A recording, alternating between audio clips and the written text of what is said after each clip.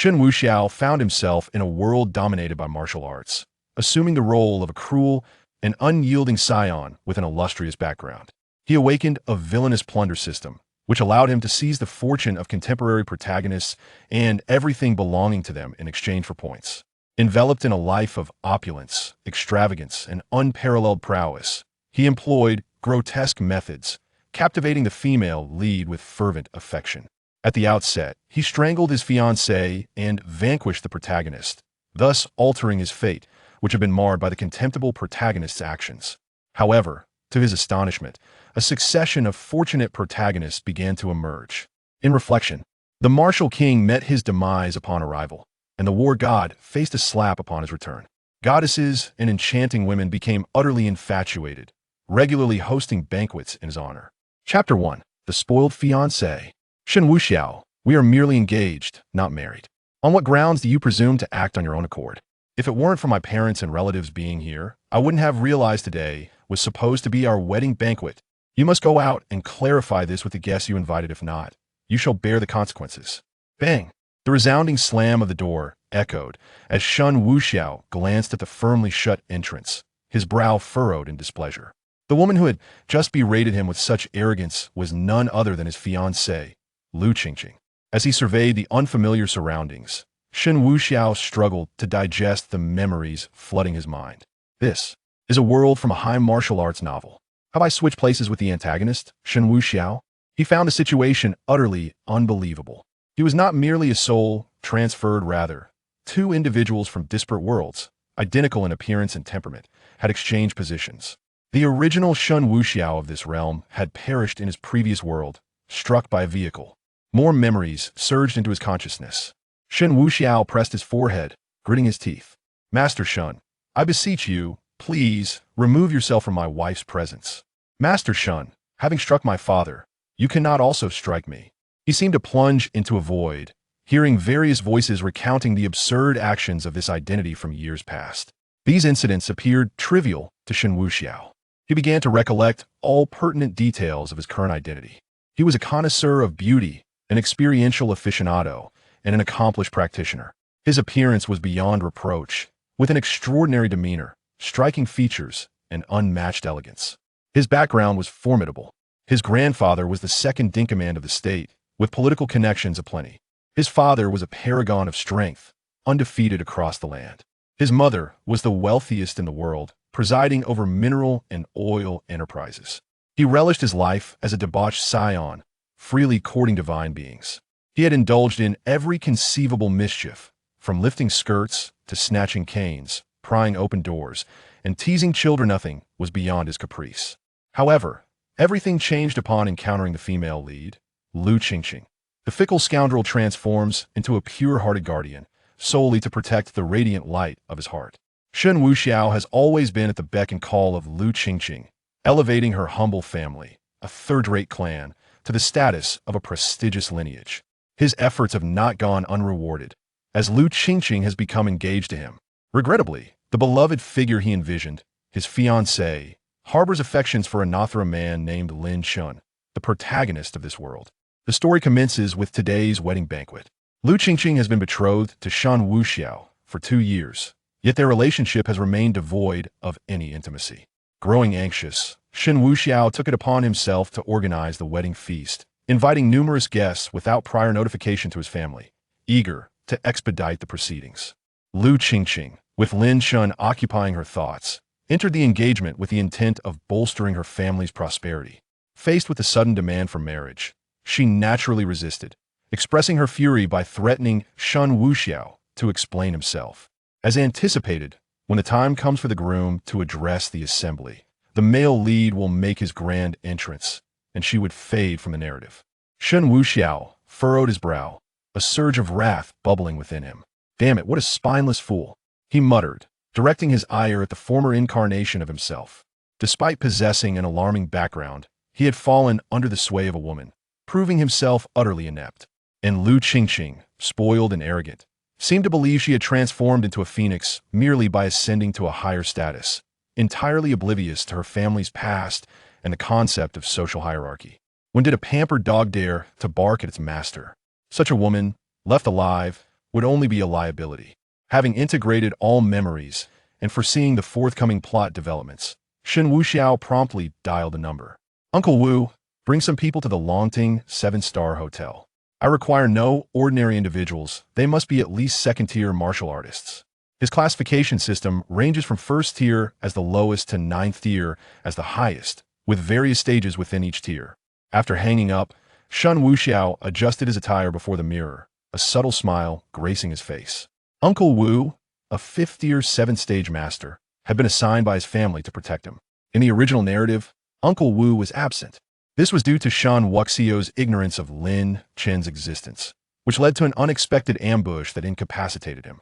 Now, prepared for the situation, a mere third-tier 6th-stage martial artist from the military was inconsequential. With determined strides, Shen Wuxiao made his way toward the banquet hall. As he stepped outside, a crackling signal echoed in his mind, followed by a vivid image appearing before him. Ding! The most suitable antagonist has been identified. The antagonist plundering system is now activated. Binding host, Shen Wuxiao, to seize everything belonging to the protagonist of contemporary fortune, including luck, opportunities, women, and even organs. To plunder entails undertaking a series of actions detrimental to the contemporary protagonist, even culminating in the assassination of the fortune's bearer, thereby earning points. The host may formulate their own tasks, which the system will then generate. Tasks can be accepted at any time, with the point value determined by the nature of the task. Points can be exchanged in the marketplace for all necessities. The system's continuous dialogue left Shen Wuxiao momentarily stunned. A plunder system, with even physical acts of theft, does that imply eliminating the protagonist? Shen Wuxiao felt a surge of excitement. Can I accept a task to kill the child of destiny? He must perish today. Certainly generating task now. Ding! The system announces a task. Assassinate the child of destiny. A reward of 1 million points upon completion.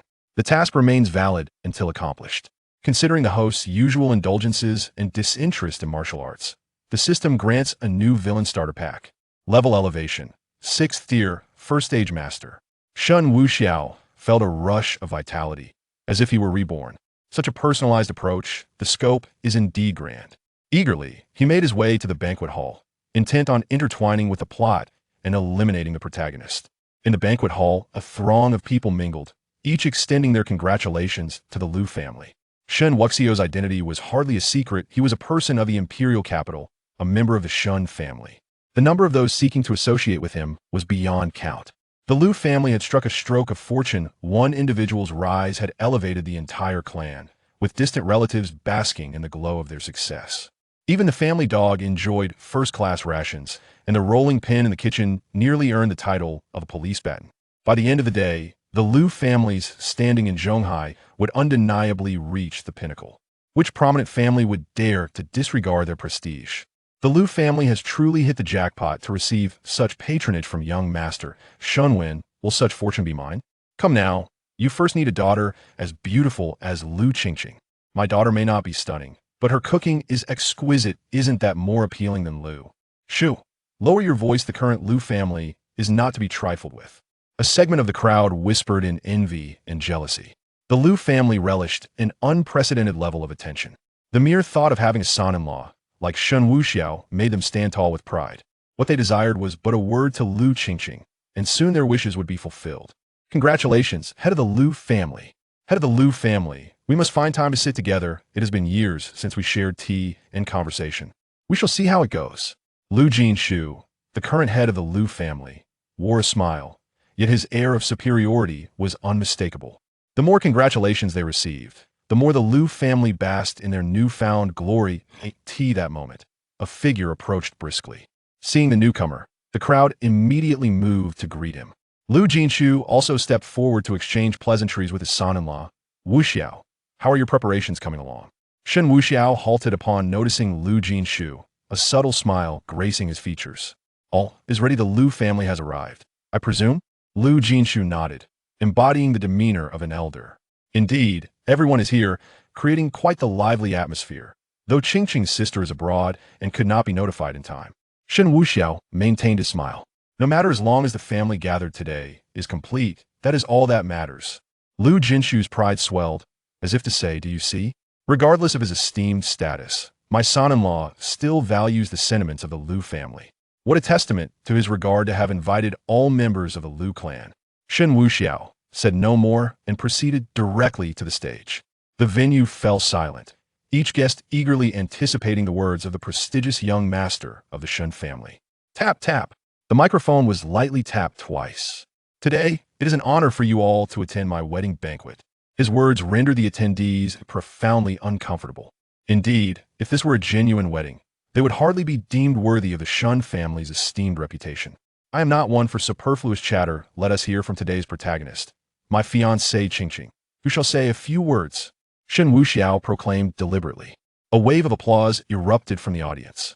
Hiding in the shadows, Liu Qingqing, who had hoped to clear the air regarding the wedding rumors, turned pale.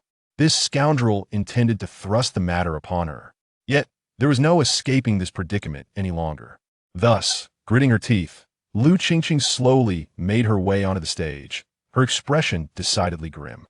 Upon reaching the podium, she deliberately turned away from the microphone, furrowing her brow and biting her teeth as she confronted Shen Wuxiao. What do you mean by this? You had better clarify, for if the Liu family is humiliated, I shall not forgive you. You must immediately declare to everyone that today's banquet is nothing but a farce. Shen Wuxiao gazed at her as if she were a fool, bemused by her audacity. After all, she was already in deep waters. A few minutes more did not concern him. With a chuckle, Shen Wuxiao replied, "If you deem this a farce, do you have intentions of marrying? Or do you plan to wait for someone, perhaps to meet for a farewell rendezvous? Or will you decisively call off our engagement once that certain someone arrives?" Liu Qingqing's expression shifted dramatically at his words.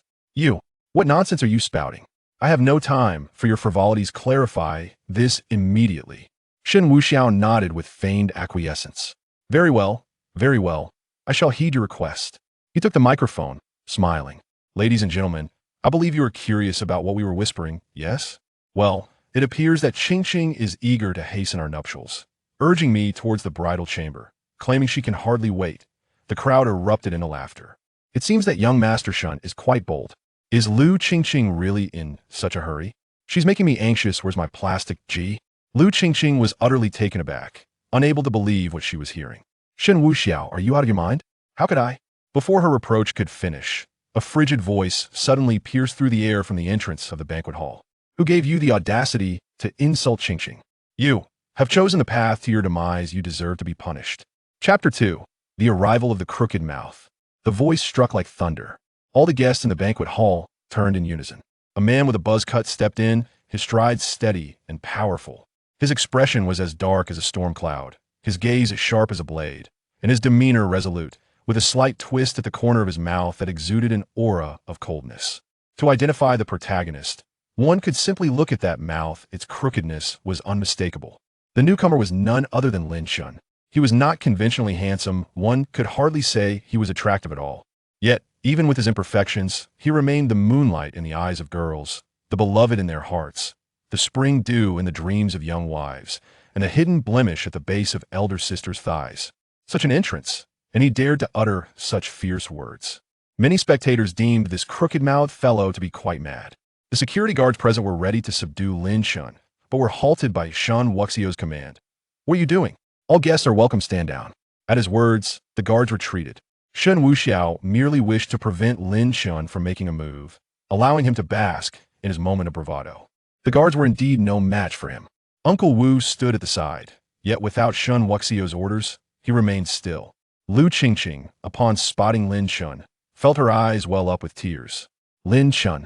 Her heart raced, unable to tear her gaze away. Lin Shun was also gazing at Liu Qingqing. Their eyes met in a profoundly touching moment. Shen Wuxiao looked at Lin Shun with a smile. "So, crooked mouth, have you come to attend the wedding banquet? Have you paid your share? From the looks of you, resembling a beggar, you likely can't muster much. If you're short on cash, feel free to borrow some on site." Laughter erupted in the room as they regarded Lin Shun as a fool. They echoed Shen Wuxiao's taunts. "Kid, if you're in need of money, don't beg, just download the app for a credit limit of 150,000. Ha ha ha, or open the gay dating site. After verification, you could get a limit of 200,000. Lin Shun scoffed, dismissing their jests. He turned his gaze back to Shen Wuxiao, his eyes sharpening once again. "Ha, you have quite the tongue for your earlier slander against Qingqing. I should have your tongue removed." At this proclamation, laughter ceased, and astonishment filled the room. They began to scold him. "Is this guy out of his mind? Have you heard the nonsense you're spouting? It's utterly amusing. This is the first time I've heard someone dare to threaten young Master Shen. Hey, crooked mouth, if you kneel down now, perhaps you might still manage to leave unscathed." The mocking voices echoed all around, all fingers pointing at Lin Shun. The members of the Liu family jeered. What audacious beggar dares to spout such nonsense here? They were not fools and could certainly sense something amiss. This crooked mouth seemed to be an acquaintance of their daughter. A bunch of sycophants. Lin Shun scoffed. It appears that blood will indeed be shed today. With a cold smile, Lin Shun prepared to charge forward. His speed was astonishing. With fingers poised like claws and a gust at his feet, he swiftly ascended the platform, aiming to seize Shen Wuxiao by the throat. However, just as his hand neared Shen Wuxiao, a forceful blow struck his back. The shockwave reverberated. Lin Shen's eyes instantly filled with blood, and his entire body crashed onto the stage, raising a cloud of dust. Ugh! Lin Shun found himself prostrate before Shen Wuxiao. As he attempted to rise quickly, a shoe came down upon his head, pinning him in place. No matter how he struggled, he was utterly immobilized. "Oh, is someone offering their head on a platter?" Shen Wuxiao taunted, stepping on his head with a mocking grin. Lin Shen's composure began to fracture. There were indeed two formidable masters present. The middle-aged man behind was someone he could not contend with. Yet, this dandy heir was also far superior in strength, rendering him completely powerless beneath the heel. How could this be? Lu Qingqing was frantic, calling out Lin Shen's name as she rushed forward, attempting to pry Shen Wuxiao's leg away. "Shen Wuxiao, you are outrageous. Release him at once." Shen Wuxiao remained unfazed. Lu Qingqing, desperate, pushed Shen Wuxiao. "I will count to 3. You must let him go. 1, 2. Smack!" Before she could finish counting, Lu Qingqing received a merciless slap from Shen Wuxiao. The blow sent 2 of her teeth flying. Her face visibly swollen and bruised, she stumbled and fell heavily to the ground, causing a loud thud. "Qingqing, you are being disobedient. Be good and lie down for a while. I shall come to comfort you later." Shen Wuxiao maintained a smile throughout, yet his grin was chilling. Upon witnessing their daughter being struck, the Liu family, in a surge of fervor, momentarily forgot Shen Wuxiao's status. "How dare you hit my daughter? How can I entrust her to you like this? No matter what, you cannot resort to violence." Lu Qingqing was utterly stunned. How could he? He had never spoken a harsh word to her, and today he dared to strike her. After this day, even if Shen Wuxiao begged on his knees, she would demand a breakup. It was imperative.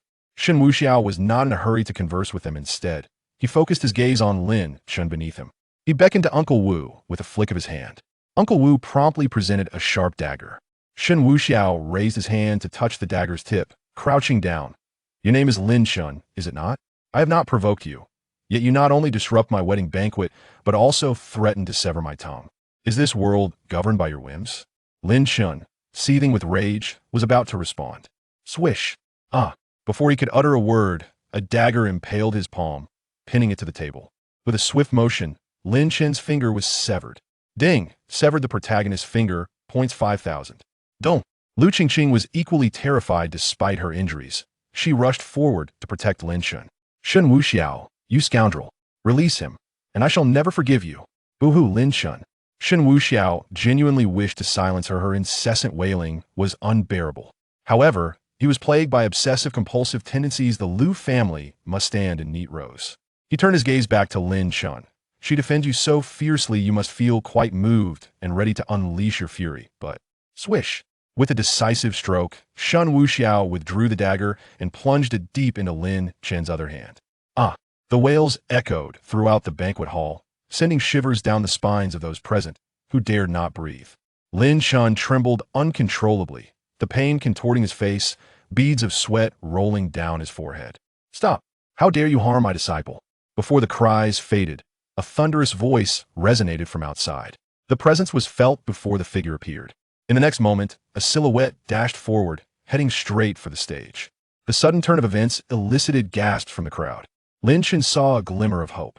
The newcomer was his master from the army, Han Zhun, a formidable 5th-grade, 9th-level powerhouse. With his intervention, Lin Shun felt assured that nothing would go awry today. Master, Han Zhun had learned of his disciple's departure not long ago and had come to the hotel. Initially, he was at ease, confident in Lin Chen's intellect and innate strength. As long as he did not overreach, he would rarely encounter opponents in the city. However, upon discovering that a man named Shen Wuxiao was hosting the banquet, he sensed something amiss. The name Shen Wuxiao was infamous, a notorious wastrel with a terrifying background. If Lin Chen had truly crossed him, it could lead to dire consequences. Worrying for his disciple, he decided to follow. To his dismay, he arrived just in time to witness his disciple being tormented like a dog.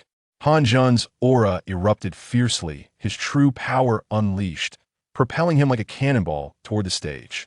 As he passed, tables and chairs were overturned by the shockwave he generated. "Young master, be careful." Uncle Wu's expression was grave as he prepared to intervene. But Shen Wuxiao blocked Uncle Wu, advancing directly toward Han Zhen. Uncle Wu's heart raced. He could not allow harm to befall the young master. "Overestimating yourself," Han Zhen scoffed inwardly. At worst, he would incapacitate Shen Wuxiao and take his disciple to safety. He could not bear to watch his disciple come to harm. In the very next moment they clashed, a tempest of energy surged forth. Han Zhen arrived with remarkable speed, and his departure was equally swift. He was seen crashing heavily to the ground, sliding several meters, before a mouthful of fresh blood was violently expelled. Clutching his chest, Han Zhen was filled with dread. How could this scion be so formidable? At such a young age, he had already attained the prowess of a 6th-grade warrior. With such talent, it was likely that Lin Chen's brother, Lin Fan, who was hailed as a genius, could not even compare. Shen Wuxiao sneered mockingly. "You think you can bring the old to deal with the young? Are you some kind of sweet treat?" Despite his shock, Han Zhen could not afford to show weakness at this moment. Observing Han Zhen's defiant demeanor, Shen Wuxiao chuckled coldly. "You must have quite a few supporters above you. Do you dare to act so arrogantly? I, on the other hand, have no one left to call upon. Since you have come today, you shall not leave." The previous blow had been restrained, as the opponent had hesitated to truly harm Shen Wuxiao. Yet Shen Wuxiao did not hold back, directly inflicting severe damage upon Han Zhen. At that moment, more than 22nd-grade warriors surrounded the scene, standing solemnly beneath the platform, exuding an air of formidable authority. Several of them proceeded to pin the severely wounded Han Zhen to the ground. The high-ranking official on Shen Wuxiao's side was rendered as helpless as an ant, unable to move. Many present were acutely aware that a major incident was unfolding. Shen Wuxiao leaped back onto the platform and, casting a casual glance at Lin Chen, offered a faint smile. "I trust no one will come to your rescue? What a pity. Since it has come to this, let us dispense with idle chatter and proceed." Shen Wuxiao chose not to use a dagger, opting instead for the most humiliating method. He abruptly raised his foot and brought it down forcefully towards Lin Chen's neck. The child of fortune? Even with boundless luck, he would not escape this moment. He was not even afforded the qualification to fight for his life. As Lin Chen beheld Shen Wuxiao's descending foot, he felt the terrifying surge of true energy. For the first time, he experienced the chilling breath of death enveloping him completely. He, a martial arts prodigy, stood out even within the military. His future prospects were limitless, with some asserting that one day he would occupy a position at the pinnacle of martial arts. Little did he expect, upon just leaving, he would face the end of his life. It was unbearable, utterly unacceptable. Lin Chen desperately struggled to rise. Yet his speed was no match for Shen Wuxiao. "Don't!" Lu Qingqing shrieked upon witnessing the scene. "No!" Han Zhen shouted in protest. "No!" Lin Chen similarly cried out in defiance. Chapter 3. The strangulation of the fiancée. A sudden, resounding crack echoed through the air, the unmistakable sound of bones fracturing. The force of the blow was so tremendous that the entire platform collapsed. Dust swirled, and the onlookers gasped in horror. Lin Chen's neck was completely severed. The connection between his head and body was limp, devoid of any rigidity. Blood bubbled from his mouth, spewing forth as he struggled for breath. "Damn it. My brother will never let you go. Oh, you still dare to threaten me?" Seeing this, Shen Wuxiao crouched down and began to pummel Lin Chen's head with relentless fists. "You still dare to threaten?" Each strike resonated like the beating of a drum, echoing with intensity. Blood splattered everywhere, a gruesome sight. With this, Lin Chen was utterly devoid of life.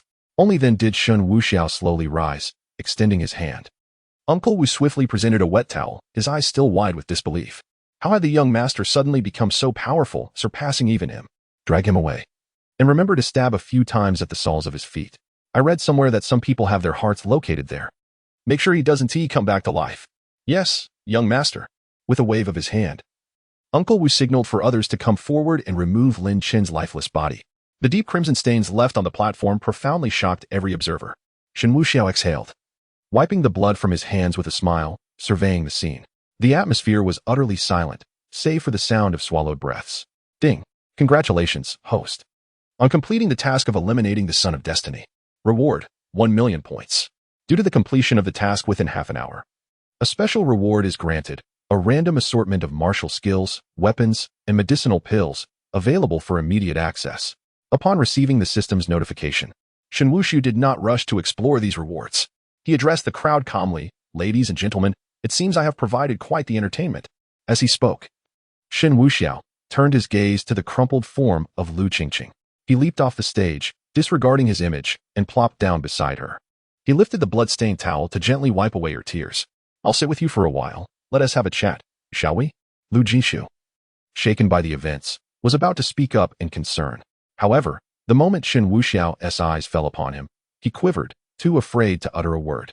It dawned on him that this man, despite his current demeanor, was still a distinguished young master. When he showed interest in his daughter, they were to be in-laws. Now, in this chaotic moment, they were reduced to mere insects. Yet, was this realization not a bit too late? A sense of dread began to creep into his heart. "Qingqing, don't be afraid. We're just chatting," Shen Wuxiao reassured her. "I wish to ask, do you find me unattractive?" His question jolted Lu Qingqing from her stupor. Her delicate frame trembling. She suppressed her fear and shook her head. Shen Wuxiao was not only handsome, he was extraordinarily so, far surpassing any so-called top celebrity. "What about my family background? Is it lacking?" Lu Qingqing shook her head once more. If Shen Wuxiao's lineage were inferior, then no one in the Dragon Kingdom could claim to possess a commendable heritage. The Shen family, second to none, has no rival for the title of the finest. Furthermore, many martial masters from the Shen clan serve as the backbone of the nation's elite. They dominate the borders, defending against the encroachment of ferocious beasts. A significant contribution made by the Shen family. Given this, how can my feelings for you be anything but genuine? Shen Wuxiao inquired once more.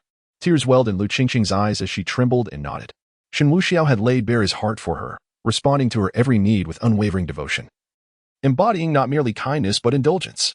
With a sigh, Shen Wuxiao lamented, "Given my handsome visage, illustrious heritage, and esteemed position, coupled with my affection for you, how could your mind be so clouded that you scorn me while adoring that Lin Chen?" Lu Qingqing was taken aback, left speechless.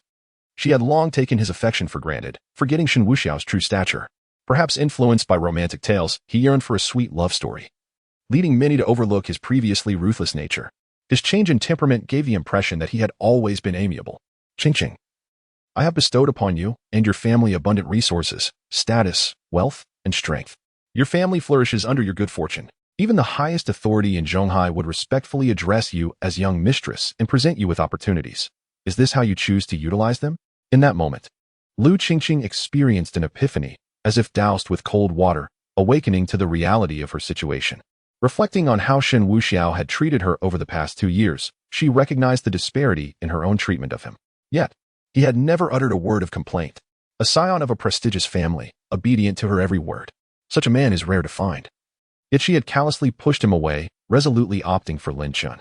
Did she harbor feelings for Lin Chen? Yes, but they were faint. Perhaps it was mere novelty or the lingering allure of his heroism from years past. In any case, her own heart was shrouded in confusion. But now, the dream was shattered. Could she ever return? Wuxiao. Tears streamed down Lu Qingqing's face as she gazed at the man before her. Slowly rising, she transitioned from a seated position to kneeling before Shen Wuxiao. "I am sorry. I realize my mistake. Please grant me another chance. Let us marry. I will listen to you. I will love only you. I am truly sorry." Lu Qingqing clutched the hem of Shen Wuxiao's trousers, pleading for forgiveness. The smile on Shen Wuxiao and Appo's face grew increasingly enigmatic, sending chills down one's spine, yet his tone remained gentle. "Be good. Do not cry. If you continue, your eyes will swell and lose their beauty." He reached out, delicately wiping away Lu Qingqing's tears before moving behind her. A chilling breeze swept through the air, sending shivers down their spines, as Shen Wuxiao enveloped Lu Qingqing from behind, embracing her tenderly. His hand slid upwards, ultimately resting on Lu Qingqing's shoulder, while the other lingered on her face. "No, Xiao." Lu Qingqing felt a sense of trepidation, overwhelmed by insecurity. "I am here, always." As he spoke, Shen Wuxiao gradually wrapped his arm around Lu Qingqing and Appo's neck, his posture suggesting a gentle embrace from behind. "Qingqing, I long to hold you. You have always declined before, but today, please do not refuse me. It would pain me greatly." With those words, Shen Wuxiao's arm tightened suddenly, constricting around Lu Qingqing's neck. Her eyes widened in shock as she began to struggle violently, her long legs thrashing against the ground. Shen Wuxiao maintained a smile, exerting even more pressure. Breathe deeply. Feeling faint is entirely normal. The Lu family stood frozen in horror, particularly Lu Qingqing's parents, who screamed and rushed forward. However, before they could take more than a few steps, they were forcefully pushed back by Shen Wuxiao's associates. They contemplated calling upon family warriors for assistance, but, glancing at Uncle Wu, ultimately reconsidered. Their lineage was not profound enough to contend with him, and they could only silently hope Shen Wuxi would show some restraint. Lu Qingqing's complexion flushed crimson, her eyes bulging and bloodshot, her throat rasping with coughs. Desperately, her hands flailed against Shen Wuxiao's grip around her neck. The atmosphere was eerily silent, save for the sound of her struggles against the ground. 10 seconds, 20 seconds, 30 seconds. Time passed quietly. Lu Qingqing and Apos' movements gradually diminished, her hands falling limp, her legs losing strength, eventually coming to a halt. As she appeared to lose consciousness, Shen Wuxiao did not release her. Instead, he leaned in from behind, planting a soft kiss on her cheek. His gaze was filled with tenderness as he murmured, "Darling, just take a good rest, and all will be well. From now on, your world shall consist only of me, with no one to intrude upon our love." After speaking, he gently swayed his arm, pressing down on the crown of her head, and with a sudden twist, he snapped it to the right. A sharp crack echoed, and Lu Qingqing's body trembled, falling completely limp. The Lu family members covered their mouths, tears silently cascading down their faces. Some were so frightened that they wet their pants. The other guests were equally terrified, fearing Shen Wuxiao had lost his sanity and might begin to indiscriminately kill. Shen Wuxiao slowly rose, placing a blood-stained towel over Lu Qingqing's already grotesque visage. A smile returned to his face as he looked at the crowd and clapped his hands. "Ladies and gentlemen, how did you find today's performance?" Everyone lowered their heads, none daring to respond. "A madman, an absolute madman." Shen Wuxiao's voice deepened slightly. "How did you find this performance?" Some, unable to contain their fear, responded, "Young Master Shen jesting, but there is no performance today. This is merely a celebration of young Master Shen's ascension to master. An occasion for us to rejoice." Others quickly grasped the insinuation. "Ah, yes, yes. Congratulations to young Master Shen on becoming a master. Congratulations to young Master Shen on his promotion. How delightful." The individuals present began to echo their sentiments, while some, displaying keen awareness, swiftly moved aside to tear down all traces associated with celebration. "Thank you for your congratulations." Shen Wuxiao smiled. "Now that the banquet has concluded, I shall not keep you any longer." Upon hearing this, the guests, one by one, breathed a sigh of relief and hurriedly bid farewell to Shen Wuxiao. Some members of the Lu family attempted to escape amidst the chaos, but they were promptly apprehended.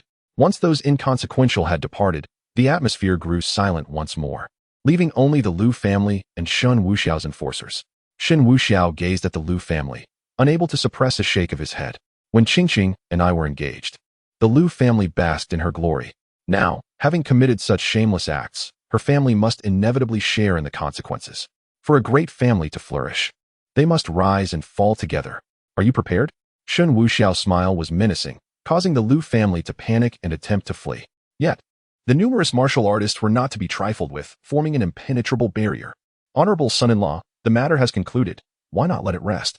Lu Jishu stammered. "Yes, yes. Master Shen, treat us as your loyal hounds. Master Shen, please show mercy," they pleaded. "TSK, TSK, TSK. I truly have no need for dogs of your caliber," Shen Wuxi replied with a laugh. "Speaking of which, you took full advantage of my influence and reaped considerable benefits. And now, with your heads held high, you dare to bark at your master?" With that, Shen Wuxiao turned his gaze toward Lu Jinshu, who was filled with dread, realizing the intent to eradicate them entirely. "Master Shen, you cannot do this. So many have witnessed, should anything happen to us, it would be difficult for you to handle." Shen Wuxiao, with a mocking expression, approached and patted Lu Jinshu's face. "Lu family head, you truly lack gratitude. Who does not know who Shen Wuxiao is? If anyone dares to speak out, they will find themselves in peril, for death is inevitable. Enough of this nonsense." Shen Wuxiao pointed towards Han Zhun. "Include him as well." Following his command, the martial artists advanced, cornering the Lu family. Observing the scene, Shen Wuxiao turned to leave. The sounds of weeping, pleas for mercy, and curses filled the air, yet Shen Wuxiao appeared oblivious. As he reached the door, he paused, a flicker of excitement crossing his calm visage. "Close the door, leave not a single one behind. Chapter 4. The deadly judge's pin. In the fleeting moment when the banquet hall's door closed, a faint glimpse revealed blood splattering within. Wails, cries, broken bones, and roars echoed incessantly. Shen Wuxiao did not glance back. He lit a cigarette, his steps slow as he made his way outside the hotel. The groom's boutonniere fell silently to the ground, crushed beneath his foot. The hotel had long been evacuated, not a single staff member in sight. Upon stepping outside, Shen Wuxiao looked up at the azure sky, his spirits soaring. He spread his arms wide, basking in the sunlight, a relaxed smile gracing his face. Fate had been rewritten. Now it was your turn. The you he referred to was none other than the so-called protagonists of fortune. The Lin Shun he had just eliminated belonged to the category of a developing protagonist, snuffed out in the cradle before he could flourish. Not even his master could save him. Yet, Lin Shun had a fraternal twin, Lin Fan. Regardless of the script or current circumstances, Lin Fan would undoubtedly seek him out upon receiving the news. Lin Fan was no one to be underestimated. Having entered the military 3 years earlier, he had been selected by higher-ups for an elite special forces unit known as the Sky Wolf Commando, comprising 8 members, each a master of their craft, with the weakest among them possessing a strength level above 3rd rank, 5th stage. Some had even awakened supernatural abilities. As the captain, Lin Fan's prowess was formidable. Having long defended against sudden attacks from alien beasts and extraterrestrial foes, he had been tempered into a relentless warrior. If he were to learn of Lin Shen's demise, he would undoubtedly abandon everything and rush to Zhonghai. The thought of soon encountering a new protagonist stirred an inexplicable excitement in Shen Wuxiao. Hurry up. I can hardly wait to tear apart your crooked mouth, he muttered to himself before stepping into a luxury car awaiting him at the entrance. The vehicle sped away, and as Shen Wuxiao settled into the back seat, he inquired of the system. System, didn't you mention special rewards could be activated? Indeed, host. Would you like to proceed? Absolutely. Activating now. Ding. Congratulations, host, you have obtained pink, divine artifact, the deadly judge's pen. Divine artifact? Correct, host. Weapon classification is as follows: white for ordinary, blue for advanced, purple for rare, pink for divine artifacts, orange for legendary, gold for epic, and multicolored for mythic. The judge and Oppo's S-pen conceals mechanisms within its tip. When closed, it resembles a pen tip, and when opened, it appears like an enraged lotus. By activating the mechanism, a steel needle will shoot forth from the pen's body, coated with lethal poison. Affected individuals will bleed from all 7 orifices within a quarter of an hour, with no hope for remedy. Additionally, the judge's pen technique 17 has been automatically learned. The fire cloud evil god? Yes. Gazing at the 30-centimeter long pen that had materialized in his hand, shimmering with the fluctuations of true energy, Shen Wuxiao felt somewhat speechless. He still held a modicum of belief in the adage that the stranger the weapon, the faster one would meet their end. Please open the panel. I wish to see what I can exchange with over 1,000,000 points. Ding. Opening now. Host, Shen Wuxiao Realm, 6th grade, 1st stage master weapon, divine artifact. Death Judge Pen martial skills, none divine powers, none supernatural abilities, not awakened occupation. Fortune Reaper, beauty experience connoisseur title, none opening the system marketplace. Before him, the panel shifted to the edge, revealing a dazzling array of categories. Weapons, martial skills, realms, supernatural abilities, divine powers, elixirs, protective gear, card section, miscellaneous items, and more. All meticulously categorized. In simpler terms, with sufficient points, one could exchange for anything, even an aircraft carrier. Each item bore a point value akin to the prices in a convenience store. He understood that 1,000,000 points could procure a plethora of items, unlike cash, which would only suffice for a round of Pai Gao. Shen Wuxiao clicked on the weapons section, and the offerings left him astounded. Goodness, mythical weapons, Hellfire Gatling, infinite bullets. The ammunition infused with true power. 10,000,000 points for exchange. Such mythical weaponry was indeed a distant dream. Thus, Shen Wuxiao resolutely set out to awaken his supernatural abilities. For ordinary warriors, awakening such powers was probabilistic, with only a select few succeeding. However, within the system marketplace, one could directly choose to exchange. Furthermore, observing the panel slots, it appeared that one could exchange for more than one ability. Does this mean that I can switch between the supernatural abilities I acquire? Yes, host. Regardless of how many you exchange, you can switch them at will. If it were like ordinary people, wouldn't that make me seem rather lowly? Splendid. Shen Wuxiao truly felt the allure of his enhanced abilities. He exchanged for 3 powers: fire control, lightning manipulation, and time pause. This only cost him 230,000 points.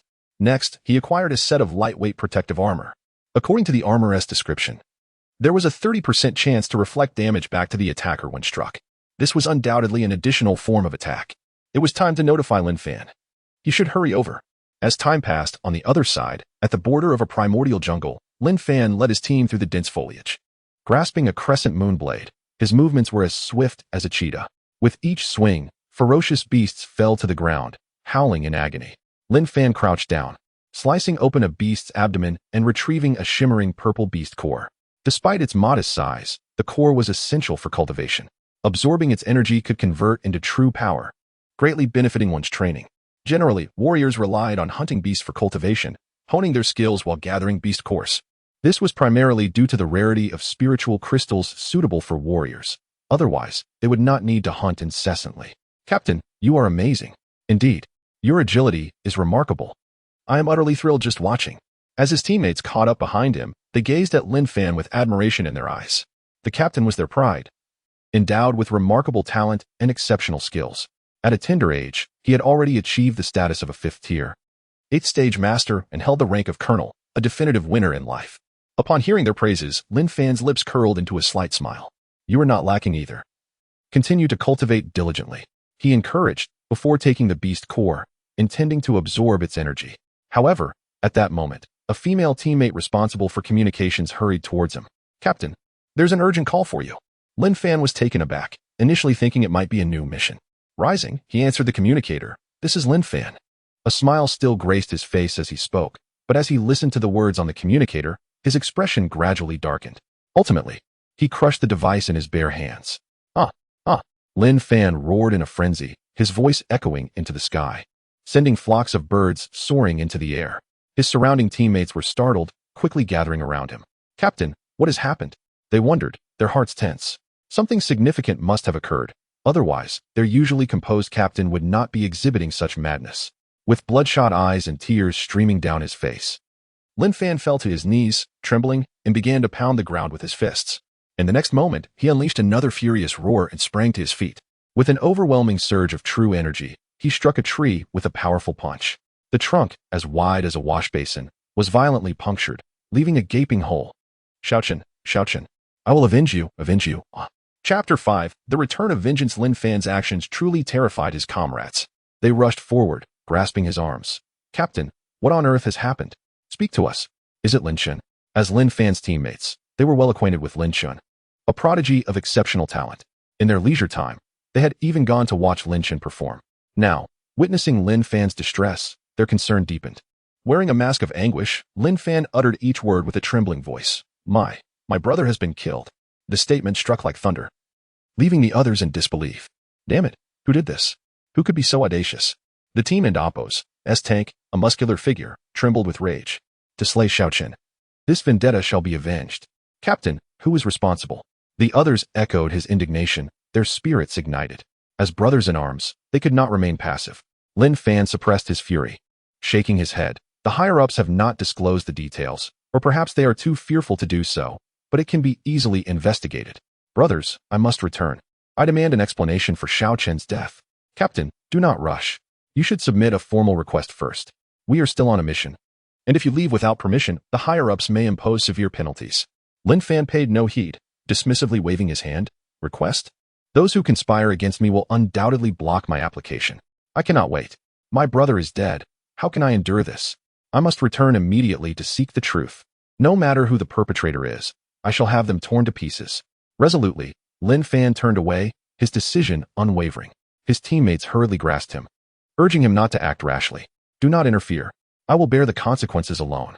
The squad will be led by the vice captain. My matters are mine to resolve. His comrades attempted to dissuade him further. Captain, haste will yield no fruit. At least wait for the vice captain to return. She may possess a better strategy. They all knew the vice captain was the heart of the team, and while Lin Fan was formidable, Jiang Huayue served as their strategist. Moreover, they understood that there was a delicate bond between the captain and vice captain. If Jiang Huayue were to learn of this incident, she would surely prevent Lin Fan from acting impulsively. Enough. Lin Fan was unwilling to elaborate further.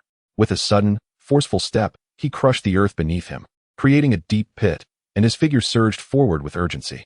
His teammates hastily pursued him, aware that there were those above who were eager to find fault with Lin Fan. Under these circumstances, his forced departure during a mission would be deemed a grave error, potentially leading to his expulsion from the ranks.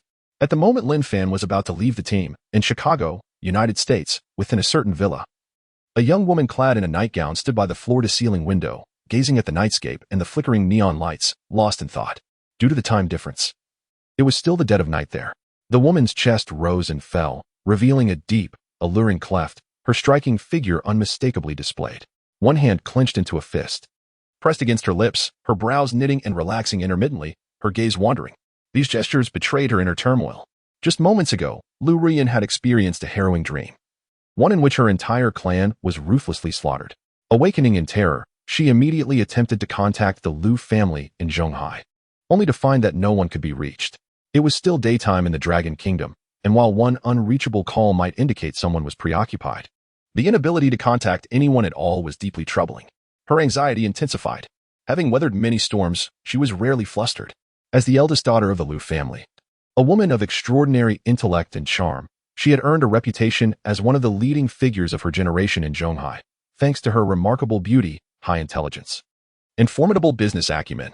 However, her family had always believed that a woman's worth lay in a good marriage, and thus, they did not support her public endeavors. Consequently, she chose to leave the Dragon Kingdom in pursuit of broader horizons. In truth, she had carved out a name for herself, currently serving as the president of a financial association. Returning home would indeed bring honor to the Lu family, leaving them with little to contest. Yet, the current crisis left her feeling utterly at a loss. Just moments ago, she had dispatched people to conduct an urgent investigation, and the wait for news had left her in a state of unrest. Bang, bang. A moment later, a knock at the door shattered the silence of the room, pulling Lu Ruyan back to reality. "Come in," she called, her previously anxious eyes now sharp with urgency. A woman entered, her expression fraught with concern. "President, something has happened," Lu Ruyan urged. "What is it?" The woman swallowed hard. "The Lu family is gone. In Zhonghai, at the Longing Qixing Hotel, the Lu family attended your sister's wedding, and after that, none left. It's as if they vanished from the earth. According to sources from Zhonghai, they are all dead." Thunder rumbled in Lu Ruyan and Apos' mind. Her dream had not been mere fantasy. Calamity had indeed struck. How could this happen? How could this happen? Lu Ruyan suddenly collapsed to the ground, her face ashen. Who did this? Who was responsible? The woman hastened to explain. "It should be the man who was to marry your sister. He is the prime suspect. The one named Shen Wuxiao." Shen Wuxiao. Lu Ruyan's eyes widened in horror. How could she not know of Shen Wuxiao? If it were indeed him, seeking revenge would be utterly futile. To Shen Wuxiao, eliminating her would be as effortless as a casual remark, even in her area of expertise. Attempting to counter him economically would feel akin to a child offering a mere dime for a spicy snack. However, this is a vendetta that cannot go unavenged. "Book me the fastest flight. I must return to my homeland immediately." After a brief moment of shock, Lu Ruyan swiftly recalibrated her mindset. She was not one to concede defeat easily. If opportunities were lacking, she would forge her own, even if it meant leveraging her beauty to draw closer. If all else failed, she would resort to sacrificing her own body, entwining herself with Shen Wuxiao, and ultimately vanquishing him in the throes of passion. Meanwhile, Shen Wuxiao found himself ensconced in a coastal villa in Zhonghai, diligently honing his craft. Everyone has their own outlet for release. Some choose to run, others weep, and some unleash their voices to heights surpassing any in existence. For 3 days and nights, he danced without respite. Yet, Shen Wuxiao's means of catharsis lay in meticulous refinement. After an hour and a half, he flipped over and sat up. Exhaling deeply, he gestured to the enchanting, long-legged beauty before him, signifying her departure. She, seemingly accustomed to his command, blushed with joy as she gathered her belongings and swiftly exited the room. This coastal villa, in essence, served as Shen Wuxiao's temporary refuge. When the flames of passion burned intensely, he sought to extinguish them here. The selections within were meticulously curated, intended solely for the purpose of quenching such fervor. The women were astute enough to recognize the privilege of associating with such a striking figure, coupled with generous compensation. Few things could surpass this arrangement, and none dared to overstep their bounds, for the consequence of such folly would be a fortunate escape from dismissal. Chapter 6. Arrogance. Shen Wuxiao donned a bathrobe and opened the door to the small room, stepping outside. The chamber he had just vacated was rather modest, equipped with only basic amenities and a bed. It was upon exiting through the small door that he truly encountered the entirety of the space. Before him lay a classroom-like setting, reminiscent of a schoolroom, devoid of superfluous items, primarily featuring desks and a blackboard. For authenticity, a bulletin board adorned the back wall. Moments before, he had departed from a commanding figure who had transformed into a stern instructor. As Shen Wuxiao daydreamed during the lesson, he was reprimanded by the teacher, who raised a ruler to discipline him, only for him to boldly retort, "Mother need not worry about my studies any longer." Upon leaving the room, Shen Wuxiao strode purposefully down the stairs. The decor outside was resplendent, a veritable mansion. Sensing movement, the other inhabitants of the villa lined up in 2 rows, heads bowed. Standing below were 8 individuals, diverse in nature, each embodying multiple roles due to their varying ages. The commanding women predominantly served as nurses, teachers, prison wardens, or police officers, while the younger girls often held titles such as the school belle or the tsundere princess. The more mature figures included the neighbor disposing of garbage, parents attending parent-teacher conferences, nannies, cleaners, and widows. Though Shen Wuxiao possessed the means to acquire anything, these were but trivial pursuits, harmless in essence. Leaning against the sofa, he gestured casually. One of the commanding women, perceptively, approached the wine rack and retrieved an exquisite bottle of red wine. After uncorking it, she poured the wine into a decanter to aerate. "Everyone, gather around." Shen Wuxiao surveyed the room and spoke nonchalantly. Instantly, all 8 women stood before him, hands clasped at their waists, heads slightly bowed. "Each of you shall receive 3 million. Depart, and do not return." The current Shen Wuxiao was far removed from his initial self. He had become quite discerning.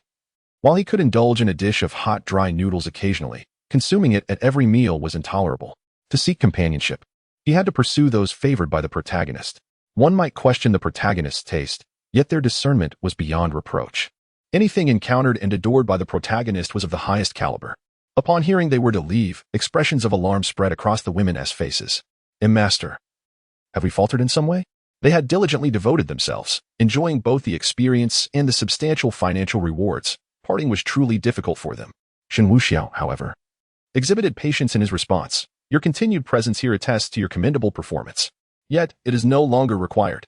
Rest assured, though my temperament may be somewhat fierce, I am not one to go back on my word. Take your money and leave." The 8 women exchanged glances, ultimately bowing in unison. "Thank you, Master." They dared not utter further remarks, lest they incite the master's displeasure, which could lead to dire consequences. Once he had dismissed them, Shen Wuxiao lifted the decanted red wine, gently swirling it before taking a sip. "Tongzi, Lin Chen's elder brother, Lin Fan, I have sent out the message. When will he arrive?" "Ding, let nature take its course. According to the development of the plot, he will be here soon." "Is there a script for him?" "Yes, host. When you meet him, the system will update the protagonist and opos script.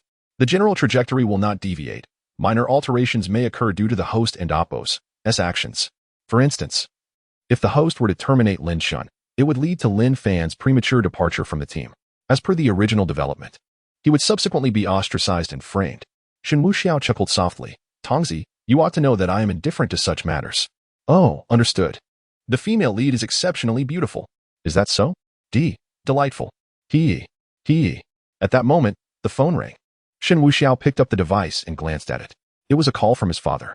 He answered and put it on speaker. "Wuxiao, are you in Zhonghai? Have you stirred up trouble?"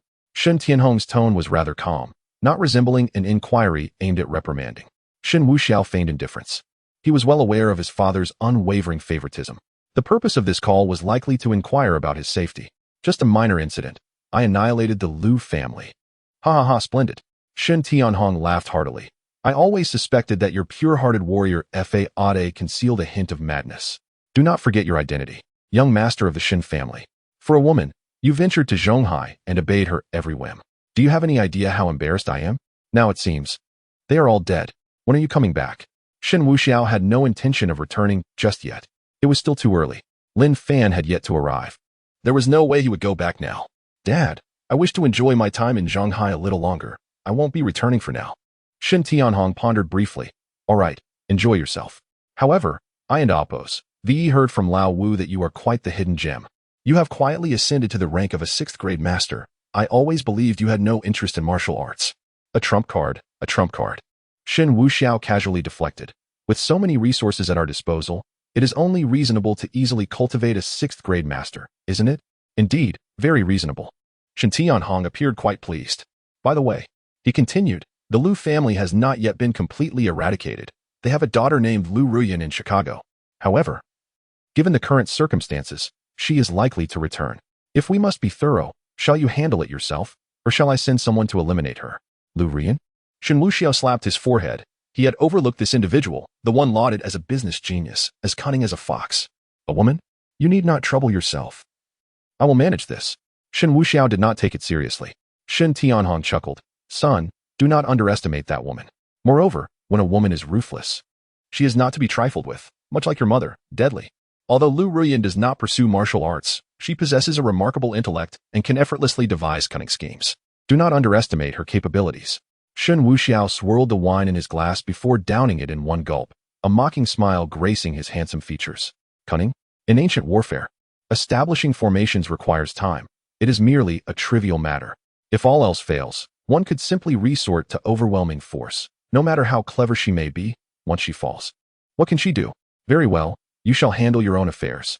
Shen Tianhong decisively ended the call. Shen Wuxiao tossed his phone onto the coffee table, clasped his hands behind his head, and gazed at the ceiling. He was acutely aware of the narrative and recognized that Lu Ruyan from the Lu family was indeed formidable. She skillfully manipulates human emotions and employs rather extraordinary methods. Otherwise, as a woman, she would not have ascended to the position of president of the Financial Association within just a few years, rising from nothing. She is either exceedingly resourceful or exceptionally intelligent and cunning. In any case, such individuals are quite bothersome. Shen Wuxiao had no intention of wasting his time on such a minor character. Engaging with someone who offers no rewards and points seems futile. However, in the spirit of a connoisseur of beauty and experience, it may be worth a try. His true quarry remains Lin Fan. Chapter 7. Lin Fan and Opos. S. Return on Lin Fan and Opos. S. Side. Shen Wuxiao had already set up surveillance. After all, it was he who had disseminated the news of Lin Shen and Opos' demise. The Shen family wielded immense power, dominating Long Country, and it was entirely usual for him to have connections within the military. The mere fact that Shen Wuxiao was the one who orchestrated the killing would prompt the higher-ups to take measures to suppress the information. Otherwise, how could Lin Fan, stationed far at the borders, possibly learn of it so swiftly? Shen Wuxiao possessed a profound understanding of protagonists like Lin Fan. They were deeply loyal and emotional. Even if a comrade's sister were to be wronged, they would rush back without hesitation, let alone the fact that his own younger brother had been slain. By now, Lin Fan must have had a falling out with his superiors and would have been expelled from the military. Shen Wuxiao spoke of this matter as if it were trivial. In reality, everything unfolded just as he anticipated. Lin Fan's forced departure during a mission had provided grounds for reprimand. Initially, he received a warning and was sternly informed that if he insisted on leaving, he would face expulsion from the military. Yet Lin Fan showed no signs of retreat, resolutely determined to depart. The inevitable outcome was, of course, his dismissal. At this moment, he had packed his belongings and was making his way outside. After taking a few steps, he could not resist pausing to glance back at the camp, the place where he had lived and trained for many years. His eyes brimmed with reluctance, especially as he watched his comrades rushing toward him in a frenzy. Even with a heart of steel, he felt a pang of sorrow. Just over an hour ago, he had been sharing experiences with his comrades. Now, he was about to leave. Life is unpredictable and treacherous. Captain. The members of the Tianlang Special Forces looked at Lin Fan with expressions filled with regret. The female soldiers could not hold back their tears. They were all deeply loyal and wished to accompany their captain. However, Lin Fan had issued a stern order. This was a personal matter, and he could not implicate his teammates. Lin Fan forced a smile. Brothers, we shall meet again someday. Do not let this delay your training. Gritting his teeth, he resolutely turned away. He understood that he could not look back. If he did, he feared he would lack the courage to bid farewell once more. His younger brother had been murdered, his body dismembered, and as the elder sibling, he could not remain indifferent. If he could not avenge his brother's death, he would never find peace in his life, nor could he face the spirits of his parents. Even amidst the loud calls from behind, Lin Fan did not turn back. With swift steps, he boarded a military vehicle, disappearing from the crowd's sight. Inside the vehicle, Lin Fan clenched his jaw, gazing out at the familiar scenery passing by. This place was also his home, yet today he was to leave it forever. Xiaochen, brother is coming back. I shall make the scoundrel who took your life pay 1,000-fold, to honor your spirit. He vowed fiercely, his eyes reflecting an unprecedented intensity of murderous intent. He was at the border, but reaching the nearest airport would not take long. According to the flight schedule and speed, he could reach Zhonghai International Airport by 2 o'clock in the morning. He could hardly contain his anticipation. Time flew by as Lin Fan made his way, boarding the aircraft. He arrived at Zhonghai International Airport precisely at 2 o'clock in the morning. Zhonghai was bustling, even at the airport, however. Lin Fan was devoid of any inclination to appreciate the scenery. He immediately hailed a taxi to the city center. His brother had met his demise at a place called Longing Hotel.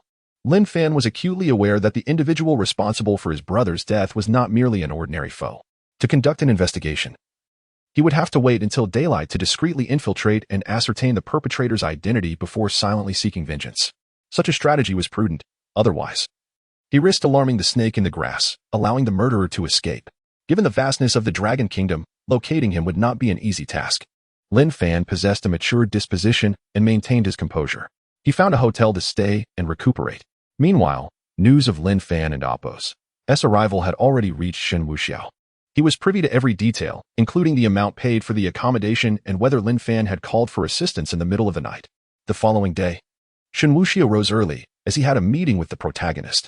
After a refreshing wash, he donned an outfit he seldom wore, a long trench coat that accentuated his tall figure. With a simple tousle of his hair, he was enough to captivate countless admirers. Gazing into the mirror, Shen Wuxiao could not help but exclaim, "Oh my, who are you? How can you be so extraordinarily handsome?" "Ah, it turns out to be me." After indulging in some self-admiration, he made his way to the garage, selecting a less conspicuous Bugatti Veyron before setting off. With one hand on the steering wheel and the other resting casually on the window, propped against his chin, he drove leisurely. The rumbling of the engine caught the attention of several passers-by as he sped along. His destination was the street leading to Zhanghai Billion Shopping Mall. Last night, Lin Fan had checked into a hotel in that vicinity. The streets were bustling with life, filled with numerous breakfast vendors. After parking his car, Shen Wuxiao spotted a young man seated at a breakfast stall near the hotel. Ding, detected the protagonist's fortune. Protagonist, Lin Fan type, Border Wolf King Realm, 5th grade. 8th-stage master ability, not yet awakened weapons, rare purple equipment, crescent moon scimitar. A new script has been infused. Instantly, a narrative concerning Lin Fan unfolded in Shen Wuxiao's mind. Although altered in many aspects, the general trajectory remained intact. Originally, Lin Fan's story involved the sacrifice of a comrade, prompting him to seek revenge by forcefully crossing borders, which incited turmoil in foreign lands, resulting in severe punishment, exploited by those targeting him. He was subsequently discharged from military service. He would then return to the city, embarking on a path of ostentation, encountering numerous adversaries along the way. Presently, the scenario was somewhat similar, with the only difference being his early return to avenge his brother. This version of Lin Fan had the potential to accumulate points for a considerable duration. Shen Wuxiao alighted from the vehicle, striding purposefully in that direction. He had meticulously orchestrated a captivating drama, intending to establish an acquaintance with Lin Fan. Lin Fan would undoubtedly be unaware that the perpetrator of his brother's murder stood before him. Approaching a quaint breakfast establishment, Shen Wuxiao subtly raised his hand, as if signaling. Moments later, a sudden exclamation pierced the air. "Help! Robbery!" This outcry drew the attention of numerous bystanders. A striking woman, clad in professional attire and wearing high-heeled shoes, was pursuing a dark-skinned man who clutched a handbag. The man, brutish and fierce, bore a menacing expression, brandishing a knife that instilled fear in the hearts of many, prompting them to retreat. Yet, Lin Fan remained resolute, rising to confront the unfolding chaos. Shen Wuxiao positioned himself slightly ahead of Lin Fan, fully confident that upon witnessing the woman in distress, Lin Fan would undoubtedly act heroically. Thus, he harbored no apprehension of missing the opportunity. To enhance the authenticity of the scene, the robbery was indeed genuine, with the burly assailant having been orchestrated by Shen Wuxiao, while the woman was an unsuspecting participant. As the robber drew ever closer, Lin Fan prepared to intervene, while the assailant continued to shout menacingly, "Step aside. Anyone who dares to obstruct me will meet a bloody fate." Chapter 8. Intentional acquaintance in such a formidable situation. Even the most righteous souls might feel a twinge of trepidation. It is entirely natural for every individual to harbor a sense of fear, especially when confronted by such a fierce robber. As the criminal raced towards them, a glint of determination flashed in Lin Fan's eyes, prompting him to take action. He was swift, his fist clenched, poised to deliver a decisive blow. However, just as Lin Fan was about to strike, a dashing young man in front of him made the first move. Shen Wuxiao did not resort to employing his true energy. Instead, he seized an iron chair from the store and brought it down heavily upon the assailant. The already swift-moving robber was sent tumbling, crashing to the ground. The robber, a tall and robust man, quickly attempted to regain his footing and flee. But Lin Fan was faster, swiftly subduing the criminal, rendering him immobile. He deftly confiscated the bag the robber had stolen. Pinned down, the robber could only express his impotent rage, hurling curses and threats at Lin Fan, vehemently insulting his ancestors. Witnesses to the scene erupted in enthusiastic applause upon seeing the robber apprehended. When the beautiful woman from behind caught up, she was breathless. Her eyes filled with gratitude as she looked at Lin Fan. "Thank you," she exclaimed. Lin Fan smiled gently. It was nothing, merely a small effort. As he spoke, he handed her the bag. After receiving it, the woman expressed her gratitude once more. "Thank you.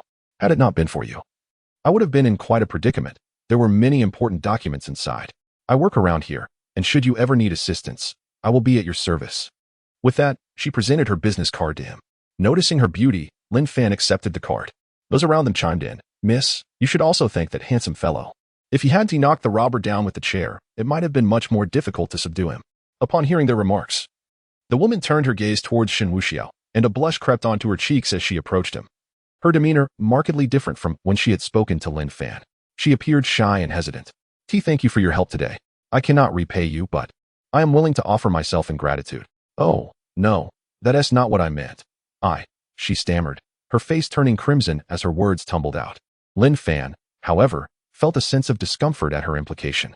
How curious it was that beauty was willing to offer herself for a favor, while he, too, was not lacking in charm, yet only received a simple gesture of thanks. He felt a twinge of inadequacy. Nevertheless, Shen Wuxiao paid her no mind, merely smiling in response. Shortly thereafter, the patrolling law enforcement arrived to escort the robber away, commending the two for their bravery. After the woman recounted the incident to the officers, she cast a furtive glance at Shen Wuxiao, ultimately taking her leave. Normalcy returned to the scene. Lin Fan resumed his seat, continuing to enjoy his breakfast, while Shen Wuxiao purchased some food and deliberately chose to sit directly across from him. Lin Fan spotted the handsome young man and smiled as he nodded at Shen Wuxiao. Overall, Lin Fan held a favorable impression of him.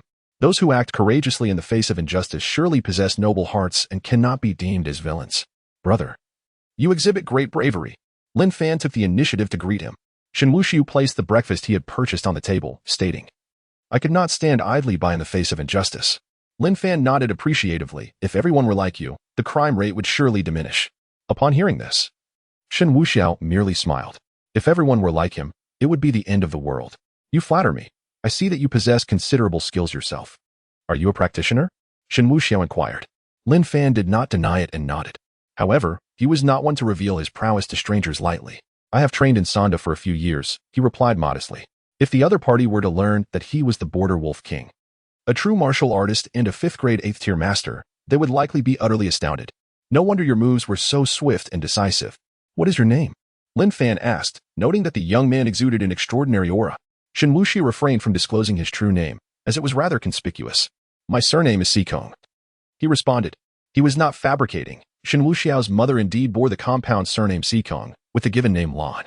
Using his maternal surname as a pseudonym was entirely reasonable. "Greetings, Brother Sikong. May I ask your surname?" Lin Fan clasped his fists in greeting. "No need for formality. My surname is Lin, with the given name Fan." "Lin?" Those with Fan in their names are usually remarkable individuals. Given your demeanor, you must have served in the military, correct? Lin Fan had nothing to hide in this regard and nodded. "Indeed. Did you serve as well?" Shen Wuxiao shook his head. "I did not. I am too lazy and cannot endure hardship. However, my second uncle's family is in the military." Lin Fan found this person intriguing and engaged him in conversation. "Oh, which military district? What rank? Perhaps I have encountered them." Lin Fan was not boasting. He was a prominent figure in the army and had met many influential individuals. At a young age, he held the rank of colonel, surpassing 99.9% of others. Though his rank was impressive, it was earned through toil and sacrifice. However, now it all seemed to be in vain.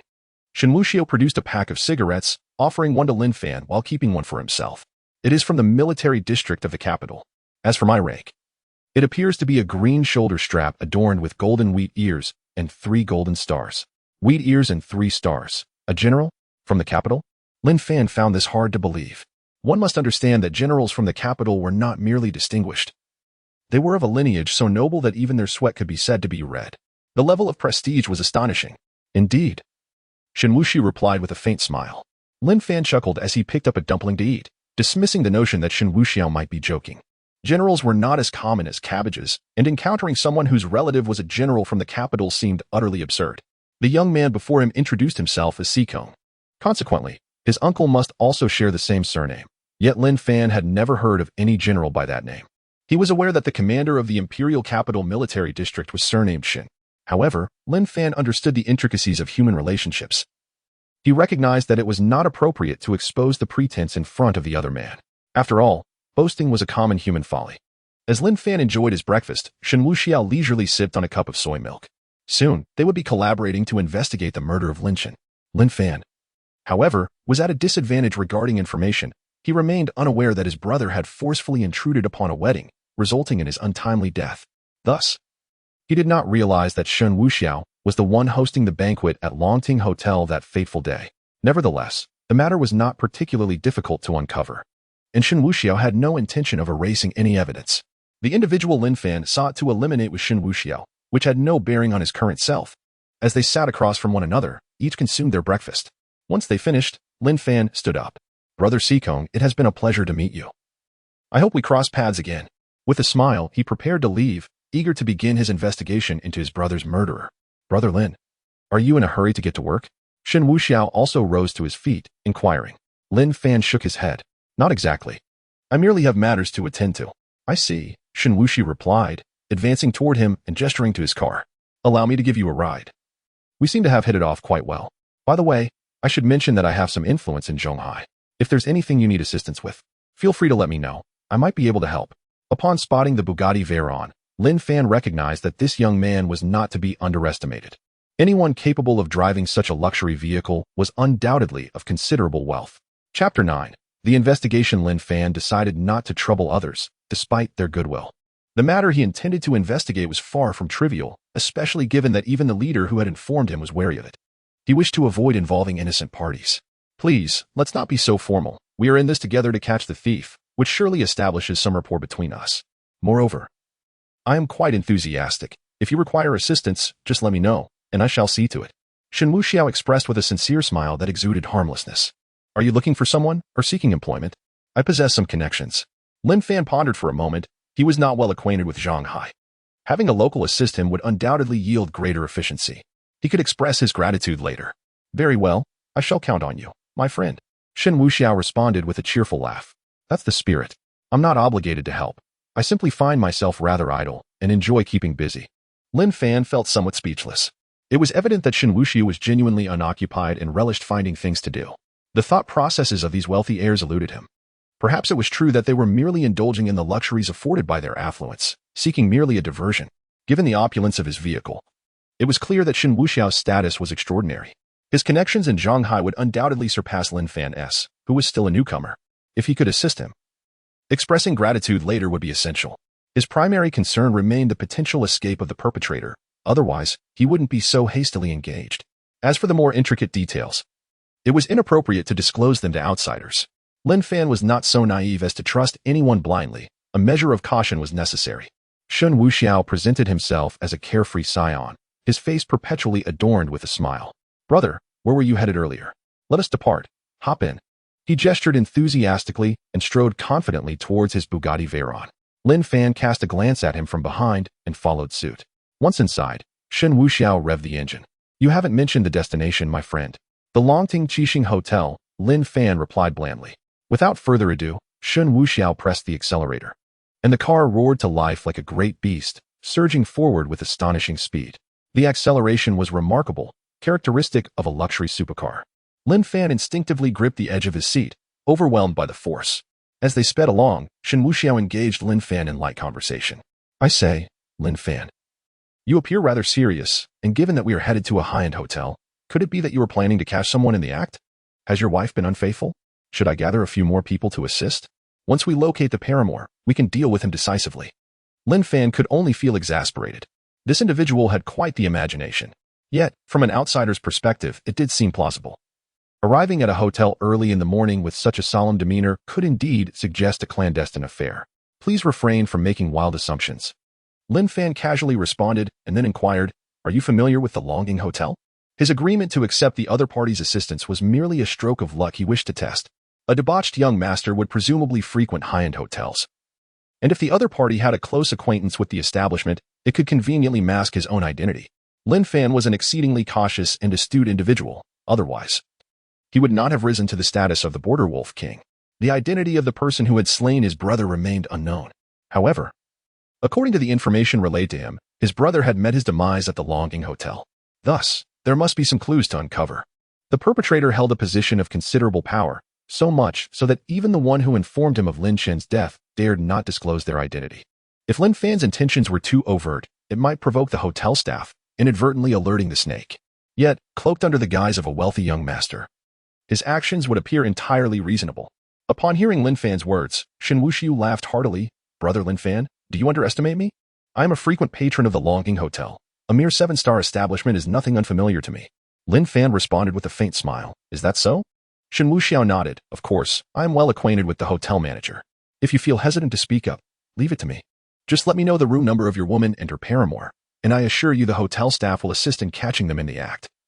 Sealing off all exits, Lin Fan found himself at a loss for words.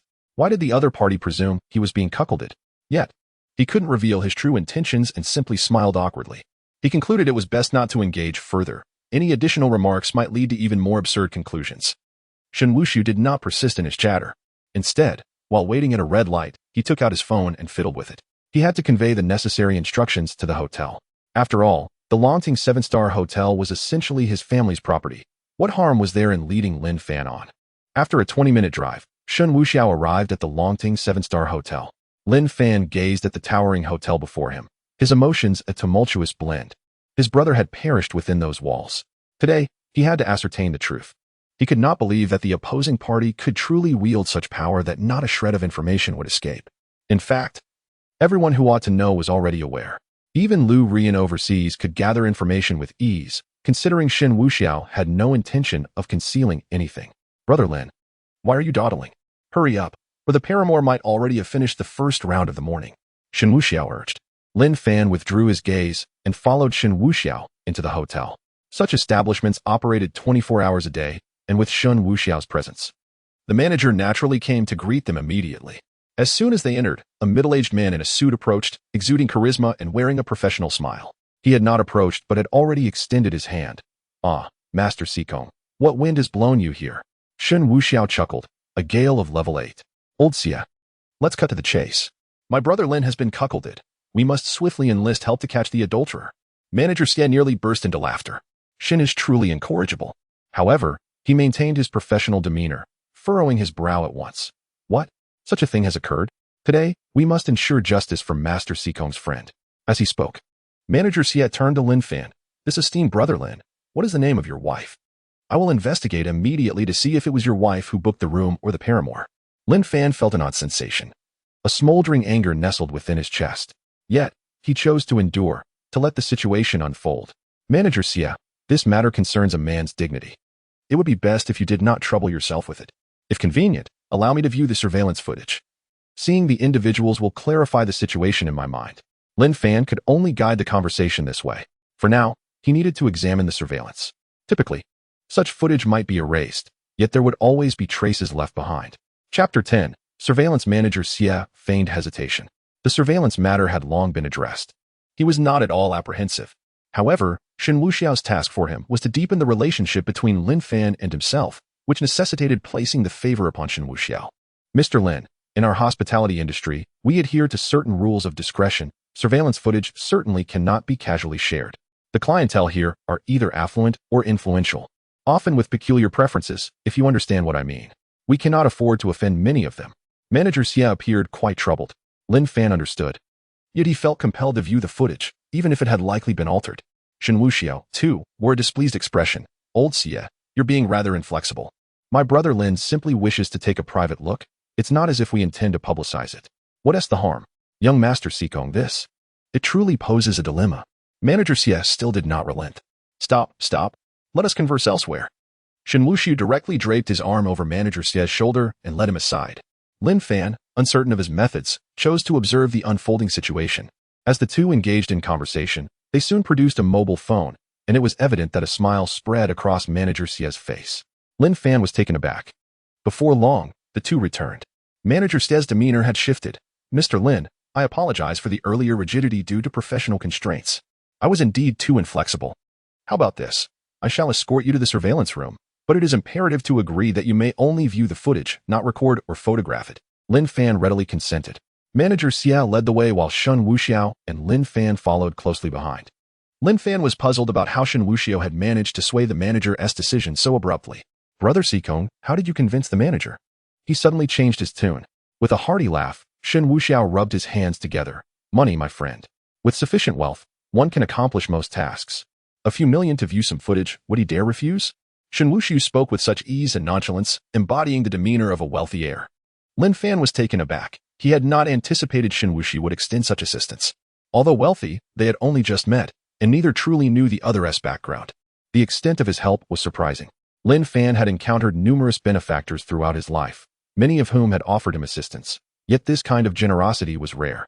If it were a case of a rogue being tamed into a subordinate out of fear, that would be understandable, but this was not the case. Thank you very much. I owe you a favor, Lin Fan said earnestly. Even though he could not fully trust the young heir before him, he was not one to forget kindness. Shen Wuxiao smiled back at Lin Fan. Brother Lin, you are too polite. Consider this an investment. I trust my judgment. You possess great potential. And aiding you ultimately benefits me as well. Regardless, I will remember this favor you owe me. Lin Fan merely smiled faintly in response. What discernment! Upon arriving at the surveillance room, Shen Wuxiao promptly took a seat. Brother Lin, you can take a look for yourself. I am not well versed in these matters, he said, pulling out his phone to fiddle with it, eager to observe Lin Fan's reactions. Lin Fan felt a surge of gratitude, after all. His intent was to catch someone in the act, and his companion was clearly being considerate of his dignity by choosing not to watch. To outsiders, this was indeed a matter of masculine pride, and he was still very much concerned for himself. However, this arrangement worked in his favor, allowing him to examine the footage thoroughly. Lin Fan was quite adept at reviewing surveillance footage. He focused on the monitor at the hotel entrance, following the timeline. To his surprise, he found that the footage had not been erased as he initially thought. Instead, it appeared perfectly normal, albeit playing at an accelerated speed. He dared not blink, fearful of missing any crucial clues. As the playback continued, he sensed something amiss. The faces of many individuals were obscured, merely shadowy figures heading toward a gathering. As time progressed, Lin Fan's attention sharpened. He spotted a plainly dressed individual alighting from a taxi and hastily dashing into the hotel. Despite the indistinct features, he recognized that silhouette unmistakably. It was his brother. Lin Fan quickly shifted through the various camera angles. He observed Lin Chen entering the hotel, first engaging a staff member with what seemed to be an inquiry before hastily moving to the right. After traversing several corridors, he arrived outside a grand banquet hall. Rather than entering immediately, Lin Chen adjusted his attire, waiting for nearly 3 minutes. The reason for his initial urgency followed by a pause eluded Lin Fan. It seemed something was happening inside, and then Lin Chen, with a flourish of his clothing, strode in with purpose, akin to a moment perfectly timed. After that, he vanished from sight. Shen Wuxiao occasionally glanced in that direction, nearly bursting into laughter. Here he thought Lin Chen had arrived just in the nick of time. Yet he had lingered outside for a moment, only to make a grand entrance later. What a comical display. How pretentious could one be? Lin Fan, however, was too engrossed to ponder such thoughts, his focus unwavering as the playback slowed. Before long, another figure rushed in at lightning speed, their identity obscured. Subsequently, a throng of people surged toward the entrance. Clearly something extraordinary was occurring inside. Moments later, guests began to flee in a panic, not daring to look back. This was peculiar. Lin Fan noted that if 200 individuals had entered, at least half should have remained. Yet, only a fraction emerged. The final scene caused Lin Fan's eyes to widen in astonishment. A young man slowly exited, and the banquet hall doors closed behind him, sealing off any further exits. Those who had entered never reappeared. With determination, Lin Fan decisively pressed the pause button. The scene lingers on a man clad in a tailored suit. He nonchalantly removes a batani wreath from his lapel, tossing it to the ground as he steps over it. Undoubtedly, he is the perpetrator. Yet, the features of his face remain obscured. The surveillance footage, though unaltered, is rendered indistinct, leaving even Lin Fan unable to recognize anyone but his own brother. Yet, there is something eerily familiar about this figure. Where have I encountered this person before? Lin Fan closes his eyes, delving into contemplation, as a vague recollection stirs within him. Though the details elude him, he fails to connect the dots to the nearby Shen Wuxiao, as the two seem unrelated in his mind. And thus he does not venture in that direction of thought. Lin Fan, my brother, what have you discovered? Have you found anything? At that moment, Shen Wuxiao approaches, feigning casual interest as he inspects the frozen frame of the footage. He then gestures toward his own image captured on screen. Could this dashing gentleman be the one who has wronged you? Why is his face so indistinct? Nevertheless, his physique is quite commendable. And he must be handsome as well. No wonder he could enchant your wife. Chapter 11. Lu Ruyan has returned home. Lin Fan is truly a perplexing character. This fellow incessantly speaks of betrayal, and even if such musings are merely fabrications, some matters are simply too provocative to ignore. What if, in the course of discourse, these words inadvertently manifest into reality? Although he is devoid of romantic entanglements, he harbors affection for someone special. Their relationship is poised on the brink of expression, merely awaiting the courage to articulate their feelings. Thus, the incessant mention of betrayal is quite disconcerting. Brother Lin Fan, this individual must still be residing in a hotel. Shall I summon someone to apprehend him? We can commence immediately. Shen Wuxiao's enthusiasm was palpable. Lin Fan shook his head in refusal. There is no need for that. I have a clear understanding of the situation. This matter is inherently personal and does not warrant involving others. He acknowledged the favor owed to Sikong's circle, asserting, I shall handle this myself moving forward. At this juncture, the path to resolution had become relatively straightforward. Identifying the principal figure from the banquet would suffice. After all, the guests had all departed. Even a casual inquiry of any attendee could unveil the events that transpired. With deftness, Lin Fan discreetly captured a photograph. Despite the prohibition against leaving evidence, Shen Wuxiao did not press further. Some matters demand a degree of restraint. Very well, but should you require assistance, do not hesitate to reach out. Lin Fan smiled, placing a reassuring hand on Shen Wuxiao's shoulder. Certainly, you shall henceforth be counted among my friends. With that, they exchanged contact details, and Lin Fan exited.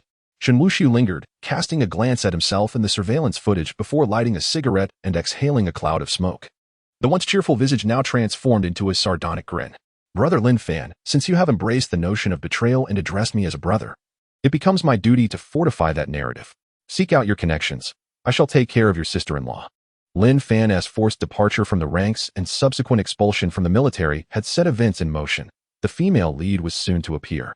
According to Lin Fan's script, after his exit, the heroine Zhang Huayue would come seeking him. Even though Lin Fan had been lured out by his own machinations, the outcome remained unchanged: expulsion from the military. Sister-in-law, do not look back. I am Lin Fan. Shen Wuxiao chuckled mischievously as he made his way outside. His objective had been accomplished, establishing an alias and forming a connection with Lin Fan, all while offering assistance.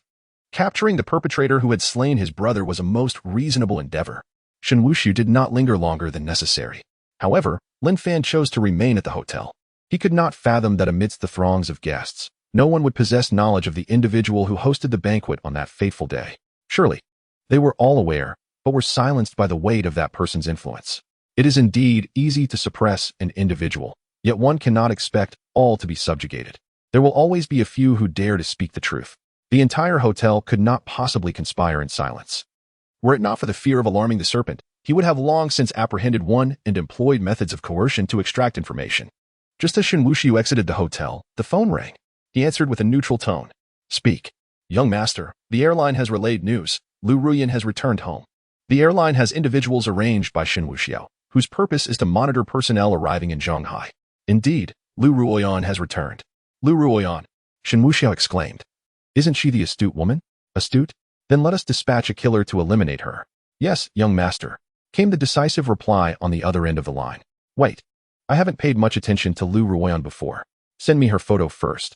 I shall assess her further. Shen Wuxiao nearly forgot his profession as a connoisseur of beauty, an experientialist and a pragmatist.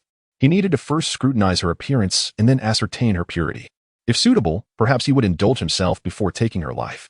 Please hold on, young master. The voice on the line was also engaged in preparations.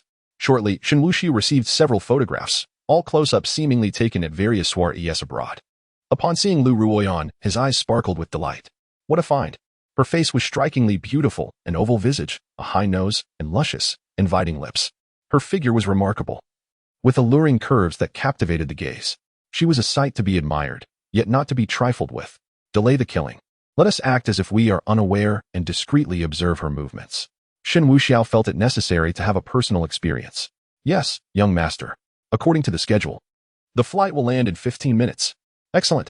Shen Wuxiao ended the call and promptly entered his vehicle. Lu Ruoyan's return undoubtedly pertained to matters concerning the Lu family. The first thing she would do upon returning would be to visit her family home. Shen Wuxiao, being perceptive, recognized that Lu Ruoyan was, after all, his sister-in-law. With her return, he felt it imperative to extend his hospitality. Contemplating this, Shen Wuxiao arranged for a lavish feast to be delivered to the Lu residence. Along with an assortment of candles, paper money, gold ingots, and spirit money, intending to honor the deceased members of the Liu family alongside his sister-in-law. A little over 10 minutes later, at Zhonghai International Airport, a tall, elegantly poised woman gracefully emerged. She carried no luggage. Upon exiting the terminal, she removed her sunglasses, revealing a strikingly attractive visage, remarkably flawless. Yet, her brow bore an icy demeanor, akin to the frost of winter. Father, mother, sister, I have returned. Rest assured, I shall ensure that Shen Wuxiao finds no rest nor burial. I will present his head as tribute to your souls in the afterlife. Lu Ruoyan whispered fiercely before hailing a taxi, hastening to her home. According to her investigations, the Liu family had been left desolate. Regardless of the findings, her first destination would be home. After such a long separation from her family, she had not anticipated that this reunion would be a final farewell. As she sat in the taxi, tears brimmed in her eyes.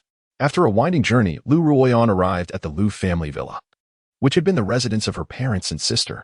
Years had passed, and returning home, she found it irrevocably changed. Gazing upon the familiar surroundings, she felt a lump in her throat but steadied herself, placing her hand upon the iron gate of the villa. With a gentle push, it surprisingly yielded to her touch. Lu Ruoyan stepped into the villa, resolutely making her way toward the living room. The surrounding silence was eerily profound, broken only by the sound of her high heels echoing as she walked. Upon reaching the front door, she produced a key and unlocked it. As she pushed the door open, a wave of enticing aromas wafted towards her. Lu Ruoyan's delicate frame trembled slightly, initially dismissing it as a figment of her imagination. How could there be the scent of food here? However, as she peered inside, she was taken aback to find a grand table at the center of the living room, adorned with an array of dishes and drinks. On the opposite side lay numerous offerings of paper money and gold ingots, typically associated with funerary rites. Lu Ruoyan felt a dizzying sensation wash over her as she hurried forward, her gaze fixated on the freshly prepared meals before her. Just how could such a feast appear in this place? Ruoyan, I hope you are pleased with the welcome banquet I have arranged for you. A voice suddenly broke the silence from behind her. A cold sweat instantly trickled down Lu Ruoyan's back. She spun around to find a handsome young man lounging casually on the sofa, a smile gracing his face as he regarded her. Why you? Lu Ruoyan's skin prickled with goosebumps. The individual before her was none other than Shen Wuxiao. Chapter 12. Lunch at the Liu family villa. Upon exiting the airport, she had resolutely vowed to exact revenge and eliminate Shen Wuxiao. Yet, now, standing before her foe, she found herself paralyzed with fear. Ruoyan, I've been waiting for you for quite some time. If you don't return soon, the food will grow cold, Shen Wuxiao remarked with a smile, gradually rising from his seat. Do not dawdle. Please take your seat and enjoy the meal. As he spoke, he approached the table, poured himself a glass of red wine from the decanter, and swirled it gently. I'm unsure if you fancy wine, but if not, there's always beer. A Shandong snowflake would also do nicely. Lu Ruoyan stood there, entranced. As Shen Wuxiao spoke with an air of calm, a tumult of emotions surged within her. The depth of her initial hatred had transformed into profound trepidation. She had believed that after years of navigating life as tempests, even a return for vengeance would result in a battle of wits. However, the moment they met, she felt utterly defeated, and her internal dread spoke volumes. How did Shen Wuxiao know of her return? This suggested that from the moment she disembarked the plane, or rather, the moment she boarded, he was already aware of her presence. He had meticulously timed his arrival to await her. If Shen Wuxiao wished for her demise, it implied that she would never escape the airport.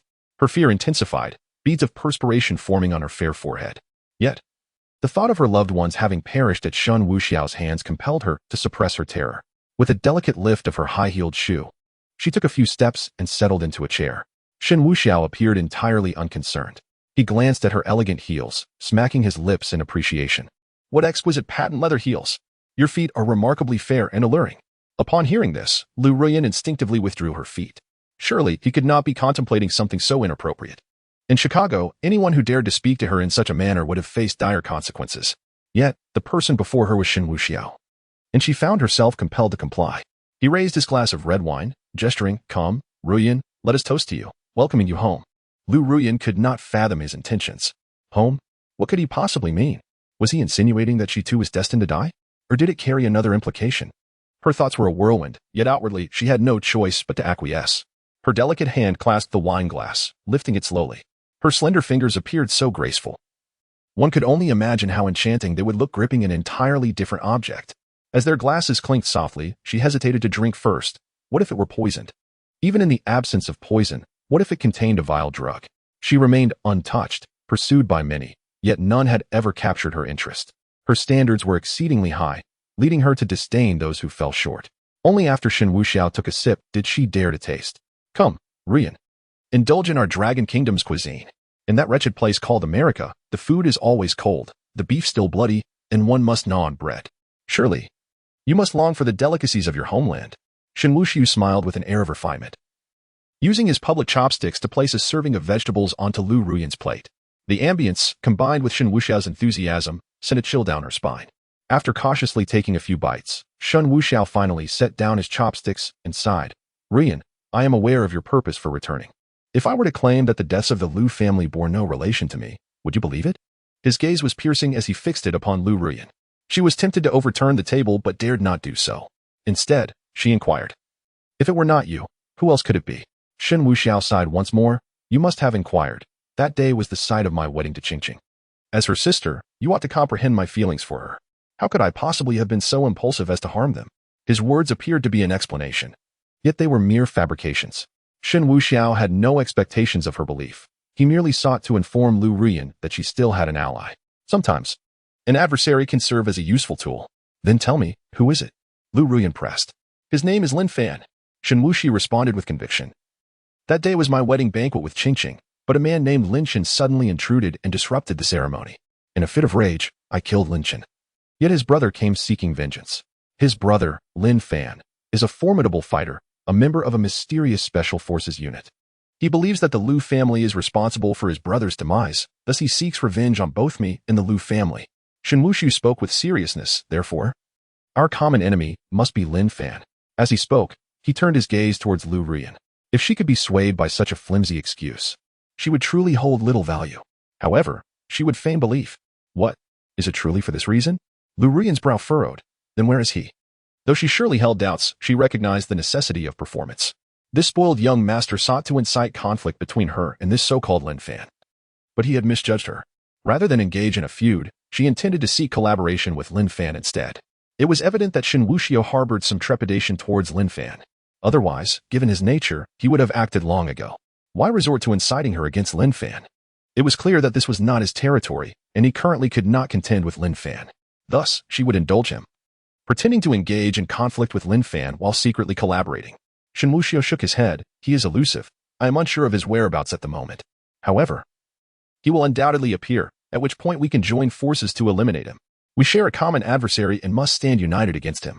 Lu Ruyan, not one to be easily swayed, did not acquiesce immediately. I shall investigate this matter. If what you say holds true, then we shall collaborate to vanquish Lin Fan, thus avenging ourselves. Lu Ruyan clenched her teeth.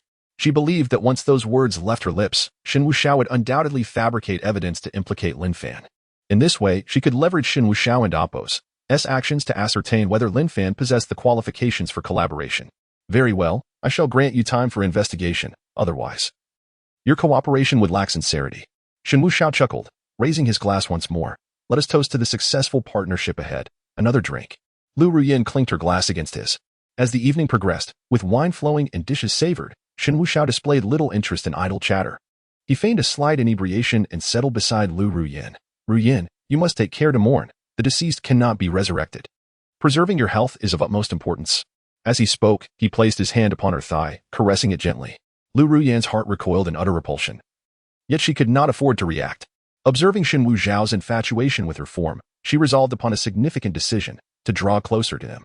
She had to confront the reality that alone, she could not shake Shen Wuxiao's resolve. The prospect of vengeance seemed distant.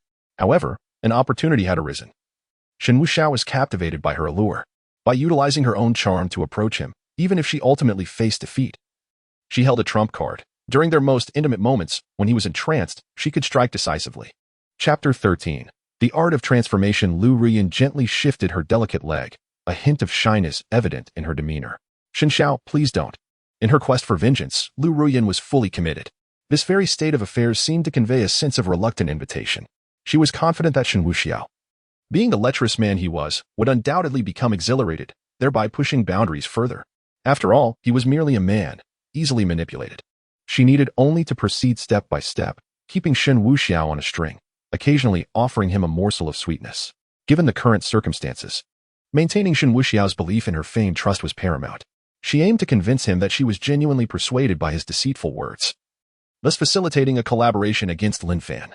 On the surface, they would appear to join forces against Lin Fan, while in reality, she intended to ally with Lin Fan to counter Shen Wuxiao. Once the day concluded, she would seek out Lin Fan, simply to confirm that Shen Wuxiao was indeed a common adversary. Being in proximity to Shen Wuxiao meant that any of his schemes would necessarily involve her. At that juncture, she would ensure Lin Fan was prepared, for Shen Wuxiao would inevitably reap the consequences of his own actions. Knowledge of both oneself and one's adversary guarantees victory in every battle. Lu Ruyan's mind was astute, and she promptly commenced the first step, fishing. She understood that Shen Wuxiao was the quintessential debauched heir. However, his elevated status and immense power placed him on a pedestal. Were they to be on equal footing, he would surely fall prey to her machinations. Shen Wuxiao, meanwhile, wore a smile. Don't say that. What should it be then? Ruyan, you are far more beautiful than your sister. Shall we deepen our collaboration? A shiver ran down Lu Ruyan's spine, yet she bore it with restraint. Shen Xiao, we cannot. You are my brother-in-law.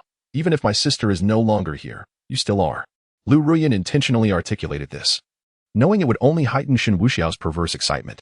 This would furnish her with more leverage. She aimed to tantalize him while keeping him at bay, offering a glimmer of hope, a goal to pursue. Thus, he would be inclined to yield to her influence in pursuit of that objective. Shen Wuxiao continued to smile. Don't say such things. We are partners now. Collaboration requires sincerity. You must know my strengths, and I must know your depths. Shen Wuxiao's demeanor was overtly lascivious, yet he was discreetly inquiring of the system. Is this woman pure? If not, I shall dispose of her. Ding. Lu Ruyan remains untainted. Her fishing skills are remarkable, but she never suffers loss. Shen Wuxiao felt a surge of amusement. Remarkable fishing skills? Those ensnared by her were clearly fools. What could she truly accomplish? Shen Xiao, we cannot, truly cannot. Please, stop. Lu Ruyan gently shook her head, her hair swaying, an intoxicating fragrance wafting through the air. She subtly shifted her body away. Shen Wuxiao retracted his hand. It seems you are not fond of this approach. Upon noticing this, Lu Ruyan exhaled in relief, leaving behind a veiled remark. Feelings cannot be forced. At least, I have no feelings for you at present. A forcibly cultivated fruit is never sweet. This statement was undeniably a glimmer of hope for Shen Wuxiao, subtly suggesting the possibility of nurturing emotions. Thus, they had made progress. What of a top-tier heir? He was still easily maneuvered, as long as he possesses a purpose and a fervent desire to achieve it. He has no fear of failing to ensnare. At this moment, Shen Wuxiao slowly rose to his feet, raising his hand to the small of his back. In the next instant, a black, menacing handgun was drawn from his grasp. With a swift motion, the bullets were chambered, and the gun's muzzle was pressed directly against Lu Ruyan's temple. Shen Wuxiao's tone was devoid of warmth, his face adorned with a disdainful smile. What I desire. Who dares to refuse? A forcibly picked fruit may not be sweet, yet it can quench one's thirst. Do you truly believe I am here to court you? Now tell me, do you choose to have your head blown apart, or shall we engage in a more civilized discourse? Lu Ruyan was instantly drenched in cold sweat. With the icy barrel pressed against her forehead, how could a woman not be terrified? Moreover, she never anticipated Shen Wuxiao's swift transformation.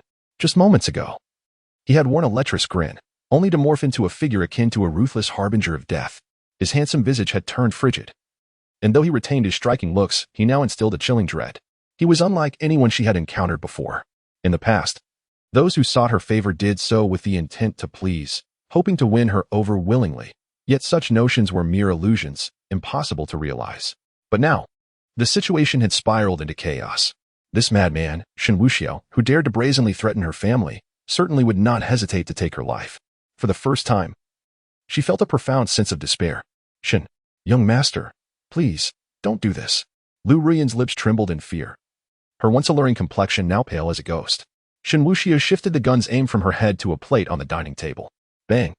The gunshot reverberated throughout the villa, shattering the plate into pieces. He redirected the muzzle back to Lu Ruyan's temple. Avoiding the question, consider this a warning. You have one more chance. Do you believe the next bullet will jam, or will it obliterate your head?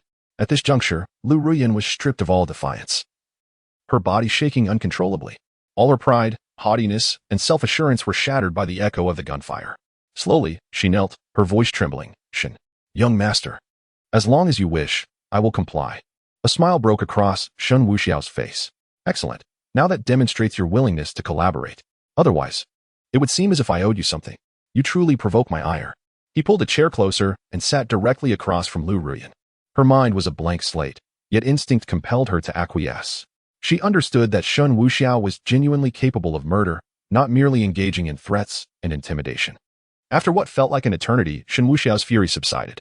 Observing Lu Ruyan's disheveled state, devoid of the initial pride and poise she had displayed, he exhibited a flicker of compassion. He extended his hand, grasping her hair to assist her upright. Lu Ruyan dared not resist, yielding to his will. Even as her heart burned with indignation, she concealed it well. Once they were settled, Shen Wuxiao tenderly adjusted her hair. "Look at you, at your age. You ought to be mindful of your appearance," he remarked. "And kneeling for heaven, for the earth, for your parents, why kneel before me? Does your knee not ache?" At this moment, Shen Wuxiao's eyes brimmed with an unexpected gentleness, even revealing a hint of concern that seemed rather absurd. Seeing this, Lu Ruyan felt a surge of fear. Shen Wuxiao raised his hand to gently wipe his mouth, his tone softening. "You act like a child, not even knowing to wipe your mouth after a meal. Come. Let us sit over on the sofa. No, just sit. This meal is surely beyond salvage, resembling something out of Syria." With that, he took Lu Ruyan's delicate hand and led her toward the sofa. Deliberately, Shen Wuxiao placed a gun upon the coffee table, right beneath Lu Ruyan's nose. He then proceeded to brew tea. Lu Ruyan remained utterly still, as silent as a grave. She could see the dark handgun barely a meter away from him. And a flurry of thoughts raced through her mind, contemplating seizing the weapon and ending Shen Wuxiao's life.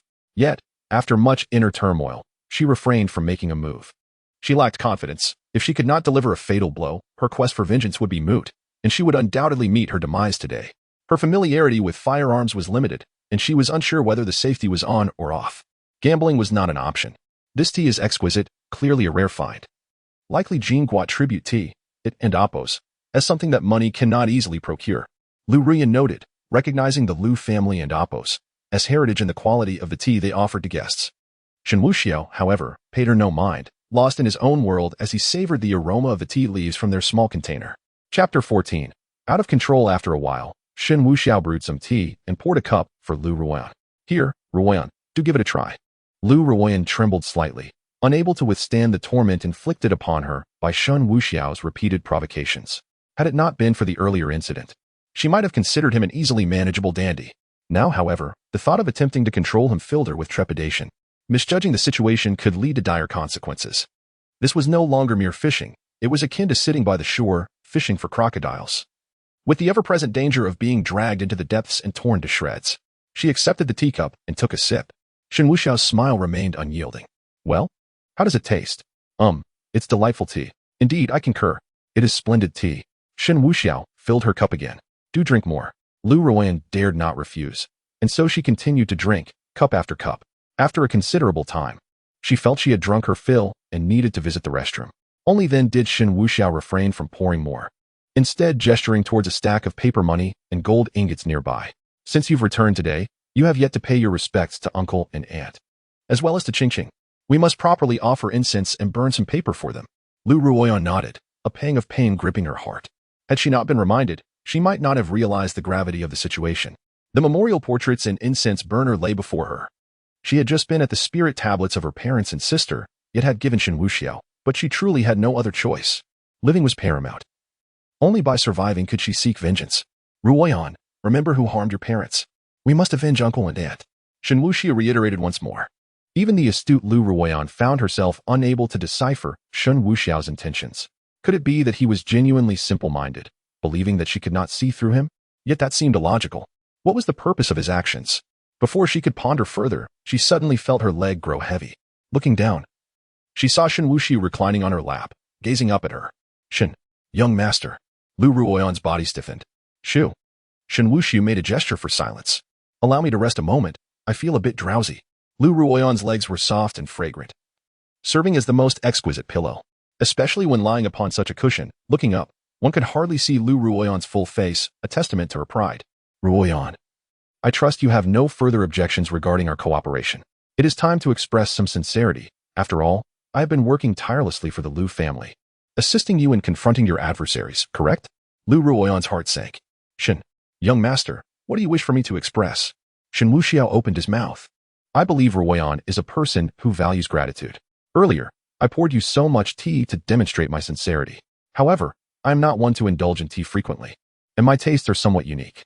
Thus, Lu Ruyan is no child. Some matters need not be articulated." The incessant pouring of tea for herself was merely Shen Wuxiao's thoughts elude her comprehension. Yet, Lu Ruyan dared not dissent. She was but a fish on the chopping board, with Shen Wuxiao wielding the knife. Only by enduring this day could she hope for vengeance. To provoke him now would be to court death, leaving her with nothing. Contemplating these thoughts, Lu Ruyin steeled herself, biting her lip. She had anticipated surviving the day, but to her astonishment, Shen Wuxiao deviated from the expected. He simply embraced her, his strong arms lifting Lu Ruyin to rest upon his lap. He then leaned closer, planting gentle kisses upon her cheek and neck. The tenderness of his actions quickened her breath. The events preceding this moment had faded, especially now with Shen Wuxiao. She could only remain silent. Thus, a dormant volcano erupted into an active one. Lu Ruyin had always been a fiercely determined individual, encountering many equally tenacious souls. Yet, she never expected today would truly test her resolve. The pain felt akin to a knife slicing through flesh, one she could endure, but tears cascaded down her cheeks. Over the years, she had faced countless dangers and the covetous gazes of many, steadfastly holding her ground. She had envisioned a day when she would meet someone who made her heart flutter, to whom she could wholly surrender herself. Yet now, all she sought to protect had vanished, reduced to a mere sofa. She pondered the significance of her return. Was it to offer herself? If vengeance was her aim, why act with such impatience? But it was too late. The die had been cast, and there was no turning back. In that moment, Lu Ruyin resolved to go with the flow. With a determined heart, she wrapped her delicate arms around Shen Wuxiao's neck, her lips finding his in a fierce kiss. Time slipped by, and nearly 2 hours had passed before tranquility returned. Shen Wuxiao had tidied himself, his shirt draped casually over his shoulders. Lu Ruyin gazed at him in a daze. Such a handsome man, yet why did his heart harbor such malice? He seemed akin to a devil. Shen Wuxiao, unfazed, lit a cigarette and exhaled a cloud of smoke.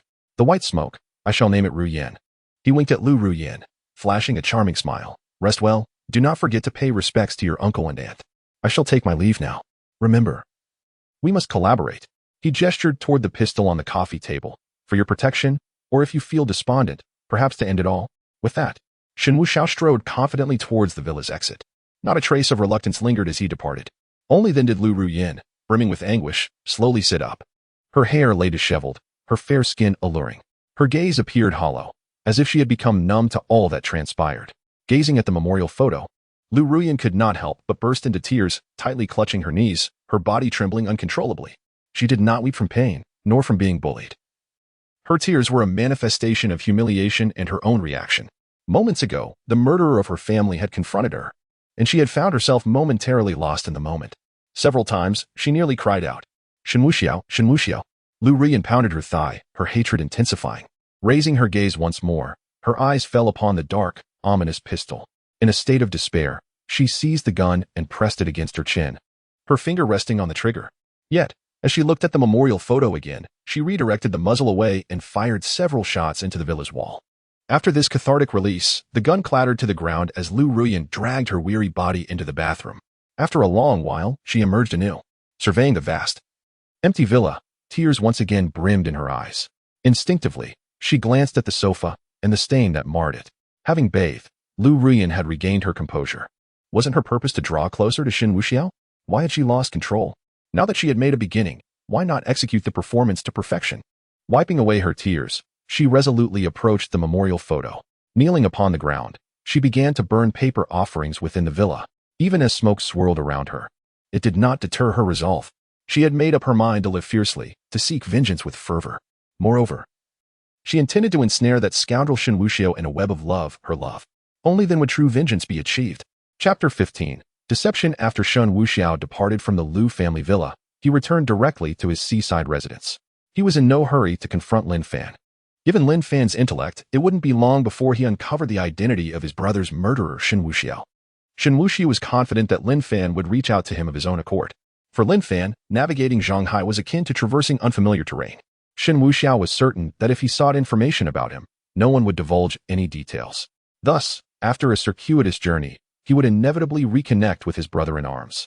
As Lin Fan perceived him, as it turned out, Shen Wuxiao's assumptions were largely correct. Lin Fan had been conducting an investigation. True to his reputation as the Wolf King of the Border, he possessed a remarkably keen nose for details. Residing in a hotel, he first confirmed the location of the banquet hall and then discreetly probed some of the staff for information. There is always someone who lets something slip. Subsequently, the situation became even clearer. The event was a wedding banquet, and all he needed to do was identify the main participants. The female side had perished.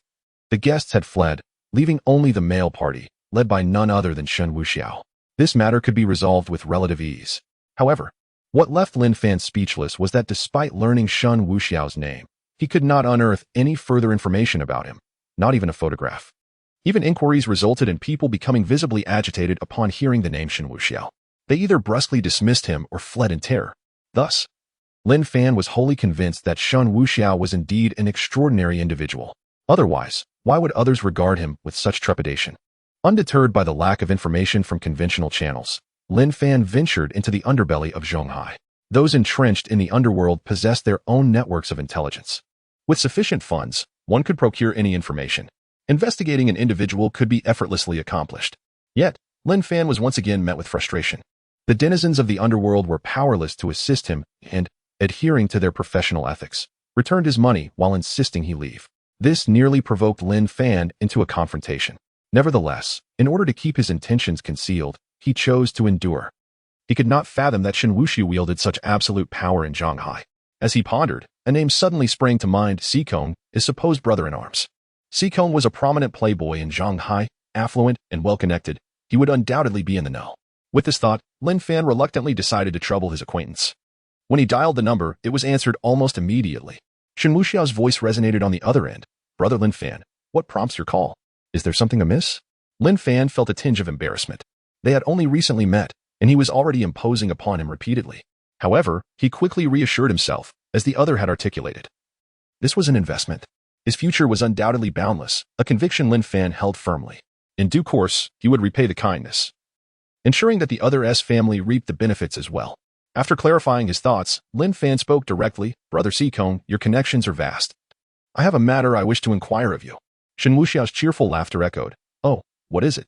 "Brother Lin Fan, in Zhonghai, there is nothing I am unaware of." Upon hearing this, Lin Fan felt reassured. "May I inquire if you are familiar with Shen Wuxiao?"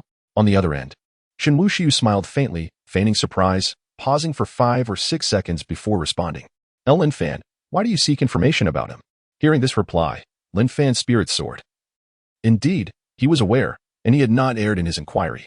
"At present, I cannot divulge much, but I would like to ascertain specific details about him." Shen Wuxiao pretended to contemplate, ultimately lowering his voice. "How about this? I will provide you with an address. Come find me. We shall discuss it in person." Realizing the gravity of the situation, Lin Fan understood that it was not a matter to be taken lightly. Otherwise, there would be no need for a private conversation. He owed Shen Wuxiao yet another favor. "All right, send me the address, and I shall come immediately." Soon, Lin Fan received the address from Shen Wuxiao. It was the Bay Villa. He hailed a cab and hurriedly made his way there. Meanwhile, Shen Wuxiao casually tossed his phone onto the coffee table, stretching his arms wide and leaning back. Ding. Deceive the protagonist of fate, temporarily altering the plot development. Points 5,000. Additional reward. Title, Charisma Level 1, can be upgraded, capped at Level 10. Wearing this title and activating its attributes increases the credibility of speech by 10%, which will rise with the level. When maxed out, even if the host claims that a rebuttal is a culinary marvel, there will be those willing to sample it. Shen Wuxiao was momentarily taken aback. He had not anticipated that deceiving others would yield an increase in points. However, upon reflection, it made sense. The system had stated that any action detrimental to the protagonist's fortune would be effective. Yet, the act of plundering was far more gratifying. Stealing fortune, seizing harems, claiming opportunities, such was the thrill of it. However, this title seemed rather extraordinary. The most challenging aspect for a villain was that their words often went untrusted, particularly when attempting to deceive the protagonist or their companions. With this title, sowing discord or spinning tales would become effortless. Yet, his level was still insufficient. Its current utility was limited. Shen Wuxiao awaited Lin Fan's arrival at the villa. This residence was not a conventional dwelling.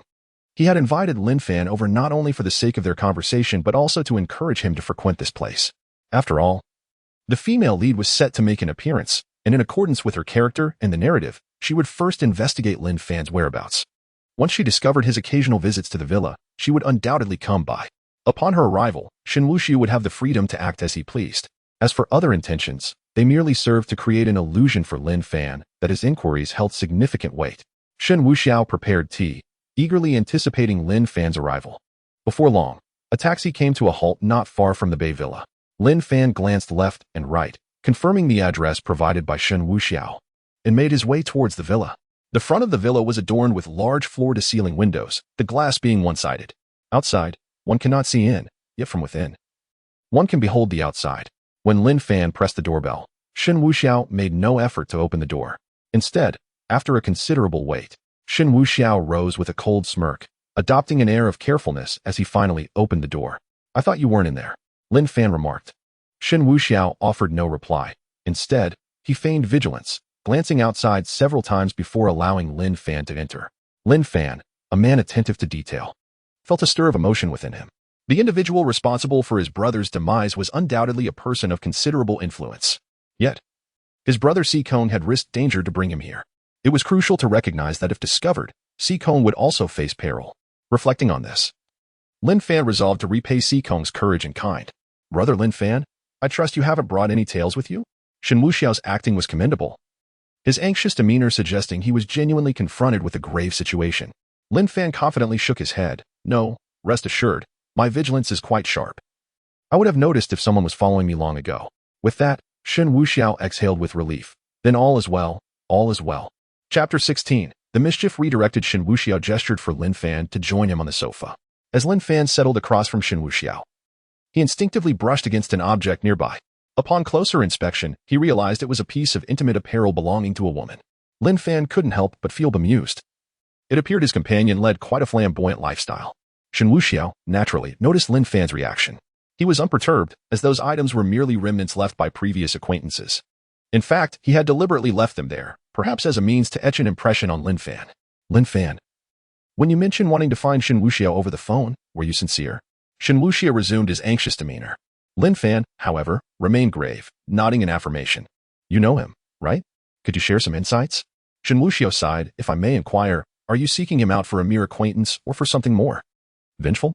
Lin Fan had never disclosed his animosity towards Shen Wuxiao to anyone before, and hearing it voiced made him cautious. "Why do you presume I harbor a grudge against him?" With a thud on the table, Shen Wuxiao replied, "Shen Wuxiao has many enemies, given his ruthless nature. It's only natural that he is despised by many.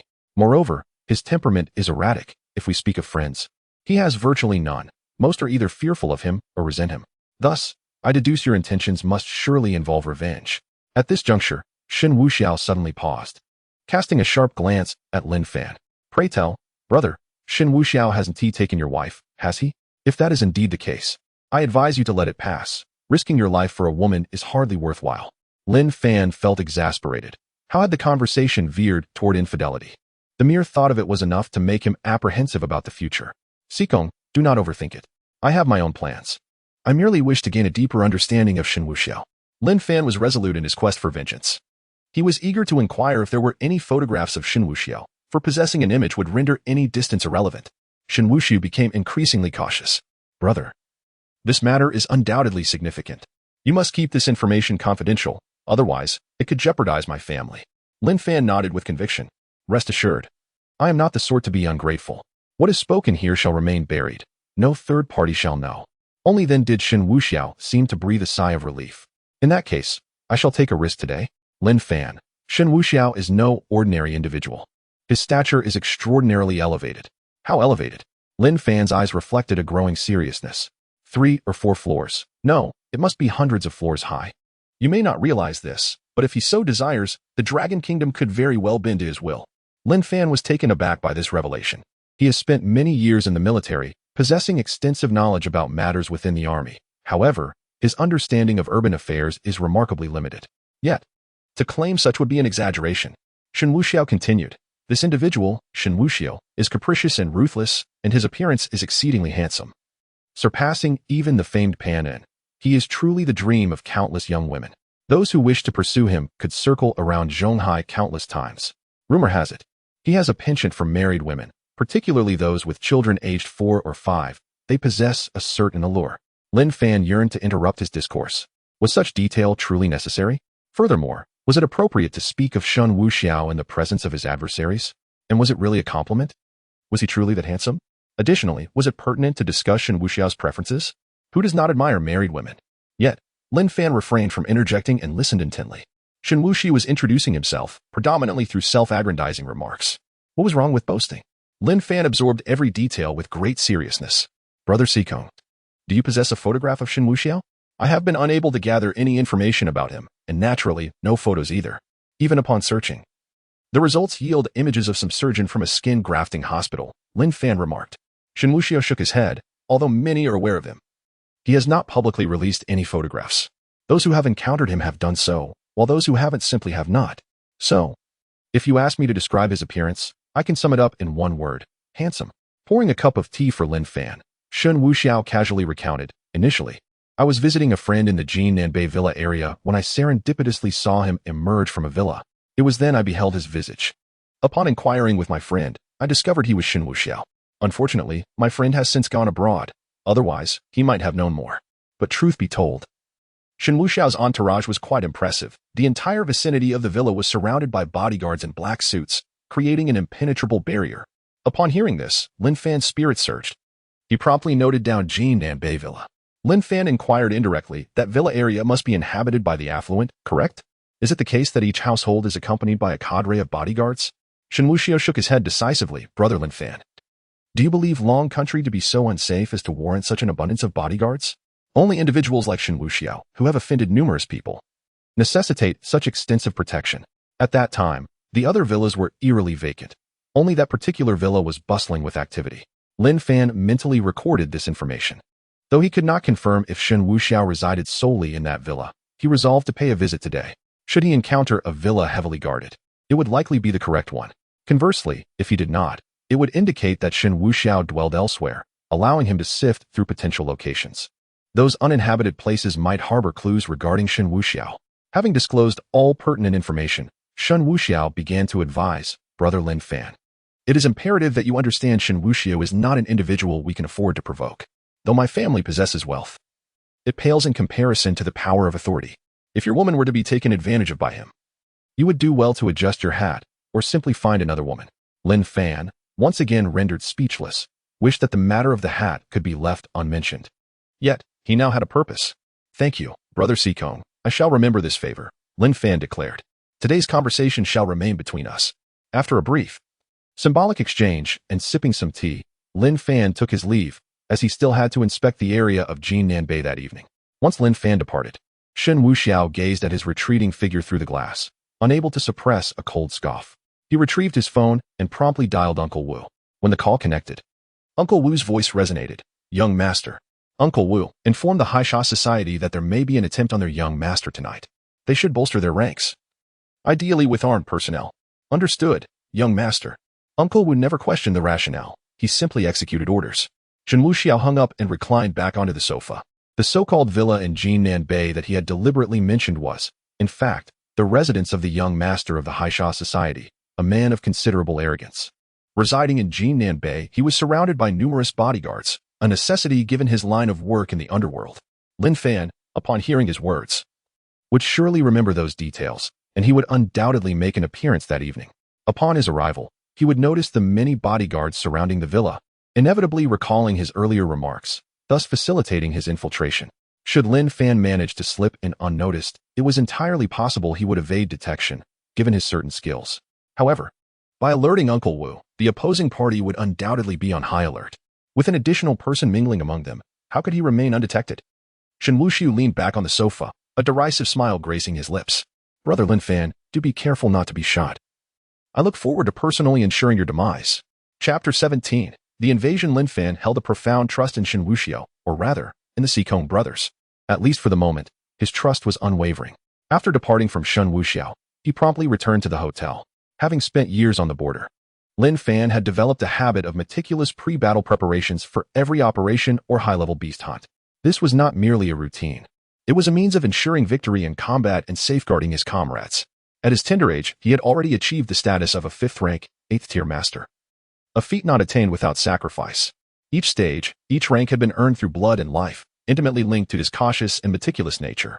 He began by accurately examining the topographical map of the Jinnanbei villa area on his computer. Modern maps are exceedingly refined, offering a comprehensive view of the entire region, complete with zoom capabilities. Furthermore, these maps are periodically refreshed, akin to a certain notorious mapping service. As Lin Fan scrutinized the layout, he couldn't help but be astonished. His gaze fell upon a villa teeming with individuals. The mapping method documented everything from an aerial perspective, recording people and objects during specific time frames.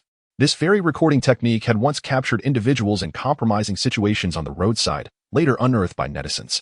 Notably, one particular villa displayed a considerable number of men clad in black suits. It was as if, after an arduous search, he had effortlessly stumbled upon a treasure. The map had captured this scene. Lin Fan precisely identified Villa number 19 based on the arrangement of the villas. He clenched his fist in exhilaration, a thrill surging through him. This discovery was thanks to the Sikong brothers. Without their mention of Jin Nanbei, he might never have ventured in this direction, potentially squandering precious time. Shen Wuxiao, prepare to face your impending nightmare. After confirming his findings, a fierce glint flickered in Lin Fan's eyes. The one responsible for his brother's death would ultimately pay the price. Tonight, he would infiltrate their lair. He had faith in his skills. Those bodyguards would not be able to thwart him. As time sped by, it was soon 11:30 in the evening. Lin Fan had intentionally chosen this hour for his approach, knowing that most residents of the villas would be at rest.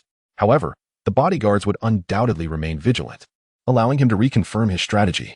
The border wolf king lay in wait within a small grove adjacent to the villa area, a cigarette perched between his lips, steadfastly guarding his position. He could not afford to falter. Although he could retreat if necessary, doing so would risk alarming the adversaries. If they sensed danger and fled, the opportunity for vengeance for his brother would be delayed yet again. After a brief interval, Lin Fan sprang into action. His speed was astonishing, his footsteps barely making a sound as he released his inner strength, moving with an uncanny grace. The scene was left with mere afterimages of his passage. Under the cloak of night, he resembled a predatory wolf, swift and ferocious. With unparalleled agility, Lin Fan quickly ascended to the rooftop of a nearby villa. Observing Villa No. 19, everything unfolded as Brother Sikong had described. Numerous guards were stationed about. 4 bodyguards patrolled the entrance, while 5 or 6 more formed a line within the courtyard. Additional figures lingered near the flower beds and engaged in idle chatter by the poolside, smoking leisurely. As for the interior of the villa, he had yet to ascertain its state. However, it was certain that it was equally fortified.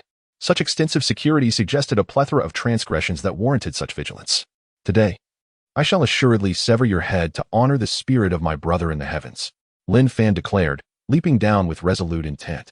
He landed deftly, rolling upon impact before surging forth with astonishing speed, his sights firmly set on Villa number 19. Meanwhile, Lin Fan's movements were being observed from a distance. Perched atop a distant rooftop, Shen Wuxiao held a pair of binoculars, maintaining a prudent distance to avoid detection. Lin Fan possessed notable perceptive abilities. Should he sense he was being watched, he might abandon his mission. Beside Shen Wuxiao stood Uncle Wu, his demeanor stoic and unyielding, resembling a man perpetually shrouded in gloom. Young master, such a trivial character should be dispatched without hesitation, Uncle Wu remarked, his tone devoid of emotion. Shen Wuxiao shook his head in response. It is not so simple, Uncle Wu. Moreover, he is not so easily eliminated. My current capabilities are not vastly superior to his. He possesses the skill to engage foes beyond his level. Furthermore, his existence is far more valuable alive than deceased. The protagonist of fortune diverges from the ordinary. Endowed with fortuitous destiny that allows for miraculous survivals and explosive potential as a norm, Shen Wuxiao harbored no desire for Lin Fan to escape, should that occur. Who would he pursue to accumulate points? If Lin Fan chose to evade, he would be exceedingly difficult to locate. Let us merely observe the spectacle. I have already informed the members of the Haisha Society. They are adequately prepared and require no further intervention from us. Uncle Wu refrained from further commentary, recognizing that the young master had his own strategies to execute, and his role was simply to comply. By the way, are the other preparations complete? Shen Wuxiao inquired once more. Uncle Wu nodded affirmatively. All is in readiness. Very well, then. Shen Wuxiao resumed his surveillance through the binoculars, contemplating the possibility of covertly executing a surprise attack while simultaneously planning to rescue Lin Fan afterward to deepen his trust. Meanwhile, Lin Fan had commenced his operation. Armed with a distinct advantage in both skill and positioning, his singular target was Shen Wuxiao. He focused his efforts on this one individual. Lin Fan infiltrated the villa from the side, progressing with remarkable ease. Upon entering the villa, he crouched low, pressing himself against the wall. The guards, as he anticipated, were utterly incompetent, oblivious to his presence. As the patrolling guards circled away, Lin Fan gently opened a bathroom window and swiftly maneuvered inside. He treaded lightly as he opened the bathroom door, entering a guest room that was unoccupied. He immediately approached the door, cracking it open to observe 4 individuals scattered on the sofa, engrossed in a card game. Lin Fan sneered inwardly, a bunch of inept gluttons. He acted with remarkable decisiveness this time.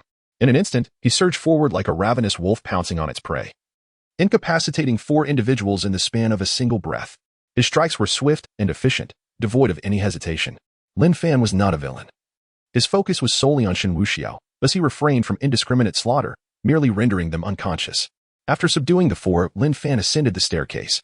However, upon reaching the top, he realized that trouble had emerged. A large group of men clad in black suits suddenly surged in from outside, as if they had been lying in wait.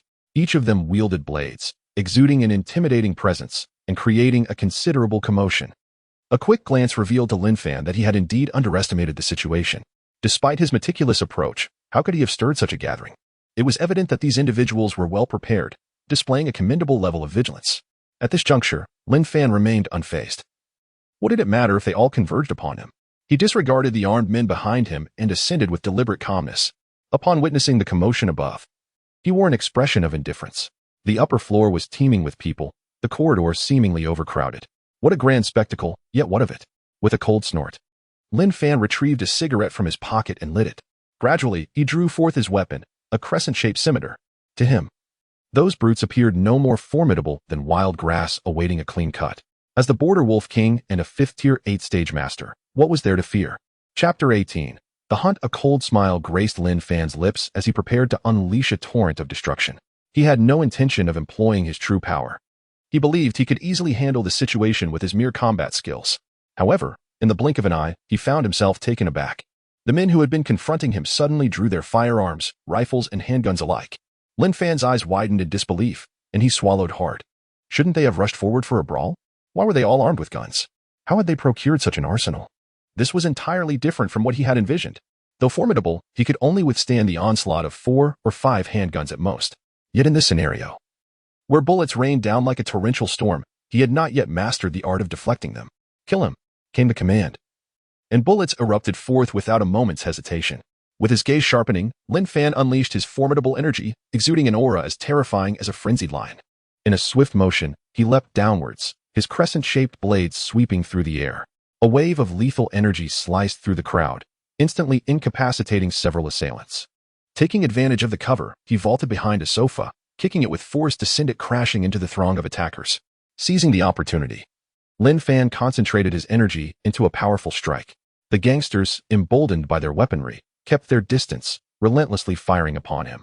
Lin Fan was forced to rely on his remarkable agility, leaping from one spot to another. Though his energy shield prevented bullets from penetrating, he still sustained injuries. This relentless assault could not continue. Retreat was imperative.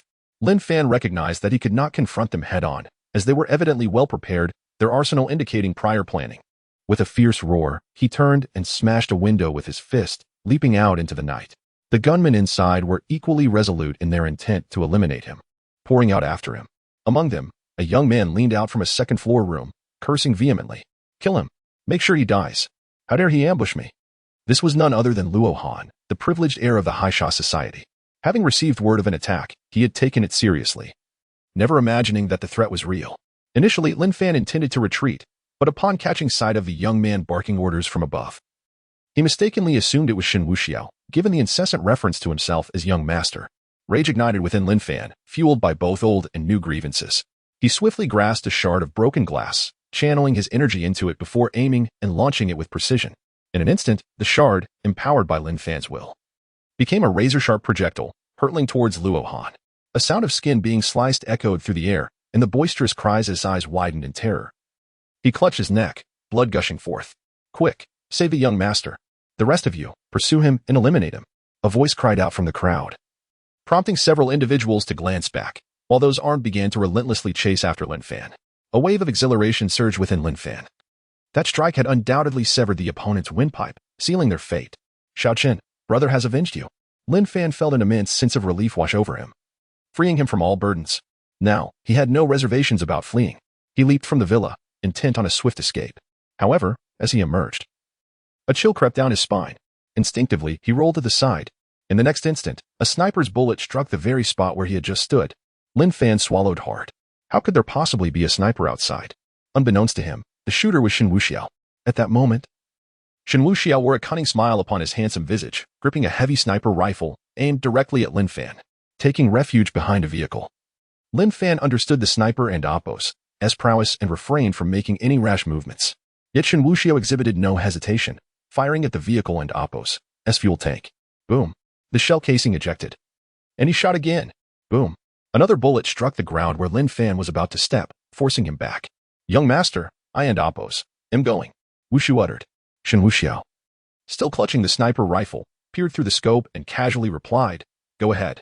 Wuxu nodded and swiftly charged forward, wielding a Gatling gun. Given Shen Wuxiao's status, acquiring such weaponry was a trivial matter. The weight of the Gatling gun was considerable, yet Wuxu, being a skilled fighter, was undeterred. With the Gatling gun unleashed, flames erupted from the barrel, bullets spewing forth in a relentless torrent, effectively suppressing Lin Fan and Oppo's position. Lin Fan felt utterly overwhelmed. This was supposed to be an urban setting. How could there be both a sniper and a Gatling gun? One might think they were on the battlefield.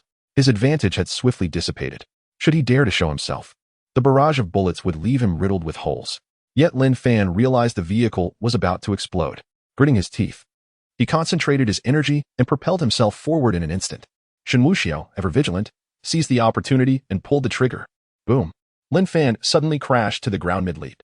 He was hit in the inner thigh. Ding. Hit the protagonist's thigh, points 10,000. Shen Wuxiao rejoiced. The thrill of the hunt was exhilarating. Yet Lin Fan was no ordinary individual. His reflexes were swift as he rolled and found cover. Sweat poured down his face from the pain. He slammed his fist into the ground, never before feeling so humiliated. Shen Wuxiao sensed it was nearly time. How could Lin Fan possibly evade capture? Before he could escape, he must leave behind a debt of gratitude. He discarded the sniper rifle and leapt directly from the rooftop of the villa, making his way to a vehicle with false plates. Subsequently, he drove aimlessly, fully aware that he would not make a concerted effort to rescue anyone. After all, his persona, as perceived by Lin Fan, was that of a young master with nothing but time on his hands. In such a scenario, a rational individual would naturally feel fear. Charging in to save the day would appear illogical. Yet displaying an ambivalence, an inclination to help tempered by trepidation, would be entirely justifiable and could create a fade for the others involved. Shen Wuxiao even procured a bottle of mineral water, pouring some onto his hands and applying it to his forehead to simulate a drenched appearance. As Shen Wuxiao had surmised, Lin Fan erupted in fury. He delivered a powerful kick to a nearby car, causing it to skid sideways and careen into the crowd, effectively disrupting the assault. Seizing the opportunity, he dashed forward with urgency.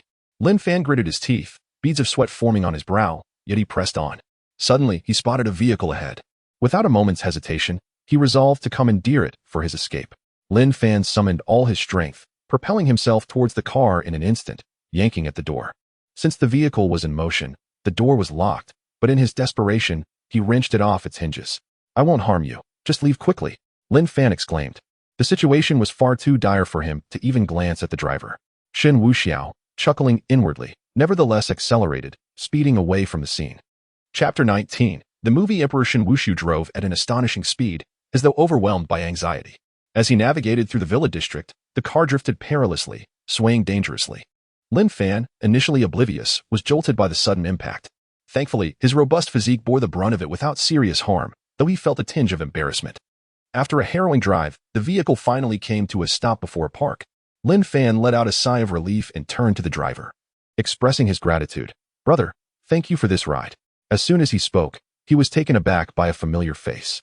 He had been seated in the back. The dim evening light coupled with the urgency of their escape had left him little time to discern the driver's identity. Brother Sikong, is that you? Lin Fan exclaimed in surprise. Shen Wuxiao continued to feign shock, panting heavily and staring straight ahead as if still reeling from an immense fright. Brother Sikong. Lin Fan managed to regain his composure and patted Shen Wuxiao's shoulder. The latter flinched as if startled, exclaiming, Is it over? Lin Fan, seasoned by various experiences, felt tension but not fear. However, in his understanding, Sikong was merely a privileged heir, unfamiliar with such perilous situations. It was only natural for him to be frightened. It's over now. But how did you end up there? Lin Fan was genuinely perplexed, unable to fathom the circumstances. Shen Wuxiao, once more unleashing his acting prowess, trembled visibly. I. Lin Fan, feeling a twinge of sympathy, sighed, Do not be anxious. Take your time. He then offered a tissue to Shen Wuxiao, noticing the sheen of sweat on his forehead, indicating his genuine fright. It was understandable. To experience such a hail of bullets and explosions was indeed a harrowing ordeal for someone accustomed to a life of luxury. Shen Wuxiao accepted the tissue, his hands still shaking. Nervously, he pulled out several sheets, only to realize his actions, folding two to wipe the perspiration from his forehead and neck, saturating the paper in the process. Brother Sikong, how could you be there? Looking at Lin Fan, he finally spoke. I just wanted to confirm. Confirm what? Lin Fan inquired. Well, it's like this, Shen Wuxiao continued. I initially called the hotel manager to arrange for you some additional conveniences. Considering you have no family here and the woman has betrayed you, fearing you might act impulsively. Later, you mentioned he had seen you leave, and upon my inquiry, he said you departed the hotel late at night with a grave expression and an air of menace. As he recounted this, Shen Wuxiao swallowed hard, seemingly attempting to steady himself. I was startled and recalled those questions you posed earlier that morning. Thus, I speculated whether you might be driven by rage to seek revenge. The more I pondered, the more plausible it appeared. Thus, I adorned myself and decided to come over to ascertain the truth. Of course, my primary concern was to avoid entanglement, as I had mentioned encountering Shen Wuxiao in Jinnan Bay. To my surprise, I never anticipated. At this juncture, Shen Wuxiao ceased his discourse. Lin Fan felt a surge of emotion. This affluent young heir, although belonging to the type that indulges solely in revelry and vice, must be acknowledged for his loyalty. Indeed, he feared repercussions should he be apprehended. He would undoubtedly face intense interrogation and was apprehensive about being implicated, which could spell ruin for his family. Yet, more prominently, he was concerned for his brother Sikong, fearing that he might act recklessly.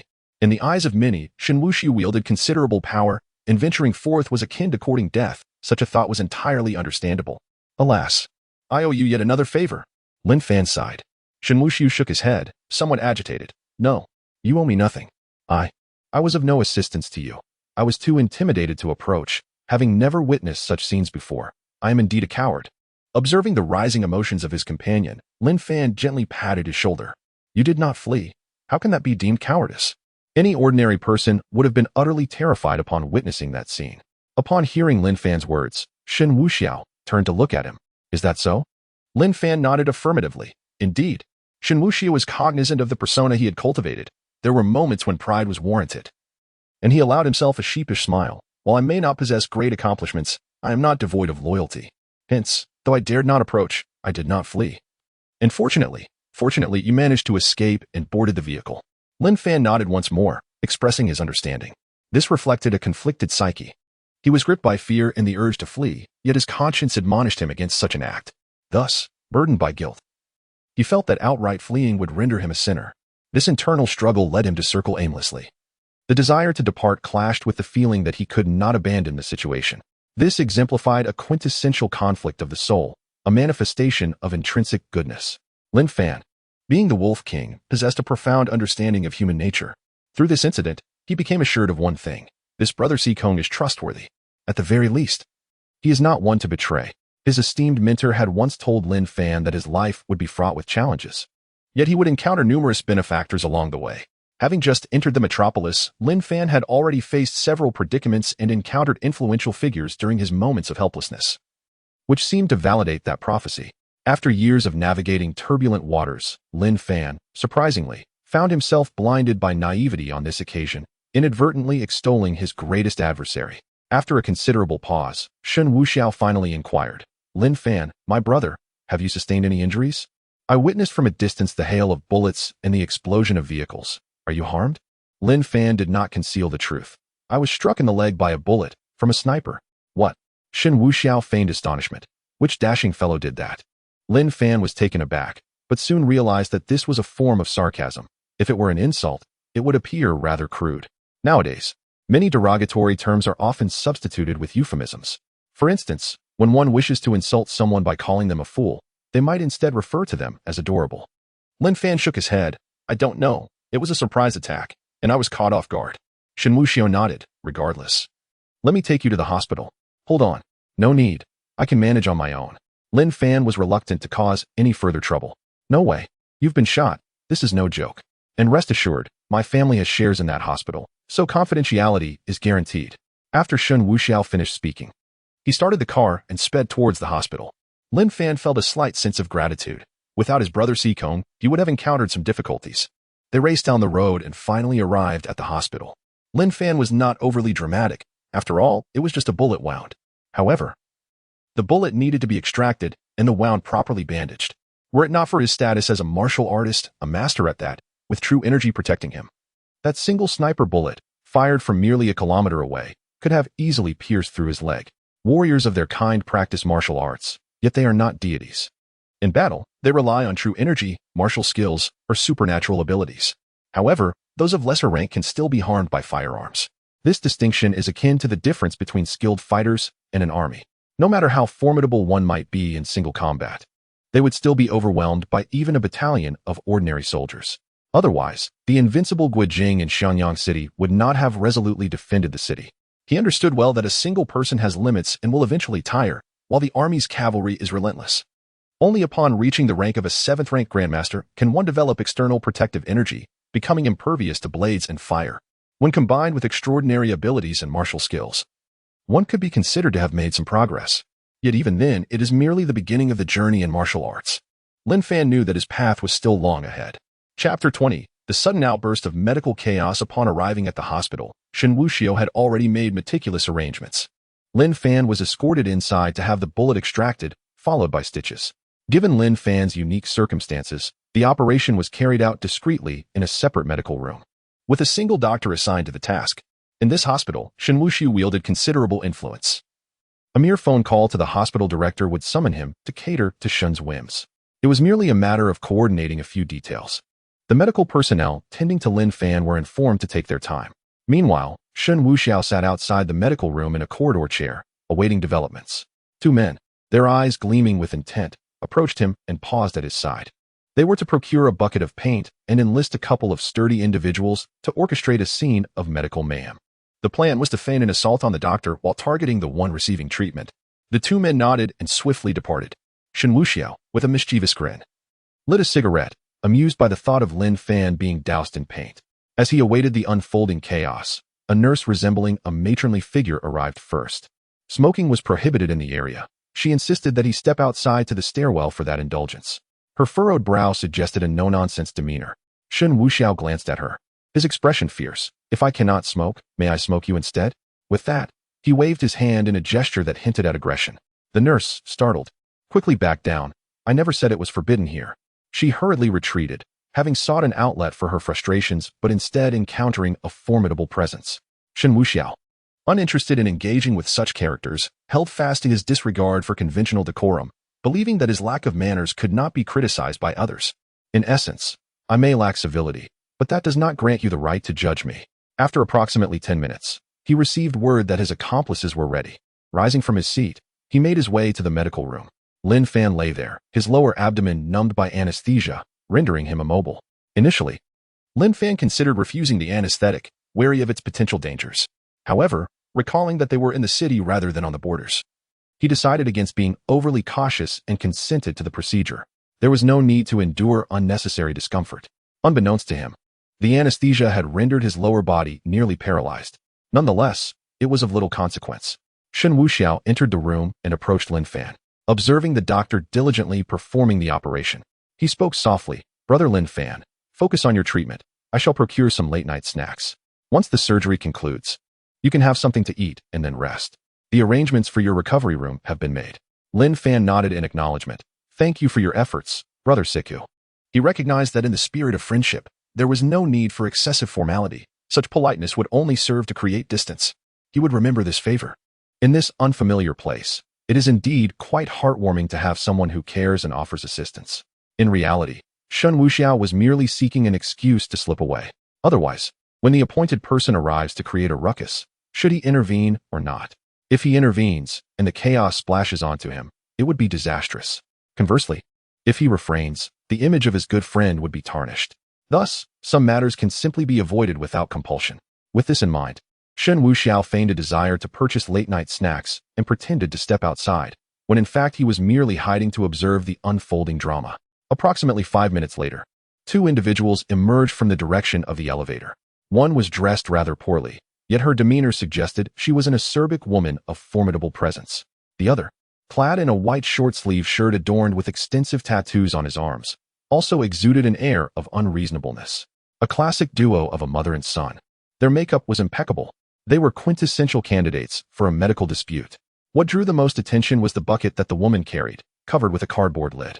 It was evident that it contained the culinary delights and secret sauces favored by the infamous Lao Ba. Their intentions were unmistakable as they charged directly toward the medical office, exhibiting a violent disregard for decorum. Bang! The door swung open, and the woman was first to speak. "Dr. Zhang, you must give me an explanation today." "Indeed. Or else we shall meet in court." The tattooed man also wore a menacing expression. Dr. Zhang, who had momentarily halted his work, was initially irked by the intrusion. However, upon seeing their furious countenance, he was taken aback. "What is going on?" Dr. Zhang inquired, bewildered. The commotion attracted onlookers, and although it was late, many visitors accompanying patients remained present, along with the on-duty doctors and nurses. "What is happening? You tell us what is happening. Come and see this unscrupulous quack." The woman began to wail in distress. "My dear grandson came here for a minor procedure, and instead, he ended up with a complete disaster. This wretched charlatan even claimed it was due to his size. Refund us, Geneva." The crowd outside expressed their astonishment and began to murmur among themselves. Lin Fan, equally perplexed, wondered about the situation, realizing that he was in the midst of a surgical procedure. How unfortunate to encounter such a medical uproar. Dr. Zhang had just administered anesthesia and was in the midst of suturing when this chaos erupted. Dr. Zhang, bewildered and at a loss, pointed at the two individuals outside, exclaiming, "He is slandering me. He is defaming me." The truth was evident, yet their attempts at denial persisted. "You must provide us with an explanation today, or we shall see you in court." The tattooed man began to argue nonsensically. The woman, in a fit of rage, lunged at Dr. Zhang, and in the scuffle, he was jostled, causing the thread he was using to stitch to snap. Lin Fan watched helplessly as his wound reopened, blood gushing forth. Alas, though he had been administered anesthesia, being a skilled martial artist allowed him some mobility, albeit with diminished agility. Just as he attempted to rise, the doctor and the fierce woman, already embroiled in a scuffle, fell onto Lin Fan. They continued to grapple and tug at each other as hair atop him. Alas, Lin Fan cursed once more. Yet, the doctor's anger was genuine while the woman's outrage was feigned. In an instant, she was pushed to the ground. Seizing the opportunity, the fierce woman began to thrash about, using her limbs in a chaotic display. Sorry Lang, Dr. Sorry Lang. Old man, come back and take a look. See how these heartless wretches bully us orphans." The tattooed man, witnessing the scene, charged forward with a fierce expression. "Geneva, how dare you strike my mother?" He immediately joined the fray against the doctor. Meanwhile, the fierce woman took the chance to rise, seizing a bucket and tearing off the cardboard cover. The onlookers outside turned pale at the sight. Magical attack. Those who had gathered to watch began to retreat in haste. "I shall ensure your utter demise, you quack." With one hand lifting the bucket and the other grasping its base, she hurled it forward. Splash! What a large bucket. However, it seemed that due to its weight, the fierce woman lacked the strength, and instead of dousing the doctor, the contents splattered all over Lin Fan. He shivered, feeling a chill from head to toe. As the bucket's contents dispersed, an eerie silence enveloped the scene, with all movement ceasing. Even the conflict between the doctor and the tattooed man froze in place. Only one figure remained in motion, the muddy Lin Fan, lying on the small operating table. His features were now indistinguishable, his body coated in muck. Sniff! Lin Fan's vision blurred, and dizziness overcame him. "Ah!" he cried out, but suddenly halted. "Ugh! You." Chapter 21. Stitching Lin Fan possessed remarkable resilience. Yet even he found it difficult to withstand the onslaught of magical attacks. Under normal circumstances, this would be acceptable during a mission. But this was not one of those times. Lin Fan felt utterly despondent, his mouth agape as something was forcefully poured in. The taste was overwhelmingly nauseating, nearly suffocating him. The atmosphere in the vicinity shifted dramatically due to Lin Fan's predicament. Dr. Zhang and the tattooed man ceased their aggression, while the fierce woman retreated. As for the onlookers, they huddled together, retreating in dismay. However, a few oblivious individuals, irrespective of the chaos, instinctively began recording the scene to share on social media. One woman, clutching her phone, captured the moment, lamenting, "Family, can anyone comprehend this? My best friend is pregnant, and my husband brought me here during her visit, only to encounter such a revolting incident." Lin Fan, in his current state, was utterly overwhelmed. He could no longer tolerate it. With a furious shout directed at the spectators, he bellowed, "Get out! Get out of here!" As Lin Fan roared, his tongue inadvertently brushed against something, inducing a wave of revulsion that sent chills down his spine. "Calm down, my friend. We are merely curious about what transpired. We are not the culprits," one observer retorted. "Indeed, your ire should be directed at that bucket-carrying old hag." Infuriated, Lin Fan felt liberated by his indignation. If these onlookers reveled in his humiliation, he would ensure their discomfort was equally palpable. He seized a handful of the offending substance and flung it in their direction. The crowd erupted in chaos. Ah, what the hell? It's on your face. And in your hair. The scene descended into pandemonium, with onlookers scattering in fright, none daring to linger. Meanwhile, the two troublemakers seized the opportunity to flee, abandoning their bucket in haste. Lin Fan's fury subsided, yet he was acutely aware of the humiliation he had endured. When the border wolf king was doused with oil, it would be a source of mockery indeed. Dr. Zhang had initially contemplated fleeing as well. Given the circumstances, any notion of continuing treatment seemed futile. Doctor, the stitches remain unmade, Lin Fan reminded him. Upon beholding Lin Fan's face, now obscured and unrecognizable, Dr. Zhang shivered. However, he felt it inappropriate to bolt. You should rinse off first. There's a restroom in the back. It's imperative to cleanse the wound thoroughly, otherwise, it may lead to severe infection. With no other choice, Lin Fan complied. After all, the doctor was not a nurse and held no obligation to assist him. Fortunately, the anesthetic did not incapacitate him entirely. Lin Fan dragged a chair closer, leaning against it as he made his way to the restroom. The cleansing process was straightforward, consisting of pouring bucket after bucket of water over his head. Although the external filth was washed away, the lingering stench remained. After donning a fresh hospital gown, he resolved to endure the discomfort, focusing on getting the wound stitched before addressing the lingering issues. Lin Fan had to change locations. The previous area was rendered uninhabitable. Luckily, Dr. Zhang demonstrated his professional ethics by disinfecting the wound and preparing to begin the stitching anew. Shen Wuxiao returned at an opportune moment, holding a steaming bowl of multigrain porridge, exceptionally hot. He had specifically instructed that it be cooked to a watery consistency, with the addition of various ingredients. The entire bowl resembled a concoction of sorts. Brother Lin Fan, how did you end up over here? Shen Wuxiao feigned surprise. Lin Fan felt embarrassed and could only offer a vague excuse. Some situations arose over there, so I switched places. Shen Wuxiao secretly chuckled, purposely refraining from probing further. Instead, he approached, opened the bowl of porridge, and inquired of the doctor, Doctor, my brother should be able to eat this porridge after the dressing, right? As he spoke, he glanced at the physician. The doctor paused in his suturing, and upon casting a glance at the porridge, he felt a wave of nausea wash over him. He had managed to suppress his feelings moments ago, but now it felt as if he were unraveling, especially with the unpleasant aroma that accompanied Lin Fan. Instinctively, he raised his hand to push the porridge aside. However, Shen Wuxiao seized the opportunity, suddenly letting go, making it appear as though the doctor had inadvertently tipped it over. The entire bowl of scalding porridge cascaded onto Lin Fan's freshly sutured wound. Lin Fan exclaimed, the pain overwhelming him, causing him to involuntarily flinch. The anesthesia had worn off after the recent suturing, and although he feared another unexpected incident, he resolved not to complain. He could endure this pain. Yet, who could have anticipated that a bowl of porridge would be poured onto his wound? The heat was unbearable. Ding. Artificial plundering of protagonist's luck. Triple harm inflicted. Points 30,000. Upon hearing the notification, Shen Wuxiao's heart soared with joy, yet he maintained a facade of anxiety. Doctor, what should we do? Quickly. Dr. Zhang was equally startled. He had merely intended for the porridge to be moved aside and had never imagined it would be spilled. He felt responsible for the mishap. Thus, the doctor hurriedly grabbed a cloth to wipe away the porridge from the wound. In the medical room, the three men exchanged wide-eyed glances, all fixated on the scalded injury. Doctor, what do you suggest? Shen Wuxiao was the first to break the silence. Lin Fan wore a helpless expression, on the verge of tears. Dr. Zhang, feeling quite awkward, turned to Lin Fan. Mr. Lin, we will need to clean and disinfect the area again. All stitches must be removed, sterilized, and then resutured. Lin Fan felt a surge of despair. He was truly at his wit's end. How could something so seemingly simple, a bullet extraction and wound suturing, become so convoluted? But now that it had come to this, what could be done? Just do it, Lin Fan indicated, turning his head away. His temperament was remarkably forgiving. Had it been an ordinary person, they would have berated the heavens by now. Shen Wuxiao added, this incident is my responsibility. I should not have inquired about trivial matters while the doctor was busy. Otherwise, this accident would not have occurred. Don't say that. An accident is an accident. I am quite accepting of it.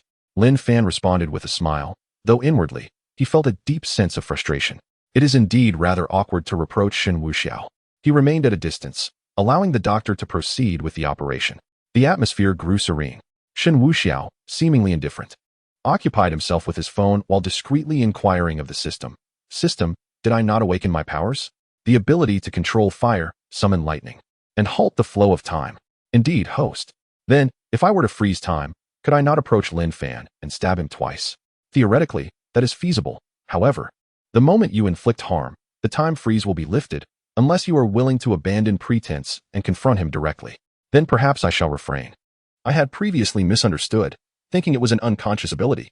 Nevertheless, it remains quite useful, especially when I wish to severely injure or eliminate someone. Akin to a glitch in the system.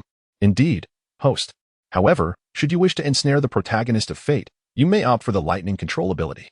The essence of the lightning manipulation technique lies in wielding electricity, and the current running through the wires is certainly included. You can overload them, resulting in electrical malfunctions. Observe how Lin Fan is illuminated by the shadowless lamp above, and the heart rate monitor beside him is also electrified. Shen Wuxiao nearly burst into laughter. Oh ho! You rascal! Mutual sentiments, shall we formulate a task? Very well, issue a directive for Lin Fan to undergo suturing once more. Beep. Task formulation in progress. Task issued. Have Lin Fan suture once again. Task completion rewards 8,000 points. Task failure incurs no penalties. Chapter 22. A fine weapon after receiving the task. Shen Wuxiao awaited the stitching process. He planned to act just before it concluded, maximizing his injuries.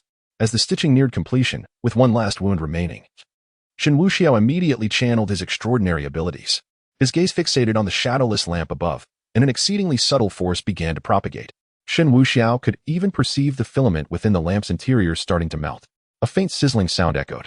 Lin Fan, possessing remarkable hearing, naturally detected it as well. Following the source of that delicate sound, he glanced upward. In the next moment, the shadowless lamp flickered abruptly. With a sudden explosion, it shattered. Ah, damn it! Lin Fan instinctively shouted, swiftly shielding his face. His speed was sufficient to prevent injury. However, the multitude of minute shards that erupted scattered down like fine gravel. Doctor! Zhang also exclaimed, jumping back in alarm, already shadowed by the event. What on earth was happening? Shen Wuxiao feigned surprise as well. Yet, the explosion was instantaneous. After the blast, arcs of fire were visible, but nothing else seemed amiss. Dr. Zhang immediately called for assistance. After a thorough inspection, the final conclusion revealed that the current limiting resistor had burned out, causing the filament to melt and explode due to overload.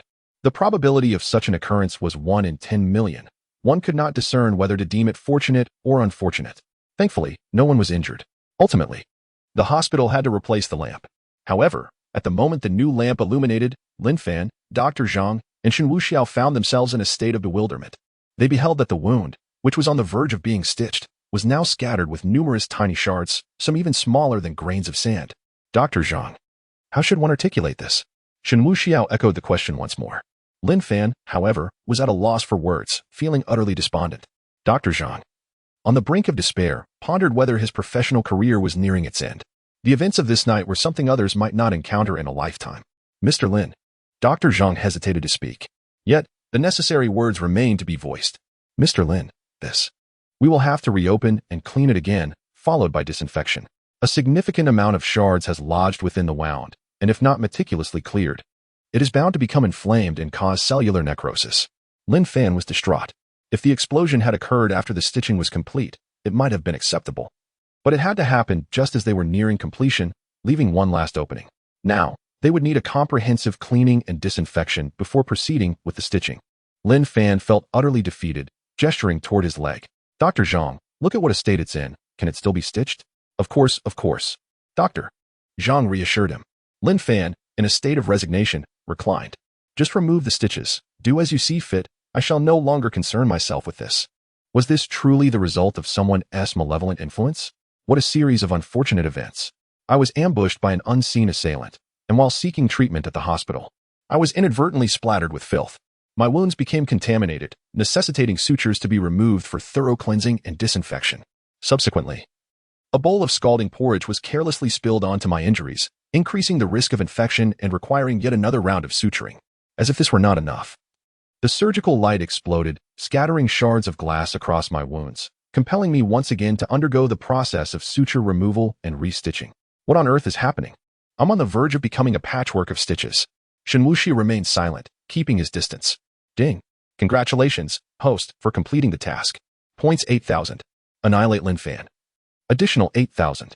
Current cumulative points, 870,000, which may be spent to exchange for realms, martial skills, divine abilities, and supernatural powers, among others. Shen Wuxiao pondered. Perhaps I should focus on realms. If I were to expend all my points, how far could I ascend? Host is currently a 6th rank, first stage master. 80,000 points would allow a direct leap to 7th rank, first stage. So, just one significant realm upgrade? In that case, I shall elevate by half, becoming a 6th rank, 5th stage master. I will also examine martial skills or weaponry. Very well, host. Your realm has been upgraded to 6th rank, 5th stage master, consuming 400,000 points. Remaining, 470,000. Shen Wuxiao surveyed the items in the marketplace. He initially intended to acquire a new weapon. The Death Judge pin, while formidable and capable of surprising foes, was somewhat short. The adage an inch longer is an inch stronger holds true. If I could obtain a firearm, it would be much more efficient. Ideally, bullets infused with true energy, capable of slaying an adversary of the same rank with a single shot. Why is this powder-loaded artifact, the Duke of Destruction revolver, so exorbitantly priced? A staggering 600,000 points. Could you not lower the price? Host, you must understand that as a 6th rank, 5th stage master, you equate to a level 65 warrior. Thus, the weaponry must correspond to your level. Anything of higher caliber is beyond your current capability, while lesser items are unnecessary. Shen Wuxiao felt a twinge of regret. He had acted impulsively. He was indeed a 6th rank, 5th stage master, akin to a level 65 warrior. In contrast, Lin Fan, the protagonist, was a 5th rank, 8th stage. Equivalent to level 58, there exists a notable disparity. The 1-rank difference is akin to a chasm, even when he was merely a 6th rank, 1st stage. He would not have feared Lin Fan. Possessing a superior weapon would have ensured his victory. Had he known earlier, he would have prioritized evaluating his weaponry. It is the true essence of power. A slight lag in realm is inconsequential. Perhaps I could negotiate a lower price. The revolver's headshot bonus effect appears quite impressive. Host, you may earn additional points through quests or seize opportunities from the protagonist. In doing so, your ascension might alter due to the appropriation of the protagonist's fortune. Once your realm is elevated, you may find these weapons beneath your notice. Shen Wuxiao did not press further. The system's logic was sound. If he sought superior equipment, he must strive for a complete set of graduation gear, as his current items were merely transitional. Otherwise, if he continued to upgrade, would he need to perpetually exchange for new equipment with each ascension? Such would be a waste. What he truly desired was the hellish Gatling gun that required 10 million points for redemption. Or perhaps the infinite true power bullets, an authentic force capable of sweeping away all adversaries. What foreign races, what exotic beasts, what mere protagonists, merely trash. One must ponder. Can the martial talents of various nations withstand the onslaught of infinite bullets imbued with true power from a Gatling gun? Shen Wuxiao decided against redeeming any martial techniques for the time being. Instead, he resolved to bide his time and accumulate more points. The system's marketplace was replete with items, more numerous than cells, making it impossible to peruse them all. Shen Wuxiao also ceased communication with the system. Although he had not redeemed anything, he found solace in the notion that he was better off than some, yet not as fortunate as others. Lin Fan, that foolish luck-driven protagonist, wielded merely a purple rare weapon, the Crescent Moon Blade, of a mere level 45. It was nothing extraordinary. While Shen Wuxiao was occupied selecting his equipment, Lin Fan had finally completed his stitching. Dr. Zhang, the old surgeon, let out a sigh of relief. Lin Fan quietly contemplated the conclusion of this ordeal, thinking it was time to cleanse himself of the lingering stench. Despite the tumult of the previous night, he remained remarkably composed. Once the stitching was finished, he simply rose to his feet and walked away, heading back to the hotel. Naturally, Shen Wuxiao accompanied him, though they maintained a respectful distance. Lin Fan, reeking of unpleasant odors, gazed up at the sky as they exited the hospital, releasing a long, relieved breath. At last, it was over. His words were not merely about the end of the stitching, but rather the long-awaited vengeance for his brother had finally been exacted. That decisive strike before leaving in the evening was executed with all his strength, although it appeared to be nothing more than ordinary shards of glass. That blow had been infused with true power. Therefore, the outcome was certain. His adversary would undoubtedly perish, and he was resolute in this belief. Chapter 23. The reported news. Upon observing Lin Fan's relaxed demeanor, Shen Wuxiao realized that his thoughts were likely occupied with matters concerning the villa. Lin Fan believed he had successfully avenged himself, unaware that the individual he had slain was the heir of the Haisha Society. The murder of the Haisha Society's successor would undoubtedly provoke an unprecedented wave of retaliation. While Lin Fan might currently feel at ease, a torrent of troubles was on the horizon. Shen Wuxiao contemplated the potential outburst from the Haisha Society, yet he surmised that they ultimately could not contend with Lin Fan. However, he could incite the organization to issue a deadly bounty, attracting elite bounty hunters from both domestic and international realms. Such treatment is typically afforded to protagonists, and it was only fitting that Lin Fan should receive the same. As for the arrangement of the bounty hunters, that was not his concern. His sole task was to subtly guide the Haisha society's attention towards Lin Fan. "Brother Lin, shall we head to the hotel directly?" Shen Wuxiao inquired, pulling Lin Fan back from his reverie. Lin Fan turned to him, expressing his gratitude. "Brother Sikong, thank you for today. You should head back to rest. I can take a taxi to the hotel myself." He felt somewhat embarrassed to trouble his companion, hence the polite remark. Shen Wuxiao, indifferent to the hassle, thought that as long as the Haisha society pursued Lin Fan, any consequences that befell him would still accrue to his score. The rules dictated that any misfortunes he orchestrated against the protagonist would yield rewards. He remained committed to maintaining his persona as Brother Sikong. Shen Wuxiao awaited the appearance of the so-called Jiang Huaiyue, who had incessantly accused Lin Fan of infidelity. This achievement was essential. Although Lin Fan and Jiang Huaiyue were not in a romantic relationship, their narrative portrayed mutual affection, thereby rendering Lin Fan somewhat the victim of betrayal. As for Lu Ruyan, she would not seek collaboration with Lin Fan for the time being, fully aware of the precarious situation at hand. Even if she wished to discuss cooperation, thorough investigation would precede it. The day Lu Ruyan and Lin Fan finally met to negotiate would not be far off from the revelation of her identity. One could only hope that Lin Fan would remain composed when that moment arrived. Thus, while he could still manipulate the narrative, Shen Wuxiao aimed to ensnare Lin Fan further, accumulating more points in the process. Without further ado, he entered his vehicle, waving goodbye to Lin Fan as the car sped away. He had merely approached Lin Fan, not to serve as his assistant. Watching Shen Wuxiao retreat, Lin Fan opened his mouth to speak but then closed it again. It was merely a polite exchange. Yet he had truly departed. Perhaps the other party was simply quite straightforward. Lin Fan hailed a taxi and promptly directed the driver towards Longting Hotel. The day's events had been numerous and somewhat paradoxical, smooth yet not entirely so. An unsettling sensation lingered, akin to being manipulated by unseen forces. Nevertheless, Lin Fan chose not to dwell on it. His spirits were high, having avenged his brother. He hummed a cheerful tune in the cab, while the driver wore a look of disdain, wishing to inquire why Lin Fan seemed so foul-smelling, using song to mask it. However, this seemed rather presumptuous. Thus, the driver conceived a clever idea to take a longer route, hoping to earn a little extra for car cleaning. Lin Fan was indeed in good spirits as he arrived at the hotel, settled the payment, and entered. Even though he was aware that the rogue driver had taken him on a detour, charging him an additional 50 yuan, Lin Fan remained unperturbed.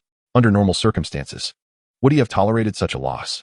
Leaving without collecting anything would be considered a loss in itself. Upon reaching the hotel, Lin Fan immediately refreshed himself, washing away the unpleasant odors. He then ordered food and drinks to be delivered to his room. For him, injury was merely a commonplace occurrence, of little consequence.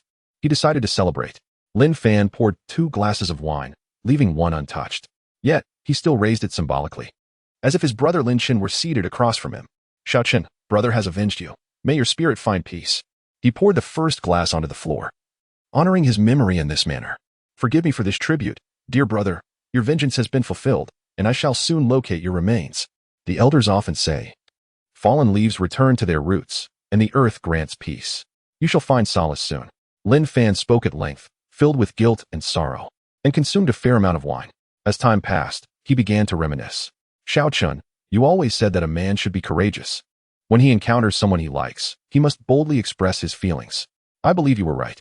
I have been unstable, and I have yet to express my affections to your sister, Jiang Huaiyue. I know she harbors feelings for me as well. Next time we meet, I shall confess my heart. She will become your sister-in-law. Please bless us from the heavens."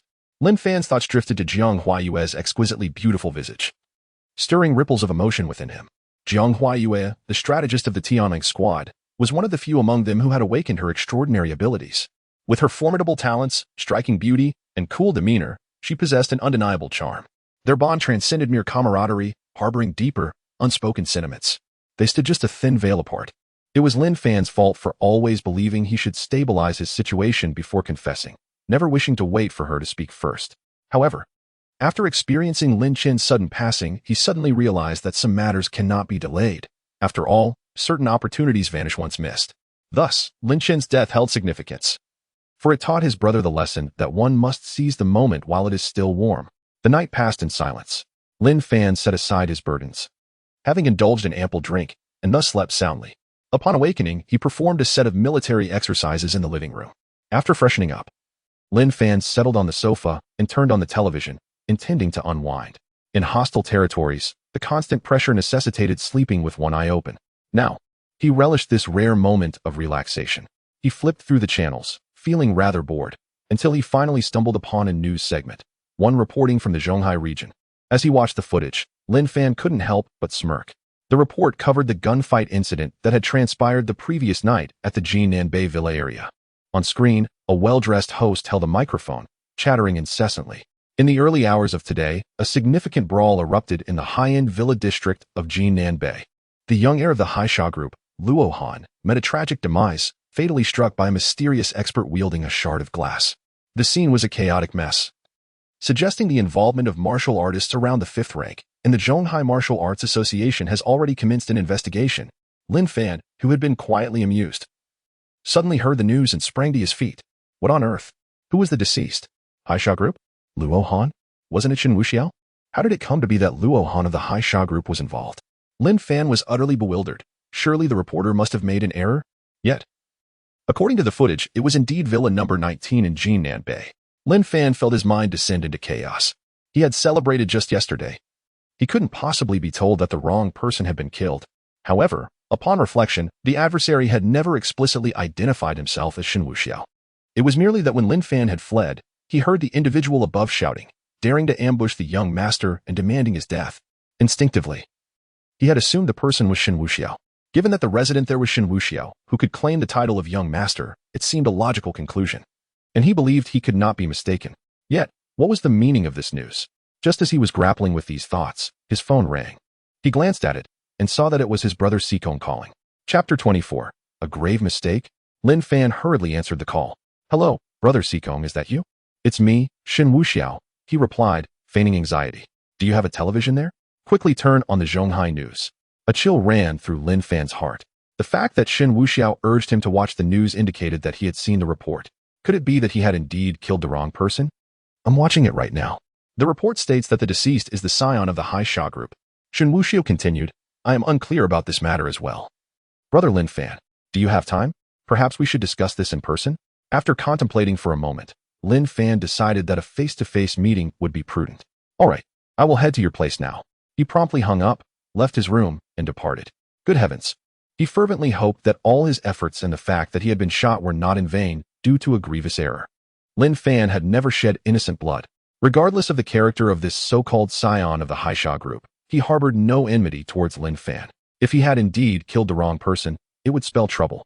However, recalling the raucous young master from the previous night, he mused that he likely was not a virtuous individual. If it turned out to be a mistake, it could be seen as a service to the community.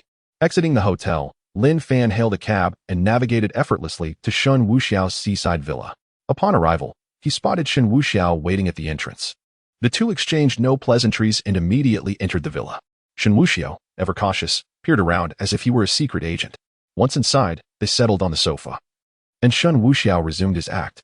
Brother Lin Fan, you truly killed the scion of the Haisha society? Haisha society? Isn't it the Haisha group? Shen Wuxiao sighed. The Haisha group is merely a faade. Those who tread the dark path must maintain a clean identity. The Haisha society is its true essence. It is one of the 3 major underworld factions in Zhonghai, vast and formidable, controlling 1/3 of the underground world. Lin Fan shook his head. I was unaware. I acted on the information you provided and indeed located Villa number 19. When I broke in, they were already on guard. As I fled, that individual cursed at me, claiming to be the young master. In that moment, I was convinced he was Shen Wuxiao. I did kill him. Shen Wuxiao couldn't suppress a smirk. Even the Border Wolf King could misjudge at times. However, it was understandable. Lin Fan, being new and without connections, was utterly lost. He had been eager for revenge for his brother and, having received false information from Shen Wuxiao, had taken it as truth.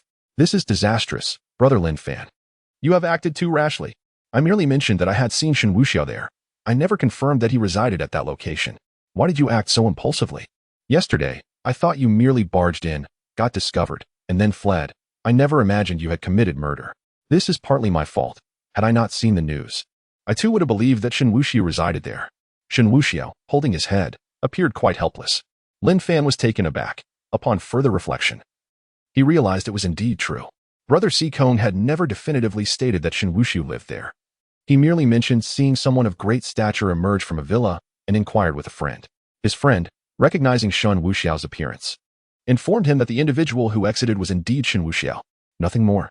there was never a clear assertion that Shen Wuxiao resided there. What if he were merely visiting the young master of the Haisha society? In their circles, it is quite common to meet and discuss matters or negotiate collaborations. The deed has been done, and it is too late now. Lin Fan turned to Shen Wuxiao and asked, Brother Sikong, what manner of person is the young master of the Haisha group? Is he also arrogant and oppressive, the sort of person with blood on his hands? Upon hearing this, Shen Wuxiao immediately grasped the underlying intent. Lin Fan was aware that he had wrongfully taken an innocent life and was seeking justification for his actions. If he could portray the victim as utterly wicked, then Lin Fan would find solace in his own rationale, justifying his actions as a means of delivering justice to the oppressed. After all, protagonists are often depicted as noble, with no blood of the innocent staining their hands. Yet, Shen Wuxiao was reluctant to fulfill this expectation. The young master of the Haisha group was not such a person. He frequently engaged in charitable acts, establishing numerous orphanages and donating to various mountainous regions. While his demeanor might be somewhat overbearing, he had never oppressed the common folk. At their level, individuals are indeed concerned about their status. Engaging in degradation is beneath them, and bullying ordinary citizens is the domain of ruffians. Shen Wuxiao was not exaggerating. The young master of the Haisha group had not bullied the common people. As the general manager of the Haisha group, he might employ unscrupulous tactics in business. But such methods are not accessible to ordinary individuals. If one were capable of competing with the Haisha group, they would no longer be considered common folk. There would invariably be influential individuals backing them. As for his donations, they were merely efforts to bolster stock prices and cultivate a public image, fundamental tactics of any businessman. Upon hearing Shen Wuxiao's words, Lin Fan's anxious heart finally sank. He had indeed taken the life of an innocent. His hands were stained with the blood of the innocent. Shen Wuxiao continued, Brother Lin Fan, this is not the time for such discussions. The young master of the Haisha society is dead, and they will certainly seek comprehensive retribution. The tides are about to change in Zhonghai. When you went there yesterday, did you cover your face? Were you not seen? Lin Fan, somewhat speechless, replied, Cover my face? I act with integrity. Revenge is revenge. Why should I resort to trickery? I did not cover my face. Shen Wuxiao feigned surprise. Then, when you barged in, you must not have been seen and simply ran out, correct? Lin Fan smiled wryly once more. At least dozens of people saw my face. That is disastrous. Shen Wuxiao exclaimed, darting into the room. Before long, he held 2 large stacks of banknotes in his hands. As soon as he emerged, he pressed them into Lin Fan's hands, saying, Brother Lin Fan, there's no time to linger. You must find a place to hide. This money is for emergencies. If you run out, contact me, and I will arrange for more to be sent. Seeing this, Lin Fan felt a surge of gratitude. This Brother Sikong was indeed a true friend. Aware of the grave trouble Lin Fan was in, he did not hastily distance himself, but instead assisted in his escape. However, Lin Fan was not the sort to flee from his responsibilities. Moreover, he had yet to exact his vengeance on the real Shen Wuxiao. He had no intention of leaving Zhonghai. Sikong, I am not one to shy away from challenges. There is no need for such precautions. Lin Fan declared resolutely. Brother Lin Fan, please listen to me. Shen Wuxiao implored earnestly. I understand your pride, but one must consider the circumstances. You have mistakenly harmed the wrong person, and that puts you at a disadvantage. If you are truly unwilling to leave, you must at least lay low for a while. I have an old community under my name in the old district, which is slated for demolition. No one will pay much attention there. The residents who needed to move have already done so, leaving behind a mix of people. You can find a room there for the time being, and I will visit you from time to time. Although the suggestion was to hide, the environment was far from ideal. That old community was akin to a squalid slum, rife with chaos, prone to power outages and water shortages, and it was quite filthy. While Lin Fan could endure it, his stay would undoubtedly be uncomfortable. It was imperative for Lin Fan to remain hidden for a while. If he did not, it would only complicate matters further. He had received news from the border indicating that Jiang Huayue had returned. Her return meant she was aware of Lin Fan's departure and would likely come looking for him. If Lin Fan did not hide, how could he pursue the woman he cherished? By the time Lin Fan returned, Jiang Huayue would likely already be expecting a child.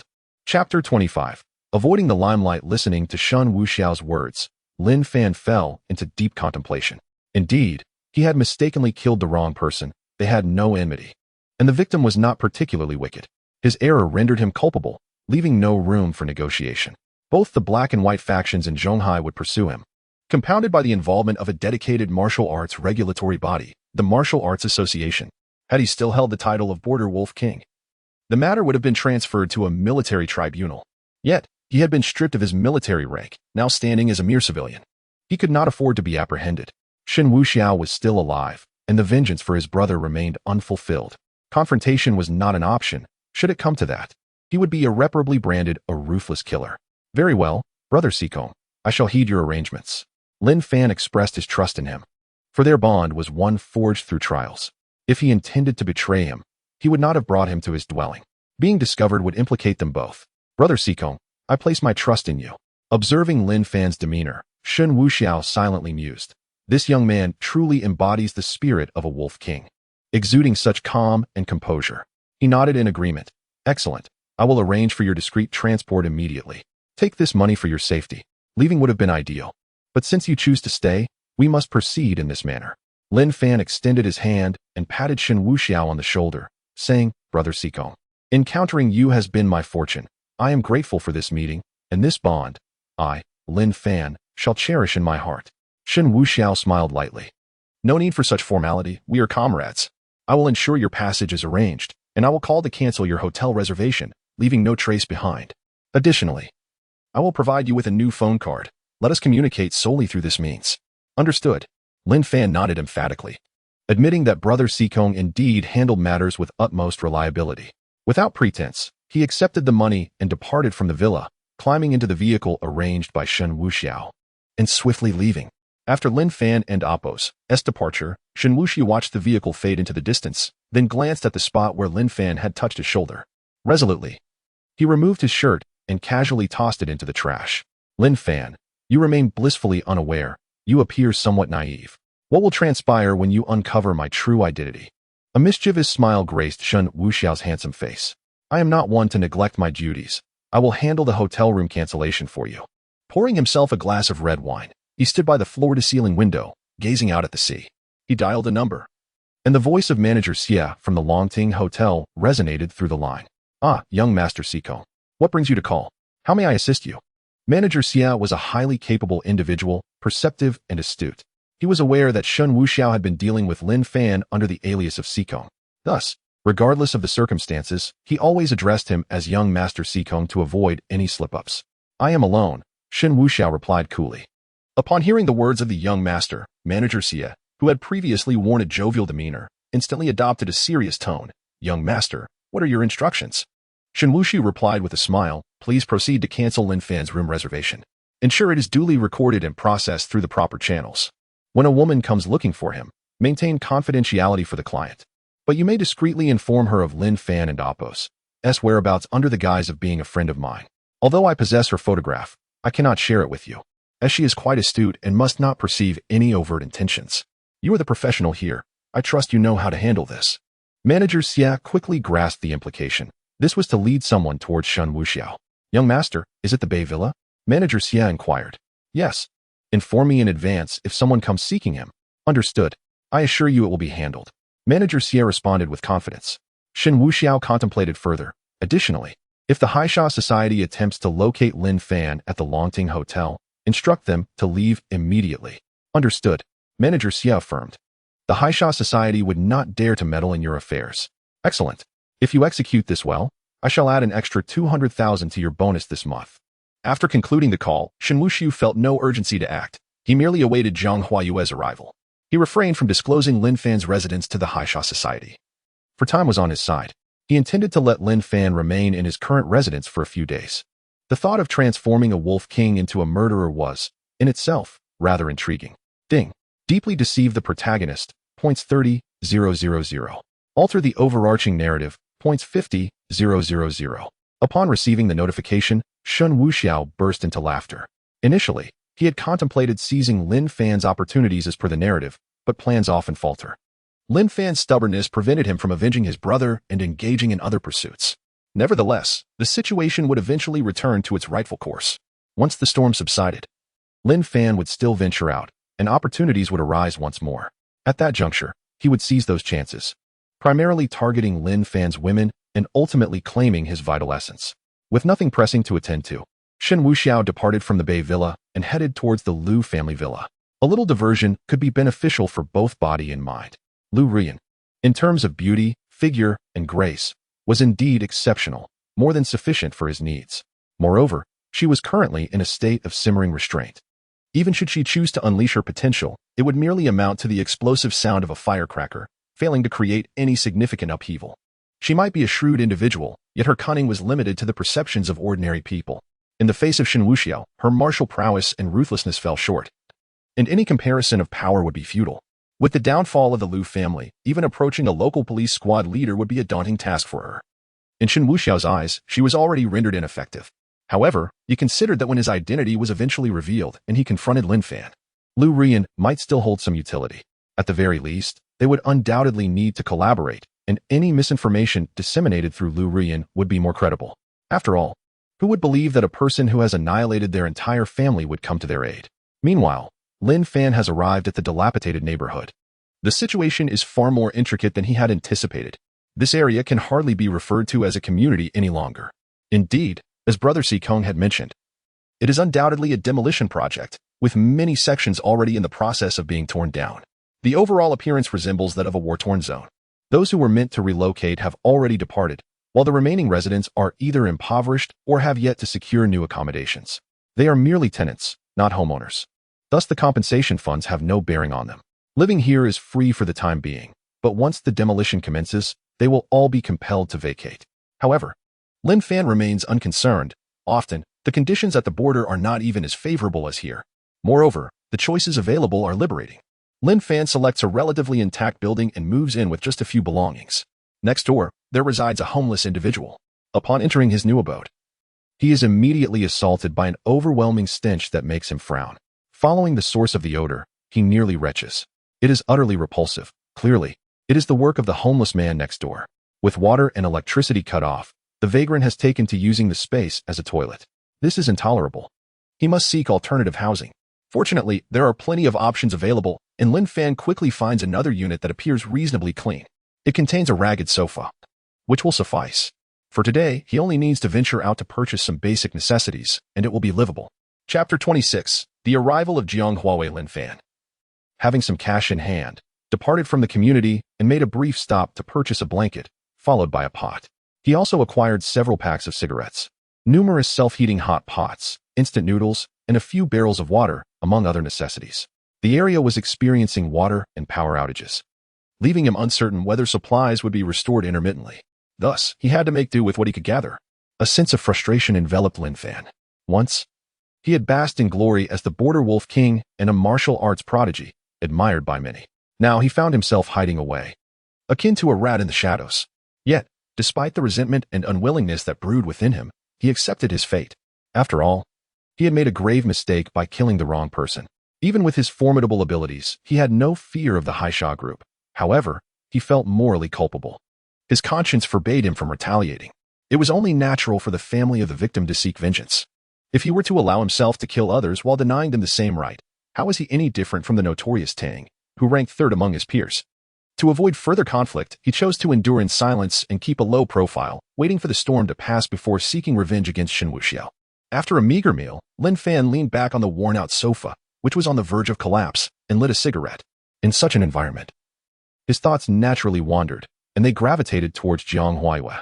A visage, serene yet adorned with a gentle smile, surfaced in his mind, drawing a faint smile to his lips. However, as she was engaged in a mission, he found it inconvenient to contact her, not wishing to burden Jiang Huaiwa with his troubles. Time flew by, and before he knew it, 3 days had elapsed. During this period, Shen Wuxiao had communicated with Lin Fan, albeit through brief phone calls.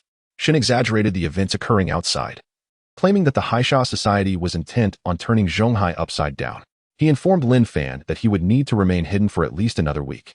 Lin Fan could only accept this in silence, understanding that it was for his own good. It was better to avoid unnecessary complications. His goal remained to eliminate Shen Wuxiao and exact his revenge without stirring further trouble. On the same day, a woman had arrived at the Longting Qixing Hotel from afar. Dressed in athletic attire, she possessed a graceful figure, curvaceous yet poised. Her hair was tied back in a ponytail, and her steps were firm and assured, giving her an overall air of decisiveness. Upon entering the hotel, she headed straight for the front desk. After surveying the surroundings, she inquired of the staff, "Hello. Could you please tell me which room Lin Fan is in?" The front desk clerk, caught off guard by the stunning woman before her, momentarily lost her composure. What a beautiful woman, she thought. Even as a fellow woman, she found herself captivated by the beauty before her. "Hello. Could you please tell me which room Lin Fan is in? The woman repeated her question.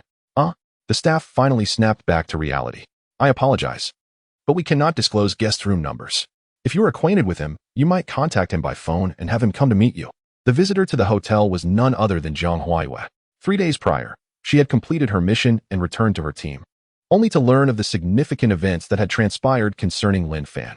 In a fit of anger, she decided to leave. Of course, Lin Fan faced expulsion from the military, but her situation was not as severe. After all, those in higher positions had not targeted her. Thus, after enduring a couple of days, she received her approval on the 3rd day. Prior to the approval, Jiang Huaiyue had arranged for an investigation into Lin Fan's whereabouts and discovered that he was staying at the Longting 7-star Hotel in Zhonghai. Upon arriving in Zhonghai, she headed straight to the hotel. At that moment, the hotel did not permit the disclosure of client information, and she was unable to contact Lin Fan, as it seemed he had changed his number, making it impossible to reach him. Just then, Manager Xia emerged. He had been wandering around the lobby and noticed the situation at the front desk. Good afternoon, madam. Are you checking in, checking out, or perhaps wishing to file a complaint? Upon his arrival, the front desk staff stepped aside. Jiang Huaiyue glanced at Manager Xia and replied, I am looking for someone. But you refuse to disclose any guest information. Jiang Huaiyue was not one to make a fuss. She understood the hotel's policies and had no grounds for further argument. Manager Xia smiled. Indeed, the hotel cannot disclose guest information. We ask for your understanding, as we aim to protect our guests' privacy. Jiang Huaiyue nodded. Since they would not reveal anything, she decided to check in, refusing to believe that she would not encounter Lin Fan here. Then I will proceed with the check-in. Would you prefer a suite or a single room? Manager Xia inquired. A suite, she responded. Manager Xia nodded and promptly opened his computer to check the room availability. He was quite astute and recalled the instructions given by Shen Wuxiao. Thus, for the past few days, whenever an attractive woman sought to check in, he would recite a specific script. Madam, we have been quite busy lately, and it seems there are no suites available. Oh, wait. As he spoke, he peered at the computer, mumbling to himself, room 1708. Yes, Mr. Lin Fan has just checked out. After muttering this, he looked up at Jiang Huaiyue and said, Madam, we do have a room available for you to check in. Manager Xia was entirely focused on the woman before him. If she truly intended to check in, it would indicate that she was not the person he had been instructed to watch for. At that point, he would find an excuse to vacate the room again. However, Jiang Huaiyue was taken aback by his words. Who did you just mention? Her reaction startled Manager Xia as well. Could it be that the person she sought had arrived? I said you could check in. Manager Xia replied. No. I meant your previous statement. What were you just mumbling about? Jiang Huaiyue pressed. Manager Xia pondered for a moment, then feigned realization. Oh. I was referring to a gentleman I know who just checked out, and there is indeed a suite available. Lin Fan? Jiang Huaiyue inquired. Manager Xia nodded. Yes. The person you were searching for, could it be him? Observing the lobby manager's demeanor, which adhered to normal procedures without any hint of deceit, Jiang Huaiyue did not conceal her intentions and nodded. I am indeed looking for him. Manager Xia was inwardly astonished. Indeed, young Master Shen is not mistaken.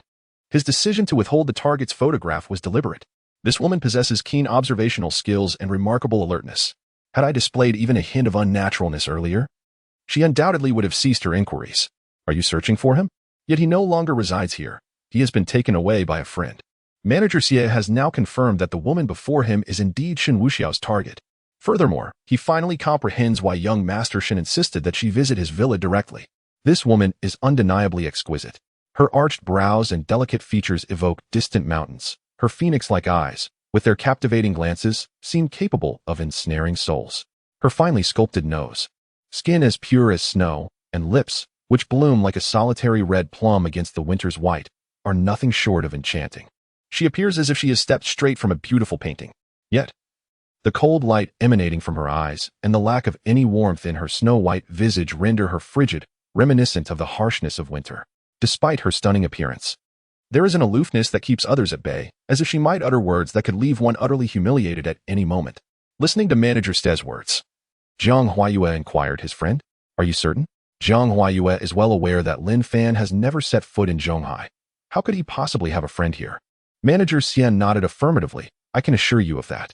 That friend of his is also one of my long-standing clients, quite familiar to me, young Master Sikong.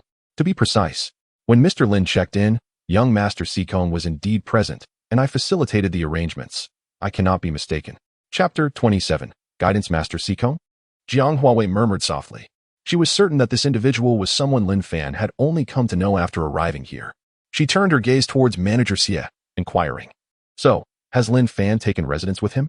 Manager Xie offered a wry smile. Madam, you are somewhat imposing with your request. I run a hotel, and guests come and go. Once they depart, I truly have no knowledge of their affairs. Jiang Huawei recognized that she was indeed pressing him unfairly. This was not within the scope of his responsibilities. However, if she did not clarify matters, it would be challenging to locate someone in the vast expanse of Zhonghai.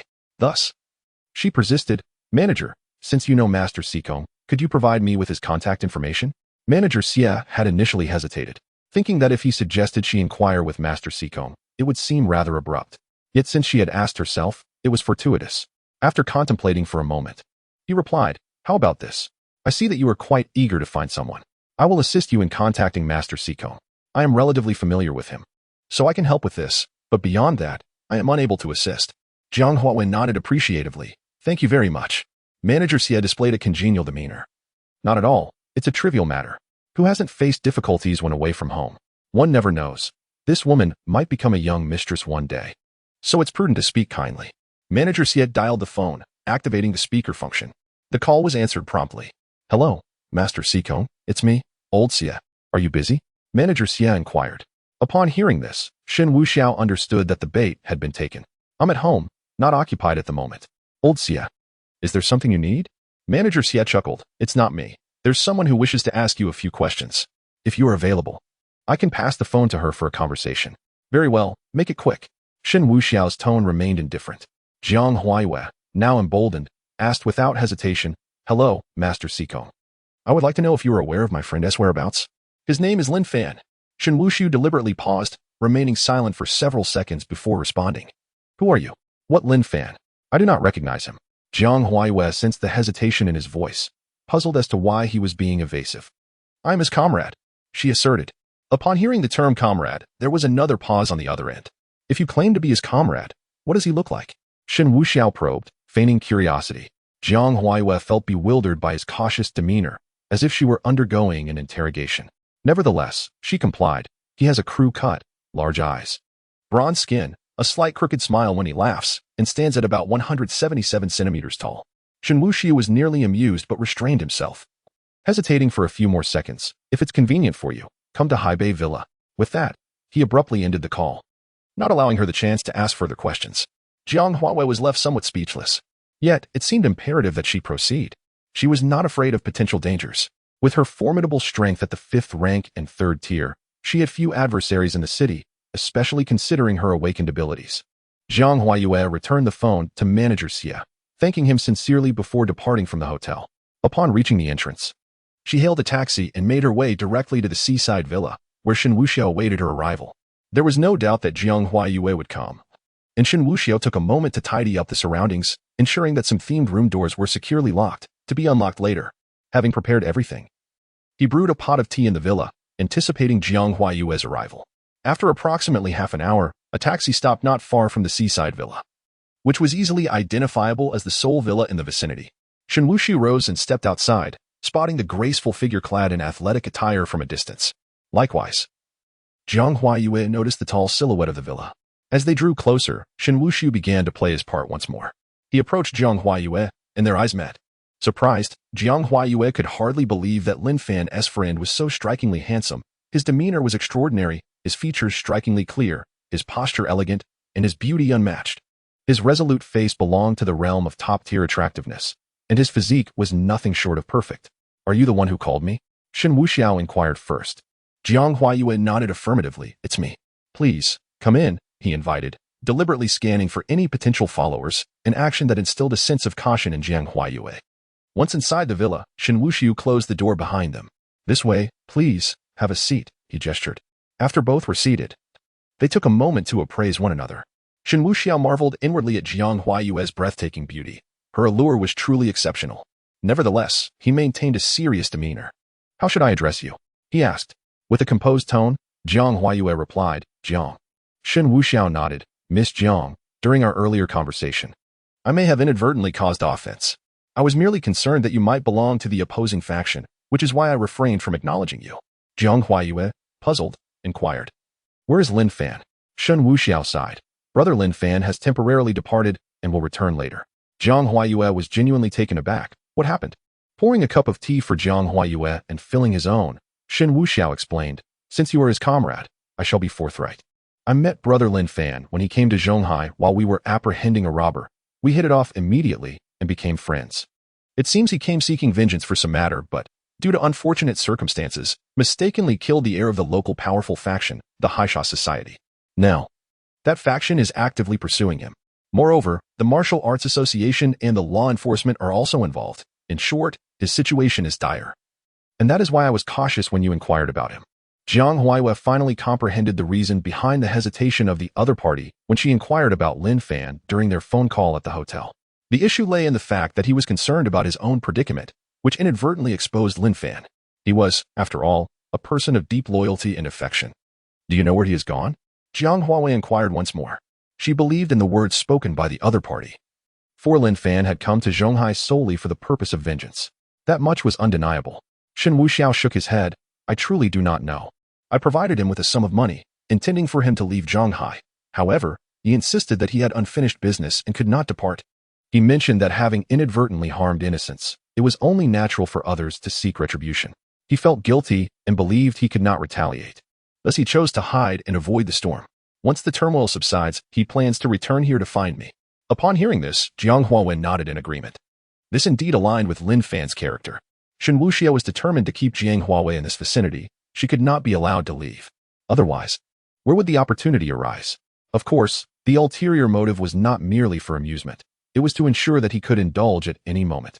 The ultimate goal was to completely transform Jiang Huayue into his own woman. The honor of Lin Fan's brotherhood must be upheld. A friend's wife, after all, is not off limits. Chapter 28. Residence. You will surely be unable to find him. For the next few days, it would be best for you to stay here. He has changed his number and mentioned that he will not be in contact with anyone. He will return here on his own. Rest assured. I do not usually reside here, so you will essentially have this space to yourself. Jiang Huayue initially intended to decline the offer. After all, sharing a roof with someone she barely knew was rather inconvenient.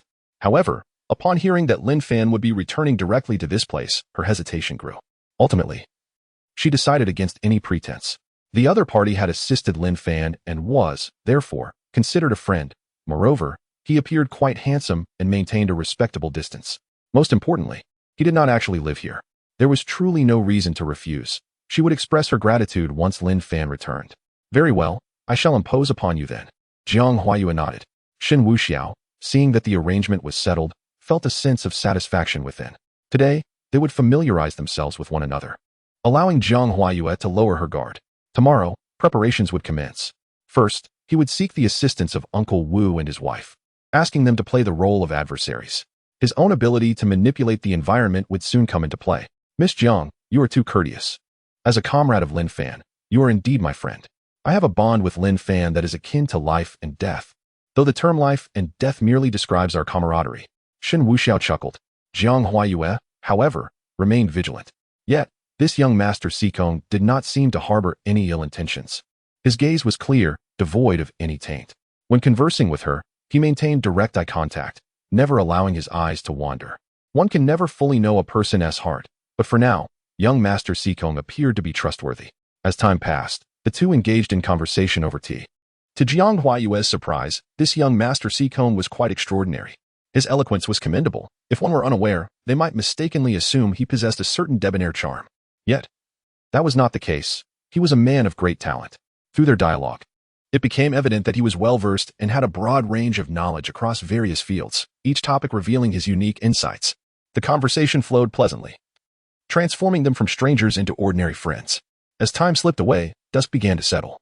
Miss Jiang, having just arrived and being a comrade of my brother Lin Fan, it is only fitting that I extend my hospitality.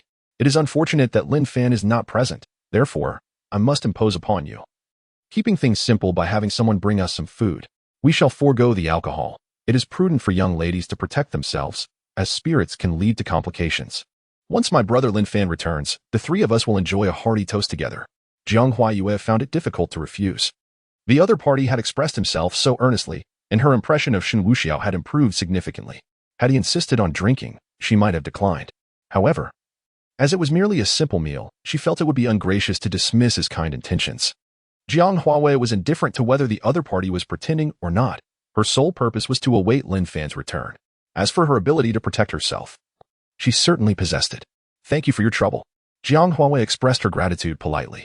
Not a bother at all, it's merely sending over some vegetables. The truth is, my culinary skills are rather lacking. Shen Wuxiao chuckled. Half an hour passed, and the dishes arrived, plentiful and sumptuous. Shen Wuxiao rose to fetch some beverages, while Jiang Huaiwei remained seated at the dining table. At that moment, Shen Wuxiao's phone on the table rang. Jiang Huaiwei intended to inform Shen Wuxiao about the call, but glanced at the screen and saw it was a scam call, so she refrained from saying anything. The call automatically disconnected, only to ring again shortly after, still displaying as a scam. It rang several times consecutively. She felt somewhat exasperated. Were scammers really this persistent now? Didn't they know that modern phones have identification features? Meanwhile, in a nearby demolition zone, Lin Fan was attempting to call Shen Wuxiao. After several attempts with no answer, he gave up, unaware that Shen Wuxiao had saved his number as a scam call. When Shen Wuxiao returned, she held 2 bottles of coconut water. No alcohol today. I'll substitute it with coconut water. Upon returning to the table, Shen Wuxiao noticed her phone. Jiang Huaiwei remarked, your phone has rung several times. But they were all scam calls, so I didn't call you. Shen Wuxiao chuckled inwardly, realizing it was Lin Fan, mistakenly saved as a scam call. Scammers are quite industrious these days. Never mind, let us eat. No need for formality. Let's be casual about it. Miss Jiang, there's no need to be reserved. We are all friends here. Jiang Huaiwei merely nodded lightly, exhibiting no further emotion. Such was her demeanor. Under normal circumstances, she would never dine with a person she had just met.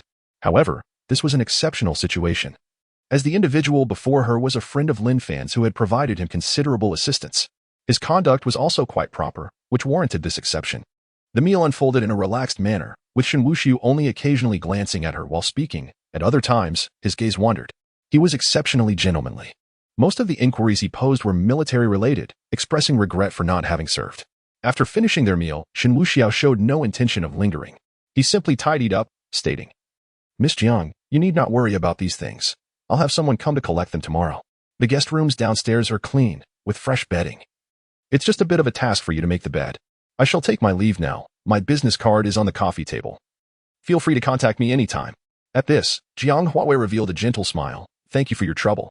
The other party was indeed quite courteous, allowing her to make her own bed, respecting boundaries as it was her personal space. Not a bother. As I said, we are all friends. Shen Wuxiao replied before leaving the villa. As she approached the door, she paused momentarily to glance back, reminding herself not to venture out later that night. The Bay Area was rather desolate, and it wouldn't be safe for a young woman like her to roam alone. I have secured all the doors and windows, so you need not worry. Everything is under control. Jiang Huaiwen nodded in agreement, expressing her concern for safety, a gesture of gratitude for the care she had received. Shen Wuxiao smiled lightly, showing no sign of reluctance, and departed without hesitation. It was only after the car had vanished from sight that Jiang Huaiwen withdrew her gaze. She took a moment to tidy the table before heading downstairs to the guest room. After organizing her surroundings, she entered the bathroom. Meanwhile, Shen Wuxiao had indeed left, his intentions clear and resolute. He was acutely aware of her vigilance. Any misstep could lead her to withdraw. Thus, to disarm her defenses, it was essential to first alleviate her suspicions. His demeanor was that of a gentleman, yet he orchestrated every detail with precision. His aim was to leave a lasting impression on Jiang Huaiwen, one that he could amplify over time. As it stood, her reason for lingering was his assertion that Lin Fan would head straight to the villa upon his return. Given her character, it was improbable that she would easily interact with other men. After all, she was the heroine in Lin Fan's narrative. Yet, these were mere trifles, as the meat sandwich was already in the process of being heated. Chapter 29, The Message. Contemplating this, Shen Wuxiao picked up his phone and dialed the number he had saved for the fraudulent caller. Lin Fan had previously attempted to reach him several times while he was dining with Jiang Huaiwen, so he certainly would not return the call. Now was the perfect moment to do so. As the call connected, it was not long before the other end picked up. Brother Sikong, are you busy? Shen Wuxiao replied with a cold smile. Brother Lin Fan, I didn't notice your calls earlier. I have been having people investigate some information. Recently, the Haisha Society has been searching for you frantically, and I must admit, I am rather concerned. Moreover, I have gathered intelligence suggesting that the leader of the Haisha Society wishes to enlist the help of overseas bounty hunters to capture you. You must be exceedingly cautious and avoid making any appearances. Upon hearing Shen Wuxiao's words, Lin Fan merely smiled faintly. Rest assured, if they come, they won't be able to leave. Although he felt somewhat guilty and found it difficult to confront the Haisha society if they were to overstep their bounds, he would not hesitate to retaliate. He bore no qualms about eliminating bounty hunters. A warmth spread within Lin Fan as he realized how tirelessly Brother Si Kong had been working on his behalf. This kindness weighed heavily on his heart. Shen Wuxiao continued. I am aware of your capabilities, Brother Lin Fan, but it is wiser to avoid unnecessary complications. For now, if you can evade detection, do so. Your objective is not to engage in pointless bloodshed. Lin Fan paused, reflecting on his true aim, to kill Shen Wuxiao and avenge his brother. Should he confront the Haisha society head-on, it would lead to an unending cycle of conflict. Even if he emerged victorious, he would still be mired in numerous trivial matters that would consume time and deviate from his true purpose. Brother Si Kong was correct. Avoidance was the prudent course of action. Once the storm had passed, he could emerge and confront Shen Wuxiao directly. Once he had secured his vengeance, he would deal with whatever the Haisha society attempted at that time. Having discerned the priorities, Lin Fan responded, I understand. During this period, I shall refrain from acting rashly. I appreciate your efforts on my behalf, tirelessly gathering intelligence and fostering connections. Shen Wuxiao feigned nonchalance as he chuckled. You need not be so formal. We share a bond that transcends mere friendships. Besides, have you forgotten? I am merely a leisurely young master with ample time on my hands. You need not feel indebted. Very well, no more pleasantries, Lin Fan replied with a hearty laugh. That is the spirit. Brother Lin Fan, I must take my leave as I am driving. Rest well. After hanging up, Shen Wuxiao scoffed derisively. He dialed another subordinate's number, activating the speakerphone and tossing the device onto the passenger seat. He then rolled down the window and lit a cigarette. The call connected once more. Young master, a voice greeted. Old cat, disseminate the information. Instruct the Haisha society members to search the western outskirts of Shanghai, particularly in the abandoned areas. They need to look thoroughly. Understood, young master. With that, the call ended. Shen Wuxiao gazed ahead, inhaling deeply from his cigarette and exhaling slowly. Let the Haisha society search over there, as it serves to allow Lin Fan a clearer view of the scrutiny exerted by the outside world. Given Lin Fan's remarkable skills, he is unlikely to be discovered. It suffices for him to comprehend the severity of the current external environment. Lin Fan is a master of the 5th rank and 8th stage, and his combat prowess is beyond question. Should the members of the Haisha society engage him, it would be a futile endeavor. Hence, there is no need for them to take action. Once those individuals summon bounty hunters and sell Lin Fan's location, they can engage in a fierce battle, utilizing others' resources to incite enmity while furthering one's own agenda. Once he intervenes, rewards and points will accrue, bringing him great satisfaction. Shen Wuxiao relinquished his residence to Jianghuawe. He was certain he would not return that night. Otherwise, all his previous efforts would be in vain. However, he had no desire to stay at a hotel either. Thus, Shen Wuxiao drove directly to the Liu family villa, heading towards Liu Ruyan. The roads were relatively clear at this hour, and with Shen Wuxiao behind the wheel, traffic lights were merely a suggestion. Of course, to achieve such feats required not only exceptional skill but also a profound background. A common individual daring to do the same would face temporary legal repercussions, but would ultimately find themselves constrained to venturing out only at noon. For morning and night would surely lead to their demise. In less than 20 minutes, he arrived outside the Liu family villa. The hour was not particularly late, and the villa was still brightly illuminated. Liu Ruyan had not retired for the night. Instead, she was engrossed in messages on her phone. During her time back, she had been closely monitoring events in Shanghai, including Lin Fan. However, her enthusiasm was somewhat dampened. That fool Lin Fan had been foolish enough to confront the local powerhouses, even going so far as to kill their scion. Now a wanted man, she found herself without the opportunity to seek collaboration with him. Nevertheless, this knowledge was merely temporary. She still intended to partner with Lin Fan. After all, she had witnessed his martial prowess firsthand. Escaping from the encirclement of the Haisha society and eliminating their young master was no small feat with her own agile mind and her proximity to Shen Wuxiao. She could stay informed of critical information. Given the high combat capability of her potential ally, the two could complement each other, creating opportunities to contend with Shen Wuxiao. Lost in thought, Liu Ruyan noticed a vehicle halting outside the villa. Upon seeing the car, her heart skipped a beat, and she slowly rose to her feet. Shen Wuxiao had arrived. He had visited twice in recent days, each time leaving her utterly exhausted, nearly fainting. His return today left little to the imagination. Liu Ruyan picked up a pair of indoor slippers, approached the door, and placed the slippers on the ground, positioning herself at the entrance to await his arrival. Moments later, the door swung open, revealing Shen Wuxiao and Apos, his handsome visage, adorned with a faint smile and an air of nonchalance. Oh, not bad, he remarked, changing into the slippers. Then he extended his arms towards Lu Ruyan. Momentarily taken aback, Lu Ruyan soon stepped behind Shen Wuxiao to assist him in shedding his outer coat. Clad in a loose home outfit, she appeared comfortably attired. Her tresses cascaded freely, exuding a casual grace while still embodying a mature charm. The expressionless visage only heightened the allure of conquest in others. After shedding his outer garment, Shen Wuxiao enveloped Lu Ruyan in his arms, pinning her against the villa's door, and fiercely pressed his lips against her crimson ones. A soft hum escaped Lu Ruyan, yet she surrendered to his domineering kiss. Shen Wuxiao showed no restraint, one hand. After a prolonged moment, he finally withdrew his lips, though he still kept Lu Ruyan against the door. You seem rather disinterested. Is something troubling you? He inquired. Lu Ruyan felt a surge of despair. How could she possibly feel any enthusiasm in the presence of her family's murderer? She merely shook her head softly. Shen Wuxiao's demeanor shifted rapidly. After their intimate exchange, he brusquely released her and turned towards the interior. Lu Ruyan, cast aside, felt a mix of desolation and anger, along with an inexplicable sense of loss. Shen Wuxiao understood the art of psychological torment. Upon reaching the living room, he did not settle onto the sofa. Instead, he approached the memorial photograph of Lu and Apos as family, lighting several incense sticks. With a casual flick, he inserted them into the holder.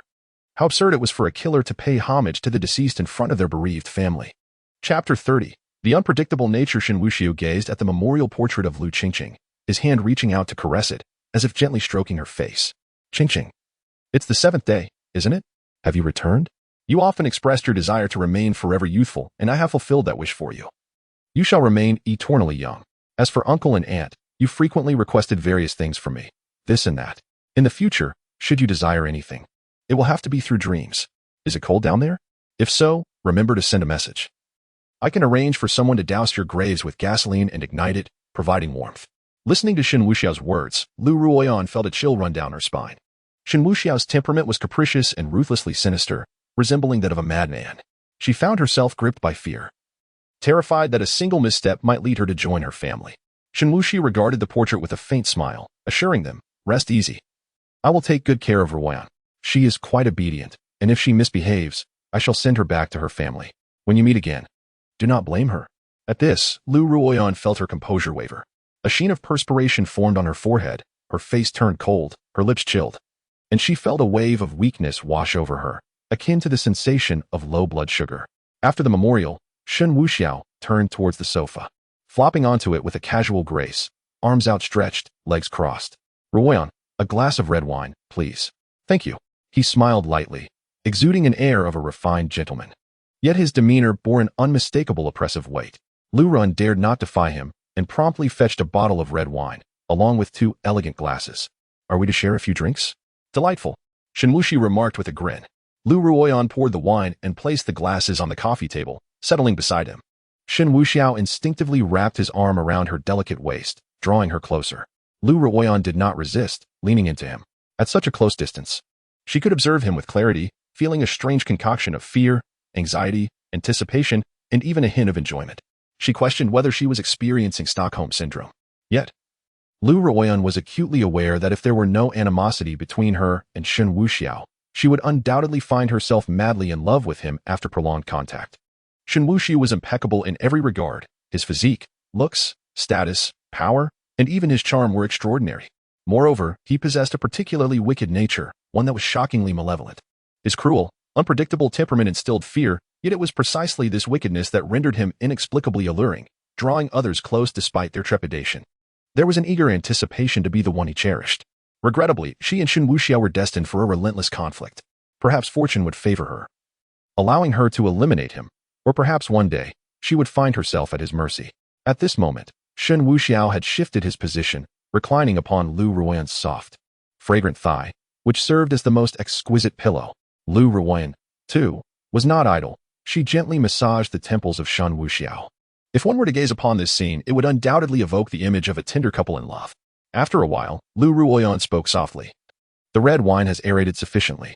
Shen Wuxiao replied, eyes closed, languidly stating, I cannot be bothered to move, just feed me. Feed you? Lu Ruoyan paused in surprise. How could she feed him while he lay there? What if it spilled onto his face? With your mouth, Shen Wuxiao instructed.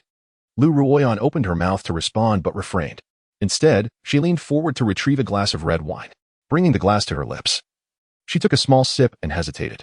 With determination, she exerted strength in her thigh to lift Shen Wuxiao slightly, supporting his head as she leaned closer.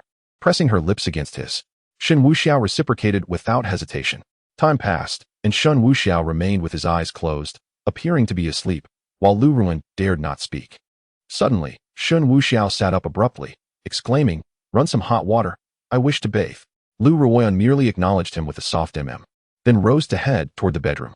Upon entering the bathroom, she filled the bathtub with hot water, her mind drifting into a trance as she pondered. Suddenly, her gaze landed on the hairdryer hanging from the cabinet. What if, during her bath, she plugged it in and tossed it into the tub? Would that not end everything? A wave of anxiety surged within her. It was only when the tub began to overflow that she snapped back to reality.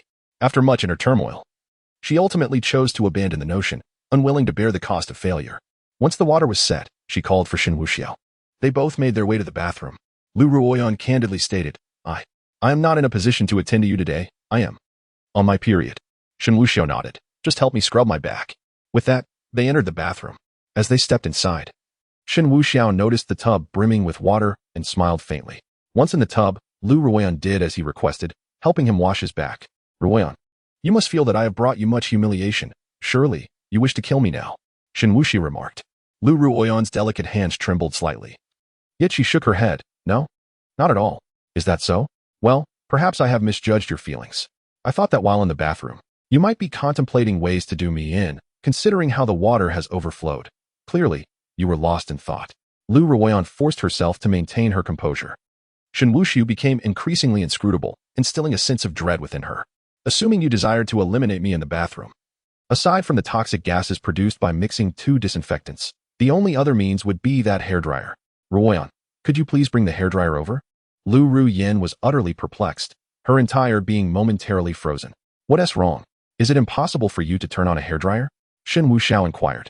It was only then that Lu Ruyan rose and walked over to the storage cabinet to retrieve the hairdryer. After receiving it from her, Shen Wuxiao gestured. Turn it on.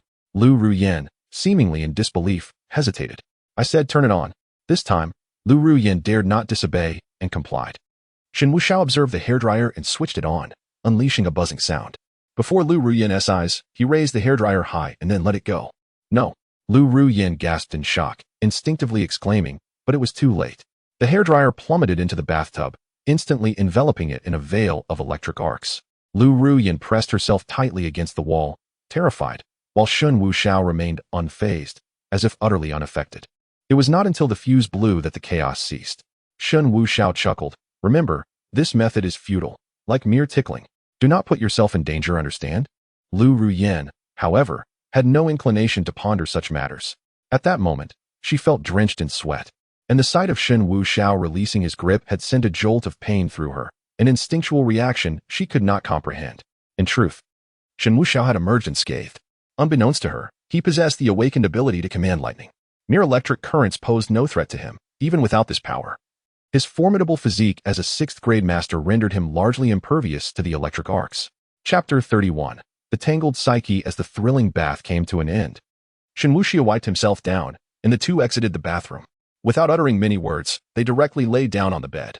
Shen Wuxiao leaned against the headboard and gestured with a hand.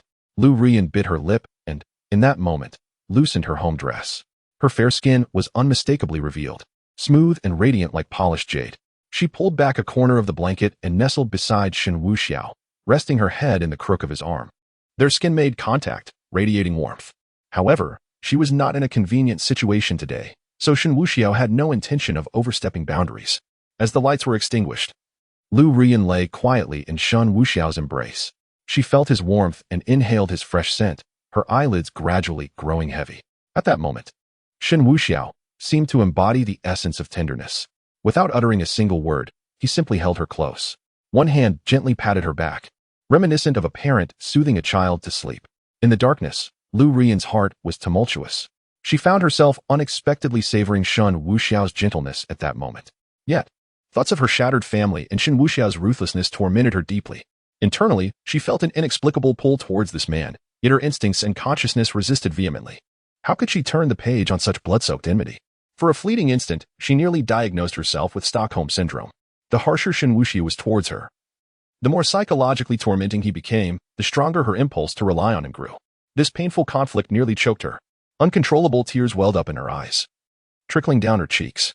Shen Wuxiao sensed the chill on his arm. In the stillness of the night, his voice broke the silence. Crying? Lu Ruyan softly sobbed, her voice thick with emotion. No, not at all.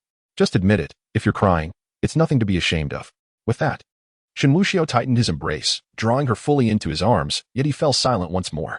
Lu Ruyan bit her lip, her delicate, pale arms trembling. Ultimately, her emotions slightly triumphed. She reached out, wrapping her arms around Shen Wuxiao's waist, holding him tightly. As the night deepened, Lu Ruyan, weighed down by her conflicting emotions, succumbed to fatigue and drifted off to sleep in Shen Wuxiao's embrace. As for Shen Wuxiao, he slept soundly, devoid of any worries. The following day, warm sunlight spilled onto the floor, heralding yet another beautiful day. When Lu Ruyan opened her eyes, she found the space beside her already empty. Shen Wuxiao had risen early.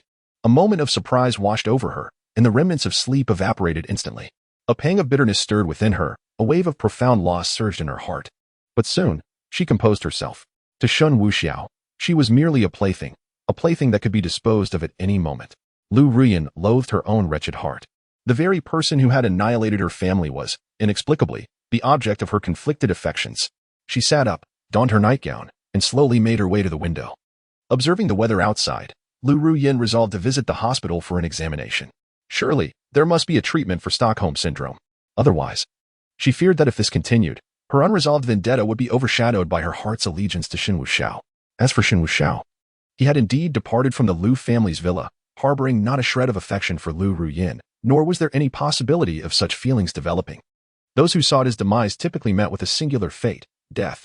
However, Lu Ruyan still held some value, thus her time had not yet come. At present, Shen Wuxiao intended to deal with Jiang Huaiyu first. He needed to secure her before Lin Fan arrived. Should he succeed, it would disrupt the emotional connection between the male and female leads, granting him not only substantial points, but also the company of a stunning beauty. Of course, if she were obedient, she would become his woman, and he tended to indulge such women. Conversely, if she were to assist Lin Fan, she would become akin to a deceased wife. Shen Wuxiao was not devoid of empathy. If matters escalated to that extent, he would often pen poignant elegies in memory of his late wife. This, too, could stir up interest. No, this was a manifestation of love. As his sports car sped along, Shen Wuxiao found no inclination to prepare an elaborate breakfast.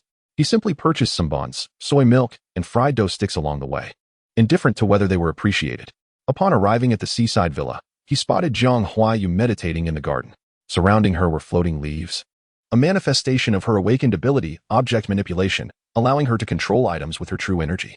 This ability was quite formidable as her mastery advanced. She would be able to manipulate larger and heavier weapons. For now, however, Jiang Huaiyu could only control relatively light objects, such as leaves and stones, though they were not without their lethal potential, capable of easily slicing through skin. Noticing his presence, the leaves surrounding Jiang Huaiyu gently descended, and she opened her eyes. "Miss Jiang, how did you sleep last night? Was there anything amiss?" Shen Wuxiao inquired, a smile gracing his face as he held up the breakfast offerings. Although Jiang Huaiyu had a cool demeanor, she did not regard everyone with disdain. "Thank you for your concern, young Master Sikong. I truly appreciate it." "I slept quite well," Jiang Huaiyu replied with a faint smile, acknowledging his silent support. "That's good to hear. Otherwise, when Lin Fan returns, he might reproach me for neglecting his comrade, and I would be unjustly blamed." Shen Wuxiao spoke with a light-hearted tone, his laughter resonating with a typical sunny disposition. He gestured with the breakfast in his hand. "Miss Jiang, do have something to eat. It's not gourmet fare, merely a simple breakfast. I'm unaware of your tastes, so consider this a small offering." Jiang Huaiyu did not decline. Her expectations regarding food were modest. After all, in border regions, one could be on a mission for days or even weeks, subsisting on cold, dry rations. If one were to be picky, such a vocation would be untenable. The two entered the villa together and took their seats opposite each other. After taking out breakfast, Shen Wuxiao also picked up a piece to eat. However, he refrained from speaking much, patiently waiting for Jiang Huaiyu to pose a question herself. Indeed, it wasn't long before Jiang Huaiyu inquired, "Young Master Sikong, how much longer do you think Lin Fan will be back?" Jiang Huaiyu was uncertain about the current situation, as she was truly a newcomer. Shen Wuxiao shook his head. "That is difficult to ascertain, Miss Jiang. What you may not be aware of is that there is quite a commotion outside. The members of the Haisha Society are all searching for Brother Lin Fan, and there are even rumors that the Haisha Society has issued a death warrant. Are you familiar with what that entails? Upon hearing this, Jiang Huayue paused her eating, her delicate brows knitting together. She was indeed aware of the death warrant. It was a platform established by a certain powerful force from abroad, commonly referred to as the Hell Network. As long as one posts the desired task on the Hell Network and submits a portion of the required deposit, the task would be made available for anyone to undertake. There is no limit to the number of individuals who can take on a task, as they only concern themselves with the outcome, not the process. Even if you deploy 1,000 people, if another individual completes the task, the reward will be granted solely to the one who fulfilled it. Chapter 32. At the funeral site, if a fatal bounty has indeed been issued, then Lin Fan's predicament becomes considerably perilous. Those bounty hunters, assassin organizations, and mercenaries are all desperate individuals, motivated solely by monetary gain rather than personal loyalty. A substantial commission equates to wealth and cultivation resources. At present, spiritual crystals are exorbitantly priced and scarce, predominantly held by the upper echelons. The risks associated with obtaining beast cores are often considerable. Master-level warriors typically absorb and refine the natural spiritual energy of the universe to transform it into true power for their sustenance. Additionally, there are other means, primarily through financial resources, which enable the purchase of cultivation materials and resources. This compelling motivation drives them to eliminate their targets at any cost. Has the fatal bounty already been issued? Jiang Huayue's expression grew solemn. Shen Wuxiao shook his head. I'm not certain, but it is likely to be announced, albeit not immediately. Besides, in the Dragon Kingdom, it is improbable for just anyone to enter freely. Jiang Huayue concurred, recognizing the validity of his point. Given the current circumstances, it seemed likely that the Haisha Society had intentionally leaked this information to compel individuals to emerge, akin to delivering an ultimatum. Once released, urban bounty hunters would undoubtedly act first. Whether they succeed or not is another matter, but even if they do, their strength pales in comparison to Lin Fan's. As for those from abroad seeking entry, it is far from simple. This thought eased Jiang Huayue's tension. Shen Wuxiao lamented. Brother Lin Fan has truly encountered a series of tribulations. He has only been here for a brief period, yet so much has transpired. Jiang Huayue was drawn back to reality by Shen Wuxiao's words. She spoke earnestly. Young Master Sikong, do you know whom Lin Fan seeks to avenge? Jiang Huayue was uncertain about this detail. She only knew that Lin Fan's brother had been murdered, prompting his return for revenge. However, she had yet to meet Lin Fan and had only learned that he had killed the wrong person and gone into hiding. Shen Wuxi responded nonchalantly, I am aware. He inquired about me several times, so it must be me he is after. As for why he killed the wrong person, it is partially my fault. I inadvertently mentioned having seen Shen Wuxiao at Jinhai Bay, and that prompted him to act. Shen Wuxiao, Jiang Huayue silently noted. Shen Wuxiao inwardly scoffed. What does it matter to say the name when the person stands before you, and you remain oblivious to my identity? Jiang Huayue was unaware that Lin Fan had never mentioned avenging his brother. He had consistently used the excuse of being cuckolded. Young Master Sikong, is the Haisha Society holding a funeral? Shen Wuxiao feigned surprise. Indeed, Miss Jiang, you do not intend to attend, do you? Jiang Huayue nodded. I merely wish to investigate. And besides, they do not know me. Would you be willing to accompany me? Jiang Huayue felt the urgency to take action. That makes sense. Shen Wuxiao hesitated momentarily. It is certainly feasible to go. After all, many diverse individuals will be there to pay their respects, so our presence would not be missed. However, to gather any information, it is essential to possess some form of identity and reputation, as I may encounter acquaintances there. Today, you shall assume the role of my girlfriend. I shall take you along under this pretense. Jiang Huayue paused, momentarily taken aback. After a few seconds of hesitation, she nodded. Very well. I shall pretend to be your girlfriend. Her intentions were twofold, not only to gather information regarding the movements of the Haisha Society, but also to gamble on the chance of encountering Shen Wuxiao. The mere fact that one could mistake Shen Wuxiao's residence for that of another, leading to a case of mistaken identity, suggested that he indeed had some connection to the Haisha Society. The funeral was imminent, after all. All right, wait here. I will have someone bring over a couple of outfits. Otherwise, your current attire is far too conspicuous. Jiang Huayue glanced at her own outfit and acknowledged the truth in his words. Dressed in such bold attire, all eyes would undoubtedly be upon her, rendering any investigation futile. Shen Wuxiao also had clothes sent over. Given the peculiar circumstances, he did not summon a makeup team. He merely arranged for the delivery of garments. Approximately 20 minutes later, the clothing arrived. Shen Wuxiao and Jiang Huayue each went to change. Shen Wuxiao had an ample supply of his own clothes, so he simply donned a formal suit.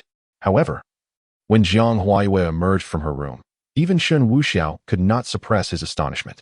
Clad in a flowing white dress, The chiffon cascaded gently around her waist and ankles, swaying softly with her movements.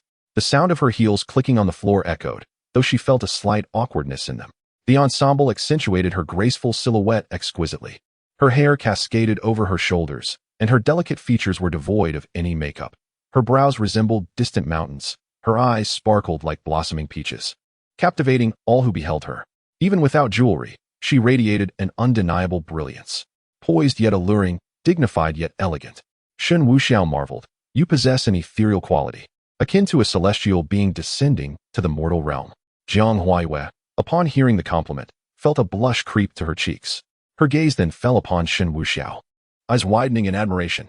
His physique was impeccably proportioned, a natural frame that rendered any attire strikingly handsome. Particularly, his chiseled features had the power to overshadow any youthful beauty. Undoubtedly, he was the most handsome man she had ever encountered, without exception. Yet, handsome as he was, she remained unmoved in her heart. Lin Fan still held a special place. Ready? Let us depart. Shen Wuxiao smiled. The pair exited the villa, with Shen Wuxiao driving a rather understated black Maybach, while Jiang Huaiyue occupied the passenger seat. As they traveled, their conversation flowed intermittently, fostering a growing familiarity between them. Once we arrive, remember to address me as darling. Stay close to me at all times. The crowd there is a mix of characters, and with your beauty, you might attract unwanted attention. Shen Wuxiao spoke with earnest seriousness. Jiang Huaiyue's heart skipped a beat at his calling her Yuer, despite understanding it was merely an act.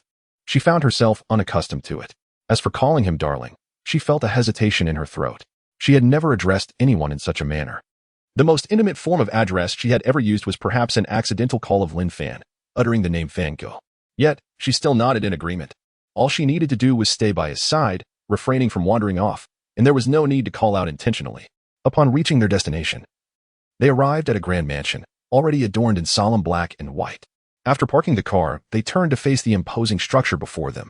Shen Wuxiao effortlessly donned a pair of sunglasses, then gestured subtly to Jiang Huaiyue. After a moment's hesitation, she extended her slender arm to link with Shen Wuxiao's. As they approached the entrance of the mansion, attendants distributed white towels. Shen Wuxiao casually took one and draped it over his shoulder. Inside the mansion, the atmosphere was bustling with numerous guests congregated in small groups, engaged in various discussions. Among them were quite a few acquaintances of Shen Wuxiao. When he and Jiang Huaiyue made their entrance, they attracted many curious gazes, the majority of which were directed at Jiang Huaiyue. After all, it was indeed rare to encounter such a strikingly beautiful woman. Chapter 33. Incoming foes. However, their gazes swiftly averted, as if evading something. In accordance with custom, Shen Wuxiao led Jiang Huaiyue to pay tribute to the deceased, after which the family would express their gratitude, allowing for freedom of movement. As they proceeded towards the mansion, they soon encountered a grand memorial hall. The surroundings were adorned with yellow and white chrysanthemums, forming a border. In the center lay a platform draped with a white cloth, concealing a body surrounded by flowers. Dominating the front wall was an enormous portrait of Luo Han, his image captured in a smile. Shen Wuxiao and his companion entered, merely casting a glance, without so much as bowing. He was unworthy of such reverence. Thus, they symbolically circled the room, and the family expressed their thanks. Shen Wuxiao casually uttered, "May you find peace in your sorrow." The family member responded with a nod, silent in recognition. After all, word had reached them that Shen Wuxiao would attend, yet they feigned unfamiliarity, ensuring their demeanor remained unremarkable. This was, indeed, quite reasonable. Upon exiting the memorial hall, Shen Wuxiao procured a glass of wine for Jiang Huaiyue, and they stood conversing at the side. "You and Oppos, her?" "Yes? What is it?" Jiang Huaiyue replied softly. "There is no need to overly seek information. Simply listening from here will suffice." Shen Wuxiao gestured towards a group of individuals engaged in conversation at a distance. Jiang Huaiyue understood intuitively. Given the mysterious circumstances surrounding the death of the Haisha Society's young master, numerous discussions ensued. Indeed, the conversations were abundant, clustered in small groups. "Do you think the one who killed young Master Luohan is still in Zhonghai? I believe they must have fled long ago. There is no way they would remain here." "Not necessarily. The entrances and exits of Zhonghai are currently monitored by members of the Haisha Society. Be it the highway, the airport, or even the national roads and waterways, there are watchful eyes. I've heard that the Haisha Society has invested heavily in hiring bounty hunters. This murderer is surely doomed." The chatter was disordered, yet Jiang Huaiyue found herself furrowing her brow. The Haisha Society appeared resolute in their quest for vengeance, and the situation would not easily dissipate. Lin Fan was, for the time being, able to remain hidden. The discussions continued. They have not only sought bounty hunters. The three major forces in Shanghai are collaborating, and even the Martial Arts Association is involved. The Righteous Path has commenced a thorough search. Is it correct that the Righteous Path would intervene? You may not be aware, but it is said that it was arranged by young Master Shen. He and young Master Luo Han were acquainted, and he would naturally not stand idly by.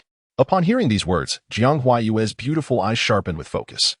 She finally gleaned some insights regarding Shen Wuxiao. In response, Shen Wuxiao himself affirmed, "It was indeed my arrangement. Feel free to listen." At that moment, Shen Wuxiao discreetly grasped Jiang Huayue's hand. Wait here for a moment. I will go and engage them in conversation to see if I can gather some intelligence." Jiang Huayue nodded. "Be careful." Shen Wuxiao found it easier to blend in. She, however, drew too much attention. "Do not worry." Shen Wuxiao smiled and strode confidently towards the gathering. "A few moments ago, I overheard a conversation regarding a certain Shen Xiao. Is he the same Shen Wuxiao?" Shen Wuxiao effortlessly joined the discourse, yet the voices in the background immediately hushed. Jiang Huayu did not draw too close, but she felt no anxiety. For young Master Si Kong was present, and he would surely relay any pertinent information upon his return. Although the discussion appeared fervent, it was, in reality, a mere diversion. Shen Wuxiao promptly suggested they contact Uncle Wu and his wife. Such a splendid excuse and opportunity compelled Shen Wuxiao to take action. After a brief murmuration, he returned to Jiang Huayu's side. "How did it go?" Jiang Huayu inquired. "I gathered some information, though it is of little consequence. Remaining here any longer would yield no further insights. We can withdraw." Shen Wuxiao initially intended to arrange for a few individuals before seizing a more intimate moment with Jiang Huayu. However, he desired something grander, necessitating a return to the villa. Jiang Huayu was somewhat reluctant to depart. Having come this far, it seemed unacceptable to leave without acquiring valuable intelligence. "Listen to me first. We must leave at once. I just ventured to gather information regarding Shen Wuxiao, and that suspicious fellow with the triangular eyes has been fixated on me without uttering a word. I suspect he may have ties to Shen Wuxiao. If he discovers we are investigating Shen Wuxiao, it could lead to unnecessary trouble. Isn't that fortuitous?" Jiang Huayu replied confidently. "Fortuitous? If we continue to delve deeper, he may indeed suspect our intentions. Should our motives be exposed, and we were captured and used to coerce Brother Lin Fan into revealing himself, what then? He is so loyal that he would undoubtedly come forward." Effectively walking into a trap, Jiang Huayu conceded that his reasoning held merit. After all, the others present were merely engaging in idle chatter while they were the only ones probing deeper, inevitably drawing attention. Among the crowd, it was impossible to discern who was genuinely mourning and who was deliberately orchestrated as bait. "Very well, I shall heed your advice." Jiang Huayu nodded.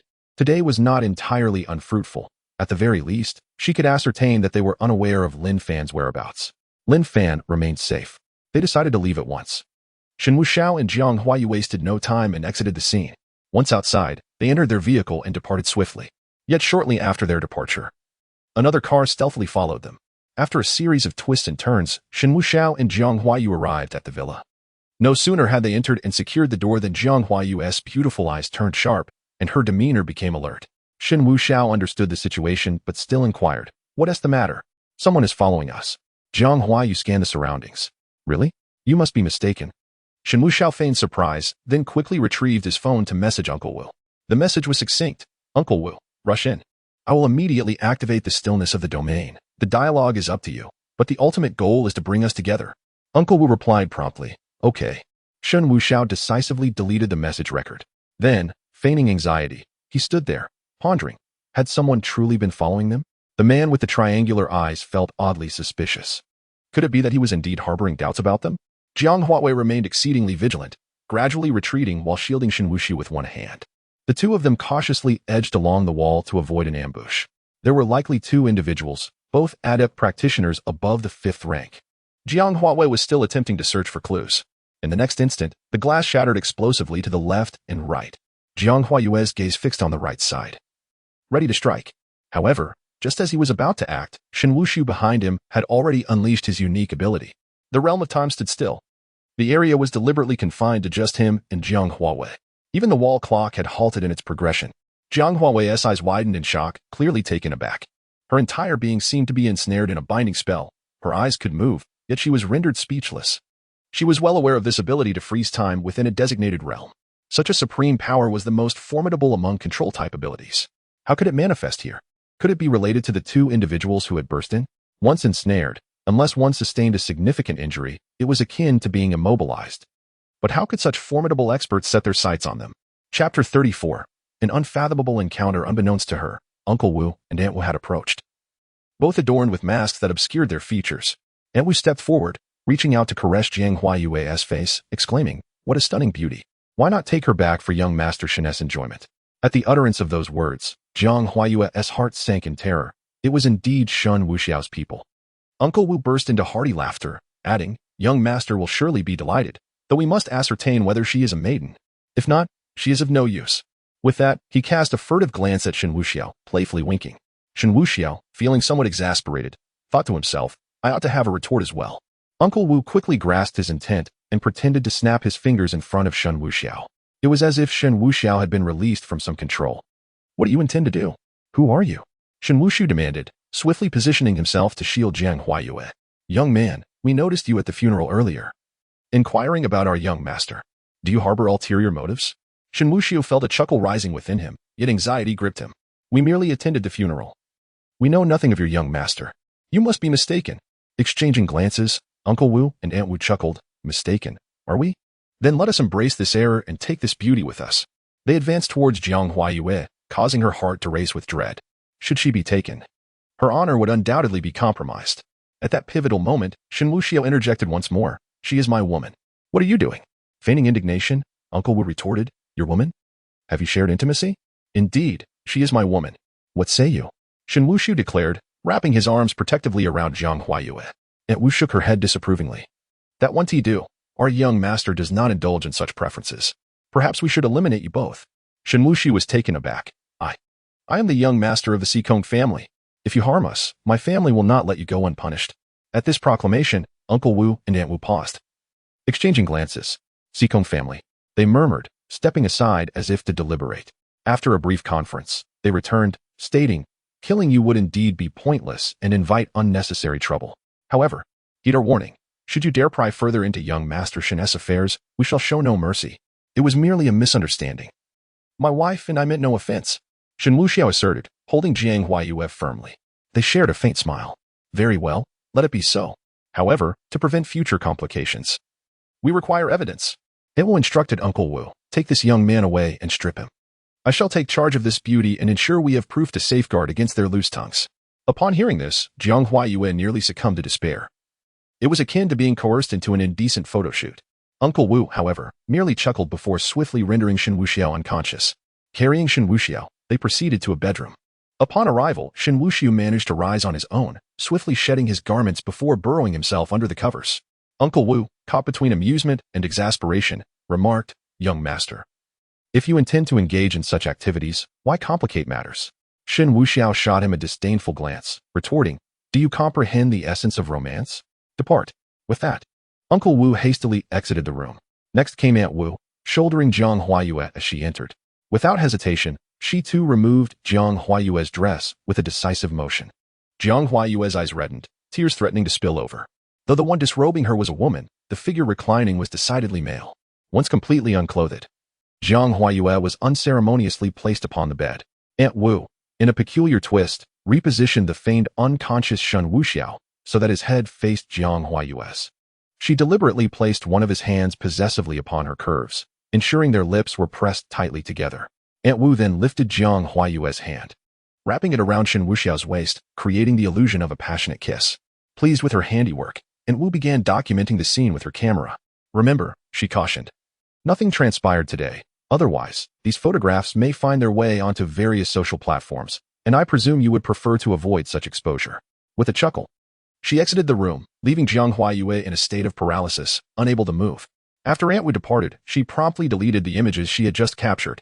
What a farce, she mused. After all, that woman might very well be the young mistress, and such incriminating evidence could not be permitted to linger. Outside, Uncle Wu inquired, "Is it done?" To which Aunt Wu replied, "Indeed. Let us depart. Their affairs are now their own." He added, "I foresee that we shall need to orchestrate a few more encounters. This time, it is not about hasty resolutions but rather a gradual progression, otherwise this charade serves no purpose." Quite so, Uncle Wu nodded in agreement. "Next time, let us devise another excuse to place them together on the same bed. Sooner or later, that girl will surely develop feelings for the young master." With that, the pair left the villa. Meanwhile, inside, Jiang Huaiyue was on the brink of despair. She was genuinely immobilized, caught in a predicament that left her feeling both humiliated and helpless. Their lips were entwined, and other aspects of intimacy loomed unspoken. It was akin to engaging in the acts of married couples, albeit without the depth. Just a step short of consummation. Gazing at the strikingly handsome face mere inches away, Jiang Huaiyue felt an urge to scold him, yet found no justification for such ire. She understood he was a victim of circumstance, possibly unaware of the events unfolding around them. As she reflected on the absurdity of their situation, tears began to well up in her eyes. Two streams of sorrow cascaded down her cheeks. She had never even held hands with a man, and here she was, kissing Shen Wuxiao in a state of undress. The thought overwhelmed her. Jiang Huaiyue forced herself to regain composure. At this juncture, what purpose did sorrow serve? Yet, she remained perplexed as to why the stasis of their situation persisted, with no sign of resolution. Logically, one should not be subjected to control for such an extended duration. How could she have anticipated that Shen Wuxiao was the one exerting this influence? As time gradually slipped away, Jiang Huaiyue found herself utterly immobilized. Yet her mind was relentlessly tormented. Their lips remained entwined, and inexplicably, she began to experience a myriad of sensations. The atmosphere was fraught with peril and urgency. Jiang Huaiyue's eyes, unexpectedly soft and tender, shimmered with a dreamy allure as she gazed at Shen Wuxiao. A subtle shift in movement had triggered a pivotal moment. However, she reassured herself that this was merely a manifestation of his normal state. Fortunately, Shen Wuxiao was not fully conscious. Yet, it wasn't long before things became increasingly peculiar. Jiang Huaiyue's beautiful eyes suddenly widened. An excruciating pain surged through her entire being. At that moment, she could no longer hold back. Tears streamed down her cheeks. It was utterly confounding. She had, in a state of complete bewilderment, moved closer to him, all while he remained oblivious. Gradually, she inched forward. Ultimately, it was this very pain that liberated her from the immobilizing control. She swiftly extended her hands and forcefully pushed Shen Wuxiao away. He was propelled across the bed, rolling to the other side, yet remained in a deep slumber, completely unaware of the unfolding events. Chapter 35. Subtle influence. Jiang Huaiyue swiftly pulled the blanket over Shen Wuxiao, her heart racing with urgency. She immediately lowered her gaze, and upon seeing the scene before her, her mind went blank, a dull hum filling her ears as if she had gone deaf. Her lips trembled, overwhelmed by a wave of weakness. Her beautiful eyes fixated on the striking crimson stain on the bedsheet, a sight that pierced her heart deeply. The flicker of hope she had clung to vanished entirely. Unable to contain herself, she covered her face with her hands and began to sob, feigning unconsciousness. Shen Wuxiao felt helpless. He could only remove the evidence for the moment, intending to address the situation later. With their newfound connection, it was impossible for her to regard him as merely a friend. Furthermore, within her understanding, she remained blissfully unaware of the entire truth. Jiang Huaiyue was utterly at a loss for what to do. In this moment, she was engulfed in despair. After weeping for an extended period, she finally managed to compose herself. Wiping away her tears, she brushed her disheveled hair back and slowly descended from the bed. Next, she retrieved a pair of scissors. Shen Wuxiao was taken aback, fearing she might harm herself. Fortunately, his worries proved unwarranted, as Jiang Huaiyue simply snipped away a portion of the fabric, carefully storing it before dressing herself. Once clad, she exited the room and settled onto the sofa in the living room. Shen Wuxiao opened his eyes, glancing sideways at the bedsheet, now marred by a hole, but otherwise unchanged. After what felt like an eternity, Shen Wuxiao finally rose. Donning only the lower half of his clothes, his upper body still bare, he clutched his garments and dashed out of the room, akin to a fugitive, only to find Jiang Huaiyue sitting on the sofa, lost in thought.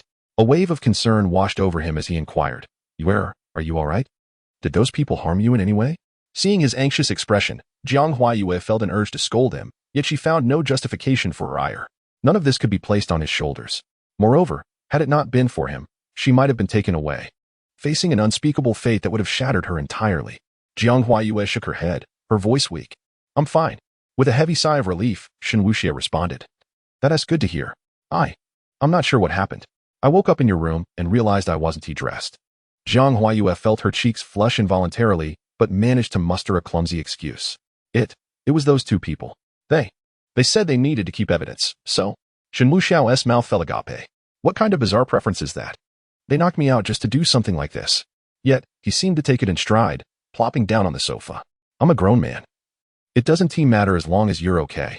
I truly let my guard down this time. Who would have thought that seeking information would attract such skilled individuals? It's my fault for not protecting you properly, but thankfully, nothing dreadful occurred. I'll have to be more cautious moving forward. Jiang Huayue remained silent, merely gazing at him, her beautiful eyes reflecting a hint of sorrow. Yet, she could not articulate her thoughts. The situation was too absurd.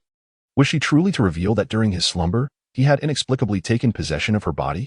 Jiang Huayue found it difficult to accept this reality. At that moment, she felt no inclination to speak and could only address Shen Wuxiao. I am rather fatigued. I shall retire for now. Shen Wuxiao nodded. Go ahead, do not worry. I shall remain right here. Jiang Huayue offered no reply, her steps unsteady as she made her way to her room. She finally shut the door and locked it behind her. Once in her room, she could not help but curl up on the bed, enveloping herself tightly in the quilt. However, the scent of Shen Wuxiao lingered unmistakably within the fabric, a refreshing aroma that stirred her already tumultuous heart. At that moment, she did not wish to ponder further. Merely turning onto her side, her gaze vacant as she stared into the distance. Yet, the more she tried to suppress her thoughts, the more vividly the previous scenes replayed in her mind, refusing to dissipate. Anger welled within her, intertwined with self-reproach, questioning why she had been so careless. In her desire to aid Lin Fan in gathering information, she had compromised herself. Reflecting on Lin Fan now filled her with an indescribable sentiment. They were comrades. Yet their bond transcended mere friendship. Jiang Huayue was acutely aware of her feelings for Lin Fan. Otherwise, she would not have traveled such a distance to Zhonghai. The barrier between them was but a thin veil. Yet now, everything had crumbled in an instant. Jiang Huayue held traditional views, placing great importance on first experiences. And even though she harbored feelings for Lin Fan, that possibility was now irrevocably lost. She had given herself to the man outside, and even if he remained oblivious, she could not pretend otherwise. One could deceive oneself, but not one's heart. Indeed, Jiang Huayue was exhausted. Gradually, her eyelids grew heavy, and she slipped into a peaceful slumber. When she awoke, it was already evening, and she had slept for several hours. Rising from her bed, she performed a quick wash-up. Stepping out of her room, she found the place deserted, with no one in sight. As she strolled towards the sofa, she spotted Shen Wuxiao sitting on the swing in the courtyard, lost in thought as he swayed back and forth. Witnessing this scene brought a subtle sense of relief to Jiang Huayue's delicate features, just as Shen Wuxiao had surmised. Jiang Huayue could no longer perceive him as merely an ordinary friend, even if her feelings had yet to blossom into love. The barrier that once existed between them had undeniably diminished, drawing them closer together. Jiang Huayue rubbed her temples and glanced at the time. Dinner was approaching. She was disinclined to remain idle, as idleness would only lead to overthinking. Thus, she entered the kitchen, opened the refrigerator, and discovered a considerable amount of fresh ingredients within. Selecting various meats and vegetables, she soaked some rice, resolved to prepare a meal herself. Jiang Huayue was a versatile individual, adept in both the hall and the kitchen. Possessing both literary and martial talents, her intellect unparalleled. During her time at the borders, she had seldom had the chance to cook, relying instead on rations and the provisions prepared by the kitchen staff. Outside, Shen Wuxiao had naturally sensed the activity within, feeling a swell of pride in his heart. As everyone begins to prepare meals, how far is it from calling him my husband? Moreover, I now have an excuse to stay here tonight, deepening our bond. Tongzi. Does this mean I have obtained Jing Weiyu? What about the reward points? Ding. According to the progress, this only counts as halfway. If the host does not mind my noise, you may choose to take half of the points now, with the remaining half to be awarded upon completion. Well, perhaps it's better to receive them all at once, rather than in installments. Understood, host. Everything will be settled together later. It will not merely be a one-sided acquisition of points, but much more. Very well, Shen Wuxiao replied. He is indeed eager to acquire numerous points. The marketplace is filled with enticing treasures that he desires, especially some extraordinary abilities, though they may not be useful at the moment. Possessing them, even if unused, is a vastly different concept than not having them at all. The path of martial arts is exceedingly long, and Shen Wuxiao is aware that he resides in a realm of advanced martial arts. For ordinary individuals, reaching the pinnacle of Grandmaster, from the 7th to the 9th rank, is the ultimate achievement. Yet, only those who tread the path of martial arts truly understand that the Grandmaster is merely the beginning. Furthermore, he is not even a Grandmaster yet, merely a 5th stage master of the 6th rank, a mere 65 levels. As for feats like splitting mountains and parting seas, such capabilities are currently beyond his reach. Chapter 36. Contrast. Shen Wuxiao was not in a hurry. He had no desire to cultivate. Merely accumulating points sufficed. Thus, he was determined to persist in seeking out the fortunate protagonists to amass more points. Otherwise, he would be unjustly bearing the title of a harvester of fortune. For now, he needed to focus on his own affairs, progressing steadily, starting with Jiang Huayue, ensuring that Lin Fan would be left in utter disarray. the louder Lin Fan cried out. The more points he would earn, while Shen Wuxiao leisurely indulged in the pleasures of life. Bliss. Meanwhile, on the other side, Lin Fan's situation was dire. He continued to reside in a dilapidated room within a rundown complex, where water and electricity were perpetually cut off. His phone was sustained only by several power banks, which he dared not use frivolously. Moreover, he had gone several days without a shower, leaving him in a state of unkemptness. His once neat crew cut now resembling a middle part, his beard unshorn. His diet consisted solely of instant foods, such as compressed biscuits and self-heating hot pots, resulting in him suffering from constipation for 2.5 days. Though he was not picky, consuming the same item repeatedly became tiresome, particularly the greasy and spicy hot pot. Today, he intended to venture out to procure some essentials. However, before he could leave, he noticed a swarm of individuals clad in black suits conducting a search. There were no fewer than 100. A dark mass reminiscent of the Axe Gang assaulting the Pig Cage City. Though he felt no fear, he opted to remain indoors to avoid unnecessary trouble. Watching the search unfold, Lin Fan felt a surge of frustration. When had he, the king of the border wolves, ever been so subjugated? Had the man he inadvertently killed been a truly heinous character, his enemies would have sought vengeance without hesitation. Such a mere local faction dared to act so brazenly. Yet, the reality was that his adversaries were innocent, seeking retribution rightfully. Should he engage in unwarranted bloodshed, it would betray his principles, leading his martial path to a perilous extreme. Lin Fan always remembered that he had once been a soldier. A soldier does not wield the sword against civilians. Just then, a knock echoed through the room, accompanied by a menacing voice from outside. Is anyone home? Open the door, or I will kick it down. Lin Fan's brow furrowed. He recognized that they had traced the search to his vicinity. However, he remained unperturbed. In his current state, they would not recognize him. Yet, for the sake of caution, Lin Fan took additional precautions. He gathered some leftover self-heating hot pot containers and poured the remaining broth at the entrance of his door. Then, he rummaged through the tattered sofa for some stuffing, kneading it before tossing it on top. The scene appeared grimy, as if filth had accumulated. They're here, Lin Fan called out, then approached the door to open it. Standing outside were 3 men in suits, each exuding an intimidating aura. They scrutinized the disheveled figure before them. Are you the only one here? Is there anyone else? Just me, Lin Fan replied. Let us venture inside. The trio was about to enter, but upon witnessing the repulsive state of the ground, they promptly abandoned the idea. Goodness, could this individual be deranged? The inhabitants of this impending demolition site, though not affluent, certainly did not live in such squalor. They too dismissed the notion of entering. Subsequently, they presented a colorful leaflet. Upon seeing the photograph of the individual depicted, they immediately contacted the number provided below and upon confirmation, paid a hefty sum of 1 million as a reward. Lin Fan received the leaflet, which prominently featured his own photograph. Below it was a description. Ah, I see now. If I encounter anyone, I must call. Is there truly 1 million at stake? The three shared a knowing chuckle. Of course, however, if you dare make a false call, you shall bear the consequences. Our organization, the Haisha Society, does not take kindly to such antics. With that, they departed for their next destination. Lin Fan closed the door, gazing at the paper in hand, his expression grave. The storm would not pass quickly. Such intensity could be deemed a manhunt. The Haisha Society appeared determined to pursue this matter relentlessly. This area likely had individuals armed with a copy of such information. Should a keen-eyed person recognize him, things could escalate dramatically. Even the simplest task of procuring supplies now demanded utmost caution. It seemed prudent to find a moment to discuss the situation with Brother Sikong. Lin Fan returned inside, collapsing onto the tattered sofa with a long sigh. He felt both sorrowful and fortunate. Sorrowful for having inadvertently taken a life, complicating matters further.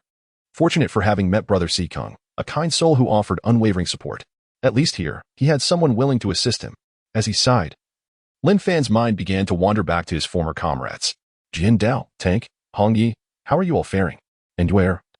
You must have completed your mission and returned to the unit by now. Upon hearing of my expulsion from military service, you must be enraged. My ears are burning. You must be thinking of me too. I wish to tell you that I miss you dearly. Rest assured, once I resolve these matters, I will seek you out. And then I shall express my feelings to you, promising a lifetime of glory. Lin Fan murmured to himself, as the enchanting visage of Jiang Huawei resurfaced in his mind. In truth, Lin Fan was being overly sentimental. Jiang Huawei had no time to think of him. At that moment, Jiang Huawei was busy setting the table, calling for Shen Wuxiao to join her for dinner. Dinner is ready, she called out to the outside. Shen Wuxiao hurried in, brimming with excitement. My goodness, you possess such culinary skills. I was half expecting to order takeout, yet here you are, having prepared a delightful meal. Shen Wuxiao exclaimed, admiring the spread of 3 dishes and a soup.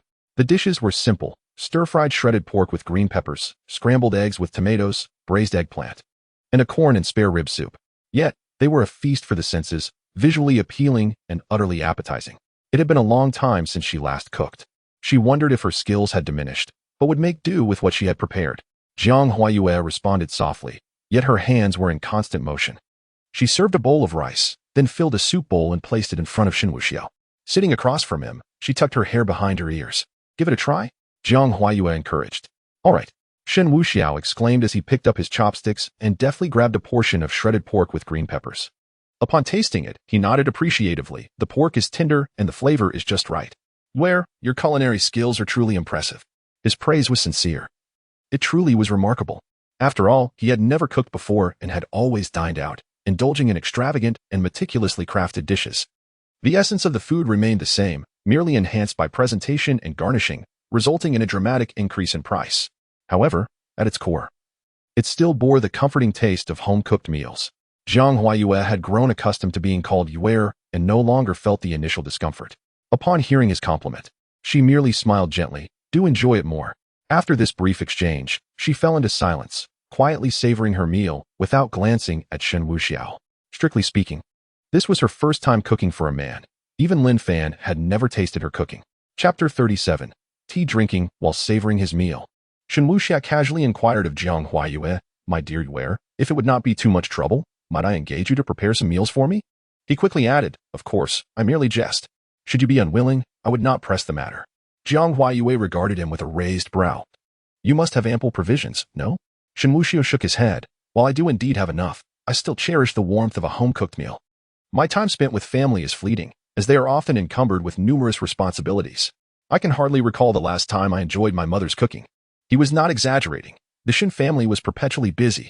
Even when visiting the capital, their presence was as elusive as a dragon. Jiang Huayue, moistening her lips, empathized with him. Generally, affluent scions and heirs had little time for family gatherings, given their expansive businesses. There is no need for formal arrangements. Should you find yourself with time to spare, preparing a meal is but a simple task, she replied lightly.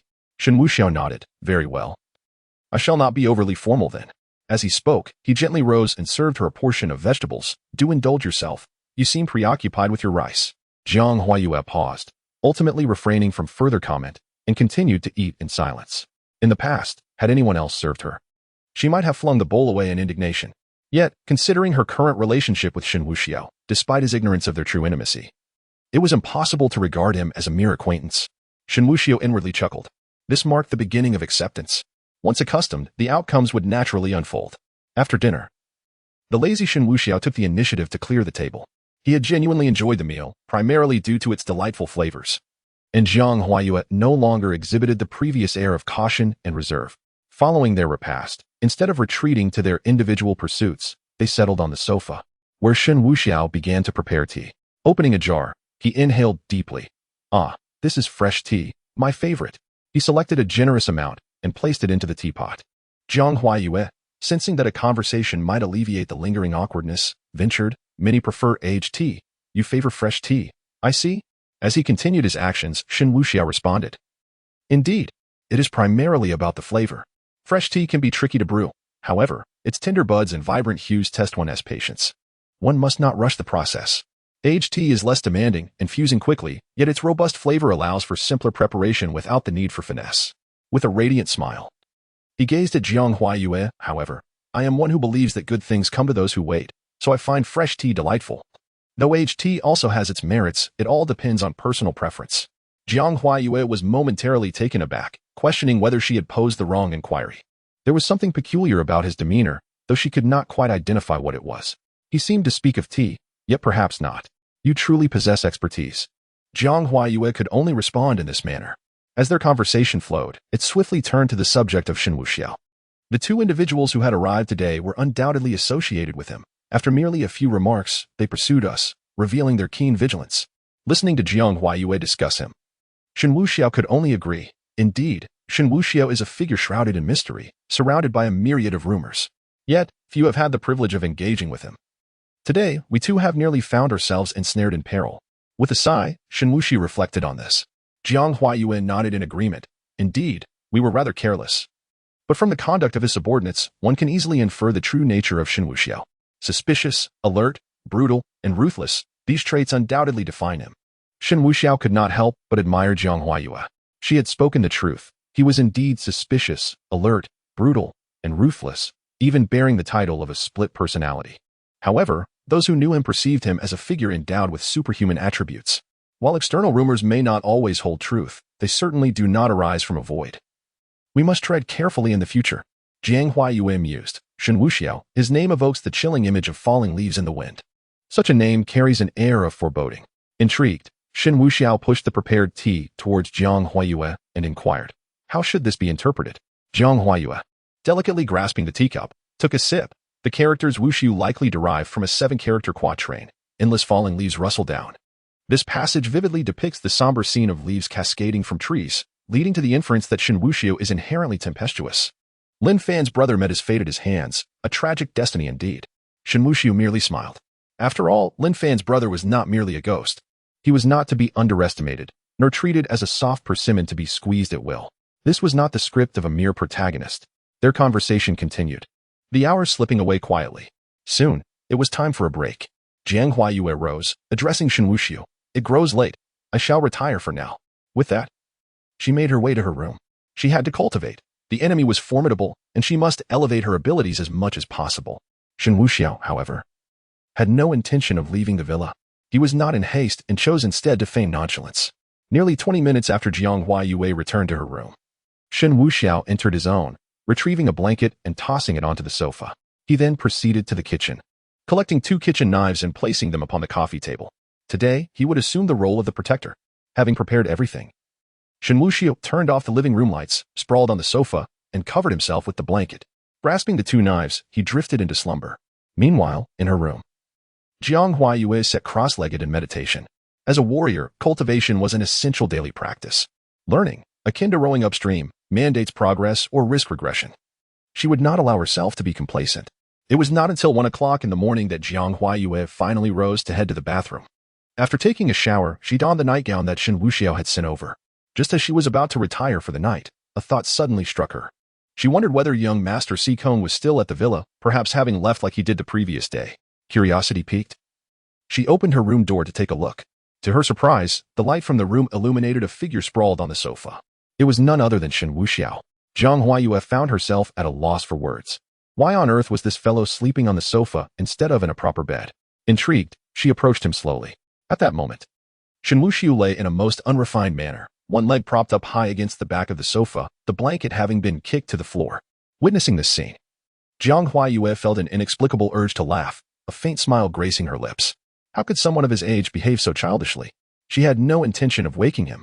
However, despite the fact that winter had not yet arrived, the night air was decidedly cool, especially in the coastal villa where the sea breeze was quite brisk. Chapter 38. A step closer. If Shen Wuxiao were to lie here all night, he would undoubtedly catch a chill. She glanced at the blanket strewn on the floor. Just as she was about to retrieve it, her eyes fell upon the objects clutched tightly in Shen Wuxiao's hands. Even in slumber, he remained resolute, gripping 2 kitchen knives. Witnessing this scene, Jiang Huaiyue was momentarily taken aback, a peculiar warmth blossoming within her. Was this fellow acting as a guardian of flowers? After the events of the day, he must have feared another intrusion, thus he wielded the knives, standing sentinel here. Jiang Huaiyue's conjecture stemmed from the fact that he chose to sleep on the sofa. If his intent was merely self-preservation, he could have taken the knives back to his own room to rest. Instead, he lay on the sofa, as if watching over her. Should an intruder truly arrive, they would undoubtedly seek him first, and the commotion he created would rouse her, granting her ample time to act, or, in accordance with his nature, he might let her escape first. After all, during the day, Shen Wuxiao, an ordinary individual, had dared to confront a 5th-tier master to safeguard himself, placing her behind him. Contemplating this, Jiang Huaiyue's heart softened unexpectedly. With gentle eyes, she slowly crouched down to pick up the blanket that had fallen to the ground, tenderly draping it over Shen Wuxiao's form. He sensed her actions, a smirk playing on his lips as he sought an opportunity. The dim light cast by the slightly ajar door, courtesy of Jiang Huaiyue, rendered any movement unnoticeable. Just as she was about to cover him completely, Shen Wuxiao suddenly stirred, as if jolted awake. His body trembled violently, and then, as if startled, he gritted his teeth and exclaimed, "Damn it, how dare they come? There should be limits to bullying. Do they think this young master is easy prey?" With that, Shen Wuxiao swung the knife in his hand towards the perceived assailant. Given the speed of his attack, Jiang Huaiyue effortlessly subdued him, seizing his wrist. It appeared he had not recognized her as Jiang Huaiyue at all. He continued to snarl ferociously. You bastard, if you've come today, you won't leave alive. I'll cut you down. Shen Wuxiao exerted force, yet remained immobilized. Just as Jiang Huaiyue opened her mouth to speak, he erupted once more, pulling her close and flipping her onto the sofa. Turning towards the direction of Jiang Huaiyue's room, he shouted, Yue, run quickly. Those bastards are coming. After his outburst, Shen Wuxiao's fury intensified. Damn it, the door is open. Did you sneak into Yue's room? I'll take you on. He raised the other knife, intent on striking. Jiang Huaiyue swiftly grasped that hand as well. It must be said, Shen Wuxiao in his frenzy possessed remarkable strength. With both hands captured, he reveled internally. Though his words remained laced with curses, I'll bite you to death. He lunged, aiming to sink his teeth into the opponent's neck. It's me. No one has intruded. Jiang Huaiyue found herself exasperated. His reaction was excessively intense, undoubtedly a shadow cast by the events of the day. Otherwise, how could his response be so overwhelming and fierce? Shen Wuxiao was not at a disadvantage. He had already opened his mouth to bite her neck. Yet it seemed he was halted just in time, preventing him from sinking his teeth in. Shen Wuxiao slowly raised his head, leaning in to observe closely. Yue, how could it be you? Shen Wuxiao was taken aback. Jiang Huaiyue's cheeks flushed crimson, her delicate face burning fiercely. The sight of Shen Wuxiao and herself in such a compromising position was undeniably indecorous, with him sprawled atop her. Oh, of course it's me. Jiang Huaiyue gently twisted her body, saying you still won't let me up. Oh, Shen Wuxiao propped himself up, only to discover that Jiang Huaiyue had a firm grip on his hand and had not released it. Seizing the moment, Shen Wuxiao suddenly rose, only to be yanked back down forcefully, landing squarely on Jiang Huaiyue. Jiang Huaiyue let out an involuntary hum. It dawned on her that she was still gripping his hand. No wonder he fell again. She hurriedly loosened her grasp. Only then did Shen Wuxiao scramble to his feet in a flurry. Jiang Huaiyue protected her chest, sitting on the sofa, her face still burning with intensity. Yue, I truly didn't know it was you. The moment I opened my eyes, I saw a dark figure before me. It was pulling something, aiming for my neck. I thought those people had returned to strangle me. Shen Wuxiao explained. Jiang Huaiyue, however, bore him no suspicion. The earlier scene indeed lent itself to misunderstanding. The lighting was dim, and she was backlit. He could not see her face, only his silhouette. Furthermore, she had been covering him with a blanket, tugging at its edge towards his neck. Shen Wuxiao was on high alert. It was only natural to perceive a threat given the earlier ordeal. The events of the day had already left him on edge, and the recent encounter would have startled anyone. Jiang Huaiyue found it difficult to reproach him, even after their intimate moment. I realize I acted recklessly. You should also try to relax and not be overly tense. Jiang Huaiyue, having been taken advantage of, now sought to comfort Shen Wuxiao. Shen Wuxiao sighed. I do not wish to be tense. It's just that the events of the day were exceedingly perilous. Fortunately, those two experts did not covet your safety. Otherwise, with my novice skills, I truly would be unable to protect you. What then would we do? Shen Wuxiao appeared genuinely remorseful. Jiang Huaiyue looked at him, her thoughts unspoken. An inexplicable impulse surged within her, a desire to draw closer to this man. The earlier scene lingered in her mind. Even when he perceived her as a threat, he did not forget to call out to her, urging her to escape. You should go sleep in your room. It's unwise to stay here. You might catch a cold. Jiang Huaiyue spoke softly. Shen Wuxiao feigned surprise, exclaiming, that doesn't seem appropriate. After all, there is a distinction between men and women. Jiang Huaiyue was momentarily taken aback, but soon regained her composure. Unable to contain herself, she lightly tapped Shen Wuxiao on the shoulder and said, What are you thinking? Are there not other rooms here? I didn't mean for you to go to my room. Oh, I misunderstood. My mistake. Shen Wuxiao chuckled sheepishly. He then gathered the blanket and picked up 2 kitchen knives. You should hurry and get some rest. Jiang Huaiyue nodded, responding, good night. Shen Wuxiao did not reply, but hurriedly ascended the stairs. Once he was upstairs, Jiang Huaiyue finally stood up and returned to her room. The room was brightly lit, and she walked to the bathroom to wash her face. It was then that she noticed a bite mark on her fair, smooth neck. Upon seeing this, her cheeks flushed involuntarily. This mark was left by Shen Wuxiao. Had she not called out in time, it would likely have drawn blood. She extended her delicate hand and gently touched the spot of the bite before leaving the bathroom. After turning off the room's light, she was about to go to bed when, almost instinctively, she approached the door. She gently opened it and peered outside. This time, illuminated by the moonlight. She spotted Shen Wuxiao once more.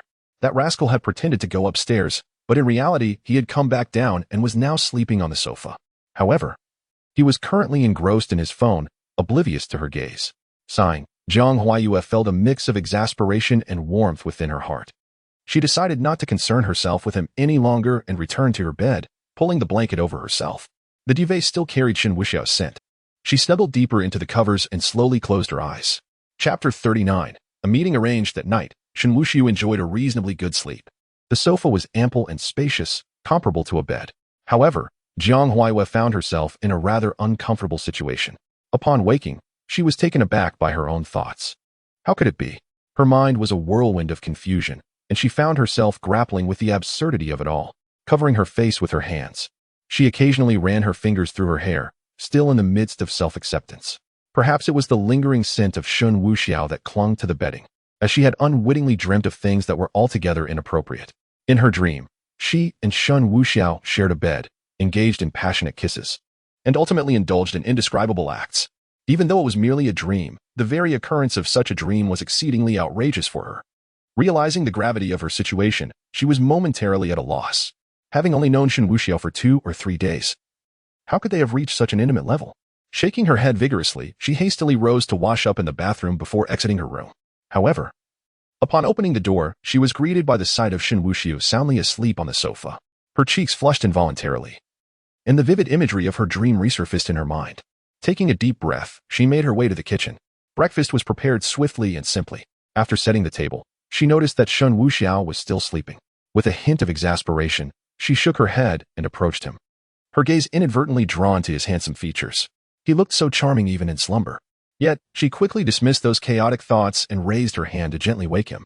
The sun was nearly high in the sky. It was time to rise, wash up, and eat breakfast. As those words left her lips, Jiang Huaiyue was momentarily stunned. In that moment, it felt as though she had taken on the role of his wife. Here she was, calling out to her husband, who was resting on the sofa while she prepared breakfast. How absurd it felt, akin to a housekeeper. Not only Jiang Huaiyue, but even Shen Wuxiao found himself momentarily taken aback. For that fleeting instant, he felt as though he and Jiang Huaiyue had been in a long-term relationship. Nevertheless, he sat up and smiled at her, replying, "All right." He then made his way to the bathroom. After their breakfast, Shen Wuxiao planned to take Jiang Huaiyue out under the pretense of gathering information. In truth, this was merely an excuse for their date. While Lin Fan remained holed up in that abandoned building, Shen Wuxiao aimed to cultivate a closer bond with Jiang Huaiyue. When Lin Fan inevitably crossed paths with the Haisha society, he anticipated a swift return. At that moment, once the door opened, if not for the desire for a sustained relationship, Shen Wuxiao would have preferred to take a more assertive approach. Yet, he understood that being forceful would win him the person but not her heart. Jiang Huaiyue, with her extraordinary talents and exquisite beauty, was not someone he could relinquish to Lin Fan. Shen Wuxiao had a fair understanding of the protagonist's fate. They were devoid of any notions regarding virginity.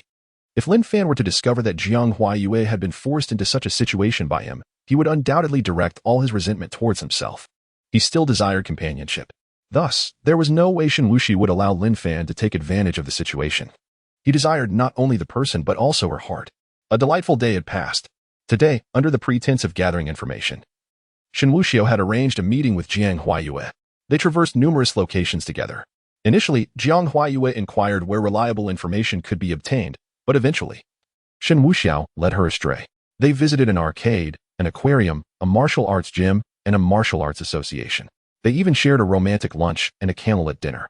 Of course, the candlelit dinner was also a result of Shen Wuxiao's persuasion. She could hardly fathom that a restaurant named Heartfelt was a couple's establishment. Did that name not resemble toilet paper? Upon arrival, they were inexplicably teased, with various patrons praising their compatibility and affection. They were also surprisingly fortunate to draw the lucky couple seating at the restaurant. The establishment generously gifted them a pair of couple rings, prompting applause and cheers from the entire dining area, urging them to don the rings on the spot. Reluctantly, not wishing to create an awkward atmosphere, they exchanged rings. They had initially planned to remove them upon leaving the restaurant, yet Jiang Huaiyue seemed to forget, continuing to wear hers. By the time they returned to the villa, it was already 9 o'clock. After a day of fun, they had purchased numerous items. Looking at the assortment of trinkets strewn across the coffee table, Jiang Huaiyue couldn't help but smile in exasperation. They had set out ostensibly to gather information. Oh well. Shen Wuxiao sprawled onto the sofa, exuding a languid demeanor. Jiang Huayue rubbed her neck, stating, "I'm going to take a shower." She instinctively reported this to Shen Wuxiao, perhaps unaware of her own actions. Once Jiang Huayue entered her room, Shen Wuxiao pondered for a moment and queried the system, "May I inquire about Huayue's favorability score?" Ding. In this regard, I can provide the favorability level. However, the term strategy value is less palatable. Jiang Huayue's favorability towards the host is currently at 70%. Continue making efforts. Once you succeed, disrupt the romantic trajectory of the protagonist. The female lead is a significant character, and the rewards will be substantial. Understood.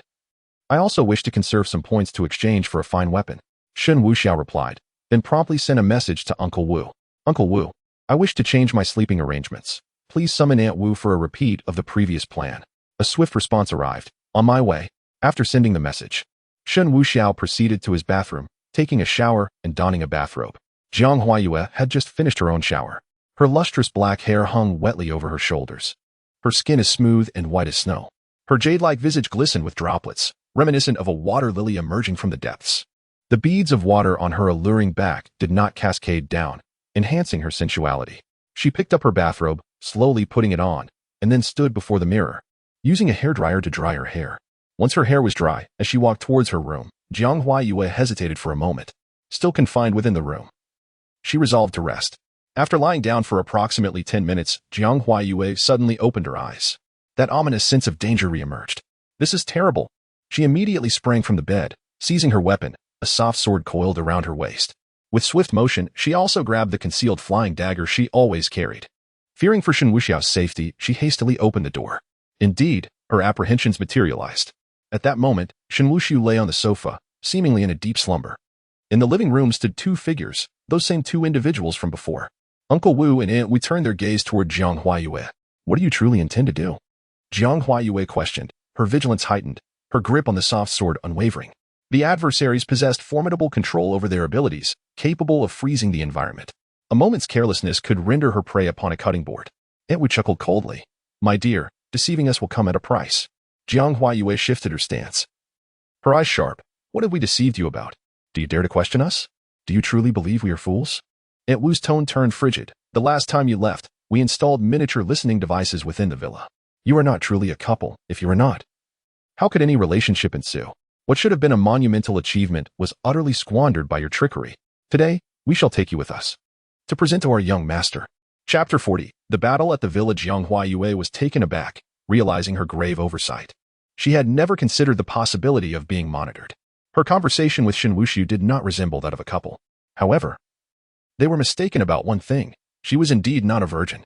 She had truly succumbed to the slumbering figure on the sofa. Although the process was absent, she had undeniably crossed that threshold. Jiang Huayue's temperament was resolute. She would never concede. If that was their intention, they would surely be disappointed. I am his woman. If I am his woman, I shall remain so even in death. Today, either you perish here, or you carry away my lifeless body. There are no other alternatives. Jiang Huayue tightened her grip on the sword hilt, determination surging within her. She was prepared to fight to the death, refusing to allow her adversaries to subdue her with their abilities. My dear girl, your ignorance breeds fearlessness. Allow me to indulge you. Aunt Wu stepped forward, a short dagger suddenly appearing in her hand. The two women locked eyes, the impending clash palpable. Jiang Huayue had faced numerous dangers and was no stranger to combat. Her experience rendered her undaunted. The difference in their realms was negligible, both hovering around the 5th rank.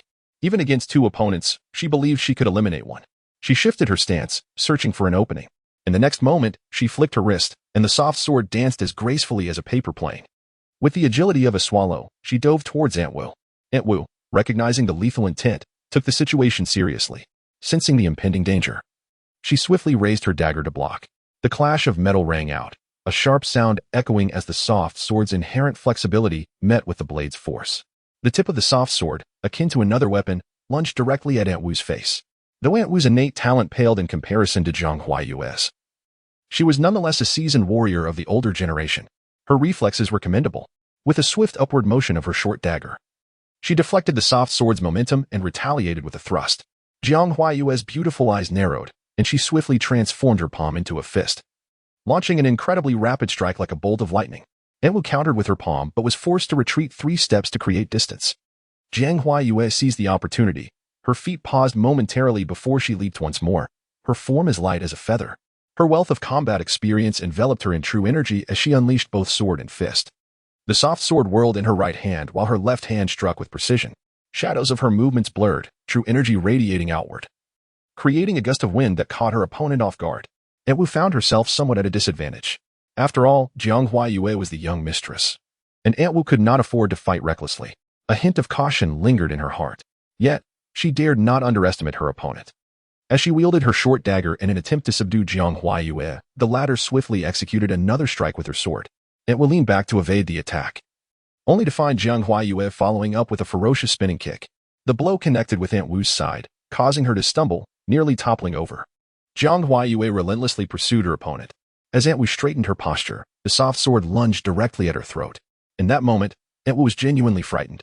She blocked with a dagger, channeling her true power to meet the attack head-on. Jiang Huaiyue was equally undeterred, countering with her own strike. The clash of their energies produced a resounding explosion, sending ripples of force radiating outward and creating a tempestuous wind around them. Both fighters were forced to retreat. Just as Jiang Huaiyue was about to collide with the table behind her, she deftly supported herself on it, twisting midair to land behind it. In an instant, 3 streaks of white light shot forth.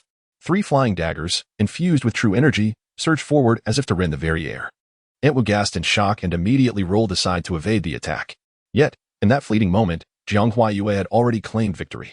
She propelled herself off the edge of the table, her speed intensified, the soft sword aimed directly at Aunt Wu's body. However, at that critical juncture, Uncle Wu intervened. Yet, he did not strike. Instead, he pressed a knife against Shen Wuxiao's heart. If you wish for your man to live, cease your assault. Jiang Huaiyue caught a glimpse of this and was infuriated, deeming it utterly shameless.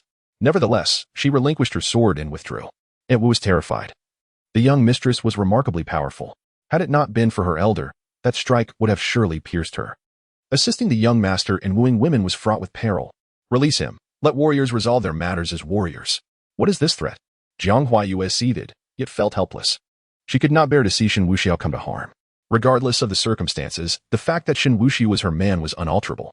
From the moment he took possession of her heart, it was destined to be so. You two seem quite affectionate. Uncle Wu chuckled, exuding a false bravado. In truth, I need not threaten you. Had I unleashed my abilities earlier, you would have surely lost, would you not? Jiang Huaiyue found herself at a loss for words. Indeed. The ability to freeze the realm was rather formidable. Shen Wuxiao, feigning unconsciousness, silently scoffed at the absurdity. What exactly do you want? Jiang Huaiyue ground her teeth in frustration. Uncle Wu smirked coldly. I initially intended to teach you a lesson today, to make you aware of the consequences of deceiving us, the dual calamities. Yet now it seems there is little value in that. Since you are his woman, our young master has lost interest. Moreover, seeing your deep affection reminds me of my youthful days with my wife, so we shall spare you this time. However, we detest complications. The evidence we leave behind must suffice to ensure your silence, thus you understand. Jiang Huaiyue was momentarily stunned, at a loss for words. Was this not yet another scheme to coerce her and Shen Wuxiao into compromising situations, to capture such sordid images? What peculiar obsession! Yet given the current predicament, she could not refuse, for Shen Wuxiao's safety hung in the balance. Besides, having been photographed by that old woman previously, what difference would it make now? Very well. Jiang Huaiyue acquiesced, casting a glance at Aunt Wu. You may enter. Aunt Wu, unable to suppress her amusement, marveled at the young mistress's unexpected concession. Jiang Huaiyue sheathed her sword and gracefully approached the sofa, gently lifting Shen Wuxiao into her arms. Without hesitation, she made her way to the bedroom, followed closely by Aunt Wu. Upon entering the room, Jiang Huaiyue laid Shen Wuxiao upon the bed, letting out a soft sigh as she gazed at him. With delicate fingers, she unfastened his bathrobe, revealing his well-defined physique, a sculpted form with pronounced muscles, truly exquisite. Particularly, a certain part left her feeling bashful. Jiang Huaiyue's cheeks flushed with warmth. Yet she did not falter. With her eyes closed, she swiftly undid her own bathrobe, revealing her porcelain skin, alluring in its beauty. Immediately thereafter, she embraced Shen Wuxiao. The moment their bodies touched, Jiang Huaiyue felt as if she were losing her mind. Aunt Wu, with a teasing tone, remarked on the rapidity of the moment, encouraging her to proceed. Jiang Huaiyue silently vowed to remember this slight. Holding Shen Wuxiao close, she admired his handsome visage, slowly leaning in to press her lips against his. The electric sensation sent a shiver through her body. It was only then that Aunt Wu, with a hint of mockery, took out her phone, pretentiously changing angles to capture the scene. Nodding in satisfaction, she declared, "Excellent. With this evidence, you shall think twice about any other thoughts." Her words felt more like a provocation. Concluding her remarks, Aunt Wu made no further delay, waved her hand, and exited the room, closing the door behind her. Outside, Uncle Wu and Aunt Wu exchanged knowing smiles before swiftly departing the villa. Chapter 41. The Trap in the Room. Jiang Huayue had already removed her lips from Shen Wuxiao's. Yet, this time, there was no intense or shocking reaction as before. Instead, she remained remarkably composed. After parting their lips, she gently shifted Shen Wuxiao aside and leaned against the headboard, massaging her temples as if pondering something profound. Shen Wuxiao, on the other hand, was quite pleased. How delightful it was to feign unconsciousness. This evening, Jiang Huayue's action surprised him. She had unhesitatingly carried him into the room and had swiftly unfastened his bathrobe. This indicated that her psychological barriers were gradually crumbling, though she was not yet ready to fully accept it. However, this was insufficient. Given Jiang Huayue's character, she was sure to feel a sense of guilt. After all, she still had feelings for Lin Fan, and it was for him that she had come. Their emotional foundation had been solidly established. Yet, she had given herself to Shen Wuxiao, leading her into a spiral of self-doubt. Everything unfolded precisely as Shen Wuxiao had anticipated. After contemplating for a while, Jiang Huayue turned her gaze towards Shen Wuxiao. Observing his tranquil demeanor, she sighed. How had she become so intertwined with him?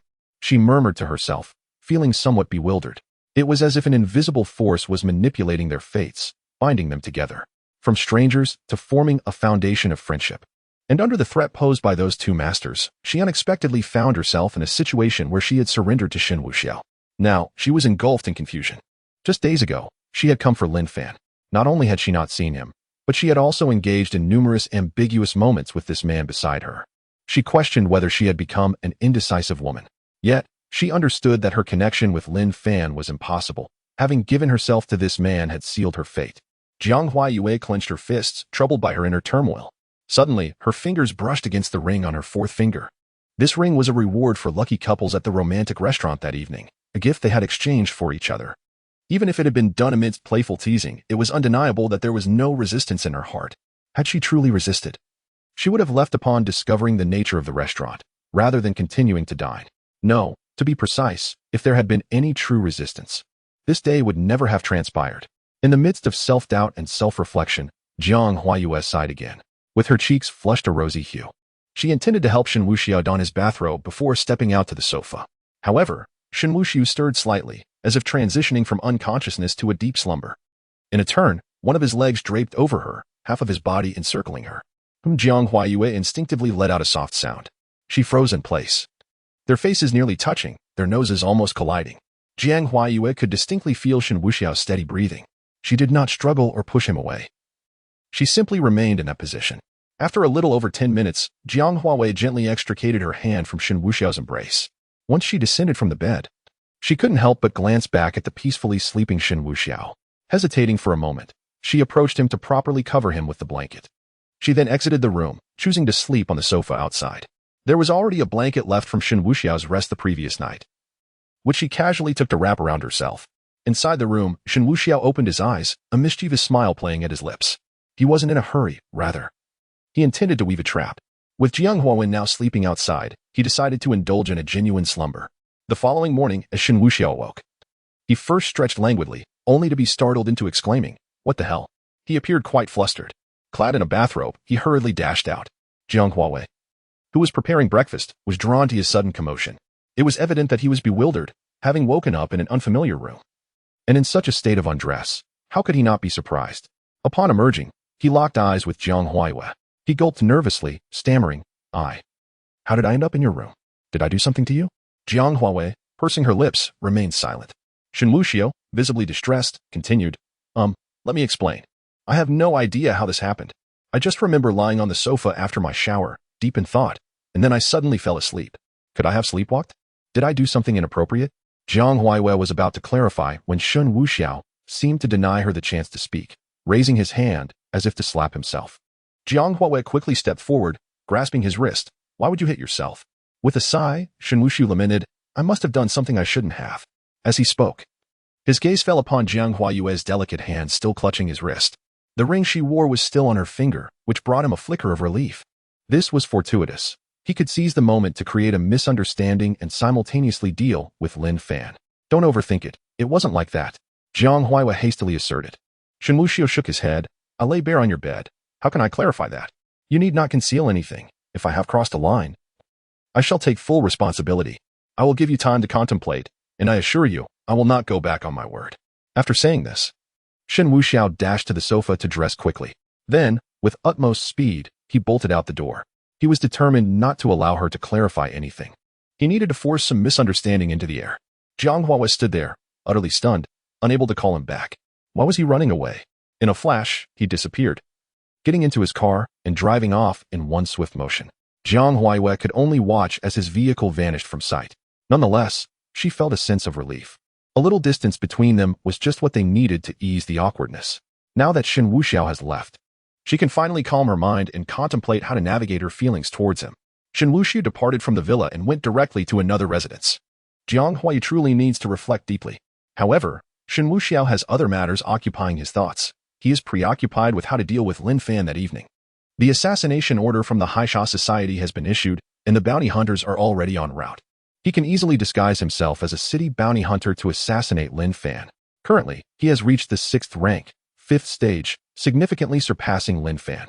Yet, that little brat has the ability to fight beyond his rank. Nevertheless, he is eager to witness the true prowess of the so-called protagonist, the Border Wolf King. This will help him ascertain how many levels above the protagonist he must attain to truly dominate. Even if Lin Fan manages to escape, he is not concerned about losing track of him.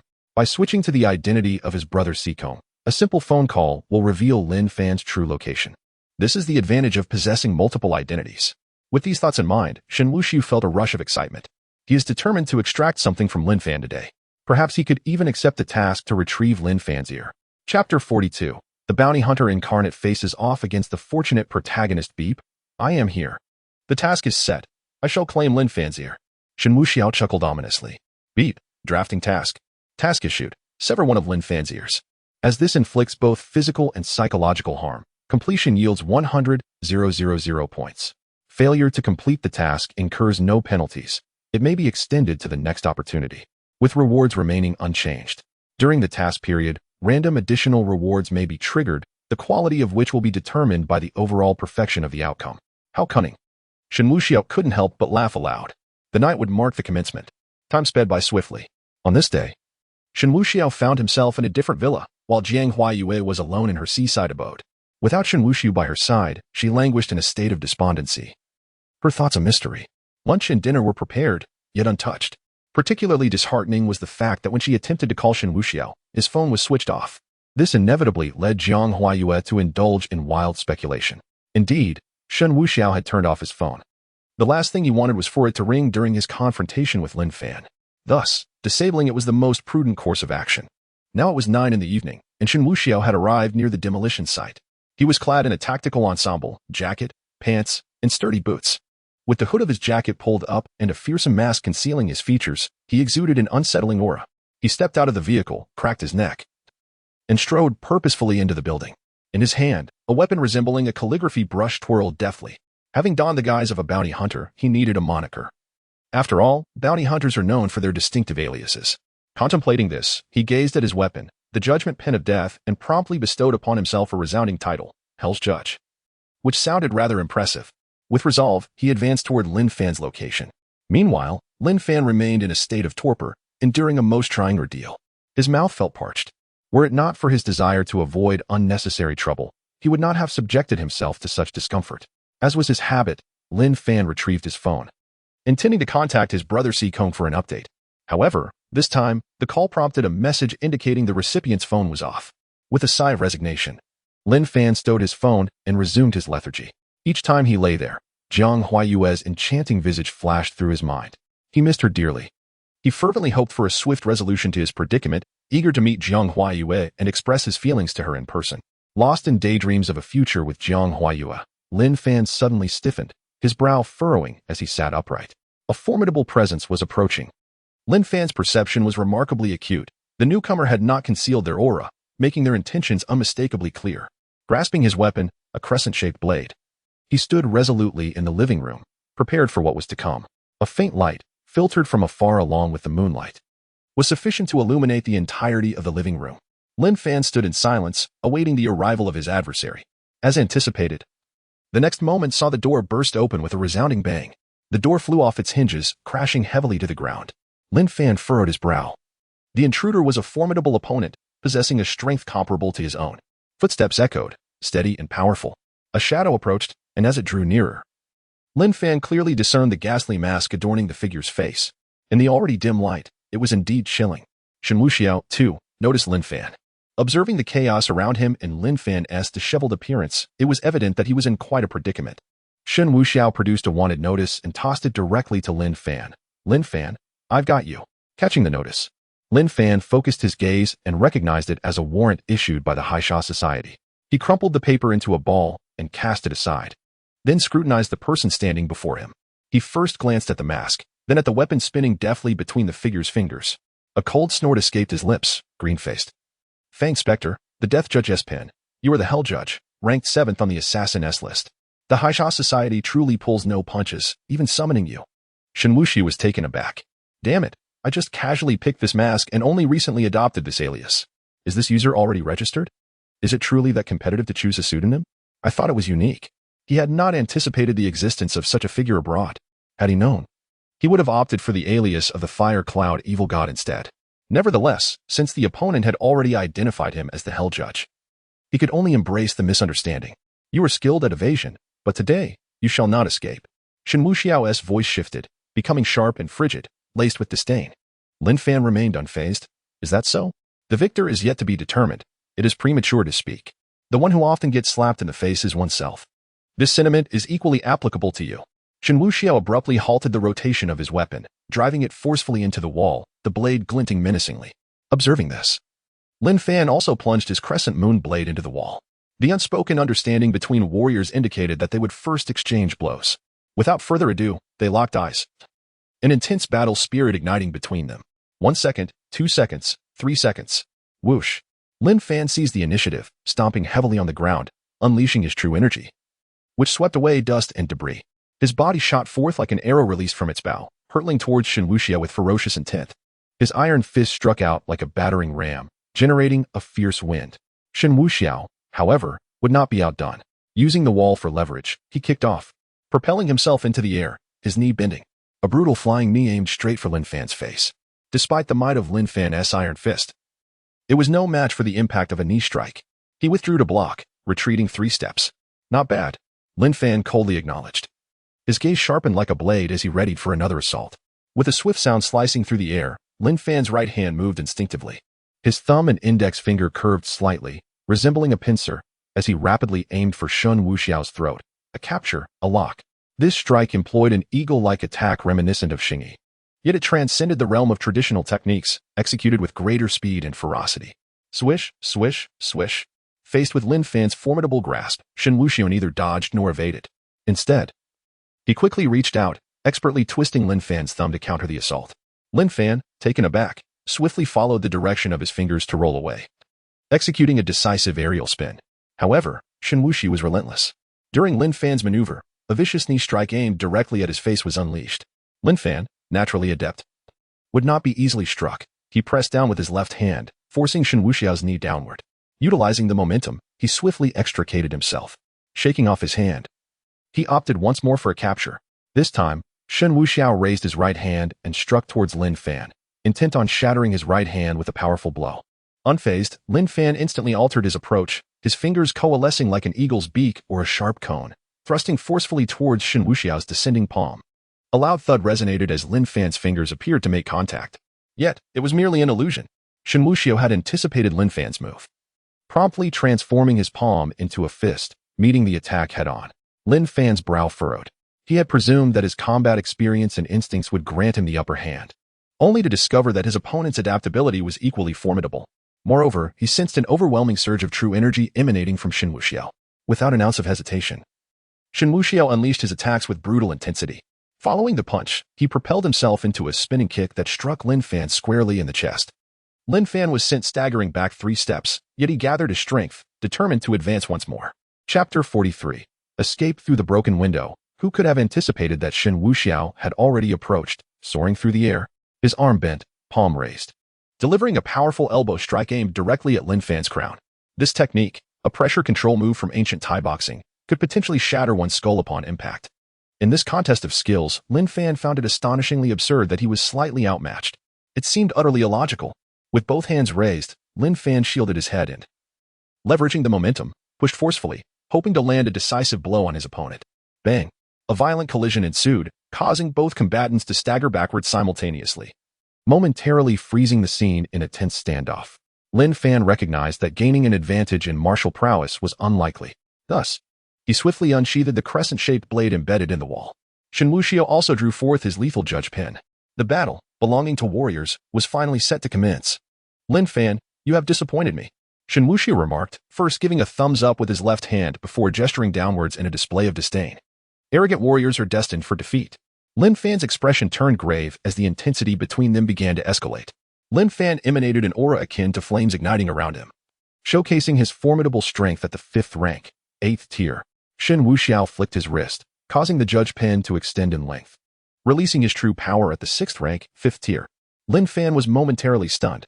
How could he be facing a 6th rank master, at level 65 no less? Yet, astonishment was fleeting. His fighting spirit surged. This time, Shen Wuxiao took the initiative. The lethal judge pin danced through the air, executing the 3rd technique, modification of the death register. Waves of energy sliced toward Lin Fan like sharp blades. Lin Fan rolled and evaded, each energy wave leaving behind knife-like scars on the walls. Rising to the challenge, he wielded the crescent blade, launching a devastating strike. The blade shimmered with swiftness and power. Shen Wuxiao sidestepped, closing the distance decisively. The clash of the judge pin and the curved blade resumed, accompanied by the intertwining of fist and feet. Their techniques were clear and potent, rapid and ruthless. The gleaming blades and fierce gusts from their strikes dazzled the eye, creating an overwhelming spectacle. The collision of their powers reverberated like thunder, reminiscent of a colossal dragon engaged in fierce combat. As the battle raged on, their strengths converged, causing the very building to tremble violently. Lin Fan was indeed formidable, however. The disparity was insurmountable. Shen Wuxiao, not yet exerting his full strength, had already left Lin Fan gasping for breath. Yet, Shen Wuxiao understood the protagonist's law of adversity all too well. He had no intention of easing the fight. Instead, he would control the flames. During the conflict, the dilapidated sofa began to heat up, and in the next moment, flames erupted, illuminating the living room.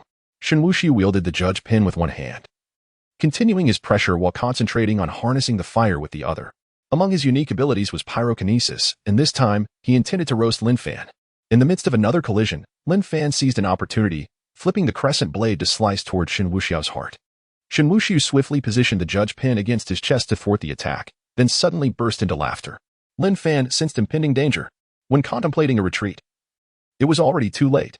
A fiery blaze engulfed him, a torrent of flames surging directly toward his face. Lin Fan let out a piercing scream. Seizing the opportunity, Shen Wuxiao delivered a forceful kick to his chest. Ignoring the pain, Lin Fan frantically swatted at the flames consuming his hair. Though the ignition was instantaneous, his hair, eyebrows, eyelashes, and beard were all singed and curled, resembling burnt bristles. Fortunately, the flames did not linger. Otherwise, his visage would have been irrevocably marred. Fury surged within Lin Fan. But it was a fleeting anger, for Shen Wuxiao was already thrusting the judge's pin toward him. If he did not defend himself, he would surely be struck. Lin Fan had no choice but to adopt a full defensive stance, extending both hands to grasp the front end of the pin. Shen Wuxiao welcomed this. His whole body tensed, muscles taut, as he pushed forward. Lin Fan, overpowered, was forced to retreat until he collided with the wall, yet he did not relinquish his grip. A fierce struggle of strength ensued. Shen Wuxiao held the body of the pin with one hand while bracing the rear with the other. Lin Fan, facing the pin's tip, exerted all his might to shift it sideways. Just as he was about to maneuver away, the lethal tip of the judge's pin suddenly unfurled like a blooming flower bud.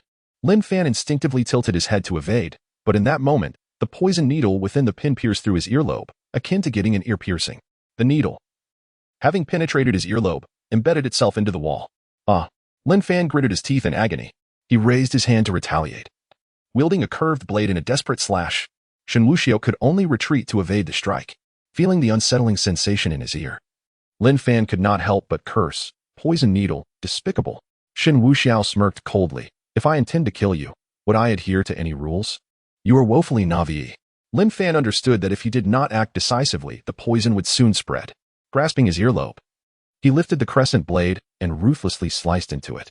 A painful groan escaped Lin Fan's lips as he now bore an additional earlobe, blood streaming down his face, staining his cheek. With considerable experience, he recognized that continuing to fight in such a condition would spell his doom. Thus, he resolved to employ the age-old strategy. Retreat was the best option. As a 5th-grade 8th-tier expert, escaping was not an insurmountable task. His opponent would find it challenging to pursue him. Without hesitation, Lin Fan leapt from the 8th floor, shattering the window. Utilizing the strength of his arms, he grasped onto the protruding ledge to mitigate his fall. He dropped 2 stories and landed on the ground, rolling to absorb the impact before sprinting away. Swiftly vanishing into the night, Shen Wuxiao had no intention of pursuing him.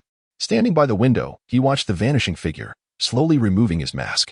Under the moonlight, his handsome visage emerged, a subtle, wicked smile gracing his lips. The protagonist of fate was indeed formidable. Yet he remained unaware of the concept of a dark halo counterbalancing the protagonist's light. In such a standoff, neither bore a halo. However, Shen Wuxiao still possessed an advantage. Ding! Congratulations, host, on completing the task. A reward of 100,000 points has been issued. Isn't it necessary to cut off an ear to qualify? Not at all. A missing ear on the protagonist suffices. Mission completion evaluation, excellent. Additional reward, a 6th-tier exclusive enchanted artifact, the Duke of Destruction revolver. The bullets contain true power. Disregarding protective energy, yet they cannot easily penetrate the shield of a master-level defensive aura. Successive shots are required. A total of 6 bullets can be loaded at once. With bullets needing to be purchased separately, ordinary ammunition cannot substitute. Each bullet deducts 100 points. Shen Wuxiao was overjoyed. The system anticipated his desires and granted them. Moreover, each bullet costing merely 100 points meant that with his hundreds of thousands of points, he could easily strike at the luck of the protagonist's grandmother's house. Soon, Shen Wuxiao possessed a revolver, adorned with peculiar engravings, resembling a phantom. The gun's body shimmered with a ghostly light, exuding an aura of coolness. Shen Wuxiao could hardly contain his eagerness as he aimed at the wall and fired. Bang! The bullet moved with the speed of a fleeting shadow, leaving no trace.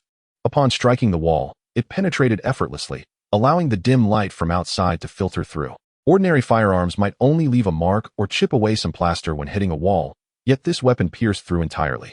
With such terrifying power, if it struck a person, it would surely obliterate their form in an instant. This evening's venture left Shen Wuxiao immensely satisfied. He donned his mask once more, exited the room, and descended the stairs, departing the building slated for demolition. He got into the car and sped away. Chapter 44, Worry as Lin Fan fled. Shen Wuxiao returned to the seaside villa. Inside, Jiang Huayue was as restless as an ant on a hot pan. She paced the living room anxiously, her face etched with concern. After Shen Wuxiao departed in the morning, she initially dismissed her worries. However, at noon, she inexplicably called his phone only to find it switched off. At that moment, she thought little of it, assuming he had simply forgotten to charge it. Yet, as night fell, her calls continued to meet with the same disheartening response. Now, as midnight approached, he remained unreachable. She considered the possibility that his phone had simply run out of battery, but it seemed implausible. In an era where phones rarely leave our hands, how could one forget their device? Particularly when it concerns someone dear to you. Could they truly have overlooked your attempts to reach them? Or perhaps they were deliberately ignoring you. Jiang Huayue wished not to dwell on such thoughts, yet her mind was unable to refrain from doing so. She feared that Shen Wuxiao might have encountered some misfortune or, worse, that the fool had ventured out to investigate and fallen into the hands of those skilled adversaries who had been shadowing them. Feeling helpless in this unfamiliar environment, Jiang Huayue found herself unable to seek assistance. All she could do was hope for the best, clinging to the notion that perhaps his phone was simply malfunctioning. Every few minutes, she would step outside the villa, gazing into the distance for any sign of his return. While there were cars aplenty, none were headed in her direction. With each passing moment of disappointment, her anxiety deepened. Determined to find him, she resolved to seek out information in Shanghai. Knowing he was no stranger there and could certainly uncover news of Shen Wuxiao's whereabouts, she donned her tactical gear, armed herself, and decisively closed the villa door behind her as she stepped out into the night. Just then, a sports car approached slowly. Upon recognizing the familiar vehicle, Jiang Huayue's heart surged with inexplicable anger, her delicate features darkening as her fists clenched tightly. That damn scoundrel had the audacity to return home. She rushed forward to intercept him. At that moment, Shen Wuxiao, having changed into his usual attire, drove leisurely. Reveling in the joy of acquiring a new weapon, the Duke of Destruction revolver was indeed magnificent. He muttered to himself, just as he spotted a graceful figure striding towards him, Jiang Huayue. Shen Wuxiao gradually brought the car to a halt and lowered the window, a playful smile on his face. You are out so late? Are you going for a midnight snack? Though a weight lifted from Jiang Huayue's heart, her ire flared. It was infuriating. She had been worried sick about him, while he seemed carefree, even jesting about late-night meals. Without a word, she yanked open the car door. Shen Wuxiao, taken aback, felt Jiang Huayue lean into him, deftly unbuckling his seatbelt.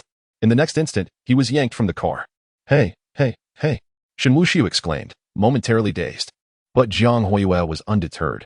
She pinned him against the car, her fist raised, ready to strike.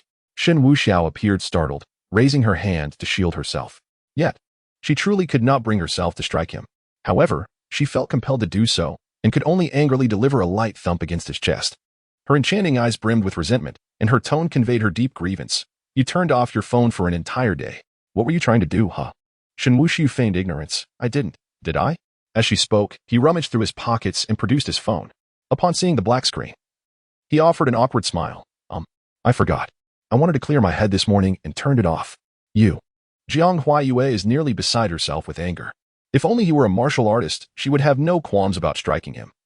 Fearing she might injure him if she were too forceful, it was only then that Shen Wuxiao powered on his phone. Upon doing so, he discovered 3 spam calls and a staggering 73 missed calls, all from Jiang Huayue, who had called at intervals as if anticipating his imminent return.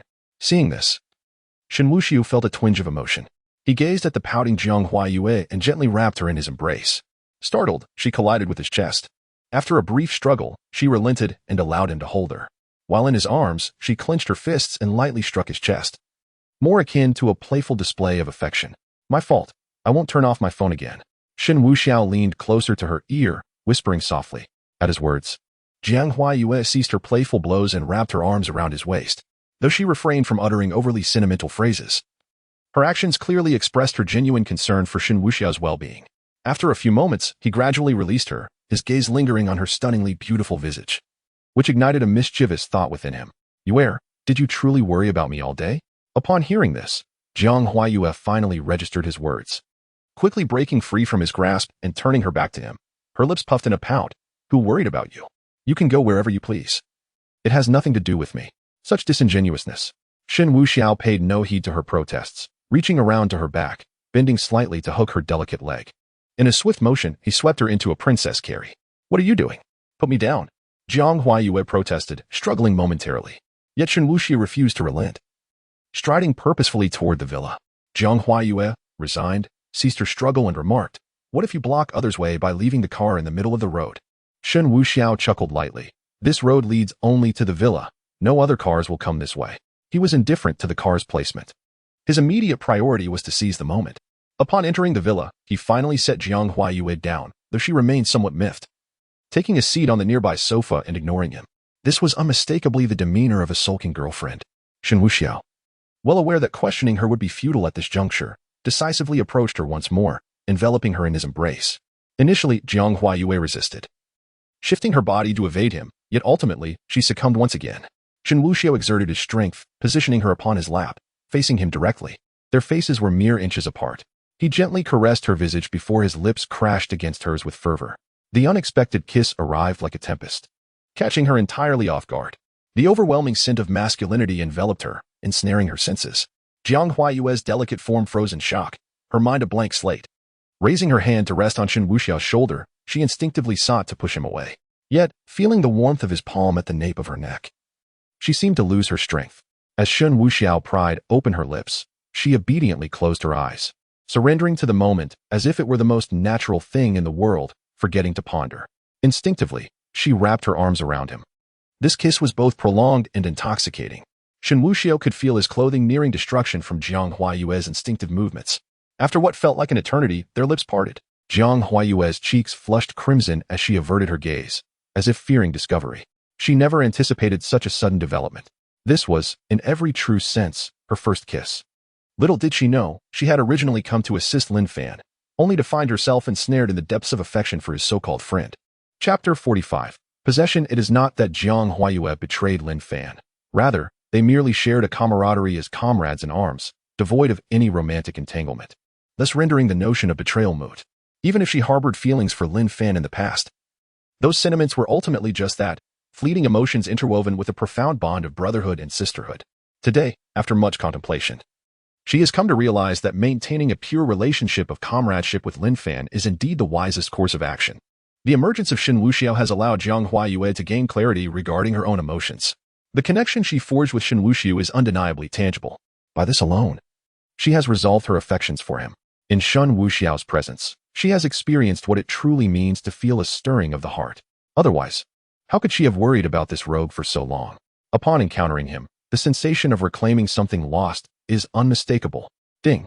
Congratulations, host. You have claimed the protagonist's affection. Jiang Huayue's favorability towards you has reached 90%. Points 1000000. Only one final step remains. Even divine beings cannot seize this. Shen Wuxiao felt a swell of pride, having secured his victory. He knew it was time to act swiftly. Embracing Jiang Huayue, a mischievous grin adorned his face. Jiang Huayue could not help but playfully jab him in the chest. Have you been coveting me all along? Shen Wuxiao, candidly, nodded. Given your attributes, if I were not to covet you, I would not be a man at all. However, I have never considered coercion. In truth, he was aware of being knocked unconscious the previous day, yet he had not anticipated awakening in her bed. Although uncertain of what transpired, he was certain of their intimate connection. Shen Wuxiao laid it bare. Jiang Huayue sighed. Indeed, there has been intimacy, and not just once. You even took my... Shen Wuxiao feigned astonishment. Really? Jiang Huayue suddenly appeared somewhat irate. If you don't believe it, then so be it. She was unwilling to conceal such matters, for if things were to progress further with Shen Wuxiao, she would not want him to misunderstand her as someone who was not pure on their first night, which would be an injustice. It was he who had wrought this predicament, and thus he must bear the responsibility. Shen Wuxiao quickly tightened his embrace. I believe you, of course I do. The bed sheets have been torn. I cannot pretend otherwise. I merely thought it was quite the loss. Loss? Who is truly at a loss here? Jiang Huayue nearly lost her composure. That is not the point. Shen Wuxiao, bemused, replied. What I meant was that we did not savor the moment fully. At his words, Jiang Huayue found her anger dissipating, replaced by a rush of shyness. This scoundrel was truly still fixated on such matters. So now, you must consider me your woman, Shen Wuxiao declared with a laugh. Not so. Jiang Huayue felt that this rogue was taking advantage of her. What I say is final. Shen Wuxiao was undeterred, leaning in closer to nuzzle her neck. You smell delightful. Jiang Huayue, somewhat exasperated, pushed him away. Go take a shower. I'll prepare something to eat. Shen Wuxiao resolutely shook his head. I am not hungry. I find myself famished, and you scoundrel, have vanished for an entire day. Utterly unreachable. How am I to satisfy my hunger? Jiang Huayue is beginning to regret allowing this rogue to have his way so easily. How dare he think only of himself? How could he allow his woman to go hungry? The more she reflects on it, the angrier she becomes. Jiang Huayue seizes Shen Wuxiao's arm, intent on taking a bite out of him. Yet, as she rolls up his sleeve, she is suddenly startled by the sight of several bruises. Alarmed, she hastily tugs at Shen Wuxiao's clothing. Mistaking her urgency for impatience, Shen Wuxiao reaches to unbuckle his belt. Do not move. Jiang Huayue admonishes fiercely. She swiftly unfastens his garment, revealing the traces of battle on Shen Wuxiao's otherwise perfect physique, marked by faint bruises. A surge of anger wells up within her. What on earth happened? Who is the scoundrel responsible? Just yesterday, there were none, and now upon his return, he bears these marks. Clearly, something transpired during his outing. Shen Wuxiao, oblivious until now, notices the bruises himself, though they are not severe. The skirmish with Lin Fan was indeed a brutal exchange, both combatants striking with unprecedented ferocity, each aiming to incapacitate the other. Lin Fan's combat prowess should not be underestimated. To have left Lin Fan battered without sustaining any serious injuries himself is a considerable achievement. Such minor inconveniences are of little concern to him. Oh. It was merely a brawl, a trivial matter. The other party fared far worse. I nearly knocked the very life out of him. Shen Wuxiao chuckles. Jiang Huayue recognizes that he is unlikely to divulge the truth. Opting not to press further, she rises and walks to her room, retrieving a bottle of special ointment for bruises from her belongings. Without hesitation, she strips Shen Wuxiao and instructs him to lie on the sofa, applying the salve. Shen Wuxiao, quite pleased, revels in the ministrations of the beautiful woman. While she tends to his injuries, he ponders that it is time to give Jiang Huayue a precautionary warning. A true precaution, not an injection. Shen Wuxiao rests his head sideways, observing Jiang Huayue as she diligently rubs the ointment. What is it? Is my touch too rough? Jiang Huayue pauses, her beautiful eyes fixed upon him. No, please continue. I merely wish to discuss something with you. Go on, I am listening. Jiang Huayue resumes her careful application of the ointment, her thoughts consumed by Shen Wuxiao's injuries, leaving little room for anything else. Today, I learned some news regarding Lin Fan. Would you like to hear it? Jiang Huayue hesitates for a moment, but ultimately nods. The reason I came to Zhonghai in the first place was to seek him out. So naturally, I wish to listen. Jiang Huayue is not one to feign pretense. For her, many matters require no concealment. She does not fear Shen Wuxiao's jealousy, as they are acquainted through Lin Fan and understand each other well. Moreover, having chosen Shen Wuxiao, she would never engage in fickle behavior. With a clear conscience, she speaks openly. Shen Wuxiao directly stated, the situation is as follows. Lin Fan has come seeking vengeance for his brother's death, which occurred because his brother attempted to kill me. Jiang Huayue was quite unaware of the details, only knowing that Lin Fan's brother had died. Are you saying that this entire incident stemmed from Lin Fan's brother's own folly? Shen Wuxiao nodded, affirming the straightforward nature of the matter. Shen Wuxiao was to hold a wedding banquet with a lady from a local family, whom Lin Fan's brother fancied. In an attempt to claim her, Lin Fan's brother tried to seize the wedding. During this tumultuous event, a conflict arose, and his brother attempted to strike Shen Wuxiao, but was ultimately overpowered and killed. Shen Wuxiao recounted the events of the wedding with embellishments, yet the essence remained unchanged, with only the details slightly altered. Logically speaking, anyone could deduce this. It was indeed Lin Chen's reckless actions that led to his demise. He charged into the scene to disrupt the wedding, only to suffer the consequences of his own aggression. Was the protagonist allowed to act with impunity? Should his fate be any different? Merely because Lu Qingxing favored Lin Chen, did he feel justified in his brazen actions? After hearing this, Jiang Huayue was left somewhat speechless. It was evident that from the very beginning, Lin Chen had been the instigator. His arrogance led him to encounter someone far more formidable. The subsequent events would revolve around Lin Fan's quest for retribution for his brother. Chapter 46, The Vaccination Moon. I have spoken my piece. What are your thoughts on this matter? Shen Wuxiao tilted his head, listening intently. Jiang Huayue pondered for a moment. Firstly, this situation is largely dependent on relationships. From Lin Fan's perspective, regardless of the righteousness of Lin Chen's actions, he is acutely aware that his brother has perished, and vengeance is imperative. However, from the standpoint of a bystander, Shen Wuxiao, while undeniably ruthless, is also somewhat wronged. Aside from Zhang Wei, who was late to the wedding, which man could endure having his wedding day interrupted by a rival? Conflict is inevitable. Jiang Huayue's assessment was remarkably astute, articulating the viewpoints of both parties. So, do you believe neither side is at fault? Shen Wuxiao inquired. Jiang Huayue nodded. In light of the broader context and from a martial artist's perspective, that appears to be the case. Lin Fan's brother barged into the banquet hall, attempting to seize the bride in front of numerous witnesses and caused injury. He brought this fate upon himself. Lin Fan's quest for vengeance on behalf of his brother is entirely justified. Shen Wuxiao's resistance is equally reasonable. After all, he too is a victim and cannot simply stand by while being harmed and having his woman taken away. Shen Wuxiao chuckled. My dear wife, your perspective is quite remarkable. I anticipated you would unconditionally support Lin Fan, declaring Shen Wuxiao must perish. Jiang Huayue shot him a glance. After all, Lin Fan is my comrade. I am bound to lean slightly in his favor, but not excessively. Ultimately, I maintain a somewhat detached stance. I am here merely to assist Lin Fan. Shen Wuxiao nodded again, posing another question. What if Lin Fan and Shen Wuxiao engage in a battle of wits, employing despicable tactics? Jiang Huayue responded without hesitation. When two mortal enemies clash, any deceit or schemes employed are merely tactics. There is nothing more to discuss. During my time on the battlefield, I have resorted to many underhanded methods myself. In such matters, one must focus solely on the outcome, disregarding the means. Both sides harbor animosity and will naturally fight ruthlessly. However, from the perspective of Lin Fan's comrade, I sincerely wish for his success in avenging his brother, which is why I have come to assist him without knowledge of the circumstances. And what if the conflict were a matter of life and death between you and Lin Fan? Shen Wuxiao inquired with a smile, eager for his answer. Jiang Huayue felt perplexed momentarily, but soon glanced at Shen Wuxiao and teasingly remarked, Are you feeling jealous? Otherwise, why would you pose such a question? Shen Wuxiao nodded in agreement. Of course, is it unreasonable for me to feel jealous? The very reason you are here is for Lin Fan. Your bond must be profound. How could I not feel envious? Jiang Huayue smiled gently, her heart fluttering with sweetness. Yet, she addressed his question earnestly. If you and Lin Fan were sworn enemies, I would have to remain neutral and would not wish to witness the outcome. After all, he is my comrade, and he has provided me with significant assistance. Our bond runs deep. However, I shall not stand idly by while he harms you. If it comes to that, I will undoubtedly side with you. Having received the answer he sought, Shen Wuxiao felt a considerable sense of relief. He had contemplated this matter himself. It was certain that he would confront Lin Fan, and the one caught in the middle would be Jiang Huayue. Initially, Shen Wuxiao had thought that if Jiang Huayue were obedient, he would treat her well.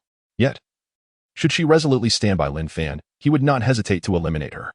Even if it pained him greatly, it would have to be done. Women are numerous. He would not allow one to hinder his progress. Ideally, Jiang Huayue would remain by his side. It now appeared that Jiang Huayue had her own thoughts, and the situation was likely not too dire. After finishing the medication, Shen Wuxiao pulled Jiang Huayue into his embrace. "Oh dear, the medication isn't dry yet," she murmured. "Never mind, darling, let us share a kiss first," Shen Wuxiao said, drawing her neck towards his lips. Jiang Huayue, though helpless, gradually responded. After a sweet interlude, she eventually rose to prepare a late-night snack while Shen Wuxiao settled onto the sofa. However, it wasn't long before the phone rang. Upon closer inspection, the word scam call appeared on the screen. Wasn't this just Lin Fan, that rascal? Shen Wuxiao answered the call directly. "Hello. Brother Sikong, it's me. Lin Fan. Why has your phone been off?" Lin Fan's voice sounded somewhat weak, and there seemed to be a strong wind blowing on his end. Shen Wuxiao let out a cold chuckle. "My phone was broken, but it's fixed now. What's wrong, Brother Lin? I've been exposed. Bounty hunters from abroad found me tonight, and we had a confrontation." Shen Wuxiao feigned surprise. "What happened? You're not gone, are you?" Lin Fan paused before replying. "I'm fine. Just a mere bounty hunter. I dealt with him. The cost was a bit high, though. I sustained some injuries." Shen Wuxiao nearly laughed out loud. This brat was rather prideful. He had almost been beaten to a pulp and now adamantly denied any trouble. "Well, as long as you're all right. Are you safe now?" Lin Fan replied. "Safe. I've taken refuge in an abandoned factory for the time being." Shen Wuxiao suggested deliberately, "Why not come stay with me? No one would suspect you're here." Lin Fan promptly declined. "No need. I called to let you know I've changed locations. If you happen to look for me at my previous place, it could lead to trouble." Lin Fan's loyalty was commendable. He even thought to warn him. "All right, rest assured. I have no plans for the next few days. I'll be with my woman." "Your woman?" Lin Fan joked, relaxed. "Sounds like there has been plenty of sweet interaction." "Of course, my woman is breathtakingly beautiful. I can't take my eyes off her." Shen Wuxiao glanced towards Jiang Huayue in the kitchen. Lin Fan couldn't help but burst into laughter. "You are indeed fortunate. Make sure to put in the effort so she can recognize your prowess." Shen Wuxiao, unable to contain his amusement, replied, "Of course, I must strive. She is currently preparing a midnight snack. Once we finish eating, it will be a delightful evening." He couldn't help but wonder if Lin Fan realized that his words implied Jiang Huayue would discover Shen Wuxiao's prowess, and whether that would leave her in disarray. Seizing the moment while on the phone, Shen Wuxiao yelled towards the kitchen, "Darling, add 2 fried eggs for me. I need to replenish my energy." Jiang Huayue, who was busy in the kitchen, approached its edge and smiled at Shen Wuxiao. "Did you not claim to be unhungry? The fickle nature of men. Are you truly hungry now? I understand. Just wait a moment." With that, she returned to her tasks. Finally, Shen Wuxiao spoke into the phone. "Brother Lin Fan, I must take my leave now to assist my woman with her midnight snack. We shall reconnect if needed." With that, he hung up the call. Lin Fan, on the other end, was left in shock. Moments ago, he had distinctly heard a woman's voice on the line. That voice was all too familiar. Jiang Huayue, the one who haunted his dreams. However, he quickly dismissed the thought, reasoning that he must have misheard. Jiang Huayue was known for her icy demeanor and lack of humor. She spoke to everyone with a chilling aloofness. The lively tone he had just heard was unmistakably different. Although the voice bore an uncanny resemblance to Jiang Huayue's, it could not possibly belong to her. She was stationed at the border, and moreover, she had no acquaintance with Brother Sikong. It was inconceivable for her to be his woman, simply based on the fact that she was preparing food and responding with a smile.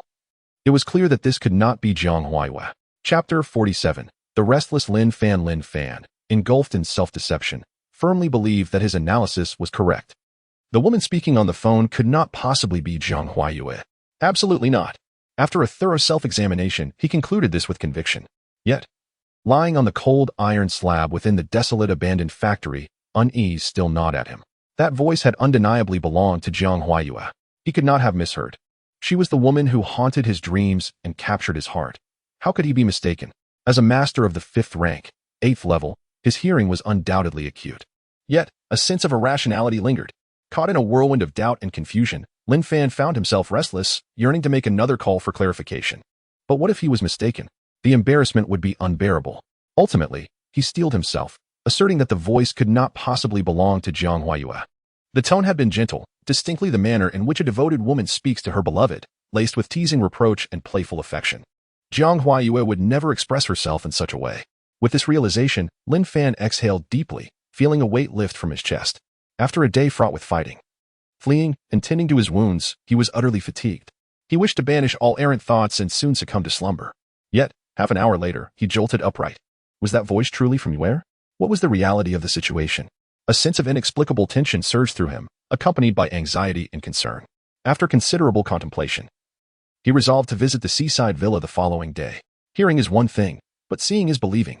Such matters necessitated first-hand observation, even if it entailed some risk. Otherwise, he would remain ensnared in this state of heightened apprehension. Lin Fan was a vigilant individual, yet not one prone to suspicion. In his worldview, trust should be given until proven otherwise. Once one had faith in another, it should endure, though this disposition could lead to significant missteps, as was the case now.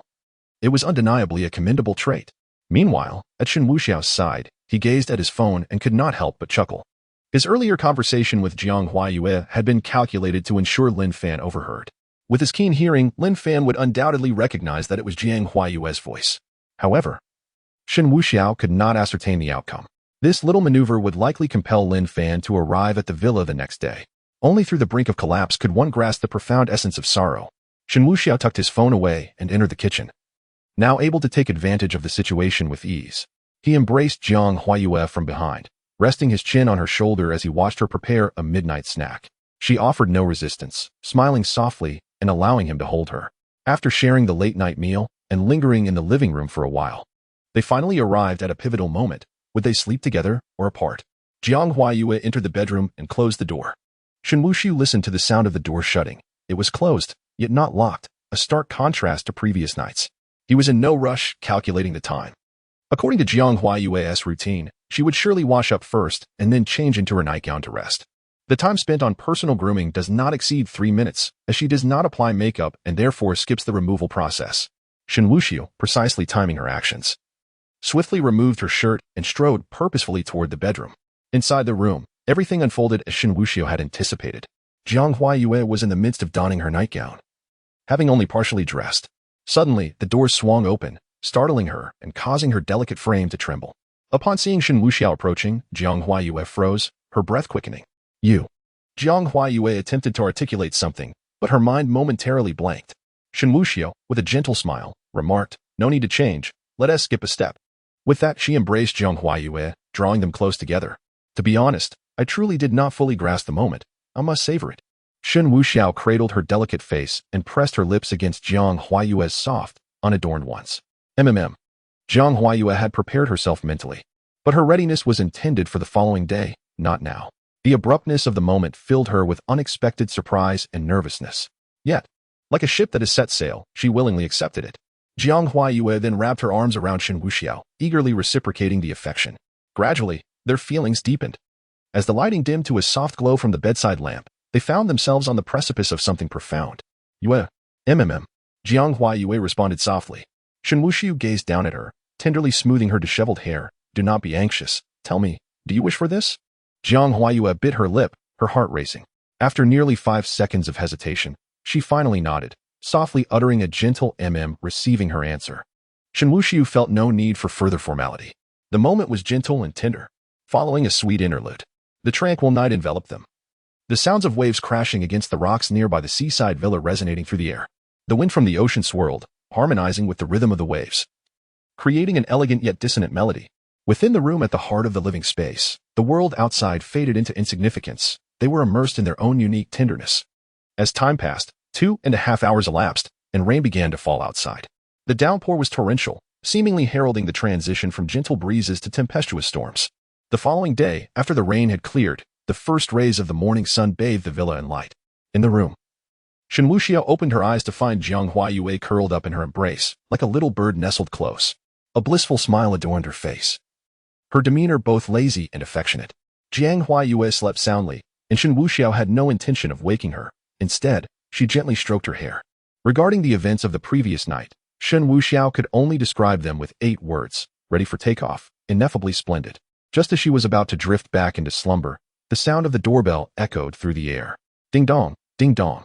Shen Wuxiao chuckled inwardly, knowing without a doubt that it was Lin Fan, that insufferable rascal. Jiang Huayue was awakened by the persistent sound of the doorbell, slowly opening her eyes. Following the events of the previous night, the sense of estrangement between her and Shen Wuxiao had dissipated, leaving everything feeling remarkably natural.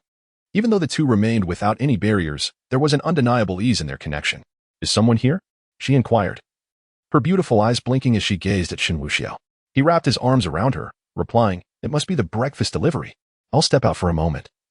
"You should continue to rest." Jiang Huayuan nodded obediently, preferring not to encounter unfamiliar faces. Shen Wuxiao withdrew his hand, dressed quickly, and leaned down to place a gentle kiss on her lips before exiting the room. Once outside, the softness he had displayed vanished, replaced by an icy demeanor. A mischievous smile crept onto his face as he swung open the grand door of the villa and stepped into the yard. Upon seeing the figure outside, he could not help but chuckle. Lin Fan looked utterly miserable, his hair singed into frizzy curls, his once handsome features marred, and his beard scorched to an unappealing shade of yellow.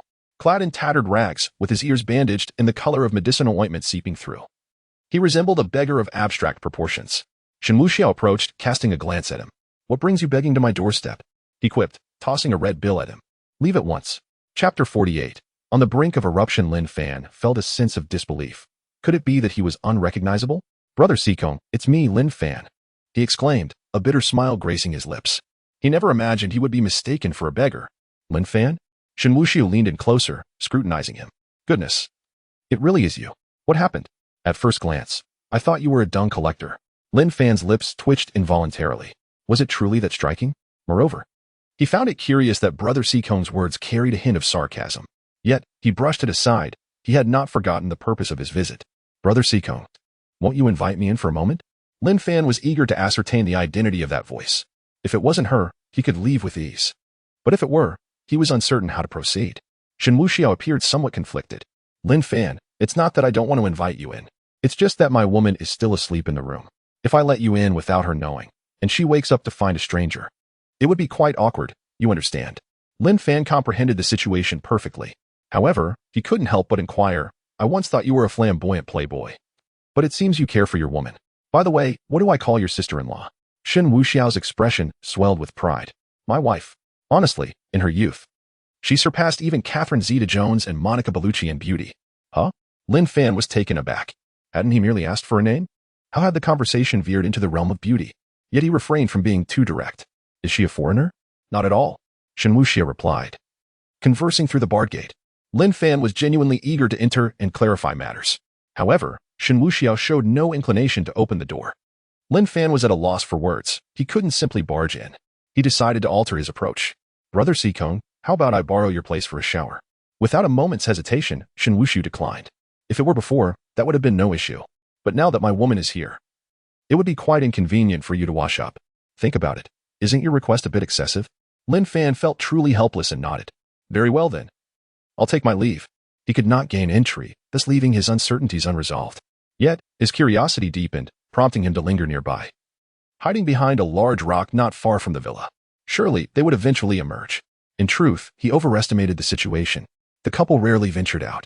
After Shen Wuxiao returned, he went straight to the room and fell asleep with Jiang Huayue, indulging in a cozy slumber that lasted until midday. Lin Fan waited for what felt like an eternity. But no one appeared. Around noon, Shen Wuxiao and Jiang Huayue finally awoke, with Jiang Huayue preparing lunch. Having spent the previous night in a romantic haze, they were particularly affectionate with one another. After lunch, the two individuals ventured to the villa's karaoke room to indulge in song. In the afternoon, they made their way to the villa's gym to work up a sweat. As evening approached, they enjoyed a warm bath together. Following their refreshing soak, they proceeded to the villa's private cinema to watch a film, where they shared intimate conversations for 2.5 hours. As the day came to a close, they had not ventured outside, leaving Lin Fan feeling as if he might freeze into a fool. The weather had already turned to autumn, compounded by last night's heavy rain, leaving the surroundings damp.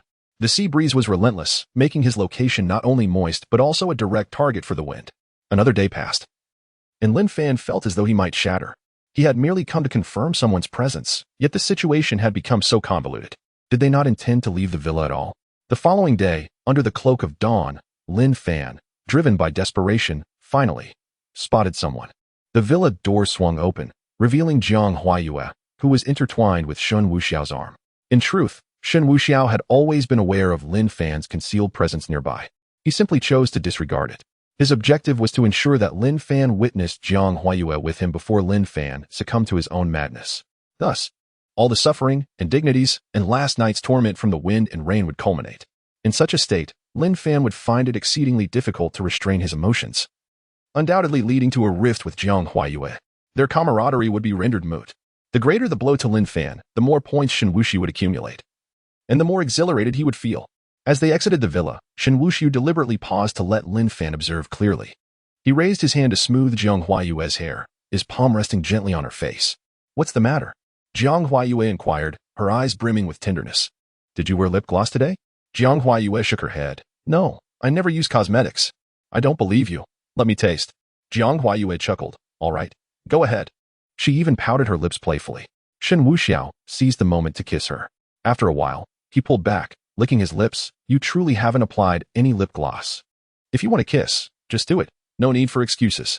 Jiang Huayue shot him an exasperated glance. Lin Fan, concealed in the shadows, witnessed this entire spectacle with clarity. His mind went blank, as if a poignant melody echoed in his thoughts. For all the pain born from love's obsession, for all the wounds inflicted by hatred's grip, I can no longer distinguish between love and hate. Is it truly like this? His trembling hands could not cease. Nor could they. Forgive. Lin Fan felt an imminent explosion of emotions. He could bear it no longer. His fists clenched tightly, producing a crackling sound. It is really you. It truly is you." With a surge of anger, he pressed his foot down, unleashing a powerful force that radiated outward. He soared into the air like a great rock, landing with a few heavy thuds on the pavement.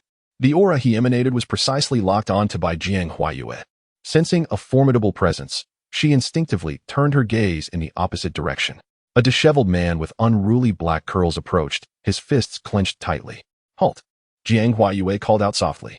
Yet Lin Fan seemed oblivious, his teeth clattering in agitation. He was utterly unprepared to discover that the woman he had longed for was entwined in affection with another man, one he had considered a brother. Such an affront to his dignity was intolerable. Seeing that the man showed no signs of stopping, Jiang Huayue prepared to take action. However, as he drew closer, she recognized him with astonishment. Lin Fan? What has happened to you?" she inquired, her tone surprisingly calm, akin to a friendly greeting. There was no hint of guilt or unease in her demeanor, for in her mind, she was merely Lin Fan's comrade in arms, though there had once been feelings between them. That was a distant memory, and their relationship had remained strictly platonic. Thus, there was no reason for her to feel apprehensive. "What is your relationship with him?" Lin Fan advanced step by step, finally halting before them. He was on the brink of an explosive reaction. Yet he had no intention of resorting to violence. He merely sought answers. Chapter 49. The break. Jiang Huayue did not ponder further. She simply answered the question. "He is my man. Do you not know him?" Her response was as natural as the conversation itself, and she gestured towards Lin Fan, inquiring, "By the way, how did you end up like this?" Lin Fan frowned at her words, realizing she had always spoken to him from the perspective of a friend. With a stern expression, he asked, "You say he is your man?" Jiang Huayue nodded affirmatively. "Indeed." Lin Fan felt as though he was about to shatter, his heart aching unbearably. "Then what am I?" He finally could not suppress his emotions any longer. Pointing at Jiang Huayue, he exclaimed, "You actually got involved with him. You have betrayed me. Do you think that is justifiable?" Jiang Huayue was momentarily taken aback and felt a surge of anger. "Are you out of your mind?" She furrowed her brow. "What do you mean by betrayal? What relationship do we even have? At best, we are comrades. Should I report to you every time I start dating someone?" Lin Fan paused, feeling a nameless rage with nowhere to vent. Indeed, he and Jiang Huayue had never been in a romantic relationship. He had no right to speak of betrayal. However, he was acutely aware that there had always been an unspoken bond between them, which instinctively led him to regard her as his own. At this moment, Shen Wuxiao fanned the flames further. "No, Lin Fan, what do you mean by that? Are you being overly controlling? Shut your mouth. One must not disrespect a friend's partner. How dare you act this way?" Lin Fan was truly enraged, pointing at Shen Wuxiao and shouting. In that instant, a fierce glint flashed in Shen Wuxiao's eyes. No one had ever dared to raise their voice at him. Yet, he remained still, merely observing. He could always deal with Lin Fan later. But Jiang Huayue was not about to stand idly by. Why should he yell at her man? Moreover, what did he mean by friend's partner? Was he so presumptuous as to assume he had the right to define her relationships? Lin Fan, are you not being overly arrogant? Jiang Huayue was determined to clarify completely. Our relationship is solely that of comrades. Is it not self-deception to think otherwise? On what grounds do you stand here to criticize me? According to your reasoning, anyone you fancy must belong to you, correct? Lin Fan was rendered speechless for a moment. In truth, Jiang Huayue had hit the nail on the head. He harbored such thoughts. Who else could claim what he desired? Yet, the words stuck in his throat, leaving him unable to respond. He understood Jiang Huayue was right, but he could not swallow his frustration. The thought of that scoundrel standing where he longed to be only fueled his rage. Shen Wuxiao took another jab. Lin Fan, your attitude is truly disheartening. Yuer told me she traveled a great distance to help you. So what is your meaning? My relationship with Yuer seems to have nothing to do with you. Lin Fan felt as if he had been ignited. The mere thought of their intimate moments in the villa while he suffered outside was maddening. He could endure no longer. It was time to unleash his fury. He bellowed in fury, an overwhelming intent to kill radiating from him as his iron fist descended upon Shen Wuxiao. Yet, Shen Wuxiao remained steadfast, a cold smile gracing his lips. Just as the iron fist was about to strike, Jiang Huayue intervened. With a swift kick from the side, she connected forcefully with Lin Fan's arm. The impact sent Lin Fan spinning in inertia, retreating 2 steps backward. Lin Fan, you have gone too far. Jiang Huayue's gaze was icy. Had she not intervened, Lin Fan's punch could have potentially killed Shen Wuxiao. This blow had also shattered their camaraderie. Jiang Huayue instinctively reached for her waist, and in an instant, a soft sword appeared, glistening like a silver serpent in motion, aimed directly at Lin Fan. Lin Fan's heart sank. You are pointing a sword at me? He questioned incredulously. Jiang Huayue's expression remained frigid. It's because I did not bring my gun. Lin Fan felt even more despondent. Jiang Huayue's face was filled with disdain, her tone icy. Lin Fan, we have faced numerous trials together, risking our lives for one another. We should be able to trust each other implicitly. I have never concealed my feelings, and today I shall speak plainly. I admit that I once harbored feelings for you, but I cannot discern whether they stem from camaraderie, sibling affection, or romantic inclination. When I learned of your troubles, I left my team without hesitation, solely to seek revenge for you. Ask yourself, where have I wronged you? Lin Fan found himself at a loss for words, his anger having clouded his judgment. Jiang Huayue continued, but how have you reciprocated? You tarnish my honor before my partner, claiming I am yours. When have I ever been your woman? I always believed you to be a person of principle, someone who understands honor and humility, a selfless individual whom I aspired to emulate. But now it seems I was gravely mistaken. Her words struck Lin Fan deeply, making him acutely aware of his folly. You err, he stammered, realizing his rashness. Hoping to salvage the situation, please address me as Miss Jiang or simply by my name. Jiang Huayue offered no leniency. Lin Fan clenched his teeth, feeling a painful sense of humiliation. Meanwhile, Shen Wuxiao reveled in the moment, thinking how formidable his wife was, infuriating that scoundrel. From the moment you entertained thoughts of killing, our bond has been severed, Jiang Huayue stated coldly, waving her soft sword. Now, you must decide, will you flee or fight? Lin Fan opened his mouth but remained motionless, neither attacking nor retreating. Jiang Huayue grew impatient with the delay. She grasped Shen Wuxiao's hand and headed toward the car, while Shen Wuxiao chuckled internally, the system in his mind chiming with excitement. Ding. Congratulations, host. You have severed the protagonist's emotional ties. Points 100,000. Congratulations, host. You have caused the protagonist to break down. Points 50,000. Congratulations, host. You have led to the dissolution of feelings between Lin and Jiang. Points 50,000. What a windfall. The two simply passed by Lin Fan.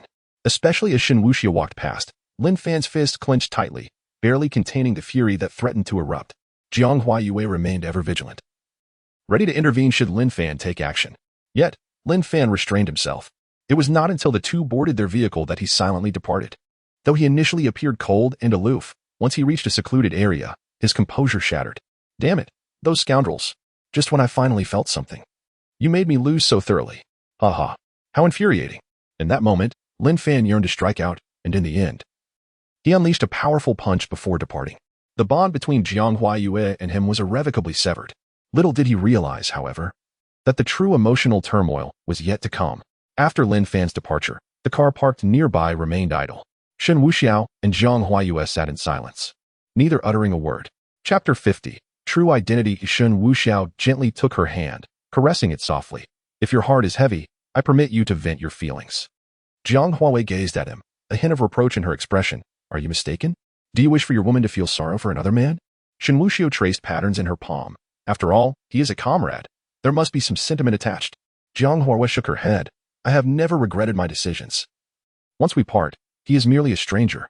With narrowed eyes, she fixed her gaze on Shen Wuxiao. I am curious. Are you not the least bit jealous? Jiang Huayue appeared somewhat flustered.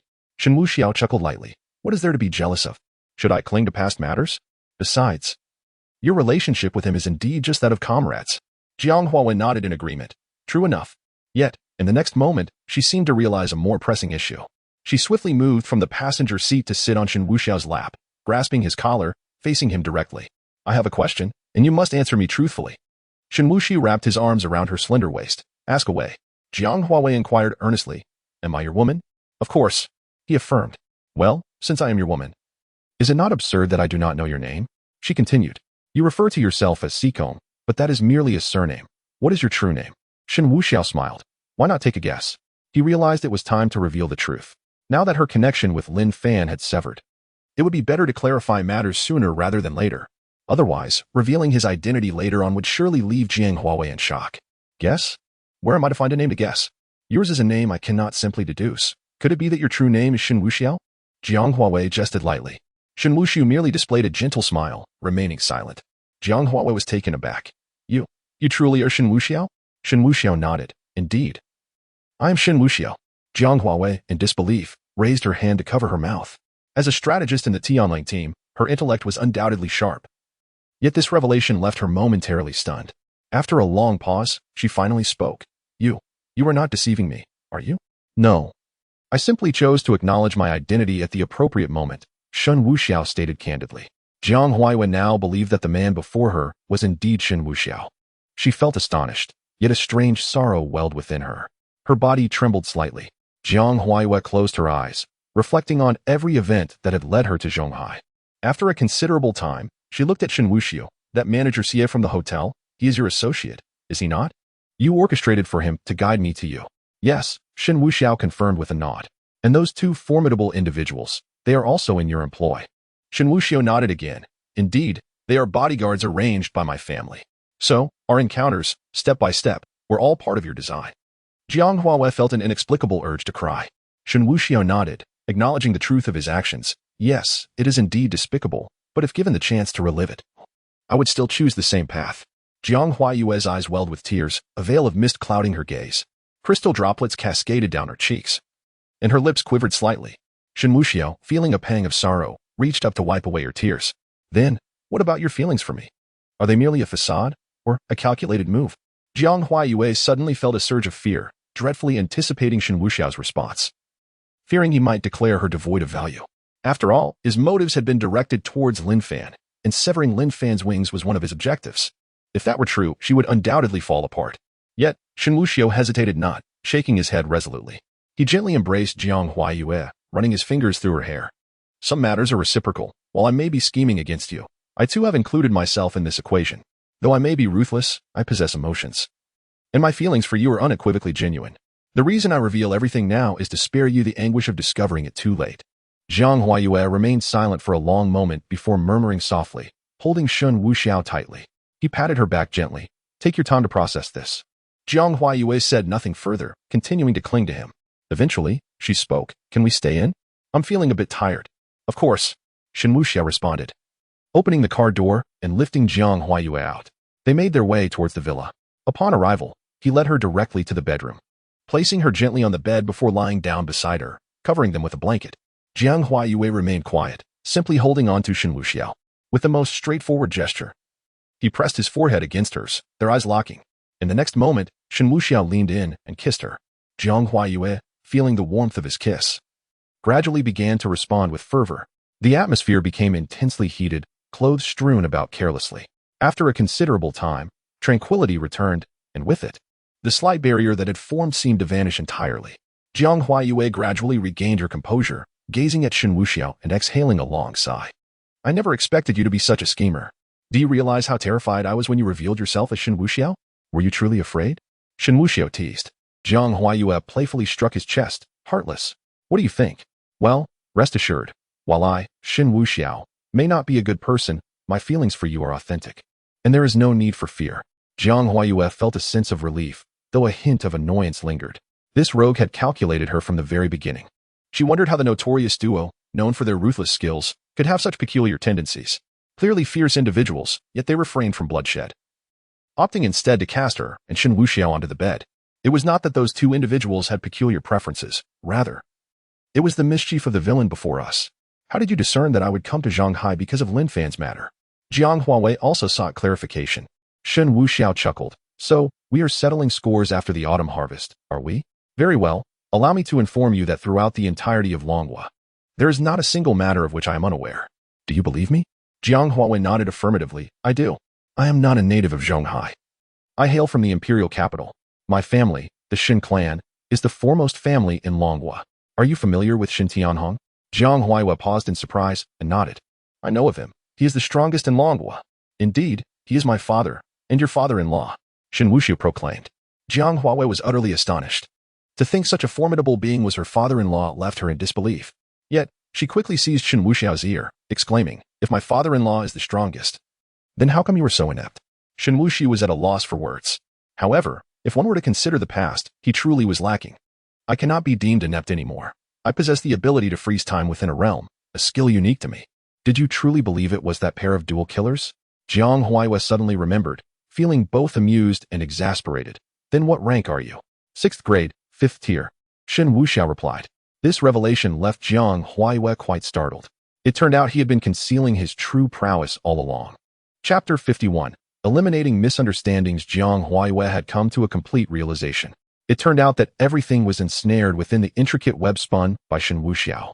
With a hint of resignation, she remarked. So, you mean to say that Lin Fan killed the wrong person, and it was you who led him astray? Shen Wuxiao, with a sly smile, nodded in affirmation. Indeed, the demise of the Haisha Society's young master was preordained. I intended for the Haisha Society and Lin Fan to clash. Even if Lin Fan could not bring about his death, I would ensure his downfall. In the realm of Zhonghai, I hold the reins, and they possess no authority to oppose me. Jiang Huawei couldn't help but admire Shen Wuxiao's decisiveness and ruthlessness. It appears that from the very beginning of Lin Fan's brother's incident, everything has been set up by you? Shen Wuxiao did not deny it. After his brother's death, I anticipated that he would return seeking vengeance. Thus, I disseminated information to disrupt his plans, gaining the upper hand. Every move he made upon his return was monitored. And even our friendship was orchestrated by me. At this point, Jiang Huawei found herself at a loss for words. Under such circumstances, Lin Fan was destined to lose. Utterly defeated. From the outset, he had been led by the nose. How could he possibly emerge victorious? Shen Wuxiao playfully pinched her cheek. As for the events that transpired previously, I have shared them with you. You should now comprehend your man's treachery. Jiang Huawei puffed her cheeks in response. Indeed treacherous. And audacious as well, with a formidable background. I wondered why you asked me that night how I would choose if you and Lin Fan were enemies. It turns out you were merely giving me a precautionary warning. Shen Wuxiao chuckled mischievously. I assent it because I care about your feelings? And I didn't speak in vain. It was indeed Lin Shun who attempted to seize me, seeking to eliminate me, and I retaliated. As for everything that followed, as you said, it was merely a tactic to ensnare him. With everything laid bare, Shen Wuxiao felt a significant sense of relief. Jiang Huawei, however, found herself unable to counter his assertions. Strictly speaking, she was an outsider, having willingly walked into the trap set by Shen Wuxiao. Now that she had entwined herself with him, it could be seen as fate, and she bore no regrets. After all, she had genuinely fallen for Shen Wuxiao. May I refrain from intervening in your matters with Lin Fan? Jiang Huawei inquired. What Shen Wuxiao desired was precisely her non-involvement. He aimed to eliminate Lin Fan without necessitating Jiang Huayue's assistance. Certainly, I hope you remain an observer. My conflict with Lin Fan is a personal vendetta, a life-and-death struggle. If it were to pass through your hands, you would find it difficult to face your comrades, and you would bear an unease of your own. Upon hearing this, Jiang Huawei was momentarily taken aback, then embraced Shen Wuxiao, pressing a fervent kiss upon his lips. As Shen Wuxiao had stated, she still needed to consider her fellow comrades. If she were to take Lin Fan's life, how would her comrades perceive it? They were all brothers and sisters who had faced life and death together. Unless Lin Fan posed a threat to Shen Wuxiao, she would not intervene. Yet, such a scenario was evidently implausible. Shen Wuxiao was not one to be trifled with. Previously when Lin Fan sought to kill me and you intervened, now that you know the truth, you should understand it was all orchestrated by me. Will you still sever ties with Lin Fan completely? Shen Wuxiao inquired once more. Jiang Huayue hesitated not a moment before nodding. Although everything was a trap set by you, he remains oblivious. Thus, his intention to kill is not aimed at Shen Wuxiao, but rather at young Master Sicong. Lin Fan is unaware that you are Shen Wuxiao or that you orchestrated this scheme. In his perception, you have always been a benefactor, even going to great lengths to assist him. The fact that he still chooses to kill you, without uncovering the truth and in light of your selfless aid, is indeed his own failing. Jiang Huayue staunchly upheld this belief. Lin Fan harbored murderous intent. He might wish to eliminate Shen Wuxiao, yet he must never harm the identity of young Master Sicong. Had Lin Fan understood the truth, the old grievances and new enmities would be justified.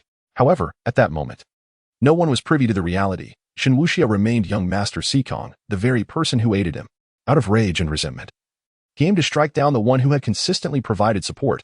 This was unequivocally his error. Shen Wuxiao found it quite surprising that Jiang Huayue remained so obstinate. Yet he understood her perspective was not entirely unfounded. In her eyes, he was not Shen Wuxiao but rather the benefactor, young Master Sikong, whom she sought to eliminate. Jiang Huayue then shifted the conversation, her delicate arms suddenly encircling Shen Wuxiao, pulling him closer as they both sat upright. What is the matter?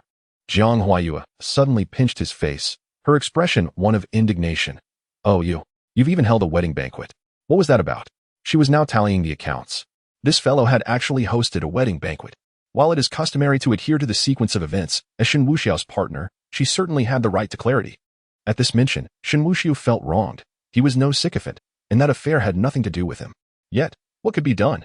Their positions had reversed. He was indeed the genuine Shen Wuxiao. Thus, he recounted the memories that lingered in his mind, from a debauched young master to a fervent lover, all for Lu Qingqing.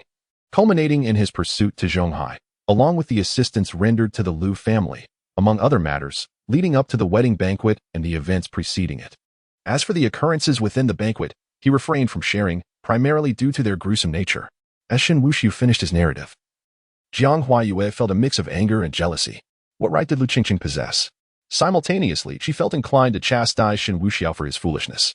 Most detestable were the Lu family, greedy and repulsive, with Lu Qingqing embodying a truly nauseating character.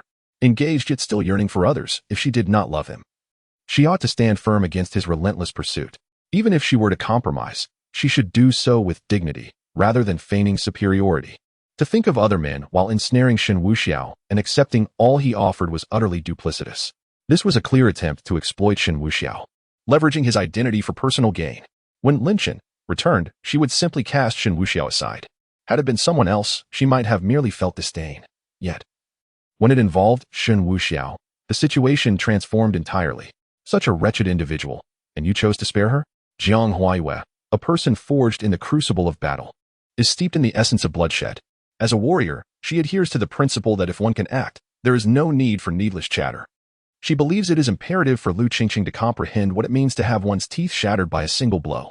Spare her? Shen Wuxiao couldn't help but chuckle. Do you perceive me as some sort of saint? Jiang Huayue paused momentarily, realizing perhaps she had overthought. If Shen Wuxiao were a man of leniency, he would not have led Lin Fan to his doom, nor would he have involved that scion of the Haisha society. It seems that the previous Shen Wuxiao had merely succumbed to the folly of love, allowing himself to be deceived by Lu Qingqing. Now that the air is cleared, there will be no more barriers between us. Be obedient, my dear, your husband cherishes you. Shen Wuxiao tenderly arranged her disheveled hair, speaking with a touch of sweetness. Jiang Huayue pouted. You have deceived me so painfully. How can this simply be forgiven? You must be punished. With that, Jiang Huayue suddenly pushed Shen Wuxiao down and pressed her crimson lips against his. Chapter 52. The siege of Lin Fan. A day passed swiftly. In the coastal villa, Lin Fan, engulfed in despondency, resembled a mere specter of himself. Though he comprehended the situation, an overwhelming sense of disquiet persisted within him. It was akin to the sensation of a close friend absconding with his beloved, despite his constant reassurances that Jiang Huayue held no ties to him, and that his feelings were merely self-inflicted. The emotional barrier within his heart remained insurmountable. He ceased to concern himself with whether the Haisha society sought him or not. After purchasing a new outfit, he meandered through the day in a haze. As evening approached, he entered a bar. Typically, bars open around 5 o'clock, and upon his arrival, he found the establishment sparsely populated. Lin Fan's singular desire was to drink, to drown his sorrows, to indulge in a revelry that would allow him to begin anew the following day, a form of self-justification. Financially, he was not particularly affluent. However, previously, when Shen Wuxiao had advised him to lie low, he had provided him with 2 stacks of cash, over 20,000. During his time at the demolition site, he had scarcely spent anything, only a little over 1,000 on supplies. Now he still possessed around 18,000. As a 5th-tier, 8th-grade master, earning money was an effortless task for Lin Fan. Yet, his spirit was devoid of ambition. Upon entering the bar, he promptly ordered 5 cases of beer, alongside 7 or 8 bottles of white wine and red wine. Perhaps due to his extended stay at the border, he was oblivious to the pricing norms of such establishments. With 20,000, one could drink for an entire week at a roadside eatery. Once the drinks arrived, Lin Fan commenced his indulgence, disregarding even the peanuts. His sole intention was to become inebriated. As time trickled by, the bar became increasingly crowded. Lin Fan's actions drew little attention. Such behavior was commonplace among patrons seeking solace in alcohol. Regrettably, there were no beautiful women around to entice once he succumbed to intoxication. Lin Fan continued unabated. Convinced he was at the nadir of his life. His only kin had been slain, he had been expelled from the military, and upon returning, he had failed to exact revenge, instead mistakenly harming the wrong individual. Now branded a fugitive, he scurried like a rat in hiding. The woman he cherished most had become involved with a comrade he had only just met. The mere thought of Shen Wuxiao, currently at the villa, standing and reveling, ignited a murderous rage within him. He uncapped a bottle of white wine and began to drink heartily. Unbeknownst to him, as time passed, 3 distinct groups were observing him intently. The first group was naturally comprised of Shen Wuxiao's men. The second was from the Haisha society. The third group belonged to Lu Ruyan. Since Lu Ruyan had begun her search within the Haisha society, she had become aware of Lin Fan's appearance. She had intentionally assembled a cohort to locate him.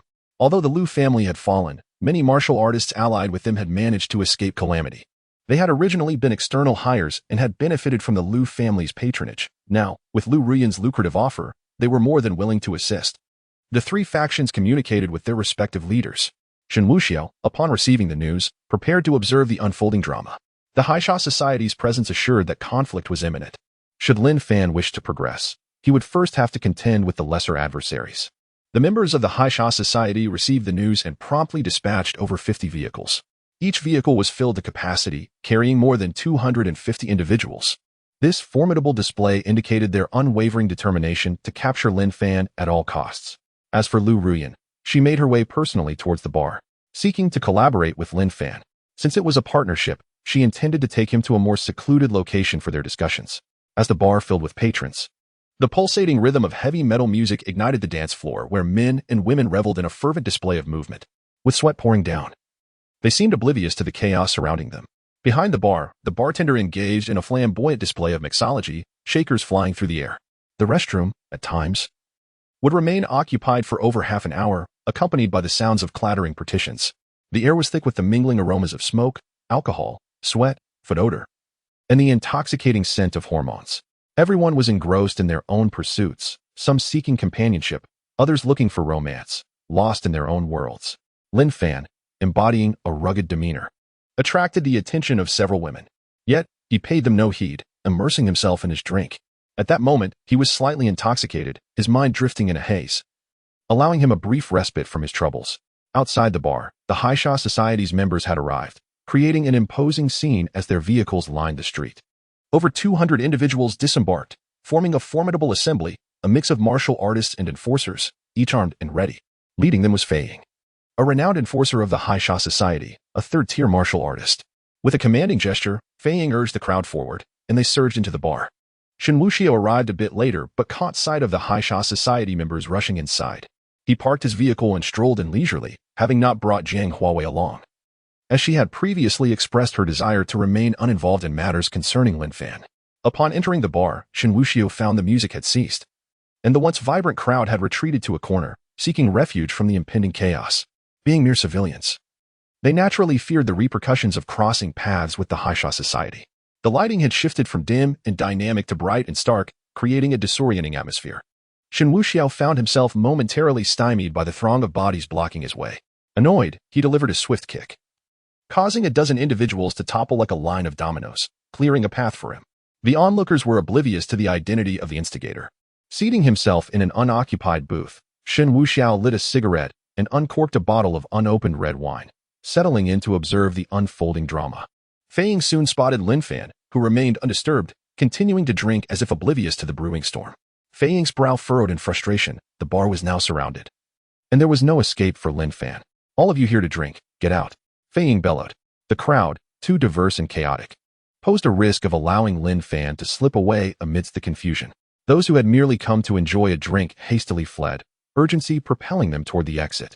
In just a minute, aside from Shen Wuxiao, who sat distantly observing the performance, and Lin Fan, who was indulging in alcohol, the remaining individuals were all members of the Haisha Society. Fei Ying approached, followed closely by others, as the encirclement grew increasingly tighter. He noticed Lin Fan still pouring liquor into his mouth and abruptly raised his hand, sending Lin Fan's bottle flying to the ground. However, Lin Fan remained unfazed, reaching for another bottle and continuing to drink, reminiscent of a despondent soul. How could one have the audacity to be named Lin Fan? Fei Ying glared fiercely, exclaiming, "You possess quite the courage, having slain our Haisha Society's young master, yet still daring to linger in Zhonghai." At last, Lin Fan paused his drinking but merely uttered indifferently, "This number of people is insufficient for me to engage. Be gone." Witnessing Lin Fan's audacity, the members of the Haisha society could no longer contain themselves. Fei Ying sneered coldly. "Do you believe you can fight well? Fighting is of little consequence. To thrive, one must possess power and influence. A wretch like you has perished at my hands dozens of times." Shen Wuxiao, observing the ongoing exchange filled with bravado, found himself utterly speechless. He grasped a bottle of liquor and hurled it directly towards Lin Fan amidst the crowd. Chapter 53. A narrow escape suddenly. The bottle soared through the air, aimed directly at Lin Fan's occiput. Lin Fan's gaze sharpened. These individuals were courting death. With a swift motion, he seized the incoming bottle, exerting force with his palm. Bang! The bottle shattered explosively, spilling its contents everywhere. Fei Ying hastily raised his hand and commanded, "Kill him." In an instant, the air was filled with the cacophony of battle cries. The thugs, mingled with martial artists, were exceptionally formidable. Armed with knives and baseball bats, they charged forward en masse. Yet, Lin Fan was no ordinary man. He was a fifth-tier, eighth-stage master, the Wolf King of the Borders. To him, these so-called underworld brutes appeared as mere trifles. He shifted his body, pivoting the swivel chair beneath him to face the members of the Haisha society. With a powerful kick, he struck the foremost aggressor. In a single blow, multiple opponents were sent sprawling. Lin Fan sprang into action, launching himself into the crowd. With each punch, an adversary was sent flying. He seized a baseball bat and began to pummel his foes like a game of whack-a-mole. The scene was chaotic, with some individuals yelling frantically, "Ah! Taste my sword. The first sword of Huaxia, the holy sword of the White Emperor. Follow me with your sword." Lin Fan required no mystic energy to handle these foes. His formidable physical prowess was sufficient to obliterate them. Initially, he had thought it reasonable for them to seek vengeance for the accidental death of the Haisha Society's young master. However, in this tumultuous situation, surrender was not an option. With one hand wielding the baseball bat and the other delivering iron fists, the assailants were either sent crashing backward or collapsing to the ground. More than 200 thugs and martial artists were utterly incapable of subduing Lin Fan alone. Fei Ying was equally astounded. He promptly devised an alternative strategy. A circle of individuals on the periphery drew their firearms. Their leader had issued a death warrant. At any cost, they were to eliminate Lin Fan and bring his head back to honor Luo Han. As the perimeter shooters readied their weapons, Lin Fan's murderous intent surged. The pent-up fury within him erupted. A silvery mist enveloped his form, signifying the release of his true power. Lin Fan was serious now. Shen Wuxiao began to regret his involvement. Was this truly the Haisha Society? Did they dare claim to be one of the three pillars of Zhonghai? Surely, they could dispatch a few third-tier or fourth-tier masters. This hardly seemed like a desperate effort. Observing the fierce skirmish, Shen Wuxiao approached one of the gunners, snatching the weapon from his grasp and aiming it at Lin Fan. Bang! Bang! Bang! The sound of gunfire erupted. Lin Fan reacted with remarkable speed, quickly pulling a nearby thug in front of him. The bullet struck the unfortunate assailant instead. The gunman, bewildered by the theft of his weapon, glared at Shen Wuxiao. "Who the hell are you? Are you seeking death?"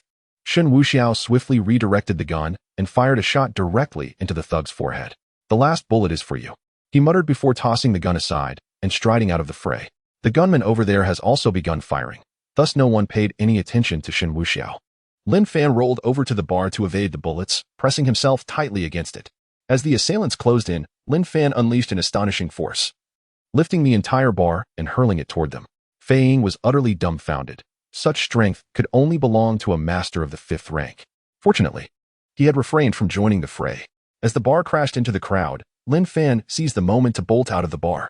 It was not that Lin Fan was cowardly. Rather, he deemed this battle unnecessary. He could incapacitate them, but they were armed and intent on killing him. Upon exiting the bar, a black jeep suddenly pulled up in front of Lin Fan. "Get in," someone in the vehicle quickly instructed. Noticing that they did not appear to be members of the Haisha Society, Lin Fan opened the back door and jumped in. There were 3 individuals in the vehicle, including himself. "Who are you?" Lin Fan inquired. "No time for questions. Our young lady wishes to see you," replied the passenger in a cool, detached manner. The car sped away, with another vehicle trailing closely behind. Seated in the back of that pursuing car was a beautiful woman, Lu Ruyan. Today, she had witnessed Lin Fan's formidable prowess. Escaping from over 200 adversaries confirmed that seeking his collaboration was indeed wise. As long as they could transport Lin Fan to safety, discussions regarding their partnership could commence. Just as she felt they were about to evade the scene, a Land Rover suddenly careened around the corner, crashing into Lin Fan's vehicle from the side. Lu Ruyan's team had no time to react. Bang! A deafening crash ensued, causing the car to crumple inward. The expressions of the two front passengers changed drastically, while Lin Fan in the back remained remarkably composed, his brow furrowed. The vehicle was sent skidding, producing a screeching sound as it left tire marks on the ground. Lu Ruyan, following closely behind, was taken aback. She had thoroughly investigated and found no Haisha society members lying in wait. Everyone was surrounding the bar. Who could those individuals in the Land Rover be? Could they possibly be Shen Wuxiao's people? She watched in horror as Lin Fan's vehicle overturned onto the sidewalk, resembling a turtle flipped on its back. The Land Rover then reversed, executing a drift to change direction. Initially, she thought they would flee, but Lu Ruyan soon found herself stunned. The individual who had collided with Lin Fan's car extended an arm out of the window, gripping an unusually designed revolver. The barrel was aimed directly at the overturned vehicle. Bang! The sound of the gunshot was extraordinarily powerful. The bullet, akin to a tiny meteor, sped forth with terrifying velocity. Upon striking the car, an explosion erupted, sending debris soaring 3 meters into the air before crashing down heavily. Chaos ensued, with thick smoke billowing everywhere. After executing the maneuver, the occupants of the Land Rover seemed indifferent to Lin Fan's fate, showing no inclination to check if he was alive. They simply pressed the accelerator and sped away. As the Land Rover passed by Lu Ruyan's vehicle, she deliberately peered intently through the window. Although the occupants remained obscured, she could discern the silhouette of a man. Unfortunately, the Land Rover sped away rapidly, leaving her no time to speculate about his identity. After all, it could only be Shen Wuxiao or someone from the Haisha society. The pressing matter at hand was to ascertain whether Lin Fan was still alive. She was contemplating a collaboration with him.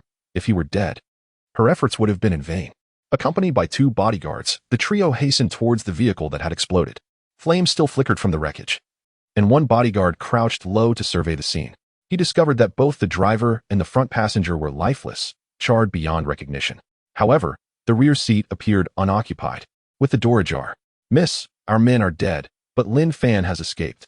Lu Ruyan felt a wave of confusion wash over her. There was nowhere for him to hide in this vicinity. How could he have fled in such a brief span of time? It was only when she noticed a loosened manhole cover on the ground that the realization struck her.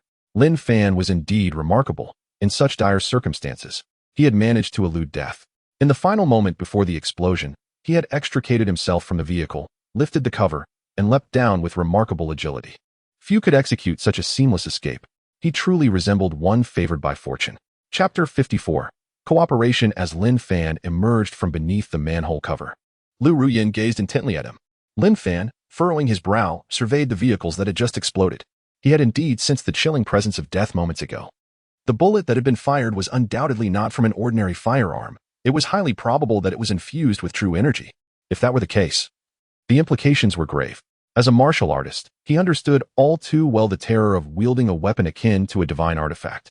Such a weapon would be a harbinger of doom for martial practitioners.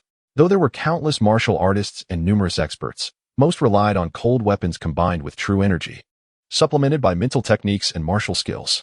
Divine firearms, however, were exceedingly rare. The legendary figures among the 9th-rank masters and those beyond were already beyond the realm of humanity. Among those known to possess such powerful firearms, there were scarcely a dozen. Yet, each of them represented the pinnacle of martial prowess. Lin Fan felt an abrupt shift in the atmosphere, a sense of foreboding washing over him for the first time. It was akin to encountering a formidable foe in a novice village, where one's score was at stake. He was unafraid of martial artists stronger than himself. He could engage in battles across ranks. However, he felt utterly powerless against these divine firearms. His protective true energy would be of little use unless he reached the level of a master, at which point his protective aura might withstand a moment's assault. "Are you all right?" Lu Ruyan, noticing Lin Fan's dazed expression, finally inquired with a hint of concern. In her mind, she couldn't help but compare him to Shen Wuxiao. In this comparison, Lin Fan seemed rather ordinary, lacking any remarkable qualities. Yet, the circumstances dictated that she had no choice but to collaborate with him. Snapping back to reality, Lin Fan shook his head. "I'm fast. I dodged before the explosion." A glance at Lu Ruyan revealed that she, too, possessed an extraordinary allure. While she might not match Jiang Huayu's stunning beauty, she was nonetheless a rare gem. "If you had the ability to evade, why didn't you pull my subordinates along with you?" Lin Fan was taken aback. "Even if you had saved one, they wouldn't have perished. Are you truly so indifferent to their plight?" Lin Fan was left in a state of disbelief. They had come to rescue her, and now, faced with danger, she had merely sought refuge for herself. Did she not feel the slightest twinge of guilt? The corners of his mouth twitched in exasperation. What kind of divine reasoning was this? His own survival was a stroke of luck, facilitated by a conveniently placed manhole cover. How could he possibly consider anyone else as safety? Miss, at that moment, I had no capacity for such thoughts, Lin Fan replied, genuinely at a loss for words. Was this woman perched atop some lofty pedestal, casting down judgment upon him? Lu Ruyin chose not to elaborate further. As more people began to converge, she summoned her other subordinates to assist Lin Fan. She herself climbed into the vehicle. The car drove on until they reached a tea house, where both parties finally sat across from one another. Miss, why have you chosen to assist me? Lin Fan asked, gazing at the beautiful woman before him. Intrigue evident in his expression. Lu Ruyin's expression was cold, her tone serene. Because we share a common enemy. Enemy? Lin Fan inquired. Shen Wuxiao. Lu Ruyin replied. Upon hearing this, Lin Fan's demeanor turned grave, his brow furrowing in concern. Lu Ruyin poured 2 cups of tea, pushing one towards him and adding, "Allow me to introduce myself. My surname is Lu." Lu? Lin Fan suddenly realized, you belong to the Lu family, the one nearly annihilated by Shen Wuxiao? As she spoke of this, a pang of sorrow crossed Lu Ruyin's heart, yet she nodded in affirmation. With my own strength, I cannot contend with Shen Wuxiao, which is why I sought you out. Though it may seem like an ant shaking a tree, it still increases our odds. Lin Fan felt a twinge of displeasure. So, she sought his collaboration merely to enhance her chances, with no real expectation of victory? This felt somewhat like a disservice to his capabilities. I possess a considerable understanding of Shen Wuxiao, including his movements. Confronting him head-on would be folly. We must seize opportunities instead. Upon hearing this, Lin Fan fell into silence. At the very least, she was aware of Shen Wuxiao's whereabouts, while he was completely in the dark, even lacking knowledge of Shen Wuxiao's appearance. Otherwise, he wouldn't have mistakenly harmed members of the Haisha society. Lin Fan nodded in agreement. Very well, the enemy of my enemy is my friend. We can collaborate. But everything should be discussed. You claim to understand Shen Wuxiao and his movements. Do you have people placed near him? Lu Ruyin hesitated slightly but shook her head. I do not possess that capability, but I am his plaything. Lin Fan nearly spat out his tea in surprise. He could hardly fathom that she and Shen Wuxiao shared such a relationship. Your entire family was slaughtered by him. Yet you become his. Lu Ruyin remained indifferent. What other choice do I have? Should I wield a dagger against him in a futile struggle? Lin Fan refrained from further commentary. Indeed, as a woman and not a martial artist, seeking vengeance for her family's demise could only be pursued through her beauty and allure. He did not harbor disdain. Rather, he felt a measure of respect. The pursuit of vengeance is never judged by the means, only by the outcome. Since we are to collaborate, allow me to introduce myself as well. My name is Lin Fan. I have served in the Tianlang Special Forces and am a 5th grade 8th tier master. You possess intelligence, and I have strength. Revenge is within our grasp. Let us work together harmoniously. Lin Fan extended his hand, yet Lu Ruyin did not reciprocate. She merely nodded. She preferred to avoid physical contact. From now on, you may reside in this tea house. The Haisha Society will not find you. When the time is ripe, I will contact you. Very well. I await your news. Lin Fan replied. There was no need for suspicion in their collaboration. Lu Ruyin had lost her family, and her brother had been murdered. Such circumstances rendered any doubt about the sincerity of their alliance unnecessary. Do you have any plans? Lin Fan still inquired. Lu Ruyin took a sip of tea and resolutely shook her head. No, plans cannot keep pace with changes. In the face of someone as astute and powerful as Shen Wuxiao, one must be adaptable. Having a plan makes failure more likely. Shen Wuxiao can effortlessly counter any action. When I say we are like ants shaking a tree, do not dismiss it lightly. You cannot fathom how formidable he truly is. If he were to perceive us and his wrath were to be unleashed, there would be no sanctuary left in the entire Dragon Kingdom. It matters not whether you are a 5th rank master or even a 9th rank grandmaster. Death would be inevitable. Our opportunities are scarce. We do not seek futile resistance, but rather aim for a single, lethal strike, after which we can embark on a life of evasion. Lin Fan was taken aback, yet he did not refute her words. Lu Ruyin knew Shen Wuxiao better than he did and would not exaggerate. The journey ahead would be fraught with challenges, yet some actions must be taken. The two remained silent, simply enjoying their tea.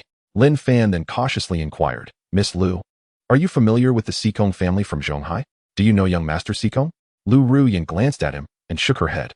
I have been abroad and only recently returned. However, whether in the past or present, I have not heard of the Sikong family. Never heard of them? Lin Fan mused. Puzzled. The Sikong family ought to be quite prominent. After all, young Master Sikong was indeed wealthy. It seemed improbable that he was a mere nobody. Chapter 55. Collapse. Lu Ruoyan responded earnestly. Indeed, I have never heard of it. Perhaps it is a reclusive family or some nouveau riche, merely abundant in wealth. With this explanation, Lin Fan nodded in acknowledgement. Are you inquiring about seeking collaboration? Borrowing someone else's strength? Lu Ruoyan twirled her teacup thoughtfully. Lin Fan furrowed his brow. That's not the case. Initially, he did assist me greatly, but he has taken away the woman I hold dear. Henceforth, we can no longer be friends. Lu Ruoyan let out a derisive laugh. If someone can be taken away, it merely signifies that another could just as easily do the same. Lin Fan was not pleased with this sentiment. Jiang Huayue is not that kind of woman. You do not understand. Do not speak carelessly. She is not that type. Before this, we shared a commendable camaraderie. I know her well. Lu Ruoyan regarded Lin Fan as if he were a fool. So, you were comrades. And you harbored a secret affection. If she is with another man, what does it concern you? How can you claim she was taken from you? Lin Fan was at a loss for words. The truth often stings. Lu Ruoyan interjected sharply. Stop placing the blame on others. Sometimes, you ought to reflect on your own reasons. After all these years, has your salary increased? Have you worked diligently? Lin Fan's lips twitched, rendered speechless. Nevertheless, the collaboration had been established. Now, he awaited news from Lu Ruoyan. After her departure, Lin Fan chose to remain, lodging in a modest but well-equipped room at the tea house. A considerable improvement over his previous living conditions. After a refreshing shower, he lay upon the bed and instinctively opened his phone, gazing at a photograph. The image depicted a group photo, and as he zoomed in on Jiang Huayue clad in military attire, a pang of sorrow washed over him. He truly loved Jiang Huayue. Yet she was now another's beloved. Who knows, perhaps the scoundrel who stole her away was already flaunting his triumph. The more he pondered, the angrier he became, prompting him to make a phone call. Upon seeing Lin Fan's name flash on his screen, Shen Wuxiao, en route to the seaside villa, couldn't help but chuckle. Ah, this Lin Fan, always seeking trouble. Well, a little turmoil for him wouldn't hurt. He rolled down the car window, allowing the sea breeze to rush in, and then answered the call. Hello, ha ha ha. Lin Fan, my brother, why are you calling me? Shen Wuxiao feigned breathlessness, as though he were preoccupied. The sounds of the sea wind, the car's movement, and Shen Wuxiao's hurried breaths reached Lin Fan's ears, and suddenly, he understood. What the? Lin Fan felt like crying. The audacity of Shen Wuxiao was infuriating. Unbeknownst to him, Shen Wuxiao was alone, yet he deliberately sought to provoke Lin Fan, calling out to the air, you air. Hold on tighter. Lin Fan felt a surge of frustration, his fists clenching tightly. Shen Wuxiao continued to breathe heavily, and Lin Fan was so enraged he could barely utter a word. Lin Fan, if you have something to say, do so. I cannot be distracted for too long. Yue might become unhappy. As Shen Wuxiao deliberately shook the vehicle, he inadvertently kicked the car door, producing a loud clatter. However, to Lin Fan, this incident was perceived entirely differently. Hey, be gentle. Do you not understand the importance of cherishing beauty? You are truly despicable. Lin Fan couldn't help but feel tears welling up. Brother Lin Fan, you are meddling a bit too much. Shen Wuxiao chuckled inwardly. Since Shen Wuxiao's car was parked, Jiang Huayue, noticing it from the villa, felt puzzled and approached. Just as she reached the side of the vehicle, Shen Wuxiao suddenly leaned out, startling Jiang Huayue. Ah, she exclaimed. Upon hearing this on the phone, Lin Fan was utterly devastated and immediately hung up. He was in disarray, thrashing about on his bed, kicking his legs in frustration. Damn it, beast. You absolute beast. Lin Fan sat up, clenched his fists, and pounded them against the bed, as if striking a certain loathsome scoundrel. Not even human. That bastard. No, worse than a bastard. He is simply a vile creature. After venting his fury, Lin Fan sat motionless on the bed, appearing utterly dazed. It was evident that sleep would elude him that night. Meanwhile, Shen Wuxiao received a notification in his mind. Ding. Lin Fan is devastated. Points 10,000. Shen Wuxiao couldn't contain his delight. How could he not humiliate someone who had come to provoke him? Jiang Huayue, on the other hand, wore an expression of exasperation and could not resist giving Shen Wuxiao a playful shove on the shoulder. What are you grinning about? You didn't even come inside after getting home. Just frightened me. Her indignant demeanor was particularly endearing. She had always presented a cold facade, yet her lively side provided a striking contrast, making her utterly irresistible. Come on, let us head home. Shen Wuxiao turned off the engine and exited the vehicle. Cradling Jiang Huayue in his arms as they made their way to the villa, he felt a strong desire to cherish her properly. Once they arrived at the villa, Jiang Huayue finally let go. She tugged at Shen Wuxiao's collar, pressing her body against him, and inhaled his scent. Have you been drinking? Just a little. I thought a drink would make watching the show more enjoyable. Shen Wuxiao immediately became a bit unruly, his hands roaming. Jiang Huayue shot him a disapproving glance and swatted his wandering hands away. Let us eat something first, then we can go to the room. Jiang Huayue had been waiting for Shen Wuxiao in the villa, fully aware that something significant would transpire that night. However, upon confirming that Shen Wuxiao was unharmed, she felt at ease. After pulling Shen Wuxiao onto the sofa, she headed toward the kitchen. Shen Wuxiao reclined comfortably on the sofa, contemplating the events surrounding Lin Fan. So far, Lin Fan's narrative had completely unraveled. Not a single event had unfolded according to his storyline. Everything had been altered by his own actions. Typically, in a high martial arts world, protagonists are either reborn, possess divine bodies, wield extraordinary powers, or engage in ostentation, wooing women and establishing harems, while constantly bearing the burdens of the common folk as safety and striving tirelessly. When confronted by ruffians, he retaliates with ferocity. When faced with mockery, his disdain manifests in a scornful expression. Opportunities abound the moment he steps outside, as fate intertwines with his very essence. In every brawl, those who dare to challenge him are caught unprepared, their weapons drawn too late, and their resolve shattered in an instant. However, since his return, he has undergone a transformation. His departure, which should have been a violation of regulations, led him back to the city where he engaged in ostentatious displays of prowess, gaining the favor of numerous influential figures who would champion his cause. Many of his fortuitous encounters, particularly in the realm of cultivation, such as acquiring treasures, were born from serendipitous finds. As for his romantic endeavors, they flourished effortlessly. A mere act of assisting a damsel in distress resulted in yet another companion. Ultimately, he unified the underworld of Zhonghai, straddling the line between light and dark. Yet, as he transitions to a new realm, he finds himself starting anew, striving to ascend to the pinnacle of martial arts. Regrettably, he struggles to even surpass the first hurdle, having been led astray by his own illusions. Even when the truth dawns upon him, he possesses neither the means nor the strength to resist, leaving him with but one path: despair. Did he truly believe that collaborating with Lu Ruyan would yield success? He remains but a small fish trapped in a fishbowl, even if given the chance to grow. The powerful figures he encounters appear to him as mere minor players.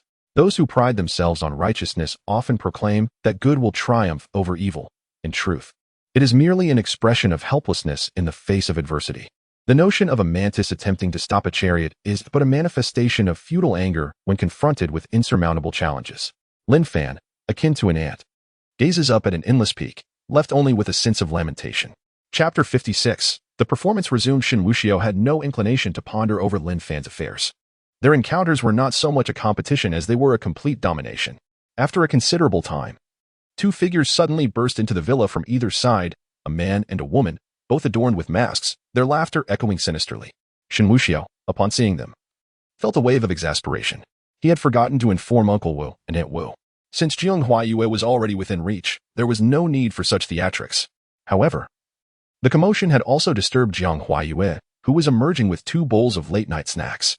Uncle Wu, momentarily taken aback, swiftly drew a dagger and pressed it against Shen Wuxiao's throat while casting a stern gaze at Jiang Huayue. Don't move. I have heard that you have been inquiring about our young master's whereabouts. Truly, you show no signs of repentance. We have come today to deliver some punishment. Should this happen again, there will be no mercy. Aunt Wu twirled her dagger menacingly, brimming with fury. Jiang Huayue could only respond with incredulity. Still playing a part? She placed the bowls of noodles on the dining table and then addressed Uncle Wu and Aunt Wu. There's more in the pot. Would you like some? What? Aunt Wu was momentarily stunned, but then quickly regained her seriousness. Be quiet. Do you think we are jesting with you? You have repeatedly sought our young master's movements. Do you truly wish for your demise? Jiang Huayue shook her head and pulled out a chair to sit down. Then what do you intend to do? Find us again and take photographs? Aunt Wu scoffed. This is merely a warning. The last one, mind you. Uncle Wu, observing Jiang Huayue's nonchalance, felt a stir of confusion. This was unexpected. Perhaps their relationship had not yet deepened? He pressed the dagger once more against Shen Wuxiao's neck. Girl, do you believe I will slit his throat? Shen Wuxiao, caught in a blend of amusement and despair, turned to Jiang Huayue. You err, I am terrified. All right, you're scared. Jiang Huayue rose and approached him. Let us finish our late-night snacks, and then I'll tuck you in, shall we? Shen Wuxiao nodded eagerly. Yes, yes. Uncle Wu was somewhat puzzled, yet realized that their bond had indeed solidified. Their task was complete. Now, it was time to wrap things up to avoid any slip-ups. Do you two think so little of us? Uncle Wu bellowed fiercely. Jiang Huayue felt a sense of relief. She certainly did not wish to be seen by others. While Aunt Wu posed no threat as a woman, the potential for information to be leaked was a serious concern. All right, Uncle Wu, Aunt Wu, let us have a bite before you return, Shen Wuxiao suggested. The couple then set down their gear and hastened to the kitchen. Shortly thereafter, One of them emerged with a bowl of chicken noodle soup. Allow me to reintroduce them to you, Yue. This is Uncle Wu and Aunt Wu, assigned by my family to protect me. Strictly speaking, they are also here to supervise my actions. Should you require assistance in the future, do not hesitate to contact them. Uncle Wu and Aunt Wu nodded in agreement. Young madam, please feel free to give us any instructions. We apologize for any previous offenses and hope you will not take them to heart. Their prior display of aggression had now transformed into an awkwardness. However, Jianghua Yue was not one to hold grudges, especially since the earlier incident had indeed been orchestrated by Shen Wuxiao. It was hardly their fault. Let us eat first. Jianghua Yue smiled. Uncle Wu and Aunt Wu breathed a sigh of relief, pleasantly surprised by the young madam's amiability, signifying that the matter had been put to rest. Having watched Shen Wuxiao grow up, they respected him despite his ruthless demeanor. Meals were typically uncomplicated, shared at the same table. Uncle Wu, are there any significant banquets or events happening in Zhonghai lately? Shen Wuxiao inquired, taking small bites of a chicken leg. Uncle Wu paused, contemplating the question. Indeed. The former head of Zhonghai was under investigation for quite some time, leaving the position vacant. However, a new appointee has arrived. And there will be a banquet at the Xiang Trade Fair the day after tomorrow, attended by notable enterprises from our city. Shen Wuxiao considered this. That sounds substantial. It is time we made their acquaintance. He surmised that Lu Ruyan and Lin Fan would also attend, as they were in dire need of connections within the system. Of course, based on Shen Wuxiao's assessment, their pursuit of institutional relationships would not be aimed at undermining him, but rather for self-preservation and securing a fallback option. Otherwise, they would likely remain in a state of trepidation. Shen Wuxiao had resolved to attend, believing that to earn points, he must engage more with the protagonists. This information was not confidential. If Shen Wuxiao was aware, Lu Ruyan would certainly uncover it as well. In fact, Shen Wuxiao's suspicions were entirely accurate. Lu Ruyan was indeed cunning, devising ways to strengthen her own standing. Establishing connections with the newly appointed head was her primary objective, an act of self-preservation. Presently, Shen Wuxi regarded them with indifference. However, should he leverage his connections on the white side, they would be defeated without a fight. Forming alliances in secrecy with the head of the organization was a prudent strategy, as their authority carried considerable weight. At the very least, within Zhonghai, their influence could offer some degree of favor, provided it did not violate principles. Lu Ruyan, upon receiving concrete information, promptly contacted Lin Fan. Before long, the call connected. Lin Fan's voice carried a sense of weariness. The phone call from Shen Wuxiao that night had left him nearly dazed. After enduring a prolonged state of despair, he had yet to recover. As he closed his eyes, the image of Shen Wuxiao, standing before him, haunted him. His composure shattered. Miss Lu, what is it? Lin Fan inquired. Lin Fan, I have investigated some information. Tomorrow, the head of Zhonghai, Gao Yulong, will drive to the development zone to inspect the progress of the government project. At that time, you should seize the opportunity to make his acquaintance. Lin Fan was taken aback. Is it so simple to meet the head? Though he was not within the system, such matters were common knowledge. If it were that easy, businessmen would have already been scrambling to approach him. Lu Ruyan frowned slightly. Of course, it's not an ordinary introduction. You merely need to coincidentally pass by and save him. Save him? Lin Fan suddenly comprehended her intent. You mean to? Chapter 57. The Stockholm Syndrome. Lu Ruyan spoke candidly. Indeed, I will have someone take action. It will not be a jest, it will be serious. As a newcomer, he would undoubtedly face discontent from those within the system who remained loyal to the former leader. Therefore, even if complications arose, no one would suspect us. I reiterate, this is not a performance. We genuinely seek to rescue. Only the most authentic actions will dispel doubt. Lin Fan furrowed his brow, feeling a deep reluctance. He prided himself on his integrity and truly despised such despicable tactics. Is there truly no other way? I am straightforward and disdain to resort to such measures, he asserted. Lu Ruyan found herself at a loss for words, her frustration mounting. This Lin Fan, even if capable of great deeds, was excessively hesitant. He lacked any decisive spirit. Compared to Shen Wuxiao, he was leagues behind. Without a trace of politeness, Lu Ruyan declared, "Do not lecture me on principles and integrity. Are you not aware of the kind of adversaries we face? Extraordinary situations require extraordinary measures. This card is our trump card. It must be played. Do you believe opposing Shen Wuxiao is child's play? Like brawling with thugs, where a single defeat allows for a rematch. Let me tell you, we lack the capital, and we have only one chance. Therefore, we must prepare thoroughly for a decisive strike. If we wait for him to react, we will be doomed." Lin Fan hesitated for a considerable time. Finally, he slowly uttered, "Understood." Lu Ruyan scoffed, "As long as you understand. I have no intention of grappling with guilt alongside you. I only care about the outcome. I will send you the information shortly, Examine it carefully. Tomorrow, the operation begins. Wait for my signal and drive over from a distance." With that, Lu Ruoyan abruptly ended the call. Yet, her anger remained unquenched. She even questioned whether Lin Fan truly possessed the qualifications for collaboration. He sought vengeance.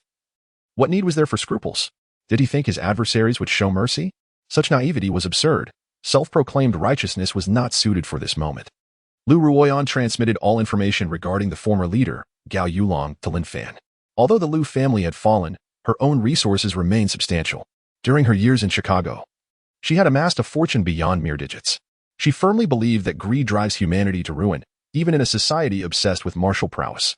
Money is the foundation, the very essence of existence. Lu Ruoyan also felt a profound weariness. Once one embarks on this path, there is no turning back. Based on their brief encounters, she had gleaned some insight into Shen Wuxiao's character. He was unpredictable. One moment he could be congenial, and the next, he could draw a weapon.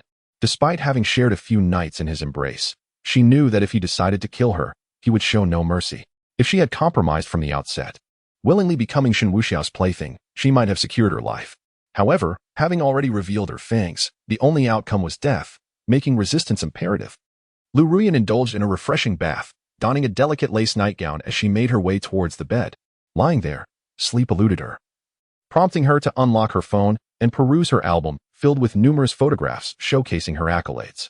However, her curiosity led her to open a particular folder. And there it was, a striking image of Shen Wuxiao embracing her on the bed. This photograph had been taken on a whim by Shen Wuxiao, using her phone. She gazed at it for an extended period before finally rising and approaching her wardrobe. Upon opening the wardrobe, she discovered a man's shirt, one that Shen Wuxiao had carelessly left behind after it became stained with alcohol during his previous visit. Rather than discarding it, Lu Ruoyan had kept it close. She lifted the shirt to her nose, inhaling deeply, and to her surprise, it brought her a sense of miraculous calm. Clutching Shen Wuxiao's shirt, she returned to her bed, holding it close as if it were a talisman. Hoping to catch a whiff of his scent to find solace enough to drift into slumber, Lu Ruoyan felt utterly helpless, truly at her wit's end. The turmoil within her was maddening. On one hand, she yearned for vengeance against Shen Wuxiao for her family's sake, while on the other, she longed to possess him, to lie in his embrace and bask in his affection. Following her hospital visit, she had received a diagnosis for the Stockholm Syndrome that had been lurking within her psyche. This affliction seemed nearly insurmountable. In her despair, she had even resorted to self-harm, with suppression being her only coping mechanism. The events that transpired the day she met Shen Wuxiao had unleashed a profound turmoil within her. She resolved that once she avenged her family and ended Shen Wuxiao's life, she would be left with nothing and could finally reunite with her beloved parents and sister. This grim and repulsive world no longer held any allure for her. With Shen Wuxiao's shirt enveloping her in his essence, fatigue washed over Lu Ruoyan, her eyelashes fluttering slightly as her beautiful eyes gently closed. Meanwhile, while Lu Ruoyan struggled to regulate her inner turmoil, Lin Fan descended deeper into self-destruction. In stark contrast, Shen Wuxiao appeared entirely unperturbed. That night, he officially opened a previously sealed room, albeit in a singular, unsettling manner. The space resembled a prison cell, not merely with a backdrop but constructed as an actual iron confinement, reminiscent of ancient dungeons. It was furnished with a charcoal brazier, branding irons, a cross, straw, and a tiger bench, among an array of interrogation tools, all contributing to a distinctly prison-like ambience. In truth, Shen Wuxiao had not intended to unveil this chamber.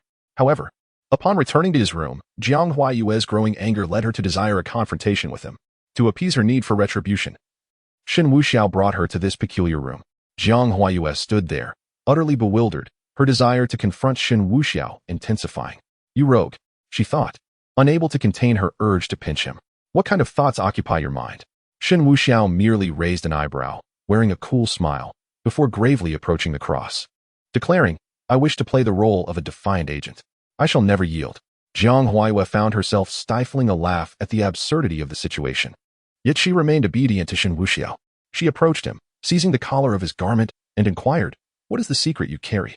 With a chuckle, she added, "Resign yourself to the truth. Now that I am here, I have no intention of leaving alive." Shen Wuxiao turned his gaze away. Jiang Huayue suppressed her laughter, turning his face towards her, her delicate hand grasping his chin. Her gaze bore into Shen Wuxiao's eyes, her phoenix-like orbs fluttering gently as if capable of ensnaring his very soul. Shen Wuxiao was momentarily entranced. "Shall we skip the interrogation?" Jiang Huayue whispered softly into his ear. "How much suffering do you believe you can endure?" Shen Wuxiao's expression turned grave, his demeanor one of noble sacrifice. "What joy is there in life? And what fear in death? At the very least, I can withstand the charms of a beautiful woman. Oh, is that so? Jiang Huayue's enchanting visage drew closer. Her breath perfumed like orchids upon his face. In the next heartbeat, she pecked his lips. Is that sufficient? Shen Wuxiao snorted in response. You underestimate me. I am trained for this. Such trivial punishment means little to me. Then what do you desire? Jiang Huayue leaned in closer, whispering into his ear. Do you wish for me to arrange a queue? Shen Wuxi was taken aback. Are we to brave fire and water, sister you? Chapter 58. Lin Fan's turning point. Jiang Huayue playfully tapped his chest, exclaiming, You, my dear, are dreaming of beauty.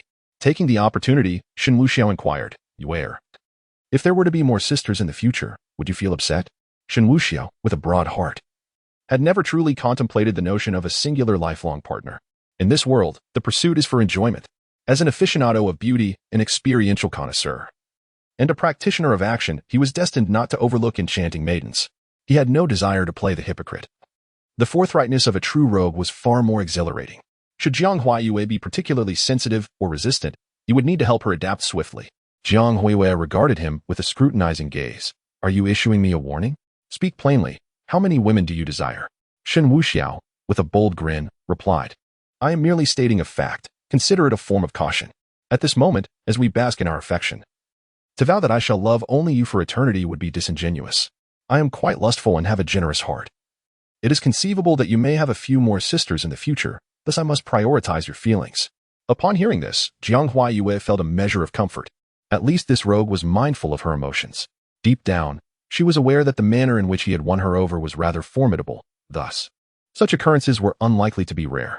Moreover, Shen Wuxiao held a position of considerable power, attracting many admirers. Rather than allowing those vixens to entice him, it would be preferable to have more sisters to keep an eye on him. Provided they could coexist harmoniously, Jiang Huayue had little objection. What if I disagree? Jiang Huayue provocatively asked. Shen Wuxiao pondered momentarily before stating, If you disagree, I shall compel your agreement. Jiang Huayue covered her mouth in disbelief. Was it truly that simple and brutal? You err. I do not wish to speak in grandiloquent terms. I will undoubtedly cause you some distress. But I can assure you that I will not be frivolous. I have discerning tastes. A soft chuckle escaped Jiang Huayue. She could no longer contain herself. You, my dear, have presented the most grandiose justification I have ever encountered. Skipping over whether I agree, you make it known that you will be selective in your acquisitions, correct? Shen Wuxiao chuckled heartily. Jiang Huayue sighed. Since the moment I learned you were Shen Wuxiao, I have prepared myself mentally. As long as you hold me dear, I am content. The pangs of jealousy will undoubtedly bring you some vexation, but if the sisters can get along well, then it matters little. Moreover, if I were to be the sole one, it would indeed be quite overwhelming. Her cheeks flushed a deep crimson as she shot him a playful glare. As long as you do not forget the old for the new, I shall yield to your whims. However, you must ensure that none of the others engage in rivalry, for I shall not be lenient. Shen Wuxiao felt an immense joy welling up within him. Jiang Huayue is truly a treasure. Rest assured, my dear you, I have never intended for you to endure grievances from any quarter. As the woman of Shen Wuxiao, you shall never suffer indignities, except perhaps at my own hands. Should anyone else harbor such thoughts, I would eliminate their entire family. Although Shen Wuxiao's words were rather brusque, Jiang Huayue felt a surge of joy upon hearing them. Her man, despite his numerous flaws, is unwaveringly protective. His affection for her is more than sufficient. Jiang Huayue chose not to say much more as she approached, wrapping her arms around Shen Wuxiao's waist, her crimson lips gently pressing against his. Naturally, Shen Wuxiao responded with determination. The escalation of their emotions rendered the atmosphere in the room palpably warmer, a fervent heat enveloping them. Concerns regarding surveillance seemed trivial in comparison. A night of passionate intimacy swiftly passed. The dawn of a new day marked a significant turning point for Lin Fan. Under the guidance of Lu Ruoyan, he set out to rescue someone. Gao Yulong, the foremost authority in Zhonghai City, would never have anticipated that he could be ensnared despite his esteemed position. Such a ploy is typically eschewed by most, for the risks are considerable. Only those like Lin Fan and Lu Ruoyan, who have no choice but to act, would dare to take such a gamble. Success would bring collective joy, while failure would merely require Lin Fan to escape. Lu Ruoyan, with meticulous foresight, orchestrated the entire operation. From the moment Gao Yulong stepped out, he was under surveillance. After a morning meeting and a lunch break, he proceeded with several project developers to the development site. It was during the passage through a tunnel en route to their destination that Lu Ruoyan set her plan into motion. The scene unfolded without any semblance of artifice. It was all genuine confrontation. Lin Fan was strategically positioned to approach from the opposite direction, akin to driving through the tunnel only to encounter and render assistance. His intervention was swift, effectively resolving the conflict. The individuals Lu Ruoyan had arranged were sent fleeing, and in a bid for authenticity, one was even shot. Thus, Lin Fan and Gao Yulong established their acquaintance. Initially, Gao Yulong refrained from disclosing his prominent status. In gratitude for Lin Fan and Apos' intervention, he extended an invitation for Lin Fan to visit. Lin Fan felt a twinge of discomfort. After all, he held himself in high regard, and such base and unscrupulous tactics were beneath him. Yet, having committed to the act, he found no recourse for alteration. That evening, Lin Fan accepted the invitation and engaged in prolonged conversation with Gao Yulong. While Gao Yulong sought to express his gratitude for being saved, he was also subtly probing for insights about Lin Fan. Lin Fan did not disappoint. With his vast knowledge, eloquence, and experience, he garnered considerable admiration from Gao Yulong. This was a true reflection of Lin Fan. He was indeed well-versed and possessed unique perspectives on various matters. Conversing with prominent figures was a task he navigated with ease. Consequently, the two men began to resemble close friends. Lin Fan, through his innate charisma, thoroughly captivated Gao Yulong. Ultimately, Gao Yulong revealed his identity, and Lin Fan feigned surprise. Before departing, Gao Yulong cordially invited Lin Fan to a banquet at the Zhonghaijiang Trade Exhibition Center the day after tomorrow. Such a remarkably intelligent young protégé certainly deserves ample opportunities. After leaving Gao Yulong's residence, Lin Fan dialed Lu Ruoyan's number. The call was answered promptly. How did it go? It's settled. I feel as if we've become old friends, Lin Fan replied nonchalantly. That's good to hear. Lu Ruoyan was not surprised, merely stating, prepare yourself. There's a high possibility of encountering Shen Wuxiao at the exhibition center the day after tomorrow. Of course, it wasn't a certainty, as Shen Wuxiao had never shown much interest in such affairs. If he were absent, it would be an excellent opportunity to meet others and expand connections. Lin Fan, being a soldier, had little inclination towards such matters, yet there was no alternative. All right, I understand, Lin Fan responded. Lu Ruoyan pondered for a moment. If you happen to see Shen Wuxiao, remember to remain composed. It's best to keep a low profile to avoid recognition, as you must also be wary of the Haisha society. Lin Fan felt truly exasperated but mustered a reply. Understood. Chapter 59. Entanglement. After ending the phone call, Lin Fan returned to the tea house. Meanwhile, at the Lu family villa, Lu Ruoyan had just hung up as well. As she lifted the glass of red wine to her lips, a sleek sports car arrived. Coming to a halt outside the villa. Stunned by the sight, Lu Ruoyan instantly recognized it was Shen Wuxiao. The hour was still early, around 8 o'clock. His visit at this time certainly did not imply an overnight stay. Could it be that he had come to see her? Yet, that seemed implausible. Had he discovered something? Holding the wine, Lu Ruoyan found herself momentarily lost in thought. Though her mind had been under considerable strain, today she had managed to find some solace. Just as she thought she had regained her composure, the very person capable of stirring her emotions appeared. Shen Wuxiao strode towards the villa. This prompted Lu Ruoyan to hurriedly rise, slipping on her slippers, and rushing to the door. Upon opening it, she was greeted by Shen Wuxiao's strikingly handsome face. Her heart raced uncontrollably, a surge of emotions washing over her. After changing his shoes, Shen Wuxiao took a moment to appraise Lu Ruoyan.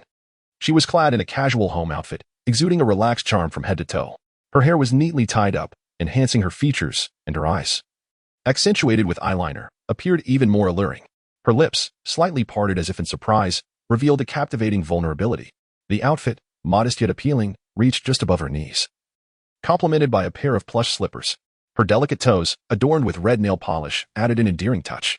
Nevertheless, she seemed somewhat tense, hands clasped at her waist. Clearly anxious. Do I make you this nervous? Shen Wuxiao remarked with a hint of amusement, his tone devoid of emotion. Lu Ruoyan shook her head, stammering. I just was tea prepared. Have you had dinner? Already eaten, he replied casually. I simply came to see you. There's no need to be anxious. With that, he moved towards the ancestral altar, lit 3 sticks of incense, and placed them in the burner. Once settled, he took a seat on the sofa. Lu Ruoyan approached him, helping to remove his jacket, which she hung on the coat rack. Then, with a proactive spirit, she ascended the sofa, kneeling beside him. Gently, she rested her hand on his shoulder and began to massage him softly. Shen Wuxiao remained silent, eyes closed, relishing the sensation of Lu Ruoyan's touch. Though her technique was lacking, it was still somewhat pleasant. Will you be sleeping here tonight? I can make the bed. After a moment's hesitation, Lu Ruoyan softly inquired. Internally, she grappled with conflicting emotions. She wished to sever any further entanglements with Shen Wuxiao. especially now that she had aligned with Lin Fan for vengeance. Yet, deep down, she feared he might leave, holding a lingering desire to be embraced by him as she drifted into slumber. Shen Wuxiao turned his head to gaze at her, a teasing smile gracing his lips. Is that so? Do you wish for me to stay? Lu Ruyan dared not meet his gaze, instead lowering her head in silence. Shen Wuxiao was not one to hold back. He swiftly pulled her into his embrace, allowing her to rest against him. Lu Ruyan's delicate form quivered momentarily, yet she remained compliant, offering no resistance. Shen Wuxiao raised his hand to gently caress her face, saying, Ruyan, I still prefer your aloof demeanor. Why not revert to it? As he spoke, he retrieved a fruit knife from the coffee table and placed it in Lu Ruyan's hand. Despite her quick thinking, she found herself perplexed by Shen Wuxiao's intentions. He behaved like someone who never adhered to conventional norms. His actions were consistently unexpected and defied logic. Help me peel a fruit, Shen Wuxiao said with a light-hearted smile. Handing her an apple, Lu Ruyan held the apple in one hand and the knife in the other, her body leaning against Shen Wuxiao. She considered the notion of stealthily stabbing him in the neck while peeling the fruit, thus ending everything, but that thought flickered and vanished in her mind. She dared not entertain it. Shen Wuxiao, with an expansive heart, allowed Lu Ruyan to peel the apple in his embrace. Today, aside from visiting you, I wanted to inquire if you have time in the next couple of days. There is a soirée in Zhonghai. Lu Ruyan almost reacted instinctively, but quickly regained her composure, continuing to peel the fruit with an air of detachment. Whether I have time is inconsequential. You may speak freely about your intentions. Shen Wuxiao raised an eyebrow. That won't do. I hold great respect for women. If you are unavailable, there is no need to force yourself. I merely intend to join the festivities without any particular agenda. Lu Ruyan naturally would not refuse. Now certain that Shen Wuxiao would attend the soirée, I am willing to accompany you, she replied. Shen Wuxiao grasped her chin, turning her face towards him with a mischievous grin. Did I say I wanted you to accompany me? I only mentioned that there is a soirée in Zhonghai. I never explicitly invited you, did I? Lu Ruyan found herself at a loss for words. Indeed, Shen Wuxiao had only inquired about her availability, which rendered the situation rather awkward. With a hearty laugh, Shen Wuxiao leaned closer, their foreheads touching, their noses nearly brushing against one another, creating an intimate atmosphere. Lu Ruyan's eyelashes fluttered, her breath growing warm. She could almost anticipate Shen Wuxiao's next move. Slowly, her beautiful eyes closed. Shen Wuxiao, unreserved, gently nipped her lip. Is that a yes? He murmured. Lu Ruyan softly replied. Upstairs, in the same room? Lu Ruyan bit her lip. Let us go to the room. Shen Wuxiao decisively snatched the fruit knife from her hand and casually tossed it aside. The knife shot forth like a dart, embedding itself in the wall. He then took Lu Ruyan's delicate hand and led her towards the staircase. Lu Ruyan's heart raced with shock. She had never realized that Shen Wuxiao was also a formidable individual, having merely perceived him as brutish. As I was slicing fruit earlier, I found solace in the absence of distracting thoughts. Otherwise, it could have been her throat that was severed. Upon reaching the room upstairs, Lu Ruyan silently shed her loungewear. Shen Wuxiao could not deny that Lu Ruyan was indeed captivating, exceptionally so. While she may not rival Jiang Huayu, she was undoubtedly a rare gem. It was truly regrettable that Lu Ruyan was merely a trial version, and there was no means to activate permanent access. Shen Wuxiao was not inherently a hard-hearted individual. The animosity between them was akin to a vendetta, a chasm that could never be bridged. Those who pose a threat tend to vanish quietly, and Lu Ruyan was no exception. Initially, her presence was intended to facilitate a collaboration with Lin Fan, allowing him to receive intelligence from her, which would then be relayed to Lin Fan. They believed that by possessing information, they could act more effectively and earn greater rewards. However, plans often fall victim to unforeseen circumstances. Lin Fan's narrative had completely unraveled, rendering Lu Ruyan's role less significant. Nonetheless, her capabilities in extinguishing fires remained invaluable. Chapter 60, The Banquet. A brief moment of turmoil gave way to tranquility. Shen Wuxiao had indeed broken his promise. He had intended to leave. Yet 3 hours had slipped away, and now it was the witching hour. Thus, he chose to remain. However, Lu Ruyan was still unaware. At this moment, she nestled in Shen Wuxiao's embrace, her voice soft and laced with lingering emotion. Will you leave after your bath?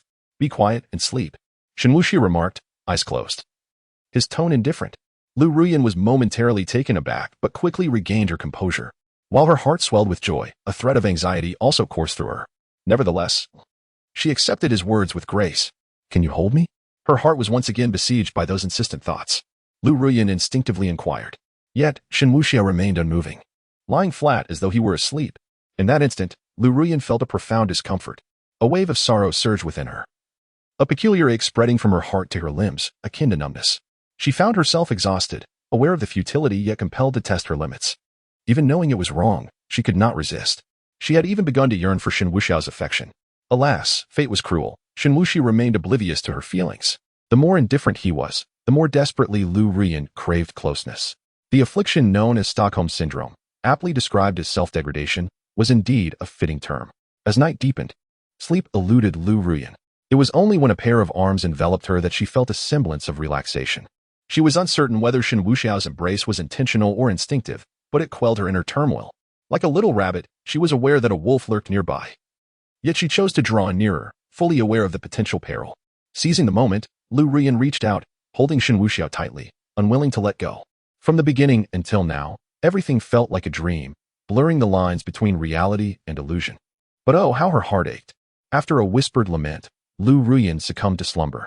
The following day, when Lu Ruiyan opened her eyes, the man who had held her was already gone. An overwhelming wave of despondency washed over her. All she could do was lean against the headboard and exhale a long sigh. What had started as a simple quest for vengeance had morphed into a web of seduction aimed at Shen Wuxiao through her own body. All could have been devoid of ulterior motives, solely focused on retribution at any cost. Yet, she had not anticipated that a hidden psychological affliction would lead to her undoing. The more Shen Wuxiao disregarded her, the more ruthless he became, the deeper her uncontrollable love for him grew. Regardless, one must adhere to the path laid before them, accepting that it might entail additional torment. Time flew by, and soon it was the day of the banquet. Shen Wuxiao was to attend with Jiang Huawei. The banquet had already commenced, yet there was no need to arrive too early. He was currently at the seaside villa, watching Jiang Huawei change her attire. Like a fashion show, changing outfits one after another, this is certainly more entertaining than attending a formal dinner. The atmosphere at the dinner tends to be rather dull, characterized by clusters of people chattering away, each holding a glass of wine, their smiles refined and their manners polite. Behind closed doors, however, many engage in frivolous pursuits, only concealing their true selves in public. The primary aim remains to forge business connections and cultivate a favorable relationship with the newly appointed leader. Shen Wuxiao had no interest in befriending anyone. He lacked neither wealth nor power. His sole purpose for attending was to deal with Lin Fan. Arriving too early would only attract a swarm of bothersome admirers, buzzing incessantly. Nonetheless, Lin Fan would undoubtedly arrive first. The law of protagonists suggests that wherever a main character appears, conflict is sure to follow. There will invariably be individuals who quarrel with the protagonist over trivial matters, leading to a series of confrontations. Subsequently, minor antagonists would seek to leverage their connections to expel the protagonist, and so forth, culminating in the emergence of a significant figure who would support the protagonist. This marks the beginning of a dramatic reversal, precisely as Shen Wuxiao had anticipated. At the Xiang Trade and Exhibition Center, Lin Fan had already made his entrance. In the opulently decorated banquet hall, he stood out distinctly from the crowd. While others donned formal attire, Lin Fan opted for a casual ensemble, even somewhat soiled with dust. His feet were clad in a pair of sneakers, the edges caked with remnants of dried mud, seemingly inviting ridicule. Perhaps he intended to maintain a low profile, exuding a unique sense of being sober amid a sea of inebriation. Ironically, this strategy only rendered him an outlier. During the banquet, Lin Fan indeed maintained a low profile. As he was unfamiliar with anyone present, he made his way to the buffet, grabbed a plate, and began to indulge heartily. Those fortunate enough to be at this gathering typically possessed some degree of status and wealth. Observing Lin Fan's unrefined demeanor, many regarded him with disdain. Such behavior was unbecoming of a formal occasion. Yet, Lin Fan paid no mind to the murmurs of others. Their opinions were theirs to express, and his own joy was of utmost importance. As the center of attraction, Lin Fan would inevitably attract mockery, regardless of his actions. This was further exacerbated when, as he rose to visit the restroom, a beautiful lady holding a glass collided with him. A startled gasp escaped her lips as she stumbled back. Quick to react, Lin Fan grasped her hand and pulled her back, preventing her from spilling a single drop of her drink. One must concede that Lin Fan possessed a certain skill. With an air of nonchalance, he offered a gentle reminder. "Miss, do watch where you are walking." Having said that, he proceeded towards the restroom. However, the young lady firmly believed that it was not she who had collided with Lin Fan, but rather that he had intentionally bumped into her with ulterior motives. Upon catching sight of Lin Fan, her temper flared instantly. The memory of him grasping her hand moments ago filled her with revulsion, leaving her feeling utterly affronted. "You filthy beggar, are you blind? How could you possibly collide with me, a lady of distinction?" she exclaimed with disdain. Lin Fan paused in his stride and turned to face the young woman. his tone surprisingly gentle. My dear lady, was it you who collided with me? Or was it I who held on to you? Otherwise, you would have fallen to the ground by now. Not only do you refuse to express gratitude, but you also resort to unfounded insults? The young lady cast Lin Fan a scornful glance, her expression dripping with contempt. Express gratitude? Huh? Do you think you are worthy of such a thing? Just take a look at yourself. Bumping into me is merely a pretext for your lecherous intentions. I have encountered many like you. You come to such places merely to take advantage of others. The mere scent of my perfume is a celebration for you. Yet you presume to approach me? With an air of haughty superiority, she tilted her chin upward to regard him, her face a canvas of disdainful expressions that made one wish to deliver a sharp slap across her cheek. Chapter 61. The arrogant young master Lin Fan would naturally not allow himself to be humiliated. A smirk played at the corners of his mouth as he remarked, with your kind of character, I genuinely find you beneath my notice. Dressed in ostentatious finery, were you not merely a toy for those so-called prominent figures? What pretense of superiority is this? The woman, upon hearing his words, was engulfed in rage, although Lin Fan's statement bore truth. For they were indeed mere playthings of the so-called elite. The harshness of truth was no justification for a filthy beggar to cast judgment. What right did a beggar possess? Very well, you dare to insult me. Just wait. You'll regret this. Fearing the man who resembled a beggar, she decisively left with a venomous threat. Lin Fan watched her retreating figure with an indifferent expression. If others do not offend me, I shall not offend them. Yet if they provoke me, I shall retaliate with fervor.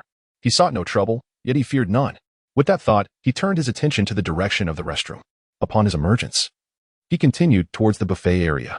Here, individuals were engrossed in business discussions and maintaining relationships, a realm he had no need to navigate. Thus, he indulged in food and drink at his leisure.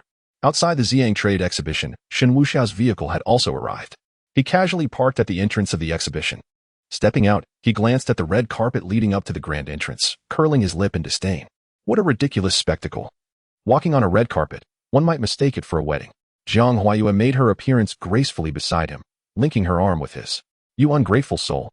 I expected you to be gentlemanly and open the car door for me. Shen Wuxiao was momentarily taken aback, then chuckled. My dear, the term gentleman does not quite suit me. His gaze lingered on Jiang Huayue, adorned in a sleek evening gown, which elegantly accentuated her figure without revealing too much, rendering her irresistibly captivating. Especially when paired with her breathtakingly beautiful visage, she eclipsed all other women at the soiree. All right then, my esteemed Shen, let us proceed inside. Jiang Huayue, unfazed by the surroundings, gently tugged at his arm, and together they entered. As they approached the entrance, the doorman respectfully welcomed them. Shen Wuxiao glanced at the doorman and, with an air of nonchalance, declared, Take care of the car, otherwise, I shall ensure your legs are broken. The doorman trembled in fear, hastily nodding, Rest assured, sir. We will guard it closely. Jiang Huayue rolled her eyes, bemused by his unparalleled arrogance. Indeed, he was the epitome of a spoiled young master. Once inside, they were greeted by a multitude of people, gathered in clusters, engaging in animated discussions. Glasses were raised and toasts intermittently. This exhibition center is quite vast, Jiang Huayue observed. Merely for show, it's not a football match. What purpose does such size serve? Shen Wuxiao retorted bluntly, dismantling the faade. Do not be fooled by their polished appearances. Behind the scenes, many are far more unscrupulous than I, employing underhanded tactics. Jiang Huayue could not help but chuckle. Surely not. They are even darker than you. Shen Wuxiao replied with utmost seriousness. Indeed, it's like business. I only indulge in the grandest. While they feast on both the lavish and the scraps, even the leftovers would likely not be spared a mouthful. He likened them to a starving dog, cautioning against associating with such people, for it would lower one's stature. Come, let us find a serene place to express our affections. As Shen Wuxiao led Jiang Huayue towards a tranquil spot, they were suddenly approached by three middle-aged men, their faces adorned with smiles, oozing sycophancy. Young Master Shen, you have arrived. The men, representing the event's organizers, were eager to curry favor upon seeing Shen Wuxiao, a person whose status they could only dream of touching. Such a golden opportunity was not to be squandered. Shen Wuxiao scrutinized the trio. Are you truly that delighted to see me? The three nodded vigorously. Indeed, we are elated. Your presence elevates this gathering beyond measure. Oh, hearing you say so, it appears you are genuinely pleased. Shen Wuxiao smiled. I was delayed on my way. You wouldn't hold it against me, would you? The trio gasped in surprise. Young master, how could that be? It is not your tardiness, but rather our banquet that commenced prematurely. Yes, indeed. We simply mismanaged the timing. Your arrival is perfectly timed. Young master. Jiang Huayue observed their performance, rendered speechless. Given Shen Wuxiao's stature, Their need for obsequiousness was evident. Yet, before they could revel in their flattery, Shen Wuxiao's demeanor shifted. Is that so? Since your banquet started early, you owe me an apology. The three men were momentarily taken aback, swiftly regaining their composure. Yes, we sincerely apologize, young master. This was a grave oversight on our part. Indeed, we beg your forgiveness, young master, and you as well, young mistress. Suddenly, Shen Wuxiao burst into laughter. All right. I was merely jesting. You may go now. The organizers felt a chill down their spines, yet could only muster polite smiles. Of course, young master, young mistress, enjoy yourselves. Should you require anything, do not hesitate to command us. The trio hastily retreated. Shen Wuxiao then led Jiang Huayue to another area. At this moment, Jiang Huayue softly inquired, Wuxiao, why do you purposely tease those men? Shen Wuxiao wore a smile. They relish bullying others, so I find pleasure in returning the favor. Their respect for me is merely a reflection of my status. There is not a decent person among them. I am just the worst among a plethora of villains. Jiang Huayue could not resist playfully striking Shen Wuxiao. Must you always be so blunt? Shen Wuxiao nodded. Indeed. Thus, we are both nefarious characters. Well then, as your woman, I naturally stand with you. Jiang Huayue did not contest his words, readily conceding. She was well aware of the intricacies of social dynamics, having spotted those three organizers upon entering. As they raised their glasses in a toast, their expressions remained cold and indifferent, not even taking a sip of their drinks. They showed no desire to feign enthusiasm. However, upon spotting Shen Wuxiao, they hurriedly approached him with eagerness. It was evident that they were selective in their attentiveness. Shen Wuxiao and his companion found a quieter corner and settled onto a nearby sofa.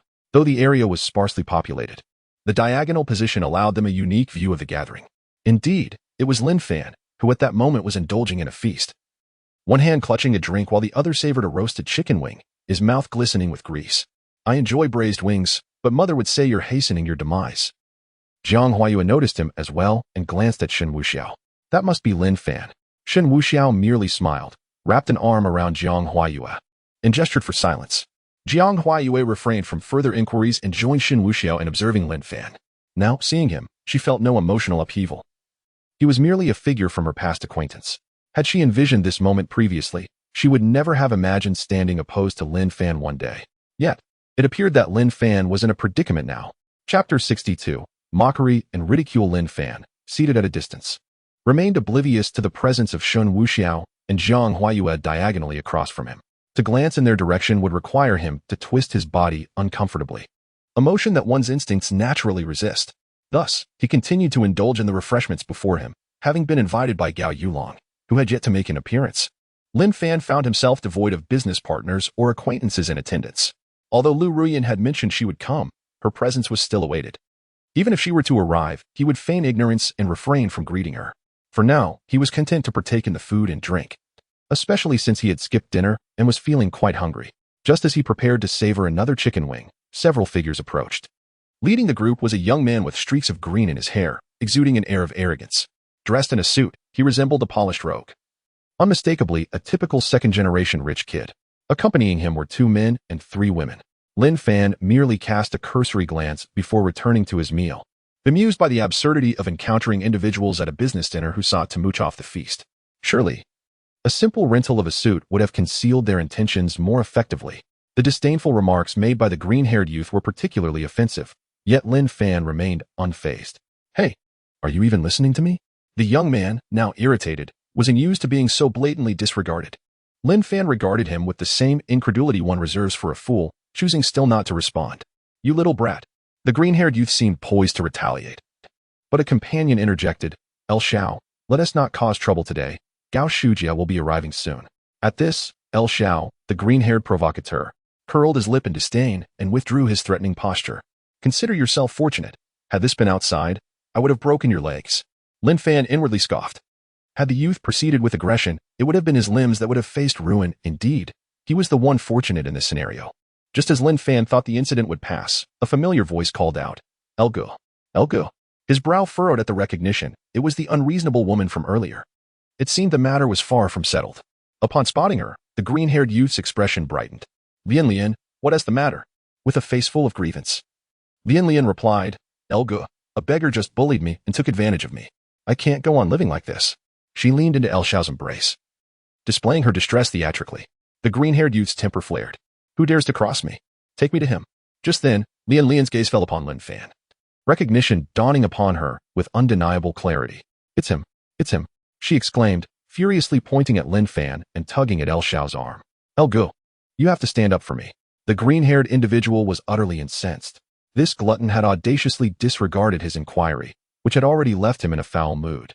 Now, he brazenly dared to encroach upon the affections of the very woman he fancied. Was this not an invitation to doom? With eyes blazing with fury, he pointed an accusatory finger at Lin Fan. You insolent brat, if you do not provide a satisfactory explanation today, I shall ensure you enter standing and leave carried. Lin Fan, however, regarded him with an air of indifference, his demeanor unruffled, devoid of any trace of fear. So, you're choosing to create trouble based solely on her account without seeking the full truth? I'm quite curious to know what you intend to do about it. The more Lin Fan displayed this fearless attitude, the more irate the green-haired man became. It was only due to the impending arrival of Gao Shu, who bore the weighty responsibility of a mentor, that he refrained from resorting to violence, for otherwise, he would have struck without hesitation. Do not claim I am denying you an opportunity. He pulled a chair closer and seated himself directly across from Lin Fan. Pointing to the ground, he commanded, kneel. Call me sir, and bow an apology to my woman.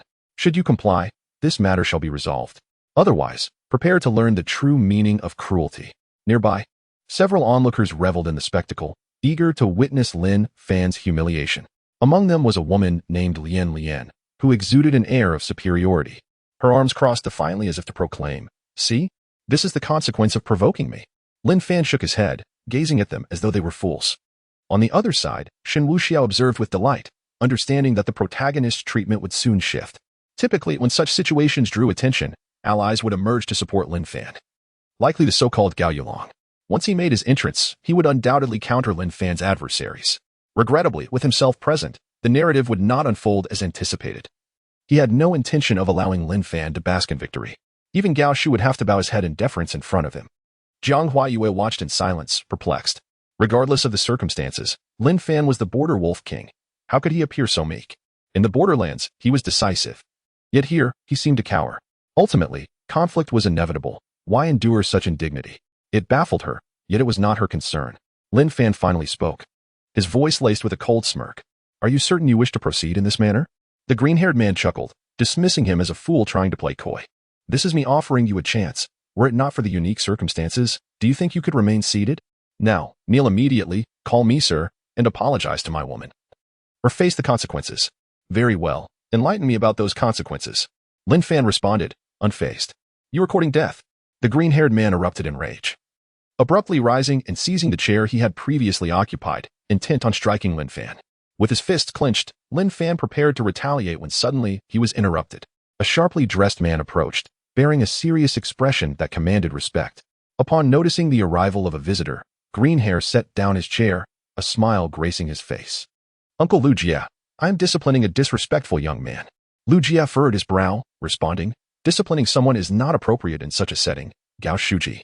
The organizers are about to arrive. Your actions will only embarrass them. Lu Jia chuckled lightly, acknowledging, indeed, you are correct, Uncle Lu Jia. However, he then turned to Lu Jia and inquired, but I must ask, how is it that all sorts of individuals can gain entry? Take him for instance. He gestured towards Lin Fan. Isn't he lowering the standards of our soiree, indulging himself in such an unbecoming manner? At this moment, Lu Jia finally cast a glance at Lin Fan, his frown deepening. They were the hosts, and he could not recall ever having invited such a character. It was evident that he had infiltrated the gathering for free food and drink. Lu Jia addressed Lin Fan sternly. Sir, may I kindly request you to present your invitation? Lin Fan merely scoffed. I do not possess one. I am a special guest, hence no invitation is necessary. Lu Jia, unfazed, instructed his staff. Please summon security to escort him out and hand him over to the authorities. Ensure that this does not create too much of a commotion. Greenhair and his companions could not suppress their laughter, reveling in the misfortune of another with sheer delight. Yet, Lin Fan remained unperturbed, retorting. You resort to calling security because I claim to be a special guest? Are you certain you won't regret this? In truth, he was indeed invited by Gao Yulong. Little did he expect the organizers to attempt to expel him. When Gao Yulong arrived, would they still be able to justify their actions? Chapter 63. Interrupting the pretense, Lu Jia was utterly devoid of mercy, adopting a strictly businesslike demeanor as he looked down upon Lin Fan. I already regret wasting my breath on you. Do you even understand what it means to be a special invitee? How dare you speak so presumptuously? I would prefer to avoid any unpleasantness, so if you could kindly leave, This is not a place for you to idly partake in food and drink. The commotion had attracted a considerable number of onlookers. Lu Jie genuinely wished to avoid escalating the situation, for when Gao Yulong arrived, it would be difficult to explain. The surrounding spectators wore expressions of disdain. Lin Fan's casual attire alone was enough to incite their contempt. Moreover, the table before him was laden with an array of food and chicken bones, solidifying the notion that he was merely there to mooch. Did he truly comprehend the significance of a special invitation? Such an honor required the directive of the esteemed Gao Shuju, who would personally arrange for distinguished guests to attend. Did he believe himself worthy of such recognition? Bah! 5 security personnel soon arrived, evidently prepared to escort Lin Fan away. This gentleman is showing you some courtesy. Do not compel me to make this situation more embarrassing, Lu Jie reiterated his warning. Lin Fan shook his head and rose to his feet, surveying the crowd and noting the derisive gazes directed at him, leaving him momentarily speechless. I have already stated that I am a special invitee. If you insist on ejecting me, do not come crawling back later. At this proclamation, the onlookers erupted into laughter, regarding Lin Fan as a fool. Some, unable to contain themselves, began to retort. Have you no shame? Can't you see that Mr. Liu is giving you face? How can you be so ungrateful? Another added. You've consumed so much without consequence. It's a wonder we haven't held you accountable for possibly contaminating the food. In my opinion, we should simply detain you and hand you over to the authorities. The atmosphere was rife with hostility. Lin Fan merely scoffed, dismissing the crowd as a pack of narrow-minded individuals. The group with green hair reveled in their superiority, mocking, out of respect for Uncle Liu. I won't lay a finger on you, but you should leave. Do you think you can cling on here? Worthless trash like you belongs in the gutter for life. Lin Fan remained unfazed, a sly smile creeping upon his lips as he raised an eyebrow, exuding an air of confidence. Their mockery would soon transform into pleas for his forgiveness. Just as the security team prepared to apprehend him, a pivotal figure arrived. What is all this commotion? A voice resonated with authority, commanding immediate attention. Everyone turned to see none other than the esteemed Gao Yulong, the head of Zhonghai. Clad in a sleek black outfit, his hair slightly graying, he bore a serious expression that inspired both respect and intimidation. Gao Shuju, the crowd hastily greeted him. Gao Yulong merely nodded, exuding an air of undeniable authority. What seems to be the issue here? Why is everyone congregated in this manner? He inquired, surveying the scene. Green hair promptly approached. Uncle Gao, my father sends his regards. He is unwell and could not attend the banquet today. I hope you understand. Gao Yulong glanced at green hair. You must be young Liu, right? Yes, indeed. It is an honor for me that Uncle Gao remembers me. Green hair appeared quite pleased. Gao Yulong nodded. Yes, when I first met you, you were quite small. I never imagined you would grow up so much. A throng of people nearby began to extend their greetings. Gao Yulong's arrival drew the attention of the entire gathering. Lin Fan, remaining silent, returned to his seat. There was no need for him to make any effort to greet anyone, as Gao Yulong was currently the center of attention. Meanwhile, Shen Wuxiao rose, ready to intervene. He could not allow Gao Yulong to inadvertently assist Lin Fan in garnering attention. Grasping Jiang Huayue's hand, he made his way toward the crowd, with Jiang Huayue quietly following him. Despite being the focus of admiration, Gao Yulong continued to search for Lin Fan in the crowd. That young friend was personally invited by him. To repay the favor, he naturally wished for Lin Fan to interact more with these individuals, ensuring a broader path in the future. Lin Fan noticed Gao Yulong searching for someone and took the initiative to stand up and approach. Brother Gao, I've been waiting for you. Lin Fan's greeting was nothing short of explosive. Upon seeing Lin Fan, a smile spread across Gao Yulong's face. However, before he could speak, Green Hair interrupted. You lunatic, how can you be so shameless in seeking connections? After that, Green Hair turned to Gao Yulong. Uncle Gao, please don't mind this kid. He is a bit off in the head. He barged in here to mooch food, drinks, and connections. We should have him thrown out before he ruins this banquet. Green Hair looked at the security personnel. Hurry up and remove him. The guards immediately sprang into action, each grabbing Lin Fan by the shoulders. Yet, they failed to notice Gao Yulong's expression darkening significantly, as if flames were about to erupt from his eyes. The guest he had invited was being so insulted. Was this not a slap in his face? What are you doing? Gao Yulong exclaimed sharply. Lin Fan couldn't help but smile, a cold chuckle rising within him.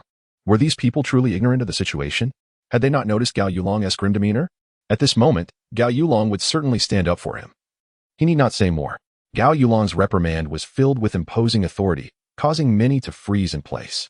The venue fell into sudden silence, with everyone exchanging puzzled glances.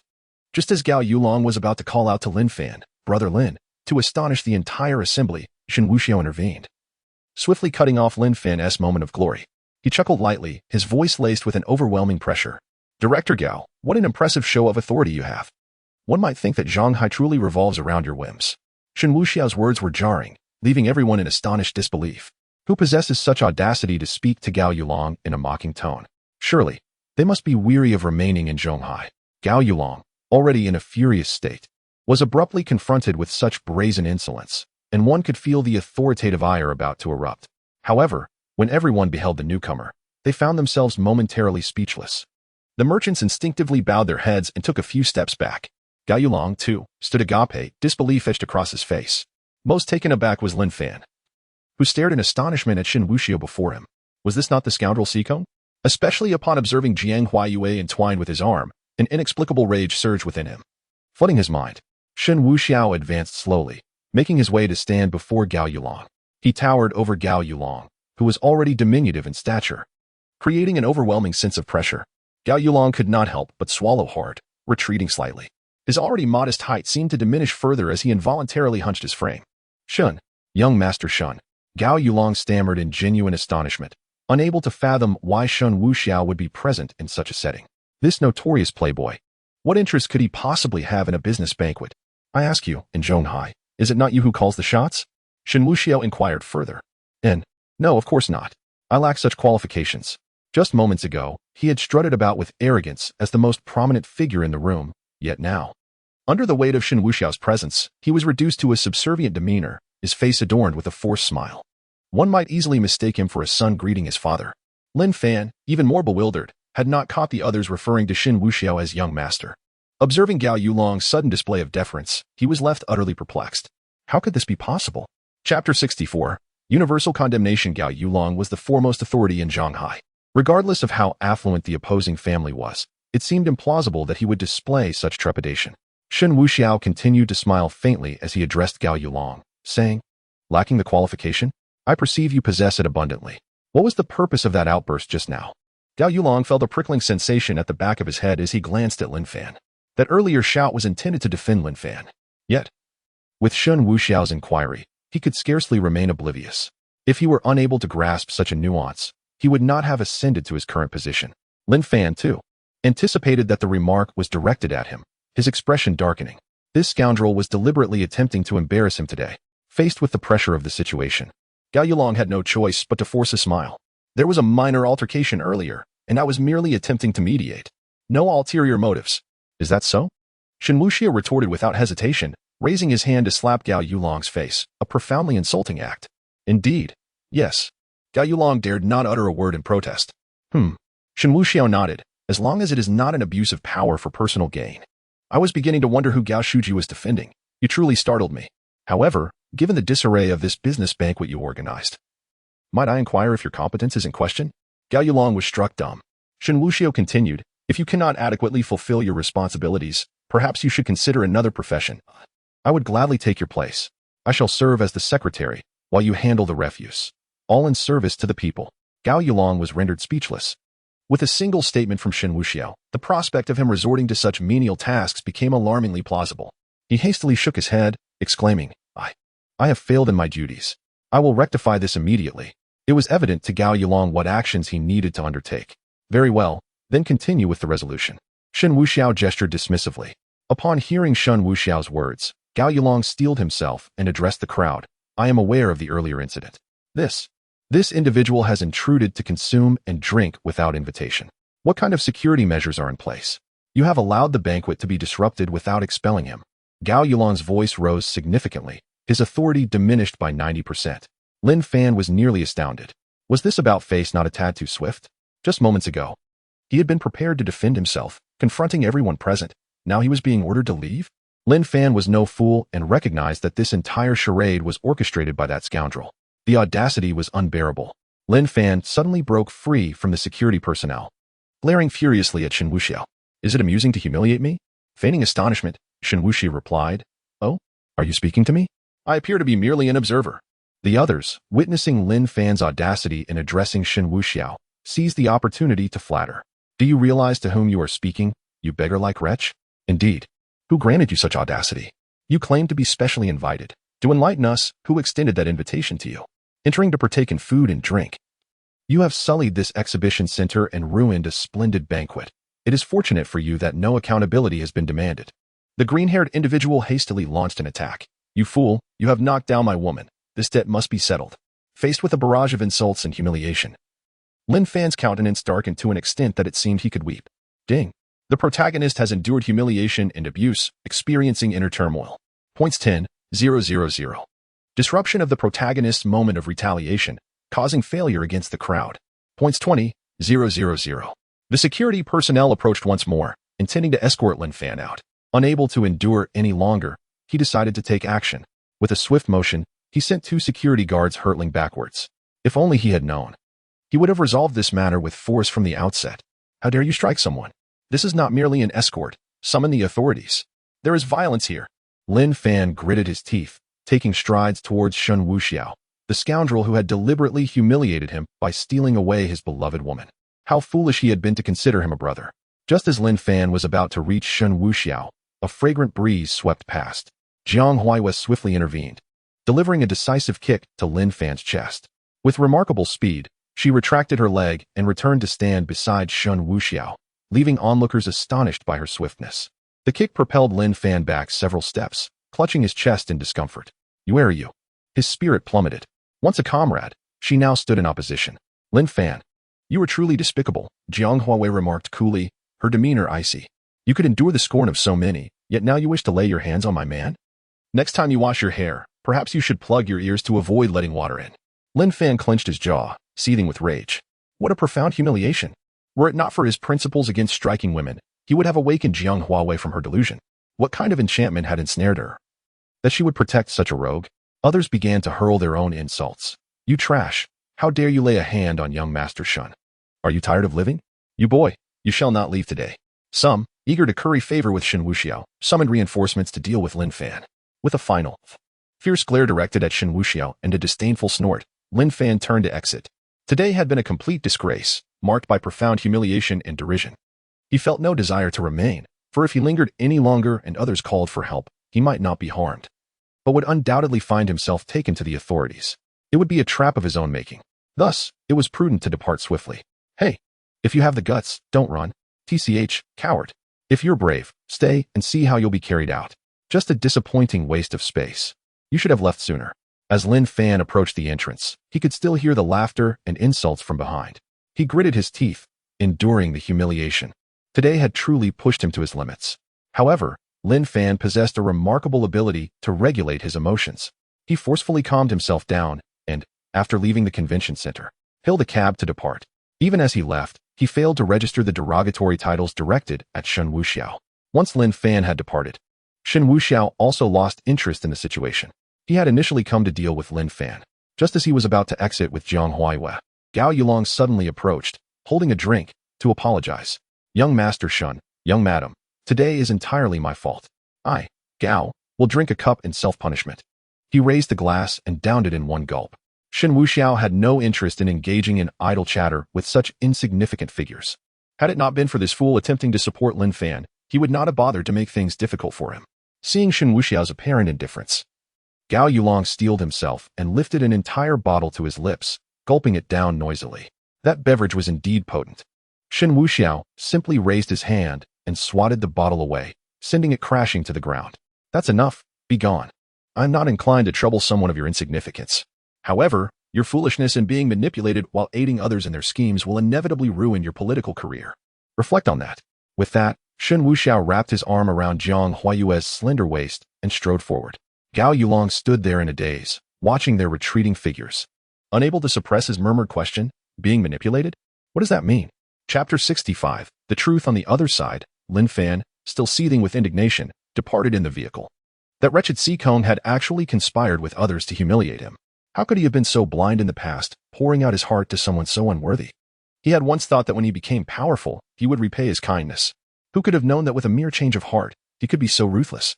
Lin Fan was also puzzled. Previously, Sikong had presented himself as nothing more than a debauched young master, inept in all matters except for indulgence and revelry. He had shown fear and trepidation towards the Haisha society. Yet today, he was strikingly different. Even the most authoritative figure in Shanghai had to curry favor with him. Why then, was he afraid of the insignificant Haisha society? Was this reasonable? Moreover, Jiang Huaiyue, how could she be so callous? Not only did she refuse to defend him, but she also watched coldly, even striking out at him. What a vile person. The more Lin Fan thought about it, the angrier he became. A profound sense of humiliation washing over him. But what could he do? Could he really kill Jiang Huaiyue? With his eyes closed, he leaned back against the rear seat, feeling utterly fatigued. Suddenly, as the taxi awaited a red light, Lin Fan's eyes shot open, revealing a look of utter astonishment. No, just moments before. While closing his eyes, his mind involuntarily replayed the events of the banquet. He suddenly grasped the issue at hand. If those individuals had shown such reverence towards Sikong, how could they have failed to address him as young Master Sikong? Throughout their conversations, the name Sikong had never once been uttered.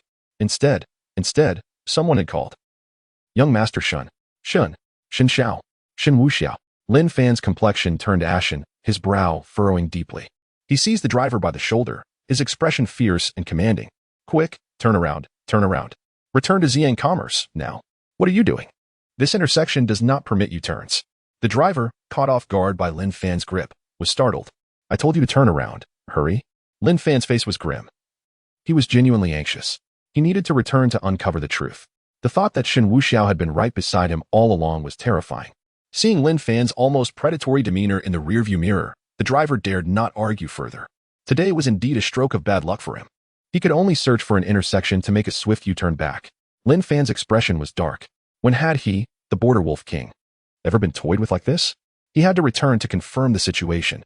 Pressured by Lin Fan, the driver had no choice but to accelerate. Upon arriving at the scene, Lin Fan leaped from the vehicle before it had even come to a complete stop. Only when Lin Fan dashed out did the driver vent his frustrations. What the hell?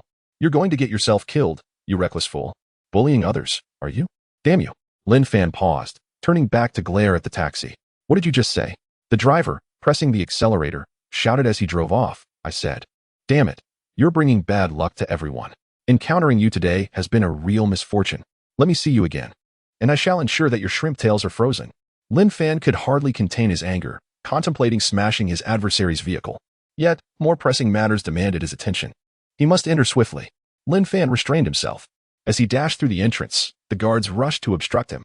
This time, however, Lin Fan showed no restraint. With a swift motion, he sent the guards flying with a slap from either hand. Upon re-entering the banquet hall, his gaze frantically searched for Shen Wuxiao's presence. However, after scanning the room, he found no trace of him. In a single bound, Lin Fan approached and seized one of the individuals who had previously mocked him, dragging him into a corner. This man was Li Fei, the president of the Huafei group. Upon seeing Lin Fan return, he was poised to unleash a torrent of insults. Yet, this time, Lin Fan was not the same. He brandished a curved knife, pressing it against Li Fei's neck. I demand answers, and you shall provide them. Li Fei swallowed hard, his bravado waning, and could only nod in compliance. Was there a young Master Sikong present earlier? Lin Fan inquired. Li Fei shook his head. I've never heard of that surname. Lin Fan pressed further. Then who was the individual that even Gao Yulong feared? Li Fei hesitated. That was young Master Shen. His full name. Lin Fan's expression darkened further. Shen Wuxiao. Upon hearing this, Lin Fan felt a weight lift from his heart. It was indeed Shen Wuxiao. The persona of Sikong had been entirely fabricated by Shen Wuxiao. This meant that he had been led astray like a foolish dog all along. For a fleeting moment, Lin Fan's mind buzzed. He tightened his grip on the blade pressed against Li Fei, demanding, Where is he? Where is he? Fortunately for Li Fei, he had weathered many storms. Otherwise, he might have been paralyzed by Lin Fan's imposing aura. Young Master Shen and the young mistress have already departed. Lin Fan's breath became heavy as uncontrollable rage surged within him. He forcefully tossed Li Fei aside, standing still, his eyes ablaze with unprecedented murderous intent. Li Fei, relieved to be freed, quickly scurried away to summon law enforcement. How dare he underestimate Lin Fan, threatening him with a knife? He would ensure that Lin Fan faced the full extent of the law. Lin Fan did not pursue Shen Wuxiao, realizing it was too late for that. However, the monk may flee, but the temple remains. He knew where Shen Wuxiao resided. No one could escape the pursuit of the Wolf King. Lin Fan now found himself in a state of absurdity, feeling utterly foolish. From the moment he stepped into Shanghai, he had been but a jester. All notions of heroism and camaraderie were mere facades. Shen Wuxiao had taken him to the hotel under the pretense of uncovering the truth. And he had been filled with gratitude, unaware that the true perpetrator lay within his proximity. Shen Wuxiao's incessant references to green hats had seemed like mere chatter. But it turned out he was serious. His influence was so vast that no one dared utter his name, so great that no one would dare produce his photograph. He finally comprehended the truth behind the incident with the Haisha society. It was orchestrated by Shen Wuxiao. Shen Wuxiao was well aware that villainous 19 in Jinhai Bay was the residence of the affluent scions of the Haisha society. Yet, he concocted an elaborate ruse, claiming to have encountered Shen Wuxiao there, while deliberately withholding the reality of the situation, leaving him to rely solely on conjecture. This led him to investigate, and he indeed found numerous individuals guarding the villa. All of this was the machination of that scoundrel, even after mistakenly killing the wrong person and fleeing from pursuers. It was no wonder he encountered gunmen wielding Gatling guns and hidden snipers. It was all orchestrated by him. He feigned concern to rescue him, earning his complete trust, and performed his role with remarkable finesse. Furthermore, the commotion at the hospital and the chaotic scene with the oil splattering were also his arrangements. Even when the Haisha society began its retaliation, he deliberately exaggerated the circumstances, forcing him into a desolate hiding place, enduring prolonged suffering. It was during his concealment that he deceived Jiang Huayue. Shameless, utterly shameless.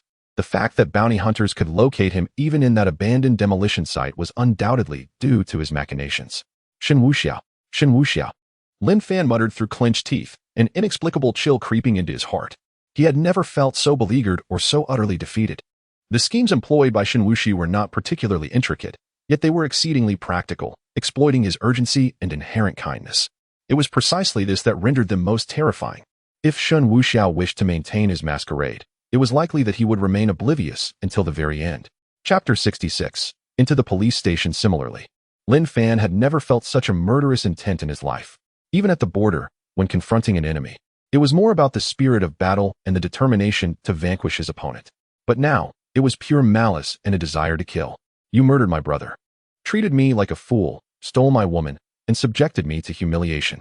Shen Wuxiao, if I, Lin Fan, do not take your life, I vow to forsake my humanity. Lin Fan's teeth were nearly ground to dust, the humiliation striking him like sharp blows to the face, crushing his intellect beneath its weight. He could not wait a moment longer.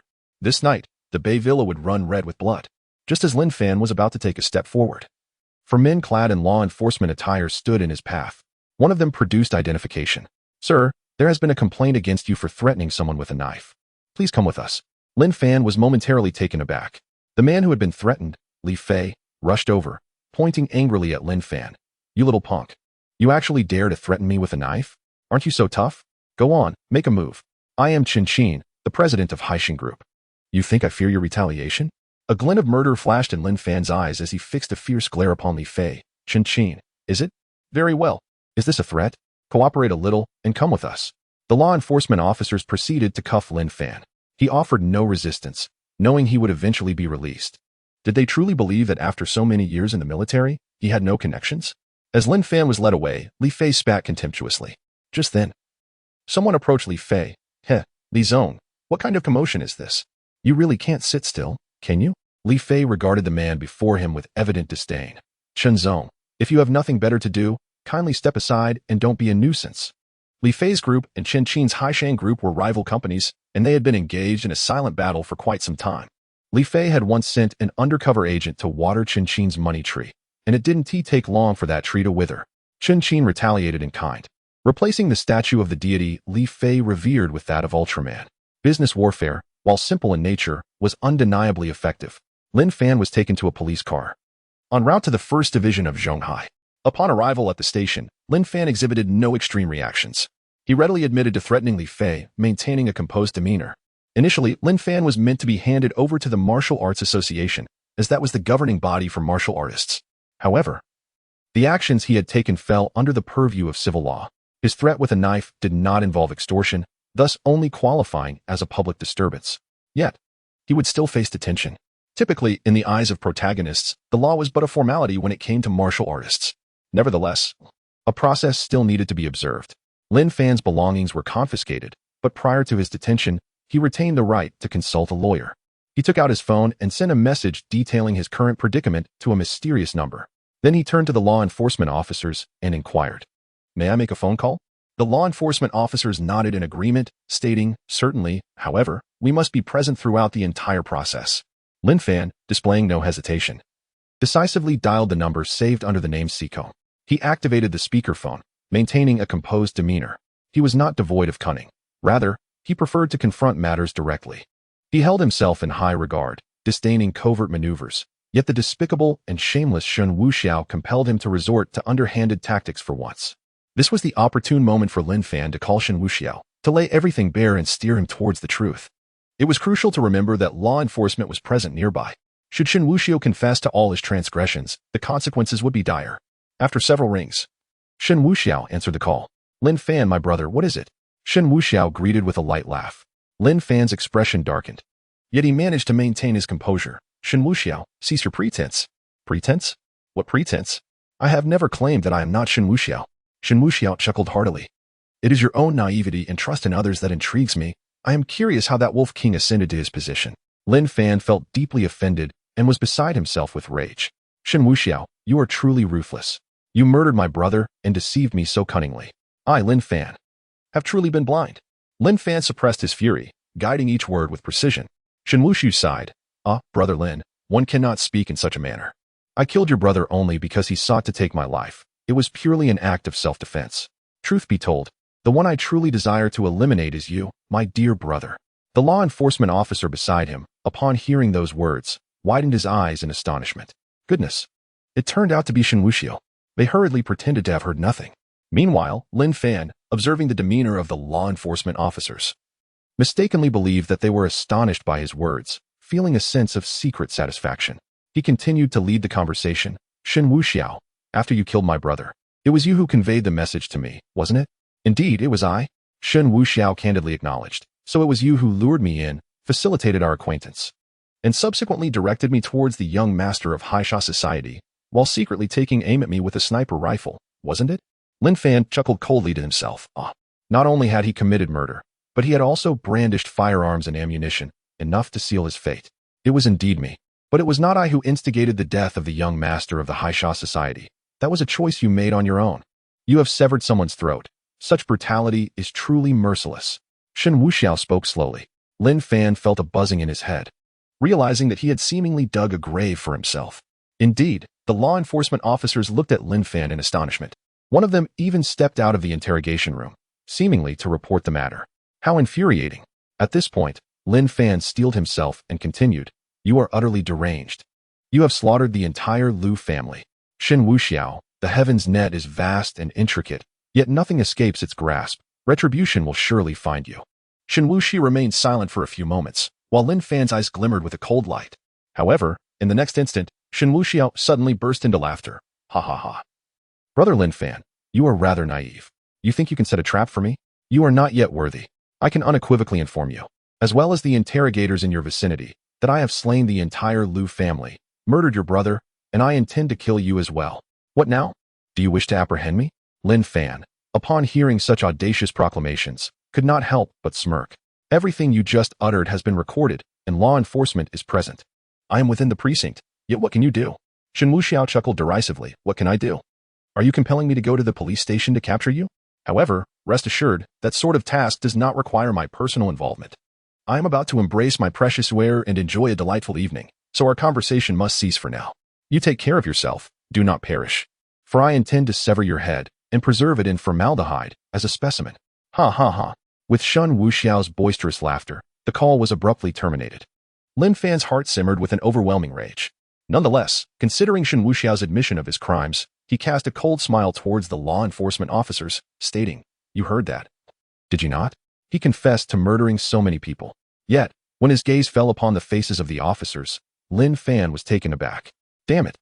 The officers before him had inexplicably donned headphones, through which the loud strains of Feng Wujiao Tian were resonating. Chapter 67. I did not hear from a distance. Lin Fan could faintly discern the explosive sounds emanating from the headphones. Observing the law enforcement officer's leisurely demeanor, Lin Fan had no doubt that he could suddenly produce half a bag of cement from his pocket. As Lin Fan regarded him, the officer removed his headphones and asked, Are you inquiring how you should be judged? Rest assured, a conclusion will soon follow. You have threatened others' lives with a knife and committed burglary. Multiple offenses will surely result in severe consequences, so prepare to face your fate. Lin Fan was taken aback. To his dismay, it dawned on him that, according to Shen Wuxiao's words, he had indeed heard about his alleged murder of the young master of the Haisha society, while the rest of the time he had been listening to Phoenix dance in the 9 heavens. Are you not aware of Shen Wuxiao's confession of his crimes? Lin Fan's lips twitched uncontrollably. The law enforcement officer shook his head, oblivious. What crime? Lin Fan gritted his teeth once more. You must be aware of the incident at the Zhonghai Longing Hotel, where the Liu family suffered so many casualties. That was orchestrated by Shen Wuxiao. The officer continued to shake his head, wearing a perplexed expression. There is no such case. The Liu family offended someone, and overnight they relocated. Who knows where they went? Lin Fan was rendered speechless. Suddenly, the words of Lu Ruyan echoed in his mind. I said we are but ants shaking a tree. Do not underestimate it. For you are unaware of how terrifying he truly is. This phrase inexplicably repeated itself in his thoughts. Previously dismissive, he now genuinely grasped its meaning. Such terrifying power could only belong to someone extraordinary. He had indeed underestimated his opponent. Then, you must investigate Shen Wuxiao. Lin Fan was unwilling to concede. Yet, the officer shook his head yet again. You are referring to Shen Xiao, right? We are aware. There is no need for an investigation. He is a prominent leader of an esteemed enterprise, responsible for driving Zhonghai's GDP. Moreover, every year, Shen Xiao donates billions to impoverished orphans. Having constructed nearly 100 Hope primary schools in welfare institutions and rural villages. Truly commendable. As he spoke, the officer even gave a thumbs up. Lin Fan's head buzzed. Could such charitable acts truly obscure the reality of his crimes? What did this have to do with him being a criminal? Lin Fan felt a surge of indignation. Do not hastily label someone as a criminal without evidence. Your claims are baseless. Lin Fan was seething with anger. Shameless, utterly shameless.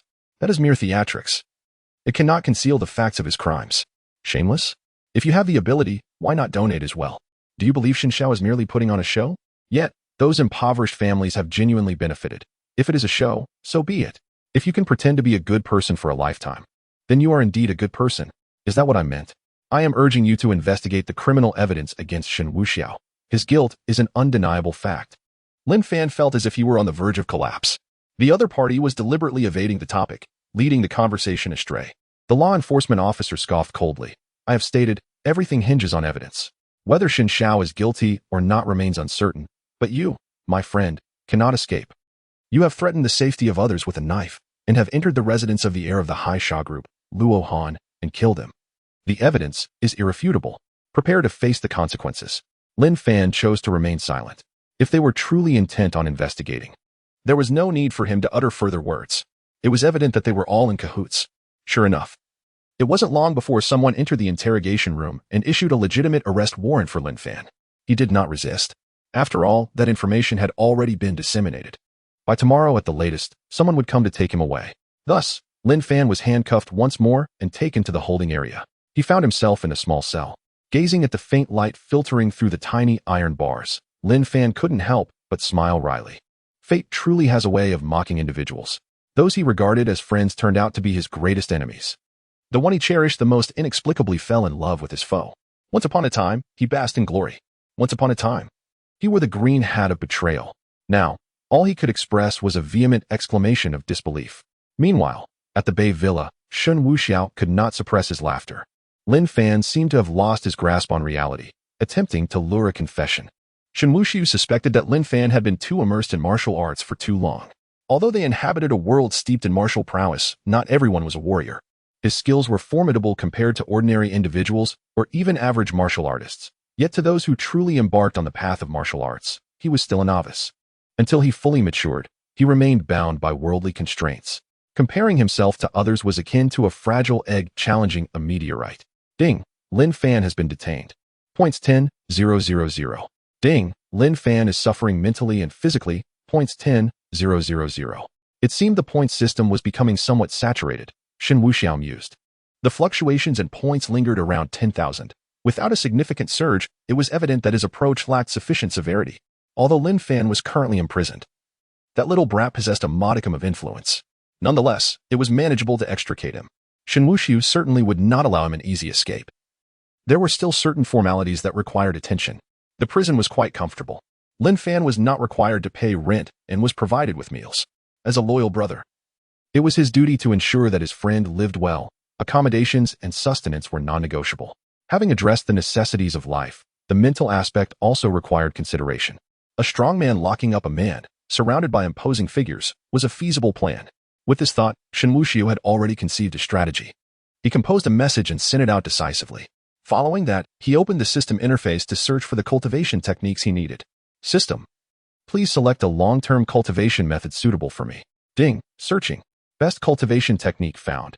Yin-yang duality scripture available for exchange at 50,000 points. Yin-yang duality? Shen Wuxiao paused, a flicker of realization dawning. Could it be a dual cultivation technique? Indeed. Host, considering your indolence and reluctance to cultivate, I strongly recommend this volume. Simply operate the essence of the technique and engage with the counterpart, and you shall amalgamate your true energies, thus achieving the shared goal of cultivation. However, this technique possesses a conspicuous flaw. Upon hearing this, Shen Wuxiao was taken aback. The term flaw typically signifies a significant issue. If it were to ruin the cultivation after practice, it would spell disaster. What flaw could it be? The flaw is that it is limited to one-on-one interactions. One cannot soar without the auspicious wings. Shen Wuxiao felt somewhat speechless. You startled me. Isn't that the norm? However, from your words, it seems there are other varieties. Indeed. There are more advanced forms, but they are suitable only once the host reaches the 8th tier master. Then let us set that aside for now. I suddenly feel inspired to cultivate. I must strive diligently and not allow myself to languish any longer. Shen Wuxiao's fighting spirit seemed ignited, radiating positivity. Exchange completed for the host, deducting 50,000 points. Automatically learning the yin-yang duality scripture, you have reached a preliminary stage of minor accomplishment. Minor accomplishment? Indeed. Both the essence of the technique and martial skills possess varying levels of proficiency, categorized as minor accomplishment, seamless integration, consummate mastery, pinnacle achievement, and transcendental perfection. Shen Wuxiao nodded. Understood. I see that this technique is merely at a minor accomplishment. I, myself, have already attained transcendental perfection. It is not merely about the host's capabilities. Differing levels of proficiency yield distinct results. I know, just teasing you. I shall now commence my cultivation. Chapter 68. Distorted love. Having acquired this new technique, it was only natural for her to test its efficacy. Jiang Huaiyue already possessed remarkable talent and practiced diligently. Whenever Shen Wuxiao was away from home, Jiang Huaiyue devoted herself to cultivation. Now that she had a more comfortable and efficient method of training, it was only fitting to. Jiang Huaiyue was seated at her vanity, delicately arranging her hair. Fresh from a bath, she wore a silk-like white camisole that clung softly to her form. Her half-dried hair cascaded over her shoulders, and her graceful hands gently combed through the strands. As Shen Wuxiao entered the room, her enchanting figure captivated his gaze. Her shoulders gleamed like snow, and her waist resembled a slender willow swaying in the breeze, while a fragrant aroma enveloped the bedroom. Upon hearing the noise, Jiang Huaiyue turned toward Shen Wuxiao, her body shifting slightly. Shen Wuxiao found it hard to contain himself. She resembled a water lily, radiant and alluring. Her beautiful eyes appeared to be assessing herself, her demeanor transforming from icy to noble elegance. She casually crossed her legs, her long, exquisite limbs drawing attention, while her delicate feet moved enticingly. Where? I require your assistance in my cultivation. Shen Wuxiao approached step by step. Jiang Huaiyue was taken aback, uncertain of his intentions. What is the theme today? No theme, just serious cultivation. Shen Wuxiao leaned in and embraced Jiang Huaiyue without hesitation. She burst into laughter, playfully pushing him away. You rascal. My hair isn't even dry yet. Disregarding her protest, he carried her directly to the bed. Their eyes met, both smiling, and soon their lips connected swiftly. Meanwhile, not far from the villa, a striking red Ferrari had been parked at the roadside for quite some time. In the driver's seat sat a woman with cascading hair, intently gazing in the direction of the villa. Lu Rian had been lingering there for half an hour, hesitant to approach. After an indeterminate period, the car's headlights illuminated once more, gradually departing from the coastal villa. Lu Rian drove with an expression devoid of emotion, her face slightly haggard, even at a slow speed. She found herself lost in thought multiple times. She had attended a business gala that evening, yet she remained in the shadows, not out of fear of confrontation, but because she had seen Jiang Huaiyue beside Shen Wuxiao. An absurd sense of being a mistress encountering the legitimate partner overwhelmed her, sapping her courage to step forward, even to greet Shen Wuxiao. Shen Wuxiao did not linger long. After Lin Fan's departure, they left together. Lu Ruyan, almost instinctively, followed at a distance. Witnessing Shen Wuxiao's car stop at the villa entrance and observing the affectionate interaction between him and Jiang Huaiyue, she watched helplessly as Jiang Huaiyue playfully leaped onto Shen Wuxiao's back, compelling him to carry her inside. The tumultuous blend of conflicting emotions was agonizing. She detested her own psyche, loathed her peculiar affliction, and despised her indecisiveness. Why, despite being adversaries, did her heart ache so profoundly? The vehicle glided slowly, and before she realized it, A haze began to obscure Lu Ruoyan's vision, a veil of mist forming before her eyes. Tears coursed silently down her cheeks. The incessant buzzing of the phone on the passenger seat jolted her back to reality. Lu Ruoyan raised her hand to gently wipe away the tears, inhaled deeply, and exhaled before picking up the phone. It was a call from one of her subordinates. "Miss, Lin Fan has been arrested, according to our sources. After he left last night, he returned for some unknown reason and threatened a businessman." Her subordinate sounded somewhat bewildered. "And then?" Lu Ruoyan inquired. "After being taken away. He was initially charged with armed threats, but according to our intel, he has been detained as a serious criminal." Lu Ruoyan furrowed her brow, understanding dawning upon her. This Lin Fan truly was as foolish as a pig. She had warned him that the purpose of the evening's banquet was to forge connections and to maintain a low profile, to conceal himself somewhat. Instead, he had opted for a casual outfit to the event, unwittingly drawing the attention of the entire room. He stood out like a chicken among cranes, making it impossible for him not to be noticed. Moreover, what was he thinking, threatening someone? Armed threats, no less. Shen Wuxiao had a fearsome background. Whatever he intended to do, no one could stop him or intervene. Yet Lin Fan, with his meager connections, despite possessing formidable strength, was in Zhanghai, in the heart of the Dragon Kingdom, not in a lawless land. Even if law enforcement turned a blind eye, there were still martial associations to contend with. Just the act of threatening someone with a knife, or even just slapping someone, would lead to interrogation. Now, the situation had escalated. He had been apprehended. And the dealings of the Haisha society had also come to light. The nature of his crime had shifted from armed threats to armed threats coupled with homicide. If the Haisha society learned of this, they would undoubtedly utilize every connection they had to ensure Lin Fan faced dire consequences. At this juncture, Lu Ruoyan felt utterly powerless. Her foundation was inherently weak, relying solely on financial might. Even if she were to invest billions, it would be futile. The Haisha society would not relent. Not to mention the formidable Shen Wuxiao looming over her. She and Lin Fan had intended to collaborate, aiming for discretion and opportunism. But their efforts had proven to be as futile as an ant attempting to shake a tree, necessitating utmost caution. Now it seemed, their fleeting chance had evaporated before it even began. Lu Ruoyan was typically decisive in her dealings. As for Lin Fan's predicament, it was best to disregard it entirely. Let him be, sever all ties, and erase any traces of their collaboration. The tea house must be closed, and those who had helped Lin Fan forge connections with Gao Yulong should be sent away, departing Zhanghai. "Understood, miss." Her subordinate replied promptly, bustling off to execute her orders. Lu Ruoyan, already fraught with anxiety due to Shen Wuxiao, found herself increasingly agitated by Lin Fan's predicament. Seeking collaboration was less effective than acting independently. Returning to the doctor for some medication to suppress her emotions, she contemplated finding a moment to perish alongside Shen Wuxiao.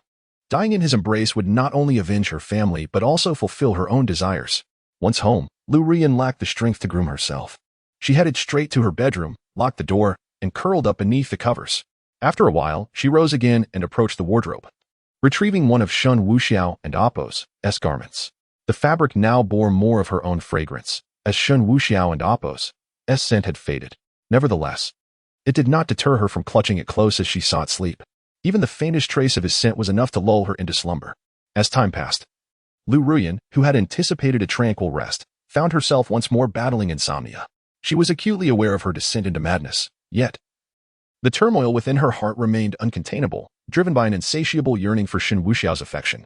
Chapter 69. Mental torment in comparison to Lu Ruoyan. Lin Fan's plight was the most tragic. He was confined in a solitary cell. But later the law enforcement officers informed him that the prison was full and requested he relocate to another cell. Initially, Lin Fan believed their claim. But upon leaving with the officers, he discovered numerous vacant cells. In that moment, he realized someone was out to get him. Thus, he was taken to a cell shared by 6 violent offenders, each one a formidable criminal with a notorious reputation. The way they gazed at him was akin to a predator eyeing its prey. Surprisingly, Lin Fan felt no fear. Rather, he was elated, as if he had found an outlet for his pent-up frustrations. If those men dared to bully him, it would provide an opportunity for him to unleash his wrath upon them, alleviating his suppressed emotions. However, for reasons unbeknownst to him, the inmates refrained from making any aggressive moves. It was as if they were aware of his status as a 5th-grade, 8th-tier master, rendering them too intimidated to act. There were no provocations, and each lay idly on their respective bunks. Yet, the most outrageous aspect was that the other 5 inmates behaved like lunatics, fixating their gaze upon him incessantly, which was an utterly repulsive experience. Unfortunately, Lin Fan found himself unable to justify an attack. They were merely observing him. not obstructing his peace, even if their stares were disturbingly unsettling. Thus, he resolved to ignore them, sitting cross-legged on the wooden plank of his bed to commence his cultivation. Initially, all seemed well, but before long, one of the five suddenly erupted into manic shouting. Handsome guy, it's coming, it's coming. Lin Fan was well aware of such antics and was tempted to retaliate. Nonetheless, he chose to endure. It was not the right time to stir trouble. Tomorrow, someone he had summoned would come to escort him away. If he harmed anyone now, it would complicate his escape. Enduring, Lin Fan continued his meditation. Yet, within 10 minutes, another inmate began to shriek, producing strange noises. Lin Fan remained steadfast in his restraint, contemplating that once all five had ceased their disturbances, he would find tranquility. His hunch proved correct, as after about an hour, silence finally enveloped the cell, allowing him to focus on his cultivation. However, Lin Fan had miscalculated one critical detail, the re-emergence of the first instigator. To his utter dismay, the cycle of torment began anew. Frustration surged within him as he felt his composure wane. With no means to retaliate, he could only shout in exasperation and rush to the iron door, pounding on it. Change my cell. I demand a different cell. The law enforcement officers swiftly approached the cell door, striking it forcefully with their electric batons. Stop your incessant wailing. Do you think the others deserve no rest? What a prison to change, it's full. Behave yourself. If you continue to make noise, I will have you suspended like a swing. The law enforcement officer growled before departing. Lin Fan nearly lost his composure, almost kicking open the prison door. This door, indeed, could not restrain him. However, breaking out would alter the situation entirely. It was likely what those behind the scenes who were conspiring against him anticipated. In utter helplessness, Lin Fan could only return to his bed. Yet, he could not refrain from issuing threats. Each of you better behave, or I won't hesitate to loosen your joints. Lin Fan's threats resonated with a formidable energy, exuding an impressive aura. The atmosphere fell into a profound silence. Even the faintest creak of the bedboard vanished. Lin Fan quietly exhaled in relief. This group of scoundrels required the threat of force to instill fear. Without instilling fear, they had become audacious, even emboldened. However, before long, Lin Fan realized his naivety. They were entirely unfazed by his threats. Convicted felons who had forsaken their lives would hardly cower in fear. Not only were they unaffected, but they became even bolder. One even shamelessly shouted at Lin Fan, "Daddy hit me." Astonishing. Lin Fan was unafraid of physical assault, yet this psychological attack was undeniably formidable. That night, he remained awake, wrestling with his thoughts. Ultimately, he endured. Unbeknownst to him, the tumultuous emotions of that single night had endowed Shen Wuxiao with an additional 80,000 points. At 9 in the morning, a flight from the capital landed at Zhonghai International Airport. For individuals, 3 men and 1 woman disembarked, clad in casual attire. Upon exiting the aircraft, they swiftly made their way outside, their faces etched with urgency as if they were on a mission of great importance. Outside the airport, a white Audi was parked at the roadside. Without a moment's hesitation, the 4 entered the vehicle. Inside, they shed their casual clothing in favor of formal attire. Though their outfits were merely simple nylon jackets, the badges on their chests were of significant import. Among the 4, 2 belonged to the same unit. The badges of 2 bore the insignia of the highest authority, while the other 2 displayed a different emblem, with a yellow border and golden wheat ears. Within a circle was an image of the Great Wall, with stars at the center, flanked by the 2 characters, National Security. The vehicle traversed the roads until it finally halted at the entrance of the Zhonghai 1st Police Station. The 4 exited the car swiftly, not exchanging a single word. Upon entering the service hall, one of the women promptly presented her credentials. The law enforcement personnel at the service desk scrutinized the documents, noting the woman's name as Hongye. However, the badge indicated she was from the National Security 2nd Bureau. The officer immediately stood to attention. "How may I assist you?" The service personnel appeared somewhat anxious. As a member of the system, he was acutely aware that the national security apparatus was divided into 17 bureaus, each responsible for distinct tasks. The enchanting woman before them held a prominent position, overseeing the collection of international strategic intelligence. At merely 25 or 26 years of age, her ascent to such a role suggested either monumental achievements or an exceptionally powerful background. With a demeanor as cool as autumn leaves, Hongye inquired, "Are you holding a prisoner by the name of Lin Fan? Take us to see him." The law enforcement officer promptly began to sift through the records. After a brief 30 seconds, a hint of awkwardness crossed the officer's face as he reported, "Yes, there is indeed such a prisoner, but he is a serious criminal. If you wish to meet him, I must first seek approval." The group exchanged glances, one middle-aged man with a buzz cut furrowing his brow. "Very well. You may report your findings, but ensure that your superior comes here directly. Then escort us to him. I trust that once your superior arrives, he will provide a satisfactory explanation." This buzz-cut man exuded a palpable intensity. He was Zhou Sheng, a high-ranking official from the Supreme Procuratorate. His words seemed to cast a shadow of suspicion over the Bureau's leadership. The staff, sensing the urgency, wasted no time in escalating the matter. Chapter 70. The umbrella. After a report was made, the personnel at the office received a response indicating that someone would escort them. Sure enough, not a minute had passed since the call ended when a squad leader hurried into the lobby. "This way, please." The squad leader did not appear overly anxious. The four followed him through a series of doors until they finally arrived at a detention room.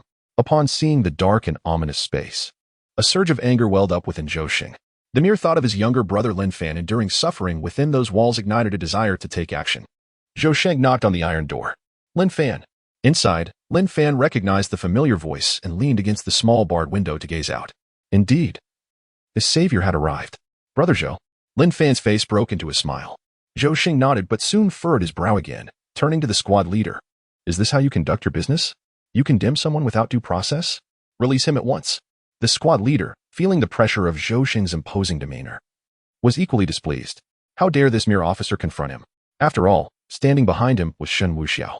Who was this nobody to demand the release of someone Shen wished to keep detained? "I'm afraid that's not possible.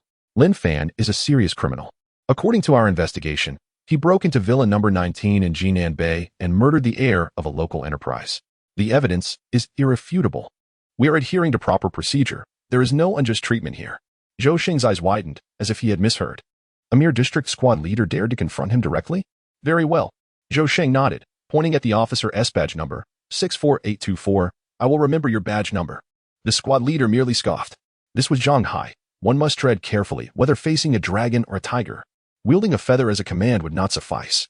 "I will say this one last time. Release him."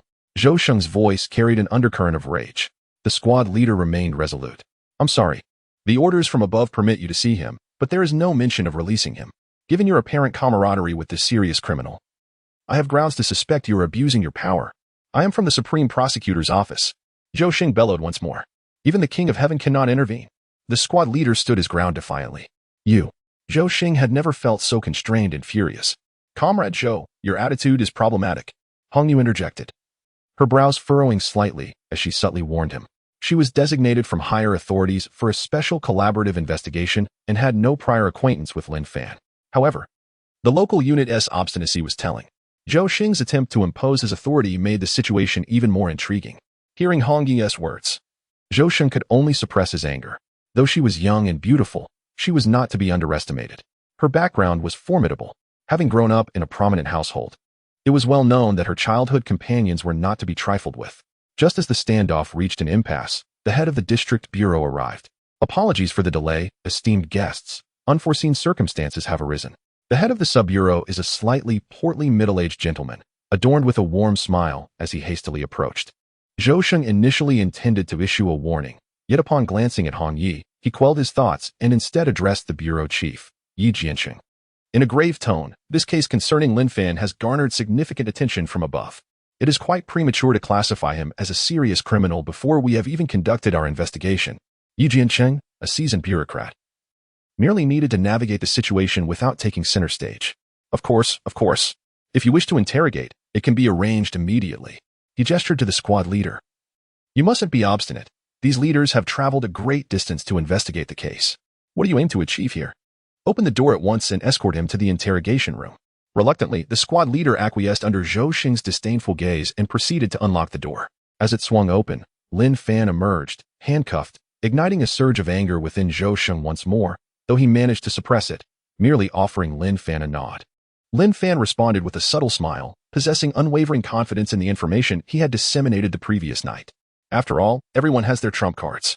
Once a king of the border wolves and a colonel, he had cultivated connections with numerous influential figures, some of whom owed him favors. Indeed, a single piece of information could resolve many trivial matters.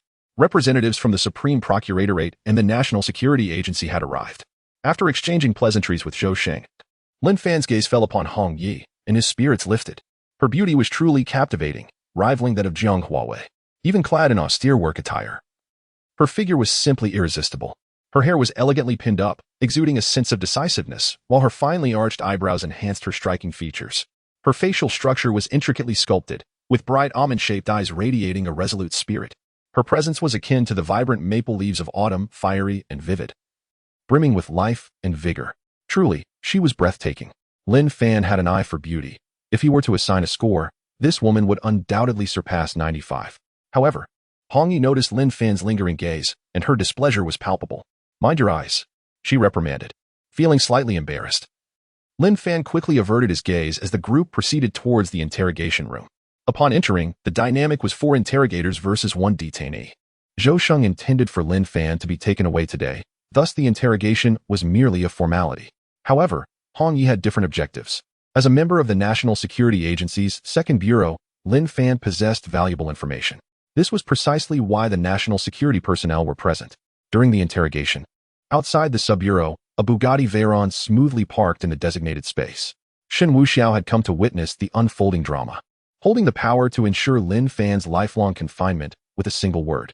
Certainly, he must not be allowed to indulge in such trifling pleasures. It is only fitting that he meets his demise by his own hand. However, circumstances have shifted. An old acquaintance has arrived, necessitating an audience. Moreover, the opportunity to humiliate Lin Fan up close is too tempting to resist, and this encounter marks the pivotal transition from Xikong to Shen Wuxiao before Lin Fan. As Shen Wuxiao made his way inside, he discerned numerous furtive figures lurking outside. It is evident without conjecture that they belong to the Haisha society. In this era, any underground faction must possess a measure of influence. They have surely learned of the visitor from the imperial capital and have taken to lurking in wait. For the leader of the Haisha society, Lin Fan must perish, utterly and completely, to exact vengeance. Anyone who shelters him becomes an adversary.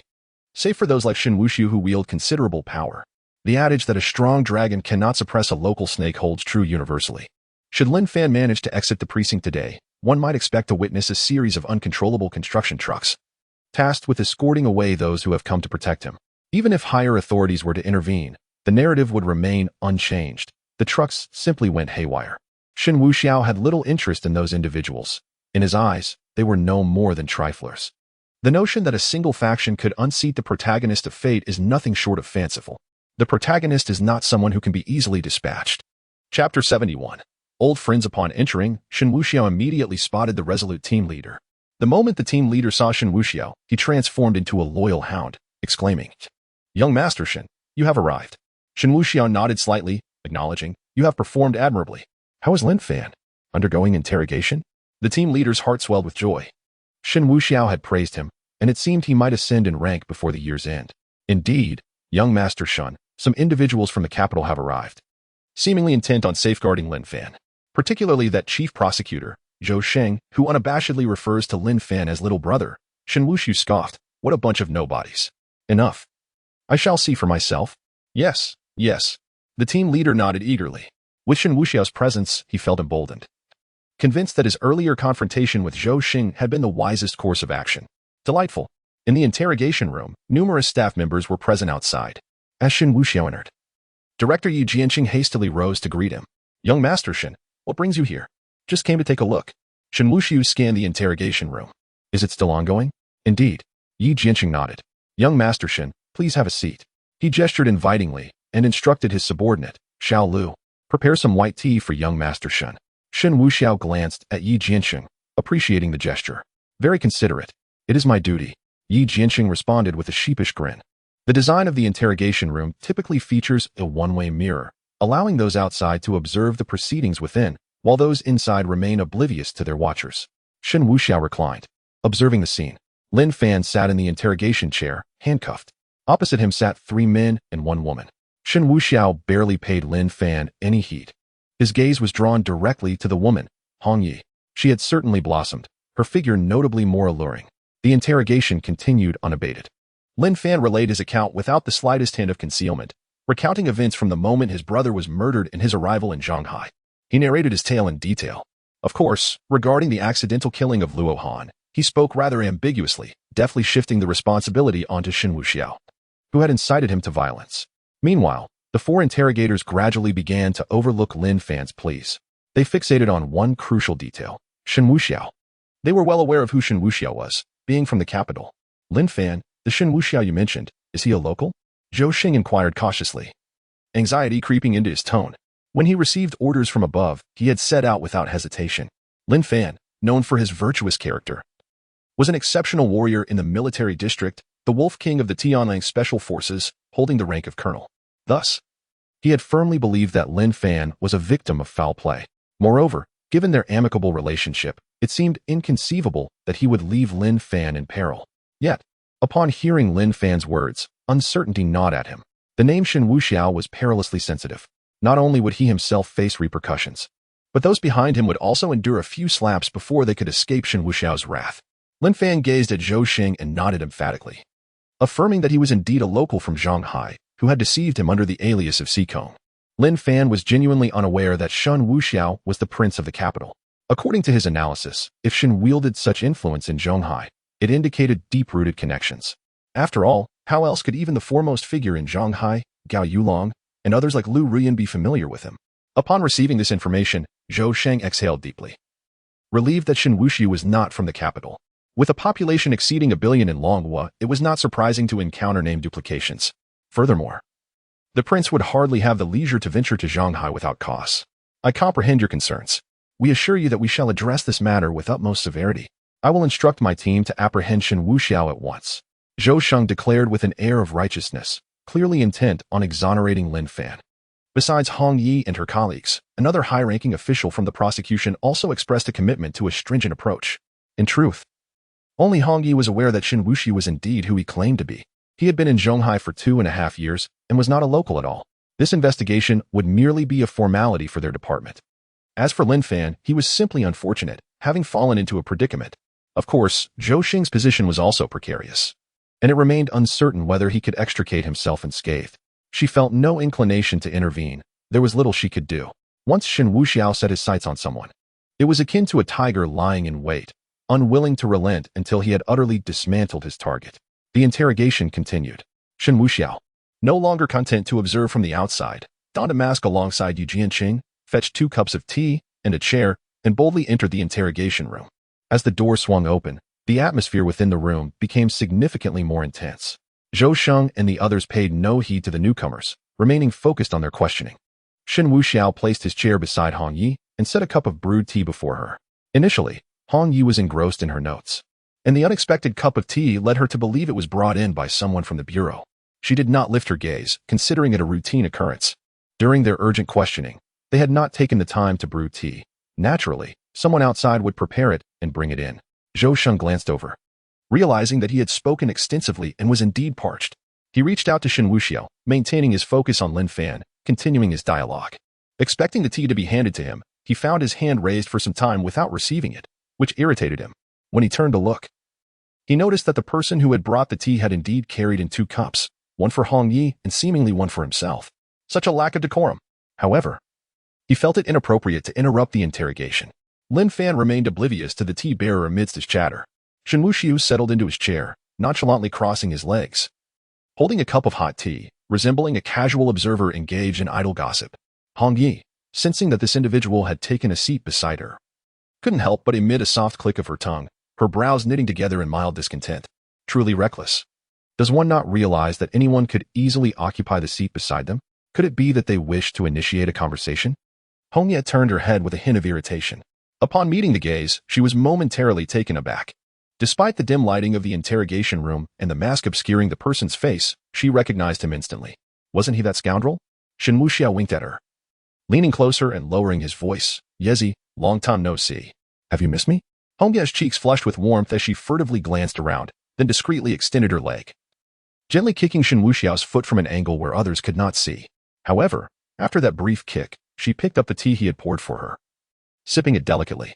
Just moments ago, she had been diligently taking notes, but now she had misplaced her pen. Tilting her head slightly, she gazed at Shen Wuxiao, her lips moving silently, forming the words, "How did you get here?" Unfazed, Shen Wuxiao shifted his chair closer, leaning in beside Hong Yi. In a hushed tone, he remarked, "I've come to see my little lover. Is that so unreasonable?" Hong Yi felt a rush of embarrassment as a blush crept across her face. This time, she quietly extended her delicate hand, forming a small fist, and playfully struck Shen Wuxiao's thigh. He remained unchanged, as insufferable as ever.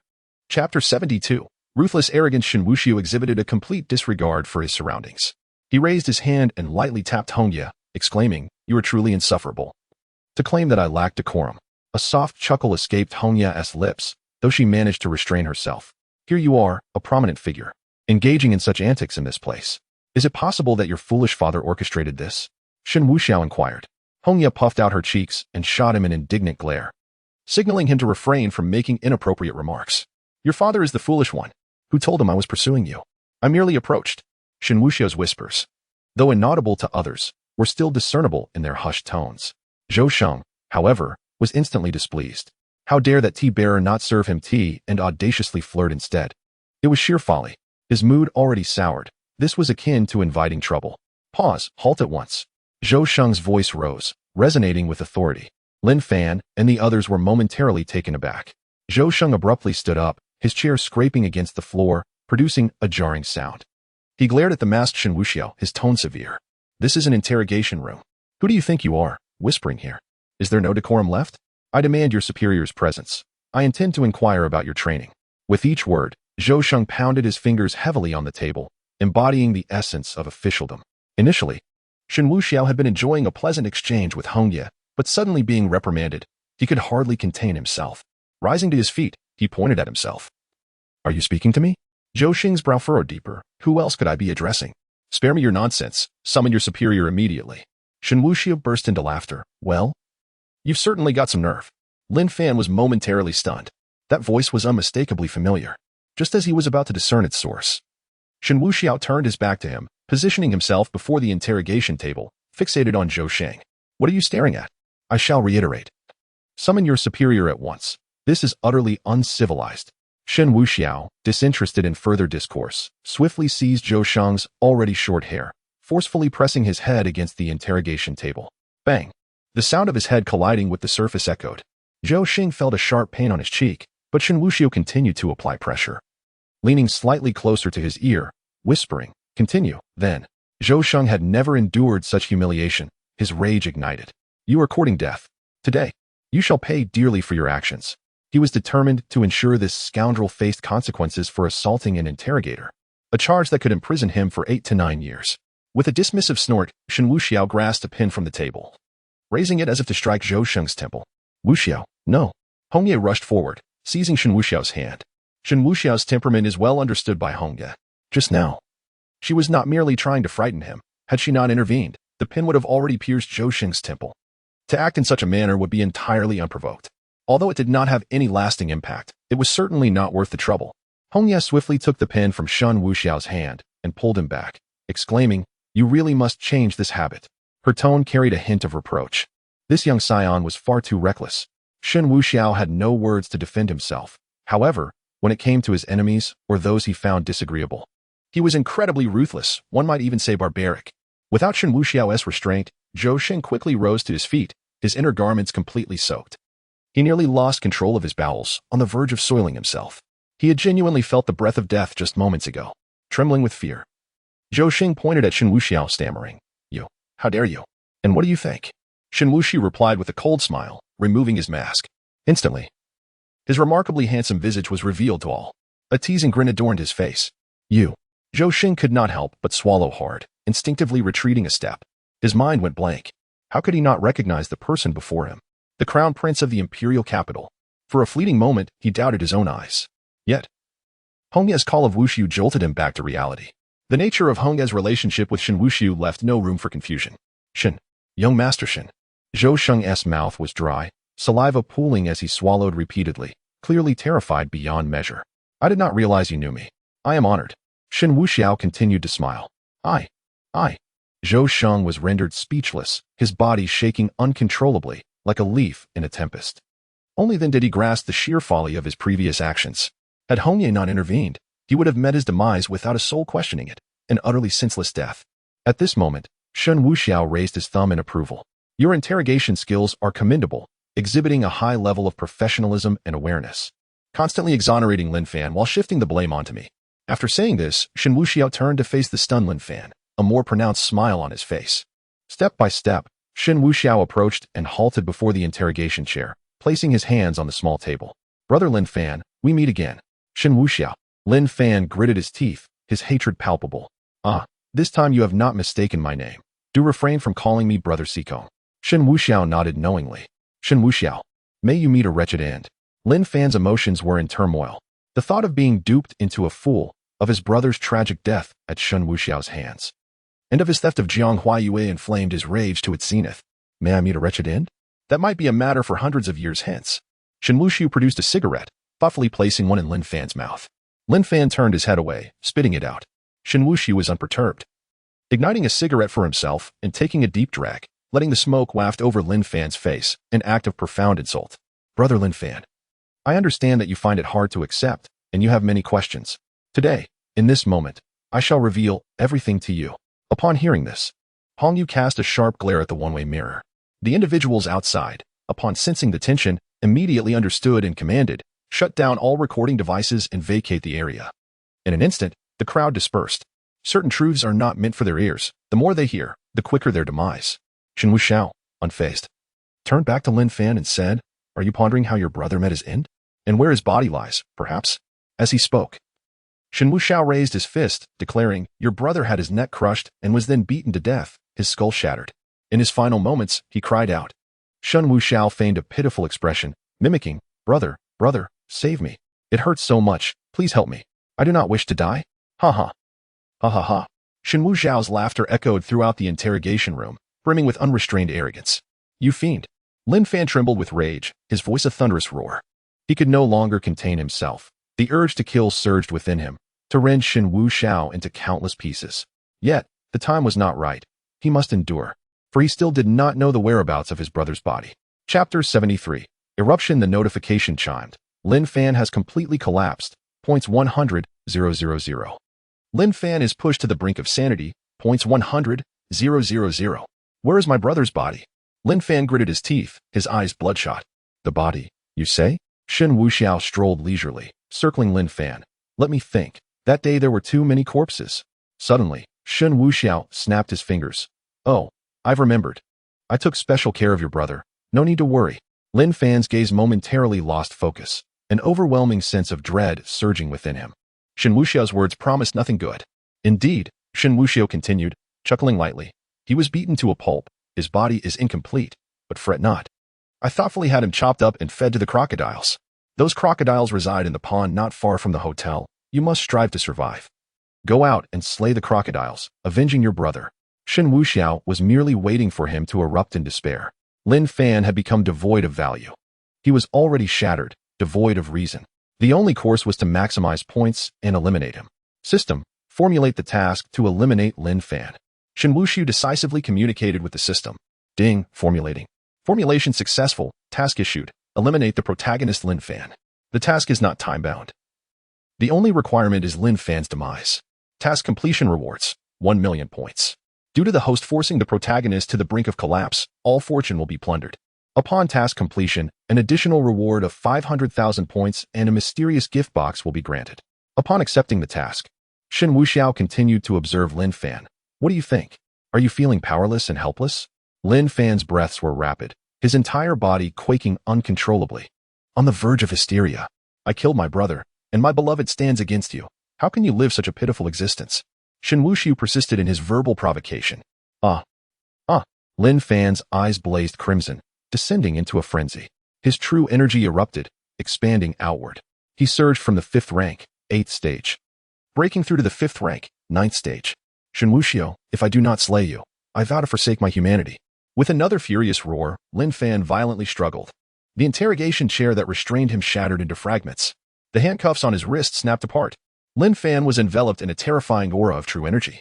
His gaze resembled that of a malevolent spirit returned from the depths of hell. Shen Wuxiao, I demand blood for blood.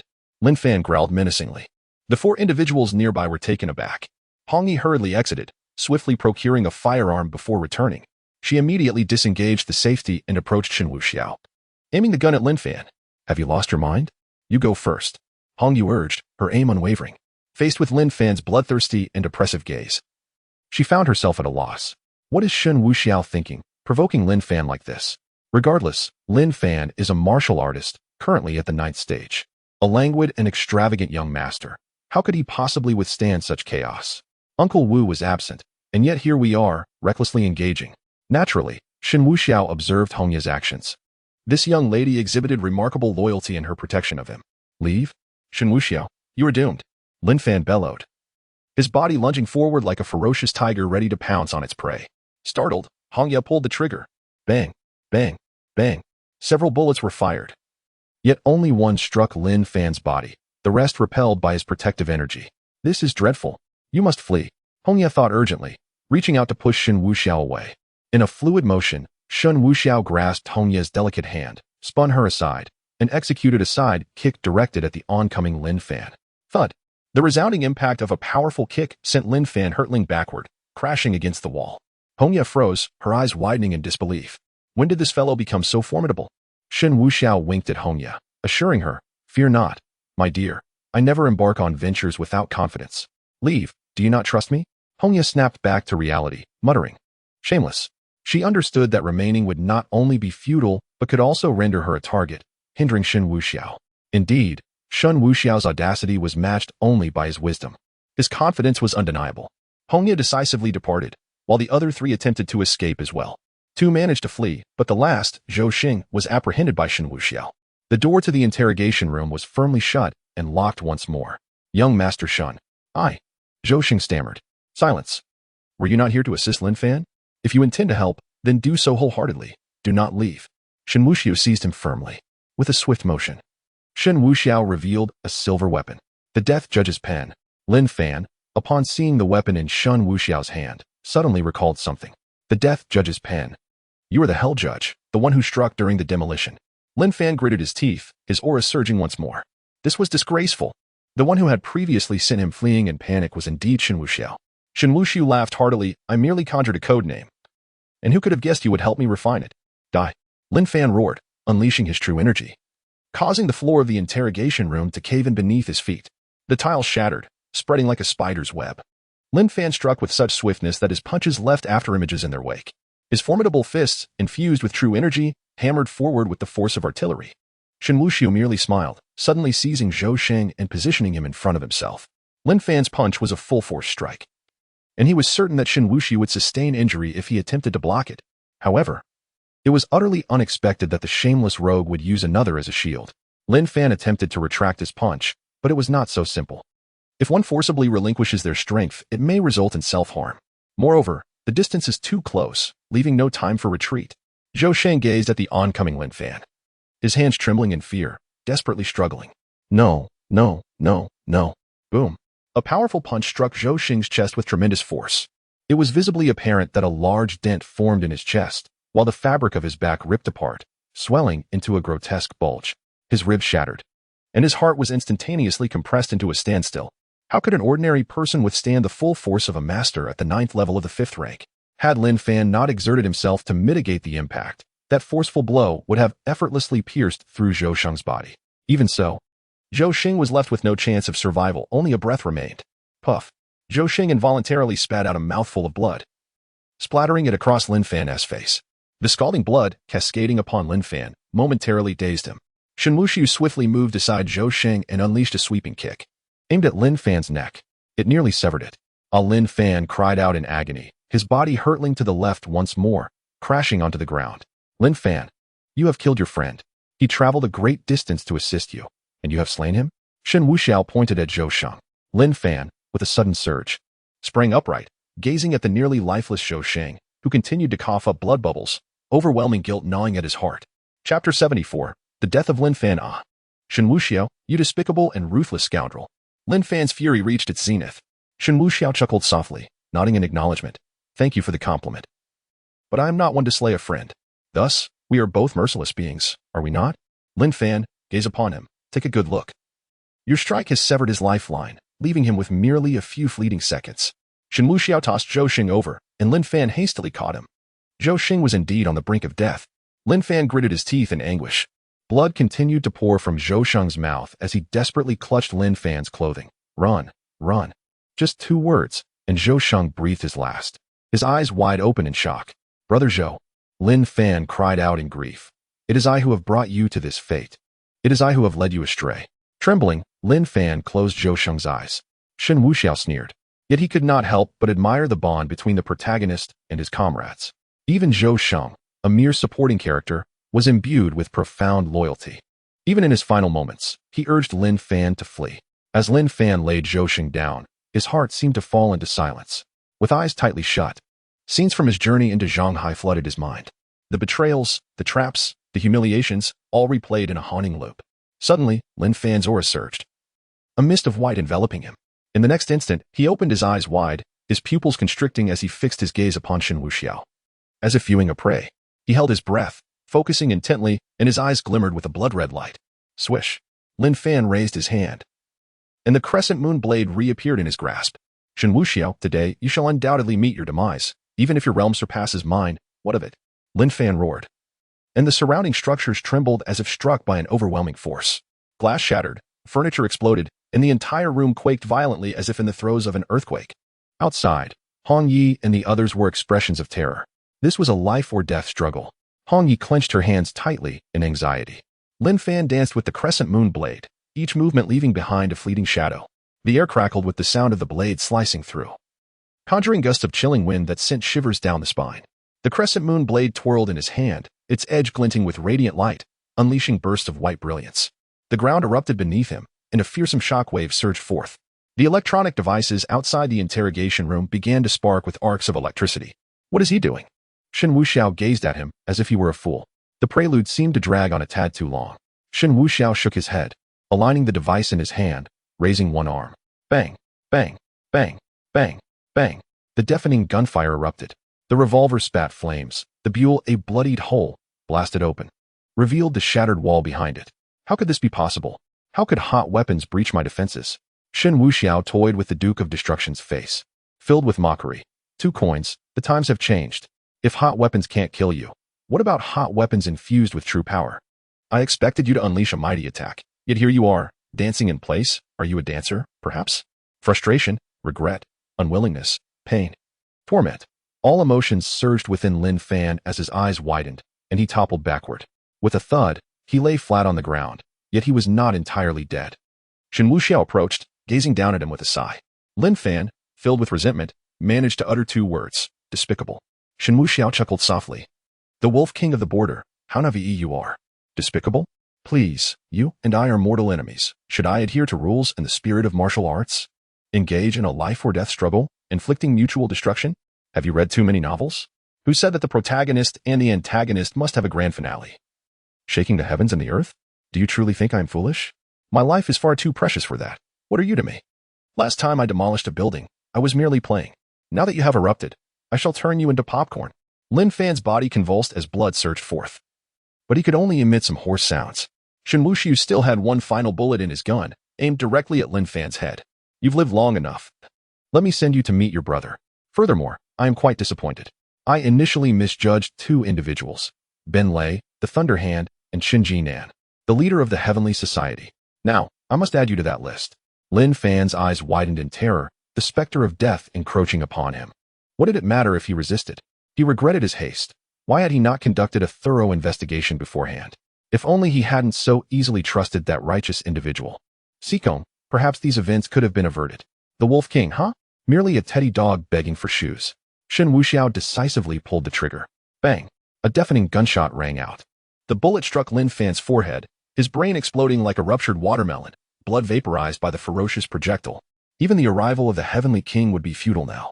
A generation's genius, the Wolf King of the Border, had utterly fallen. Ding! Congratulations, host, for slaying the fated protagonist, the Border Wolf King. Points 1,000,000. Congratulations, host, for receiving an additional reward of 500,000 points and a mysterious gift box. The gift box can be opened at any time. Shen Wuxiao smiled, no longer wishing to linger. He put away his gun and leaped through the shattered mirror. Outside, he noticed Hong Yi, who stood in stunned silence, and couldn't help but laugh. Come, let's go have lunch together. Shen Wuxiao pinched her charmingly delicate cheek. Hey, stop pinching me. Hong Yi puffed her cheeks in annoyance, swatting Shen Wuxiao's hand away. All right. Next time I won't pinch your face. I'll choose another spot. As he spoke, his gaze fell just below her neck. Hong Yi, following his line of sight, shivered slightly. She guarded herself with her hands, exclaiming, You are so beautiful, I would feed you but not dare to touch you.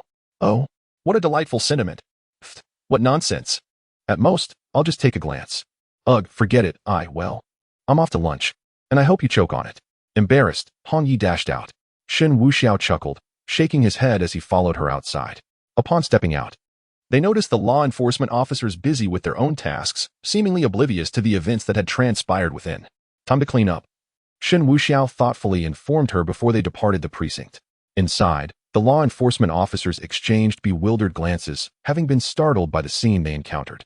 Their legs felt weak. Yi Jianqing was the first to regain his composure, his expression grave as he declared, Lin Fan attempted to escape from prison upon being discovered. He not only refused to surrender, but also violently resisted, injuring several officers. We were compelled to shoot the assailant. The others nodded in agreement. Their faces contorted with disdain. What a despicable act, attempting to flee and inflicting harm. Such a person deserves no sympathy. With their words of vitriol, the incident was quickly buried. Little did Lin Fan imagine he would meet such a fate. Yet, even so, it was of no concern to him now. Chapter 75. The Chinese restaurant. As Shen Wuxiao and Hong Ye exited the precinct, they encountered two other individuals. One was a colleague of Hong Ye, and the other represented the highest prosecution office. The two stood outside, visibly anxious and hesitant to move. Observing their unease, Hong Ye approached them, while Shen Wuxiao, feeling indifferent, made his way to the parking area and retrieved his vehicle. He parked by the roadside, awaiting Hong Ye's entry. The two individuals were indeed apprehensive, primarily out of fear. Having witnessed the entire ordeal, they were uneasy about returning, given Shen Wuxiao's ruthless reputation. Director Hong, regarding that incident with Shen, we assure you we will remain tight-lipped. The prosecution representative expressed, concern etched on his face.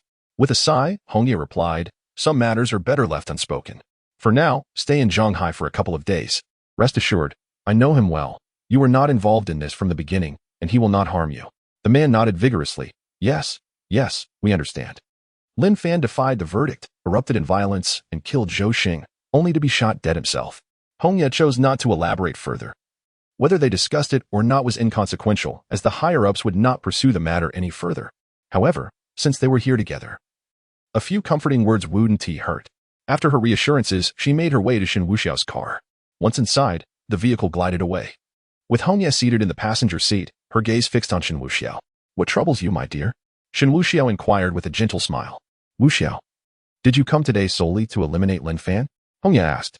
Shen Wuxiao shook his head. To be honest, no. I learned of your arrival and came to see you. While I certainly intend to deal with Lin Fan, it was not part of today's plan. He spoke the truth. His visit was to reconnect with an old friend and, incidentally, to confront Lin Fan. After all, it had been years since he last saw Hong Ye. As for Lin Fan's demise, it was merely a fortunate coincidence. Is that so? Hong Ye's enchanting eyes bore into him, her brows playfully raised. Indeed, Shen Wuxiao replied earnestly. We have grown up together, and I've watched you blossom. Our bond runs deep. Why would I deceive you? Shen Wuxiao was not one to meticulously formulate plans, as numerous variables could disrupt them, ultimately affecting the outcome. His intention was to detain Lin Fan for a while, subject him to humiliation, and fabricate charges that could lead to the death penalty, forcing him into a desperate escape, thus branding him as a genuine S-class fugitive. He relished the idea of tormenting Lin Fan, accumulating points along the way. However, today was fortuitous, and he seized the opportunity, achieving results that netted him a substantial 150,000 points. Hong Ye rolled her eyes at him playfully. You do spout nonsense, yet I believe you. Her apparent disdain masked a heart brimming with joy. Enough of this idle chatter. Let me treat you to lunch. Afterward, I shall take you home. My bed is spacious and inviting. Red Leaves was momentarily taken aback, swiftly raising her hands to embrace herself. You rogue, what are you planning to do? I plan. Red Leaves scoffed. Dream on. Do not be anxious. In truth, I intend to introduce you to my partner, Shen Wuxiao replied, initially reveling in her thoughts. Red Leaves was suddenly struck dumb by his words. You, partner? Indeed, I wish for you sisters to meet and become acquainted, so that future interactions might be less awkward, Shen Wuxiao stated candidly, his intentions laid bare. In essence, he desired to take flight without the constraints of societal expectations. However, Red Leaves failed to grasp this underlying implication. Her earlier enthusiasm now tinged with a hint of disappointment. She nonetheless maintained her composure. All right, let me see your judgment. Young Master Shen.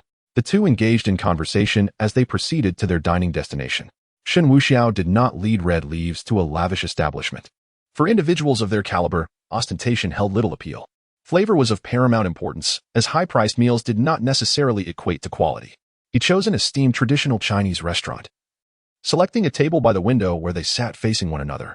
As it was not yet the peak lunch hour, the restaurant was only sparsely populated. What to eat? I've been here before, and the flavors are indeed delightful, Shen Wuxiao remarked, leaning back and casually pushing the menu toward red leaves while reclining against the backrest. His gaze inadvertently drifted to a nearby table occupied by a mother and daughter. The child, around 5 years of age, sat across from a woman in her mid-20s. The duo was undeniably captivating. The woman possessed striking beauty and an elegant demeanor, exuding an air of refinement with every movement. Her eyes were slightly reddened. Yet she forced a smile, speaking tenderly to the child. The little girl, with a shaved head, clearly bore the marks of chemotherapy. A small cake graced their table. Presumably a celebration for the girl's birthday. Shen Wuxiao merely cast a cursory glance in their direction. Soon, their dishes arrived, and he served Red Leaves some signature dishes. Here, try this, and do not claim I am deceiving you. Red Leaves, displaying a hint of pride, sampled the food. The flavors blossomed in her mouth, prompting her to nod in approval. Not bad. I'll grant you that. I was initially wondering if you were trying to trick me again. Trick you? When have I ever done that? Shen Wuxiao laughed. Meanwhile, the mother and daughter continued their conversation. The little girl blinked her eyes, innocently asking the beautiful woman, Mommy, when will Daddy come home? Isn't he coming to celebrate my birthday? The woman's expression visibly dimmed at the question. Yet, on the beautiful visage, a smile remained. Tuan, be good. Daddy has important matters to attend to and won't be back soon. If you listen obediently and cooperate with the doctor, Daddy will return. The little girl nodded earnestly. Yes, I will be good. Mommy, you said Daddy is very capable, and he can fly an airplane. Is that true? The woman gently caressed the girl's cheek and replied, Indeed, your father is quite remarkable. He is a great hero. The little girl beamed with joy, nodding vigorously. Yes. I will be good and wait for Daddy to take me on an airplane. Unbeknownst to her, the conversation was overheard by Shen Wuxiao, who was preparing the meal. He merely scoffed. Wasn't this just a way to deceive a child? Observing the woman's hesitant demeanor and her evident sadness, he could surmise that the child's father was either deceased or had been missing for quite some time. In comparison, he considered himself to be a rather decent individual. After all, he was better than that man who left while his daughter was undergoing chemotherapy. Yet, such matters were of no concern to Shen Wuxiao, who preferred not to dwell on them. Chapter 76, Old Tricks? Shen Wuxiao engaged in conversation with Hongya, the two having not seen each other for quite some time. Moreover, Shen Wuxiao harbored certain feelings for Hongya. Such a charming beauty was certainly not someone to let slip away. After a while, a mother and daughter at a nearby table were about to cut a cake when suddenly a cacophony of curses erupted from outside the restaurant. You little wretch. I told you I couldn't find you at the hospital. Turns out you were here dining. Outside, a man and woman burst into the restaurant. The man was dressed formally, appearing to be in his 50s, exuding an air of authority. The woman was adorned with ostentatious jewelry, carrying the unmistakable aura of a nouveau riche. Upon sighting the newcomers, the woman's face turned pale, her demeanor tense and fearful. Father, why are you here? She stammered. The woman entered, pointing an accusatory finger at her. How dare you ask why we are here? If we hadn't come, you, your father, and I would all be left to suffer with that little bastard. Quickly return with us. Lu Xiao is urging us again. Do not be ungrateful. The middle-aged man furrowed his brows and added, Why in are you truly planning to raise that child with no blood ties for a lifetime? I've never seen anyone so content to raise another's offspring. Are you deliberately trying to drive me to my grave? The woman pressed on. Huang Luoyan, you best come to your senses. Come back with us immediately, or we'll send that little bastard to an orphanage. If fate is kind, perhaps someone will adopt her. Otherwise, she is lost. Their confrontation was fierce, their presence imposing. Huang Luoyan suddenly rose, declaring, Father, Sui, I will not marry. I promised that person I would raise Tuan, no matter how challenging it may be. I, Huang Luoyan, will never be unfaithful. Now that Tuan is in such trouble, I will not abandon her. You. The man raised his hand, preparing to strike. The little girl, witnessing this, hastily jumped off her chair and positioned herself protectively in front of Huang Luoyan, spreading her small arms wide. You bad people, you must not bully my mother. Her voice was tender, yet her gaze was resolute. You little wretch. If it weren't for you, this foolish girl wouldn't be so naive. Why haven't you fallen ill? The woman's words were harsh and cutting, drawing disapproval from many bystanders. Some diners spoke up in protest. How can you speak like that? Is it necessary to hurl such venomous words at a child? The patrons voiced their indignation. Shen Wuxiao observed the scene. Hongya, with a light laugh, inquired, I say, Young Master Shen, are you quite captivated by this family dispute? Shen Wuxiao turned his gaze back to Hongya, smiling slightly, not particularly. However, the unfolding of this situation seems oddly familiar. If I am not mistaken, someone of a slightly higher standing shall soon appear. Ah? Hongya looked puzzled. What do you mean? Shen Wuxiao gestured towards Huang Luoyan. Look at her. She is indeed beautiful, and beautiful women are always the objects of desire. Based on their conversation, it was clear that the child and the beautiful woman were not related by blood. She was helping to raise someone else's child, which was met with disapproval from her family. The harsh words from his family indicated their urgency, likely due to a desire to connect with someone influential, having promised to marry off their daughter, and now the time had come. Consequently, she would have to relinquish the child, but the beautiful woman was resolute in her refusal. In such a scenario, it was almost inevitable that someone coveting the beautiful woman would soon make an appearance. Shen Wuxiao analyzed the situation with utmost seriousness. Having witnessed similar patterns before, Hongyan nodded in agreement, suggesting, "From what you say, might I speculate that the little girl's biological father is a person of considerable influence? Perhaps he will appear just when they are at their wits' end?" Shen Wuxiao's eyes suddenly sparkled with realization. Initially, he had not connected the dots, but hearing Hongyan's insight seemed to align everything. Could it be that the little girl's father was also one of the fortunate protagonists? Lost in thought, Shen Wuxiao began to envision a scenario, receiving a distress call from his daughter, the return of a war god, while 30 formidable individuals rushed to Longhua. Causing a worldwide uproar, the man had returned. He couldn't help but stifle a laugh. How absurd. It would be better than learning that his daughter was living in a doghouse, leading the war god to command 100,000 subordinates to build her a dog shelter. However, Shen Wuxiao was too indifferent to ponder such matters deeply. Regardless, when the time came, the system would provide a prompt, allowing him to swiftly eliminate the opposition and earn points. After all, he was a harvester of fortune. Meanwhile, the situation outside continued to escalate. Huang Luoyan argued her case fervently. Her parents remained adamant. Onlookers expressed their indignation, and the little girl sobbed.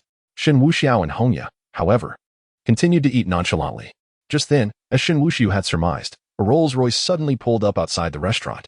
A young man emerged, sporting a few green streaks in his hair and exuding an air of arrogance. Accompanying him were 4 bodyguards, 2 of whom were third-tier martial artists. Shen Wuxiao recognized this green-haired individual as the one who had demanded Lin Fan kneel at a business banquet. The group strode confidently into the restaurant.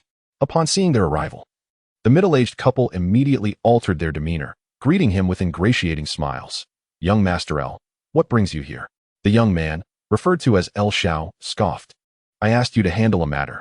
It's not as if the wind blows and it rains. It's been 2.5 months. Are you toying with me?" The couple was taken aback, their faces flushed with embarrassment. No, please don't misunderstand. It's just that this child has a stubborn temper. We've been trying to persuade her." "Persuade? And how has that turned out?" El Tao sneered. "By the time you manage to persuade her, the flowers will have wilted. What a bunch of useless fools." With that, El Tao strode forward. The moment he made his grand entrance, those who had been vocal in their dissent were instantly silenced. This was a well-known figure, notorious for his debauchery, El Tao. They are merely ordinary citizens, lacking significant background or martial prowess, and thus would naturally refrain from engaging in trouble. Upon encountering Huang Luoyan once more, El Tao found himself irresistibly captivated. This woman was one of the few who could stir his heart. Huang Luoyan, true to her name, possessed an unparalleled beauty. El Tao could not help but admire her. Her lustrous black hair cascaded effortlessly over her shoulders, while her pale yellow jacket paired with a white pleated skirt accentuated her demure elegance. A fashionista, yet exuding a gentle charm, her skin was as fair as snow, smooth and radiant, appearing rosy even without makeup. Her enchanting almond-shaped eyes added a touch of vulnerability to her allure. With a high, delicate nose and thin, rosy lips, she was especially captivating in her current state of nervousness, evoking a strong desire to embrace her closely. In summary, Huang Luoyan effortlessly ignited a man's possessiveness. El Tao was truly enchanted by her. Otherwise, he would not have patiently waited. Had it been any other time, he would have succumbed to his impulses long ago. He swallowed hard, a cunning smile playing on his lips as he slowly approached her. Chapter 77. Violence. El Tao's demeanor gradually became increasingly lecherous. "Miss Huang, you are well aware that I have admired you for quite some time. I have always indulged you, allowing your parents to counsel you. Yet you have consistently disregarded my feelings. Today, having come in person, I trust you will provide me with a response." El Tao swallowed hard again, inching closer until he could distinctly catch the refreshing and natural fragrance emanating from Huang Luoyan. This scent ignited a sense of heat within him. Huang Luoyan's face was a mask of disgust, particularly at the sight of his lecherous expression, and she longed to slap him. However, she dared not act. El Tao's family held a prominent position in Zhonghai, and the Huang family was far from being able to contend with the El family. Furthermore, the Huang family would not side with her, they would be more than eager for her to marry Tao. In the midst of this tension, a small girl, indignant, spoke up. "You wicked people, do not bully my mother, or I will tell my father. My father is a great hero, a legendary hero, and he will not spare you villains." The little girl assumed a mature posture, displaying a hint of valor in her brow. Tao, upon witnessing this, erupted into laughter. "Your father is a legendary hero? Even if he were Gaia, it would be of no consequence." His demeanor shifted abruptly, becoming menacing. "It is precisely because of you, you little wildling, that Luoyin has remained resolute. You are quite the nuisance." As he spoke, he raised his hand, ready to strike. "Don't." Huang Luoyin gasped, swiftly embracing the little girl to shield her. Given the girl's small stature, to hit her, Tao's hand would have to be lowered.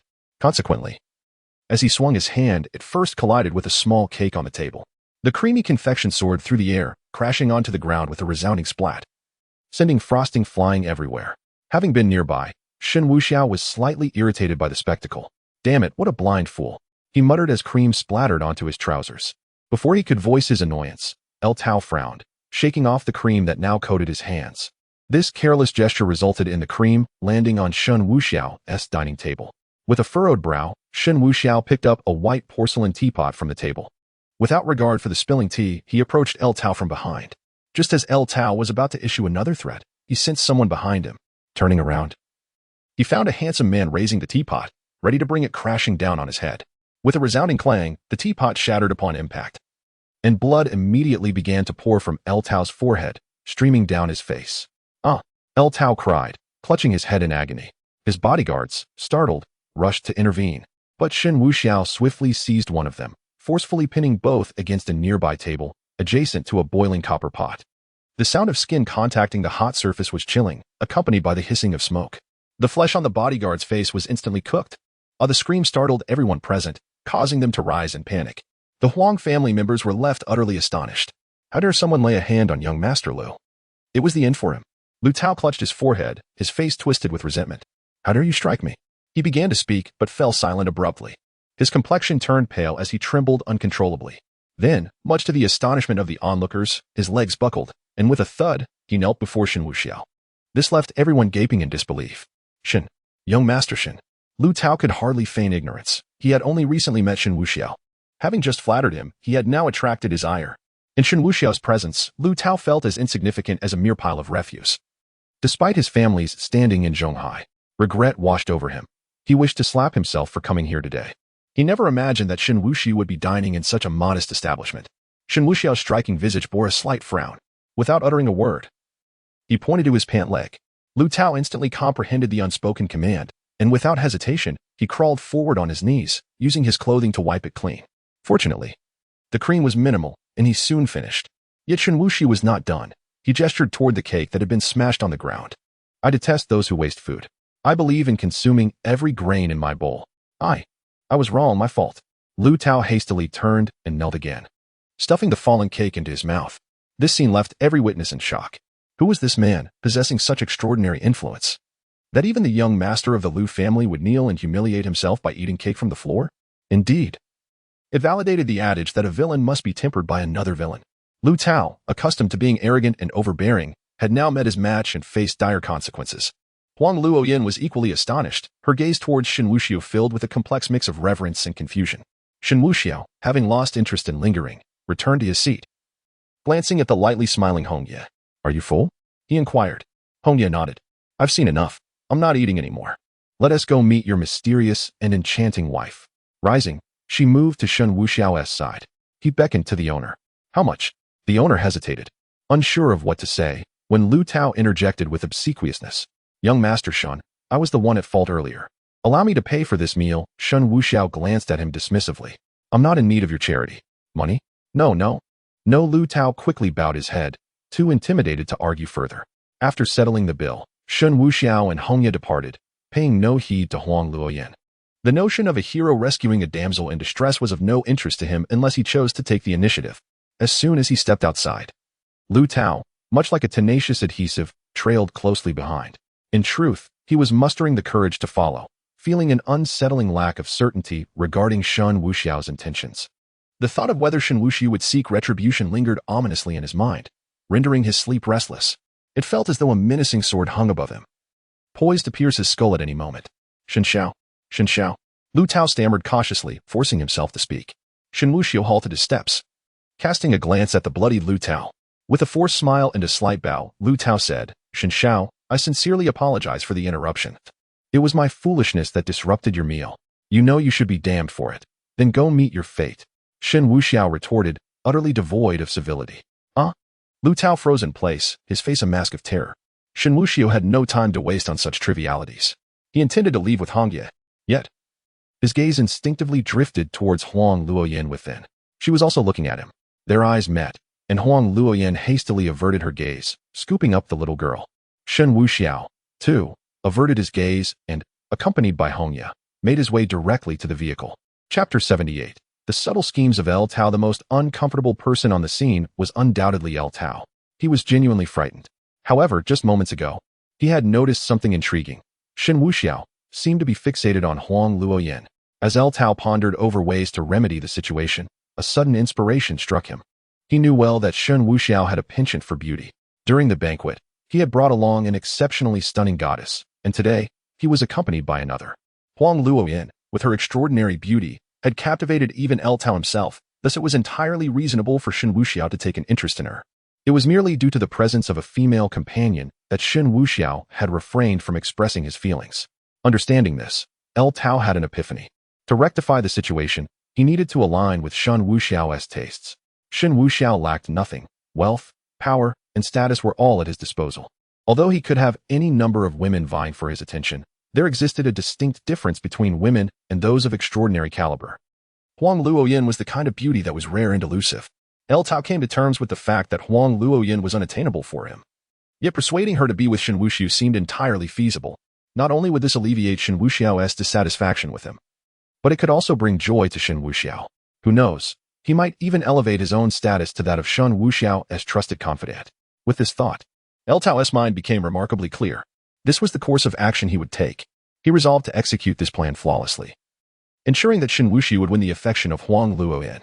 Should Huang Luoyan refuse, he was not opposed to employing alternative methods. After all, did she not care for that so-called daughter? He could always capture the little girl and confine her in a cage as leverage to coerce Huang Luoyan into compliance. El Tao decided to adopt a strategy of diplomacy before resorting to force. He would spin the incident where Shen Wuxiao had struck him into a tale of heroism, claiming that Shen Wuxiao had intervened to rescue Huang Luoyan from harm. Opportunities like this do not present themselves every day, and to reverse the situation, this was the only viable approach. Otherwise, who could predict whether Shen Wuxiao would seek retribution later? A single word from him could dismantle El Tao's family legacy built over generations. Conversely, if utilized wisely, a single word could ensure the prosperity of the El family for a century. This endeavor was not merely desirable, it was imperative. As El Tao prepared to step inside, Huang Luoyan's parents emerged. El Xiao, we apologize for today's incident. The Huang family wore expressions of anxiety. They were acutely aware of El Tao's notorious stubbornness. Given that the earlier man had humiliated El Tao, it was highly likely that El Tao would vent his frustrations on them. The outcome would be dire. In a surprising turn of events, El Tao was unusually amiable. Though he appeared disheveled, a smile graced his face. You need not worry. I shall not hold you accountable for what transpired earlier. That man did not merely insult me. He threatened my life, and my family dared not utter a word. This statement left the Huang family in utter disbelief for an entire year. In Zhonghai, could such a presence truly exist? Even if El Tao were killed, the El family would not dare to speak out? It was simply unbelievable. Lu Tao adopted a strategy of courtesy before conflict, dedicating a portion of his efforts to the Huang family. Initially, he encouraged them to persuade, before taking the initiative himself. If that proved futile, he would resort to more forceful measures, threatening Huang Luoyan by capturing the little girl. The child was already gravely ill, and he had little doubt about the outcome. It was well known that Shen Xiao was not one to be trifled with. He was notorious for his ruthless methods. Do you know who that man was? Lu Tao inquired. To which the Huang family shook their heads in confusion. Lu Tao, with a serious demeanor, revealed Shen Wuxiao. The mention of the name left the Huang family momentarily stunned. Realizing their bewilderment, Lu Tao hastily switched to another figure. What about Shen Guohua? Upon hearing this name, the Huang family nodded in recognition. For this elder was a figure well known throughout the Dragon Kingdom. His reputation even reached the ears of children. Lu Tao continued. That man you just saw is the beloved grandson of that elder. His father is named Shen Tianhong. Now do you grasp the significance? The Huang family gasped in shock. If they were still oblivious to the weight of this revelation, they would indeed be foolish. It was no wonder Lu Tao had knelt so quickly. He would not hesitate to devour even the crumbs from the ground if it meant appeasing Shen Wuxiao. Seeing their astonishment, Lu Tao seized the moment, declaring, "From this day forth, I shall neither consider nor dare to lay a hand on your daughter, for she has caught Shen Wuxiao's eye. Ponder your choices carefully, whether to ascend to greatness or to let this monumental opportunity slip away. Should you reach a decision, do not hesitate to contact me." With that, Lu Tao departed, confident that the Huang family would act promptly. Meanwhile, in the restaurant, Huang Luoyin felt a sense of bewilderment. She clutched the little girl tightly. "Tuan Tuan, were you frightened today?" she asked. Little Tuan Tuan shook her head resolutely, replying, "Mommy, I am not afraid. Tuan Tuan is very brave. When I grow up, I will protect you well." Huang Luoyin was deeply touched, embracing her daughter tightly. Although Tuan Tuan was not her biological child, she cared for her as if she were her own, dedicating herself wholeheartedly. At that moment, Tuan Tuan inquired, "Mommy, where's Daddy?" If it weren't for that handsome, strong big brother earlier, the bad man would have hurt Tuan Tuan. If Daddy were here, that bad man wouldn't he dare to bully Mommy and Tuan Tuan. Upon hearing her daughter's words, Huang Luoyin sighed inwardly. She had no knowledge of his whereabouts. Years ago, he had entrusted the child to her and vanished without a trace, leaving behind only a number with the promise that he would be contacted in times of trouble. Over the years, Huang Luoyin had attempted to reach out, not in desperation, but merely to inquire about his well-being. Yet, her calls were met with silence. Time slipped by, and 5 years had passed in the blink of an eye. The child had grown, yet he remained utterly unreachable. Huang Luoyin harbored a sense of resentment. After all, Tuan Tuan was his daughter, and he had never even considered coming to see this adorable little girl. As a father, he should not be so irresponsible and incompetent. Were it not for the memory of my dearly departed friend, she would truly unleash a torrent of scorn upon him. Meanwhile, Shen Wuxiao had already taken Hongye to the seaside villa. In the car, Hongye feigned enthusiasm as she inquired about Jiang Huayue, yet her emotions were somewhat subdued. Occasionally, she would make sardonic remarks about Shen Wuxiao. "I say, Shen, back in the day, you transformed into a pure-hearted warrior and ventured to Shanghai. Yet you never ended up with that Lu person. What is the point of all this effort? By the way, isn't your home adorned with a single red flag while outside colorful banners flutter?" Shen Wuxiao, driving the car, chuckled dryly, somewhat at a loss for words. "I must say, your imagination is rather vivid. I'm quite particular, you know." Hongye blinked her beautiful eyes. "Is that so? Earlier at the restaurant, you certainly had your gaze fixed on that beauty. Don't think I didn't notice. Are you not collecting one after another?" Shen Wuxiao playfully grasped Hongye's slender waist. "Collecting one after another? Do you think I'm playing Pokemon? I've told you, I'm quite selective. Of course, if you, my dear lady, don't mind, I would gladly make an exception. I've longed to savor the sweetness of your lips, especially since you often tease me with that tongue of yours. It looks utterly delightful." Chapter 79. The profound culture of the Dragon Kingdom. Hongye's cheeks flushed crimson in an instant. This scoundrel had become increasingly audacious. They were childhood friends, having grown up in the same courtyard. She regarded him as a dear brother, yet he harbored such audacious thoughts toward her. How beastly. Moreover, this notion seemed to have lingered since their youth. Despite his countless insinuations over the years, he had never truly acted upon them. Such a beast. Ugh. A dog cannot produce ivory from its mouth. He only seeks to take advantage of me, to tease me. Just wait, for when I encounter your woman, I shall certainly reveal your misdeeds before her." With her arms crossed defiantly, Hongye turned her head away, exuding an air of pride. Shen Wuxiao flashed a mischievous grin. Completely unfazed, "Go ahead and tell her. At most, I will merely engage in a verbal sparring match with her tonight." Hongye scoffed. "Well, you might want to reconsider. I do not wish to jeopardize your relationship." Shen Wuxiao gazed ahead, his smile widening. "That would only serve to enhance the bond. Feel free to lodge your complaints. It's quite all right." Hongye, with a thoughtful expression, playfully tapped Shen Wuxiao's arm. "Then I shall report you, and perhaps unveil some of your past mischief." She reserved such banter solely for Shen Wuxiao. With anyone else, she would scarcely have the patience for a single exchange. "Fine. Spill it." As they continued their conversation, they unknowingly arrived at the Bay Villa. Upon beholding the standalone villa, Hongye couldn't help but exclaim in admiration, "The scenery here is truly exquisite." Before her lay the golden sands, and to the right, a cluster of rocky outcrops, a fisherman's paradise. After surveying the surroundings, her gaze settled upon Jiang Huayue, who was practicing in the courtyard. Instantly, her eyes sparkled with intrigue. Throughout their journey, she had pondered the beauty of Shen Wuxiao's woman, and now, from a distance, she was indeed captivated by the sight of another stunning beauty. The aura of grace and poise exuding from Jiang Huawei was simply enchanting. Jiang Huawei, having noticed Shen Wuxiao's return, promptly concluded her practice and came out to greet him. The initial meeting between the two women bore no trace of hostility. Shen Wuxiao briefly introduced them to one another. Jiang Huawei, with great poise, extended her delicate hand and greeted, "Hello, I shall call you Yezi. I have a comrade named Hongye as well, but that is merely a code name." Hongye quickly grasped her hand. Yes, sister Yu. Nice to meet you. Your hands are so soft." Jiang Huawei was somewhat taken aback. Her manner of speaking bore a striking resemblance to Shen Wuxiao's. How remarkably familiar she was. Yet, that was quite pleasant. Since she had been brought back by Shen Wuxiao, it was highly likely she was indeed his partner. "It's quite windy outside. Let us head indoors." Jiang Huaiwei took Hongye's hand and led her inside, inadvertently leaving Shen Wuxiao behind. He shook his head, chuckling as he followed. Once inside the villa, the two women settled onto the sofa to engage in conversation. "Sister Yu, you are truly beautiful. No wonder that fellow is utterly enchanted by you. If I were a man, I too would be captivated by your charm." Hongye, in the company of her own kind, displayed a cheerful disposition. The current state of affairs is starkly different from that of when one is at work. One seems like a completely different person. "You are quite lovely as well." Jiang Huawei may lack a bit in the art of flattery, yet her words are sincerely heartfelt. Hongye is truly beautiful, and she is certainly a worthy companion for that scoundrel Shen Wuxiao. The bonds of female friendship are rather peculiar. They seem to deepen remarkably fast. Observing the harmonious interaction between the two women, Shen Wuxiao felt a sense of satisfaction. If he were to win over Hongye, he wouldn't need to worry about any potential discord between them. "Excuse me, I shall take a shower." Jiang Huaiwei glanced over and asked, "Would you like me to help you with that?" "No need." "Oh," Jiang Huaiwei responded, continuing to hold Hongye's hand, engaging in light-hearted banter.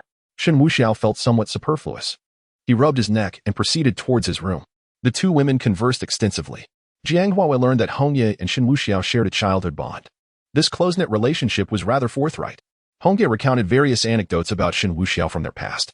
The conversation grew increasingly animated. "Sister Yu, you have no idea how stingy Wuxiao can be." Jiang Huaiwei was momentarily taken aback by the abruptness of the topic. This sister of hers was remarkably bold. Jiang Huaiwei gasped softly. He treats you that way too?" Hongye puffed her cheeks in frustration. "Indeed. It's utterly vexing. He is stingy with you as well? Isn't he? How do you tolerate such behavior? He ought to amend this bad habit." Images began to surface in Jiang Huaiwei's mind. Having broached the subject, she felt there was little left to conceal, considering they were sisters at heart. She nodded gently. "Well, it's not that frequent. It depends on the atmosphere at that moment." A sudden realization struck Jiang Huawei. "Wait, are you implying that Wuxiao is miserly?" "Of course. What else could it be?" Hongye nodded, a tiny question mark appearing above her head. Jiang Huaiwei's face flushed crimson as she raised a hand to cover her smooth forehead. Originally, Hongye had merely been making a candid remark. Yet she found herself veering off course. "It must be that scoundrel Shen Wuxiao who has led her astray." With a wry smile, Jiang Huawei replied, No. Not at all. He is quite generous with me." As she spoke, she hurriedly stood up. I will go fetch some fruit." How embarrassing. How could she have allowed her thoughts to wander in that direction? "Oh, okay," Hongye replied. Jiang Huawei hurriedly made her way to the kitchen, accidentally knocking over the trash can, too preoccupied to tidy up. Hongye observed Jiang Huawei's hasty retreat with curiosity. Why was Sister Yu's face so flushed? Could it be that she found Shen Wuxiao's stinginess to be somewhat shameful? That seemed unlikely. After all, they were not strangers. And he was excessively stingy, merely reluctant to spend money. Just then, Shen Wuxiao emerged from the shower, having just finished. He observed Hongye sitting alone on the sofa and inquired, "Where has you hurried off to?" Hongye gestured towards the kitchen, replying, "Sister, you went to fetch some fruit." Shen Wuxiao glanced in the direction of the kitchen and questioned, "In such a flurry, are you certain it's just for fruit?" "Indeed, it is for fruit. But why the rush, I cannot say." Hongye shook her head. "We were merely chatting, and in the midst of our conversation, she dashed off." Hongye stated matter-of-factly, "Is that so?" Shen Wuxiao chuckled, settling onto the sofa and lifting his teacup for a sip. "What were you discussing that made her run off?" "Oh, nothing much. Just your stinginess," Hongye blurted out. A sudden cough escaped Shen Wuxiao as he spluttered in surprise, his gaze wide with disbelief at Hongye. "Wait. I just stepped away for a moment to take a shower, and you two seem to have grown quite close. She shares these matters with you?" "Huh?" Hongye appeared momentarily taken aback. Was the issue of Shen Wuxiao's frugality truly such a grave concern? She regarded Shen Wuxiao, stating, "You seem equally astonished. It appears to be true. You, too, are miserly when with her. I am genuinely astounded, considering you are a member of the Shen family. Shen Wuxiao felt somewhat speechless, but nodded nonetheless. What does my family background have to do with this? Why are you so inquisitive about our personal affairs? Of course. If you don't mind, I could treat you similarly, he added. Hongye scoffed, as if you haven't treated me that way before. Shen Wuxiao frowned. Don't you dare misrepresent me. When have I ever? Suddenly, he grasped the situation. Are you implying I am stingy? Aren't you? Hongye retorted with a huff. No. Shen Wuxiao comprehended why Jiang Huayue had abruptly left. It seemed she, like him, had momentarily failed to grasp the situation. Chapter 80. Conceptual skills. Shen Wuxiao could not help but chuckle. I hold shares in nearly half of the entertainment venues in the capital. You all frequent these places without spending a dime, yet you still dare to call me stingy. Humph. Hongye stuck out her little tongue, asserting. The nature of it is different. The last time we dined together, as soon as the dishes arrived, you flipped the table and declared that even dogs wouldn't eat it before storming off. Clearly, you are the miser. Exasperated, Shen Wuxiao chose silence. Soon, Jiang Huawei emerged with a platter of fruit, seemingly having regained her composure after a brief emotional adjustment in the kitchen. Wuxiao, are you swearing again? Are you bullying Yeji? She asked, placing the fruit on the coffee table. Just as she was about to sit down, Shen Wuxiao pulled her into his lap. Jiang Huawei squirmed slightly but found herself unable to escape, resigning herself to the situation, yet it felt like an exhibition of affection. Shen Wuxiao beamed. How could I possibly bully her? We were merely discussing my supposed stinginess. Upon hearing this, Jiang Huayue discreetly reached out, pinching Shen Wuxiao's waist, not with force, but more as a warning. Shen Wuxiao feigned ignorance and provocatively inquired.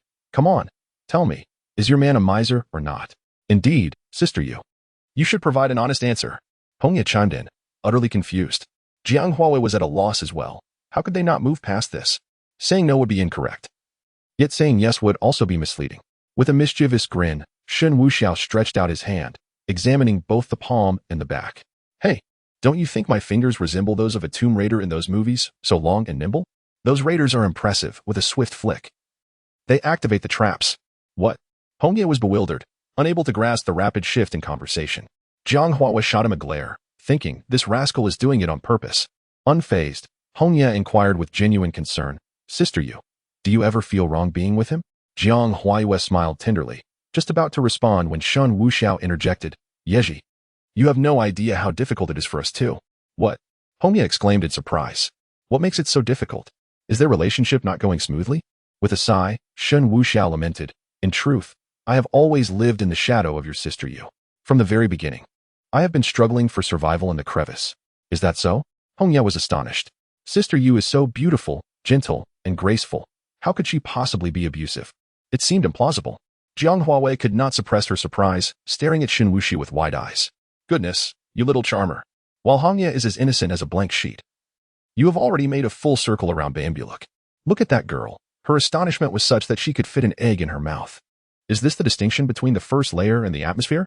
Leaf, how about we go out for a stroll and pick up some of your favorite snacks? Sister will be cooking tonight. Jiang Huayue thought it was time to put an end to Shen Wuxiao's rambling. Hongye was clever. There were some things she ought not to learn. Upon hearing this, Hongye nodded vigorously. Sure. I'll go. Shen Wuxiao pointed at herself. You can enjoy yourself. With that, Jiang Huayue stood up, walked over to the sofa, and took Hongye's hand. The two sisters then left without a second thought, disregarding him entirely. Shen Wuxiao felt reassured. Both of them were quite capable and would not be bullied easily. Lying on the sofa, Shen Wuxiao closed her eyes. Now that Lin Fan was dead, the storyline related to him had also been automatically cleared. A new protagonist would likely appear soon, although Shen Wuxiao was uncertain of their nature. Oh, I still have a mysterious gift box to open. Shen Wuxiao recalled the system's reward. System, please open the mysterious gift box. Ding, understood, host. Opening. Ding, congratulations. Host, you have obtained the End Opos, transformative diamond hands and Opos, which allows you to channel true energy through your hands, automatically activating the transformative diamond hands. Your hands, as solid as meteorite, are indestructible. This upgraded martial skill can dismantle all weapons beneath your own realm with bare hands. Does this count as a martial skill or a weapon? Theoretically, it counts as both, but can be utilized as a weapon. Is this all there is in the mysterious gift box? There is more. Congratulations, host. You have acquired an active conceptual skill, 100% empty-handed against blades. This skill enables you to intercept the initial bladed attack of any opponent under any circumstances with absolute certainty, disregarding perspective. Wow, this pairs well with the transformative diamond hands, doesn't it? They can be used in conjunction. Note, the active conceptual skill has a cooldown period when applied to a single target. So, if someone strikes me, I can guarantee to catch the first attack, but then it will go on cooldown, correct? Indeed, the cooldown lasts for 15 minutes. However, if another person attacks, it does not affect the cooldown, and so forth. That's impressive. Even a 9th grade Grandmaster would have to be met with my first interception. Is there anything else? One more thing. Congratulations, host, you have received a battle exemption card. The battle exemption card is a one-time use. As long as the host presents this card to apply for an exemption, the opponent, regardless of their realm or enmity, will cease hostilities and choose to fight at a later date. Once used, it will be destroyed. Wow, this is yet another conceptual card. With this battle exemption card, I can slap a 9th grade Grandmaster without fear of retaliation. Indeed, host, but you must understand, you are in a high martial arts world. Currently, the opponents you encounter are merely low-tier fortunate individuals. The cultivation ranks of martial arts in this world range from 1st to 9th grade, but beyond that, there are numerous other realms. The 9-rank Grandmaster leads to the Martial General level, progressing through the Martial Commander, Martial King, Martial Sovereign, Martial Emperor, Half-Saint, and Saint. The true masters have yet to emerge. Only then will true high martial arts come to fruition, and the Grandmaster will merely be considered a novice. Shen Wuxiao was well aware of this. For him, he was merely loitering at the entrance of the novice village, yet to venture into the town. The hierarchy stretches endlessly from Saint, Half-Saint, Emperor, Sovereign, King, Commander, General, to the Martial Advisor. Does the mysterious gift box contain anything else? No. A mysterious gift box can yield a maximum of 3 items, with a minimum of 1. Well, that is sufficient. Shen Wuxiao felt an urgency to test this guaranteed method of catching a blade with empty hands. With a thought, he seized the fruit knife on the table and forcefully struck it against the wall. He then swiftly turned his back.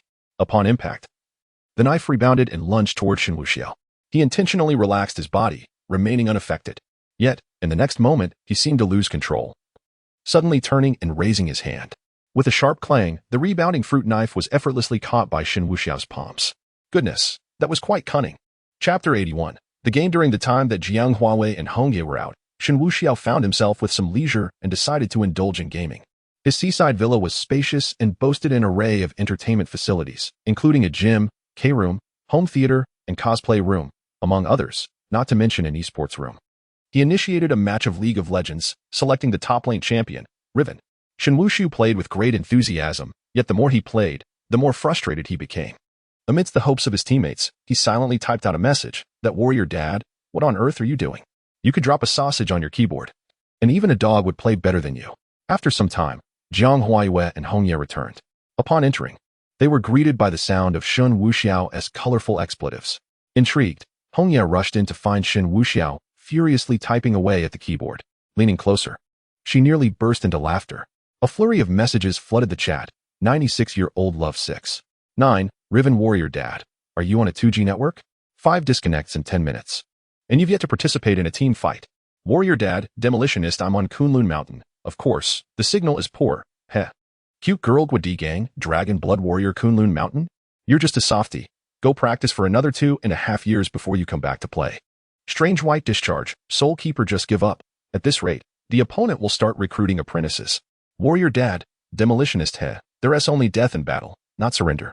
My feet stink. Who is Laven? Glorious executioner. You're fighting like a fried egg, and you re-0. 8. What are you even doing? In an instant, all 4 were berating Warrior Dad. Warrior Dad, demolitionist. Heh. Online you may be proud and arrogant, but in reality, death is unpredictable. In the game, I'm 0 to 8. But in life, I'm countless. 0. Strange white discharge. Soul keeper. You bring out that feeble excuse, huh? And you call yourself a dad? Put your daughter in a dog cage. Warrior Dad, demolitionist, signaled that the enemy had vanished from sight. Warrior Dad has exited the game. Seeing the game character being berated and subsequently exiting, Shen Wuxiao felt utterly speechless. Naturally, they lost this match. Hongye was beside herself with laughter.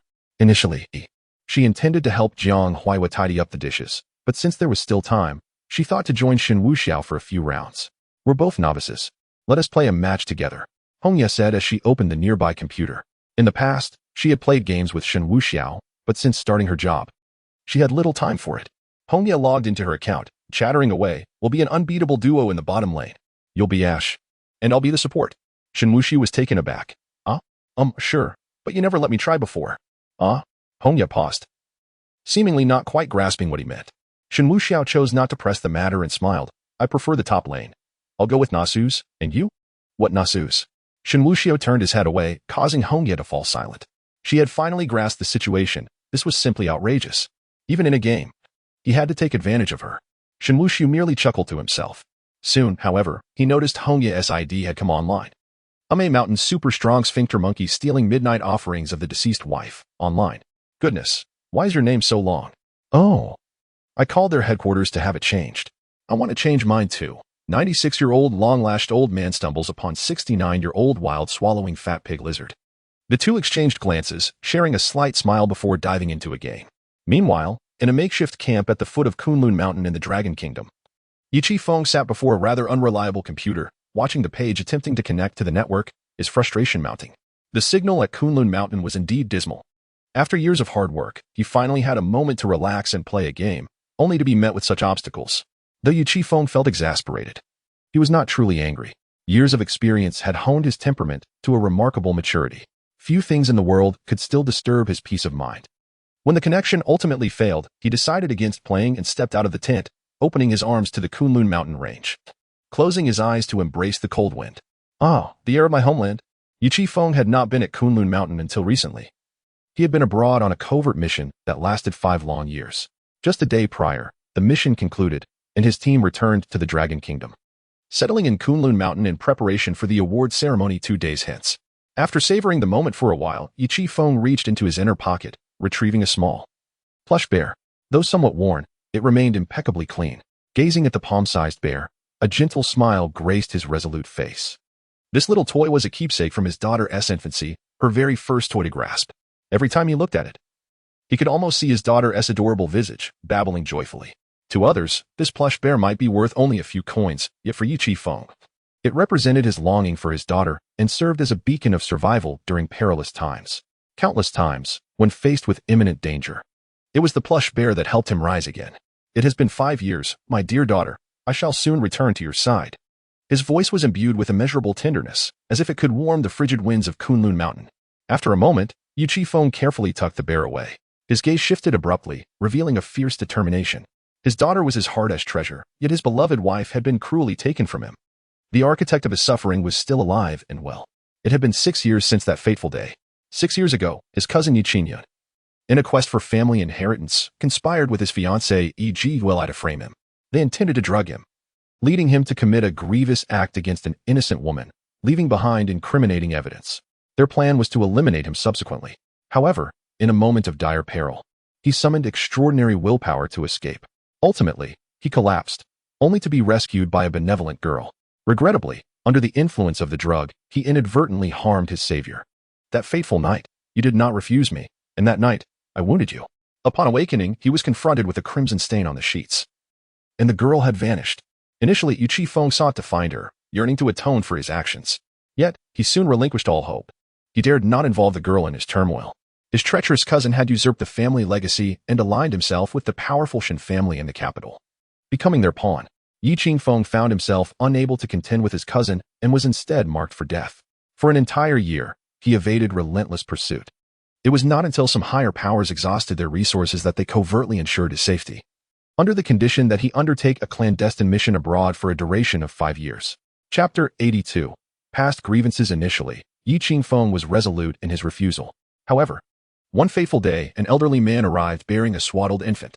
The child, already a month old, was claimed by the old man to be his offspring. In an instant, Yi Qifeng recognized the child as his own, for the resemblance was uncanny, as if they were sculpted from the same mold. The old man revealed that the child's mother was named Sun Yin, and the infant was christened Tuan Tuan, symbolizing reunion. Meanwhile, Yi Qingfeng's cousin had somehow learned that it was Sun Yin who had once saved Yi Qingfeng's life. On the day of the child's full-month celebration, there were plans to abduct Sun Yin, compelling Yi Qifeng to reveal himself. However, during the attempted capture, Sun Yin was tragically pushed from the 5th-floor window of a hotel, her blood staining the scene. The elderly man had fulfilled the dying wish of the child's mother by placing the baby in the arms of its father.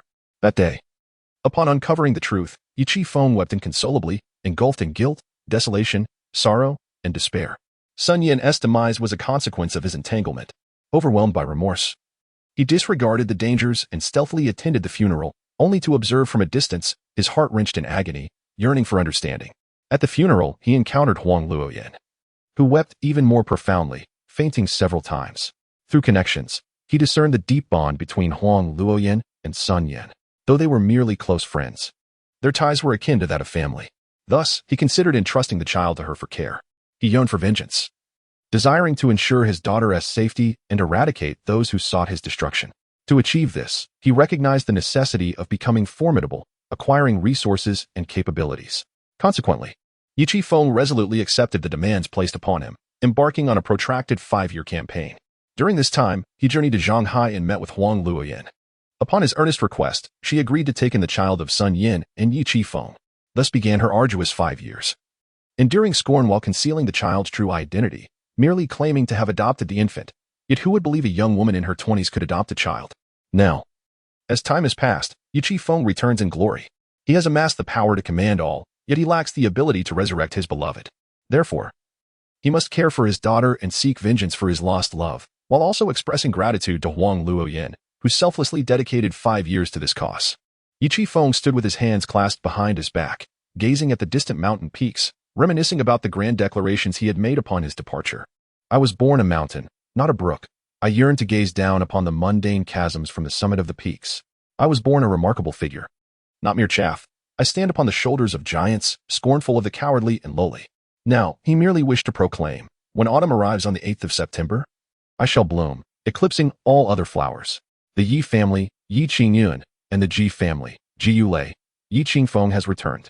This simple declaration was imbued with boundless malevolence. He had awakened. With his words hanging in the air, Yi Qifeng raised his hand and unleashed a powerful punch. A wave of terror surged from his fist, crashing violently against a nearby pile of stones. In an instant, the stones exploded, shattering into countless fragments. Gazing at the broken debris, Yi Qingfeng smiled coldly, as if witnessing the demise of an adversary. He then turned and re-entered the tent. Shortly after Yi Qingfeng's departure, a man approached, burdened by a bundle of firewood. Upon seeing the shattered stones, he dropped his load with an exasperated curse. Who on earth kicked this pile of stones I painstakingly built?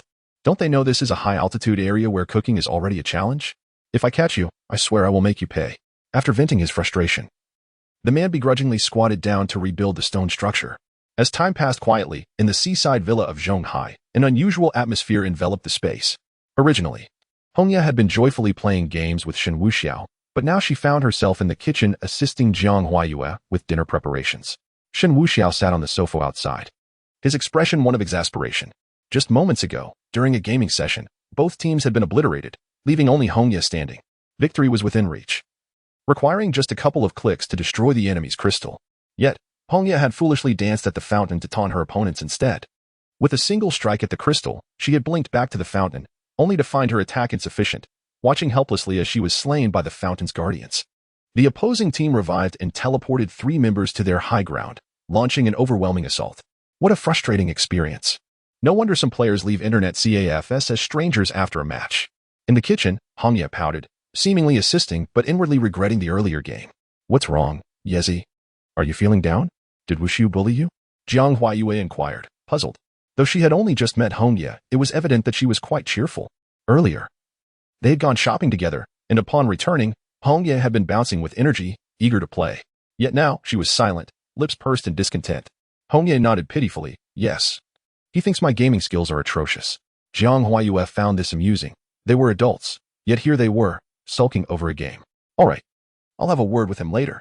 Don't worry, she said with a gentle smile. Hongya nodded vigorously. You must speak to him. During dinner, Jiang Huayue prepared a lavish spread of 6 dishes and a soup. In the past, she would never have taken the time to cook. But now, everything felt different. She believed that preparing a meal for someone she cherished was a profoundly joyful endeavor. The atmosphere at the dining table was delightful. Shen Wuxiao and Hongya shared a rapport that allowed for playful banter, and they certainly would not let a game come between them. While eating, Shen Wuxiao casually inquired, Yezi, your mission here has fallen through. When do you plan to return? The action of Hongya eating came to an abrupt halt. After swallowing the morsel in her mouth, she gazed at Jiang Huayue with a look of grievance. Sister Yu, did you hear that? He wants me to leave. My goodness, I've only been here for an afternoon. And he can't wait to send me away. Shen Wuxiao, clearly at a loss for words, replied, What nonsense are you spouting? I'm in if you don't have to rush back. I could take you out for some fun. Jiang Huawei stifled a laugh but refrained from interjecting. Is that so? Well then, Hongya pondered for a moment. Let's visit a club, preferably one that offers a comprehensive array of amenities. She seldom frequented such places. During her time in the capital, even when her friends from the prestigious circles invited her to upscale clubs, she declined. Her family was exceedingly strict. Now that she was in Shanghai, she naturally wanted Shen Wuxiao to accompany her. All right, we can go after dinner. For Shen Wuxiao, this was merely a matter of a few words. In Shanghai, he didn't even regard the most luxurious venues. However, indulging in some entertainment was certainly not an issue. The clubs primarily served as venues for leisure, whether it be for games or karaoke, combining various forms of entertainment. Some of the better establishments even boasted golf courses. Of course, the legitimate and the clandestine dealings were kept entirely separate, with many involved in less savory trades. After dinner, just as Shen Wuxiao was about to summon his subordinates to drive them, Hongya firmly rejected the idea. She insisted on having no outsiders present, not even the driver. Reluctantly, Shen Wuxiao took on the role of the chauffeur himself, given that a few cars were parked in the garage. Chapter 83. Encounter at the club. Shen Wuxiao drove with Jiang Huayue and Hongye to the prestigious establishment known as Jiuzhizun in Shanghai. Renowned as the largest club in the area, after parking his vehicle, they were greeted at the entrance by 2 rows of elegantly poised ladies, each exuding charm and grace. They slightly bowed, welcoming the trio with enthusiasm. At the forefront stood the manager, his face adorned with a sycophantic grin. Wherever Shen Wuxiao chose to indulge himself, he merely needed to make a call to his subordinates, who would effortlessly orchestrate every detail. He bore no burden of concern. Mr. Shen, your presence truly elevates our humble establishment. Mr. Shen, and to the 2 esteemed ladies, please, come in, come in.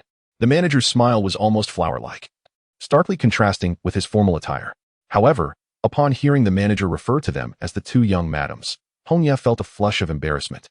She certainly did not fit that description. Yet, Shen Wuxiao and Jiang Huayue seemed unfazed, leading her to silently acquiesce. Upon entering the club, the opulent decor was striking, exuding an air of grandeur. The resplendent hall featured intricately carved marble steps, epitomizing luxury, while carpets resembling clouds blanketed the floors, and jade sculptures radiated elegance. The backdrop was monumental, with over 100 square-tiled gods presenting an astonishing vista, complemented by handcrafted ceramics that imbued a sense of history. It was no wonder that intellectuals and seasoned professors frequented this venue for scholarly pursuits. Learning foreign languages or other subjects was merely an ancillary endeavor. Mr. Shen, shall we begin with a tea tasting? Or, the manager cautiously inquired. Had it been only Shen Wuxiao, the manager would have directly suggested proceeding to the rear. However, with the presence of women, such a question was deemed inappropriate. Feel free to proceed as you wish. I shall take care of matters myself, Shen Wuxiao declared, leading Jiang Huayue and Hongye up to the 2nd floor. The manager watched their retreating figures, exhaling a sigh of relief.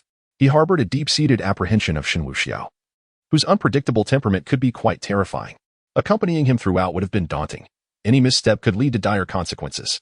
Fortunately, Shen Wuxiao preferred autonomy, as long as he did not cause havoc within the club. Today's focal point was Hongya, thus everything was naturally to align with her preferences.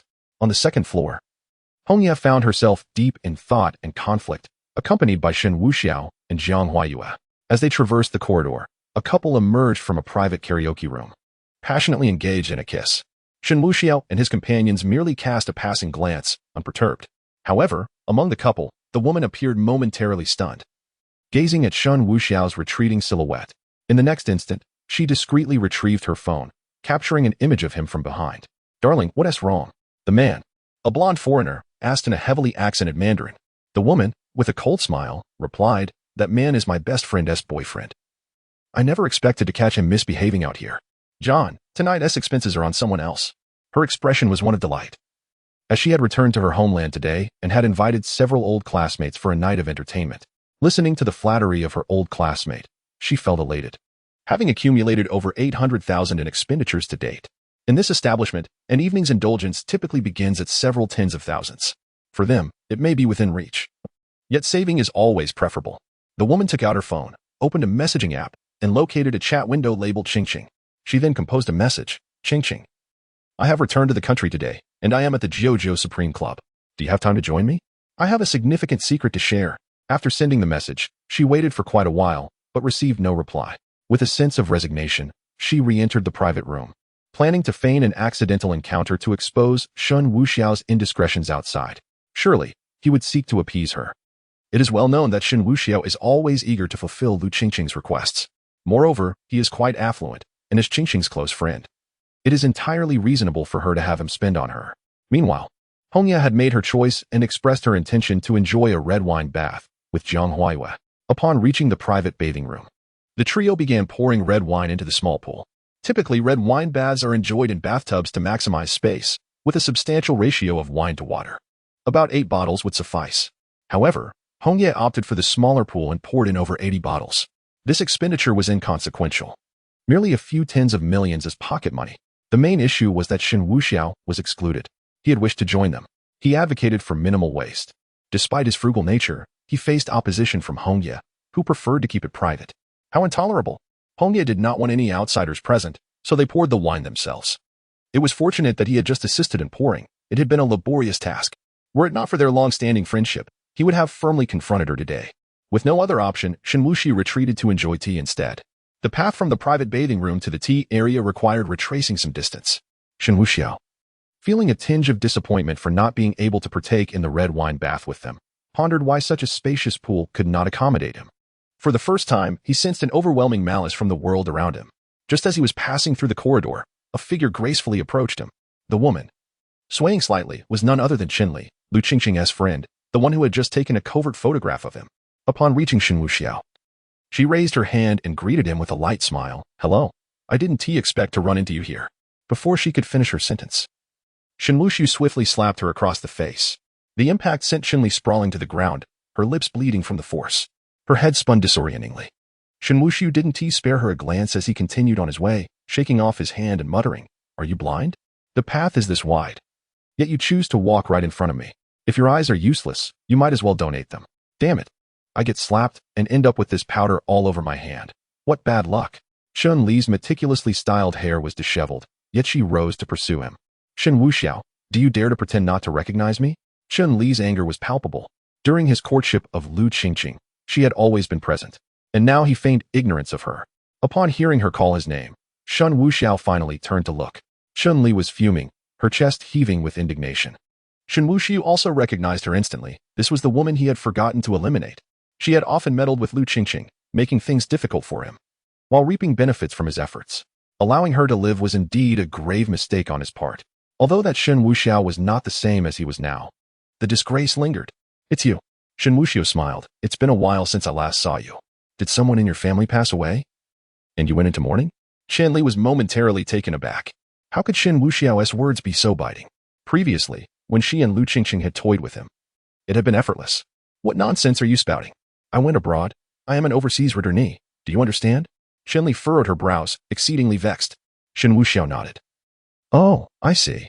Others go abroad to return as overseas returnees, but for you, it seems it's merely a change of scenery to fish for opportunities. You are like an old turtle." Chapter 84. Arrogance. Chen Li truly did not anticipate that Shen Wuxiao would speak with such aggression now. However, recalling how she and Lu Qingqing had once easily manipulated him, along with Lu Qingqing's recent conversation about Shen Wuxiao's desire to marry her, she felt a surge of indignation. She had advised Lu Qingqing to never easily grant a man his wishes, lest he fail to cherish her. Lu Qingqing, harboring affections for another, wholeheartedly agreed and insisted on keeping him in suspense. Standing united with Lu Qingqing, she felt a sense of pride that her sister's fiancé dared to address her in such a manner. With a cold chuckle, she remarked, "Shen Wuxiao, your tongue is indeed sharp. If Qingqing were to learn of your humiliation towards me, what do you think would ensue?" Shen Wuxiao paused, realizing this woman remained oblivious to Lu Qingqing's demise. Indeed, had she known, she would not dare to prattle before him. "Are you attempting to use Lu Qingqing to intimidate me?" Shen Wuxiao chuckled softly. Shen Li scoffed, "I am merely stating facts. If you doubt me, I can promptly seek out Qingqing." Shen Wuxiao gasped, taking a step back. Such words should not be uttered. "Are you truly going to find her?" Chun Li noted his alarm, mistakenly believing he was intimidated, which only inflated her pride further. "I shall indeed seek her out, but not at this moment. It depends on your performance." Shen Wuxiao nodded earnestly. "Tell me, how should I conduct myself? Once I have performed well, I shall escort you to her, and you can speak favorably on my behalf." Chen Li felt an immense sense of satisfaction, relishing the sight of the man before her, clearly unsettled, as if she held dominion over the situation. Exhilarating. She pulled out her phone and waved it before him. "Earlier, I happened to capture a photo of you with another woman. Men, After all, tend to indulge when wealthy. I can understand that. However, being a clever man. You wouldn't want me to send this photo to Qingqing, would you? Shen Wuxiao suddenly found amusement in the situation. This venue had proven worthwhile. Far more entertaining than sipping tea. He feigned concern as he looked at Qinli. What is it that you desire? Qinli smirked. I shall reveal my demands later. But I can offer you an opportunity to demonstrate yourself by joining us in our private room. Absolutely, let us go? Shen Wuxiao responded with enthusiasm. In the private room, the cleanup would be simpler for the staff should any unpleasantness arise. The proprietor of the prestigious Jiuzhou Supreme Club certainly had his challenges. One must avoid disrupting his business. After all, a corridor stained with blood would be most unsightly and would ruin the enjoyment of the patrons. Ultimately, Shen Wuxiao, possessing a fundamentally good nature, was quite understanding. As Chunli led the way, Shen Wuxiao followed closely behind. They soon entered a private room filled with 10 individuals, both men and women, some engaged in a lively duet. While others gathered around to drink, the atmosphere boisterous. Upon entering, Qinli immediately halted the karaoke machine, and the singers expressed no discontent, clearly acknowledging her authority. Qin, who is this handsome gentleman?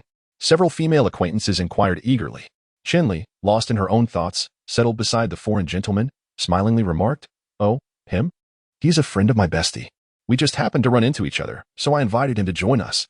Her words were deliberately directed at Shen Wuxiao, carrying an undertone of threat. It was as if she were declaring that with a mere word, she could transform Shen Wuxiao from Qingqing's fiancé into just a friend. The female classmates gazed at the man with starry eyes. He was undeniably handsome. They were eager to engage, yearning for his attention.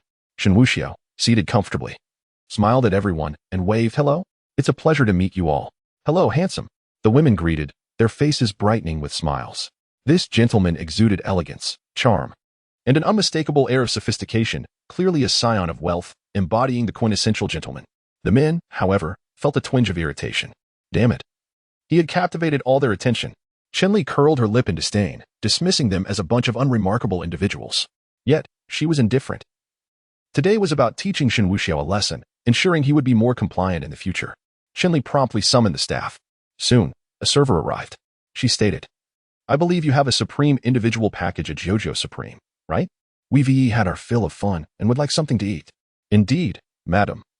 It's priced at 990,000 per serving. The server replied.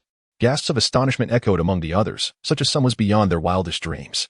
Yet, Chun-Li was remarkably generous. Very well, let us order 11 servings for our group. Understood, please hold on. The server hurried off to make arrangements. Initially, Qinli contemplated excluding Shen Wuxiao from the order as a means of humiliation, but she quickly dismissed the idea. It seemed trivial and impractical. Instead, she elaborated. This package mainly consists of extravagant beverages. A bottle of premium mouton costs over 600,000. The rest are just some appetizers. Like caviar from the finest albino sturgeon, quite delectable. Her classmates gazed at her in admiration, filled with envy. Thanks to President Chen, we can indulge today. One remarked. Indeed. Having a meal with President Chen is a stroke of luck. May we receive your guidance in the future. As flattery washed over her, Chen Li's vanity was satiated, bringing her joy. However, Shen Wuxiao chuckled lightly. That stuff tastes like chewing gum. If that's considered exquisite, you clearly haven't experienced fine dining. Chen Li's mood soured instantly. How dare the scoundrel undermine her? While she had never tasted premium albino sturgeon caviar, was it not universally acknowledged that it was quite delectable? If anyone else had commented thus, she would have scoffed. Yet, with Shen Wuxiao, she found herself at a loss for retort, for he truly was affluent, accustomed to lavish banquets daily. Estimating that Jiang Huawei and the others were still indulging in their red wine baths, which would take at least another half hour. He decided to linger here for a while. Once the time was right, he would escort them to meet Lu Qingqing before seeking out Jiang Huawei and her companions. In about 10 minutes, the 11 supreme packages arrived. Simple yet exorbitantly priced, that was their defining characteristic. Shen Wuxiao exhibited no interest whatsoever in caviar, golden abalone, or foie gras. He would much rather savor the egg-fried rice prepared by Jiang Huayu. However, he found the red wine tolerable, particularly the Ch. Mouton Rothschild, especially if it were from 1945, worth no less than 4 million yuan a bottle. Even if used for soaking his feet, it would still be quite extravagant. One by one, the guests began to indulge in the delicacies. Chun-Li, exuding an air of grace, was engrossed in a flirtation with a foreign guest while they dined. Shen Wuxiao, in a playful mood, set the wine bottle upright, took a spoonful of caviar into his mouth, and then began to launch it. The caviar shot from his lips like tiny bullets, striking the bottle with a series of delightful thuds. He was puzzled, although everyone was watching him. There was no mocking laughter. He thought there should be at least a few jests. Otherwise, it would feel awkward to commit such an act. As he expelled the last bead of caviar, he exerted a slight force, causing it to explode dramatically against the wine bottle. Instantly, wine splattered across the table. Shen Li, incensed, was about to reprimand him when Shen Wuxiao abruptly stood up. I'm done playing. You all enjoy your meal. I'm heading home. Seeing this, Shen Li hastily pressed the call button. She had not anticipated Shen Wuxiao's immediate departure. She had planned to discreetly settle the bill afterward, making it seem as though she had paid for everything. However, with his intention to leave, it became imperative to settle the account first, even if it meant sacrificing her pride momentarily. When the staff entered and inquired about their needs, she replied curtly, "Settle the bill." She then gestured towards Shen Wuxiao. He seemed oblivious, intent on walking out. Shen Li grew frantic. The expenses totaled over 10 million. How could she possibly cover that? Shen Wuxiao. What do you mean by this? Shen Wuxiao paused, perplexed. I'm going home. What's wrong? Aren't you supposed to pay the bill first? Shen Li was genuinely flustered. Shen Wuxiao remained in his dazed state. You ordered it. Aren't you treating? Why should I pay? You. Shen Li realized he was being deliberately obtuse. Forgetting her pride, she seized Shen Wuxiao's arm, warning, You must pay today, or you shall not leave. I have no money. I'm quite poor. Shen Wuxiao shook his head. Shen Li felt as though she was striking a fist against cotton. Yet, she refused to let go, holding on to Shen Wuxiao. I warn you. Don't test me. Believe me, I'll tell Qingqing and have her kick you out. Shen Wuxiao, with a serious demeanor, replied, I believe you, but I still have no money. You dare to toy with me. Shen Li could not restrain herself any longer and raised her hand to slap him. However, Shen Wuxiao smiled and suddenly seized her arm. If we're speaking, why resort to violence? I must defend myself. With that, he exerted force, visibly twisting the skin on Shen Li's arm. A piercing scream erupted from her lips. Suddenly, Shen Wuxiao yanked, and half of her arm was torn free. Scalding blood gushed forth in an arc as he held the severed limb in his grasp. Chapter 85, Meeting a Good Sister. The scene before them instantly descended into chaos, with screams resonating throughout the room. Even the foreign man, who had been cozying up to Chun Li, was taken aback, nearly paralyzed with fear. Yet, possessing a modicum of worldly experience, he managed to support the fainting Chen Li. Shen Wuxiao grasped her severed arm, glancing briefly before removing the ring from her dismembered limb. He casually bestowed it upon the service staff, who stood pale and trembling in shock. Shen Wuxiao, you madman. Chen Li could scarcely muster the strength to cry, the pain threatening to render her unconscious multiple times. Madman? Am I a madman? What I did was self-defense. Shen Wuxiao cast aside the severed arm, reclaiming his seat while surveying the onlookers, finally resting his gaze on Chen Li. You threatened me upon my arrival, hoping to swindle over 10 million from me. Do you have any idea how wronged I feel? When I feel wronged, I shall repay it 1,000-fold. Are you prepared? Not a single soul dared to speak. The women covered their mouths, tears cascading down their cheeks, utterly petrified. Shen Wuxiao exuded an intimidating presence, and soon, one man could no longer bear it, trembling as he knelt before him. I don't know you. I was merely summoned to sing today. Please, show mercy. I have a wife and children to support. I beg you, I beg you. The man wept uncontrollably.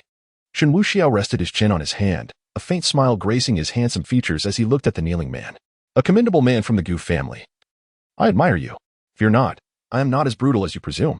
I am a reasonable individual, if you have not wronged me. I shall not seek restitution from you. Now, please refrain from speaking, if you will. The man nodded fervently, his tears flowing like an unbridled stream. At that moment, Chen Li truly sensed something was amiss. The Shen Wuxiao before her had completely transformed, becoming merciless and ruthless. Even the simplest words from him sent shivers down spines. Shen Wuxiao glanced at the time, shifting his gaze back to Chen Li. There are still 10 minutes left. Is there a need for rescue? Perhaps you should call Qingqing? Chen Li trembled in fear, on the verge of fainting. Were it not for her sheer will, she would have succumbed. With one hand, she fumbled for her phone, desperately dialing Lu Qingqing's number. Yet, on the other end, the call went unanswered. At that moment, Chen Li's foreign boyfriend spoke up. Born in a war-torn country, he maintained a relatively composed demeanor. Do not be so arrogant. Do you believe I won't contact the embassy? What you're doing is criminal. If you push me to my limit, I am capable of anything.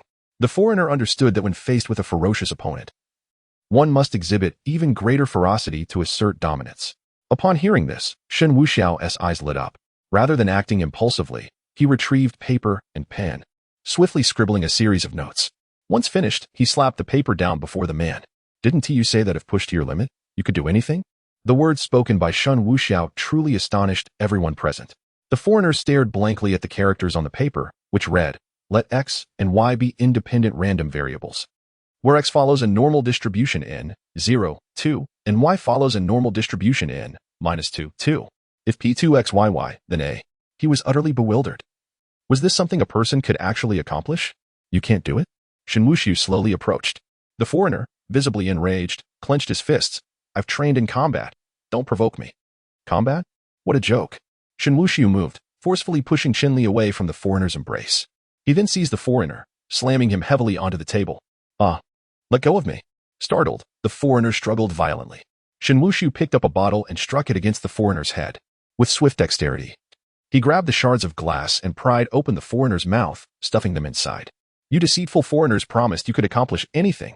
If you deceive me, you must pay the price." Shen Wuxiao maintained a smile as he forced more glass into the foreigner's mouth. Following this, he delivered a powerful punch to the foreigner's face. The immense force shattered the glass within, some pieces penetrating through to his cheeks. The foreigner writhed in unimaginable pain, collapsing onto the ground, rolling and crying out in agony. In the private room, his wails echoed, drowning out all other sounds. The men and women present covered their faces, unable to look, and tears streamed down silently. Chun Li was utterly paralyzed with fear, instinctively retreating to a corner, unable to control herself as she wet her pants. Her mental fortitude was considerable. Otherwise, she would have fainted from the shock during the ordeal of losing a limb. Shen Wuxiao glanced at the time. Jiang Huaiyue and Hong Ye were nearing the end of their performance. He approached Chun Li without hesitation. No, please." Chun Li had nowhere left to retreat, yet her body continued to shrink away. "Mr. Shun, how many times have you taken me for a fool? You take pleasure in undermining others, don't you? A gold digger is still a gold digger, unable to change her nature, pretending to have your best interests at heart. Do you realize the stain you have brought upon my life? What do you intend to do about it?" Shen Li shook her head vigorously. I was wrong. I understand now, Mr. Shen. Please give me another chance. I know I was wrong." Shen Wuxiao shook his finger from side to side. No. You do not understand that you were wrong. You understand that you are about to die. Rest assured, I, Shen Wuxiao, keep my promises. When I say I will send you to meet Lu Qingqing, I will certainly fulfill it." Chen Li's legs gave way entirely, and she knelt on the ground. "Please, spare me. From now on, I will obey your commands. Whatever you ask of me, I will do without question. If I fail, you may punish me as you see fit." Shen Wuxiao raised an eyebrow. "Is that so? I command you to register for examinations tomorrow, from undergraduate to doctoral level, and to complete your doctorate within a week, or face dire consequences." Chen Li, intimidated by the prospect, felt the weight of foreign expectations. "Shen Xiao, do you not cherish Qingqing? I can assist you in facilitating your immediate union. I assure you, my intentions are sincere." Shen Wuxiao nodded appreciatively. "Thank you. But please converse with her on my behalf, if you could." Chun Li eagerly agreed, believing Shen Wuxiao had consented. "Very well, I shall approach her tonight." "No, I must go at once." Shen Wuxiao, satisfied, resumed his writing. "Then let us proceed." Upon uttering these words, Shen Wuxiao gripped the pen tightly and swiftly plunged its tip into Chun Li's carotid artery. She emitted a piercing scream, akin to a slaughtered pig, clutching her neck as she convulsed violently. Her eyes brimmed with terror and despair, desperate to voice her plight, yet rendered voiceless. Observing her distress, Shen Wuxiao uncapped the pen and swiftly extracted the ink cartridge. A jet of crimson gushed forth, resembling a dazzling scarlet fountain. Chun Li's complexion visibly paled, her eyelids fluttering as they threatened to close. At that moment, the door to the private room swung open, and 5 men rushed in, accompanied by the manager who had been discreetly contacted by the service staff. Upon witnessing the escalating chaos, the manager hastily reached out for assistance. Accustomed to managing high-stakes situations, he was nonetheless taken aback by the scene before him, particularly upon recognizing Shen Wuxiao, whose presence sent his mind reeling.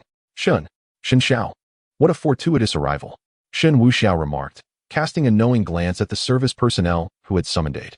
"Perfect timing. Let us manage this matter. I intend to indulge myself." The manager nodded vigorously in agreement. Also, Shen Wuxiao gestured toward the foreign individual on the floor. "His mouth has been lacerated by glass. My compassion compels me to alleviate his suffering. Fetch a bottle of iodine for him to swish, to disinfect the wound. Should he be unable to endure, dispose of him swiftly and grant him mercy." Chapter 86. Conditions. The manager felt a chill running down his spine as he glanced at Chun Li, who, at that moment, was no longer alive. Nevertheless, he resolutely nodded. "Yes, young Master Shen, I will ensure it is done. Well, thank you for your hard work. Shen Wuxiao smiled, his gaze sweeping across the other men and women present. This supreme package is quite expensive, and it seems you haven't eaten much. Please take the leftovers home to enjoy with your families. In truth, living a simple and unpretentious life with family is a source of profound happiness. One need not always aspire to climb the social ladder, as such ambitions are ultimately meaningless. To an unacquainted observer, his smile radiated warmth and approachability. However, for those who had witnessed the preceding events, the sensation was quite the opposite, an overwhelming urge to flee. As Shen Wuxiao exited, he passed by a waiter and playfully patted him on the shoulder. You, my friend, I have even rewarded you with a ring. How could you still report me? Truly. He then lightly kicked the man's leg, adding, be cautious next time. Some matters are beyond your concern. With a dismissive wave, Shen Wuxiao departed. Instantly, the private room fell into a heavy silence. The 5 men exchanged glances, uncertain of how to proceed. After a prolonged pause, the manager pointed at the waiter. Take him away, break his legs, and throw him out. The waiter's face turned pale as he immediately burst into tears. Manager, please, spare me. The manager, however, showed no mercy. You work for me, and I do not wish for this outcome, but I must protect your life. Do not blame me. Some matters, even if one is innocent, carry consequences for meddling in affairs that do not concern them. Drag him away. Realizing the gravity of the situation, the waiter turned ashen, filled with deep regret. If only he had merely inquired about Shen Wuxiao's opinion before summoning others, perhaps it would not have escalated to this point. As for the remaining matters, the manager dared not defy Shen Wuxiao and complied without question. The remaining men and women assisted in packing up the remnants and ushered them out. As Shen Wuxiao stepped out of the private room, he felt a wave of relief wash over him, even humming a cheerful tune as he walked. Just as he was about to seek out Jiang Huaiyue and her companions, the 2 women emerged. Seeing them, Shen Wuxiao greeted them with a smile, sweeping Jiang Huaiyue into his embrace and spinning her around.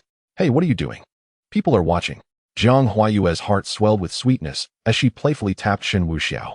You smell wonderful. Where is that delightful fragrance? Let me find it. Shen Wuxiao, unrestrained, began to plant kisses along Jiang Huaiyue's fair neck. Hongye puffed out her cheeks, muttering, I smell good too. Shen Wuxiao paused, looking at Hongye before bursting into laughter. You smell lovely, yet I can't help but sense the aroma of a dish cooked with 2 pounds of yellow wine and no water at all. Wow, that scent is extraordinary. Hongye's cheeks flushed with embarrassment, and she stomped her foot. Shen Wuxiao, I will have my revenge. Fuming, she raised her hand as if to strike him. Jiang Huaiyue laughed and, in support of Hongye, helped restrain Shen Wuxiao. Amidst their playful banter, Shen Wuxiao led the 2 women to partake in other entertainment activities. As the night wore on, it was already past midnight when Shen Wuxiao returned home with the 2 women. Meanwhile, in a single patient room at the Shanghai Tumor Hospital, Huang Luoyin sat beside the bed, gazing at the peacefully slumbering Yi Tuanshuan. Her beautiful eyes were slightly swollen, with traces of tears still lingering at the corners, a clear indication of her recent sorrow. Huang Luoyin gently grasped Tuanshuan's hand, tenderly caressing it. The harshness of reality was far too cruel for this sensible child. Having lost her biological mother, her father was nowhere to be found, and she was burdened by a malignant tumor in her brain. This evening, the doctors had informed her that a decision needed to be made urgently. The longer they delayed, the greater the risk became. They had set a final deadline of 3 days for a response. Given the current medical capabilities, the metastasized tumor could not be eradicated. It could only be attempted to be treated through chemotherapy. However, after so long, the results of the chemotherapy were not particularly promising, but there was some effect. Eventually, a decisive step would have to be taken. The difficulty lay in the child's tender age. The doctors had clearly stated that performing surgery on the cranial cavity at such a young age, coupled with the complexities of removal, meant the chances of success were not particularly high. Even if the operation were successful, her intellect and mobility would likely be significantly impacted. Huang Luoyin naturally believed that the child's life was of utmost importance. Even if there were cognitive repercussions, she would care for her unconditionally. Yet, this was contingent upon the surgery being successful. The surgery itself was an unknown. She could not ascertain the likelihood of success. For her, this was a monumental gamble. If she won, all would be well, but if she lost, she would forever be deprived of this beloved child. Since Tuanshuan's first month, she had nurtured her as if she were her own, showering her with love for over 5 years. The thought of losing her was unbearable. Just then, her phone vibrated in her pocket. Huang Luoyin took it out to see it was a call from home. This only deepened the gloom that enveloped her already troubled spirit. She contemplated hanging up, but she knew her family's nature well enough to understand that avoidance would be futile. Thus, She stepped out of the room and into the elevator lobby. Hello, Huang Luoyan's voice was heavy, devoid of any emotion. Yana, where are you? You're not still at the hospital, are you? Her father's voice was distinctly displeased. Where else would I be? Huang Luoyan replied coolly. Alas, Huang's father sighed, a hint of exasperation in his tone. I truly cannot comprehend why you are so obstinate. That child is not your own. Why trouble yourself so? Haven't you played the fool for 5 years already? Huang Luoyan did not wish to engage, having heard such remarks far too often. Her father, sensing her reluctance to argue, continued, I didn't call to pressure you. I merely wanted to inform you that there is someone who can remove the tumor in that child's brain, and the success rate is quite high. Hearing these words, Huang Luoyan felt a surge of hope. Is it true? Her father affirmed earnestly, yes, he is a world-renowned oncology expert. With his expertise, it can be managed. However, before she could finish her sentence, Huang Luoyan suddenly comprehended the situation. She questioned why her father had taken such an unexpected interest in these matters. It turned out to be related to that issue. Huang Luoyan's voice grew somber. Is it that man surnamed Lu who has suggested this to you? He can invite authoritative experts? And the cost is that I become his woman? Huang's father paused momentarily, but then shook his head in denial. No, it is true that young Master Lu has invited the person, but it is not for you to become his woman. It pertains to another matter. Do you remember the individual who struck young Master Lu in the restaurant? The restaurant? Huang Luoyan pondered for a moment, conjuring up the image of that fierce, strikingly handsome man from her memory. But she did not know him. Did he take an interest in her? How could that be? I don't know him. Huang's father chuckled softly. Of course you do not know him. Just remember, his name is Shen Wuxiao. By aligning with him, the Huang family will soar to unprecedented heights. From then on, you will have a commendable husband, and that child will receive the treatment he needs. What is there to lose?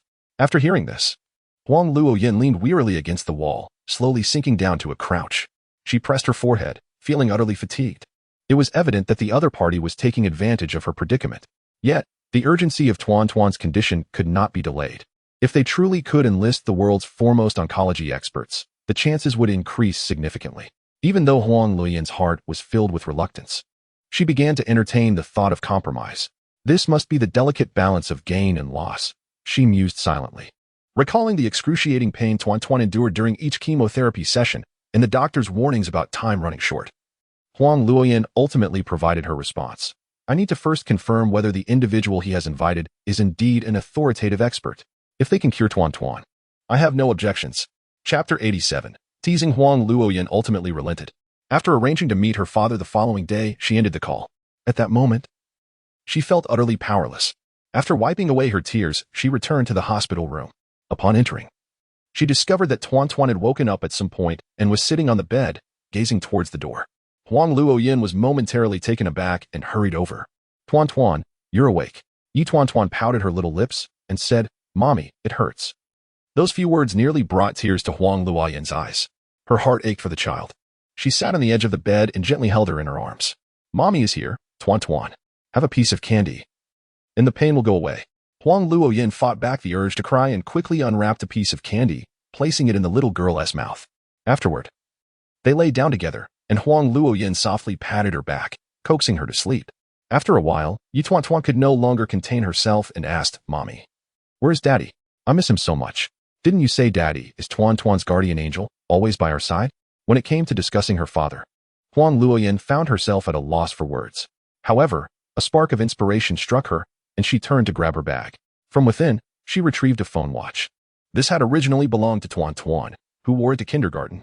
It featured a positioning system to prevent the little girl from wandering off. Huang Luoyan gently placed it on Tuan's wrist. Tuan, actually, Daddy has always been here.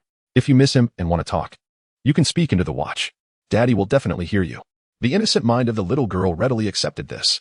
Looking at the watch, she raised her hand and tapped it, calling out, Daddy, can you hear me? Mommy, this watch only has your number. It doesn't have Daddy's. Can he really hear me? Tuan blinked her big eyes. Huang Luoyan recognized the child's cleverness, but did not hide the truth. She directly saved Yi Qingfeng's number in the watch. Although she had previously tried to call but couldn't get through, perhaps the little girl would have better luck.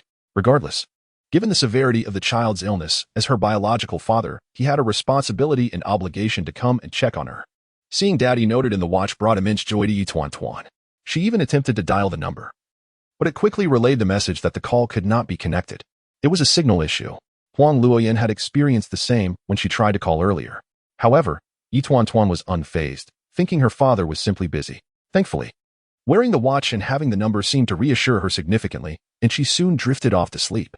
A night passed in silence. The next day, in Shen Wuxiao's villa, he awoke from his slumber. The space beside him was empty. Last night, Hongya insisted on sharing a bed with Jiang Huayue.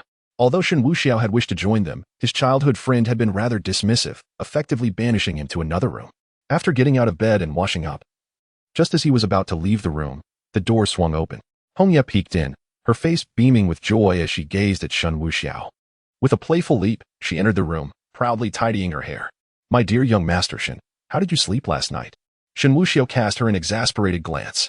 "It was fine. I had a dream about you, wild and crazy. You're just like a water truck." Hongya's smile instantly vanished. "You truly cannot bear to lose. Can you? Always needing to win verbally." "Verbally?" Shen Wuxiao shook his head. "What you mean is, oh no. Hongya hurriedly interrupted him. This scoundrel was simply like a little train of mischief. Shen Wuxiao reveled in her flustered expression. However, her demeanor soon shifted as she softly sighed. "I must return to the capital today. When will you be going back?" Upon hearing that Hongya was leaving, Shen Wuxiao felt a pang of regret. He hadn't even had his fill of yogurt yet. "You're leaving today? Can't you stay a little longer?" With her hands clasped behind her back, Hongya's toes tapped gently on the floor. "No, I came here with a mission. Now that the task is complete, I must return. Otherwise, you know how my father can be with his incessant chatter." Shen Wuxiao found no reason to insist she stay. He was well aware of her father's nature. "What time are you leaving? If we have breakfast, we can leave afterward. Will you let me see you off?" Hongya looked at Shen Wuxiao, her earlier playfulness replaced with seriousness. "Not a chance. You won't even let me kiss you. Why should I see you off?" Shen Wuxiao replied without reservation, turning away and waving his hand dismissively. Hongya chuckled softly. Shen Wuxiao was indeed predictable. He was not one to rise early without gain. Yet, he hadn't outright denied her a kiss. "Do you want to kiss me?" Hongya stepped closer, gradually moving behind Shen Wuxiao. At her words, he turned around to find her head bowed, her cheeks flushed with embarrassment. Her little feet shifted nervously on the floor. If there is an opportunity, one must seize it.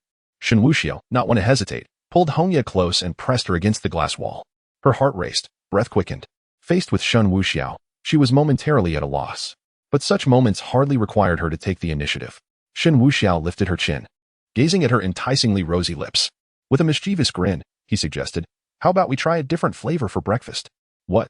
Hongya was momentarily taken aback. "Turkey-flavored crispy rice." Shen Wuxiao jested, but then, seeing her still dazed, he decisively leaned down, capturing her lips with his own. Hongya's body trembled as if electrified. Yet gradually, her beautiful eyes closed in surrender. A pair of delicate hands encircled Shen Wuxiao's neck, responding to his advances. It was her first kiss, marked by a certain awkwardness. However, Shen Wuxiao, being an adept, effortlessly guided Hongya to follow his rhythm.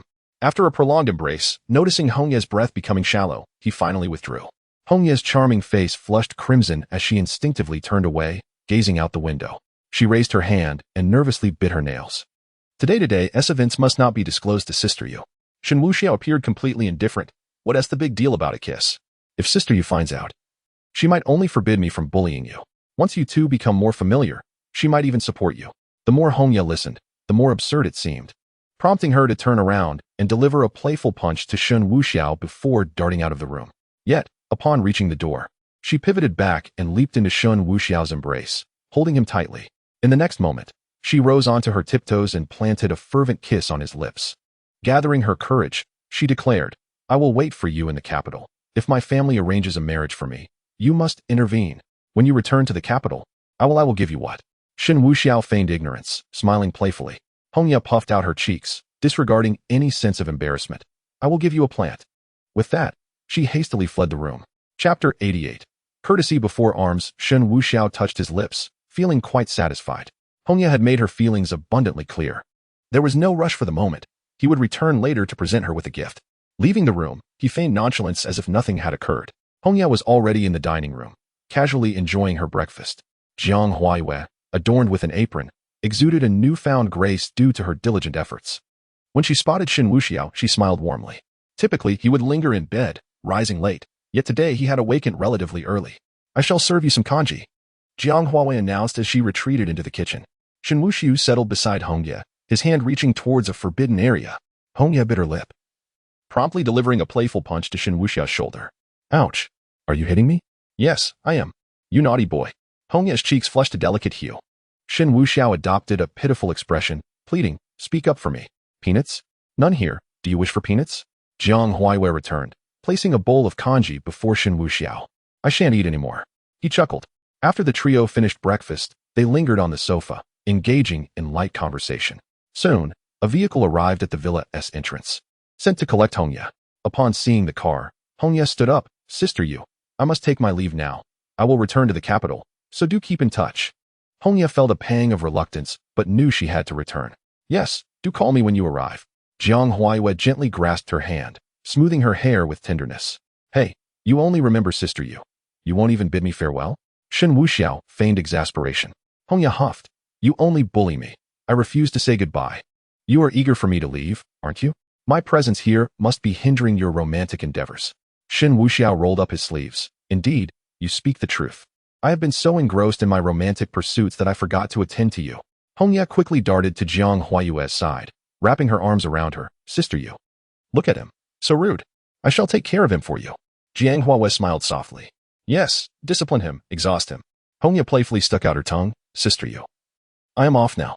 And don't forget that lecherous glutton. With that, she dashed out, swiftly entering the car and urging the driver to depart.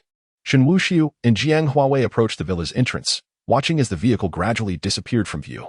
She truly is vivacious, Jiang Huaiwei remarked with a smile. Indeed. A lively little monkey, though she possesses a genuine emotional depth. I suspect she is secretly wiping away tears in the car right now. She adores you. Jiang Huaiwei continued to gaze in the direction Hongya had gone. I know, and I reciprocate her feelings. Shen Wuxiao replied boldly. Jiang Huaiwei raised an eyebrow. If that is the case, why not seize the opportunity? Opportunity? Shen Wuxiao was momentarily taken aback. Jiang Huaiwei turned and walked inside, saying, I didn't lock the door last night. I never expected you would so honestly go to sleep. Shen Wuxiao opened his mouth in disbelief, exclaiming, what a loss. He hurriedly chased after her, suddenly lifting Jiang Huaiwei into his arms in a princess hold. What are you doing, you rascal? Jiang Huaiwei protested, pushing him away. I must make up for the class I skipped last night. I love studying. Shen Wuxiao chuckled, swiftly carrying Jiang Huaiwei into the room and kicking the door shut with his foot. The moment the door closed, the battle commenced. Meanwhile, at the tumor hospital, a group led by El Tao arrived. Besides the bodyguards and members of the Huang family, a middle-aged man with curly blonde hair accompanied them. El Tao indeed approached the matter with courtesy before resorting to force. However, it was no easy task to summon a renowned doctor, and even if one was procured, immediate arrival was unlikely. Unfortunately, time was of the essence for Huang Luoyan. His intention was to deceive Huang Luoyan, ensuring she and Shen Wuxiao were irrevocably entangled. If Shen Wuxiao was satisfied, everything would be smooth sailing. Thus, he arranged for a foreigner with some medical knowledge to impersonate a doctor, hoping to buy time. Upon entering the hospital, the group proceeded to Huang Luoyan's ward. Huang Luoyan's stepmother, Su Ho Hot, and Huang Daba were surprisingly amiable this time. They gazed at Huang Luoyan as if she were a treasure trove, devoid of any harshness. While Huang Luoyan was busy wiping Tuan's face, she noticed a multitude of people arriving outside the ward. Dad, Su Ai. Huang Luoyan was momentarily dazed, catching sight of El Tao's green-haired figure, which made her slightly anxious. Yinner, don't be nervous. Mr. L has brought a renowned expert. With him here, Tuan's illness will surely be resolved. The Huang family beamed with smiles, anticipating their rise to prominence. El Tao, with a beaming smile, remarked, Miss Huang, your parents were correct. As he spoke, he gestured for the middle-aged foreigner to step forward. He exuded an air of arrogance, striking a pose. El Tao introduced him. He is the leading expert on brain tumors from America, named Lomi Zongguo. Even the Huang family was momentarily taken aback, finding the name quite impressive. Huang Luoyan, not one to be easily deceived, noticed some discrepancies. Why did the so-called expert resemble El Tao's lackey, readily responding to a mere gesture?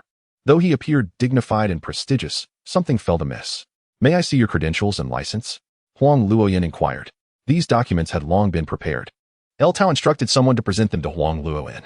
After examining them for a moment, she ultimately decided not to dwell on her suspicions. Hello. Could you please examine my daughter? Huang Luoyan's gaze was nearly pleading. Since this was a transaction, she felt no need for further words. The expert feigned profundity, nodding in acknowledgement. He advanced, ready to perform a mock examination, but Tuan appeared quite anxious. Huang Luoyan could only console, Tuan, be good. This uncle is here to examine you. Upon hearing Huang Luoyan's words, Tuan nodded in understanding. The specialist commenced the examination, and before long, he provided a reassuring prognosis. The likelihood of successful treatment was exceedingly high. He elaborated on a plethora of professional knowledge, making it sound convincingly credible.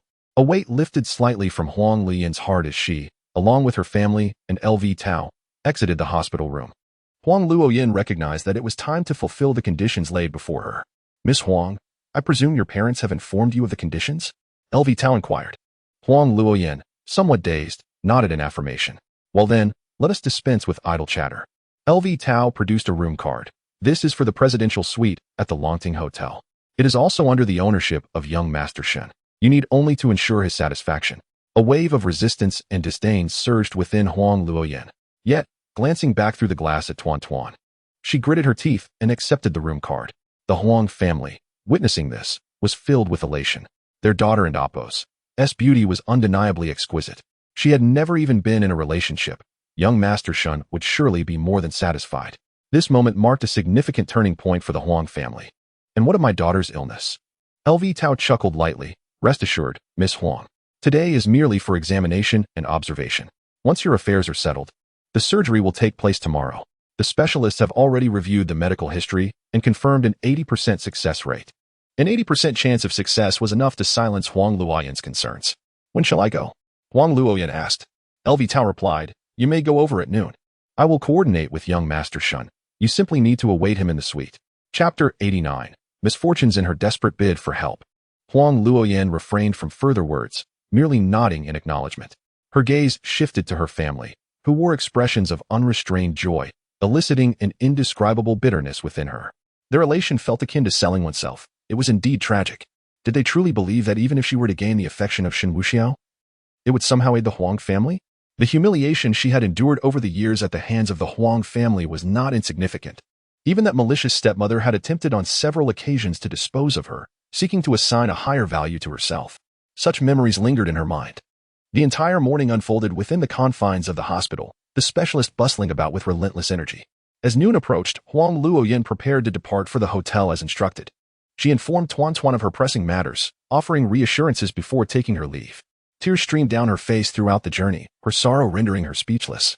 The thought of being at Shen Wuxiao's mercy filled her with an overwhelming sense of despair. Even upon arriving at the hotel and stepping into the lavish room, she felt as though she were merely a specter, sitting silently in a chair, devoid of life. As night fell and the city illuminated with lights, Shen Wuxiao, poised to engage in his own affairs, received a call from an unfamiliar number. Initially inclined to reject it, he answered when he noticed that Jiang Huayue had yet to arrive. "Who is this?" he inquired. "Xin Xiao. It's me, Lu Tao, the one with the green hair." Lu Tao's voice dripped with sycophancy. "Green hair? Oh, what do you want?" Shen Wuxiao replied curtly. Lu Tao cautiously continued. "I sincerely apologize for intruding and wasting your time. I reflected on my previous indiscretion and humbly seek an opportunity for redemption. I took the liberty of reserving 888 rooms at the Longting Hotel, filled with gifts intended for you. Xin Xiao, I assure you, they will meet your expectations, just as you desire." Lu Tao insinuated that the gifts were connected to Huang Luoyan, recalling how Shen Wuxiao had been unable to tear his gaze away from her at the restaurant. Shen Wuxiao remained silent, understanding the underlying implications as the hotel room number was relayed. It was evident that Lu Tao sought to curry favor by presenting an exquisite beauty. However, he held no interest. At that moment, he was clad in a patient gown, awaiting the arrival of Dr. Jiang Huayue for treatment. Having recently experienced the liberating breeze of the hospital, he found little inclination to visit the establishment Lu Tao mentioned. Nevertheless, he refrained from outright rejection. "Your intentions are noted. However, I have matters to attend to," he stated before abruptly ending the call. Shen Wuxiao cast his phone aside and glanced towards the door, wondering why Jiang Huayue had yet to arrive, as his discomfort as a patient grew increasingly unbearable. "Doctor, nurse, please save me. I am gravely ill." Shen Wuxiao immediately immersed himself in the role. The next moment, the door to the room creaked open, and Jiang Huayue appeared gracefully, clad in a pristine white coat. Her long hair cascaded over her shoulders, complemented by a fitted blouse and a form-fitting skirt that accentuated her tall figure. Her legs were elegantly enveloped in sheer stockings, and the sound of her heels echoed softly against the floor. In her hand, she held a clipboard with a sheet of paper, while the other grasped a syringe. "Bed 69, it's time for your examination," Jiang Huayue said with a gentle smile, striding purposefully towards the bed. Meanwhile, on the other side, El Tao triumphantly raised his fist. Shen Wuxiao's earlier response signified that the matter had been resolved. He was quite pleased with his gift, which allowed El Tao to finally breathe a sigh of relief. However, the issue was not entirely settled. His initial approach of diplomacy followed by coercion stemmed from the urgency of the situation. The little girl's illness could not be delayed, necessitating a strategic maneuver. Once Shen Wuxiao accepted the gift, El Tao knew he would have to adopt a more serious approach. For now, he was resorting to deception, enlisting someone to impersonate an expert. But what if Huang Luoyan truly captured Shen Wuxiao's affection? In that scenario, she would become the lady of the house. And if she discovered the deceit, retribution would surely follow. By then, Shen Wuxi would undoubtedly support her. Even if the likelihood of Huang Luoyan gaining his favor was but 1%, El Tao could not afford to take that gamble. It was imperative to prepare for the worst, to turn the falsehood into reality, and to quell the situation. Thus, he promptly arranged for an authoritative expert from abroad to be contacted and dispatched without delay. As the young master of the El family, El Tao, despite his reckless demeanor, was not devoid of intellect. Those raised in affluent environments possess an innate superiority in various aspects compared to the average individual, having been exposed to broader horizons and possessing resources that far exceed those of ordinary people. While some privileged youths may develop arrogant and overbearing traits due to their status, one should never underestimate their acumen. Once everything was set in motion, El Tao finally exhaled in relief. Everything was finally arranged. In his elation, he even played a piece of music, swaying to the rhythm for a while. Now, all that remained was for Shen Wuxiao to accept the gift. As the clock struck midnight at Longting Hotel, Huang Luoyan was left in a state of bewilderment. Was Shen Wuxiao never intending to show up? A mix of relief and apprehension flooded her thoughts, fearing that he might go back on his word and abandon Tuan Tuan. In her waiting, she felt an urge to make a phone call to inquire about the situation, but ultimately dismissed the idea. Unbeknownst to her, Shen Wuxiao was already cradled in slumber alongside Jiang Huaiyue. Half an hour later, she came to the realization that Shen Wuxiao would likely not come. Huang Luoyan prepared herself to visit the hospital, unable to shake off her concern for Tuan Tuan. She felt compelled to check on her before returning. Before leaving, she took the time to write a note and placed it on the bedside, explaining her brief absence to prevent Shen Wuxiao from discovering her absence in the dead of night and reacting in anger. This was a transaction born of necessity, after all. Leaving the hotel room, Huang Luoyan made her way outside. However, just as she reached the entrance, her eyes fell upon three figures. Initially doubting her perception, she rubbed her eyes vigorously. Yet, upon closer inspection, she was rendered speechless. The so-called expert who had treated Tuan Tuan was now seen embracing two provocatively dressed women, swaying unsteadily towards the hotel, clearly intoxicated. He was laughing and engaging in conversation with the alluring women, uttering phrases about battling until dawn. In that moment, enlightenment struck Huang Luoyan. She had been deceived. This scoundrel was not an expert at all. At that very instant, as the faux expert approached the hotel entrance, their gazes locked. The impostor appeared equally stunned, as if the alcohol had suddenly evaporated from his system. Having earned some money, he sought to indulge himself in a lavish experience at the Qixing Longting Hotel, never expecting to encounter Huang Luoyan there. Lu Tao had failed to mention the other's presence. With no time for questions, Huang Luoyan hastily fled, determined to return to the hospital. The faux expert, realizing his misdeeds, wiped his face in distress. He pushed the seductive women aside and hurriedly took out his phone, dialing Lu Tao's number. The call was answered promptly. "What is it?" Lu Tao's voice boomed. The impostor swallowed hard. Lu Xiao, I think I've made a grave mistake." "What?" Lu Tao's voice rose in pitch. Chapter 90. The daughter is captured. The faux expert candidly recounted his encounter with Huang Luoyan at the hotel. LV Tao was on the verge of exploding. "Useless. You're utterly useless, a liability rather than an asset. Have you lost your sense of reality just because I gave you some money? You've ruined everything for me. I'll kill you." With that, LV Tao decisively hung up the phone and dialed his subordinate near the hotel. Anxiety gnawed at him. He was uncertain whether he hoped that Shen Wuxiao had completed his task or that he had not gone at all. Upon connecting, LV Tao immediately inquired, "Have you seen young Master Shen at the hotel?" The subordinate replied, "No, we've been watching closely. Young Master Shen has not been here." LV Tao rubbed his temples in frustration. Whether Shen had not gone to the hotel or simply had no intention of doing so was a question he dared not ask. The reality was that Huang Luoyan had seen through their scheme. No matter how she attempted to explain, it would be futile. She would not believe them nor listen to their words again. There was no turning back for LV Tao. Had he not called Shen Wuxiao to fetch the gift, it might have been manageable. He could have pretended that nothing had transpired and sought to make amends in a different manner. But the call had been made that evening. Shen Wuxiao had answered, and he was now aware of LV Tao's intentions. It was merely a matter of time before he arrived. If Shen Wuxiao had gone to the hotel and LV Tao failed to present the gift, it would be tantamount to betraying Shen Wuxiao. That would be a true dead end. Even if he wanted to exchange the gift, there would be no opportunity. Individuals of Huang Luoyan's beauty were few and far between in Zhonghai, and he had foolishly hinted to Shen Wuxiao that the gift was indeed Huang Luoyan. There was no turning back from that. LV Tao lit a cigarette, his brow furrowed. The customary approach of courtesy before aggression had been thwarted. He could only resort to force.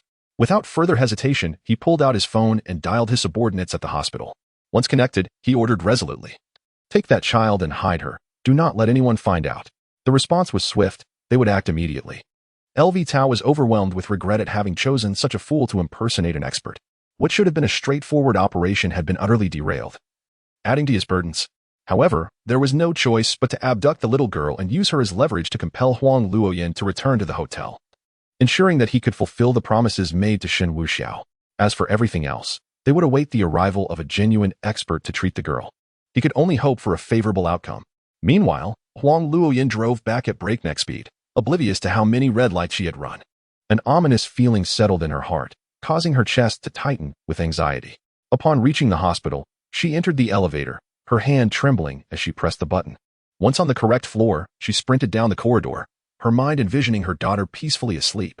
However, when she noticed the doctors who usually cared for her daughter standing outside the ward, her heart plummeted. Seeing Huang Luoyan, the doctor rushed forward. "Miss Huang, Tuan is missing." Thunderclaps resonated in Huang Luoyan's mind at those words. The entire world nearly collapsed beneath her, almost sending her tumbling to the ground. But fortunately, a nurse was there to support her. "Where is my daughter?" Those doctors spoke the truth as they recounted the moment they realized she was missing. They had checked the surveillance footage and discovered that she had been carried away by 2 men. "Miss Huang, perhaps we should report this." Yes. We must alert the authorities. This is an abduction." Huang Luoyan was acutely aware of the futility of such actions. Who was Tao? His connections were formidable, and it was likely that they would use their influence to obstruct any investigation. Huang Luoyan forced herself to remain composed as she made her way to the hospital room. Nevertheless, tears streamed down her face uncontrollably. Finally, the phone rang. A fierce determination flickered in her gaze as she answered. Tao, where have you taken my daughter?" Tao sighed in response. "Miss Huang, please calm down. Trust me, I am in a predicament. I am truly caught in a bind. All you need to do now is return to the hotel and wait for young Master Shen. I will ensure your daughter returns to you safe and sound." "You scoundrel! Beast, still attempting to deceive me." Huang Luoyan could not restrain her fury. "Return my daughter to me." Tao, undeterred, replied, "Miss Huang, whether you believe me or not, my actions are solely for self-preservation. I made a promise to young Master Shen, and if I fail, my entire family will face dire consequences. No matter how angry you are, just return to the hotel and wait for Shen Wuxiao. Once this is over, I will return your daughter to you and ensure her recovery. If you refuse, we shall both meet our end, and your daughter will suffer as well." Upon hearing these words, Huang Luoyan felt compelled to regain her composure. She could not discern the truth in his words, but the fact remained that her daughter was in his grasp. Feeling utterly powerless, she chose to stabilize the situation. She clenched her teeth. "Fine. I will return to the hotel, but if anything happens to my daughter, I will haunt you. As long as Miss Huang cooperates, I, Tao, will keep my word," he stated earnestly. He was genuinely terrified of Shen Wuxiao.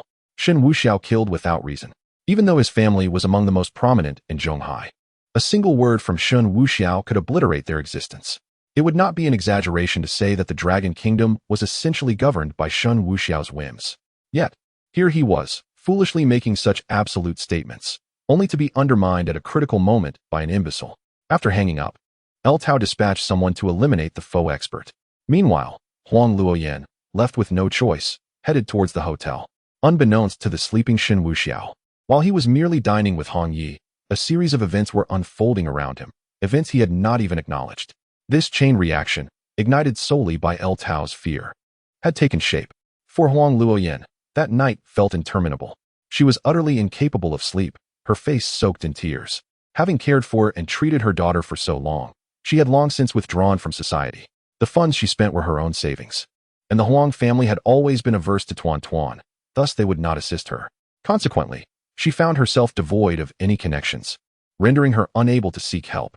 No matter how much she pondered, she could not identify anyone who could offer assistance. After a considerable time, a name surfaced in her mind: Yi Qingfeng.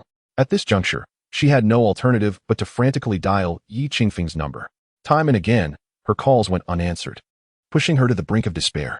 Yi Qifeng had once mentioned that she could reach out to him in times of difficulty, yet now, faced with such a predicament, she could not even connect with him. Unbeknownst to her, when Yi Qifeng departed from Longwei years ago, all traces of his existence had been erased. There was no longer any record of Yi Qifeng, let alone the possibility of reaching him by phone. Although everything had returned upon his return, he found himself in Kunlun Mountain, where the signal was exceedingly poor. The sole signal tower was situated at a considerable distance, leaving him utterly helpless. Chapter 91. The Mad Dragon War God. Return.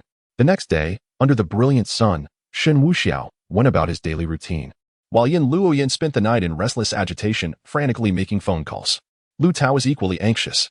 Meanwhile, 1,000 miles away in the Kunlun Mountains, a significant ceremony was taking place, a ceremony of commendation. Many were to be honored, but only one stood out in terms of prestige, merit, and rank, Yi Qifeng. However, it was not yet his turn. Several individuals had already received their accolades, leaving 5 unrecognized, among whom were Yi Qifeng and his 4 formidable generals, Qinglong, Baihu, Shike, and Xuanwu. The commendation was not merely ceremonial, it came with rewards. The 4 generals were to receive artifacts befitting 5th-tier masters, the claw of Qinglong, the dagger of Baihu, the feather of Shike, and the egg of Xuanwu, each corresponding to their respective warrior. After the commendation of others, the moment of significance arrived. Under the gaze of the audience, Yi Qifeng ascended the stage with measured grace. Each onlooker bore a solemn expression, filled with admiration. The warm sunlight bathed the commendation platform, casting a righteous glow upon Yi Qifeng, who smiled at the scene before him. After 5 years of bloodshed, he had finally achieved this moment, and pride swelled within him.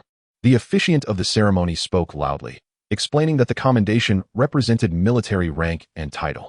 Despite being nurtured by a powerful figure, they were still under the military's purview. As the officer recounted Yi Qingfeng's military exploits, each achievement was astonishing and almost unbelievable. Yi Qifeng stood tall, his face radiant with pride. Once the recounting concluded, it was his turn to speak.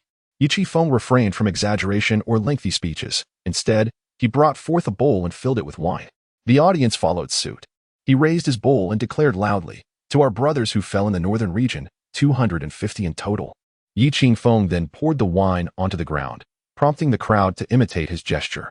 In the next moment, Yi Qifeng raised his bowl again and smashed it to pieces. The crowd mirrored his action, shattering their bowls in unison. At that moment, if a stirring anthem played, it would have resonated like a call to arms among the heroes of Liangshan. The atmosphere grew increasingly solemn, and the crowd erupted in a unified chant. Mad Dragon War God! Mad Dragon War God! Mad Dragon War God! The echoes reverberated through the Kunlun Mountains. Yi Qifeng felt his blood surge with fervor, his lips curling into a triumphant smile. Just as he was about to continue speaking, his phone vibrated vigorously. In the sudden stillness of the moment, the ringtone sounded particularly loud. The tune played, the madwave clang, clang, a type of rogue, clang. The lake, northern wild boar, clang, clang, going wild and browsing. Thinking of Yuan Fong, it was an old ringtone he had recently retrieved, and he had yet to change it. Yi Qifeng felt a twinge of embarrassment but answered nonetheless. "Hello," he managed to utter, but before he could say more, a woman's voice on the other end impatiently interrupted. Still weeping, as if bearing an immense grievance, Huang Luoyan finally answered the phone. Tuan Tuan. Tuan Tuan has been taken away. Please, save her. I can't find her. I can't find her. Huang Luoyan was nearly on the brink of collapse. Upon receiving the call, Yi Qingfeng's mind was struck by a thunderous shock. Huang Luoyan continued to sob. Tuan Tuan has a tumor in her brain. She can't hold on much longer. I implore you, save her. Yi Qifeng was utterly shattered, silence enveloping him for a few seconds. He raised his voice to the heavens, roaring in anguish. Ah, ah, ah. His painful cries reverberated through the Kunlun Mountains, shaking the very earth beneath. The wails were piercing, interwoven with overwhelming fury and self-recrimination. Yi Qingfeng's eyes turned a fierce crimson, and 2 streams of hot tears spilled uncontrollably. He was consumed by an urge for vengeance.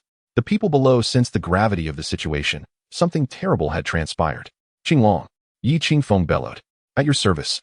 Qinglong stepped forward, clasping his fists and kneeling on one knee. "Quickly, summon the warplanes, and find my daughter's location, now." "Ah, understood." Qinglong and his comrades did not dare to delay, immediately springing into action.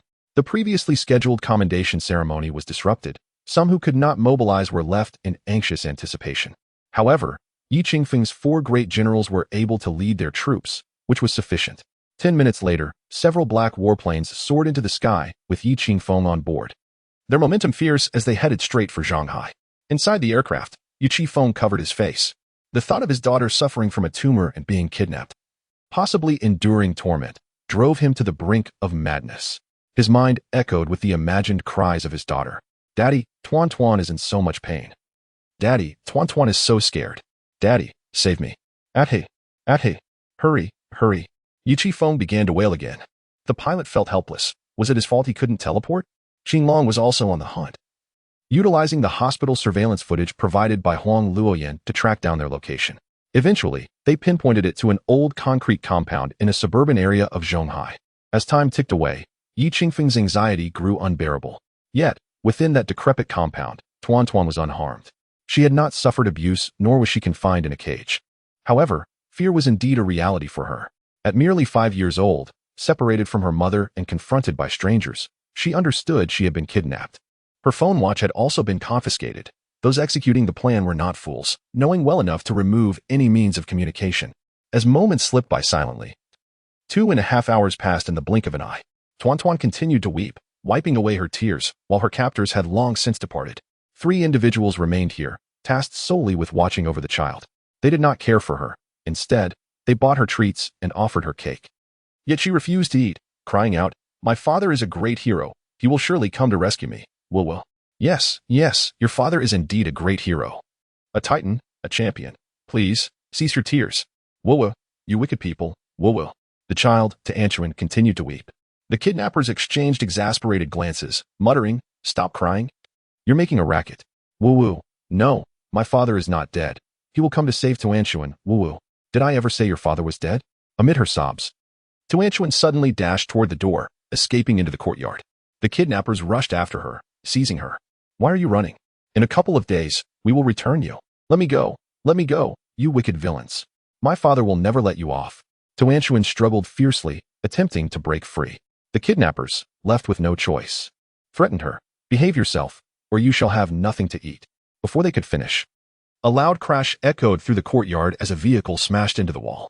The thunderous sound startled everyone present. Shortly thereafter, 4 men and a woman leaped from the first vehicle. The leading man exuded an aura of fury. Unable to enter the central region, he had commandeered a car, racing forth. Upon arrival, while searching, he heard a commotion from the courtyard. Yi Qingfeng's eyes turned crimson as he spotted a familiar bald figure emerging from the crowd, small in stature, yet bearing an uncanny resemblance to him. Gazing upon his daughter, Yi Qingfeng's heart ached with an intensity that stirred his murderous intent. "Father, is it you?" Tuanchuan inexplicably uttered. "Yes, Tuanchuan, it is I, your father." Tears streamed down Yi Qingfeng's face, overwhelmed with sorrow. He turned his gaze towards the astonished kidnappers, his murderous intent palpable as he coldly declared, "You have chosen the path to your own demise." Chapter 92. The arrival. Yi Qingfeng's gaze was filled with ferocity and merciless intent. His subordinate, the warrior Qinglong, immediately charged forward, dispatching 2 foes with a single kick. The last remaining adversary was captured alive. The captured subordinate of Lu Tao trembled all over. Who, exactly, are these individuals? Yi Qingfeng, unable to spare a moment for inquiry, rushed forward and embraced Tuan Tuan tightly. Gazing upon the bald girl, a result of her chemotherapy, he almost succumbed to the urge to wail at the heavens. At this moment, Tuan Tuan was utterly terrified, her eyes tightly shut as she cried out for her father. "This heartless creature, whom I have nurtured for 5 years, does not even mention Huang Luoyan. Don't be afraid, my dear Tuan Tuan. Your father is here. Your father has arrived." Yi Qingfeng was on the verge of tears once more. "Father, you truly have returned. Father, this is not a dream, is it? Are you really my father?"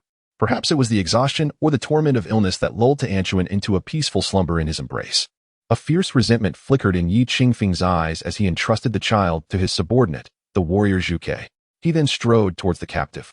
Exuding an aura that seemed to engulf the heavens, his mere presence instilled a profound dread. The remaining subordinate, El Tao, was already paralyzed with fear. He had merely come to supervise, and yet 2 of his relatives were dead. "You have tormented my daughter and relegated her to a dog-esk den. Today, you shall face your demise. Before you meet your end, I have questions for you. Answer me, or I shall reduce you to fragments." Yi Qingfeng's expression turned cold as he spoke each word with precision. The person cried out loudly, "Big Pot, I did not mistreat her. She did not live in a doghouse. She eats better than we do. Why must you resort to murder? Yi Qifeng was momentarily taken aback, but soon regained his murderous intent. These individuals were merely afraid of death. They had seized his daughter, yet still hoped for a favorable resolution. Being stubborn is of no avail. I ask you, who compelled you to act in this manner? Upon witnessing the lifeless body of his relative, despair enveloped him. Realizing that pleading for mercy was futile, he wept while exclaiming in anguish, "Why do you ask so many pointless questions? You have managed to find this place. What more do you need to inquire about? You have slain my second uncle and cousin. I no longer wish to live." Yi Qifeng, feeling insulted, coldly scoffed. "Then go ahead and perish." Upon witnessing the other party poised to commit murder, the individual succumbed to utter despair. "I have an early class at 8. For heaven's sake. Is it not merely the task of watching over a child? It was not us who brought her here. For heaven's sake. I used my salary to purchase her a cake and roast chicken, allowing her to stay quietly. Where did we go wrong? I apologize, but I cannot assist with that. I find your words to be quite disappointing, as it seems you derive pleasure from complicating the lives of those of us who toil for a living. If you possess such audacity, why not confront El Tao instead? Such frustration is futile. Had I known that virtuous deeds would go unrewarded, I might have acted against that wretched individual long ago. How exasperating. In Yi Qingfeng's eyes, this was merely impotent rage. With a swift and decisive stroke, he ended the man's life. Having completed his task, Yi Qifeng turned and entered the vehicle, glancing at the slumbering Tuan Tuan. He first took a moment to respond to Huang Luoyan's message. He had previously lacked the opportunity to inquire thoroughly, and now seemed the perfect time to do so. Huang Luoyan recounted everything she knew in full detail. After hanging up the phone, Yi Qingfeng's gaze turned icy as he coldly instructed his subordinate, Xuanwu. Take the Xuanwu guard and capture the one named Shen Wuxiao. Qinglong and Baihu, go find LV Tao. Zhuke, contact the nation's foremost oncologists. I will first accompany Tuan Tuan to the hospital. Once everything is settled, we will regroup at LV Tao's residence. Whoever has harmed my daughter shall not escape unscathed. Understood. Everyone promptly acknowledged the orders. They then split into 3 teams and departed. Xuanwu also took the Xuanwu Guard, a formidable group of 15, directly in search of Shen Wuxiao. Their intelligence was far superior to that of Lin Fan's. Lin Fan, alone and bewildered, lacked their expertise. Meanwhile, as they moved, Shen Wuxiao was disembarking from a speedboat with Jiang Huayue. The Bay Villa was well equipped, complete with a private dock for the speedboat. The two had spent the morning at sea and returned by noon, completely unaware of the events unfolding. Upon returning to the villa, Jiang Huayue headed straight for the kitchen to prepare lunch. In no time, a steaming meal was ready. However, as they sat down to eat, they both turned their attention to the exterior of the villa. A palpable aura, that of martial artists, permeated the air. Assessing their strength, one was at the 4th rank, 8th stage, while the others hovered around the 3rd rank, approximately a dozen in total. After sipping her soup, Jiang Huayue glanced at Shen Wuxiao and inquired, "Did you invite someone over?" Shen Wuxiao shook his head after taking a couple of bites. "No, they are likely here to cause trouble." Suddenly, a thunderous crash echoed as the iron gate outside the villa was violently kicked down. Following that, a group of individuals rushed in, forcefully breaching the inner door. Upon flooding into the living room, the two sides faced each other. "Shen Wuxiao, do you truly not know how to write the word death? Come with us now, or do not compel us to take action." Xuanwu, observing the presence of a man and woman, refrained from escalating the confrontation, opting instead to issue a cold threat. He held a particular disdain for such spoiled scions and was already eager to witness Shen Wuxiao kneeling before the war god, pleading for mercy. Jiang Huayue slowly rose. Her expression as frosty as the winter air. She pointed at the fallen door, her voice icy. "This door is carved from Hetian jade, framed in pure gold, with labor and installation costs totaling 1.85 million. Rounding off, that has 2 million cash or card."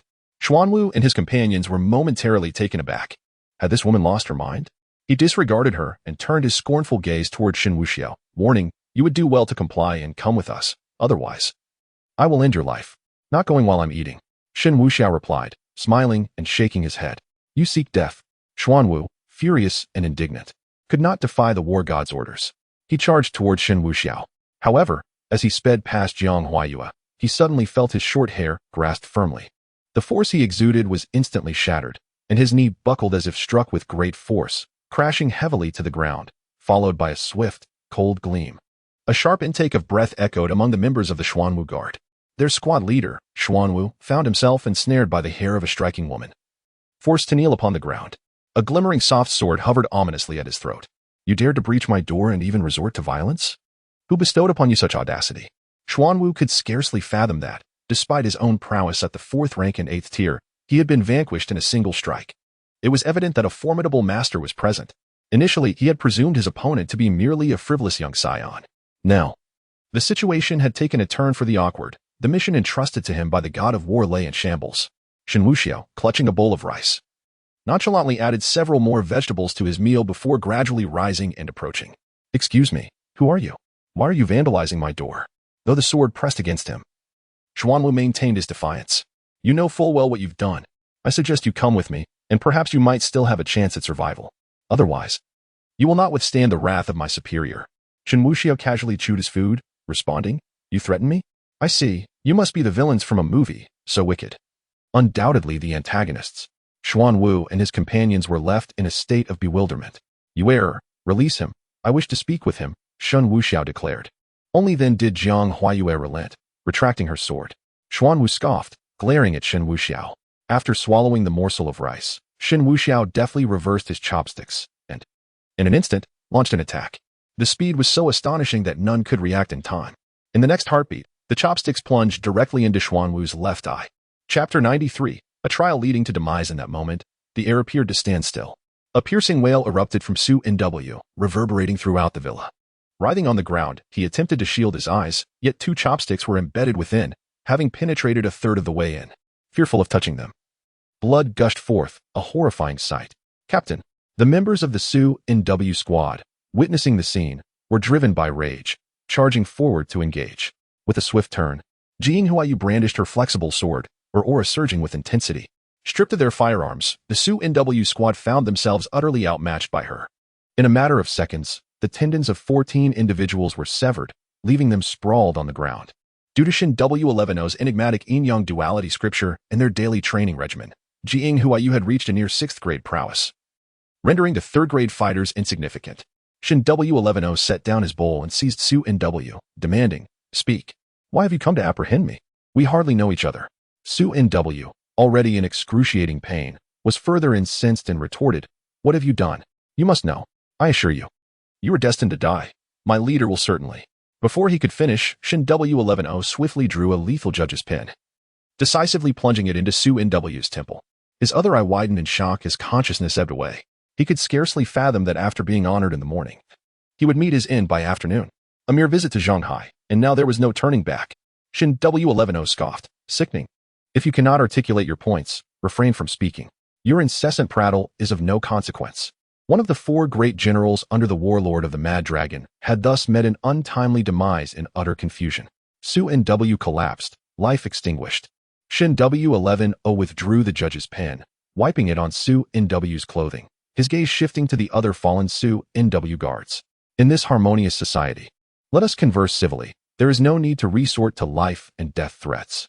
The Su Nw guards, though not cowards, felt a chill at Shen W11O's words.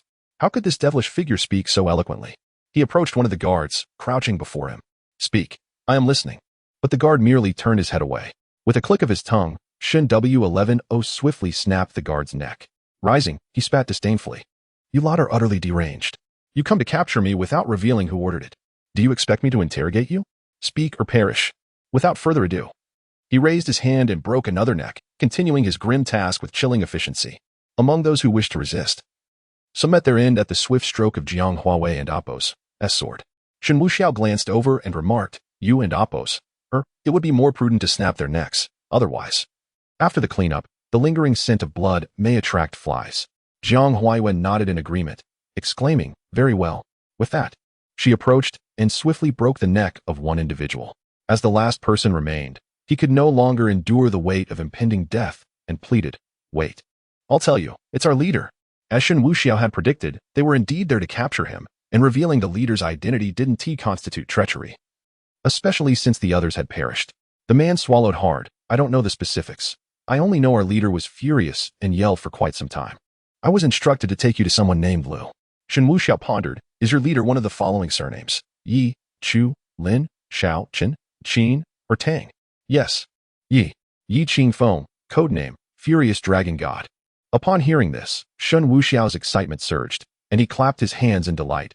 Ha ha ha, splendid. Tell me, does this Yuqifeng have a daughter? Did he return in rage after receiving a call? The Xuanwu guard hesitated momentarily but nodded in affirmation. How could this person be so well informed?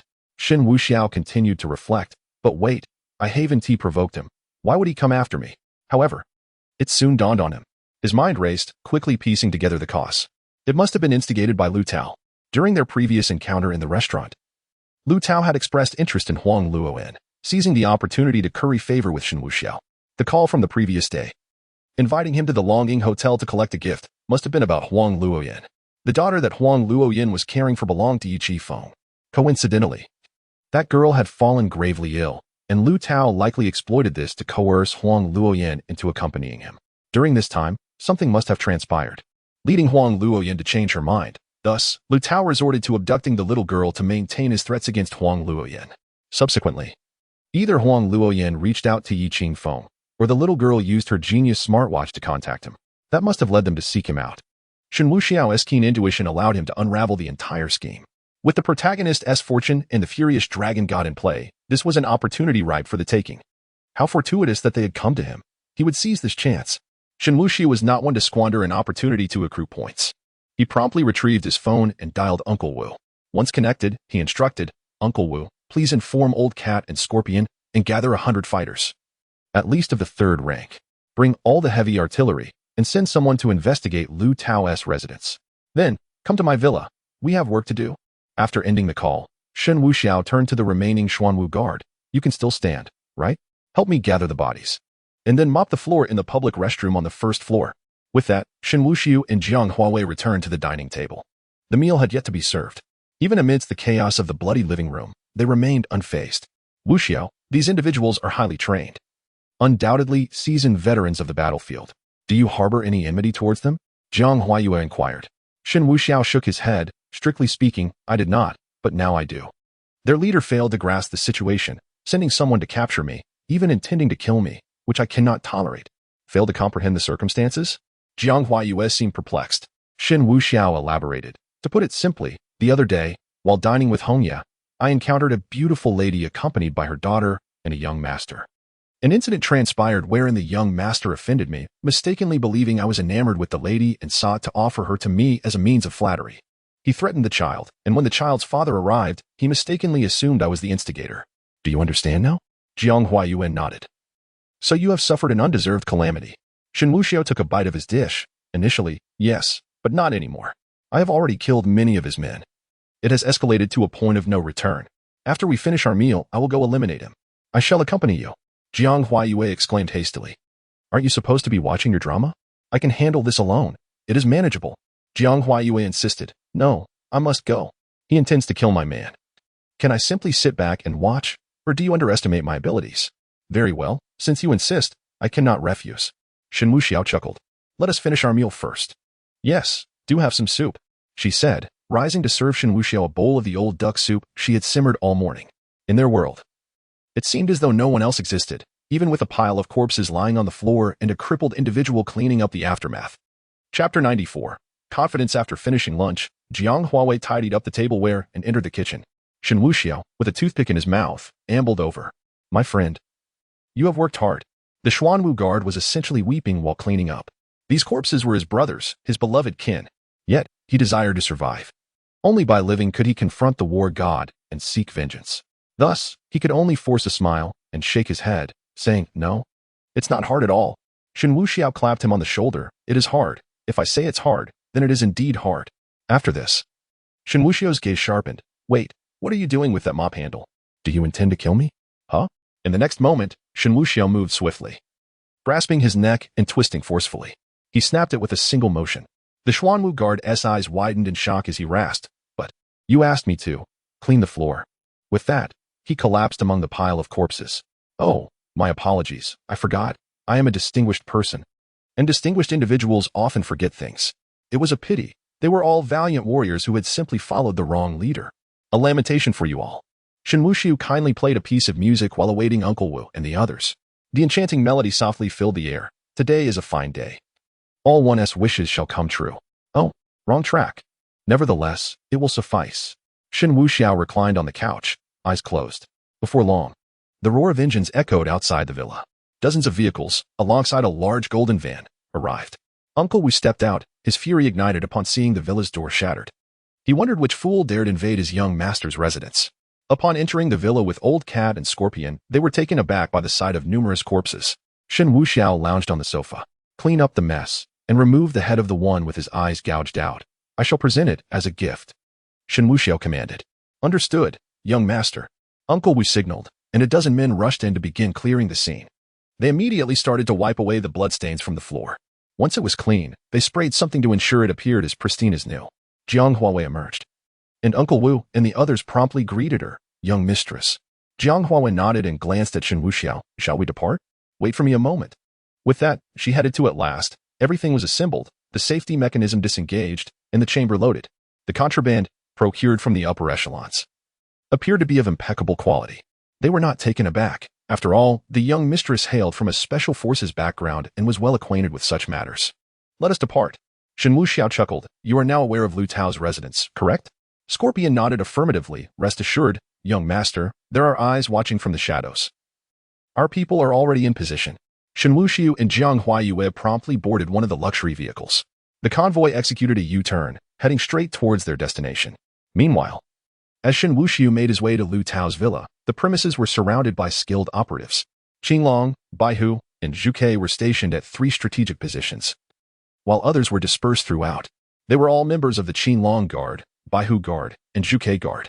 Within the villa, over 40 individuals stood at attention, a clear indication of their rigorous training. Yi Qingfeng sat nonchalantly on the sofa, legs crossed, awaiting his moment of judgment. Before him knelt a trembling figure with green hair, none other than Lu Tao himself.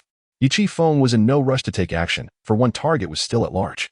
Once Xuan Wu arrived, the real interrogation could commence. He was eager to discover just how audacious these 2 individuals were to dare abduct his daughter. The thought of Tuan still in the hospital ignited a fire of rage within him. Buzzing. At that moment, the phone rang. Yi Qingfeng initially assumed it was Xuan Wu calling. However, upon answering, he realized it was Huang Luoyan. He quickly picked up. Yi Qingfeng, Tuan wishes to see you. Where are you? Huang Luoyan's tone was icy, as if conducting a mere formality.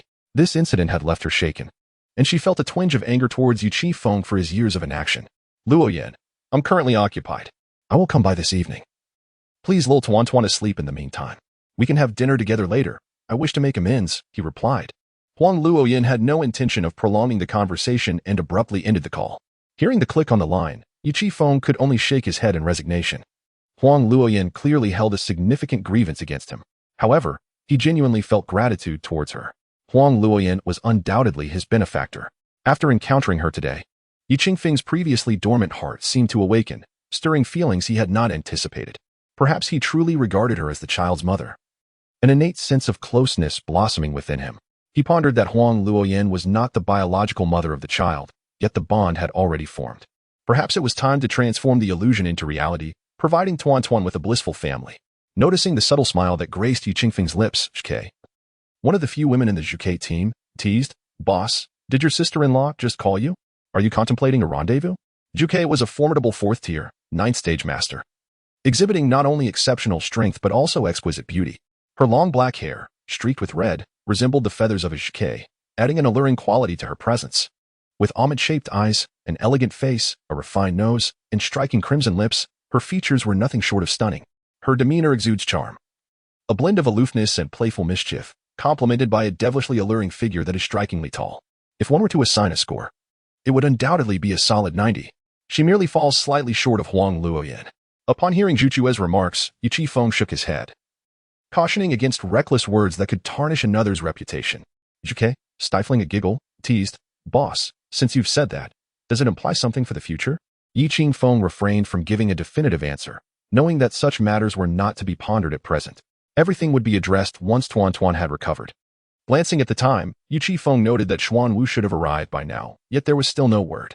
Nonetheless, he felt no concern. Xuan Wu was a skilled individual, adept at capturing a person with ease. It was likely that the elusive Shen Wuxiao had multiple residences, causing a delay in the search. It was commonplace for wealthy individuals to possess several properties.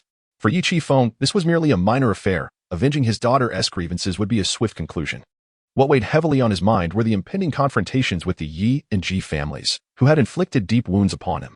They were responsible for the death of Sun Yan, the mother of his daughter, a blood feud that could not be erased and must be avenged. Meanwhile, Lu Tao, covertly observing Yi Qingfeng, knelt on the ground, tormented by his own bitterness. He had not anticipated that the little girl's father possessed such formidable strength. However, he felt no fear. These individuals were oblivious to their own limitations as they pursued Shen Wuxiao. Their demise seemed inevitable, for young Master Shen would undoubtedly come to his rescue. Yet, a flicker of fear crept in. He worried that Shen Wuxiao might hold him responsible for the calamity that had befallen him, directing his ire towards Lu Tao. Shen Wuxiao's character was notoriously inscrutable, leaving Lu Tao feeling uncertain. After a considerable interval, the sound of vehicles approaching echoed from not far off.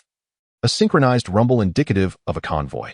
The inhabitants of the villa instantly became vigilant. Yi Qingfeng, with a devilish grin, remarked, "What are you anxious about?" "It must be Xuanwu returning with company." "That is not quite right, boss. There are numerous vehicles," reported Qinglong. Yi Qingfeng dismissed the concern, having captured that wastrel. It is only natural that his subordinates follow suit. But what does it matter if they come in droves? They are merely inconsequential figures. He rose slowly, a wicked smile gracing his lips. "Let us welcome our guests." Chapter 95. Encounter. Yi Qingfeng exuded an air of assured victory, embodying the confidence of a strategist who commands the battlefield from afar. The mere act of rising from his seat subtly conveyed a sense of dominion over the unfolding events. Outside, Shen Wuxiao's convoy had dispersed, encircling the villa. Yi Qingfeng merely smiled with disdain. The Azure Dragon, White Tiger, Vermilion Bird, and other comrades appeared equally relaxed and dismissive, eagerly preparing for an imminent clash. The Azure Dragon cracked his neck, smirking. That fellow Xuanwu certainly enjoys his games, bringing along that dandy and allowing so many to follow. Isn't he just trying to stave off our boredom, letting us test our skills?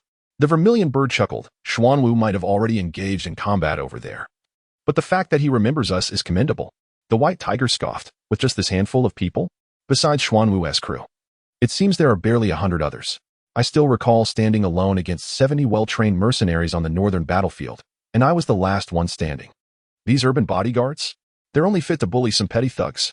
Yes, I'm curious to know what they'll use to secure a victory. The Azure Dragon casually inquired of Yi Qingfeng. How many do you intend to take down? Yi Qingfeng shrugged nonchalantly. Just have fun, leave them battered. But don't let them die in droves. That would be troublesome. The three warriors were genuinely exhilarated, having weathered numerous life and death situations. They were accustomed to the harsh realities of survival in the northern domain, where threats came not only from foes but also from monstrous beasts. In such an environment, they thrived effortlessly, and now, facing mere ordinary bodyguards in the city felt like an unfair advantage. A sense of superiority was inevitable. Meanwhile, Shen Wuxiao's convoy had begun to halt. Observing the stillness within the villa, he remained unperturbed. He understood the nature of protagonists like the war god. They thrived on confrontation. Even if surrounded, or a gun pressed to his head, he would maintain his defiance. Moreover, he was driven by a thirst for vengeance, making retreat an impossibility. He might even consider that these individuals had come alongside Xuanwu. Their pride and confidence forbade them from genuinely believing they were trapped and doomed. Ding. The system's voice suddenly resonated. Ding. Detecting protagonist of fortune. Protagonist. Yi Qingfeng type. Wild Dragon War God Realm. 6th grade. 6th stage master ability. Skin scales transformation weapons. 6th grade artifact. Dagger of piercing edge martial techniques. Wild Dragon Roar. Mastery. Fist. Heaven-shattering, mastery, divine abilities. None a new script has been instilled. Suddenly, Shen Wuxiao's mind was flooded with details about Yi Qingfeng's narrative. Damn. His realm is nearly on par with mine, and coupled with the protagonist and oppos's buffs and fortune enhancements, this could be precarious. How many points do I have now, damn it? Beep. 3 million points. All my realms have been enhanced. I shall vanquish him. Beep. 3 million points have been deducted. Realm elevated to 8th grade, 9th stage master. 1,000 points have been reserved for the host to exchange for bullets and elixirs, as the host has made a single transaction of 3 million points. The system grants an additional upgrade. The 6th grade artifact, the Duke of Destruction Revolver, is now elevated to an 8th grade artifact. The ability, Thunder Control, is on the verge of upgrading to Heavenly Thunder Descends, upgrading in progress. Shen Wuxiao felt an overwhelming surge of power coursing through him. The thrill of wielding such extraordinary abilities was exhilarating. He opened his palm, arcs of electricity dancing within it. Once he turned back, he would procure a fine weapon for Jiang Huaiwei as well. As Shen Wuxiao and his companions disembarked their vehicle, they cast their gazes toward the villa. Yi Qingfeng and his group soon sensed something amiss. Where's Xuanwu? Was Xuanwu the one who brought Shen Wuxiao here? Why did none of the unfamiliar faces outside resemble the 15 members of Xuanwu? Moreover, those individuals appeared to be martial artists, not ordinary folk. Yi Qingfeng furrowed his brow in contemplation. Shen Wuxiao's eyes met Yi Qingfeng's as he stood within the glass walls of the villa. Yi Qingfeng suddenly felt a flicker of recognition. He seemed vaguely familiar, as if he had encountered him before. His mind struggled to make the connection. Shen Wuxiao beckoned to the old cat, who quickly presented him with a cloth bag. With determination, Shen Wuxiao tossed the round bag into the air and executed a stunning kick, sending it soaring. The bag hurtled forth, shattering the glass and careening toward Yi Qingfeng. Standing with his hands clasped behind his back, Yi Qingfeng raised his hand to swat it aside. The bag rolled across the ground, coming to a halt after traveling 7 or 8 meters. The contents spilled forth, revealing a gruesome sight, a severed head, bloodied and grotesque. Qilong and the others felt a sense of foreboding. They approached to inspect it. The head was facing them. A gasp escaped Qilong, startled. The others cried out in unison, Xuanwu. The head indeed belonged to one of Xuanwu's members. Shen Wuxiao had deliberately returned it to them. Yi Qingfeng's fury surged to a boiling point, his eyes wide with rage.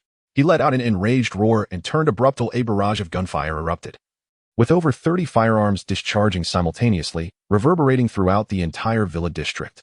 Within the villa, Yi Qingfeng's earlier arrogance and confidence had vanished, shattered by the chaos of the moment. In a mere instant, 10 members of the Qinglong Guard fell, while the Baihu and Zhuke Guards suffered similarly devastating losses. Only a few managed to find cover.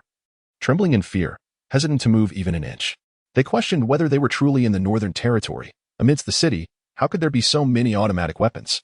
What manner of foe were they facing? After a single round of shooting, the once formidable group of over 40 had dwindled to just a handful. Those who had anticipated a fierce battle now lay lifeless on the ground, each riddled with no less than a dozen bullet wounds. Shen Wuxiao let out a cold smirk, raising his hand to clench a fist. The gunfire ceased, yet the assailants maintained their stances, weapons still trained forward. They were all martial artists, proficient in both close combat and firearms. Shen Wuxiao never employed ordinary bodyguards, viewing them merely as expendable pawns. He slowly made his way into the villa's courtyard and took a seat on a stone bench. Soon, his subordinates approached, arranging the tea set on the stone table and placing a platter of fruit atop it. Do not hide. My men surround you. I am aware of your abilities and hidden cards. If you wish to flee, it could be easily accomplished. However, your subordinates will perish, slain because of you. So, shall we converse? Shen Wuxiao remarked, plucking a grape and popping it into his mouth, discarding the skin nonchalantly. Yi Qingfeng was on the verge of collapse. His brothers, the ones who had fought valiantly by his side, were rapidly being extinguished. Fortunately, only a portion of his men had come. Had they all arrived, would they have met their demise here today? He possessed the means to escape, yet his brothers were not afforded the same luxury. Yi Qingfeng was not one to concede easily, but given the current predicament, he knew he had to negotiate with the adversary. Even if he could delay them momentarily, it might grant the Qinglong Guard enough time to break free. With determination, Yi Qingfeng prepared to step out from behind the pillar. Chapter 96. Conversation upon witnessing the scene. The White Tiger exclaimed, "Boss, no? That scoundrel is devoid of humanity. If you venture out, the outcome will be dire." His previous bravado seemed to strike him like a slap in the face, and the current sense of powerlessness and despair ignited his fury. He could not fathom what kind of bullet could shatter a wall. Was it artillery? The Azure Dragon echoed his sentiments. "Boss, we live and die together. We shall fight to the end. We have no regrets." The vermilion bird gritted his teeth and said fiercely, "Boss, don't go." They realized that breaking through the encirclement of firearms was not insurmountable. However, the terrifying aspect was that all those outside were martial artists, at least of the 3rd rank, totaling over 100. Should they be delayed, several 5th and 6th rank experts could easily eliminate them. Their greatest challenge lay in the absence of firearms. Their prowess with weapons was rendered useless. No matter how formidable they were in close combat, they could not withstand the onslaught of bullets. They had no opportunity to retaliate. If only their comrades possessed guns, the foes outside would be inconsequential. Yi Qingfeng felt an internal collapse. He had no choice but to step outside. He had to pay for his arrogance and take responsibility for his brothers. Do not worry. You all find a moment to break through. This time, we have suffered a setback. Trust me, I possess abilities and martial skills you are aware of. Yi Qingfeng strode forward, one step at a time, toward the courtyard outside the villa. As he entered the view of the crowd, Shen Wuxiao suddenly smiled. "Let us test the waters. Open fire." The relentless barrage of bullets surged toward Yi Qingfeng. "Boss, Brother Feng." The Azure Dragon and the others tensed with anxiety. Yi Qingfeng cursed under his breath, performing a roll. His skin began to change color, as if enveloped in a layer of gray scales, impervious to harm. The bullet struck, sparking with ferocity. He had finally unleashed his abilities. This power was impressive. It was as resilient as diamond. He wondered if it could withstand a relentless assault. Shen Wuxiao chuckled mockingly. Yi Qingfeng, filled with rage, thought to curse him. Shen Wuxiao, you are utterly shameless. Shen Wuxiao laughed heartily. I told you it was merely a test. There is nothing to fear now. Come out. We won't fire anymore. Shooting would be futile. Yi Qingfeng showed no signs of fear.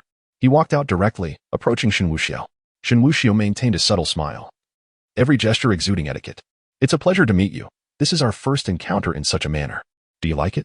Please, have a seat. Enjoy some tea and fruit, and let us discuss where you might be buried. He poured a cup of tea for Yi Qingfeng, gesturing invitingly. Madman.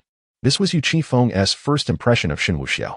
He slowly sat down, his aura still imposing, filled with a palpable sense of menace. Though he restrained his murderous intent, just as he was about to speak, a figure stumbled out from within. Shen, young Master Shen. Shen Wuxiao turned to look. It was El Tao. He was utterly terrified, stumbling after just a few steps, his legs giving way beneath him. With great difficulty, he finally reached Shen Wuxiao, kneeling before him. Young Master Shen, you have arrived. Thank goodness you are here. It was as if he had seen a lifeline. Shen Wuxiao offered a faint smile to Yi Qingfeng. Mr. Yi, allow me to attend to some personal matters. You may enjoy some tea in the meantime. After saying this, Shen Wuxiao looked down upon the kneeling Lu Tao. Upon meeting Shen Wuxiao's gaze, Lu Tao felt a chill run down his spine.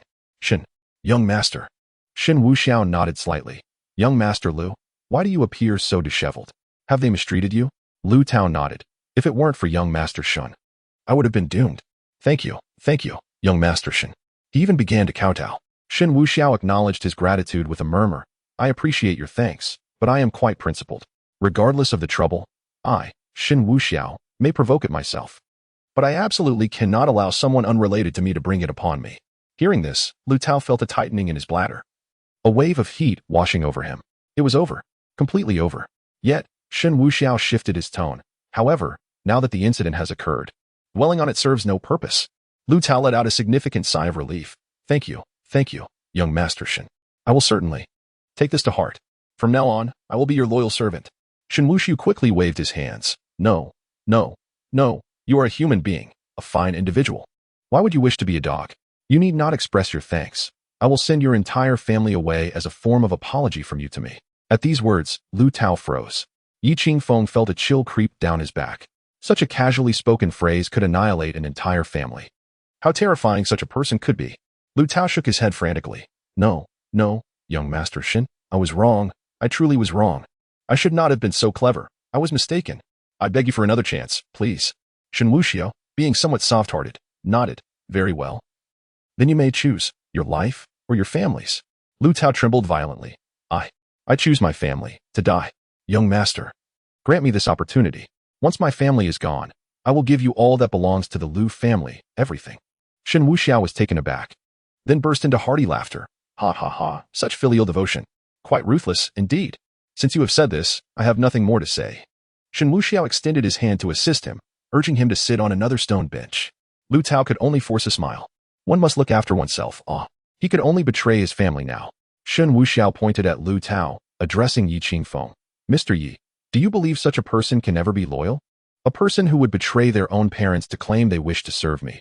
I shudder to think of what they might do in the future. Yi Qingfeng frowned, remaining silent. Shen Wuxiao patted Lu Tao's shoulder, saying, Lu Xiao, I almost forgot to inform you. Suddenly, Shen's demeanor shifted, his eyes brimming with fierce intensity. I detest the unfilial more than anything. With that, he seized Lu Tao's green hair and forcefully slammed his head onto the stone table, raising his right hand. He delivered a tremendous punch straight to Lu Tao's skull. Oh no. Lu Tao screamed in despair. A resounding crack echoed through the air as Lu Tao's head was shattered. Due to the angle, blood splattered all over Yi Qingfeng. Yet, he remained unfazed, seated calmly. Shen Wuxiao then hoisted Lu Tao's lifeless body and flung it, sending it crashing against the wall, which crumbled under the impact. This spectacle made Yi Qingfeng realize that this debauched young master was, in fact, the strongest among them all, merely obscured by his brutality and arrogance. Now that personal matters are settled, it is time for us to converse, Shen Wuxiao said, beckoning with his hand for a towel. As he wiped the blood from his hands, he turned his gaze towards Yi Qingfeng. Mr. Yi, I trust you now comprehend the situation. Do you still wish for vengeance? How about a negotiation? Yi Qifeng was not one to bow to pressure. Even in perilous circumstances, his resolve remained unyielded. Perhaps if this had been addressed earlier, it could have been resolved, but now there was no chance. You have slain so many of my brothers, and my dear comrades have fallen at your hands. If I were to retreat, how could I face them? How could I explain my cowardice? Shen Wuxiao chuckled softly. Explain? They're all dead. Any explanation would come only after death. Why the haste? Yi Qifeng remained poised for action. Is that so? Well, I am not inclined to accept that. Shen Wuxiao nodded, giving him a thumbs up. Loyal and composed in crisis, truly worthy of the title war god of the Mad Dragon. If that is your stance, then there is no room for negotiation. Very well, I hope you do not come to regret this. Yi Qifeng quickly replied, Shen Wuxiao. The matters between us shall be resolved by us alone. If you are a man, remember the rules. Do not involve my family. Though unafraid. He worried for Tuan Tuan. She was so young and gravely ill. Shen Wuxiao chuckled, Mr. Yi, rest assured. While many see me as ruthless, I do have my limits. I will never harm a child. Even if I wished to, my woman would stop me. All right, I believe you. Yi Qifeng's gaze grew increasingly fierce. Though Shen had made such claims, he dared not fully trust him. Only by eliminating the opponent could all matters be settled.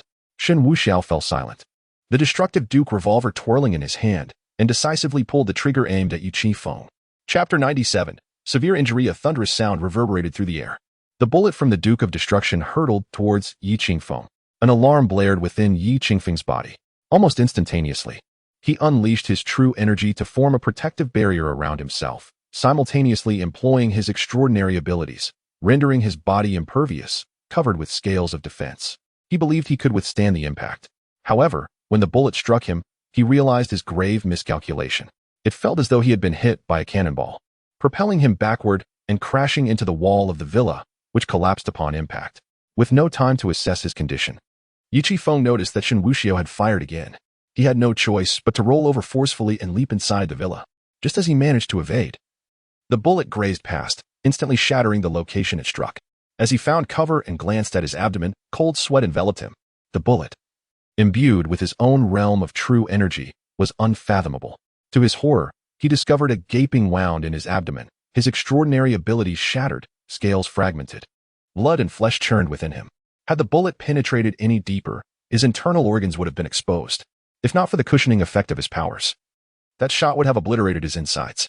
The terror was palpable. Life and death hung by a thread. That single strike equated to a blow from a 9th-grade grandmaster.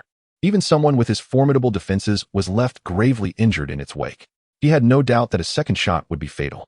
Ding. Severe injury to Yi Qifeng. Points 50,000. Plundering Yi Qifeng's fortune. Points 30,000.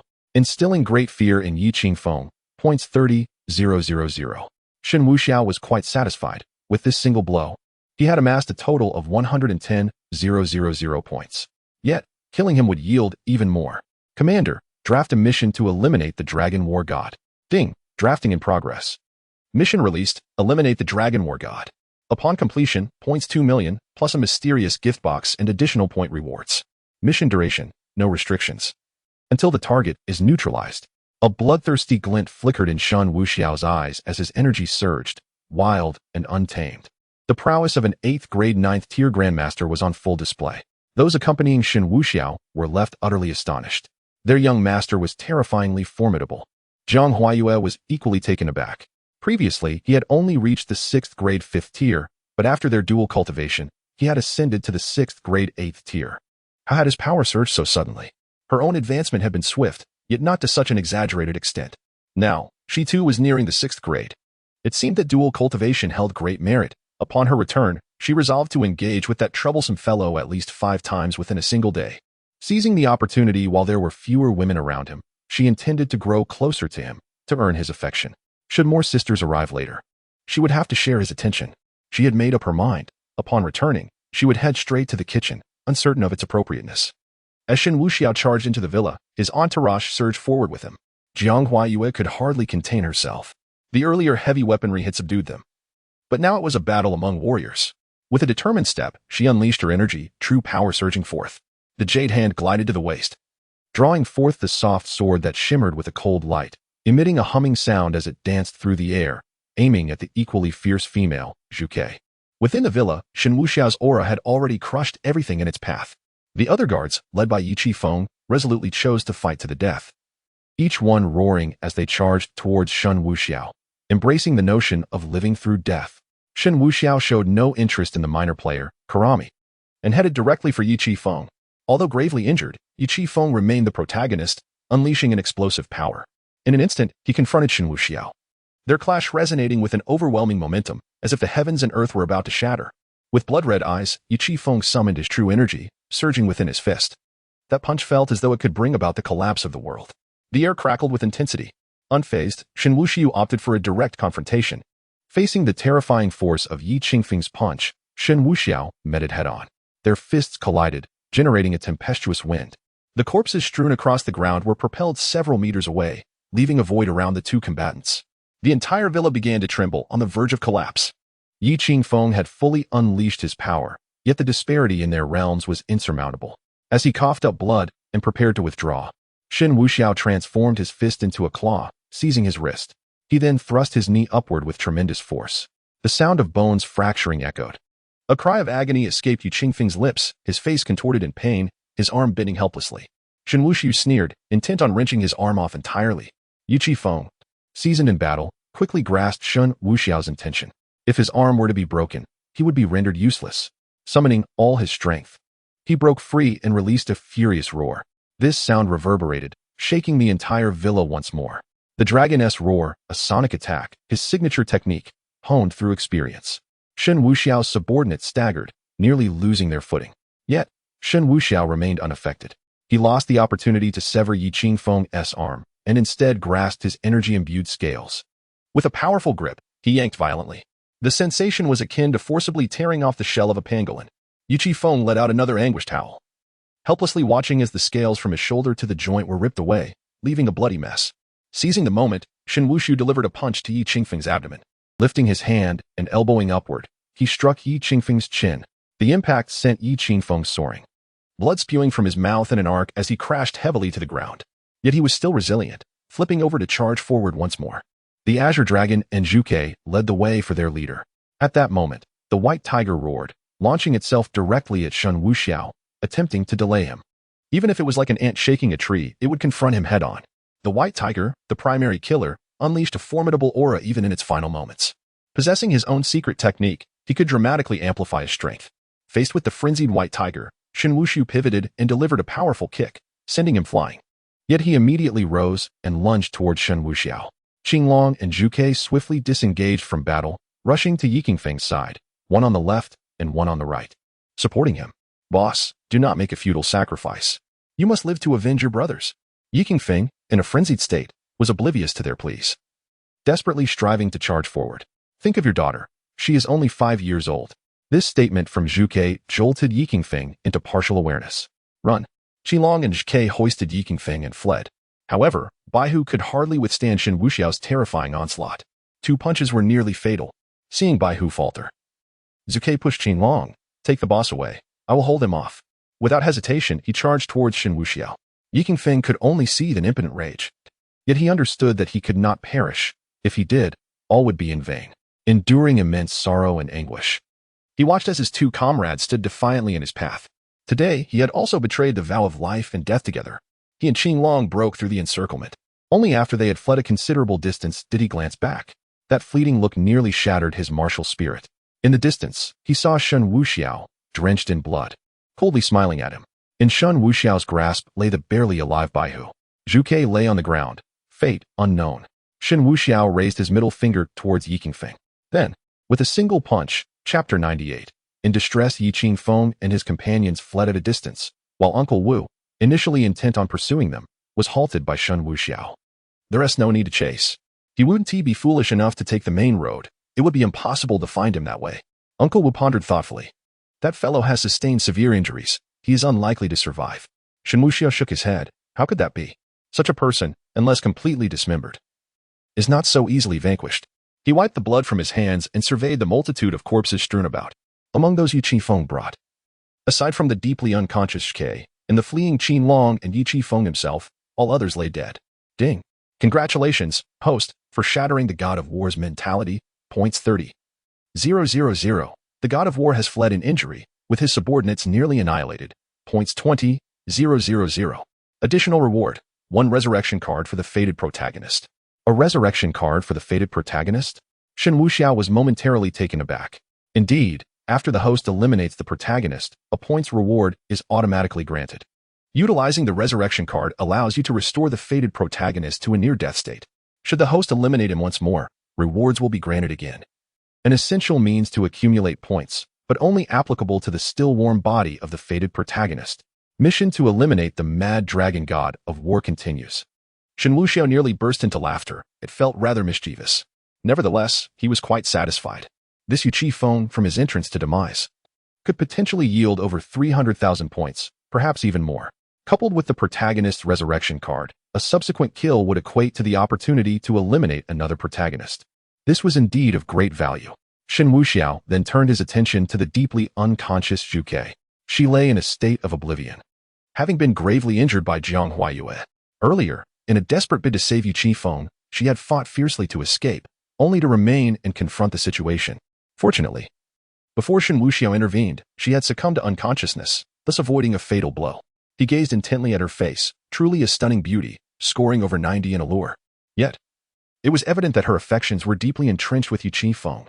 Moreover, witnessing the slaughter of her numerous brothers and sisters before her eyes, her spirit would undoubtedly remain unyielding.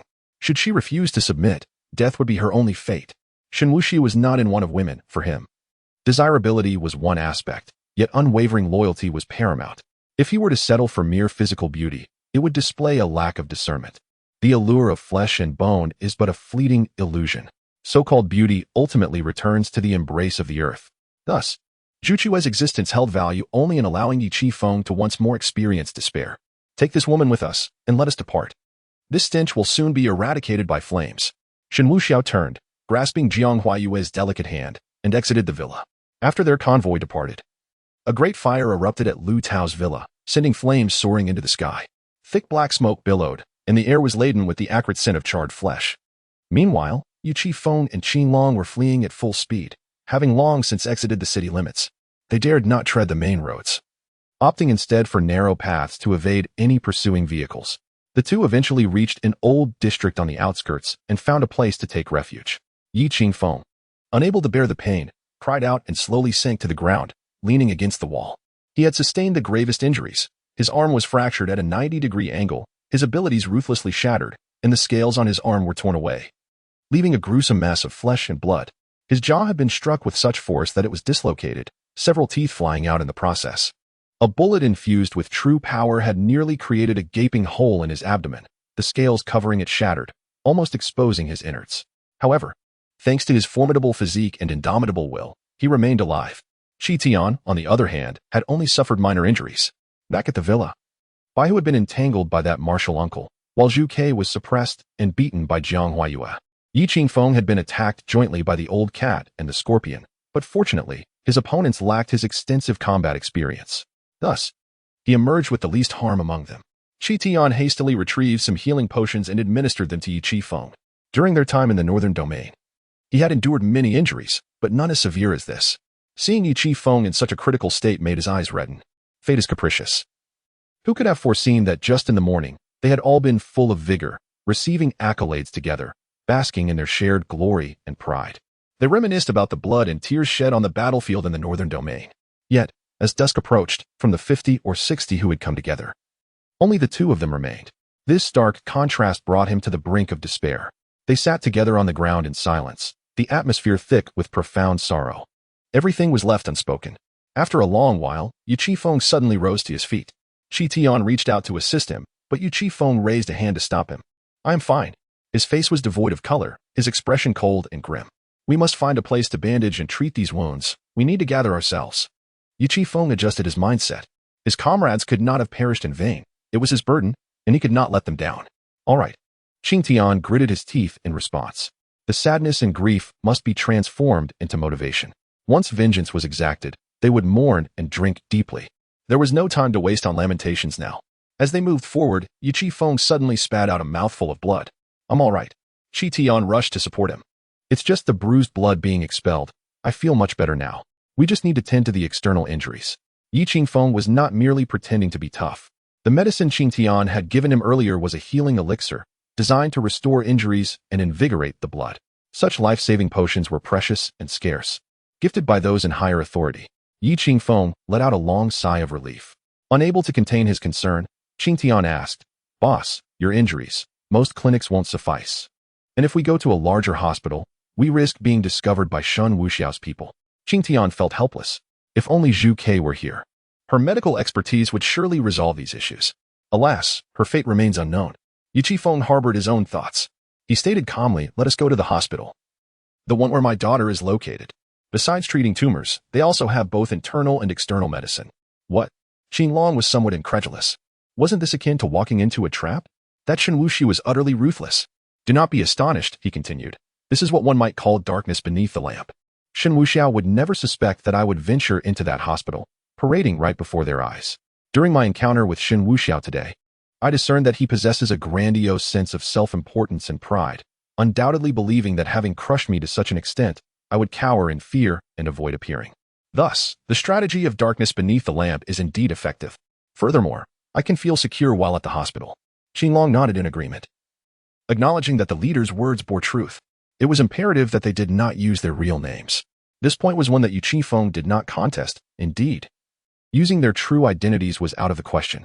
However, each of them possessed multiple identities and could employ any one of them at will, all of which were authentic and valid. They were not conventional combatants. To speak rather bluntly, they were private soldiers covertly nurtured by a certain powerful figure above, who could be publicly acknowledged as part of a special unit assigned to the northern region. In extraordinary circumstances requiring their deployment, they would need only the commands of that esteemed figure, who was, of course, Yi Qingfeng's backing. After deliberation, they proceeded directly to the hospital where their group was situated. The journey unfolded smoothly, and Yi Qifeng, under the alias Li Dazhu, admitted himself to the hospital. His injuries were indeed severe, with half his body wrapped in bandages, resembling a half-mummy. The pain was excruciating. However, in comparison to the torment within, these afflictions seemed trivial. At the very least, he still felt pain, unlike his fallen brothers, who were devoid of any sensation. Though a surge of anger coursed through Yi Qingfeng's heart, he recognized the significance of the present moment and fought to remain calm, focusing on recuperating. Only through proper recovery could he face Shen Wuxiao anew. He had lost the first encounter due to his arrogance and underestimation, a costly mistake resulting in the near annihilation of his brothers. He accepted that. However, in the future, Shen Wuxiao would meet a fate of dismemberment at his hands. This enmity could not coexist. He vowed that unless he vanquished Shen Wuxiao, he would not consider himself a true man. Chapter 99, Dialogue in the Evening. Shen Wuxiao departed from the villa and made his way to the high-end tea house where Uncle Wu and his associates often gathered, a property also owned by Shen Wuxiao. This establishment served as a frequent meeting place for those who worked for him, managed by Uncle Wu and Aunt Wu. Although it presented itself as a tea house, it concealed a world of intrigue within. This time, Shen Wuxiao was alone. Upon entering the tea house, he was promptly met by someone who guided him towards the back. That evening, Uncle Wu had relayed the news that the Zhu Ke had awakened, piquing Shen Wuxiao's interest to witness it for himself. After passing through 3 doors, he arrived at a dim chamber, spacious and predominantly constructed of steel. As he stepped inside, he encountered Uncle Wu, Scorpion, Old Cat, and several other subordinates. They rose in unison upon seeing Shen Wuxiao, addressing him respectfully. "Young master." Shen Wuxiao nodded slightly and inquired, "Where is he?" "This way." Uncle Wu led Shen Wuxiao to the threshold of a room and opened the door. Inside, the formidable Zhu Ke lay upon an iron bed, her limbs restrained. Although she had awakened, her external injuries appeared relatively minor, marked by several deep, yet slender cuts. However, her internal wounds were indeed severe. Zhu Qiue's complexion was somewhat off, and upon noticing Shen Wuxiao, she suddenly began to struggle, the iron chains clanking noisily in protest. Her exquisite face was marred by an expression of profound animosity. "How intriguing that my presence incites such fervent agitation." Shen Wuxiao still bore that faint smile. "Shen Wuxiao, I shall slay you, slay you." The vermilion bird struggles desperately. Yet the restraints are far too tight. She cannot even rise. "Enough with the cries. I am aware of your desire to end my life, but what of it? I am a person who cherishes beauty. Today I have come to inquire about your well-being and to express my concern for you." Alas, the vermilion bird growled fiercely. "You heartless devil, you shall inevitably meet a gruesome end." Shen Wuxiao nodded and replied, "Say what you will, I have come today solely to see you. You have sustained an injury. I have prepared a medicinal concoction for you. Allow me to assist you in consuming it." Shen Wuxiao remained entirely unfazed by her presence, maintaining his serene smile. Soon, a subordinate outside presented a large bowl of medicinal soup. Shen Wuxiao accepted it and draped a towel over his arm, saying, "Come. Take your medicine. Let us restore your health first." Shen Wuxiao scooped a spoonful of medicine, gently blowing on it before offering it. Zhu Ke furrowed her brows, surprisingly not rejecting it, and opened her mouth to accept. However, just as Shen Wuxiao reached for a second spoonful, she suddenly spat it out with a loud puff, aiming to splatter him with the contents. Shen Wuxiao reacted nonchalantly, picking up a towel to shield himself, as the spray of medicine splattered onto the fabric. "Shen Wuxiao, if you dare, go ahead and kill me. Just do it," Zhu Ke exclaimed with fury. "No need to rush." Shen Wuxiao continued to administer the medicine. At this moment, Zhu Ke desperately maneuvered her head. Shen Wuxiao sighed. "You truly are disobedient. A patient ought to be more compliant." With that, he took a towel and placed it over her face. Subsequently, he lifted an entire bowl of medicine and poured it over her visage. "Do not feed me. Let me drink on my own." A damp cloth covers her face, obstructing her breath, and the medicinal concoction is scalding, continuously poured over her. This renders Zhu Ke unable to breathe, with each inhalation drawing the potion into her airway. After a while, she feels as though she is on the brink of suffocation. Fortunately, Shen Wuxiao lifts the towel, allowing her to gasp for air. Zhu Ke, still defiant, retorts, "If you dare, grant me a swift end." Shen Wuxiao leans back in his chair. Observing her, "Death is easy. The agony lies in the inability to die. With your beauty, it would be a pity to perish. I am quite frugal and detest wasting resources. I am even contemplating whether to have my brothers form a queue." Zhu Chue's face turns ashen, beads of sweat forming on her forehead. She is deeply in love with Yu Qifeng and wishes to avoid the touch of any man. The thought of being subjected to Shen Wuxiao's whims is indeed a fate worse than death. "Shen Wuxiao, you beast. You are no human, you scoundrel. If you have the courage, kill me." Zhu Ke reacts vehemently, her eyes turning red with rage. "You vile creature, you deserve to be punished. Your end will be most unsightly." Shen Wuxiao gazes at her, unable to suppress a laugh. "Why is that? Why must you demand my demise? I have slain many. Do you presume your hands are clean?" Zhu Ke disdainfully refuses to compare herself to him, yet she retorts sarcastically, "You have killed so many of our brothers. I assure you, retribution will come." "Ah, retribution?" Shen Wuxiao scoffs dismissively. "It is no exaggeration to say the number you have slain far exceeds my own. How could retribution possibly befall me? Shameless!" Zhu Ke exclaims in fury. "We have slain only those deserving of death, our enemies." "Oh, but so have I. I too have targeted those who warranted their fate, my foes." Shen Wuxiao shrugs. "You delight in portraying yourselves as noble. Your killings are justified, while mine are deemed unforgivable. Are the subordinates of LV Tao truly deserving of death? Aside from those who acted, the rest were merely his bodyguards, yet you annihilated them all." Zhu Ke trembles with rage. "That is because he captured our leader's daughter. Such a wretch deserves no pity." Shen Wuxiao strokes his chin. "Indeed, he is unworthy of pity. Thus, the people I have slain are also unworthy. What purpose does your outrage serve? I was merely enjoying a meal at home when your so-called Xuanwu barged in, intent on killing me. Why should I allow you to take my life? Were it not for my strength, would I not already be dead? If you choose to act dishonorably, do not expect to uphold a facade of virtue. Everyone relies on their own capabilities, employing whatever unscrupulous methods they desire. Why must you judge and condemn me in the name of justice? Spare me your excuses."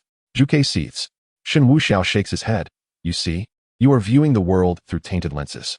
Deep down, you harbor no reverence for life. Regarding the incident with the little girl, I was entirely unaware. Yet you neglect to consider whether I was informed.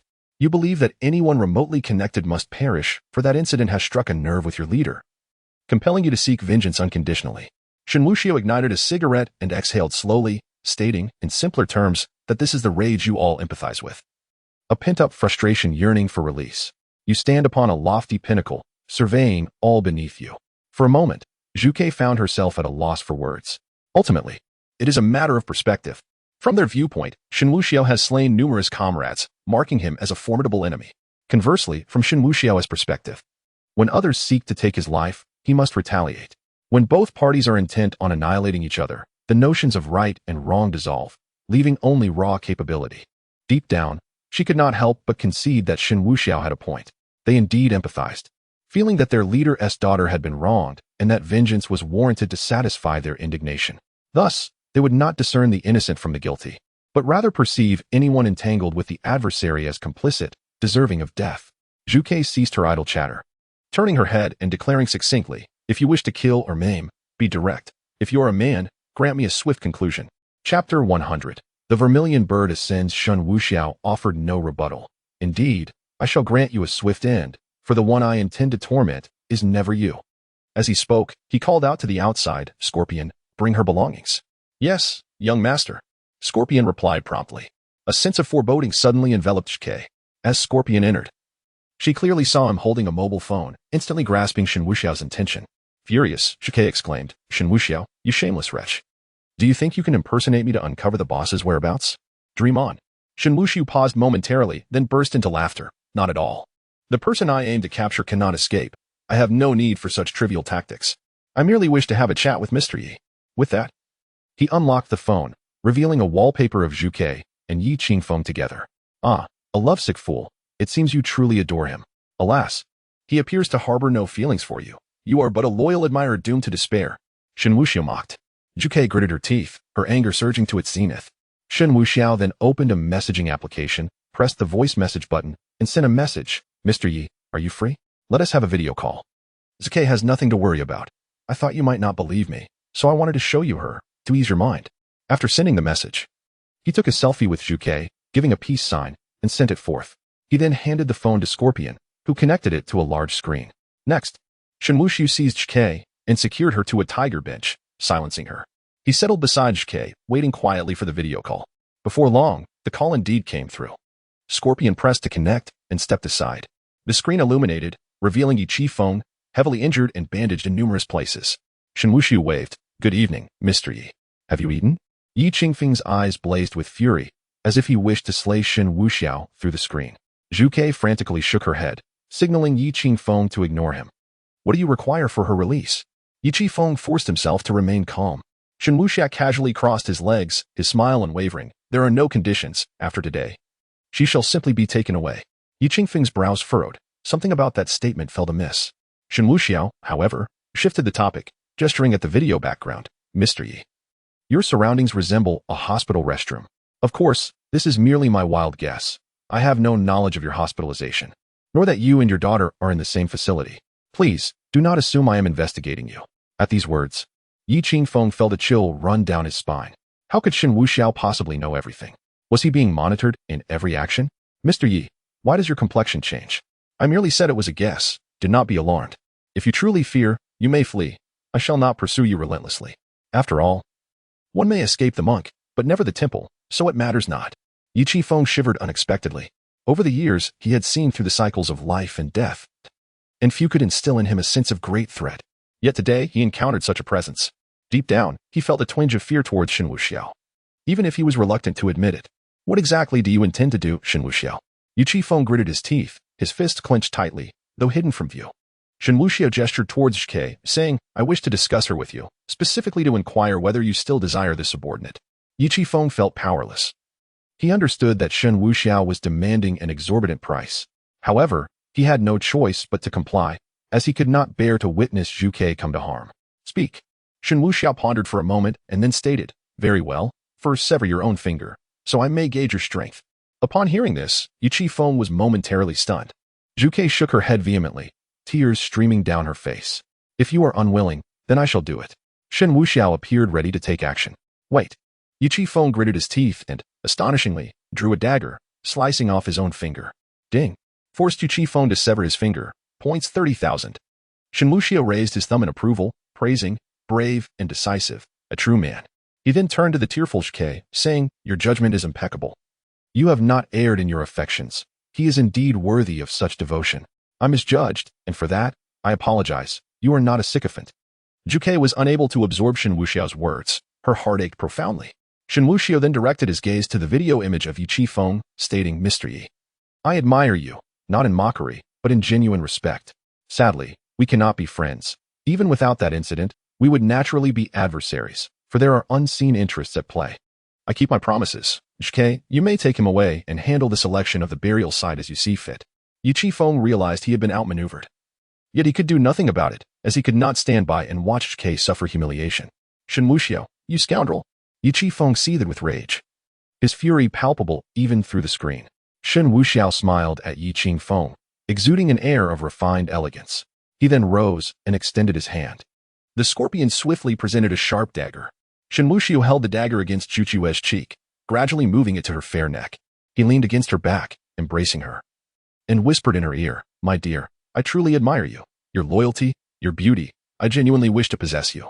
Alas, your loyalty is not directed towards me. And given the chance, you would certainly strike me down. From the past to the present, those who sought my life, aside from one named Lu Ruyan who still lives temporarily, have long since been reborn. Regrettably, it is time for you to bid farewell to this beautiful world. Ah, beast. Shen Wuxiao, cease this at once. I am your sworn enemy. Yi Qifeng was beside himself with rage. Shen Wuxiao paid no heed to Yi Qingfeng's frenzied screams and outbursts on the screen. The dagger rotated, its blade poised vertically. Fear not, it shall be swift. You will not suffer, and I shall preserve your dignity. Suke closed her eyes in despair, tears streaming down her cheeks. Yi Qifeng was on the verge of madness. On the other side of the video, he raged, his eyes bloodshot, overwhelmed with impotent fury. No, please, do not. Shen Wuxiao, I will kill you. I swear it. Yi Qifeng was consumed by pain, tears cascading down his face. Shen Wuxiao remained indifferent, uttering a mere, I wish you well. With a sudden motion, he drew the dagger across, his arm abruptly halting. The sound of steel slicing through flesh resonated softly yet piercingly. Blood gushed forth, and Zhu Chue's body tensed. Her eyes wide with horror. Time seemed to freeze, silence enveloping the scene. Yi Qifeng stared in utter disbelief. It was not until Shen Wuxiao relinquished his grip, the dagger falling to the ground with a crisp metallic clatter, that the stillness was broken. Ding! Madness inflicts Yi Qifeng, points 50,000. Yi Qifeng in despair, points 50,000. Yi Qifeng in excruciating pain, points 50,000. Shen Wuxiao gently shook his head, embodying a tragic irony. With a melancholic expression, he tenderly stroked Shk's hair, saying, I truly do not wish to kill you. I am compelled to do so. Do you believe me? Aha. Madman, you lunatic. Yi Qifeng was unraveling. Shen Wuxiao glanced at the screen and waved his hand. Mr. Yi, the true spectacle has only just begun. Reveal your trump card quickly, or you shall have no opportunity left. Wishing you a splendid evening. Good night, Mr. Yi. With that, Shen Wuxiao abruptly ended the call. He looked down at Shke, gently covering her eyes, and beckoned to his subordinates, fetch a few women to cleanse her and provide her with a fine outfit. Having promised her dignity, Shen Wuxiao would not renege on that vow. Yes, master. Scorpion promptly set about his task. Shen Wuxiao then slowly exited the room, initially intending to return home. He reconsidered and decided to pay a visit to Lu Ruyan to discuss matters. Chapter 101. The gentle man as he exited the tea house. A brisk autumn breeze enveloped him, carrying with it a hint of chill. Shen Wuxiao gazed upon the bustling street, unable to resist the surge of poetic inspiration. Yet, after much contemplation, he found himself unable to compose a verse, and thus relinquished the endeavor. He boarded his vehicle, setting a direct course for Lu Ruyan's residence. Ever since Lin Fan's demise, Lu Ruyan had fallen into a state of quietude. Shen Wuxiao was aware that she frequently visited the Kongjian Psychological Counseling Center. At this moment, within the confines of her villa, Lu Ruyan was engaged in a vigorous workout in her home gym. Sweat glistened upon her skin as droplets cascaded down. Yet she persisted undeterred, her eyes alight with determination and resolve. After a considerable time, she finally stepped away to take a shower, eventually settling onto the sofa in the living room. Her gaze drifted toward the memorial photograph of Lin Fan, her collaborator, lost to death. And she found herself lost in thought. Indeed, since his passing, she had withdrawn into silence, her actions few and far between, often retreating to the counseling center. The affliction of Stockholm Syndrome is not easily remedied. Fortunately, the therapist, a remarkable woman named Billian, was an exceptionally skilled psychologist, proficient in hypnosis. Under her guidance, in the regimen of medication, Lu Ruyan's mental state began to shift noticeably. Once her emotional turmoil was thoroughly stabilized, she would be free to strategize with unwavering focus. Even the smallest stones can fill the sea, and the weakest ant can shake a tree. With steadfast perseverance and the assurance that Shen Wuxiao would not abruptly end her life, success was assured. The therapist had advised her to avoid direct confrontation with her inner turmoil upon encountering the one who troubled her heart. To achieve progress, one must approach the challenge as Du did in managing the waters, by allowing flow rather than obstruction. Lu Ruyan recalled this wisdom vividly. Her keen intellect enabled her to distill insights from the therapist's words. In the presence of Shen Wuxiao, her approach was simple: restrain her tongue and set her feet in motion. Let him be strong. Let the mountains be climbed. Let him exert himself, and she would bear the burden of exhaustion. He might gain a small profit, but she would not suffer loss. Lu Ruyan swirled a glass of red wine, downing it in one swift motion. Her resolve grew stronger within. Once healed, she was convinced she would uncover Shen Wuxiao's vulnerabilities. Shen Wuxiao, I shall make you pay the price. She clenched her teeth, brimming with determination. What price? Shen Wuxiao's voice suddenly resonated from nearby. Startled, Lu Ruyan let out a shriek, her body jolting upright. The glass slipped from her grasp, shattering upon impact with the floor. Turning to face him, she found Shen Wuxiao leaning casually against a pillar within the villa, an amused expression gracing his features. Lu Ruyan's face drained of color. This was it. She was done for. Why had he not driven over as usual? Typically, she only recognized his arrival upon seeing his vehicle parked. Shen Wuxiao approached, a smile still playing upon his lips, while Lu Ruyan trembled uncontrollably. The psychological stability she had cultivated under the therapist's care crumbled in an instant. A surge of impulsiveness washed over her, compelling her to leap forward and embrace Shen Wuxiao, to beseech his compassion. What had she just said about a price? She needed clarification. Shen Wuxiao advanced step by step until he stood before her. Lu Ruyan's lips trembled, her exquisite face etched with helplessness. I was thinking of hiring a chauffeur. Is that so? Shen Wuxiao raised his hand, gently caressing her smooth neck. Yes. Lu Ruyan was overwhelmed with fear, her entire body shaking. She dreaded the possibility of Shen Wuxiao suddenly exerting force, snapping her neck with a mere flick. But I don't believe it. Shen Wuxiao indeed tightened his grip, pressing her against the wall. Lu Ruyan felt as if she were on the brink of death. Her body slowly lifted off the ground, suspended in the air. Yet, even in that moment, she made no attempt to resist, nor did she kick her legs. She merely awaited the arrival of death in silence. Her eyelashes fluttered, her crimson lips parted slightly, emitting a hoarse murmur. 2 crystalline tears silently cascaded down, landing on Shen Wuxiao's arm. Just as she felt everything plunging into darkness, Shen Wuxiao suddenly released her grip, tossing her onto the sofa. Cough, cough, cough. Ha. Ha ha. Lu Ruyan clutched her neck, gasping for breath. Instinctively, she glanced at Shen Wuxiao, her heart shrouded in fear, mixed with an inexplicable flutter. Shen Wuxiao, the master of changing expressions, suddenly broke into laughter. I was just joking with you. You're not going to die? As he spoke, Shen Wuxiao settled beside her, wrapping her in his embrace, caressing her face. Ruyan, tell me, doesn't this make me a warm-hearted man? Lu Ruyan felt utterly exasperated. A warm-hearted man? If all the warm-hearted men in the world perished, he certainly wouldn't qualify. Yet she dared not voice her thoughts, nor could she immediately comply with his whims. Instead, she sat there, feeling wronged and silent. After spending considerable time with Shen Wuxiao, she had come to understand his unpredictable nature. Sometimes, conceding to his whims on trivial matters brought even greater misfortune, such as this nonsensical question. Silence was indeed the correct response. As expected, Shen Wuxiao nodded. You're acknowledging it. Then, you're not deceiving me. After a moment, Shen Wuxiao suddenly inquired, how are your skills? Lu Ruyan paused, glancing at her hands. Didn't he already know from when she had assisted him before? And besides, she wasn't on her period today. Could it be that he preferred her skills? If you need, I can manage. Lu Ruyan replied softly. All right, then serve me some food. Lu Ruyan shivered slightly, unable to refuse, and thus lifted her skirt with both hands. Shen Wuxiao paused for a moment, then pushed her away. What the hell? I meant for you to go make me a bowl of noodles. A midnight snack. Oh. Lu Ruyan's expression turned frantic as she hurriedly stood up. Okay. Watching her flee in a panic, Shen Wuxiao smirked. Damn it. What absurd thoughts are these? I am but a righteous young gentleman. He sat on the sofa, hearing the sounds of activity from the kitchen. Shen Wuxiao took out his phone and dialed a number for his subordinate. Young master. The call was answered on the other end. Venerable feline, you instructed someone to visit the Wellness Psychological Counseling Center. Please invite the female physician who treated Lu Ruyan for tea. Convey to her that she is a commendable doctor. If she succeeds in curing Lu Ruyan's ailment, I shall ensure her demise. Conversely, should her condition worsen under her care, I will grant her untold riches and splendor. The venerable feline is indifferent to the tasks at hand. Their subordinates need only to comprehend one principle: execution. Yes, young master.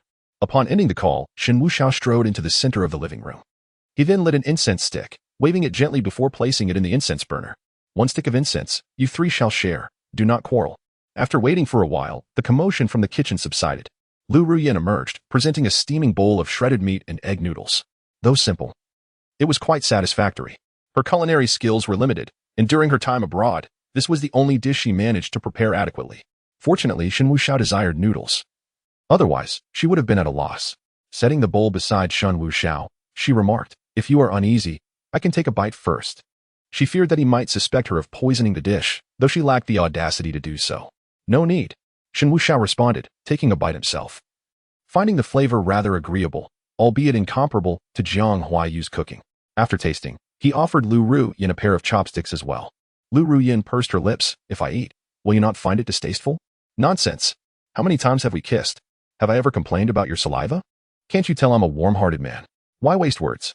Lu Ruyin dared not retort further, and thus opened her mouth to consume the bite Shen Wuxiao had offered her. Chapter 102. Your cooperation. Shen Wuxiao took a few bites before setting down his utensils. Lu Ruoyan promptly poured tea and handed him a napkin. After wiping his mouth, Shen Wuxiao turned to Lu Ruoyan. The reason I came to see you today is to share something important. Lu Ruoyan nodded quietly, listening intently. Are you aware that your situation is truly unique? Shen Wuxiao inquired. Lu Ruoyan appeared puzzled. With utmost seriousness, he continued, I am not jesting. Your circumstances are indeed one in a million. Consider this. I have annihilated your entire family. You seek vengeance, yet you find yourself unable to eliminate me. And in the process, we have engaged in numerous encounters. You are remarkably submissive to me, whether out of restraint or for other reasons, it remains a fact. As Lu Ruoyan absorbed his words, an inexplicable sense of unease washed over her. It felt as though they were having a final, revealing conversation. I offer you this advice. Should someone akin to Lin Fan arise with intentions to kill me, I shall inform you, and you can negotiate a collaboration with them. Given your unfortunate predicament, the likelihood of them agreeing to cooperate with you is nearly certain. Who would doubt the desire for revenge from someone whose family I have decimated? Of course, I am not suggesting you act as an undercover agent. That would be unrealistic. Simply adopt the mindset of vengeance, harbor the intent to kill me, and let your imagination run free. Lu Ruoyan felt a heavy weight in her heart. It dawned on her that Shen Wuxiao had long been aware of her collaboration with Lin Fan to orchestrate his demise. His inaction hinted at ulterior motives. She had believed she was concealing her intentions well, but now it was apparent that he was fully aware of everything. Yet, confusion clouded her mind, leaving her struggling to comprehend Shen Wuxiao's motives. I do not understand. Lu Ruoyan shook her head in response. Shen Wuxiao stated, I, Shen Wuxiao, am indifferent to the nature of my adversaries. But do you know what I fear most? Lu Ruoyan shook her head once more, unable to ascertain his fears. What I dread is the possibility that my adversaries recognize my elevated status, rendering me constrained in my actions, perhaps even leading me to flee and evade. He continued, however, if you collaborate with them, your intellect will devise strategies, inciting them to take action, and thus, I shall find relief. Lu Ruoyan was left astounded, feeling as though her mind was insufficient to grasp the implications. Observing her bewilderment, Shen Wuxiao sighed, in my eyes, you are akin to a strategist from the Three Kingdoms. A masu.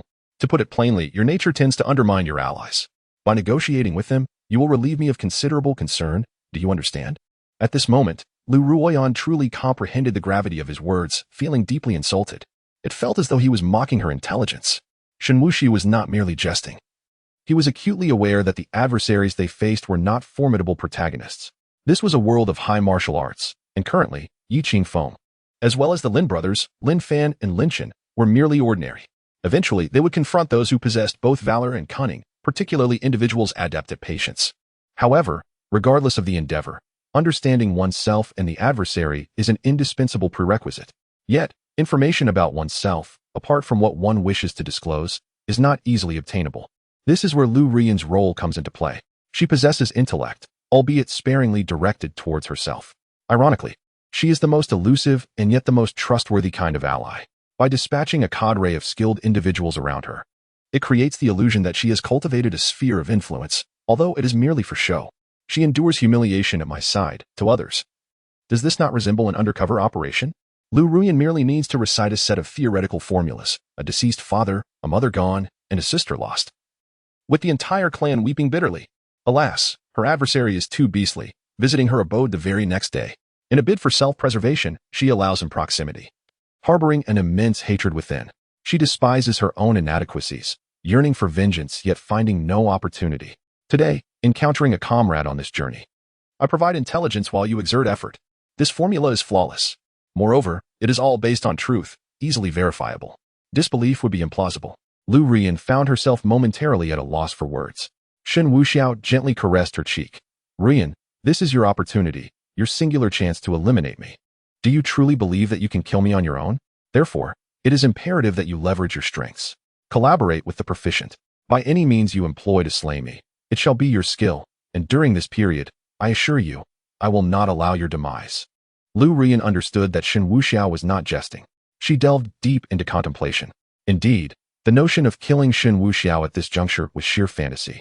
especially considering her current condition, which only intensified her conflicting feelings of love and hate towards him. If she could heal during this time, as Shen Wuxiao suggested, and seek alliances with those skilled individuals, her chances would surely increase significantly. Even in defeat, it would be better to perish as a friend than as an enemy. Her demise would not be on her own accord. This was a notion proposed by Shen Wuxiao himself. This is what one might call intelligence backfiring. However, could her ailment truly be cured? Lu Ruyan felt optimistic. She had already begun to see results. That physician, Bilian, was exceptionally skilled and would undoubtedly restore her health. At that time, devoid of affection for Shen Wuxiao, unperturbed by his influence, she could exact full retribution. Otherwise, she feared that this ailment might sway her, leading her to betray him, slaying Shen Wuxiao's enemies, and ultimately aiding him instead, a disastrous outcome. Resolute in her decision, Lu Ruyan nodded. All right. Given we have reached this point, there is no need for further pretense. Very well. Shen Wuxiao nodded in response. Let us be clear.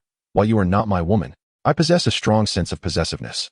Should you offer yourself to me with purity, even if I were to kill you, no other man shall ever lay a finger upon you.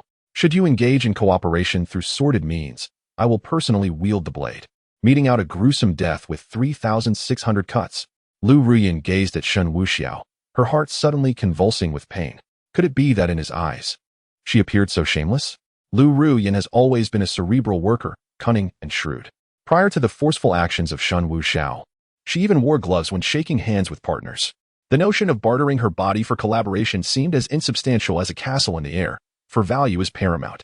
Lu Ruyan clenched her teeth. Though I harbor immense hatred for you and long to see your demise, I have nonetheless granted you access that no one else could ever attain. Ah, if that is your sentiment, then I must cherish you tonight.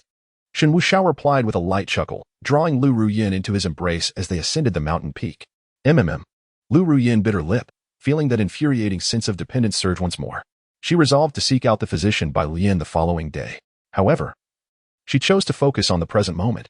She leaned in, intending to kiss Shen Wuxiao, but as her crimson lips met his, he abruptly halted her. Wait. Let us conduct a little experiment to ensure everything, he said. What? Lu Ruyan was momentarily taken aback. I will provide you with a number. Call this individual Yi Qing Feng, and address the matter of our collaboration to eliminate me directly. With a resigned nod, Lu Ruyan acknowledged his command. At this juncture, she dared not defy Shen Wuxiao's orders. Thus, she retrieved her mobile phone. Chapter 103. The experiment following the number provided by Shen Wuxiao. She entered it with a sense of trepidation. Before dialing, she glanced at Shen Wuxiao and inquired, "What should I say?" Shen Wuxiao shook his head. "You ought not to ask me. I have already stated that you should act freely, driven by the intent to annihilate me. Rest assured, I shall not take offense at whatever harsh words you may utter. However, given the nature of this experiment, I shall first disclose his location and certain details about him. When he expresses confusion at how you possess this knowledge, that shall be your cue to reveal your identity." Lu Ruyan comprehended the task at hand. Shen Wuxiao briefly recounted the circumstances surrounding him and Yi Qing Feng. Upon hearing this, chills ran down Lu Ruyan's spine. Poor Yi Qing Feng. Once she grasped the situation, she unhesitatingly dialed Yi Qing Feng's number. The phone rang for quite some time before being abruptly cut off. Undeterred, Lu Ruyan persisted. On her second attempt, the call was answered. However, the voice on the other end was deep and laced with fury. "Who is this?" Lu Ruyan cleared her throat, her voice icy. "Mr. Yi, greetings. I am here to propose a collaboration." Yi Qing Feng was evidently taken aback. "Who are you?" Lu Ruyan continued, her tone unwavering. "You will soon find out. I am aware that your current predicament is dire. Your comrades have all been slain by that scoundrel Shen Wuxiao. However, I wish to convey that we can join forces to confront him." Yi Qing Feng, seasoned and wary, was not easily swayed by a mere phone call. "How do you know these things? What is your purpose?" Lu Ruyan scoffed. "I have made my intentions abundantly clear, to collaborate with you. I not only know of your plight, but also your whereabouts. Who on earth are you?" Yi Qing Feng's patience was wearing thin. Seizing the moment, Lu Ruyan unveiled her identity. "My name is Lu Ruyan. The reason I possess such knowledge is that I am a plaything of Shen Wuxiao, privy to all his actions." At this revelation, Yi Qing Feng was momentarily speechless. "You are one of his people, and yet you dare to call me?" Lu Ruyan spoke slowly. "It is true that I am associated with him, but do you believe my allegiance is sincere?" Her voice quivered with emotion. "Shen Wuxiao massacred my entire family and forced me into servitude. I yearn to see him dead more than anyone." Overcome by emotion, Lu Ruyan could not suppress her tears. These were undeniable truths, and her feelings were woven into them. Nevertheless, confessing such sentiments before an adversary left her feeling vulnerable. Shen Wuxiao observed with a bemused expression. Yi Qifeng paused again. You say your name is Lu Ruyan? From Zhonghai? He recalled Shen Wuxiao mentioning her when he had killed Shike, noting that the only remaining person who sought to kill him was a Lu Ruyan. Indeed, Lu Ruyan responded, and she elaborated on her circumstances in great detail. After listening, Yi Qifeng replied, Very well, allow me to consider your proposal. With that, he abruptly hung up the phone. Lu Ruyan turned to Shen Wuxiao, who raised his hand to wipe away her tears. He had sent someone to investigate you, and it was likely that a call would come through shortly. Everything about you is true, and it can be verified in any manner. Yi Qifeng indeed sent someone to look into it, even contacting teams from other regions for information. Approximately 7 minutes later, Lu Ruyan's phone rang. Upon answering, Yi Qifeng immediately inquired, How shall we collaborate? Shen Wuxiao nearly chuckled at this. Yi Qifeng's response was remarkably swift. The investigation had concluded. As he had anticipated, Lu Ruyan's natural attributes left little room for doubt. Lu Ruyan continued, I am currently by his side. He remains cautious of me. Yet I am well aware of his every move. Of course, I cannot seek revenge alone, so what I can initially offer is all the information about him. I will provide precise intelligence, and you shall execute it, maintaining constant communication. Yi Qifeng was in dire need of such arrangements and replied without hesitation, Good. With that, the call ended. Lu Ruyan turned her gaze back to Shen Wuxiao, who burst into laughter, exclaiming, Indeed, that is the way. From here on, I shall not interfere. You may proceed with your plans as you see fit. This is your opportunity to exact vengeance, so make sure to seize it. Lu Ruyan remained silent. Shen Wuxiao stood, beckoning her with a gesture. Now that the experiment is complete, it is time to indulge in some pleasurable activities. Lu Ruyan, unhesitant, rose and followed him upstairs. Once in the room, Lu Ruyan attended to Shen Wuxiao's bathing. After he emerged from the bathroom, the two immediately kissed, their lips meeting in a fervent embrace, igniting an intense passion. Meanwhile, at the hospital, Yi Qifeng remained transfixed by his phone, bewildered by the sudden proposal for collaboration. Initially, he suspected Shen Wuxiao was employing some trickery, attempting to deceive him. However, after conducting an investigation, he was astounded. Shen Wuxiao is nothing short of monstrous, having slaughtered an entire family of the Lu clan. Lu Ruyan had narrowly escaped this fate while abroad. But upon returning home, she fell directly into Shen Wuxiao's grasp, forced into a degrading position due to her beauty. Who could endure such a fate? This situation was indeed a burden for the young woman, who had endured humiliation. The animosity was profound, and his wariness of Lu Ruyan had lessened. He contemplated the value of the information she might provide. Should its accuracy exceed 80%, a long-term collaboration could ensue, persisting until Shen Wuxiao was eliminated. The villainous Shen Wuxiao had committed countless atrocities, and this was merely retribution. Moreover, he had the audacity to take a survivor as his intimate companion, revealing himself as a madman deserving of betrayal. Any woman placed in such circumstances would quickly nurture a seed of hatred. This was a nightmare in his life. In his initial confrontation with Shen Wuxiao, he suffered tremendous losses and fled in defeat. He truly believed he had exhausted his considerable luck and fortune. How could a master like Shen Wuxiao lack extraordinary abilities, formidable martial skills, or even divine powers? Yet, he engaged in pure physical combat, seemingly relishing the act of beating someone to death. What a twisted mindset. However, he would ensure that Shen Wuxiao would come to regret this encounter. Surviving this brush with death would ultimately seal Shen Wuxiao's fate. After 5 years of bloodshed, did he truly believe that he possessed only a meager trump card? The 4 great generals and his brothers were merely allies, certainly not his secret weapon. Shen Wuxiao would pay for his arrogance with his life. The deaths of the White Tiger, Vermilion Bird, and Black Tortoise were a blood feud that could never be reconciled. Yi Qifeng sighed. He had initially thought that after resolving the matter with El Tao, he could enjoy a period of reunion with his child before heading to the imperial capital to avenge his wife's murder. The Yi family, including his cousin Yi Qingyun, was worthless. Were it not for their connection to the Shen family, acting as their lapdogs, would they be able to bask in comfort? Moreover, they were woefully ignorant of the thoughts of those in power. The Shen family, the foremost family in the Dragon Kingdom, could summon countless dogs with a mere wave of their hand. What right did the Yi family have to seek the Shen family's protection, other than their inherited treasures? He even believed that the Shen family would remain indifferent to his vengeance against the Yi family, unless it escalated to the point of total annihilation.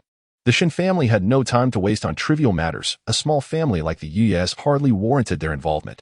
From their perspective, seeking revenge against the Yi family was mere child's play. They would not meddle in others' family affairs. After avenging himself, he could also provide the Shen family with what they desired. As for Yi Qingyun, He was merely a dog of the prince in the imperial capital. When he first heard Huang Luoyin mention Shen Wuxiao, he thought it referred to the one from the imperial capital. The prince's reputation was notorious, even when eating tomatoes. He needed ketchup. Many years ago, he had only glimpsed him from afar and had never seen him face to face, making his memory quite vague. Moreover, it was Xuan Wu who had conducted the investigation, leading directly to the person. The prince from the imperial capital would never venture to a place like Zhonghai, much less associate with someone like El Tao. Especially now, encountering Shen Wuxiao, whose strength was exceptionally formidable, nearing the 9th rank, further convinced him that this could not be the prince from the capital. It was well known that the prince had no interest in martial arts, regardless of the vast resources his family possessed. Although the situation remained to be observed, further discussion was futile. It had already reached a point of no return. Chapter 104. A visit. Another day has passed at Lu Ruyan's villa. When Lu Ruyan awoke, Shen Wuxiao was still asleep. Gazing at his strikingly handsome face and the well-defined muscles beneath his skin, she found herself momentarily losing control.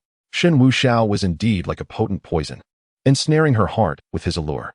Last night, she had pleaded for a considerable time before he relented. The disappointment lingered within her, for Shen Wuxiao had never stayed behind. This sense of loss was merely a symptom of her condition, yet she feared the implications. What would she do if she were to bear his child? Although, such a scenario seemed far-fetched. Once she was awake, Lu Ruyan moved quietly, wary of disturbing Shen Wuxiao. She sat up, revealing her fair skin, and leaned against the headboard, attempting to tame her tousled hair. A profound sense of helplessness enveloped her. She was uncertain about her current state. Today, she needed to visit the psychological counseling center. It was imperative that Dr. Bilian Biao intensified her treatment. As these thoughts crossed her mind, Shen Wuxiao's eyes fluttered open. Lu Ruyan felt a wave of panic wash over her, wishing to assist him in dressing. However, Shen Wuxiao seemed indifferent to her presence. He merely rose, donned a shirt over his shoulders, and made his way to the bathroom, his demeanor akin to that of a man who had no desire to acknowledge her. After freshening up, Shen Wuxiao continued to disregard her, stepping out the door without uttering a single word of greeting.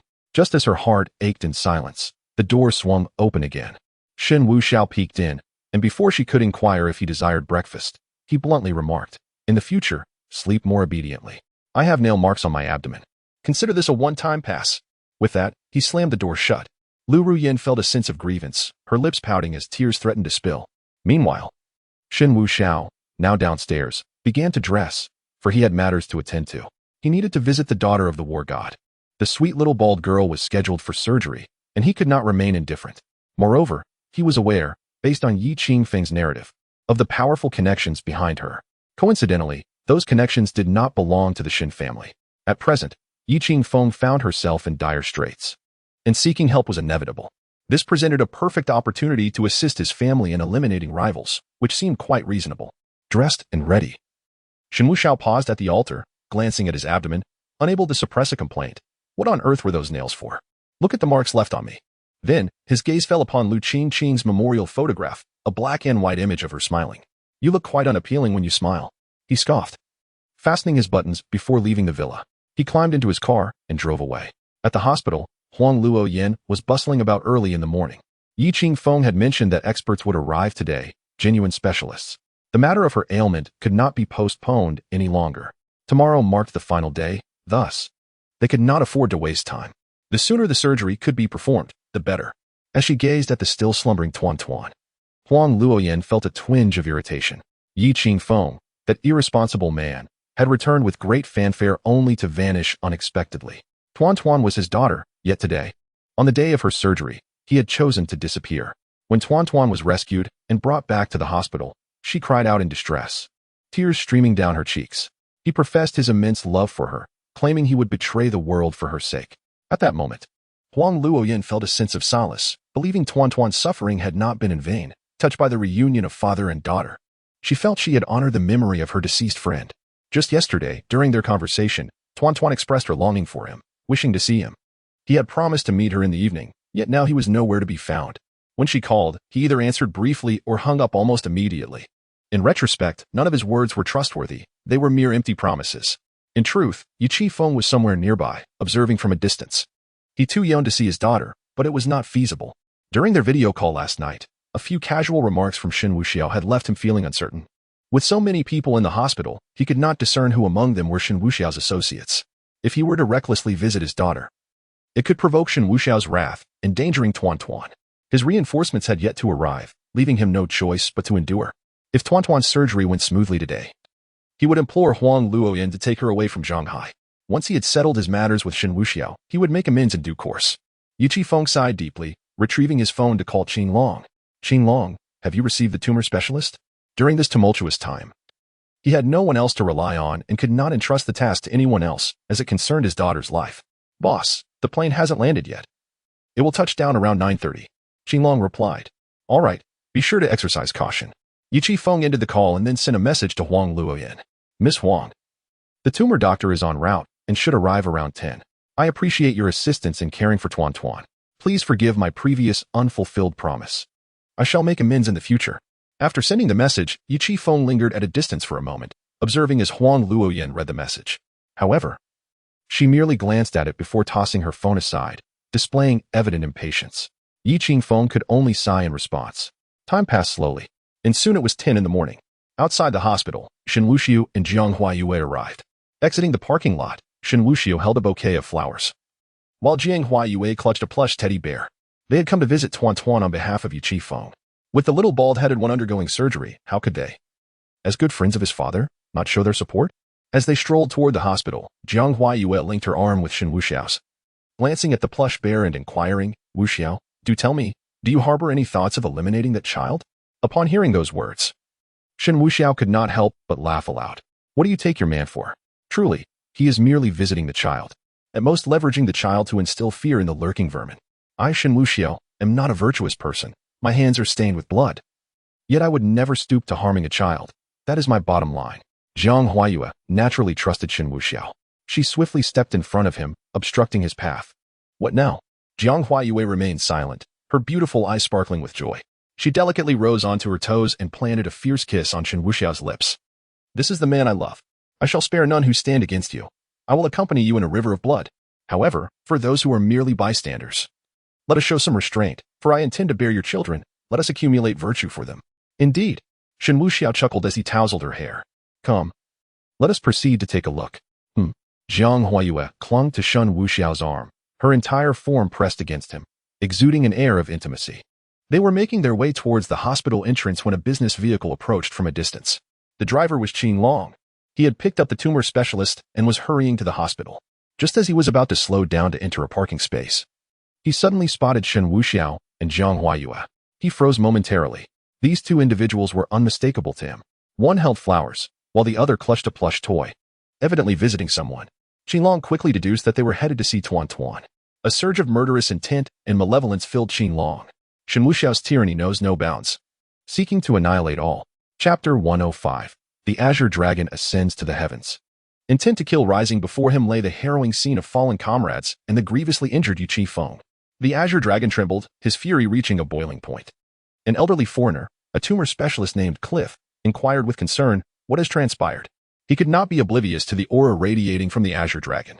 Yet, the Azure Dragon remained silent, consumed by rage. The vehicle, which should have decelerated, suddenly surged forward, aiming directly at Shen Wuxiao and Jiang Huayue. The two were obliviously absorbed in each other, and a violent collision could incapacitate them, allowing him to disembark and exact vengeance swiftly. Should it come to that, he would flee to distant lands, avenging his fallen brothers. Oh my God! Cliff exclaimed, feeling the vehicle accelerate, gripping the armrest in terror. The speedometer soared to a staggering 140. Caught off guard, they had no time to shield themselves with true energy, ensuring they would suffer grave injuries. The Azure Dragon's eyes turned crimson. The thought of Shen Wuxiao plotting to eliminate Yu Qingfeng's child ignited his reckless abandon. After years of training in the northern domain, his rage surged uncontrollably, his emotions spiraling beyond restraint. The vehicle sped forward, rapidly approaching Shen Wuxiao. However, Shen Wuxiao and Jiang Huayue were no ordinary individuals. They sensed the impending danger as the car approached. With a swift motion, they leaped to the sides, utilizing each other's strength to evade the oncoming threat. Shen Wuxiao furrowed his brow, unleashing a formidable aura as he landed, then launched himself onto the car's roof with tremendous force. Boom! The sheer impact caused all four tires to explode, the wheels sinking into the cobblestones. The area above the driver's seat was nearly flattened, leaving the Azure Dragon trapped against the steering wheel, emitting a pained wail. On the opposite side, Jiang Huayue dashed forward, leaping up, demonstrating remarkable synchronicity. Shen Wuxiao extended his hand toward her. Instead of landing atop the vehicle, Zhang Huayue grasped his hand, executing a graceful maneuver to the other side, harnessing the momentum. She delivered a powerful kick to the driver's side door. Bang! Another resounding crash echoed as the Azure Dragon was violently thrust aside by the overwhelming force. The driver's seat was hurled outward, while he himself crashed heavily to the ground, skidding several meters, leaving a long trail of blood behind him. The scene was chaotic. The vehicle resembled a wreckage. The engine lay in ruins, billowing smoke. In the rear, Cliff was so frightened he soiled himself. Though unharmed, he had struck his head. As he flung open the door, he gasped, "Oh my God!" before scrambling away, not daring to look back. Shen Wuxiao paid him no heed. The tumor specialist was irrelevant. Since Yu Qifeng chose not to save his daughter, what was it to him? They had driven the expert away. Observing the injured Azure Dragon on the ground, Shen Wuxiao and Zhang Huayue approached slowly. Two individuals loomed above, their expressions icy and detached, gazing down upon him. Qinglong found himself in a most pitiable state. Shen Wuxiao had crushed the bones in his neck by stepping on the roof of his vehicle, while Jiang Huayue's kick had left half of his body riddled with fractures. "You are quite brave, aren't you? Is it not preferable to live well?" Qinglong seethed with resentment, yearning to proclaim his audacity. Yet, any slight movement sent waves of excruciating pain coursing through him. "Shen Wuxiao, you will not escape unscathed. I shall haunt you even in death. You will meet a most gruesome end." Shen Wuxiao paid no heed to his futile threats, squatting down to meet his gaze. "Qinglong, hello, goodbye." With those words, Shen Wuxiao seized Qinglong by his garments and hurled him away as if he were mere refuse, sending him crashing against a luxury vehicle. The impact was thunderous, embedding Qinglong within the wreckage, while the vehicle itself was jolted several meters away. Blood foamed from Qinglong's mouth as he lay on the brink of consciousness. Without a moment's hesitation, Shen Wuxiao deftly twirled the barrel of his revolver before pulling the trigger. The deafening gunshot reverberated through the air as the bullet found its mark, causing an instant explosion. The ground blackened in its wake, and the vehicle was propelled skyward, only to crash down with a resounding thud. Qinglong lay motionless within the remnants of the automobile, having irrevocably crossed the bridge to the afterlife. Observers watched from a distance, yet none dared approach. Shen Wuxiao shouted towards them, "What are you staring at? Go and save him. Hurry, or he will turn to ash." With that, he retrieved the flowers he had discarded earlier, brushing off the dust, and re-entered the hospital with Zhang Huayue. The commotion below was impossible for Yu Qifeng to ignore. He had just concluded a phone call with a powerful figure behind him, who, upon learning of Yu Qifeng's plight, had immediately dispatched assistance. The arrival was not insignificant. It included trusted aides of the influential individual. They were in the vicinity of Zhonghai and would arrive in just over half an hour. Once the call ended, Yu Qifeng stepped out of the secluded break room and peered down from the window.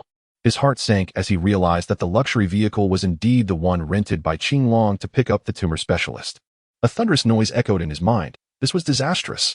Ignoring his own injuries, he sprinted toward the elevator, his fingers trembling as he pressed the button.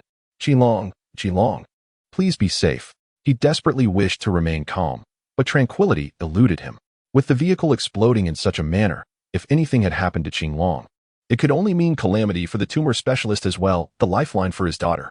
The thought of losing both his brother and his daughter was unbearable. As the elevator stubbornly remained on the second floor, refusing to ascend, and with no other options available, he dashed towards the staircase, racing downwards. Meanwhile, Shen Wuxiao and Zhang Huayue were ascending in the elevator. Had Yu Qifeng arrived just moments earlier to catch the elevator, their paths may have crossed. With remarkable swiftness, he descended to the lower level. As he emerged, he was met by a throng of onlookers. Trembling, he pushed through the crowd. In that instant, his heart nearly shattered as he beheld the scene before him. Qinglong was dead. The visage was no longer discernible, yet recognition was instantaneous. "Brother." Yu Qifeng quaked with emotion, reaching out in a desperate attempt to touch Qinglong. Suddenly, a thought struck him, and he quickly glanced toward the vehicle. It was empty. He called out urgently to those around him. "Is there anyone else? Is there anyone still in the car?" The crowd, intimidated by his fierce demeanor, hesitated. "Speak up," Yu Qifeng bellowed. There was no one left. Someone mentioned that a figure had fled the scene, leaving only this one behind. Fled? Yu Qifeng's mind raced. Was it a foreigner, perhaps in his 50s? Yes. In that moment, despair enveloped him like a shroud. He could not contain his rage any longer. The events of the past few days had subjected him to unimaginable torment. All his comrades lay slain, leaving him utterly alone. The expert he had summoned for the surgery had also vanished. How could he possibly search for them now? Oh heavens, why have you been so cruel to me? Why must you show such mercilessness toward my daughter? Once, I was hunted like a rat, forced into hiding. After 5 years of trials, 5 years steeped in bloodshed, I had hoped for a reprieve, only to be met with this tragic fate. Chapter 106. Dead, and Yi Qingfeng was engulfed in profound sorrow, yearning to kneel and howl. Yet, a sudden wave of doubt surged through his mind. Why did such a calamity befall the Qinglong? In an instant, a visage materialized before him. Shen Wuxiao. It must be him, without a doubt. He orchestrated this malevolence. That scoundrel is truly ruthless. He has struck two birds with one stone, murdering his own brother and abducting the esteemed tumor specialist he had summoned, thereby depriving his daughter of treatment. Beast. How could he be so terrifying? Yi Qifeng turned to the onlookers. Those who have slain my brother, what did you witness? The crowd was equally perplexed.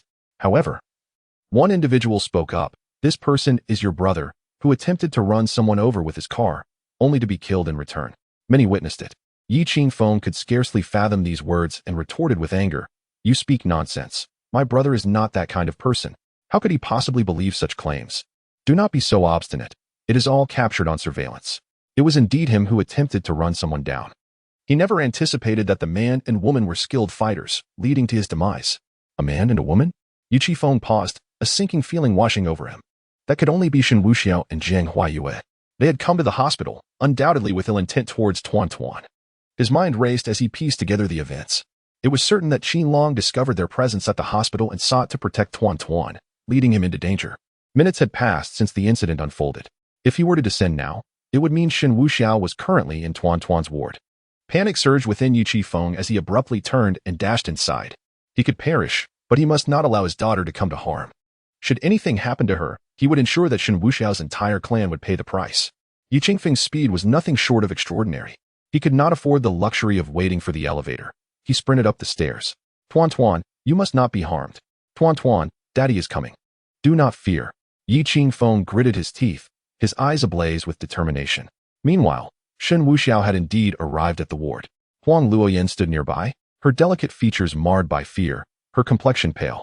Zhang Huayue cradled a plush bear, a gift for Tuan Tuan, while a bouquet of flowers rested on the bedside table. Pretty sister, is this bear for me? Tuan Tuan, oblivious to the identities of the two, assumed they were friends of her mother. Zhang Huayue smiled, her red lips parting. Yes, it is for you. Tuan Tuan embraced the bear with delight, exclaiming, Thank you, pretty sister, I love it. Then she turned to Shen Wuxiao. Oh, aren't you the handsome brother who helped chase away the bad guys? Tuan Tuan's memory served her well. She recalled that on the day at the restaurant. When Lu Tao attempted to harm her, it was Shen Wuxiao who intervened. Shen Wuxiao leaned closer, playfully pinching her cheek. Tuan Tuan's memory is truly remarkable. However, you mustn't call me brother, Shen Wuxiao remarked, picking up an apple from the top of the cabinet, a fruit knife in hand. While engaging in conversation with Tuan Tuan, he deftly peeled the fruit. Just as Yi Qifeng rushed back at his utmost speed, he barged into the hospital room, nearly paralyzed with fright. Shen Wuxiao brandished a glimmering knife, all the while sharing laughter with Tuan Tuan. Zhang Huayue sat on the opposite side. Despite her breathtaking beauty, her exquisite features capable of captivating any man, her current cold demeanor sent shivers down one's spine, making it difficult to gaze upon her for long. Huang Luoyan furrowed her brow upon seeing Yi Qingfeng's arrival. She yearned to question him but held her tongue. Yi Qifeng dared not act rashly, suppressing an overwhelming fury deep within. Ah, Mr. Yi, you're back. Shen Wuxiao turned to him, raising his hand in a casual greeting. Yi Qifeng swallowed hard and slowly approached the bedside. He felt that only by getting closer to his daughter could he save her in a critical moment. This was no place to linger. Daddy, you're back. Tuan Tuan missed you so much. Tuan Tuan exclaimed with excitement. In her eyes, her father was a great hero. Now, seeing Yi Qifeng, she couldn't help but boast to Shen Wuxiao about her heroic father. Handsome brother, did you know? My dad is amazing. He drove away the bad guys who bullied Tuan Tuan. Shen Wuxiao's handsome face broke into a smile. Is that so? Quite impressive. Yes, yes. Tuan Tuan nodded proudly. So impressive that the bad guys trembled when they saw him. He is Tuan Tuan's hero. And there's more. My dad has several good friends who are also incredible. There's a beautiful sister named Zhuke who can perform magic tricks. Shen Wuxiao nodded in agreement. That truly sounds remarkable. Tuan Tuan, would you like to meet that amazing sister Zhuke? At this, Yi Qifeng's expression changed drastically, his fingers trembling. He could not afford to be careless. If Shen Wuxiao intended any harm, he would rather everyone perish here today. Tuan Tuan, oblivious to the gravity of the situation, nodded eagerly. I want to, but not today, because Mommy said a great doctor is coming to see Tuan Tuan. Oh, I see. Then let us set that aside. Shall we? Tuan Tuan, why don't you rest well while your father and I have a little chat? Tuan Tuan turned to Yi Qifeng, who nodded in agreement. She complied, embracing the teddy bear Zhang Huayue had gifted her and closing her eyes. Shen Wuxiao stood up, facing Yi Qifeng, Mr. Yi. It would be best not to disturb the child's rest, don't you think? Yi Qifeng remained silent, quietly moving to the windowsill. He could not act recklessly at this moment. Should anything transpire, Shen Wuxiao could easily bring about his demise.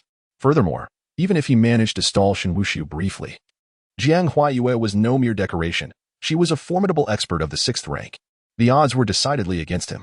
The only means of escape now lies in waiting. Anticipating the arrival of the individuals dispatched by his superior, which may herald a turning point. The newcomers are led by a trusted confidant of that influential figure, an 8th-tier master, a 7th-tier master, and 4 5th-tier masters. It is inconceivable that those of high stature would be accompanied by the inept. Once reinforcements arrive, he can entrust the protection of the group to them. For today, Shen Wuxiao must perish here. If Shen Wuxiao lives, he shall never find peace of mind. Approaching the window, Shen Wuxiao produced a cigarette and offered one to Yi Qifeng, who declined. He clenched his teeth, fixating his gaze upon Shen Wuxiao. This wretch had slain all his comrades. He yearned to devour his flesh and drink his blood. Observing this, Shen Wuxiao shook his head slightly.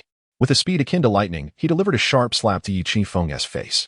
The resounding sound of the slap echoed through the air, causing blood to spill from Yi Qifeng's lips. Have you been given face? Shen Wuxiao remarked indifferently. Yi Qifeng had never endured such humiliation, yet he remained unyielding, his teeth grinding audibly. If I do not strike you, I shall continue to strike you. Would you like me to do so in front of your daughter?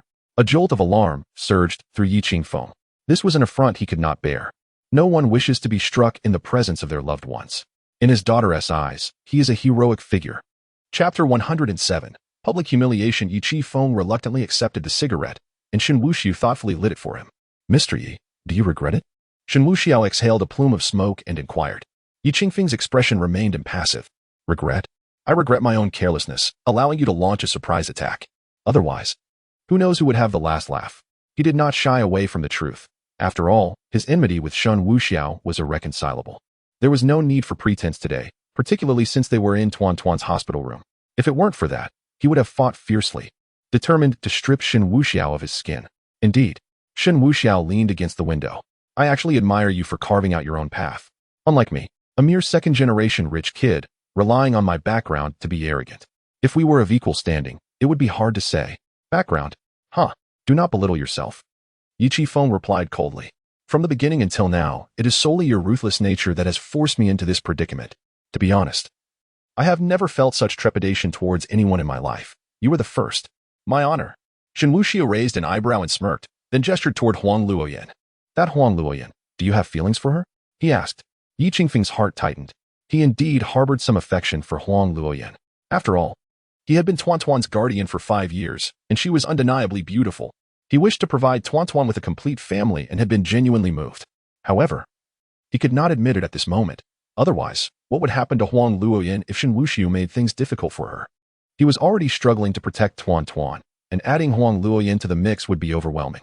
Even if those experts arrived, it would still be uncertain.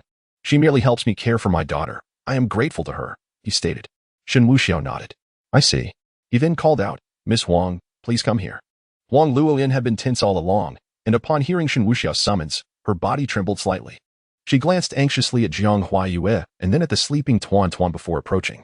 Once she reached the window, Shen Wuxiao extended his hand, pulling her beside him.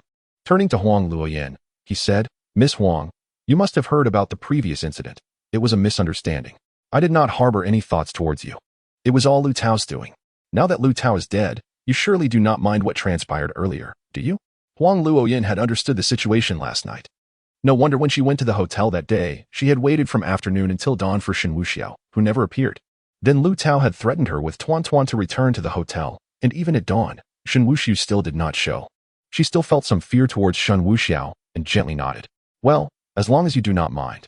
As he spoke, Shen Wuxiao turned his gaze back to Yi Qifeng. Mr. Yi, I was just discussing with you whether you have feelings for Miss Huang. Now, I invite you to clarify your intentions in front of her. If possible, I could act as a matchmaker and bring you together. Huang Luoyan was momentarily taken aback. She had never entertained such notions. She certainly could not harbor feelings for Yi Qifeng. Yi Qifeng felt a surge of vigilance within him. That scoundrel Shen Wuxiao was truly despicable and shameless, testing the waters at this moment, attempting to use Huang Luoyan as leverage against him. Yet, he would not fall for such a trap. No matter what, He could not involve Huang Luoyan any further. He already felt guilty towards her. What a joke, he mused. I have no feelings for Huang Luoyan. I am merely grateful for her assistance in caring for my daughter. At most, she is merely a close friend of my deceased wife, and our connection is minimal. Is that so? Shen Wuxiao feigned surprise. Your words seem rather cold-blooded. Yi Qingfeng replied coolly. Indeed, there is no significant connection. When I saw her weeping profusely at the funeral, I had matters to attend to and couldn't take the child with me. Thus, it seemed reasonable to entrust the child to her care. She is a friend of my late wife's, merely doing a favor. I could always compensate her later. After speaking, Yi Qingfeng turned his gaze to the window. Huang Luoyan felt a pang of discomfort. No matter how she viewed it, it sounded as though she were being exploited. Even though she had willingly taken care of the child at that time, the way he framed it was truly unsettling. Shen Wuxiao sighed lightly. Well then. It seems I've misjudged the situation. Since Mr. Yi regards this affectionate woman as deserving only a simple compensation, I, Shen, have no reason not to assist in that recompense. With that, Shen Wuxiao unabashedly wrapped his arm around Huang Luoyan's slender waist. Huang Luoyan gasped, her body colliding against Shen Wuxiao's embrace. Her hands instinctively pressed against his chest.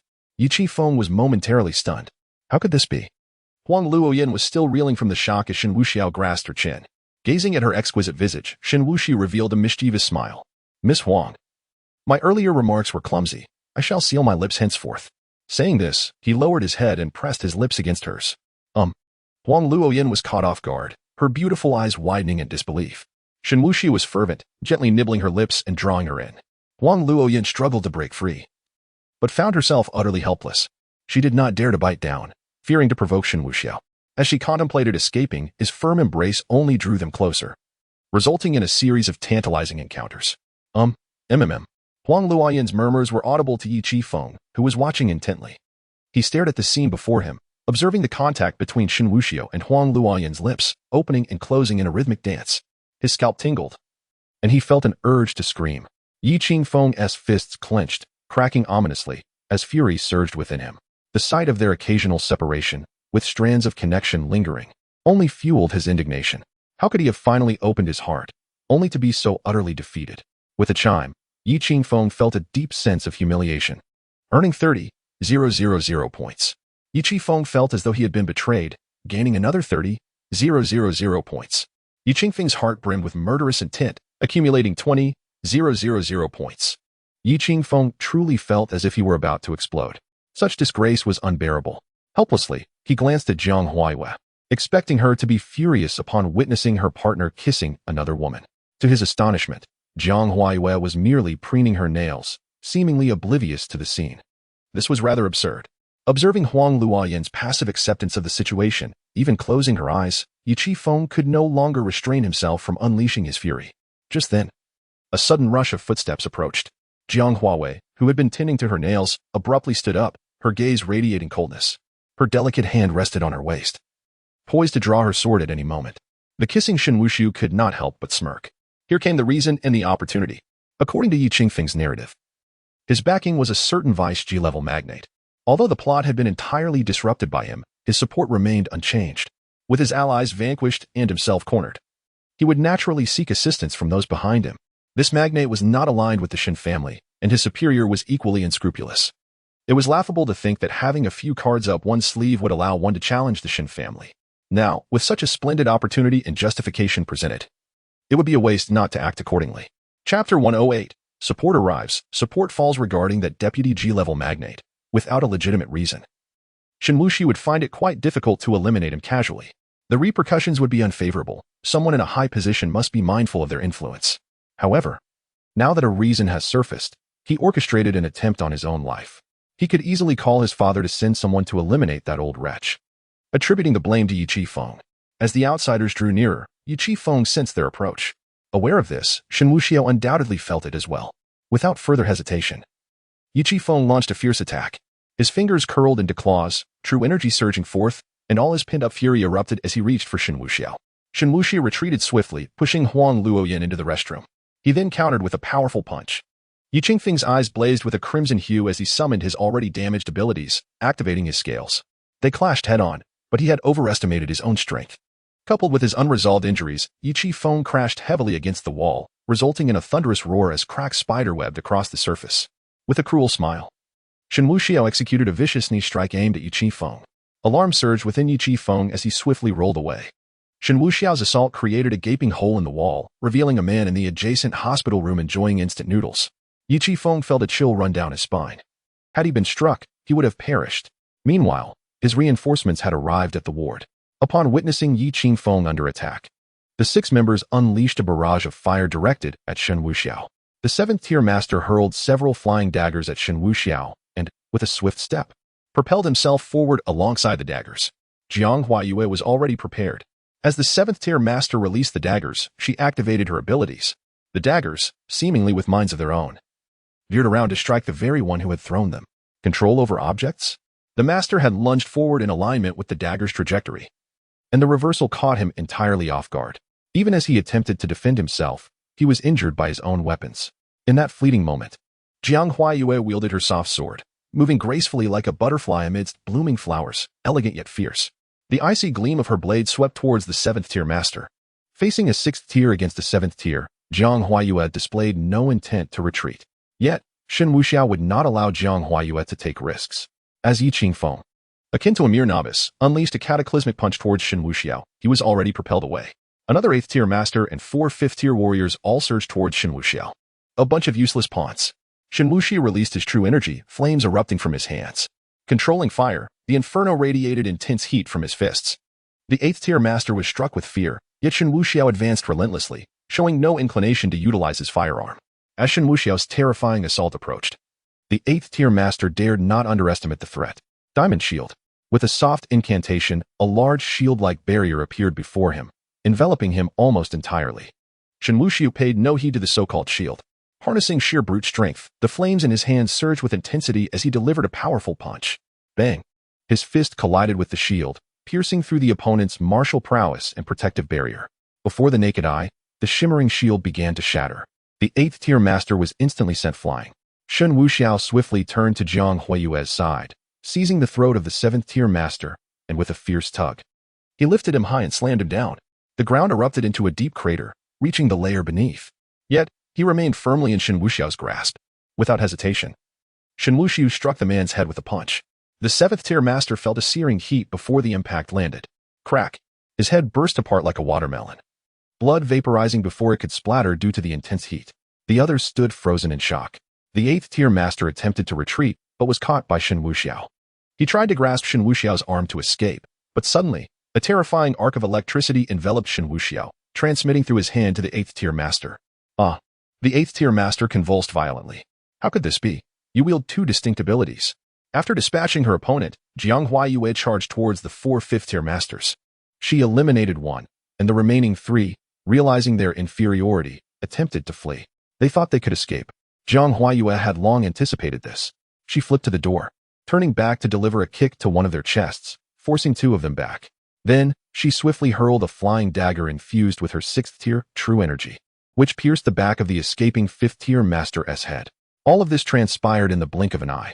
Yi Qifeng was acutely aware of his purpose. Having been knocked away, he seized the opportunity to carry Tuanshuan to safety. Tuanshuan was already in tears, terrified. As the 8th-tier master was engaged and Jiang Huayue stood by the door, he found his escape route. Wrapping Tuanshuan in a blanket, he charged toward the window. According to his plan, as long as he reached outside and climbed to the upper level, he could evade capture. However, he could hardly anticipate how swiftly events unfolded. In merely a dozen seconds, 6 reinforcements clashed with Shen Wuxiao. 1 7th-tier had perished, and the 8th tier was close to death. Jiang Huayue had slain 2 of the 4 5th-tiers, with the remaining 2 forced back, now with no avenue for escape. It was indeed a fleeting moment. Yi Qifeng dared not delay for even a second. He gritted his teeth and leapt toward the window. As he jumped back to the window, he shattered the glass and immediately reached out to grasp the protruding ledge above. With his arm strength, he could easily ascend. Yet, just as he broke through the glass and extended his hand, Shen Wuxiao suddenly reached out, making a seemingly empty grab. It was as though a wave of sound reverberated. Everything froze. Even time appeared to stand still. Yi Qifeng's eyes widened, filled with utter despair. He watched helplessly as the protrusion he could grasp slipped further away. At this moment, there was no chance to seize the elevated ledge above. The inertia of his body propelled him outward, a distance of over 3 meters from the building, akin to leaping from a great height. How could this be? Is the realm at a standstill? Yi Qifeng cried out in despair within his heart. The bundle wrapped in the blanket, Tuan, was silent now. No. Yi Qifeng was engulfed in utter hopelessness. As he descended, the howling wind roared past his ears, his body plummeting rapidly. Shen Wuxiao had dealt with that 8th-tier adversary, while Jiang Huaiyue eliminated the remaining 2 5th-tier foes. The two rushed towards the window, peering down. Huang Luoyan also gazed downward, her entire being frozen in shock, wanting to scream but unable to muster a sound. She was not crying out for Yi Qifeng, but for Tuan. That scoundrel Yi Qifeng had actually jumped from the building holding Tuan. The drop from this height, spanning several stories, what chance of survival would there be upon impact? Tuan was still so frail. As Yi Qifeng approached the ground, his heart brimmed with reluctance. He feared not for his own life. Yet Tuan was in his embrace. In that moment, Yi Qifeng unleashed an unprecedented force. This surge propelled him beyond his limits. Without hesitation, his otherworldly scales rose, enveloping him in a formidable aura of true power. He held Tuan tightly, intending to use his back as a cushion. Boom. At last, Yi Qifeng crashed heavily to the ground, producing a deafening sound of impact.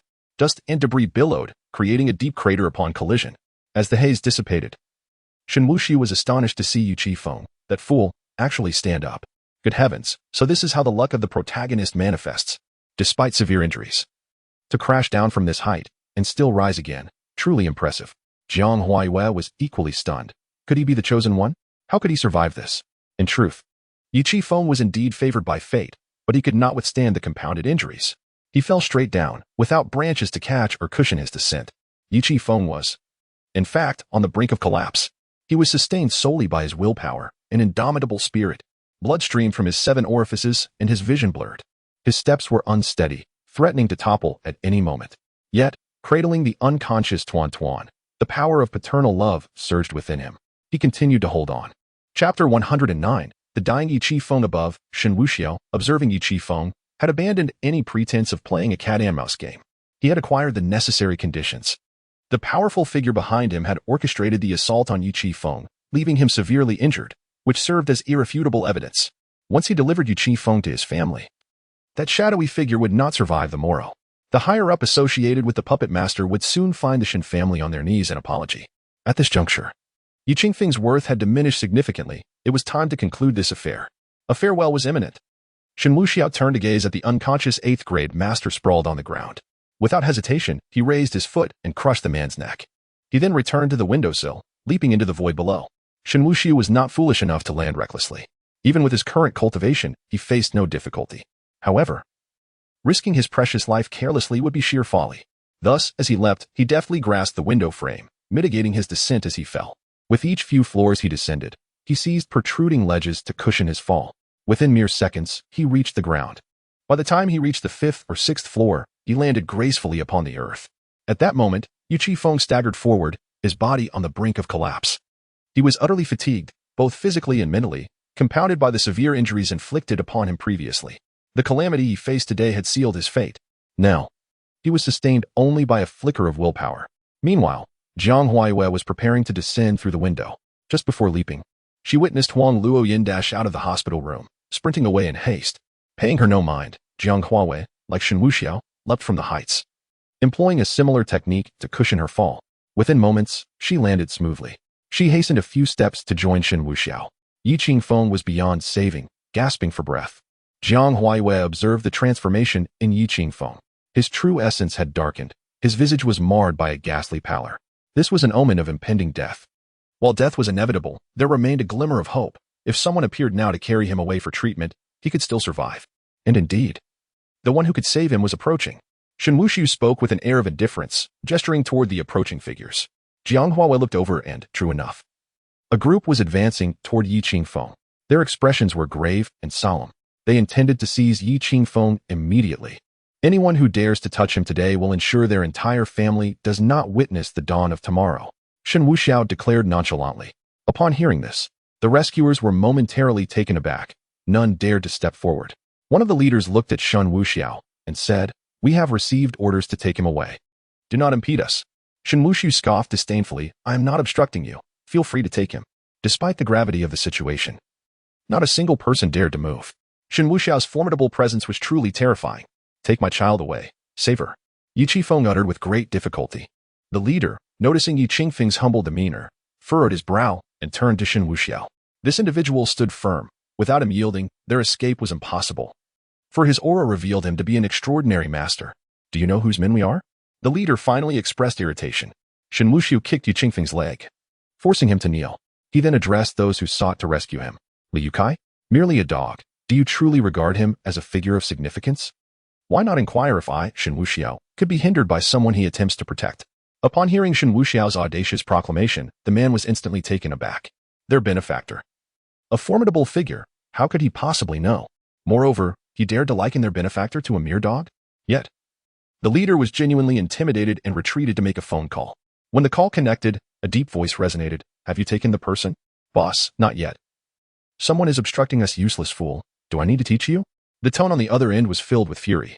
The man leading the group was in a predicament. Boss, he seems to know you. Mentioning your name and referring to you as a dog, the voice on the line erupted in rage, seeking death. Who is it? Kill him. The man swallowed hard, anticipating his boss's wrath.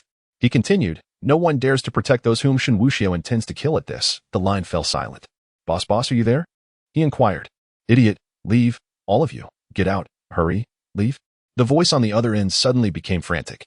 The man was startled. But Yu Qifeng, I know no such Yu Qifeng. Leave, quickly, go. Yes, boss. The leader was not foolish. He comprehended the gravity of the situation and fled without a backward glance. Take my child, go take my child. Yu Qifeng watched them flee, despair flooding his heart. He felt utterly helpless. If the child was not taken away, they would both perish.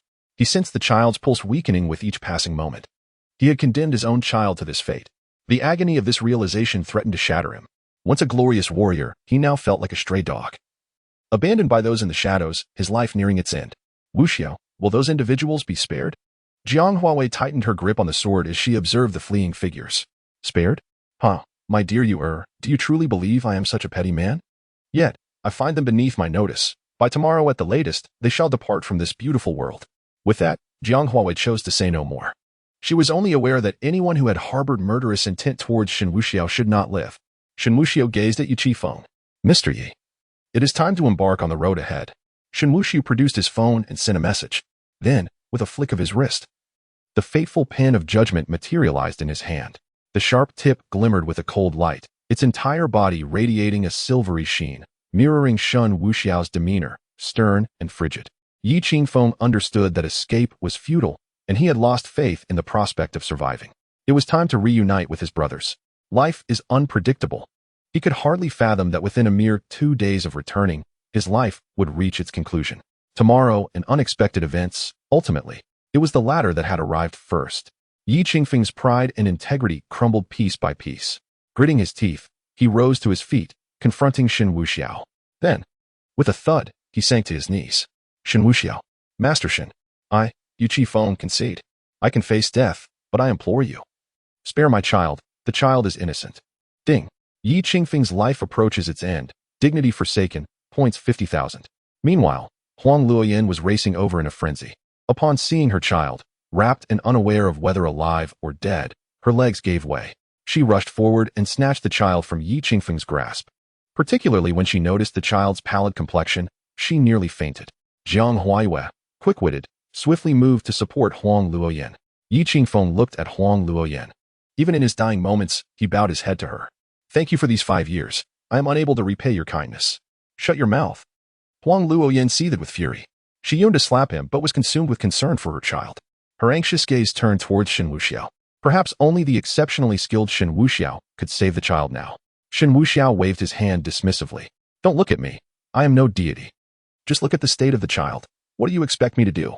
Shall we send for a mercy killing? Jiang Huaiwei regarded Huang Luoyan and spoke calmly. Miss Huang, we are under no obligation to save anyone, but we can negotiate. For now, you should step aside while we attend to our private matters. Chapter 110. Yi Qingfeng ascends to heaven. Huang Luoyan dared not utter much, placing her hopes on them. It was only with their power that there existed a possibility of saving Tuan Tuan. She was well aware of her own limitations. Shen Wuxiao turned his gaze back to Yi Qifeng. Mr. Yi, the time has come. It's time to depart. Rest assured, I have a compassionate heart. To ease your journey, I shall attempt to rescue your daughter. However, life and death are fated, and wealth is in the hands of destiny. I cannot guarantee success. Moreover, I promise to inform you of Tuan Tuan's fate. Just await my notification. As he spoke, Shen Wuxiao's deathly pen spun in the palm of his hand. Huang Luoyin was not a heartless individual, yet at that moment, she found herself utterly powerless. She could not plead, for she was bereft of strength. Speaking too much might provoke Shen Wuxiao, extinguishing any hope for Tuan Tuan. With a heavy heart, she could only embrace Tuan Tuan and turn away. Yi Qifeng closed his eyes, awaiting the arrival of death. Tuan Tuan, I am sorry, my dear. You must be well. Brothers and sisters, I am coming. You died for me, and in the next life, I shall repay you, even if it means toiling like a beast. With that, he shut his eyes. A glint of cold light flashed in Shen Wuxiao's eyes as the deathly pen pierced Yi Qingfeng's neck. Yi Qingfeng convulsed, his eyes suddenly widening. Life began to ebb away. A multitude of memories flickered before his eyes, racing through his mind from childhood to adulthood, the injustices of his youth, the humiliations of adulthood. The bullying by the Yi family, the betrayal by his fiancée Yi, and the battles in the northern domain, all flashed through his consciousness. Though fraught with hardship, there was a sense of vengeance and satisfaction, yet his heart remained unwilling to accept this fate. Gradually, darkness enveloped him, and he felt his body grow weightless, until finally, consciousness faded away. Shen Wuxiao withdrew the pin, and Yi Qifeng lay lifeless on the ground. Ding! Congratulations, host, for slaying the mad dragon war god. Points 2,000,000. Additionally, you receive 550,000 points and a mysterious gift box. Host profession, Fate Reaper. Upon collapsing the protagonist's fate, you receive an additional 450,000 points. Does the host wish to use the protagonist resurrection card to slay once more? What a bounty this is. Resurrection can wait. I promise to inform him of his daughter's fate. She cannot be saved, and I shall tell him upon his revival. I am a person of my word, and I keep my promises. Very well, host. Due to your slaying of the protagonist using the deathly pin, you receive an additional 200,000 points. What? Host. Are you not aware that using the pin to slay the protagonist grants extra points? The pin, as its name suggests, is for judgment. I see now. Why did you not mention this sooner? What a loss. You never inquired. I assumed you were aware of its effects. Never mind. It is merely the loss of a Lin fan, nothing of great consequence. The lifeless Yi Qingfeng lay on the ground, having only traversed the prologue of his scripted path before meeting his end. The vendetta of the Yi family remains unavenged, and yet, Shen Wuxiao's people have arrived. Shen Wuxiao gestured towards Huang Luoyin and the fallen Yi Qifeng, instructing, take them away, and ensure that child receives immediate medical attention from the finest doctors available. Also, remove the bodies from the child's ward upstairs and send them to my father. Shen Wuxiao was fully aware that Tuan Tuan had no chance of survival. She was already afflicted with a brain tumor, and her frail body had endured a catastrophic fall from several stories. Although Yi Qingfeng was a 6th-tier master, the child was defenseless. The impact would have been fatal. The only reason she was still clinging to life was due to Yi Qingfeng's protective embrace. Merely sustaining a flicker of breath, Huang Luoyin cast a grateful glance at Shen Wuxiao before promptly following his people as they departed. Just as they were about to lift Yi Qifeng, his phone suddenly rang. Remarkably, the device had survived the ordeal. Indeed, domestic products are resilient. One of his men retrieved the phone and offered it to Shen Wuxiao with both hands. Upon inspecting the caller's number, Shen Wuxiao instantly recognized the identity of the caller and answered the call. On the other end, a woman's frosty voice resonated. Mr. Yi, I am Lu Ruyan, and I have a plan. Before Lu Ruyan could elaborate, Shen Wuxiao chuckled derisively. No need for the honorifics. Mr. Yi is deceased. If you wish to collaborate in the future, do inform me well in advance, understand? Seeking vengeance and expecting me to guide you through every step is quite the endeavor. I assent it. Lu Ruyan on the other end fell silent for a moment. Wuxiao. It's me. I killed Yi Qingfeng. Your plan is void. Huh? Oh. Lu Ruyan responded, her voice trailing off. Shen Wuxiao shook his head. Apologize. I'm sorry. Lu Ruyan replied obediently, her voice barely above a whisper. Shen Wuxiao, filled with resignation, continued. Time waits for no one. Act swiftly. Block this number. Should we cross paths again, I shall notify you. And you can collaborate on my demise. Very well. Lu Ruyan sighed in acquiescence. Now, express your gratitude. Thank you. What are you thanking me for? Shen Wuxiao inquired. Lu Ruyan hesitated before uttering. Thank you, husband. With that, Shen Wuxiao abruptly ended the call, applying gentle pressure until the phone shattered in his hand. The scene was swiftly cleared. Huang El, just a little shy of 4 million, but it can be made up. Let us consider it 4 million points. Ah, quite impressive, indeed. Please open the weapons menu and assist me in selecting an upgradable soft sword. A divine weapon to commence at the 6th rank, which corresponds to level 60. Ding. The system has recommended divine soft sword, languid starry sky, soul requiem. All of which are upgradable. Which one would be more effective as a gift for my beloved? For the host's beloved, the system recommends soul requiem. As she possesses the ability to manipulate objects, soul requiem is light and agile, perfectly complementing her powers, enabling her to strike unseen. As an additional gift, here is the sword manual, a sword frosty cold across 14 states. Quite impressive. It sounds far superior to that ridiculous Hellfire Gatling. I have come to realize that what is visible is seldom valuable. I must rely on your discernment. What a shrewd merchant, listing such rubbish. How unjust. Exchanged. Ding. The host has exchanged for the soft sword, soul requiem, and the sword manual has been issued, deducting 200,000 points. The host may choose to receive it directly or purchase a storage pouch. A complimentary storage pouch, please. Wow, you are quite something.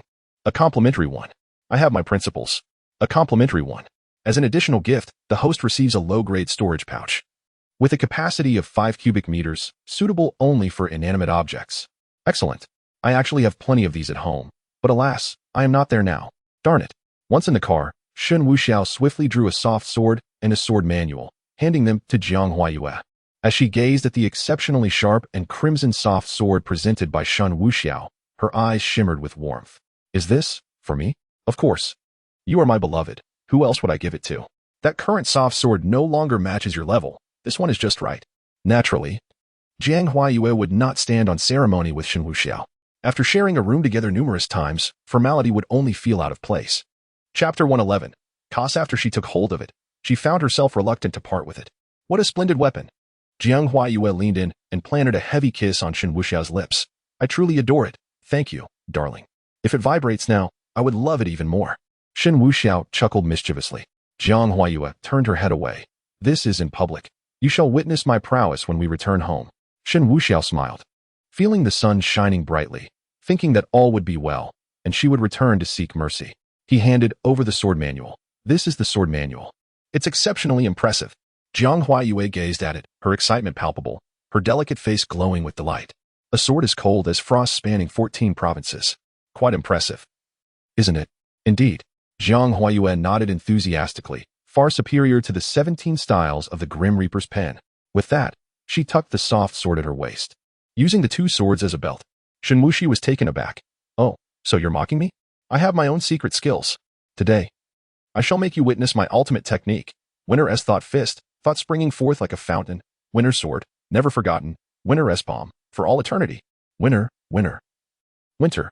Jiang Huayue didn't comprehend, but seeing Shen Wuxiao animatedly gesturing in her seat left her astounded. Have you lost your mind? Haha. Merely paying tribute to an old friend who succumbed to diabetes. Diabetes? Shen Wuxiao nodded. Yes, he added sugar to everything he drank, and 3 spoons at that. So much sugar, 3 spoons, his demise was hardly surprising. Right, enough of this. Let's go. Time for a shopping spree. Shen Wuxiao started the car and drove away from the hospital. The two arrived at a shopping mall, diving straight into their retail therapy. Just like any ordinary couple, they wandered about, indulging in delicious treats here and there. As they strolled, Shen Wuxiao spotted a cos store and led Jiang Huayue inside. Upon entering the shop, Shen Wuxiao smiled. Yue, I have another gift for you. Seeing the dazzling array of cos costumes, Jiang Huayue immediately grasped the mischievous intent behind his words. Are you certain this gift is for me? Not for yourself? Don't mind the details. Shen Wuxiao tousled her hair affectionately. Jiang Huayue sighed, resigned to the fact that she must indulge her man. I think that bunny girl outfit looks stunning. She pointed to a set on display. Buy it. And that one of the Sky Maiden. Buy it. That Hatsune Miku outfit is quite lovely too. Buy it. And the one of Shiranui Mai. Buy it. Oh, wait. That one with the suspenders and basketball. Let's skip that. It's too flamboyant. A sales assistant approached, wearing a professional smile. You two truly have an eye for fashion. This pair of suspenders just arrived, and it even has a voice feature. The sales assistant mistakenly assumed that Shen Wuxiao and his companions were interested in purchasing, and even took a moment to strike the basketball. Suddenly, the voice function activated. What are you doing? Hey. Oh. Continuous contact prompted a singing mode, featuring a plethora of songs. The first being from the legendary Xianjian Chicken Hero Chronicles. Upon finishing, she tapped the basketball again. Entangled in love and hate, GNI is too beautiful. The unwavering belief in my heart exists for the chicken. Quite delightful. The lively melody invigorated the spirit, inspiring an eagerness to rise early. Indeed. This is the essence of dancing upon hearing the rooster crow. The sales assistant's eyes lit up. Blind one, you've uncovered the brilliance. There are also chicken shooting heroes and divine chicken couple and the legend of the heavenly sword in the chicken slayer. No need, no need. Shen Wuxiao waved his hand dismissively. He wasn't interested. He hurriedly selected a few sets that Jiang Huayue mentioned, settled the payment, and took Jiang Huayue out of the store. The sales assistant sighed. You simply do not understand, brother. Moreover, do not be deceived by my appearance as a sales assistant. My true identity is the second sister of the Kunman, Zine. With that, she playfully nudged her shoulder. The two strolled around the mall, purchasing a myriad of items before promptly leaving for home. Upon arrival, Shen Wuxiao could hardly contain his excitement.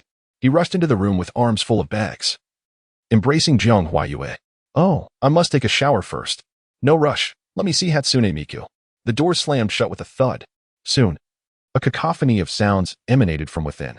The door remained closed until evening when Jiang Huayue finally opened it. She had changed into a nightgown, propping herself against the doorframe. Appearing somewhat fatigued, her long, fair legs trembled slightly, and she walked with a hint of unsteadiness. This could not continue, although she felt blissful. She needed more sisters to share the burden. Jiang Huayue made her way to the sofa before finally sitting down. It was quite remarkable. She had initially declared with great vigor that she would make Shen Wuxiao submit today.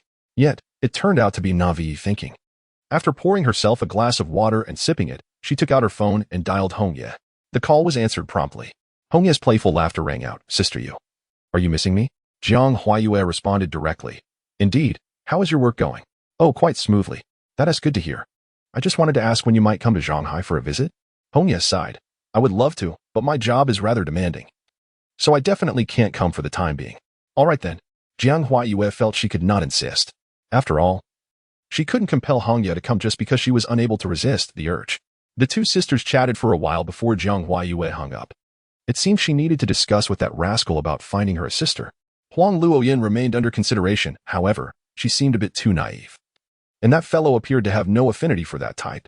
Jiang Huayue understood Shen Wuxiao well. Shen Wuxiao possesses remarkable cunning and ruthless tactics. Such a person acts decisively, with an unwavering resolve. When she declares her intentions, whether to manipulate or eliminate, she does so without a hint of hesitation. Her former comrade, the Wolf King Lin Fan, is indeed astute, yet he remains ensnared in her machinations. While the absence of intelligence plays a role, it also underscores Shen Wuxiao's exceptional strategic foresight and theatrical prowess, leading others in circles. Then there is Yi Qifeng, a formidable player in his own right, blessed with extraordinary luck. However, when confronted with Shen Wuxiao, he too meets an inevitable demise. After her formidable return, all of her subordinates perished that very day, and by the following day, their lives were extinguished. Shen Wuxiao's personality is characterized by a singular, unmistakable trait. She harbors a profound disdain for foolishness. Among her subordinates, there exists not a single arrogant fool. They are all obedient, executing their tasks with diligence. Huang Luoyin, undoubtedly a stunning beauty, finds herself in an unfortunate predicament. Having devoted 5 years of her life to nurturing her friend S child, enduring countless disdainful glances, one could poetically describe her as loyal and honorable. Conversely, a harsher interpretation might suggest that Yi Qingfeng perceives her as easily manipulated, the most compliant. Otherwise, why would she not have entrusted the child to the grandparents before Yi Qingfeng's departure? The family that tolerates their daughter being taken advantage of, resulting in a child, must either be gravely ill or deeply caring. Thus, even if the grandparents are not ideal, they cannot be woefully inadequate. It would not be difficult for them to bring the child to another city, yet they deliberately chose Huang Luoyin. Should Huang Luoyin's disposition undergo some transformation, perhaps Shen Wuxiao might reconsider her stance. As it stands, it seems she has been fortunate not to have met her demise. Lost in thought, the phone on the coffee table suddenly rang. This time, it was not his call, but rather Shen Wuxiao's. Upon returning home, he had casually tossed his phone onto the table. Jiang Huayue glanced at it and saw it was from his subordinate, Old Cat. Not wishing to disturb Shen Wuxiao, who was asleep, she answered the call. Young master, your young master is currently resting. Is there something urgent? Jiang Huayue inquired. Old Cat promptly adjusted his salutation. Young mistress, I am calling to report on the situation regarding that child. It is pertinent for you to be informed as well. Chapter 112. The trials after Yi Qingfeng's death. Jiang Huayue, filled with curiosity, inquired. Very well, please continue. I am listening. The old cat proceeded to narrate. When we delivered the child, she was already in a critical state. We fought to save her for over 2 hours, and though we managed to stabilize her, she has a malignant tumor in her brain. Even though she was saved, she remains in a profound coma, rendering surgery impossible due to her frail condition. Any attempt would surely lead to her demise. What about postponing the surgery? Is there any indication of how much longer she can endure? Jiang Huawei asked. The old cat responded earnestly, Madam, the truth is, there is no hope left. The doctors indicated that her time was already limited, and prolonging the situation has only exacerbated her injuries. The child is far too young, lacking even the time to recuperate, even without the tumor. Her survival would merely be a matter of delaying the inevitable. Both her time and her body cannot withstand further strain. Jiang Huawei grasped the reality of the situation. Regardless of the circumstances, death was imminent. Had it not been for the severe injuries, there might have been a final chance to attempt surgery. Even with a low success rate, there would have been some glimmer of hope. Now, with the injuries compounded, the only outcome was a lingering wait for death, whether from the injuries or the tumor, leading to cerebral necrosis. Very well, we shall do our utmost. Fate will take its course, she concluded. By the way, what is Miss Huang's attitude? Jiang Huaiwei asked, genuinely curious about Huang Luoyin's stance. The perspectives of each individual varied greatly in light of these developments. If she were to place all the blame on Shen Wuxiao, then without him needing to intervene, she would take action herself tonight. The woman remained silent, lost in a daze, consumed by tears. Jiang Huaiwei reflected, All right, I understand now. You have all worked hard. You may rest. Yes, the old cat replied. And the call ended. Jiang Huaiwei set her phone down on the coffee table and rose, stretching her slender waist. There was no need for them to worry about matters that had already been settled. She would visit Shen Wuxiao later in the evening, with purpose. Jiang Huawei made her way to the kitchen. She felt the need to nourish herself, particularly since the other party might indulge excessively. While contemplating this, she remained dutiful. An hour later, Jiang Huawei prepared a dinner of 4 dishes and a soup. One of the dishes was stir-fried kidneys with chives, and the soup was made with deer antler, dangshan, and old hen. She would need to drink at least 2 bowls. Having completed the meal, she was about to call Shen Wuxiao to awaken for dinner when she overheard him inside, exclaiming animatedly, Woohoo! Hatsune Miku is simply perfect. A paragon of virtue, never straying. And her figurines cost 2,000, requiring many days of labor. Jiang Huaiwei sighed in exasperation. Upon opening the door, she found Shen Wuxiao emerging from the washroom, bare-chested. Spotting Jiang Huawei, he approached and wrapped his arms around her waist, pinning her against the doorframe. He lifted her chin with a playful gesture, saying, Darling, give me a smile. Jiang Huawei chuckled softly. All right, enough of that. It's time to eat. Let us indulge in some appetizers before the meal, he said, planting a fervent kiss upon her lips. Jiang Huaiwei, naturally yielding, wrapped her arms around his neck in response. After a considerable moment, they finally separated. Jiang Huaiwei tidied her hair and took Shen Wuxiao's hand, leading him out of the room. Upon reaching the dining table, the rice and soup were already served and waiting.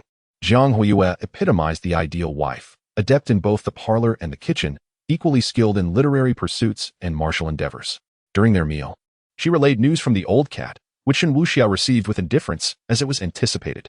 The unfortunate Tianquan was undoubtedly beyond salvation, her misfortune entirely her own doing. Shen Wuxiao had no intentions of taking her life. She would eventually falter on her own. However, Yu Qifeng held a different perspective, which led him to take risks in attempting to rescue her, hastening her demise.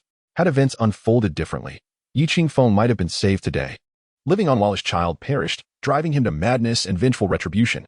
Alas, such musings were mere fantasies. I shall pay a visit tonight to observe the situation and relay Tianquan's fate to Yu Qifeng. Jiang Huaiwei was momentarily bewildered. Yu Qifeng is dead. How do I convey that? Shall I send a paper offering? Unbeknownst to her, Shen Wuxiao possessed a resurrection card for the protagonist, reviving Yu Qifeng to inform him of his daughter's death, only to subsequently end his life, seemed a fitting course of action, albeit a touch heartless. Yet he found a certain enjoyment in it. After dinner, Shen Wuxiao and Jiang Huaiwei made their way to a private hospital, albeit a modest establishment. The physicians within were, however, all accredited and among the finest in their respective fields. Upon arrival, Shen Wuxiao first visited Tianquan. She remained in a coma, her breath faint, likely not surviving the night. Huang Luoyin had remained silent throughout. Only upon Shen Wuxiao's arrival did she rise and softly express her gratitude. Thank you. Although the outcome is grim, I appreciate your assistance. Huang Luoyin, despite being a victim of circumstance, willingly accepted her fate, having little to say. Moreover, she was not foolish. She understood the entire situation and recognized her initial misunderstanding of Shen Wuxiao. In truth, he was unaware of the proceedings, and one could argue that she had indirectly led to Tianquan's demise. Had she not brought it up, Yi Qingfeng would have sought Lu Tao instead of Shen Wuxiao. In reality, even if she remained silent, Lu Tao, the coward, would still wield his power foolishly. The events had already set in motion, and the outcome was inevitable. Shen Wuxiao was somewhat taken aback by her gratitude. He had expected her to succumb to madness and lash out at him, which would have been simpler. However, her demeanor prompted no response from him. He proceeded to another room, the morgue, where Yi Qingfeng lay. Entering, he gazed upon the lifeless figure, devoid of color. Now would be an opportune moment to utilize the protagonist's resurrection card, wouldn't it? I no longer feel the warmth of life. Ding. The time of death has not exceeded 24 hours. It is permissible, currently in use. Target, Yi Qingfeng, reviving to a state of near death. Reviving. Shen Wuxiao watched, feeling a surge of emotion, almost shouting for him to revive, but he quickly realized that this was a man and abruptly stopped himself. Ding. Revival card activated. Shen Wuxiao stood silently behind Yi Qingfeng, observing intently. It was a marvel. Yi Qingfeng's fingers twitched slightly. After a while, he slowly opened his eyes in a daze, only to be met with a splitting headache. Upon awakening, he discovered himself in an unfamiliar environment, cold and damp. He had no idea where he was. In profound agony, Yi Qingfeng gradually rose. What is happening? Where is this place? He pressed his forehead, his expression stiff, feeling as if every bone in his body had shattered. Wait, wasn't I killed by Shen Wuxiao? Could it be? A wave of shock coursed through him. Though it seemed absurd, he was compelled to confront a startling reality. Yi Qingfeng glanced at his hands. Could it be that I have been reborn? He paused for a few seconds, his aura subtly expanding. Since heaven has granted me this chance to start anew in this life, I shall not tread the same path again. But at which point in time have I been reborn? Am I still in the Northern Territory, wounded? Shen Wuxiao, in this life, I will dismantle you piece by piece. Yi Qingfeng gritted his teeth, the sound echoing ominously. What are you mumbling about? Shen Wuxiao's voice suddenly pierced through the air. Are you sick? Hearing that voice, which instilled fear within him, Yi Qingfeng froze and turned to look back. There stood Shen Wuxiao, staring at him as if he were a fool. Ah, what? What are you? Enough of the stammering. I saved you to inform you that your daughter did not survive. She has passed away. Impossible, absolutely impossible. Yi Qingfeng was overwhelmed by anguish, ready to scream, but the pain was too severe to allow any sound. Fine, fine, whatever you say goes. I merely brought you back to deliver this news. After all, I am a man of my word. Now that I've shared the outcome, I shall send you on your way. Suddenly, Shen Wuxiao brandished a lethal judge's pen. Ah, Shen Wuxiao, may you meet a dreadful fate. Yi Qingfeng was engulfed in despair. Having already faced death once, he thought he had endured enough suffering. Now that he was alive again, he believed he could foresee everything. To his dismay, he was to die once more. Moreover, this time, the agony was 100-fold worse. The heart-wrenching news of his daughter's demise tormented him completely. How cruel Shen Wuxiao was. Enough of this, Shen Wuxiao said with no hesitation, farewell. With that, he plunged the judge's pin forcefully into Yi Qingfeng's neck and swiftly withdrew it. There was no blood. As the system had indicated, he had only revived briefly before being killed again. Yi Qingfeng trembled all over, having experienced yet another death. Sun Ke, he cursed. And once again, Yi Qingfeng met his demise. Ding. Congratulations to the host for once again slaying Yi Qingfeng. Points 2,000,000. As this was achieved through a resurrection card, no additional rewards are granted. The host has used the Grim Reaper's pen to eliminate the protagonist of fate. Points 200,000. How amusing. Shen Wuxiao wore a mocking expression. Rebirth? In this lifetime, I shall not repeat the past mistakes. Do you wish to make me laugh to death? He gazed at the lifeless body and called out to the outside. Remove it, incinerate it, and scatter the ashes. I have no funds to purchase a burial plot. Chapter 113. Yearning for plants. After Shen Wuxiao's subordinates entered, they were genuinely prepared to take Yi Qingfeng away.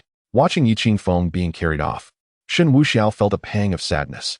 He regretted not having someone cleanse him upon his revival. Surely, that would have garnered him a substantial number of points. A miscalculation indeed. However, one learns from their mistakes, and Shen Wuxiao had gained considerable experience. The era belonging to Yi Qingfeng had swiftly elapsed. Shen Wuxiao exited the morgue and returned to the hospital room where Tuan Tuan lay.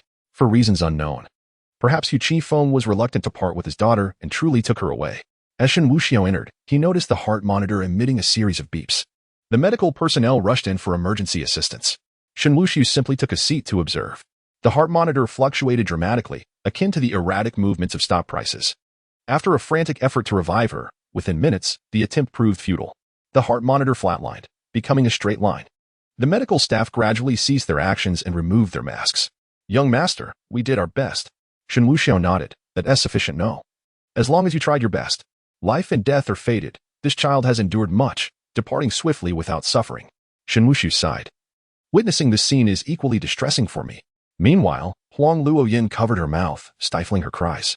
Yet, large tears continued to cascade down her cheeks. Trembling, she approached the bedside, gazing at the pale little face. Tuan, once vibrant and lively, now lay quietly, evoking profound sorrow. Tuan Huang Luoyin had a multitude of words trapped within her, unable to articulate any of them. She embraced Tuan's lifeless form, weeping bitterly. The doctors gradually departed the room, granting them a final farewell. Jiang Huayue glanced at Shen Wuxiao, her eyes subtly signaling before she exited. Shen Wuxiao remained seated, lighting a cigarette as he observed the poignant scene unfolding before him. Suddenly, he recalled that whether it was one or two, cremation was the same. He had forgotten to send both father and daughter together. Oh well, waiting in line was no great matter. Shen Wuxiao considered himself quite compassionate. He rose and approached the bedside, standing beside Huang Luoyin. Gently, he placed a hand on her shoulder. Dear friend, no, Miss Huang, death cannot be reversed. Please accept your sorrow. Since she is past, do not let the living suffer further. Allow her to depart in peace. Your tears may obscure her path to reincarnation. I have heard from the heavenly master at the Thunder Ancestor Temple that if the path to reincarnation is muddled, one may become a wandering spirit, doomed to a wretched existence. Upon hearing this, Huang Luoyin ceased her weeping. Yet, her beautiful eyes were already swollen from crying, her entire being trembling. In this state, she truly evoked a sense of pity. If one were to remain here, how unsettling. Huang Luoyin sobbed softly, wiping her tears, yet her sorrow proved uncontainable. Shen Wuxiao deemed it reasonable to make a personal sacrifice. If you truly wish to weep, perhaps you should find another place. As a warm-hearted individual, he readily offered his embrace. With that, he pulled Huang Luoyin into his arms. She was utterly defenseless against his gesture, collapsing into his embrace. Shen Wuxiao took 2 steps back, seated himself, and held her close, one hand discreetly resting upon her. Yet, Huang Luoyin seemed oblivious to it all. A woman burdened with sorrow, having lost a daughter, was profoundly fragile. In this moment, Shen Wuxiao's hold provided her with a semblance of security. She surrendered to her emotions, crying in his arms as if she intended to release all the grievances she had accumulated over the years. For a solid 7 or 8 minutes, her tears soaked his clothing. Fortunately, as she continued to weep, exhaustion overtook her, and she drifted into slumber. Indeed, she was fatigued. Since the day she misinterpreted Shen Wuxiao's intentions, she had scarcely managed 5 hours of sleep. Even the most resilient of individuals can falter. Now, enveloped in his embrace, it would be unnatural if she were not utterly spent. The woman who had just moments ago wept inconsolably now slept peacefully in his arms, her eyes still glistening with remnants of tears. Shen Wuxiao gazed at her, bemused. You are the most peculiar martyr I have ever encountered. You have tormented yourself to the brink of despair, while others seem to ascend effortlessly. He lifted her gently. Huang Luoyin was light, yet remarkably ample. So comfortable.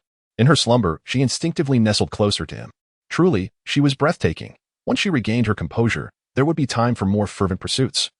But not now. Such actions could lead to dire consequences. Shen Wuxiao carried her out of the ward, making his way to another room. Upon placing Huang Luoyin on the bed in a different room, he instructed the doctor to administer in 4 drip, as her condition was dire. Only when her health improved could he personally provide her with nutritional support for optimal recovery. Jiang Huayue leaned against the doorframe of the ward, a charming smile gracing her lovely face. Are you interested? She inquired.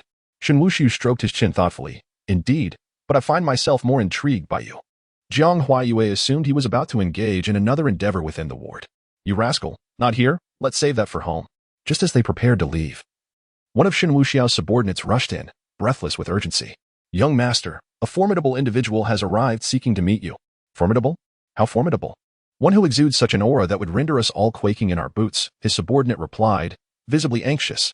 Is that so? Shen Wuxiao mused, uncertain. This was a private locale. Any visitors would undoubtedly be known to him. If they could arrive here with such precision, they were likely affiliated with him. What do they look like?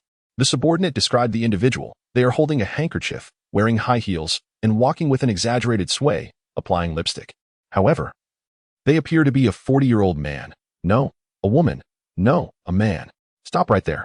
Shen Wuxiao raised his hand to gesture for a halt, saying, I understand. No need to stop. It's someone from our side. Upon hearing his subordinate's description, Shen Wuxiao immediately discerned the identity of the individual in question. Wasn't that the old trickster? Within the Shen family, he held a position among the lower-tier experts. Upon hearing Shen Wuxiao's words, Jiang Huaiyue also relaxed his vigilance. If he claimed it was someone from their ranks, then it must be accurate. Wuxiao, who is this person? Why does it sound rather peculiar? Shen Wuxiao chuckled softly. He's an adept from the lower echelons of our clan, known as Uncle Da, but how shall I put it? He is rather androgynous. Is he akin to those who practice the evil repelling sword manual or the sunflower scripture? Precisely, that's the kind of vibe he gives off. Shen Wuxiao admitted, somewhat speechless. Jiang Huaiyue nodded. That must mean he is exceptionally formidable. As for whether he truly was formidable, Shen Wuxiao was uncertain. He replied nonchalantly. I never had an affinity for martial arts before and spent much time wandering outside. They always regarded me as a child yet to mature. I am not well versed in their exact levels of attainment. Shen Wuxiao had no intention of receiving the visitor. He and Jiang Huaiyue simply sat on the chairs in the hospital room. Before long, the distinct sound of high heels echoed, each click resonating sharply in the quiet surroundings. Soon, a figure appeared at the door of the hospital room. Shen Wuxiao and Jiang Huaiyue turned to look, and in that moment, Jiang Huaiyue nearly trembled in fright. Chapter 114. Visitors from the Shen family. Before me stood an individual of striking abstraction, clad in a form-fitting practice outfit that accentuated his muscular physique. He held a vibrantly patterned handkerchief in one hand, his nails adorned with polish and his lips tinted with lipstick. Most unsettling of all were the high-heeled shoes he donned. Yet, despite his flamboyant appearance, he bore an expression of seriousness, exuding an air of authority. However, the moment he spoke, that facade crumbled. Oh dear young master. It has been far too long. I have missed you terribly, he exclaimed, brandishing the handkerchief and delicately gesturing with his fingers as he sauntered into the room. Enough of your nonsense, you old meddler, Shen Wuxiao retorted, a shiver running down his spine. Upon hearing Shen Wuxiao's reprimand, Uncle Da promptly fell silent, but not without stamping his foot in protest and huffing slightly. As his gaze fell upon Jiang Huaiyue, Uncle Da's eyes instantly sparkled with delight. Ah, this must be the young mistress. My, she is truly stunning, a beauty to rival the best. As he spoke, Uncle Da scrutinized Jiang Huaiyue with a mixture of admiration and mischief. Both Shen Wuxiao and Jiang Huaiyue stood momentarily stunned, disbelief etched across their faces. Once they regained their composure, Shen Wuxiao began to search frantically. Where on earth is my knife? Uncle Da quickly raised his hand in a placating gesture. Oh dear. Young master, I was merely jesting. Do not be upset. Clenching his teeth, Shen Wuxiao felt an overwhelming sense of discomfort. He turned to Uncle Da and inquired, what brings you to Shanghai? Uncle Da appeared quite at ease, settling into the empty seat across from Shen Wuxiao. Just as he was about to speak, Shen Wuxiao interjected. Face away from me. Chuckling softly, Uncle Da complied and turned his back. I came to attend to some business, and on my way back, I received a message from the master. He requested that I bring back a few corpses, hence my presence here. Shen Wuxiao nodded in understanding. Very well. Take them back with you. It saves me the trouble of sending them. He added with a serious tone, but let me make it clear, when you deliver these corpses, those behind them must be dealt with. Uncle Da chuckled again. Of course, young master. Anyone who dares to assassinate you, even their household pets, must be eliminated. We may even need to dig up a few ancestral graves. By the way, when do you plan to return, young master? Uncle Da inquired further. Shen Wuxiao had no immediate plans to leave. When the time is right, I shall return. Uncle Da, you know I have embarked on the path of martial arts. In the past, I was not particularly interested in such matters, but now I find myself curious. What is your current realm? Shen Wuxiao asked, genuine curiosity piquing his interest. Despite Uncle Da's flamboyant demeanor, there was an undeniable aura of strength about him. Uncle Da swiftly turned, holding the handkerchief to his crimson lips. My realm is not particularly high. I am at the 6th level of Martial General. Martial General. Shen Wuxiao paused, slightly taken aback. You call that not high? If you are at the 6th level, then what levels do those other uncles possess, given that you often spar with them yet seem unable to triumph? At the mention of this, Uncle Da puffed up indignantly. Those old geezers truly think I fear them. However, despite the fear, I genuinely feel powerless. It is merely a few warriors at the Martial King and Martial Sovereign levels. Those of a higher caliber are ensconced within clandestine organizations, beyond my comprehension. Upon hearing this, Jiang Huaiyue was profoundly astonished. She possessed a knowledge of realms above the 9th grade, yet had scarcely encountered any such individuals. Those at such heights seldom involve themselves in worldly affairs. Yet here, before her, sat a living embodiment of a 6th-tier martial general. What was even more astonishing was that this martial general was merely a lower-ranking warrior of the Shen family. What of the mid-tier, upper echelon, or the pinnacle? The terror they must instill is unimaginable. No wonder the Shen family is regarded as the foremost clan in Long Country. While Jiang Huayue was taken aback, Shen Wuxiao felt quite the contrary. His expression darkened. Goodness, you are a sixth-tier martial general, and yet I must inquire, being a young master of the Shen family. I come to a place like Shanghai, and my father assigns me a fifth-grade master as a bodyguard. Who does he look down upon? Is he wishing for me to encounter a formidable opponent and meet my end? When I engaged in fights, it was always due to superior numbers. My bodyguard should at least be a ninth-grade warrior. Shen Wuxiao was indeed vexed. Was this not absurd? According to Lin Chen's narrative, he would have been utterly defeated. Although he survived, being vanquished as the young master of a prestigious family was a profound humiliation. If he had a ninth-grade warrior by his side, it would not have led to such disgrace. Of course, if one were to adhere strictly to the script, his bodyguard would not have been present at that time.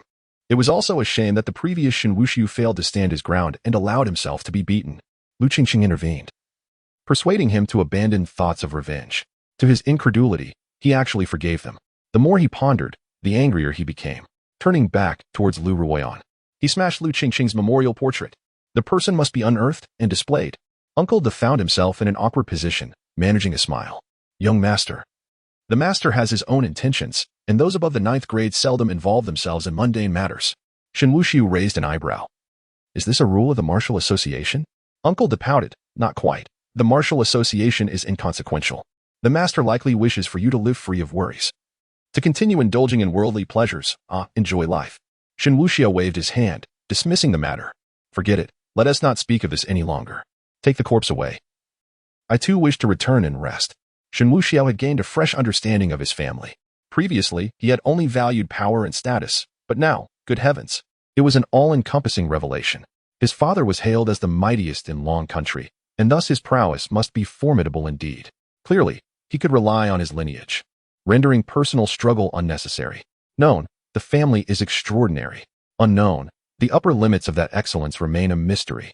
Solution, it could indeed be more ruthless. Uncle De rose slowly, intending to pay his respects. Shen Wuxiao's eyes widened in alarm. No. Just go. Young master, you were not like this before. Uncle De pouted, playfully tousling his not-so-long hair. Well then, young master and young mistress, I must take my leave.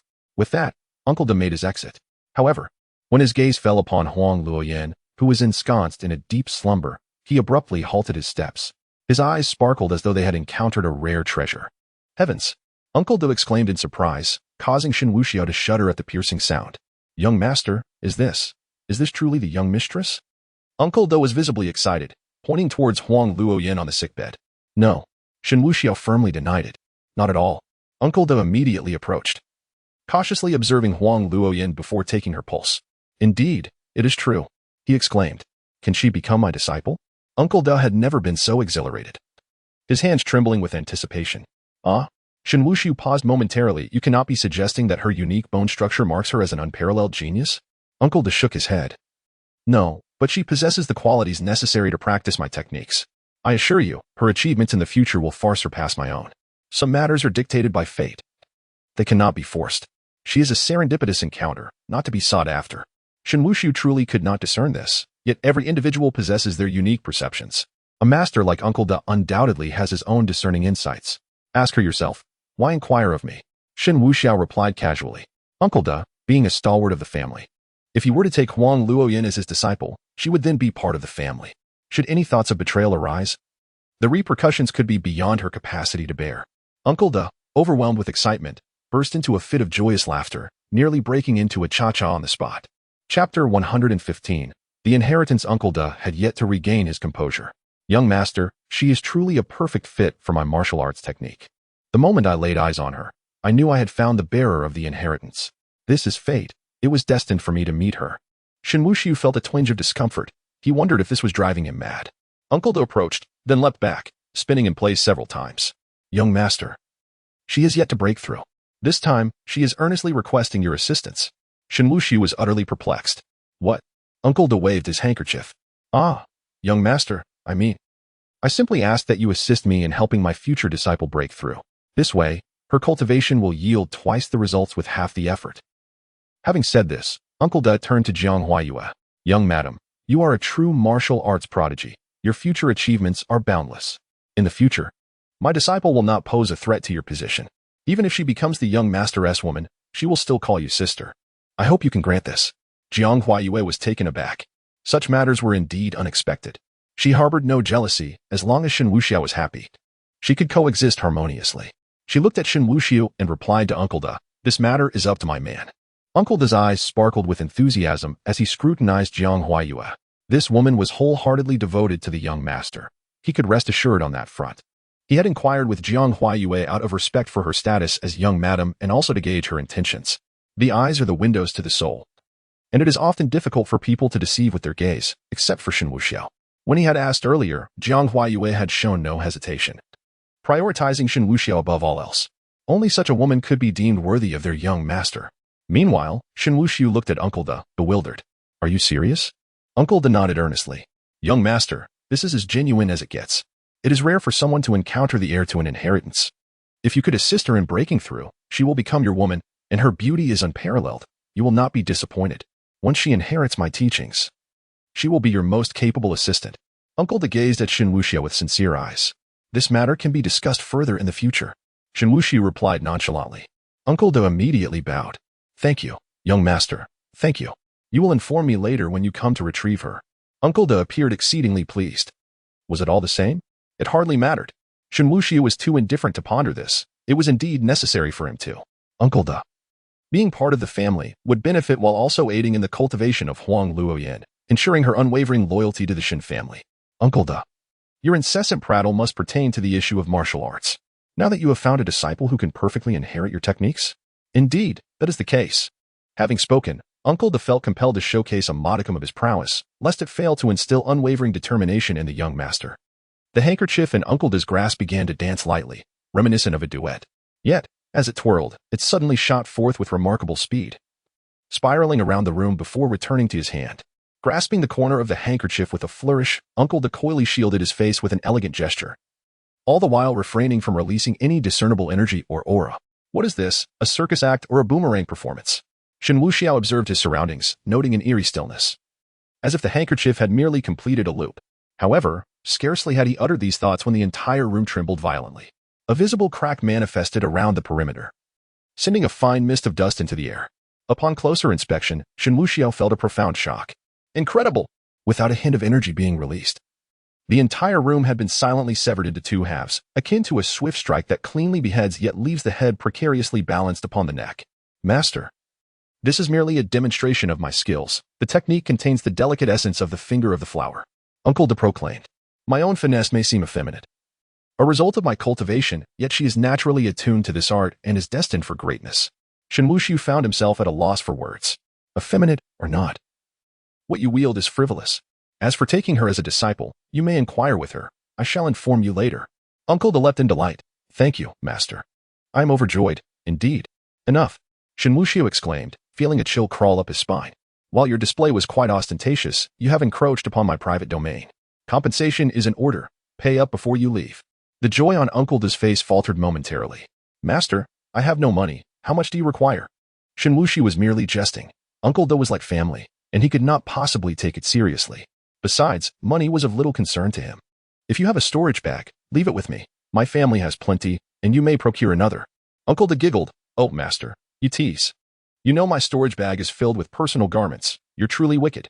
Shen Wuxiao could no longer contain himself, rising abruptly. Damn it. Begone. Master, I was only jesting. However, with your esteemed status, you cannot settle for second-hand items. Next time I come, I shall bring you some new ones. Uncle De concluded, vanishing from the room in an instant. A voice echoed, Master, I take my leave. Do remember to inform me regarding my disciple. Shen Wuxiao clenched his teeth, feeling utterly uncomfortable. With Uncle De's departure, the goosebumps on his skin had yet to subside. This was utterly absurd. Let us return home, Shen Wuxiao declared, taking Jiang Huaiyue's hand as they prepared to leave. What about Miss Huang? Should we not take her with us? Jiang Huaiyue pointed to Huang Luoyan on the hospital bed. No need. In her current state, she requires care, and there are arrangements in place for that here. Shen Wuxiao had no inclination to tend to anyone else. This afternoon had already been an encounter with Hatsune Miku, among other things. As Uncle De departed, he dialed a number, shedding any semblance of a timid demeanor. It was as if the androgynous figure in the hospital room had never been him. Master, I have met the young lady. She is exceptional, with remarkable martial arts talent, and wholly devoted to the young master. With her by his side, you can rest assured. Shen Tianheng's languid voice echoed, that is acceptable. It's not that I distrust my daughter-in-law, but rather my son is naively good-hearted. And I fear he may be deceived. Uncle Do involuntarily twitched at the corners of his mouth. Indeed, the young master's innocence and kindness make him susceptible to manipulation. By the way, master, I have found the heir to the legacy. She may one day become the young mistress. This matter requires your approval. Shen Tianheng suddenly lost his composure. The heir to the legacy? Are you trying to conjure another androgynous individual? And potentially a young mistress? I swear I will have your head for this. No, no, no. Uncle De chuckled awkwardly. This time it is genuine. The previous instance was merely a trial. This time, the individual is indeed a woman. Oh, very well then. Proceed as you see fit. Shen Tianheng continued. Upon your return, take those corpses directly to Li Yukai and Apos' residence. Hand them over and see them off. My beloved son has graciously provided me with such a splendid rationale. Failing to clean up would be a waste. Those involved must all perish, even if they merely showed their faces. Yes, master. Shen Tianheng had not finished speaking after eliminating Li Yukai. Take his body and pay a visit to his backer. I await his kneeling before the Shen family, pleading for mercy. Chapter 116. A brief separation after leaving the private hospital, Shen Wuxiao returned home alongside Jiang Huawei. Jiang Huawei was at the wheel while Shen Wuxiao sat in the passenger seat, lost in thought as he gazed out the window. The vibrant nightscape of the streets rushed past, a dazzling blur. Shen Wuxiao felt a profound satisfaction with his current life, each day brimming with boundless anticipation for the next protagonist's arrival. Yet, he remained unhurried, confident that encounters would occur serendipitously. The protagonists were a unique group. They seldom sought trouble but were inherently prone to ridicule. Even a passing dog might bark at them with fervor. Moreover, they were often surrounded by disdainful relatives, arrogant cousins, and capricious women who contributed to their troubles. The essence of being a protagonist lay not only in their immense fortune, but also in their exceptional ability to clean up after others. Despite their efforts, they were often met with disdain, criticized for using sandpaper when wiping others' messes. No matter how well they performed, doubts would arise, leading to disbelief in their capabilities. Branding them as worthless. Shen Wuxiao chuckled at the absurdity of certain protagonist personalities. They tended to selflessly contribute without expecting anything in return, only to become enraged when their merits were usurped.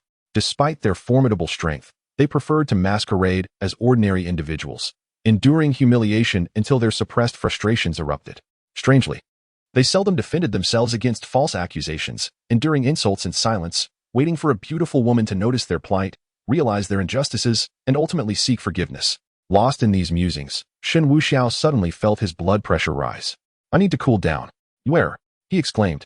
Jiang Huaiwei replied, focused on driving. How about I take the wheel? You can sit in the passenger seat. I'm quite agitated. Jiang Huaiwei paused, her strikingly beautiful face flushing slightly. Really?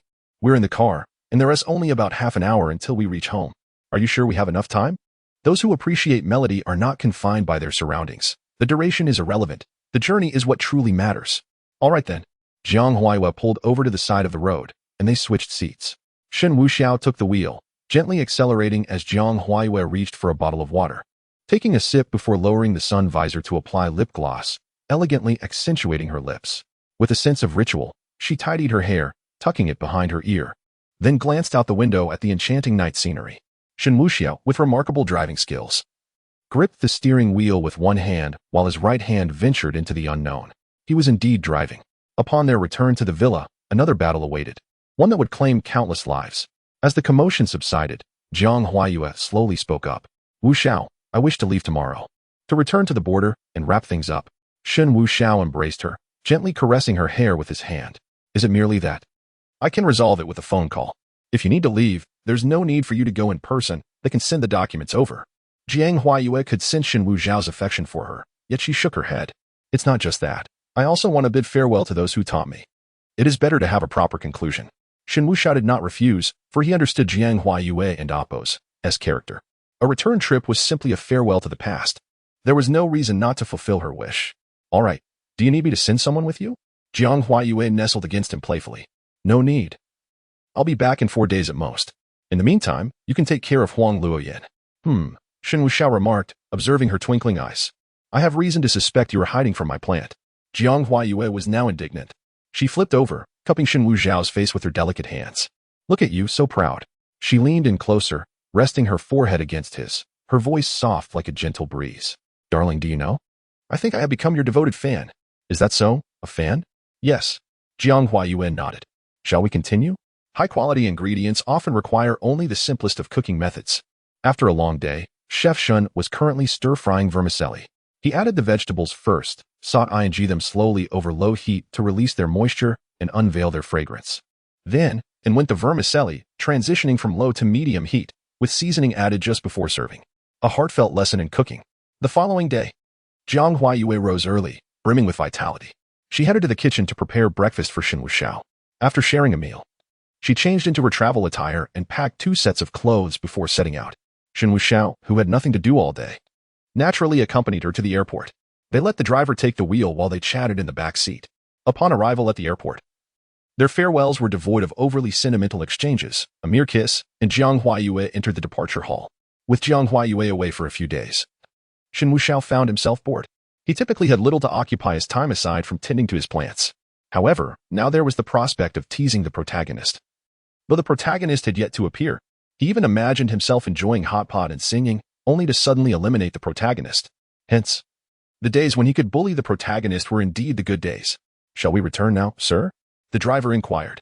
Shen Wuxiao remained silent, initially intending to visit the private hospital to check on Huang Luoyan. However, he knew that if he went there now, she would likely still be sobbing. How tiresome.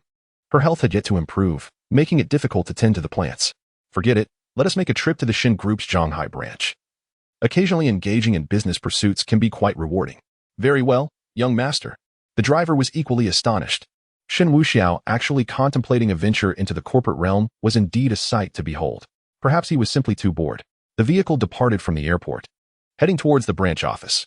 The Shen Group boasts an extensive scale, with branches established both domestically and abroad, nearly encompassing every city. The company's operations are incredibly diverse, ranging from real estate and investment to securities, film and media, and various industries. In terms of strength, even a single branch's prowess could overshadow that of several large enterprises in the locale. Upon arriving at the company, Shen Wuxiao gazed upward at the towering edifice. This lifeless structure, unbeknownst to how many individuals clambered to gain entry each day. As he entered the lobby, numerous onlookers turned their attention to Shen Wuxiao. To date, he had made public appearances only twice, yet his presence was universally acknowledged. Greetings, young Master Shen. Good day, young Master Shen. Some of the more attractive individuals, upon spotting Shen Wuxiao, hurriedly began retouching their makeup and spritzing perfume. It was well known that young Master Shen had a penchant for beauty. To capture a knight of his favor or to become his paramour would be an aspiration that many would covet for generations, coupled with Shen Wuxiao's strikingly handsome visage. His status, lineage, and charisma rendered him superior to all other men, leaving them utterly captivated. Chapter 117. The bidding meeting. As she reached the center of the hall, a sudden cry of dismay interrupted the atmosphere. A woman clutching a folder stumbled and fell to the floor, right in front of Shen Wuxiao. Papers scattered in disarray around her as she hurriedly attempted to collect them. Observing her plight, Shen Wuxiao stepped forward, crouching down to assist her in gathering the contents. As the woman bent over, her fair skin was prominently revealed, a sight of undeniable allure. Thank you, Shen Xiao. She feigned surprise, her voice laced with gratitude. Shen Wuxiao paused in his task, casting a smile in her direction. With a playful tone, he remarked, Madam, you have successfully captured my attention. To his astonishment, he felt a flicker of interest. However, the moment was fleeting as a gust of wind seemed to rush past him. In an instant, Shen Wuxiao's hand struck her face with a resounding slap. The woman staggered backward, sliding across the floor. Pathetic. You can't even walk without falling. What purpose does your existence serve in this company? His presence dominated the room, silencing the murmurs of onlookers. Those with ulterior motives swiftly retracted their intentions. A woman of considerable age had considered attempting to catch Shen Wuxiao's eye, hoping for a tale reminiscent of a domineering CEO falling for a woman of humble means, but now she hesitated. Truly, Shen Wuxiao embodied the ruthless reputation that preceded him. He shook his hand dismissively, muttering about the ill fortune of the encounter. Just then, Wang Hua, the official acting president, arrived. Upon seeing Shen Wuxiao, he appeared utterly deflated. Bowing low with a forced smile, wiping the sweat from his brow. Young master, I apologize for not being informed of your arrival at the group. Shen Wuxiao glanced at him, his tone indifferent. Do I need to report my whereabouts to you? And no, young master, you've misunderstood, Wang Hua stammered, lowering his head as he realized his excessive nervousness had led him to speak inappropriately.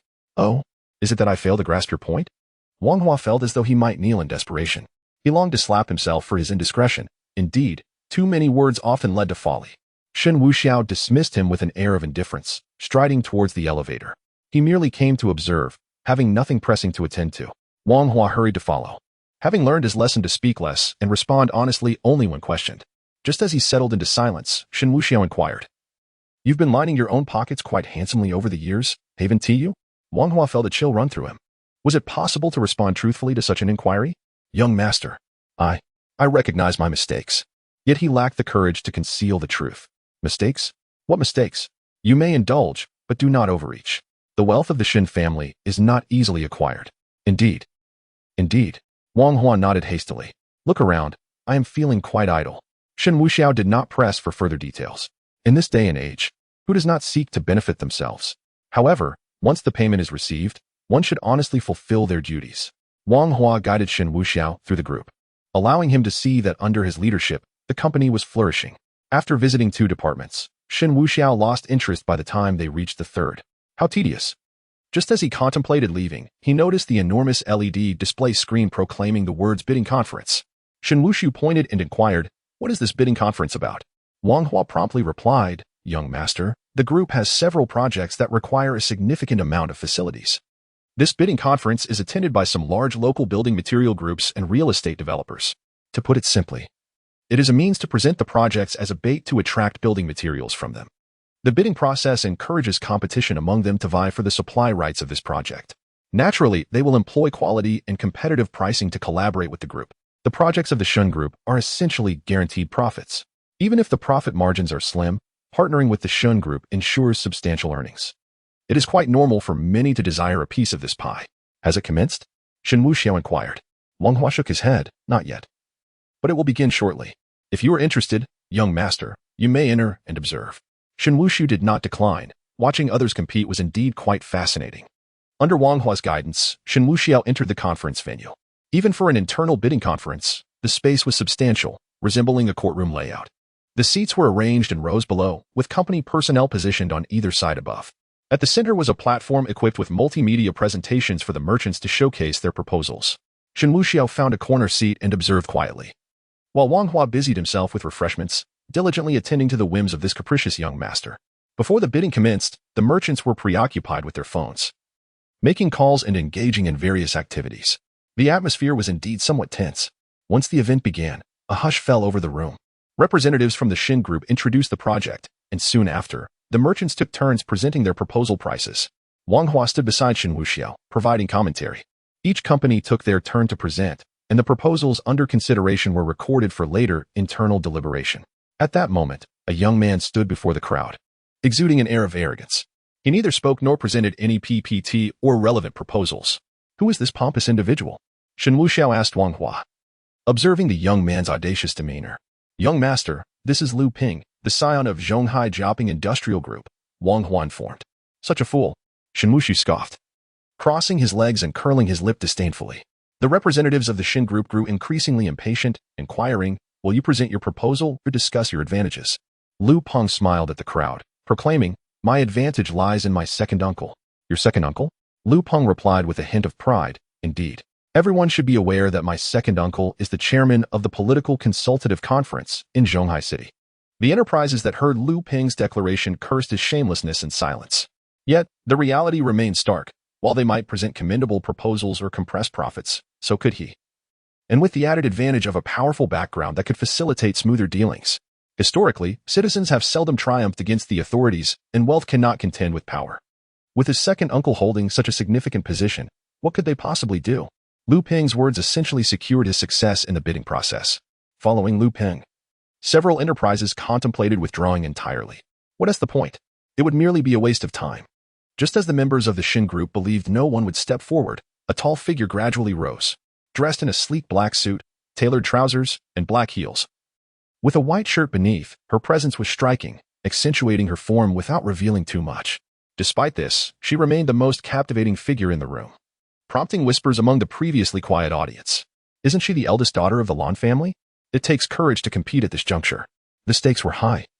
While they might walk away empty-handed, the Lan family faced potential bankruptcy if they failed to secure the project.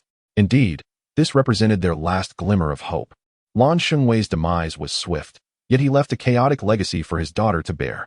Alas, Chapter 118. The eldest daughter of the Lan family. Shen Wuxiao's eyes brightened as he observed the elegant figure approaching. He had previously overlooked such an exquisite beauty, possessing a perfect physique. With her graceful demeanor and delicate steps, she moved like a willow swaying in the breeze, embodying a lightness and elegance. "Who is she?" Shen Wuxiao inquired. Wang Hua quickly introduced, "Young master, this lady is Lan Shi, the eldest daughter of the Zhonghai Lan Building Materials Group." The Lan family had once been a prominent force in the building materials industry. But after the passing of the family patriarch, the group fell into the hands of the third branch. Unfortunately, their incompetence nearly led to the ruin of the vast enterprise. Shen Wuxiao stroked his chin thoughtfully. A large corporation, even if mismanaged, should not simply face annihilation. "Your insight is commendable," Wang Hua chuckled, continuing. They were ensnared by a trap. Someone presented them with a fraudulent contract, leading them to invest all their funds in production while accruing substantial loans. "I see," Shen Wuxiao replied, incredulous. That must have backfired catastrophically. Yet, he acknowledged that when someone is intentionally schemed against, it becomes exceedingly difficult to evade such pitfalls. Indeed, had they merely produced goods, at least they would have tangible assets. Once the products were sold, there was a possibility of recuperating losses. The real issue lies in the fact that many have been warned not to collaborate with the Lan building materials. While the old man of the Lan family was alive, he favored the third branch immensely. With his departure, they have become easy targets for those with ulterior motives. Only our Shun Group's projects are untouched. Otherwise, this Miss Lan would likely not be present here today. Shen Wuxiao refrained from further inquiries, focusing instead on Lan Shi as she ascended the stage. It was no wonder that the murmurs he had overheard suggested that this project represented the last hope for the Lan family. This was a gamble, a desperate endeavor. She was determined to confront those who threatened her family, daring not to challenge the Shen Group's projects. As Shen Wuxiao observed the stunning young woman, he imagined the immense burden she carried. However, this was no concern of his. Such a high-stakes gamble would inevitably lead to aggressive price reductions, risking the potential to be drowned in the backlash from industry rivals. When Lan Shi turned to face the audience, many attendees swallowed hard. Shen Wuxiao felt a stirring of interest. Her delicate features were enchanting, her brows arched like a crescent moon, exuding a gentle charm. Her eyes were as clear as water, revealing a tranquility and serenity that belied her youth, as if she could encompass the world's complexities within them. The tear mole at the corner of her eye added to her allure. With a straight nose and a small cherry-like mouth, her expression remained impassive. If only she could smile, her warmth would be akin to a spring breeze, soothing to the heart. How captivating, how delightful, how enchanting. As Lan Shi prepared to unveil her PowerPoint presentation outlining her proposal, Lu Ping, who had previously introduced her uncle, interjected with a smug grin, "Miss Lan, there's no need to present your proposal. We hardly have time for lengthy discussions. Simply state your pricing." His demeanor was arrogant, as though he held all the cards in this situation. A flash of indignation crossed Lan Shi's eyes, yet she chose to remain unperturbed. She was determined not to miss this opportunity, no matter what. However, before she could finish her sentence, she was interrupted once more. Clenching her delicate hands, she could no longer contain her frustration. "Lu Ping, you are going too far." "Going too far?" Lu Ping slowly rose, arms outstretched, his smile widening. "I am merely being pragmatic. Everyone relies on their own abilities. How about this? I, Lu Ping, promise to undercut whatever price the Lan family offers by 5%. At this proclamation, a collective gasp echoed through the room. It was a blatant attempt to undermine the Lan family's business. Lan Shi felt utterly powerless. Although she understood that the scheming hands behind this were the first and second houses colluding with Lu Ping, she had no evidence, and even if she did, it would be futile. Shen Wuxiao pointed at Lu Ping, solemnly addressing Wang Hua. "Is this how you conduct business? In my territory, does a mere nobody dare to act so brazenly?" Wang Hua was taken aback. "Young master, I will have them removed immediately." "Not necessary." Shen Wuxiao frowned. "Let us observe for now." Seeing Lan Shi remained silent, Lu Peng became even more audacious. "Miss Lan, there is no need for anger. I am a proponent of win-win situations. If you agree to date me, I shall graciously relinquish this project. Moreover, I can offer a handsome price to clear your inventory. What do you say?" "Lu Peng, you are shameless." Lan Shi trembled with rage. Lu Peng remained unabashed. "Ah, I might be shameless. But consider this, your vast enterprise was built by old Master Lan. If it were to fall apart under your watch, how would you face old Master Lan? Besides, my proposal is far superior to that of your useless son-in-law, don't you think?" "Ha ha." His laughter reverberated throughout the venue. Shen Wuxiao, who had initially been a mere spectator, suddenly ignited with fervor upon hearing the key phrase, useless son-in-law. Lan Shi, humiliated beyond measure, felt her composure shatter. She realized that this endeavor was doomed. Would the Lan family truly be handed over to those from the first house? If it remained in their hands, it would be ruined. Lu Peng, that despicable man, not only schemed behind the scenes, but now brazenly took advantage of her. There would undoubtedly be no opportunity for the Shen Group's project. Lan Shi felt a wave of despair wash over her. The proposal she had painstakingly crafted over 2 weeks had no chance of being presented. Her opponent was crushing her completely. Businessmen are driven by profit. Even a colossal enterprise like the Shen Group would not refuse free money. She had initially planned to clear her inventory at a slight loss to replenish the group's finances. Otherwise, no one would dare take materials from her, effectively leaving her with deadweight. But now, with Lu Peng lowering the price by 5%, she found herself utterly outmatched. In despair, Lan Shi uttered no more words as she dragged her weary body towards the exit. Many onlookers sighed quietly, lamenting the plight of the Lan Group, now ensnared by treachery and on the brink of bankruptcy. Lu Peng, observing the enchanting beauty he so fervently desired to part, felt an unsettling joy within him. He could not believe that he would be unable to conquer Lan Shi. This woman would inevitably find herself beneath his command, gracefully submitting to his desires. The bidding meeting has essentially concluded. As Shen Wuxiao departed, he gestured towards Lu Peng, instructing, "Break him down, so that he behaves more modestly in the future. On my territory, he has no right to be arrogant." Having spoken, Shen Wuxiao departed directly. Lu Peng, brimming with confidence, appeared to be certain of his victory. Little did he anticipate that upon turning around, he would find himself encircled by a group of individuals. They unleashed a barrage of punches and kicks upon him, and a single blow shattered his arm.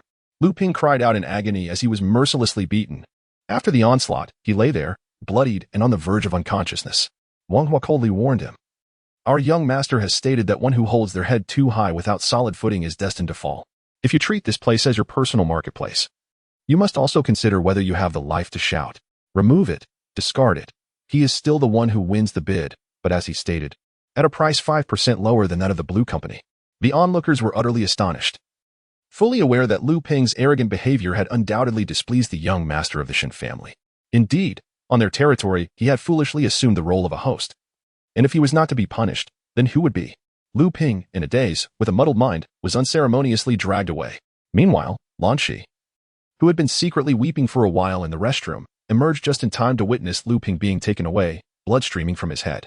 As she stood there in shock, she overheard whispers from others leaving the scene. To her astonishment, the young master of the Shen family had been present, and Lu Peng had now found himself in dire straits for provoking him.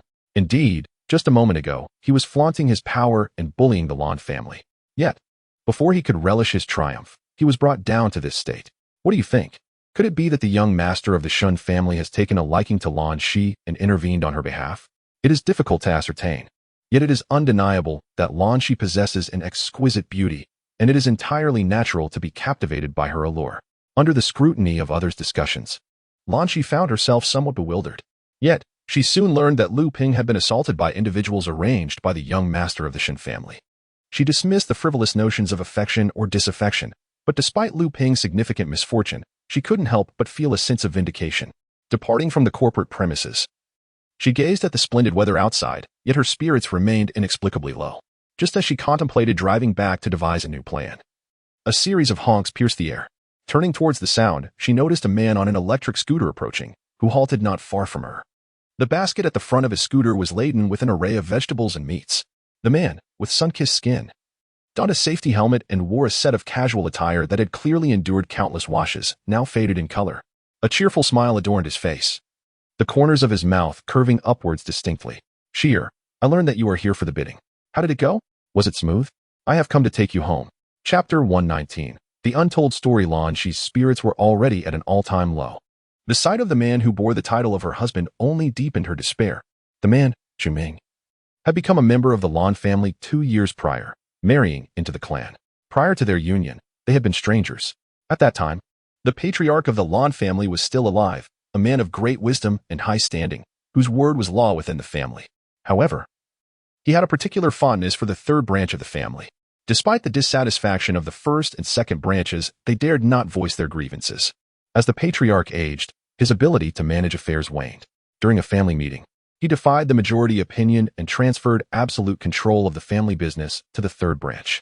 The other 2 branches were left with a mere 15% each. Lan Shui took on this heavy responsibility, which should have been a cause for celebration. Yet, his capabilities were limited, and fortunately, the foundation of the group was solid, allowing it to weather the storm. However, one fateful day, Lan Shui fell into a trap and signed a contract for a massive project. The contract stipulated that all materials would be supplied by Lan's construction materials company. This was an immense opportunity for him. If successful, he could meet his father's expectations and silence the first and second branches. He devoted himself tirelessly to preparations and on-site inspections. Despite Lan Shi and Appo's cautions to be careful and vigilant, he remained undeterred, singularly focused on seizing this opportunity. After the contract was signed, he poured all his time and resources into production, as the required materials were substantial. He not only exhausted all his liquid assets but also took out a significant loan from the bank. Unexpectedly, when the delivery date arrived, no one came to collect. Upon searching for the party involved, he discovered that it was merely a shell company. Everything was a facade. The information and documentation were all forged. The opposing party effortlessly brought down the Lan group. At that time, however, Lan Shui was not yet disheartened, believing that the materials were still in hand, albeit the repayment would be delayed. Yet, soon after, calamity struck as targeted attacks were launched against Lan's construction materials. All sales channels were abruptly cut off, and even those with contracts began to breach them. This shocking turn of events struck Lan Shui, who had little resilience left, with devastating force. Seizing the opportunity, the first and second branches reported the upheaval to the patriarch, embellishing the narrative and casting blame on his judgment. The patriarch, already in frail health, was unable to bear the shock of this misfortune and passed away without uttering a final word. Lan Shui, crushed by guilt, believed he had caused his father's death and, overwhelmed by despair, contemplated ending his own life. Before taking that fateful step, he transferred all his shares to Lan Shi. That very night, he leapt to his demise, leaving behind a grieving mother and daughter. The deaths of both her grandfather and father struck Lan Shi with a profound sense of loss, a double blow that left her reeling. Especially after her grandfather's passing, her grandmother emerged to take command of the family. The elderly matriarch harbored a deep-seated preference for male offspring, viewing her daughter as nothing more than a liability destined for marriage, thus deeming it unnecessary to invest any effort in her upbringing. During the period shortly following the demise of the old patriarch and Lan Shui, she seized the opportunity to reclaim control over Lan's building materials, demanding that Lan Shi relinquish all her shares. However, Lan Shi was resolute, determined to take over the responsibilities left by her father. This was not only her grandfather's aspiration but also her father's regret. As a daughter, she could not allow herself to be manipulated and, in turn, fulfill the desires of others. While outsiders speculated that the Lan family might face bankruptcy and liquidation, Lan Shi was acutely aware that such a fate would not come to pass. Certain individuals merely sought to displace her from her position. Should she vacate her role, the company would undoubtedly revive. This was merely a scheme orchestrated by certain colluding parties. No matter how arduous the path ahead, she was resolute in not allowing them to succeed. Upon realizing that Lan Shi was not easily swayed, the matriarch concocted another plan, arranging for a man to marry Lan Shi in hopes of reclaiming the shares under the pretense of matrimony. The man chosen for this dubious honor was none other than that scoundrel, Lu Peng. It was on that very day that Chu Ming inexplicably appeared, claiming to fulfill a prior agreement made with the old patriarch, presenting a contract that bore the unmistakable handwriting and seal of her grandfather. His arrival was akin to a divine intervention, voluntarily agreeing to join the family as a son-in-law. His timely intervention caught the matriarch and the other factions off guard. Adhering to the principle of honoring the contract and her grandfather's wishes, Lan Shi indeed married Chu Ming, whom she had only just met. Thus, the matriarch and the other factions were momentarily thwarted in their schemes. At that juncture, although Lan Shi harbored no feelings for Chu Ming, she did not despise him either. She considered that if he could maintain a respectful distance, perhaps they could coexist amicably. Little did she anticipate that Chu Ming's disposition was vastly different from her expectations. He was, in fact, quite the spineless individual. His presence disrupted the meticulously laid plans of the matriarch and her allies, yet he bore their scorn and insults without retaliation.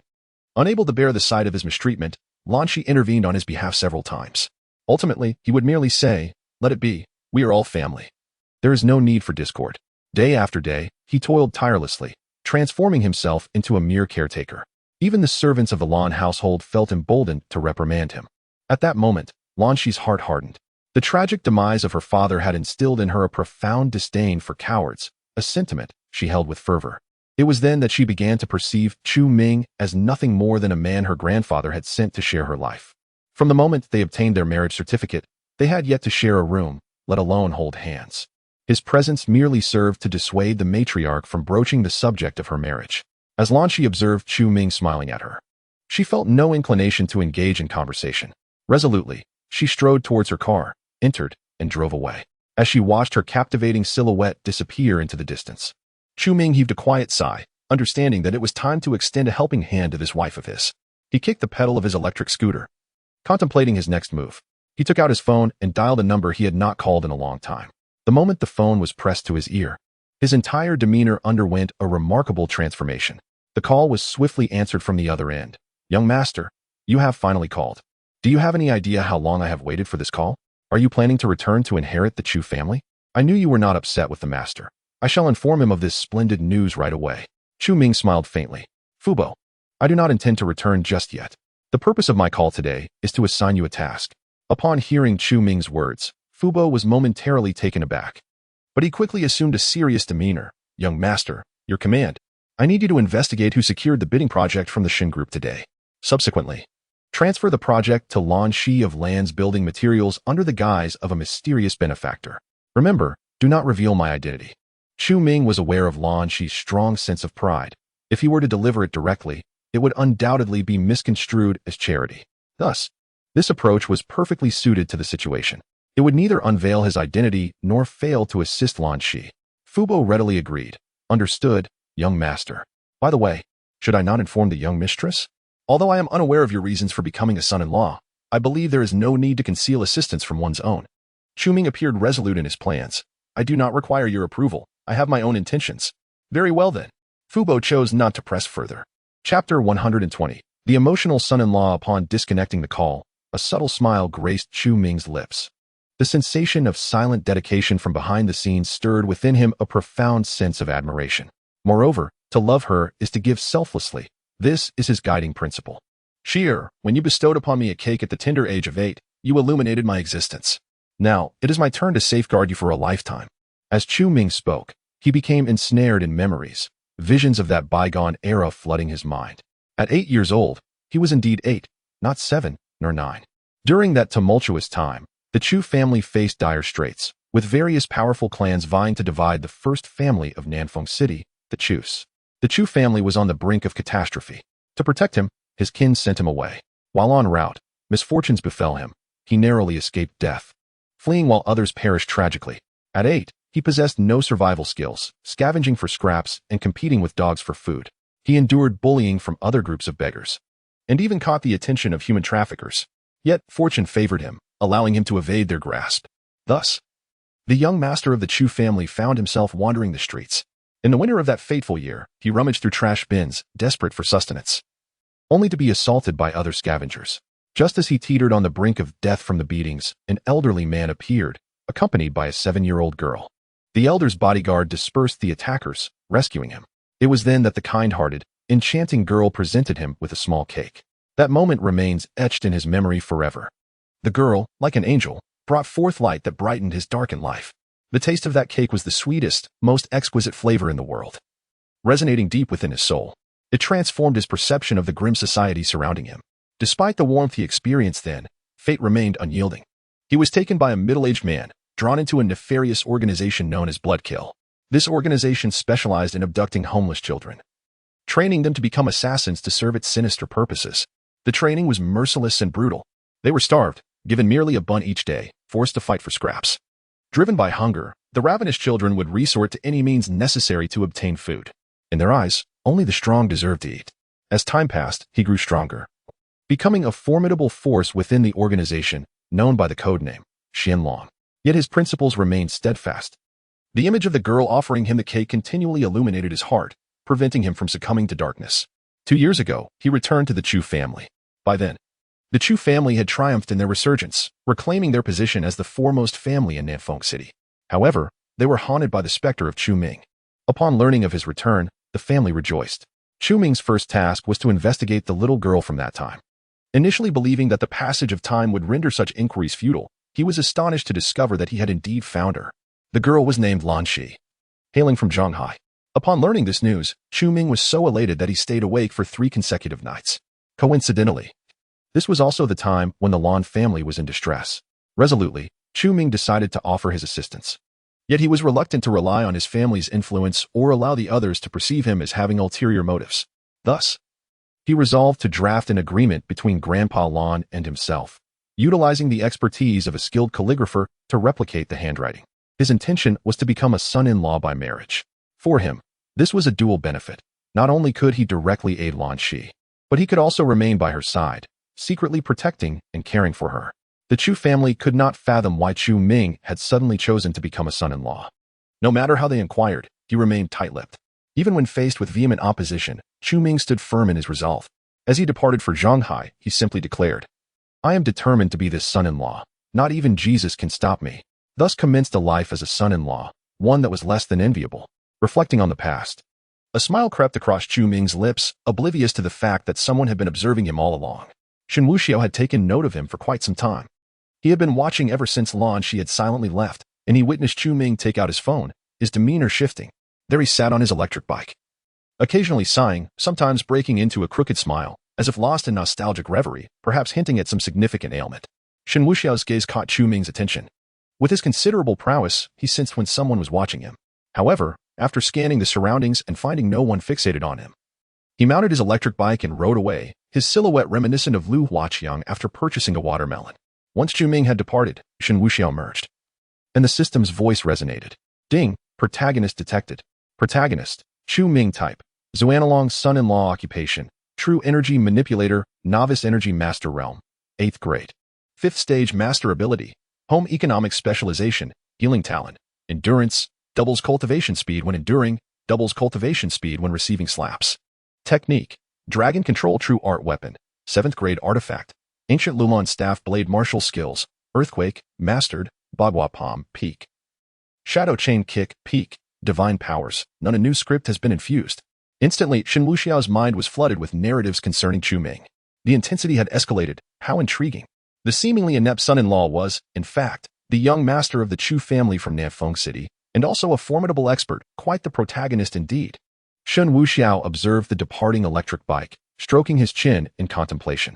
Should he first confront his nominal wife at the supermarket or eliminate him outright? What a delightful conundrum. As the plot had yet to unfold, Shen Wuxiao did not rush to trigger any events. Instead, he boarded his vehicle, intending to visit the Lu family's villa. Given that Jiang Huaiyue had returned to the border and Huang Luoyan was too frail, it was better to pay a visit to Lu Ruyan after making a circuitous journey. Of course, his purpose was merely to pay a courtesy call, not to engage in any significant matters. As Shen Wuxiao was on the verge of arriving at the Lu family villa, Lu Ruyan, exhausted, entered the premises. She had scarcely the time to change into her loungewear before collapsing onto the sofa, pressing her forehead and gently massaging it. She had just returned from the psychological counseling center. As on previous occasions, Dr. Billion Biao had provided her with psychological guidance and prescribed several medications. However, she sensed a certain inconsistency in Dr. Biao's words and actions. Previously, she had been advised to express her emotions gradually rather than suppress them, allowing for a complete release. Yet, in recent days, the guidance seemed to shift towards urging her to stifle her inner thoughts, to resist with all her might, and to frequently gaze upon mementos of her loved one. This notion was cloaked in the guise of fighting poison with poison, claiming it would render her impervious to harm. It was utterly perplexing. Nevertheless, she held a deep trust in Dr. Biao, striving to suppress her emotions. Yet, the more she attempted to contain them, the more they accumulated, akin to a clogged pipe ready to burst. She could also sense that something was amiss. Previously, she could sleep soundly under treatment, but now, she found herself restless, longing for Shen Wuxiao. Even when she managed to drift into slumber, a mere touch beside her would reveal his absence, prompting tears to flow. Only when clutching Shen Wuxiao's shirt could she find a semblance of relief.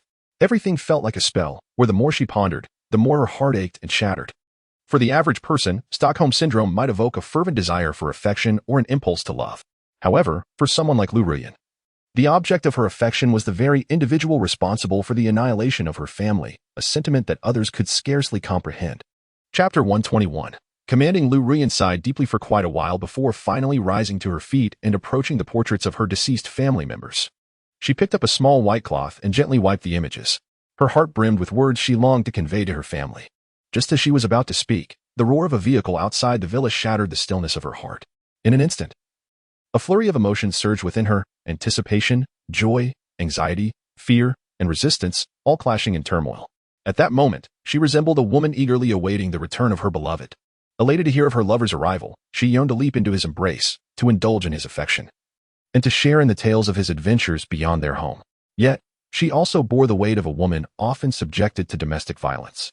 Fearing her husband's return would bring harm, a profound conflict ensued, causing her to momentarily forget to open the door. As footsteps approached, Lu Rian finally regained her composure. But it was too late. Shen Wuxiao had already entered, his gaze fixed upon her. Their eyes met, and Lu Rian felt her heart melt, a surge of emotion compelling her to seek his affection. But what about the portrait? Shen Wuxiao, however, was not burdened by such complicated feelings. He stepped closer, glanced at Lu Ruyan, and then at the portrait of her sister. Suddenly, he raised his fist and struck the portrait of Lu Qingqing with a powerful blow. Boom! The entire villa trembled violently. Lu Ruyan shuddered and looked closely. Her sister's portrait had been shattered to pieces. His fist had even penetrated the wall behind, compressing the photograph within the frame and leaving a massive indentation in the wall. Shen Wuxiao brushed the dust off his hands, a faint smile gracing his lips. He cupped Lu Ruyan's lovely face and softly said, "Do not overthink it. Your sister visited me in a dream, expressing her disdain for this photograph. Out of respect for the deceased, I could not refuse her request and fulfilled her wish." Lu Ruyan's eyes glistened with tears, yet she nodded in acquiescence. Shen Wuxiao furrowed his brow slightly. "That is rather impolite. I selflessly offer my assistance. What should you say to express your gratitude?" Lu Ruyan's rosy lips quivered slightly. Thank you. Very good." Shen Wuxiao chuckled, bestowing a gentle kiss upon her flushed lips. The kiss was tender yet laced with a hint of lingering passion, momentarily rendering Lu Ruyan spellbound. "Let us proceed to the sofa." Shen Wuxiao released her hand and guided her towards the couch. Lu Ruyan, having grown accustomed to this dynamic, complied without hesitation. Once Shen Wuxiao settled on the sofa, Lu Ruyan poured a glass of red wine, allowing it to breathe before taking her place beside him. "Wuxiao, do you require my assistance?" Lu Ruyan murmured, lowering her gaze. "Let us pause for a moment. I must first inquire if your funds are sufficient." "Huh?" Lu Ruyan blinked in surprise. "Didn't you intend to design a plan to eliminate me? Such an endeavor undoubtedly requires substantial financial backing. For instance, bribing certain individuals, establishing connections, or orchestrating a scheme, all of which necessitate investment. Without spiritual crystals, elixirs, or beast cores, it would surely entail expenses. Otherwise, how could those martial artists be persuaded to serve you? Insufficient funds? I shall transfer some to you." Lu Ruyan was taken aback, profoundly touched. To give oneself money to facilitate one's own demise, how deeply he cherished himself. Before Lu Ruyan could utter a word, Shen Wuxiao seized her phone and opened the app. "Oh, your name carries such a tragic connotation, laden with sorrow." Shen Wuxiao chuckled. He also took the liberty to rename himself, dubbing it Past Sorrows. After making the change, he transferred a sum to her. "All right, make good use of it. And do not let me down." Lu Ruyan nodded gently, her demeanor exuding a vulnerability that was heart-wrenching. In Shen Wuxiao's presence, she exhibited not a trace of temper. As lunch approached, he remarked, "I see you are not inclined to cook, so let us venture out. It would be untrue to claim I have never taken you out for leisure." Lu Ruyan found Shen Wuxiao's character utterly perplexing yet felt too intimidated to retort. After a brief tidying up, she clasped his arm, and together they exited the villa. Shen Wuxiao added a final admonition. "You ought to learn cooking at home. It is not a mark of honor for a woman to lack culinary skills. Do not emulate those frivolous characters who incessantly wail for dowries and material gifts, easily swayed by friends, and engage in trivial pursuits." "Indeed, I shall learn," Lu Ruyan replied softly. Meanwhile, in the Zhonghai Yijing Shiyuan Villa district, Chu Ming was riding his beloved electric scooter home. The villas here were interconnected, with the furthest one being the residence of Lan Shi and her mother. Lan Shi had long desired to move out, but was unable to withstand her mother's constant lamentations, wielding filial piety as a weapon. The elderly matriarch insisted that the family dine together at all times, seemingly cherishing the bustle, yet in truth, it was merely a means to keep Lan Shi under her thumb. Chu Ming parked his scooter and retrieved the fresh meat and vegetables he had purchased from the basket in front. It was also lunchtime, and he needed to prepare the meal promptly. In total, excluding himself, there were about 7 or 8 mouths to feed. He had to wait until everyone finished eating before he could join the table or resort to eating at the door with his bowl. However, he seemed indifferent to this arrangement. As he entered with the ingredients, a sharp voice pierced the air. "Chu Ming, where have you been? Are you exempt from cooking? Do you wish to starve me?" The one reprimanding him was the current head of the Lan family, the matriarch, Ho Guifan. Chu Ming smiled gently, unaffected by her verbal abuse. Ho Guifan often belittled him due to her disdain for their branch of the family. In such a vast household, one would expect the presence of housekeepers, yet they relegated all the chores to him: cooking, mopping, washing dishes, wiping tables, and cleaning toilets.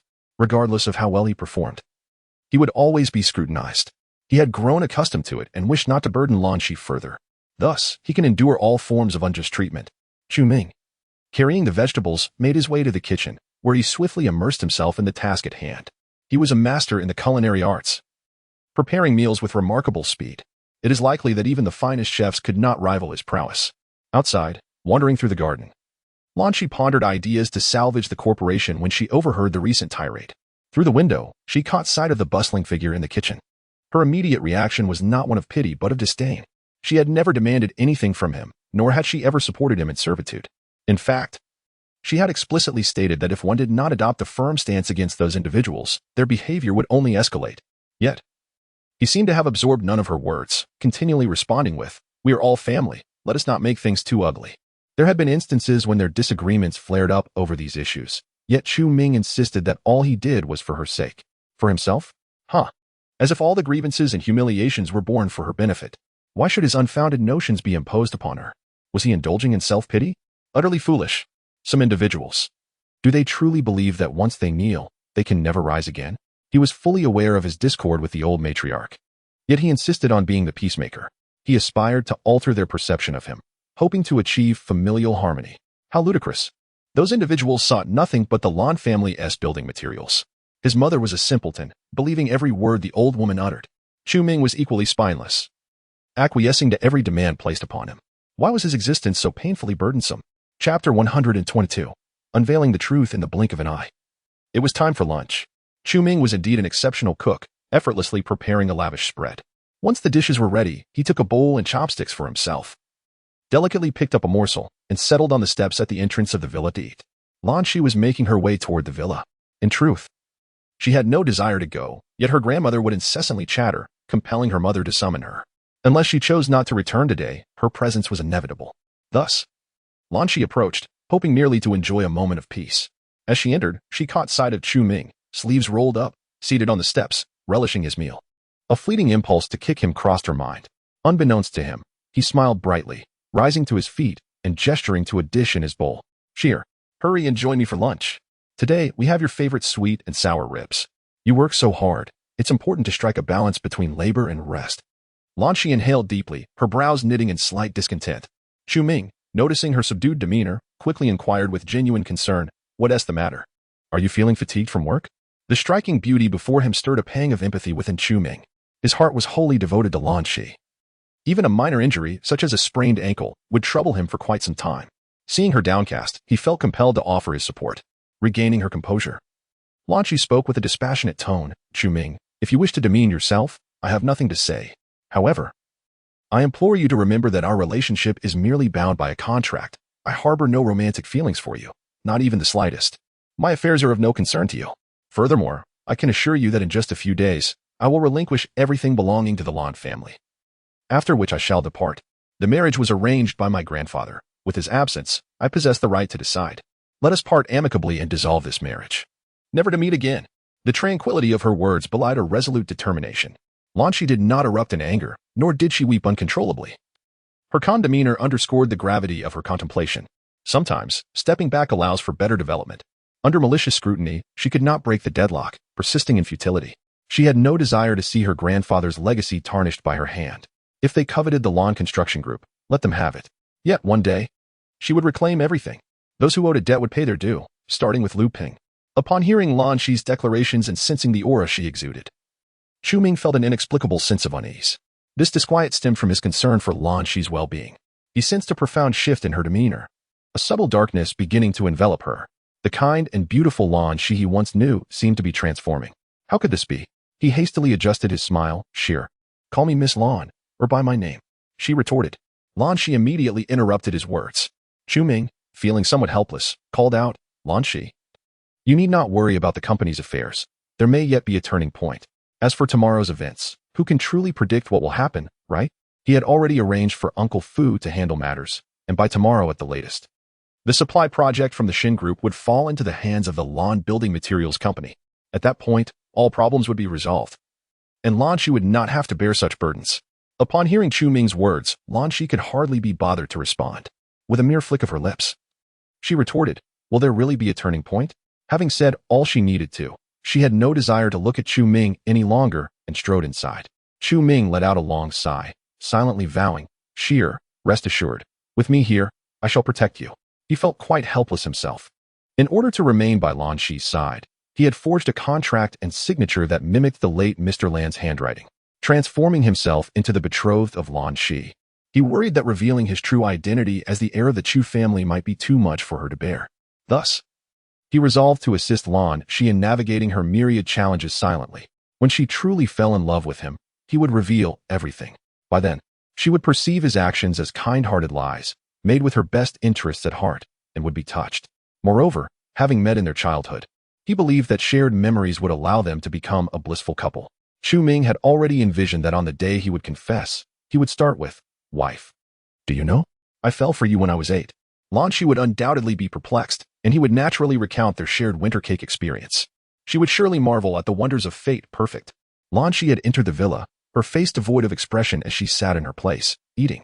For her, it was merely a symbolic act, a way to avoid incessant conflict. Upon noticing Lan Shi's low spirits, Ho Guifan had already grasped the reason. She had learned about the bidding conference right away. Partnering with Lu Xiao had proven to be a wise decision, as it had indeed left them disappointed. Firmly suppressing Lan Shi, how could this loser possibly turn things around? Had she surrendered her shares earlier, she would have avoided all this. She and Oppos, I heard you participated in the bidding today. How did it go? Ho Guifan inquired with a semblance of a smile. Lan Shi, maintaining her stoic demeanor, replied nonchalantly, "Isn't the result already known to you? Why ask when you already know? What a waste of breath." Ho Guifan was taken aback, unable to fathom that Lan Shi would dare to retort. "How audacious! Have you no sense of propriety?" she admonished, slamming her hand on the table. Lan Shi's mother, Zhou Hui, nudged her arm, saying, "How can you speak to your grandmother like that? How have you become so unfilial?" The eldest and second members of the Lan family wore similarly furrowed brows.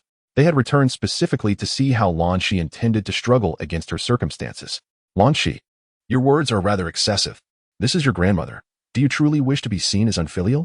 Lan Shi had long grown weary of these sanctimonious individuals who made her feel nauseated. "Disrespectful? Then let me inquire what qualities she possesses that warrant my respect. What have you all done, truly believing that others are unaware?" Upon uttering these words, the entire table fell into a profound silence. Ho Guifan clutched her chest, appearing as if she might faint. "Old man, just look at what you've spoiled this good-for-nothing child into. She dares to confront her elders." "Lan Shi, you must apologize to your grandmother immediately," Zhou Hui urged, giving Lan Shi another shove. "Apologize for what? Is it that you cannot bear to hear the truth?" Lan Shi's stance remained unwavering. She had long seen through these people. Rather than feigning ignorance and turning a blind eye, it was far better to be forthright. What reason did she have to treat kindly those who would betray their own sons and brothers? The eldest son of the Lan family slammed his hand on the table and stood up abruptly. "Lan Shi, you are being outrageous. Do you think that just because you have ascended to the position of CEO, you have gained wings? The corporation has been squandered under your watch. Yet we have remained silent. How dare you reprimand your elders here?" The second son of the Lan family quickly chimed in. "Indeed. You are on the verge of ruining your grandfather's legacy. You are no longer fit to manage the company. Today, you must relinquish your position as CEO and transfer your shares to your grandmother. We cannot allow this corporation to be driven to ruin under your mismanagement." Chapter 123. Forbearance. Is the dagger revealed at the end of the scroll? No more pretense. Very well. Today I relinquish my position as president. However, I shall first seek someone to sell my shares. Lan Shi wore a cold smirk, seemingly indifferent to the consequences. Upon hearing Lan Shi's intention to sell her shares, the members of the Lan family were thrown into a state of panic. They had always held Lan Shi tightly in their grasp, confident she would never part with the shares as they represented the hard work of the elder, whom Lan Shi revered deeply. The mere thought of her selling the shares was utterly unthinkable. Yet, when they heard her declare it, fear gripped them, worried she might act impulsively, rendering their efforts in vain. Ho Guifan pounded her chest. "You ungrateful wretch, do you wish to drive me to my grave? If you dare to do this, I will beat you senseless. How will you face your grandfather?" Lan Shi scoffed. "Oh, if I lack face, what of you, grandmother? Since grandfather's passing, has he ever visited your dreams to chastise you for enabling your son to create discord among brothers?" Ho Guifan felt a chill run down her spine, her countenance shifting. The eldest of the Lan family sensed something amiss and quickly changed the subject. "Lan Shi, you are being unreasonable. As your elders, we have every right to reclaim the shares if you cannot manage the company properly. I am eager to see who else would take over your mess." The elder's fury was palpable, as if he wished to overturn the table. Lan Shi remained expressionless. Who says it is a mess? Today, I am going to bid. And coincidentally, I learned that the young master of the Shen group is in Shanghai. If I were to transfer my shares to him, would it still be a mess? Oh, by the way, should we compare the capabilities of those who engage in underhanded tactics with the Shen group? Lan Shi's words struck like thunder, leaving them speechless. If what Lan Shi proposed came to fruition, it would be their undoing. Who in their right mind would dare confront the Shen group? Even if Lan Shi were to transfer her shares to them, they would not have the audacity to demand accountability. Such an action would be suicidal. The second eldest of the Lan family felt a twinge of guilt. Lan Shi, stop with the useless talk. The issue at hand is that you have plunged the company into chaos. Yet you continue to shirk responsibility. And the company is on the verge of ruin under your stewardship. Just as Lan Shi was about to respond, a voice rang out from outside. The company will not fall into ruin under Xier. I believe in her capabilities. Chu Ming made his entrance, holding an empty bowl, stepping in with a certain presence. Get out. Who allows a worthless coward like you to speak? The eldest of the Lan family pointed an accusatory finger at Chu Ming. Chu Ming paid no heed to the insults, calmly replying, Do you not believe? The eldest of the Lan family, already irate, saw Chu Ming smiling. His mouth twisted in derision. Enraged, he approached and slapped Chu Ming across the face. The sound echoed through the room. Chu Ming's head turned to the side as he absorbed the blow. You worthless coward. What right do you have to speak? Get out immediately. Chu Ming covered his face, gritting his teeth, seething with indignation. At this moment, one could not afford to turn hostile. Otherwise, how could they lure them into a trap? Thus, he remained patient. Chu Ming curled his lips. How about a wager? With a resounding slap, Zhou Hui struck him again, exclaiming, Incompetent son-in-law, silence yourself. Chu Ming's expression shifted slightly. Yet he persevered in his restraint. Are you not brave enough? He retorted, covering his face, seemingly unperturbed by the prospect of further aggression. They had no time to waste conversing with someone as useless as Chu Ming.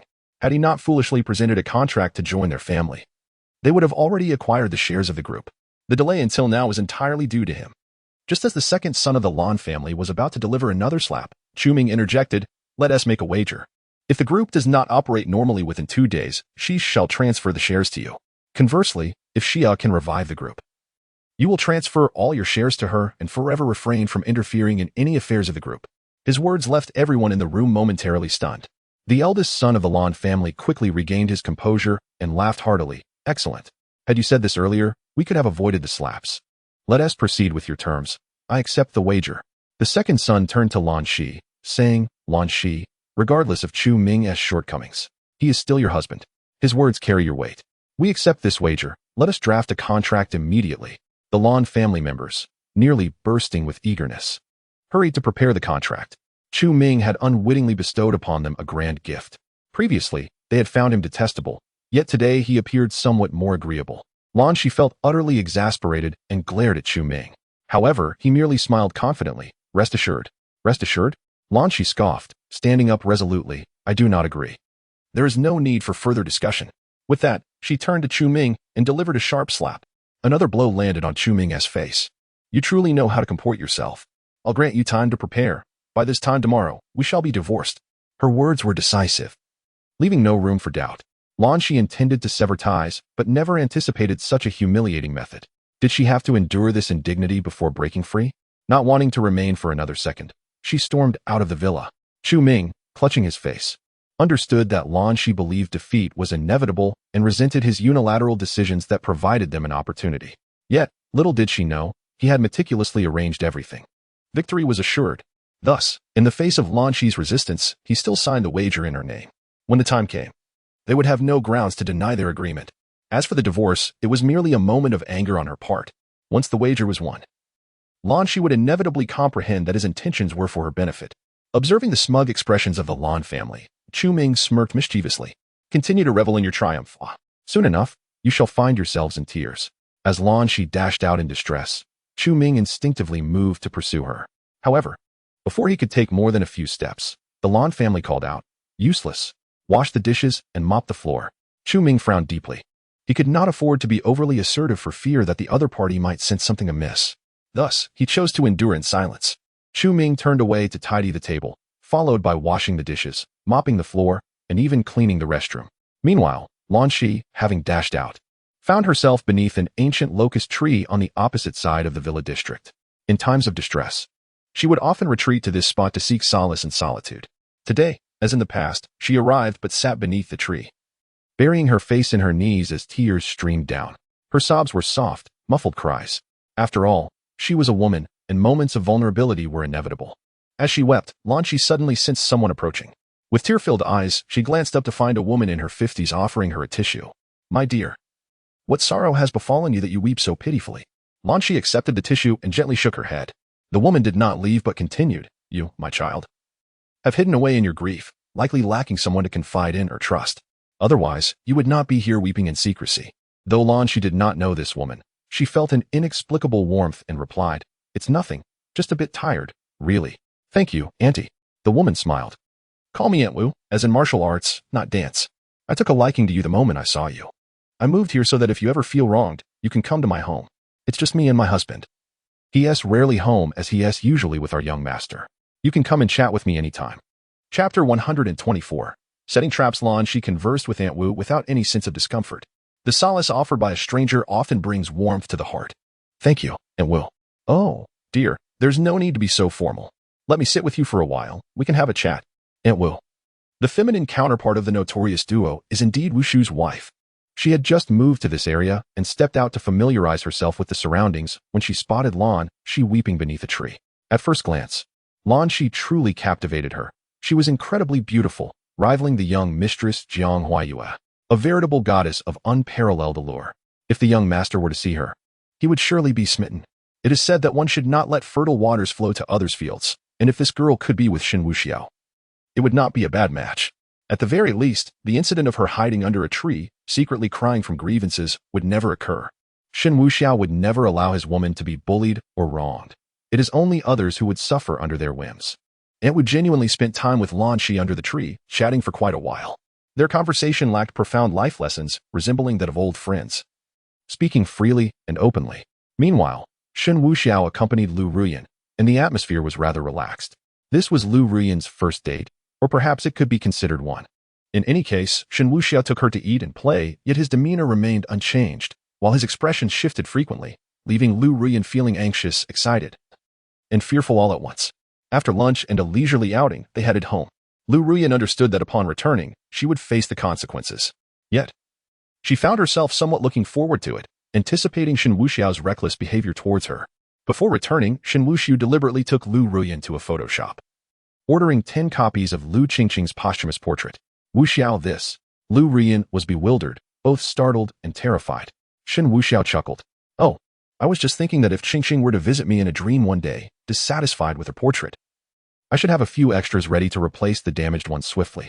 After all, we cannot let her suffer in the afterlife. The incense offerings must be maintained." Lu Ruyan felt a wave of despair wash over her. Shen Wuxiao's words sent shivers down her spine. How many times would he need to replace them? It seemed as though Lu Qingqing would find no peace even in death. Shen Wuxiao insisted that the proprietor prepare 10 copies of the portraits as per his specifications. He selected one to inspect, lifted it, and tossed it to the ground, stomping on it. "Boss, this quality is subpar. Replace it." The proprietor was taken aback, having never encountered such a request, and felt a surge of displeasure. Just as he was about to speak, Shen Wuxiao furrowed his brow and remarked, "Is it truly so arduous to accomplish your tasks? Shall I hang you on the wall instead?" The proprietor gulped, refraining from further protest, and hastily complied. Thus, Shen Wuxiao joyfully returned to the Lu family villa with Lu Ruyan and the portraits of Lu Qingqing. Upon arriving at the villa, he eagerly arranged the portraits and then wiped them with a white cloth. "A girl should be a touch more refined. It certainly appears much better this way. Showcasing my creativity." Lu Ruyan gazed at her sister's memorial photograph, a profound sorrow weighing heavily on her heart. What Shen Wuxiao had concocted was hardly a memorial. It was evidently a mainstream large-format photo produced by that proprietor. A black and white picture served as the backdrop, adorned with a garish, multicolored frame and shimmering text.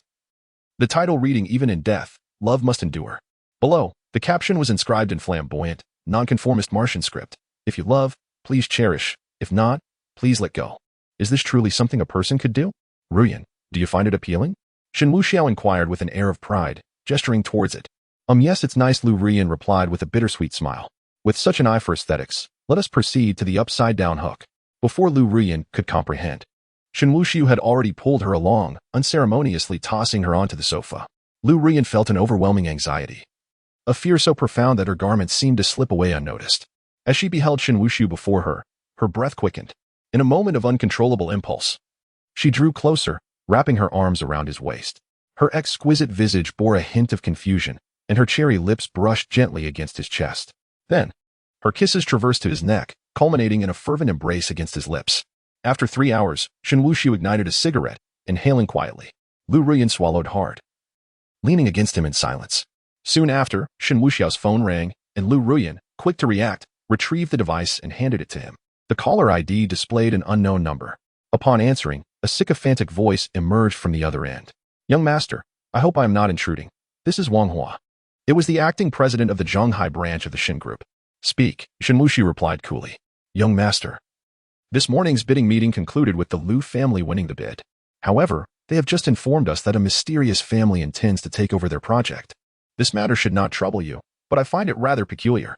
Shen Wuxiao exhaled a plume of smoke, considering the implications. As far as I know, the Lu family, having won the bid, was coerced into offering a price 5% lower than the minimum set by the Lan family. Under such substantial losses, it is astonishing that someone would take over the project without revealing their identity. Wang Hua appeared somewhat anxious. Indeed, they reported this to us without hesitation. After all, from our perspective, if they transfer the project, it essentially equates to outsourcing, and they cannot guarantee the quality. If they wish to avoid offending us, they would certainly inform us, hence this call. Shen Wuxiao pondered for a moment, then a smile broke across his face as realization dawned upon him. It must be that spineless son-in-law making a move. He suspected that he was covertly investing, utilizing a hidden identity to seize the project, ultimately returning it to the Lan Group after a convoluted detour. Otherwise, how could an ordinary businessman go to such lengths to engage in endeavors that yield no benefit whatsoever? It is highly likely that this fool has wagered with the Lan family. If that is the case, how could he possibly feel justified without deceiving that scoundrel? The project shall be reclaimed. It will no longer be granted to the Lu family. We shall instruct them that if they wish to negotiate, they must do so with us. Simultaneously, when they come to discuss, we may consider transferring the project to him, but it must be clearly stated that, without the permission of the Shen Group, no transfer or outsourcing to any other party is permitted. Additionally, a brief note shall be included. In the event of a breach of contract, a minimum compensation of 200 billion shall be required, with the ultimate right of interpretation resting solely with the Shen Group. Wang Hua understood Shen Wuxiao's intentions, but cautiously inquired, "Young master, what if they discover this?" Shen Wuxiao smiled and replied, "Handle it as you see fit. If necessary, divert their attention. When negotiating with them, you may swear to the Mazu that you will not deceive them." What? This Wang Hua was taken aback. He would dare not deceive the Mazu. As a coastal dweller, he truly could not bring himself to make such a vow. Shen Wuxiao was unconcerned about whether the other party would uncover the truth. If they disagreed, he would incur no loss. Furthermore, if Chu Ming had indeed gambled with the Lan family as he suspected, he would lack sufficient time to procure a complete project in the short term. Introducing resources from his own family would also require time, and the time frame he had wagered was undoubtedly inadequate. Moreover, he would not reveal his own identity. There was a chance that Chu Ming would grit his teeth and pay the compensation, then forcibly transfer the project to Lan Shi, revitalizing the group merely for the sake of pride. Should he choose to pay that sum and assist the Lan family, he would be able to seize the credit for himself. T. Chu Ming fond of keeping a low profile and contributing silently? Then let him hide away and weep in secret. He desires women and wealth. He shall have them all. Chu Ming may opt for forbearance. If he chooses to endure, the rewards will be plentiful. If he does not, then he shall face dire consequences. What is this Chu family of Nanfeng City? Are they truly formidable? Does his mother still possess her former charm? Chapter 125. The Dinner Gathering, an Unexpected Update. Thanks for your support, dear readers. Please encourage with more comments and reviews. My gratitude to all. After ending the call, Shen Wuxiao tossed his phone back onto the coffee table. The exquisite visage of Lan Shi involuntarily surfaced in his mind. She was undeniably beautiful. He felt an irresistible urge to experience her allure. What lingered most vividly was the tear mole beneath her eye, which elevated her entire aura significantly. It evoked a yearning that was both intoxicating and a desire to cherish her tenderly. Lu Ruyan observed him, his hands spread wide as he leaned back on the sofa, seemingly deep in thought. She dared not interrupt and instead slowly donned her fitted attire. Once dressed, she began preparing tea, a pastime Shen Wuxiao particularly enjoyed during his leisure moments, a fact Lu Ruyan was well aware of. Being in Shen Wuxiao's presence necessitated a constant vigilance. Only when she no longer needed to tread carefully could she consider herself truly close to him. Yet, She knew such a place was beyond her reach, making the notion of indulging in the privileges of affection a forbidden temptation. In the face of Shen Wuxiao's unpredictable temperament, caution and measured steps were her only recourse. Seeing her commence the tea preparation, Shen Wuxiao felt a sense of satisfaction. This woman was indeed astute. Did you catch the gist of my earlier call? Shen Wuxiao inquired as he accepted the tea she offered. Lu Rian hesitated slightly, but spoke truthfully, nodding. I would not speak carelessly. Shen Wuxiao chuckled. It matters not. You should have discerned that I am preparing to confront someone. This implies your role is now in play. Lu Rian grasped the implication. Has your adversary shown themselves? A sense of lethargy washed over her. The thought of uniting with others against Shen Wuxiao felt futile. Yet, the weight of animosity remained palpable. Shen Wuxiao shook his head. The term adversary is rather misplaced. He is unworthy of such a title. The time is not ripe yet. There will be a moment for concealment. When the time is right, I shall inform you, and you may seek collaboration with him. Utilize all your abilities. Should you succeed in slaying me, consider it an accomplishment. If you fail, the one who perishes will be him, and you may pursue your endeavors freely. Lu Rian nodded, acquiescing to his words. She felt compelled to take action for her own peace of mind. If this state of affairs persisted, she feared she would succumb entirely to Shen Wuxiao's dominance. Her family's spirits lingered, observing her with scrutiny. Her heart was restless. Enough, I shall take my leave. Shen Wuxiao finished dressing and stood up. Lu Rian felt a pang of disappointment at his departure. Though she dared not impede him, she ventured to suggest, shall we not share a dinner before you go? Shen Wuxiao paused, turning back to her. You cannot cook. What dinner could we have? Learn a bit more, and I shall judge your culinary skills next time. With that, he departed without a trace of sentiment. Just as he reached the door, he turned back and approached the portrait of Yi Qingqing, delivering a punch that shattered the frame. Replace it with a new one. Lu Ruyan was filled with a profound sense of helplessness as she gazed upon her sister's memorial portrait, which shattered her composure. She knelt down and opened the cabinet beneath, retrieving a fresh portrait from a black bag. Having arranged everything, she proceeded to the kitchen, where she placed an order on her phone for a variety of groceries. Subsequently, she searched for delectable recipes to prepare the dishes. Meanwhile, Shen Wuxiao made a call to a private hospital, inquiring about Huang Luoyan's condition. According to the doctor's response, she required further rest. Shen Wuxiao had no intention of visiting her. For him, merely breaking the ice was sufficient. He held little affection for Huang Luoyan. Uncle De was a loyal supporter of the family, and as he intended to take her under his wing, it was only natural for Shen Wuxiao to lend his support to Uncle De. He considered himself an aficionado of beauty, an experiencer, and a practitioner, not a sentimentalist. He would only take responsibility for those he genuinely favored. Lost in thought, he received a call from Jiang Huayu, which transformed his demeanor entirely and brought a smile to his face. Upon answering, Jiang Huayu's voice came through. Darling, what are you busy with? I'm driving. Shen Wuxiao chuckled. Oh, am I interrupting you? Focus on driving, and we can talk later. Shen Wuxiao found it amusing. Hey, I'm truly driving, refueling, not consuming protein. Jiang Huayu paused momentarily. Oh, right. I meant driving. You need to concentrate while driving. You can't fool your man. She playfully stuck out her tongue. Are you heading to the military base? She inquired. I am, actually. I thought I'd call you before I lose signal inside. I've been thinking of you. Shen Wuxiao teased. Thinking of me, or thinking of what you want to do with me? Both. Jiang Huayu replied candidly. After a brief conversation, the sound of a loudspeaker echoed on her end. All right, darling. I'm heading to the camp now where there are signal blockers. I'll talk to you later. Okay, go ahead. If you encounter any issues, just contact the highest authority there to handle it. Jiang Huayu was not surprised that Shen Wuxiao had connections everywhere. Love you. Mua. She kissed the receiver before hanging up. Shen Wuxiao smiled gently, placing his phone in the center console and continuing to drive. However, just a few minutes later, his phone rang again. Glancing at the screen, he saw it was Uncle Wu calling. He answered and switched to speakerphone. Uncle Wu, what is up? Young master, are you free tonight? We moved into a new house today, and if you have time, please come over for dinner. I'll come pick you up. Shen Wuxiao checked the time. It was nearly 6 o'clock. He had dined late with Lu Ruyan that afternoon and had spent 3 hours at the villa battling with time. Returning to the villa alone, I found little interest in visiting the club or bar. Thus, I decided to head over to Uncle Wu's place. Sure, just send me the address, and I shall drive myself there. You will drive yourself? Or shall I come to fetch you? Alternatively, I can arrange for someone to bring you over. Uncle Wu would not dare let Shen Wuxiao exert himself. Just send me the address. Shen Wuxiao generally preferred solitude, despite the prestige that accompanied a throng of followers.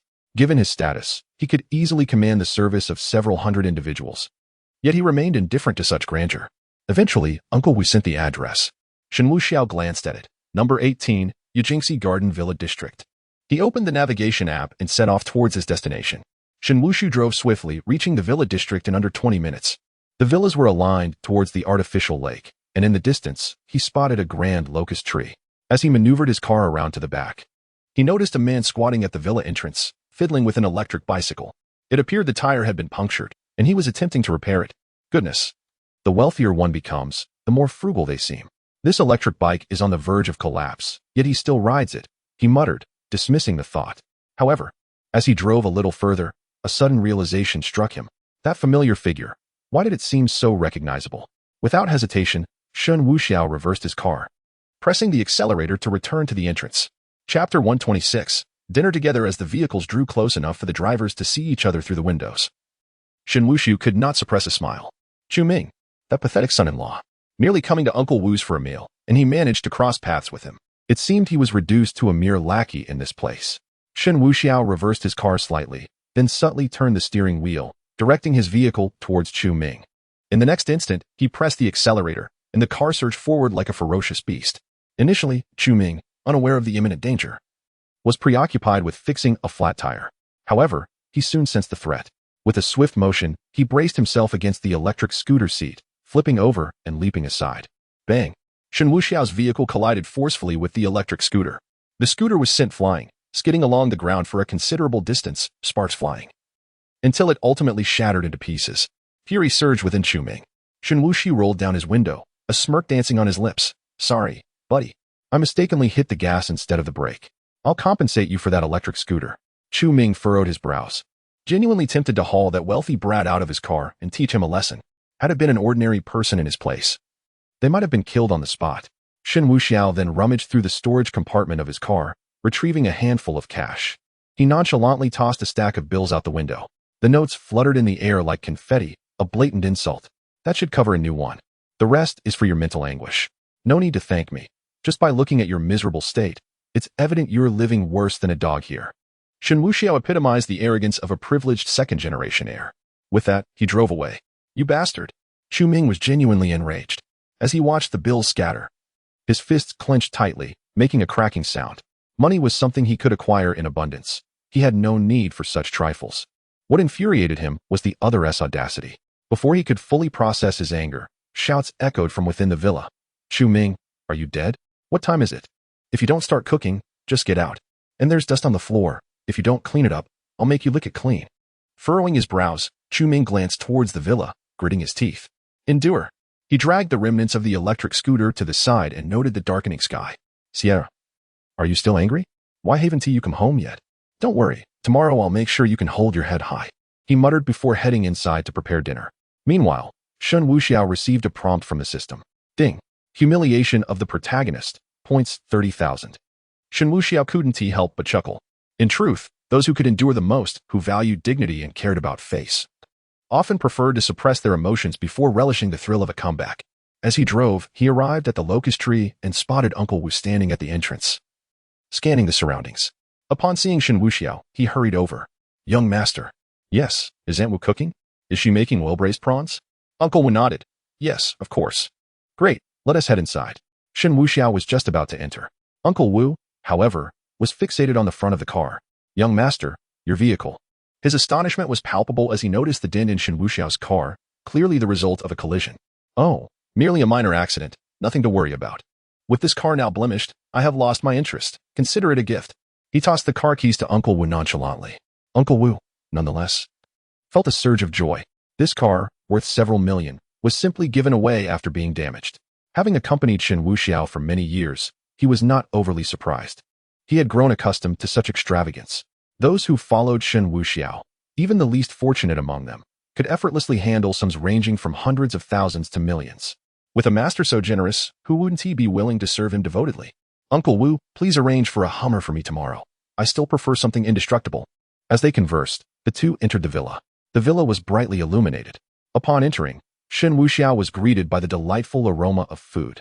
Strangely, the dining table had been moved to the living room, laden with an array of delectable dishes and an assortment of fine wines.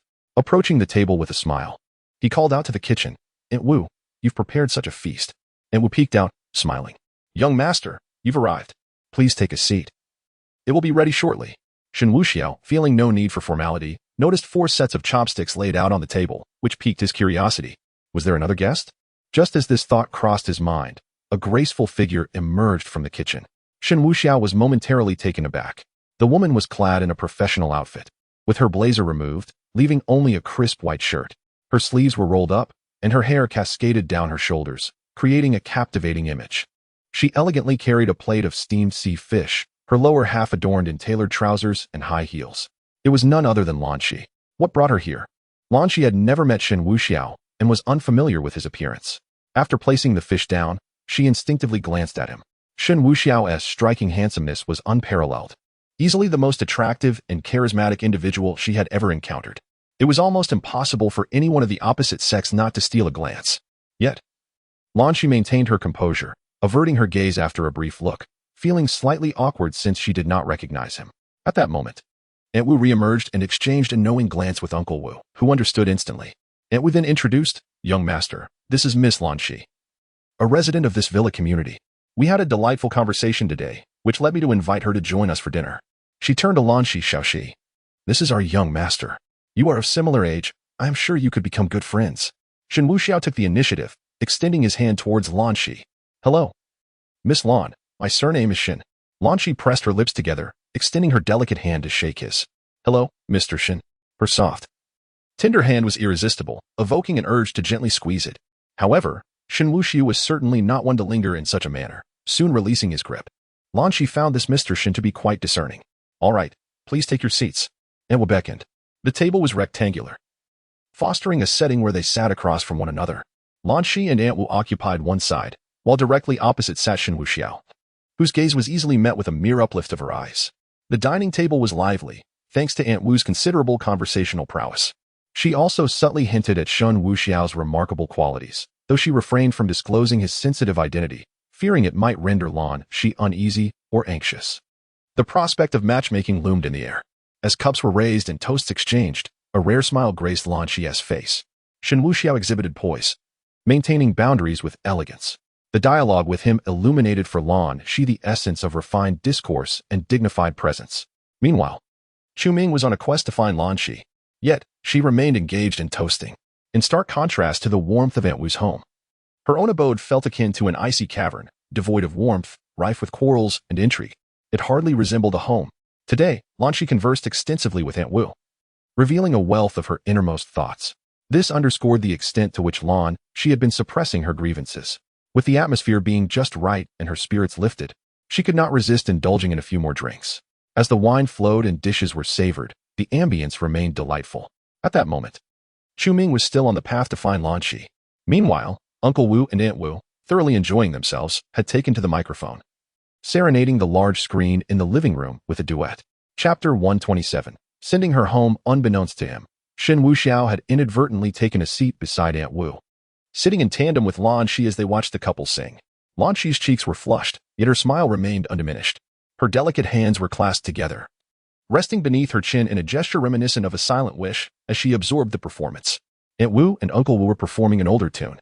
Yet through their voices, the song was imbued with a newfound spirit. The lyrics spoke of profound loneliness and the aching desire for someone to confide in, evoking a poignant sense of yearning. Aunt Wu's intent was clear. She sought to evoke emotions in Lan Shi, who, having indulged in a bit of alcohol, was particularly vulnerable at that moment. The strategy proved effective, for at some point, Lan Shi's eyes glistened with unshed tears, which silently traced down her cheeks. Shen Wuxiao, naturally observant, took note of her distress. He offered no words of comfort, nor did he speak at all, but simply slid a tissue towards her. Realizing her lapse in composure, Lan Shi hurriedly took the tissue to gently dab at her tear-streaked face. Thank you. I apologize. I seem to be. She murmured, her head bowed in embarrassment. There's no need to feel ashamed. Occasionally letting your emotions flow is quite healthy. Aunt Wu and Uncle Wu continued their performance, albeit with a shift in style. They discreetly observed the charming pair, and as Aunt Wu had surmised, Shen Wuxiao indeed held an interest in Lan Shi. Moreover, a woman who lowers her defenses in the presence of another man signifies something deeper than mere surface interactions. Such moments tend to linger in a woman's heart. It was worth noting that Lan Shi had previously kept her distance from others. The The decision to introduce her to Shen Wuxiao was sound. Aunt Wu genuinely wished for Lan Shi's happiness and held a fondness for her. Such a remarkable young woman ought not to be given away to just any man. She rightfully belonged to someone deserving. As time passed, Shen Wuxiao and Lan Shi shared several more drinks. When the clock approached 10, Lan Shi prepared to take her leave. However, having indulged, she stumbled slightly as she stood, nearly losing her balance. Shen Wuxiao instinctively reached out, steadying her wrist. In reflex, Lan Shi attempted to pull away, but soon recognized the rudeness of such a gesture and gently withdrew, offering her gratitude. You've had quite a bit to drink. Perhaps I should call someone from your family to pick you up? Shen Wuxiao suggested. Lan Shi smiled softly, shaking her head in silence. Very well, Aunt Wu. Would you kindly see Miss Lan off? She appears to be a bit inebriated and unsteady on her feet. Shen Wuxiao made no mention of escorting her himself, which significantly eased Lan Shi's guard. He demonstrated remarkable tact and respect for boundaries. Aunt Wu understood immediately and approached. Shaoxi, why not rest here for a while? We have plenty of rooms. Lan Shi, however, was resolute. There's no need, Aunt Wu. My place is just around the corner, and I shall be there shortly. Please, do not worry about me. How could Lan Shi have the heart to trouble them? With such behavior, I cannot feel at ease. Let me escort you home. You mentioned it isn't far, so please do not refuse. Aunt Wu stepped forward, assisting Lan Shi.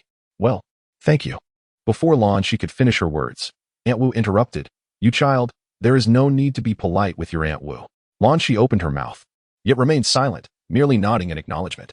After fetching a small suit, Aunt Wu draped it over her shoulders and guided her outside. However, upon reaching the villa steps, Aunt Wu pretended to stumble, exclaiming in feigned distress. Lan Shi's face filled with concern. Aunt Wu, are you all right? Shen Wuxiao and Uncle Wu had also stepped out.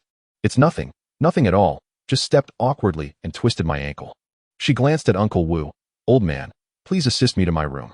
Young master, I would greatly appreciate your help in escorting Shaoxi back. She winked playfully. Shen Wuxiao did not object, responding affirmatively. All right. Aunt Wu seized the opportunity, insisting. Shaoxi, our young master will accompany you home. I can rest easy knowing that. It seems age is catching up with me. Even a simple walk leads to mishaps. With that, Uncle Wu directly helped Aunt Wu inside. Lan Shi felt a flicker of worry for Aunt Wu. Yet Shen Wuxiao emerged, saying, let us go. I'll see you home. Otherwise, it will remain uneasy. Ultimately, Lan Shi nodded in agreement. Shen Wuxiao did not offer his arm, but walked alongside her as they exited the villa. Their pace was leisurely. The autumn night air was refreshingly cool, carrying a hint of chill. As they strolled along the boulevard of the villa district, the streetlights cast elongated shadows of the two figures. Shen Wuxiao expressed a semblance of concern. Be sure to drink plenty of warm water when you return. Lan Shi replied softly. As they continued forward, a beam of light suddenly approached, dim and reminiscent of a flashlight. Upon closer inspection, it revealed itself to be an electric scooter, swaying precariously as it moved, seemingly on the verge of falling apart. Chu Ming. He has arrived. Shen Wuxiao recognized him instantly, nearly bursting into laughter. His skills were undeniably impressive. Despite the scooter's unfortunate encounter, he managed to reassemble it well enough to ride. Of course, for Chu Ming, as long as the battery remained intact, the vehicle was still functional. Chu Ming spotted the figures ahead and immediately recognized Lan Shi, a wave of relief washing over him. She had been away for so long, and he had been worried. Now seeing her, he felt reassured. However, upon noticing the man beside her, his anger surged. Why did that man look so familiar? As the scooter drew nearer, Chu Ming realized with dismay, wasn't this the young master who had recklessly collided with his scooter earlier that evening? How could he be walking alongside Lan Shi? It seemed she had indulged in quite a bit of drink. In a fit of anger, Chu Ming abruptly halted the scooter, kicking the pedal with force, intending to confront them. Perhaps fueled by his rage, or perhaps the scooter was indeed beyond repair. His kick caused the vehicle to snap in two, with the wheels rolling away. An exceedingly awkward moment ensued. Yet, disregarding any sense of embarrassment, Chu Ming hurried towards Lan Shi. Shia, he approached, his face etched with concern. Why have you consumed so much alcohol? He reached out to assist her. But Lan Shi instinctively stepped back, evading his touch. In doing so, she inadvertently collided with Shen Wuxiao, her back landing against his chest. Straightening herself, Lan Shi regarded Chu Ming with a slightly darkened expression. What are you doing here? Seeing their bodies in contact nearly made Chu Ming's heart stop. However, he quickly reminded himself that Lan Shi's actions were not intentional. I was worried about you. You ran out this afternoon, and I couldn't possibly be at ease. He gazed at her with deep affection, his eyes brimming with tenderness. Yet, Lan Shi remained unmoved. I have told you, we are not connected. There is no need for you to engage in unnecessary acts, nor to indulge in self-pitying gestures. Chu Ming felt his heart shatter, displaying a look of helplessness. Lan Shi then turned her attention to the silent Shen Wuxiao. Mr. Shen, would you kindly escort me? She understood that if she allowed Shen Wuxiao to leave, Chu Ming would undoubtedly pursue her relentlessly. She wished to avoid any further interaction with him, even if it were for a brief distance. Shen Wuxiao smiled slightly, gesturing for her to proceed. The two continued forward, deliberately ignoring Chu Ming. Chu Ming's eyes burned with frustration, nearly to the point of breaking. Yet, he understood that Lan Shi was merely upset, mistakenly believing that he had wagered her shares against the Lan family.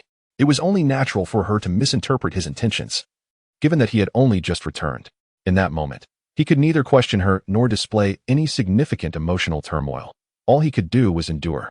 Watching the couple ahead, Chu Ming followed suit, not forgetting to haul along the broken electric scooter. Shen Wuxiao was strikingly handsome and exuded charm, while Lan Shi was graceful and enchanting, a pair that seemed perfectly matched. Meanwhile, he trailed behind with the scooter, feeling akin to a jester. Damn it. Chu Ming clenched his teeth, mentally repeating, endure. Chapter 128. It is not grass. But his hair. Chu Ming restrained his emotions, his gaze fixed intently ahead. Fortunately, that man did not come into contact with Lan Shi, otherwise, he would have ensured that the man experienced true suffering today. Shen Wuxiao couldn't help but chuckle. That fool was enduring. In that case, it was essential to raise the stakes. Walking alongside Lan Shi, Shen Wuxiao noticed a short, dried twig by the roadside. With a smile, as they passed by the twig, he gave it a swift kick. The twig conveniently landed in the exact spot where Lan Shi was about to step. The twig, resembling a slender cylinder, rolled under her high-heeled shoe, causing her to lose her balance and stumble backward. Lan Shi instinctively cried out. Chu Ming, startled, rushed to assist her. But before he could abandon the wreckage of his electric scooter, Shen Wuxiao had already reached out to wrap his arms around Lan Shi's delicate waist. However, Shen Wuxiao feigned losing his balance due to Lan Shi's momentum, and both of them tumbled onto the grassy patch beside the road. As they fell, the slight inertia caused Lan Shi's head to lurch forward, and her crimson lips brushed against Shen Wuxiao's. Though it was but a fleeting moment, Lan Shi found herself momentarily dazed, her mind blank. Not only her, but Chu Ming, who followed behind, was not void of thoughts. Rather, his mind was filled with envy. It seemed as if the place where they fell was not a grassy field, but upon his own head. Ding! Chu Ming's heart shatters. Envy 50,000. Chu Ming wishes to rage but chooses to endure. 50,000 points. Shen Wuxiao inwardly reveled in amusement. Although Chu Ming longed to shout, he forced himself to remain silent. Lan Shi hurriedly got to her feet, but in her fluster, she forgot that Shen Wuxiao still held her. As a result, she stumbled again and fell heavily into Shen Wuxiao's embrace. Not overstepping, Shen Wuxiao steadied her shoulders before rising. Miss Lan, just now. Lan Shi's cheeks were flushed crimson. They had just shared a kiss. Even if it was just a brief moment, it was still her first kiss. Yet, it was hard to place blame on Shen Wuxiao. It was she who had carelessly stepped on the twig and slipped. Had he not caught her, she would have certainly hit her head on the ground. Shen Wuxiao's fall was also due to his instinct to break her fall, especially since he had indulged in quite a bit of drink earlier. And no, thank you. Lan Shi bit her lip, managing to utter those words. But Chu Ming was ready to explode. How could she thank him after being kissed? He cherished her as a treasure, yet had never even held her hand. Today, she had been kissed by that insufferable rich air. If only Lan Shi had expressed her anger, perhaps Chu Ming would have felt a bit better. But what was this nonsense about saying thank you? Ding. Chu Ming is about to explode with rage. Points 50,000. Shen Wuxiao felt quite satisfied, indeed. The worth of a coward is remarkably high. After walking for a while, he found himself at the Blue family villa. Lan Shi smiled gently and said, Mr. Shen, I've arrived. Thank you for bringing me back. Please head home and rest early. All right, make sure to drink more hot water. Shen Wuxiao replied, waving his hand at Lan Shi before turning to leave. As he passed by Chu Ming, he didn't even acknowledge him. Chu Ming, on the other hand, seethed with anger. How dare he act as if I'm invisible? They even exchanged pleasantries. And what was Lan Shi doing now? Instead of entering, she stood there watching his retreating figure. Damn it. However, now that Shen Wuxiao had left, Chu Ming seized the opportunity to approach, but Lan Shi immediately turned and entered the villa. With a loud bang, she shut the door behind her. Chu Ming felt a sense of frustration wash over him, letting out a long sigh. By the time he entered, Lan Shi had already ascended the stairs. Frowning, he ultimately headed for the kitchen, intending to prepare some hangover soup for her. Then message her to come down and drink it. Unfortunately, he was prohibited from going upstairs. Meanwhile, back in her room, Lan Shi first washed her face. Leaning her fair arms on the sink, she gazed at her beautiful reflection in the mirror for quite a while. The blush on her cheeks had yet to fade. Unbidden, The memory of her lips meeting Shen Wuxiao's resurfaced in her mind. She quickly splashed her face again and dried it with a towel before stepping out. Having consumed quite a bit of alcohol, she felt extremely drowsy and was about to change into her nightgown to sleep. However, a file on her desk caught her attention.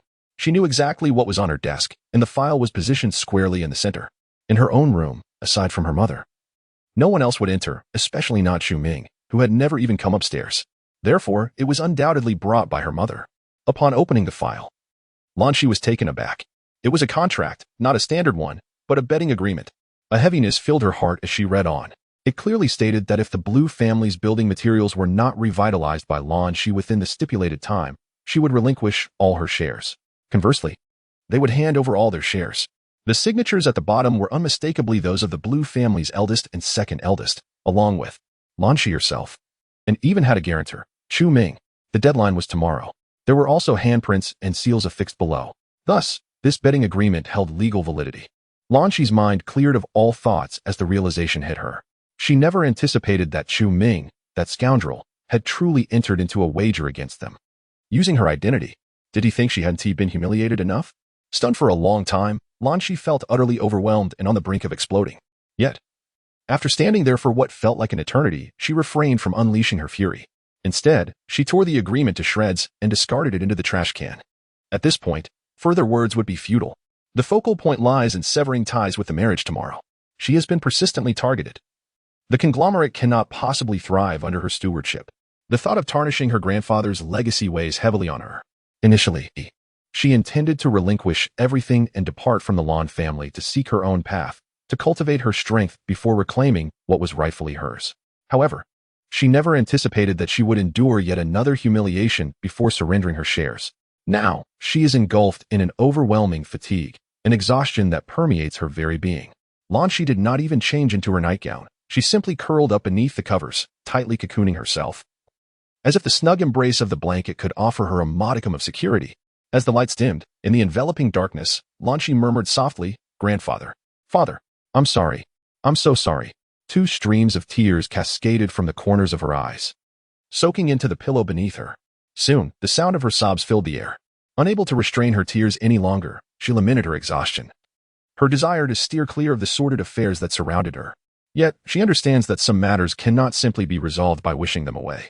The days ahead promise to be even more arduous. Nevertheless, she harbors no fear. It is her duty to ensure the survival of her grandfather's hard-earned legacy. By transferring her shares to them, she believes she can grant them what they desire, thereby eradicating their despicable tactics. With no one to suppress or target her, the sales channels will reopen, and the conglomerate will once again find its footing. Lan Shi has indeed contemplated the notion of surrendering to despair. However, such an act would only serve to avenge herself against the Lan family while simultaneously obliterating her grandfather's toil. She simply cannot bring herself to do that. Chapter 129. The Battle Downstairs. Xu Ming had prepared a hangover soup, holding the bowl as he stood in the living room. In his hand, he clutched his phone, repeatedly sending messages to Lan Shi. "Sheer, having consumed so much alcohol, you must feel unwell. I've made hangover soup. Please drink some and rest. I've placed it on the coffee table in the living room. I will wait for you to drink it before I sleep, as I cannot feel at ease otherwise. Have you fallen asleep? Are you there? Could you please respond?" A red exclamation mark flashed on his phone screen, causing the corners of Xu Ming's mouth to twitch involuntarily. What was happening? Had he been deleted? No, that couldn't be. Surely it was a case of accidentally deleting while asleep. It had to be that way. Though he knew the truth, Xu Ming was reluctant to accept it. He gritted his teeth, ultimately deciding to let it go. Just then, another message arrived. It was from a family member. Uncle Fu mentioned he would personally deliver the contract. This news significantly lifted Xu Ming's spirits. The arrival of the contract meant that matters were coming to a close. As long as Lan Shi signed it tomorrow, it would take effect immediately, allowing the funds to be swiftly transferred to the Lan family as construction materials. The wager would be won. While he was reveling in this good fortune, Xu Ming suddenly sensed movement outside the villa. He was no ordinary person, being a master of the 8th rank and 5th stage. He decisively exited the villa and spotted a figure under a distant streetlight. There was a red spot near the person's mouth, suggesting they were smoking. Xu Ming frowned and strode purposefully towards them. He recognized this individual as the one who had returned Lan Shi home. Damn it. He had restrained himself while Lan Shi was present. Now, this person dared to show up again. What a foolhardy death wish. Did he really think himself a coward? Xu Ming approached with steady steps. "What are you doing here?" he demanded, his brow furrowed. With a faint smile, Shen Wuxiao replied, "Is this not the way to your home?" Chu Ming's voice deepened. "Are you coveting Lan Shi? I warn you, best not entertain any thoughts." Seeing Chu Ming's demeanor, Shen Wuxiao felt a sense of urgency. "I merely wanted to check if my little lover has fallen asleep. As a caring gentleman, is it not natural for me to show concern?" Chu Ming was taken aback. "What did you just say? Repeat that." His fists clenched tightly, the tension radiating from him. Shen Wuxiao flicked away his cigarette, but his piercing gaze locking onto Chu Ming. "If your hearing is poor, I can be more explicit. Lan Shi is very alluring." With sweet lips and a soft tongue, Chu Ming was not one to tolerate such indignities. He was a man of dignity, unable to endure the humiliation any longer. He lunged forward, aiming a punch at Shen Wuxiao, intending to teach him the consequences of his insolence. The punch was swift but not delivered with full force, otherwise it would surely have been fatal. To his surprise, the seemingly affluent Shen Wuxiao suddenly grinned menacingly and swiftly reached out to grasp Chu Ming's fist. With a deft twist, he turned the unsuspecting Chu Ming's hand against itself, catching him completely off guard. Raising his right fist, he struck fiercely at the opponent's joint. A resounding crack echoed through the air.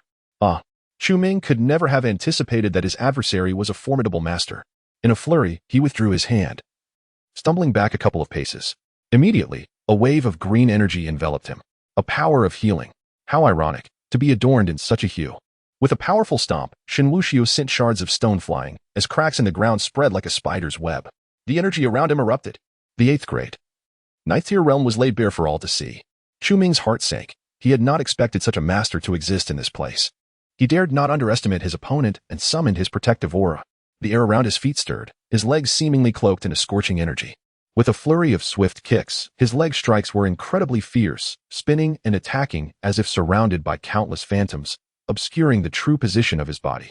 Shen Wuxiao's fists were already infused with extraordinary power, one engulfed in raging flames, the other crackling with thunder. He lunged mercilessly toward the advancing Chu Ming. Boom! The collision unleashed a torrent of energy, a tempest raging around them. Visibly, the true power radiating from Shen Wuxiao began to change color, emitting dark smoke. The air thickened with murderous intent, a rhythm that suggested the intent to kill. In the realm of skilled combatants, momentum is paramount. Chu Ming furrowed his brow, taken aback by the lethal intention of his opponent. Having faced life and death battles before, he remained composed. Even with a broken hand, he could still adapt. With immense force and concentrated energy, he countered Shen Wuxiao's fiery fist with a powerful kick. Another wave of terrifying energy reverberated through the air, causing streetlights to shatter and trees to splinter. Chu Ming deftly rolled back, his right foot trembling. "Today, I shall defeat you." Shen Wuxiao was in a state of exhilaration. He tore his shirt apart, revealing a robust physique, especially his arms, which appeared to be engulfed in flames and lightning, one hand ablaze red, the other a shadowy blue. A sight to behold. Chu Ming's expression remained tense. He had to take this seriously. Shen Wuxiao, not one for idle chatter, charged forward, his body crackling with thunder. Arcs of electricity spreading across the ground, aimed directly at Chu Ming. The flames in his right hand surged, blazing like molten lava. Damn it! Chu Ming once more summoned his protective energy. His left hand glided slowly, forming the stance of the 8 trigrams.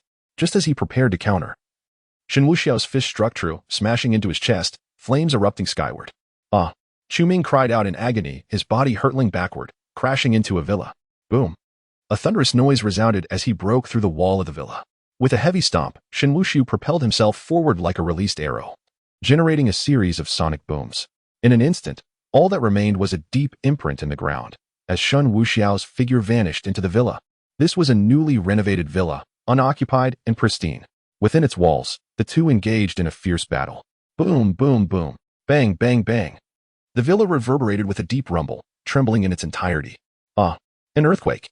Chu Ming roared, unleashing his martial prowess. He stomped heavily upon the ground, his true energy radiating outward. This strike sent all surrounding objects flying, momentarily forcing Shen Wuxiao back. In a neighboring residence, everything in the living room soared through the air, pressing against the walls as if the room had transformed into a battleground. On either side stood figures poised for combat. Chu Ming erupted with fervor, having just undergone healing. He had mended his bones. He drew forth his weapon, the ancient Lulan staff sword, separating it into 2 segments, one gripped in each hand. A cold glimmer flickered. "You are doomed," Chu Ming declared through clenched teeth, unperturbed by his adversary, who was merely a few levels above him. Shen Wuxiao, disinterested in conversation, cracked his neck. Lightning surged in his hands. With a powerful fist, he struck the ground, causing a fissure to instantly appear, stretching ominously towards Chu Ming, intent on consuming him. Chu Ming gritted his teeth and retreated. When there was nowhere left to escape, he executed a roll, wielding his ancient Luolan staff sword to unleash a flurry of icy rays toward Shen Wuxiao. Shen Wuxiao evaded, and before he could land, a revolver spun into his grasp. Bang! The deafening gunshot echoed. Chu Ming scoffed, raising his staff sword to defend. Yet, he had underestimated this strike. A terrifying explosive force erupted before him, sending Chu Ming hurtling back, crashing against a wall once more. How is this possible? The green light emanating from Chu Ming continued to pulsate, the power of his abilities fervently healing him. Who on earth are you? Chu Ming's heart was shaken to its core. The strength of this individual was utterly formidable. Enough of your prattling. Shen Wuxiao charged forward once more. Chapter 130. The near death of Chu Ming and the arrival of Uncle Fu. Chu Ming was genuinely frightened. He unleashed all his true power, prepared to risk everything. With his staff blade whirling, he aimed to deliver a ferocious strike. The space around him froze. Shen Wuxiao raised his hand and grasped. Time seemed to stand still. Chu Ming's eyes widened in horror as he watched Shen Wuxiao close the distance. Without holding back, Shen Wuxiao's fist struck Chu Ming's heart. Visibly, Chu Ming's back suddenly arched. Fortunately, his heart was on the right side. Otherwise, that punch would have been fatal. Chu Ming was sent flying, his staff blade still swinging. Yet, inexplicably, Shen Wuxiao caught his staff blade barehanded and seized it away. Before Chu Ming could crash to the ground, Shen Wuxiao dashed behind him. With a swift maneuver, he delivered a powerful kick to Chu Ming's back. Bang! A Chu Ming held in agony, hurtling backward and crashing through the stairs. His vision blurred, blood drenched his body, and he was on the brink of collapse. Shen Wuxiao coldly snorted, grabbing him and slamming him against the wall. Twisting the weapon in his hand, he thrust it directly into Chu Ming's heart, pinning him to the wall. Chu Ming's face contorted as blood gushed from his mouth, racked with pain. Shen Wuxiao stepped back, his fist raised, preparing to smash into Chu Ming's head. This punch would surely shatter Chu Ming's skull. However, Chu Ming was not an ordinary warrior. Even in such dire circumstances, he fought desperately to turn his head. Shen Wuxiao's punch struck the wall instead, creating a massive hole. Chu Ming could hardly fathom encountering such a fate. How could he accept this? His life, which was about to blossom, was now threatened just as he was to be united with Lan Shi. Countless images flashed before his eyes, filled with resentment, with an indomitable spirit. No, Chu Ming, like a phoenix rising from the ashes, erupted in a brilliant green light. He broke through the limits of despair. Chu Ming ascended to the 6th stage of the 8th rank. Yet, his injuries were too severe. This breakthrough did not fully restore his vitality. He merely regained a fraction of his strength. Escape. This thought surged through Chu Ming's mind. He possessed another identity as an entry-level thought energy master, capable of transforming true power into thought energy, forming a small domain. Seizing this opportunity, Chu Ming forcibly withdrew his staff blade from his body and turned to flee. As he attempted to escape, Shen Wuxiao leaped forward, delivering a kick that sent Chu Ming crashing back. He extracted the staff blade and plunged it into Chu Ming's abdomen, pinning him to the ground. The wails echoed once more. In that fleeting moment, a figure rushed in from outside, swiftly entering the villa. "Young master!" The newcomer shouted, unleashing a formidable red light imprint towards Shen Wuxiao. A 9th rank master. The newcomer was a skilled fighter, Uncle Fu, who had come to deliver a contract to Chu Ming. Sensing the commotion and hearing Chu Ming's furious cries, he had rushed over without delay, determined to save Chu Ming. He entangled Shen Wuxiao with all his might and shouted to the others who followed, "Take the young master and go, quickly." Having spoken, a formidable aura emanated from him. Before him, a resplendent golden shield blossomed, defending against Shen Wuxiao. Were it not for the fact that he had long wished to visit the young master while delivering the contract, fortuitously encountering this situation, the young master would undoubtedly have perished. The mere thought sent a shiver down his spine, intensifying the murderous intent within him. The others who accompanied him dared not to linger, witnessing Chu Ming, bloodied and on the brink of collapse. They supported Chu Ming's body, refraining from drawing their blades, instead hoisting him along with their weapons and fleeing. Shen Wuxiao's domain had yet to expand sufficiently to impede their escape. He directed his fury towards Uncle Fu.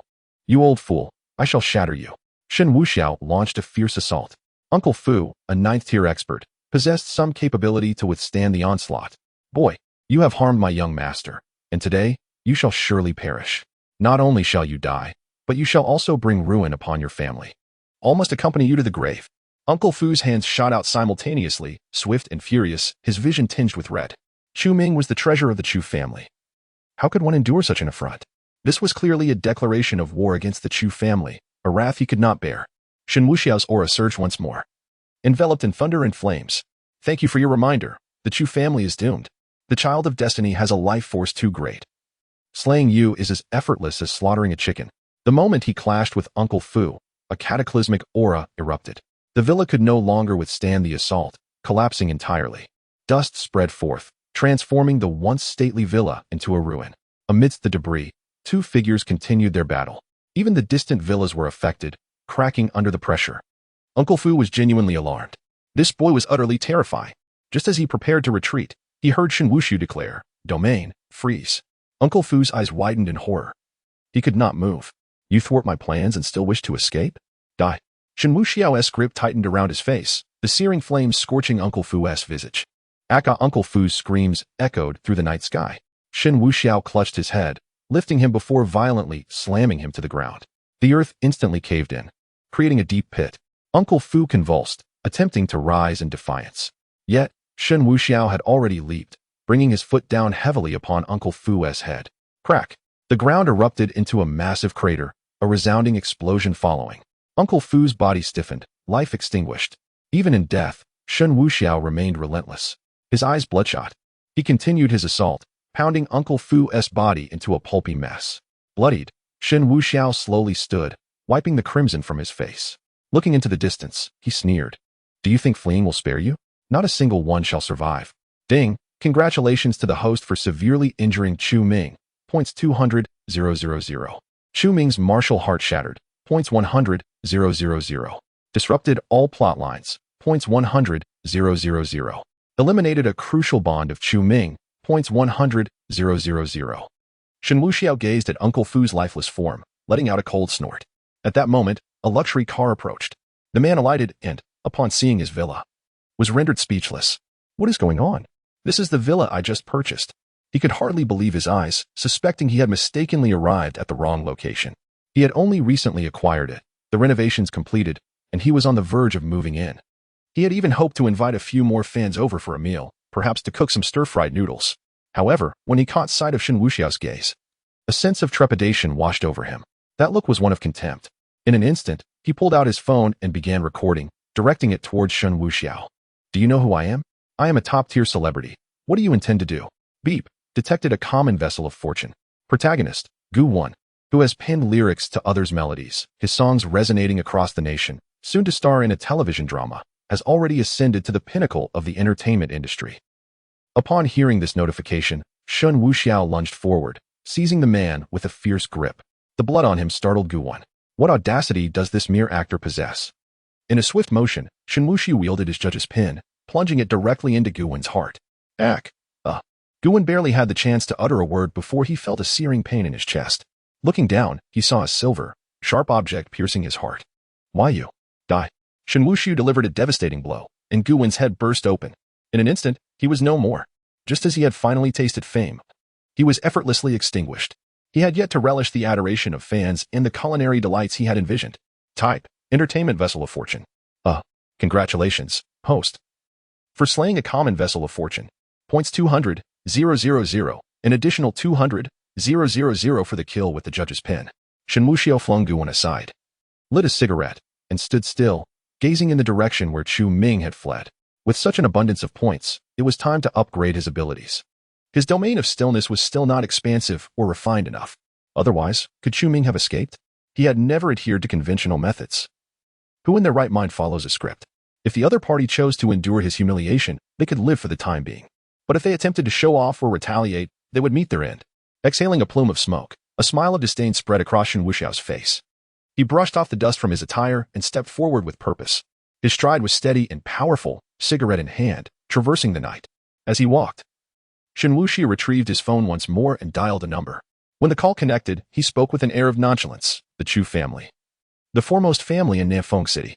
Do not annihilate them completely. Leave some alive. Chapter 131. The Chu family approaches. A single phone call from Shen Wuxiao heralded a calamity for the Chu family of Nanfeng City, one that would surpass their past tragedies by 100-fold. Merely minutes after the call was terminated, movements were initiated from the capital. A martial master of the Shen family departed the capital under the cover of night, boarding a military aircraft. Furthermore, news had already reached Nanfeng City. The Chu family, being the foremost clan in Nanfeng, had a somewhat limited perspective. To contend with such a family, the Shen family did not require extensive efforts. A mere whisper of information released in Nanfeng would attract throngs eager to take action. Overthrowing the Chu family would yield considerable benefits for many, for they had foolishly provoked forces beyond their reckoning. Oblivious to the brewing storm, Shen Wuxiao returned to Uncle Wu, indulging in a bath before retiring for the night, with plans to visit the Lan family the following day. Meanwhile, Chu Ming was being whisked away by members of the Chu family, far from his previous location. The current state of Chu Ming was far from human. He was nearly drained of blood. Had his heart not been on the right side, coupled with his healing abilities, he would have already succumbed to the depths of despair. Even if he survived, he bore grievous injuries. Shen Wuxiao's intent was to eliminate him. Chu Ming's body was marred, bones shattered, with 2 gaping wounds piercing through him. As he felt the excruciating pain, he slowly opened his eyes. At that moment, he found himself in a vehicle, though its destination eluded him. Uncle Fu, Chu Ming uttered weakly, the contract. It must reach the Lan family first. I made a bet. If I don't see it through, it would all be in vain. Young master, you are awake. You must not succumb to this fate. Hold on. We shall take you to the hospital at once. The subordinate's face was etched with anxiety. Should the young master perish, it was uncertain how the master of the household would react. Moreover, Chu Ming, the king among dogs, was on the verge of death yet still fixated on the contract. Uncle Fu, where is Uncle Fu? Chu Ming's eyes dulled, desperately seeking his caretaker. The subordinate, head bowed, trembled as he replied, "You Uncle Fu is gone. When we fled, we heard his cries and the sound of collapsing structures. The situation is dire. And no, it can't be." Chu Ming gritted his teeth, attempting to rise, but to no avail. Uncle Fu, the family steward, appeared merely as a caretaker but was, in truth, the linchpin of the Chu family. As a grade 9 master, he should have been able to escape.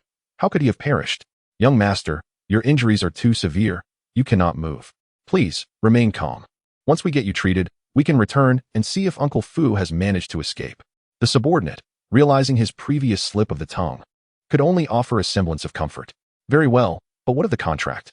At that moment, the subordinate truly wished to slap himself for his foolishness. The young master of the Chu family, how disappointing. Young master, the contract is with me. It was originally meant for you, but due to unforeseen circumstances, I could not present it. Well, Chu Ming truly felt faint. Had it not been for that final moment of breakthrough, he would have been utterly drained of strength. Although he was gravely injured now, the healing ability continued to function. The more severe the injury, the more effective the healing. He managed to keep himself steady. This matter must not be disclosed to my family. If they were to learn of it, they would undoubtedly send someone over. While it would be easy to eliminate the adversary, my identity would be exposed. Chu Ming felt a sense of embarrassment and was reluctant to reveal his status as the eldest son of the Chu family so soon. Primarily, it was because Lan Shi had yet to fall in love with him. Chu Ming sighed inwardly. Despite his extensive combat experience, he found himself at a significant disadvantage here. Ultimately, it was his carelessness. Who could have anticipated that a seemingly frivolous second-generation rich kid would possess such formidable strength? Chu Ming was unwilling to admit it. Yet his injuries testified that this was not even the rich kid's limit. The young man intended to kill him, true, but he was merely a bit deranged, not in a frenzied state. He harbored a normal desire to kill. If the opponent were to strike with the same fury as he had, within a minute, Chu Ming would be beaten to death. Young master, the message has been delivered. Primarily, given your condition, how could we not report it? Chu Ming paused but remained silent. Since it had been said, so be it. Tomorrow, the family would likely arrive in Zhonghai. At that time, they would manage the situation. The immediate priority was to heal. The rich kid who sought to kill him would not survive the next couple of days. Though his martial prowess was somewhat lacking when it came to background, what could the opponent compare? Did they truly think the Chu family's status was merely ornamental? He was not in a hurry. What was due to return would not be lessened in the slightest. Endurance was merely a prelude to a more significant eruption. After the servants of the Chu family transported Chu Ming to the hospital, one departed to seek out Uncle Fu. Of the remaining two, one awaited the arrival of the Chu family members while the other tended to Chu Ming. In Nanfeng City, within an ancient and stately courtyard. This courtyard was once the residence of a general, now utilized by the Chu family as their ancestral home. Over 50 direct descendants of the Chu family resided there, alongside many others serving the family. An hour and a half had passed since the news of Chu Ming's grave injuries had reached them. During this time, the head of the Chu family, Chu Xing, was in a furious uproar. How could he endure the knowledge that his son had been beaten to the brink of death? Had he not learned that his son was receiving treatment, he likely would have already collapsed. At this moment, Chu Xing had summoned the top martial artists of the Chu family, 49th tier and 100 below that, alongside 3 at the level of martial ministers. The elite guardians of the Chu family had all come forward. He was a 7th-tier martial general. Were it not for Chu Ming's predicament, he would never have meddled in worldly affairs unless it were a matter of life and death for the Chu family. Chu Xing gazed at those surrounding him, speaking with unrestrained candor. "My son, your young master, lies on the brink of death. We shall depart for Zhanghai tonight, and we will turn it upside down to capture that scoundrel. I am determined to ascertain the identity of the fiend who dared to harm my son." The fury emanating from Chu Sheng was enough to instill fear in the hearts of many. The entire Chu Xing family stood united, their resolve unwavering. Kill. Who could withstand the wrath of the head of the Chu Xing clan? Simultaneously, Chu Xing turned his gaze toward the formidable 7th-tier martial artist, Mr. Mu. "I implore you to accompany me this time." The man referred to as Mr. Mu was a middle-aged figure of 50, with graying hair and beard, clad in martial attire, and a string of beads coiled around his hand. He did not decline, nodding in agreement to join the fray. Chu Sheng found himself reluctantly compelled to enlist Mr. Mu's aid. After all, he was the family's pillar of martial strength. However, this situation was unprecedented. He had been unable to uncover any information regarding the assailant who had harmed his son. The individual tasked with relaying information to him was equally uninformed, merely stating that Chu Ming was on the verge of death. Moreover, Uncle Fu had gone missing. With the urgency of the matter pressing upon him, he resolved to abandon his inquiries and instead bring a formidable force to avenge his son. Regardless of the adversary's influence in Zhonghai, the Chu Xing family was not to be trifled with. At that moment, Chu Feng's mother, her face etched with a fierce determination, had also been consumed by rage. After weeping for her son's misfortune for an extended period, she now grasped a long sword, insisting on joining the pursuit. She vowed that she would not rest until the wretch who harmed her son was utterly vanquished. Just as their party was preparing to set forth, Mr. Mu, who had been resting with his eyes closed, suddenly opened them, as if sensing an imminent threat. Chapter 132, The Fall of the Chu Family. Masters have arrived. Mr. Mu furrowed his brows and suddenly turned his gaze towards the gates of the Chu family. His hand, gripping the Buddhist beads, unconsciously tightened. The aura emanating from the approaching individuals was incomparably stronger than his own. In addition to that terrifying presence, hundreds of other auras were closing in.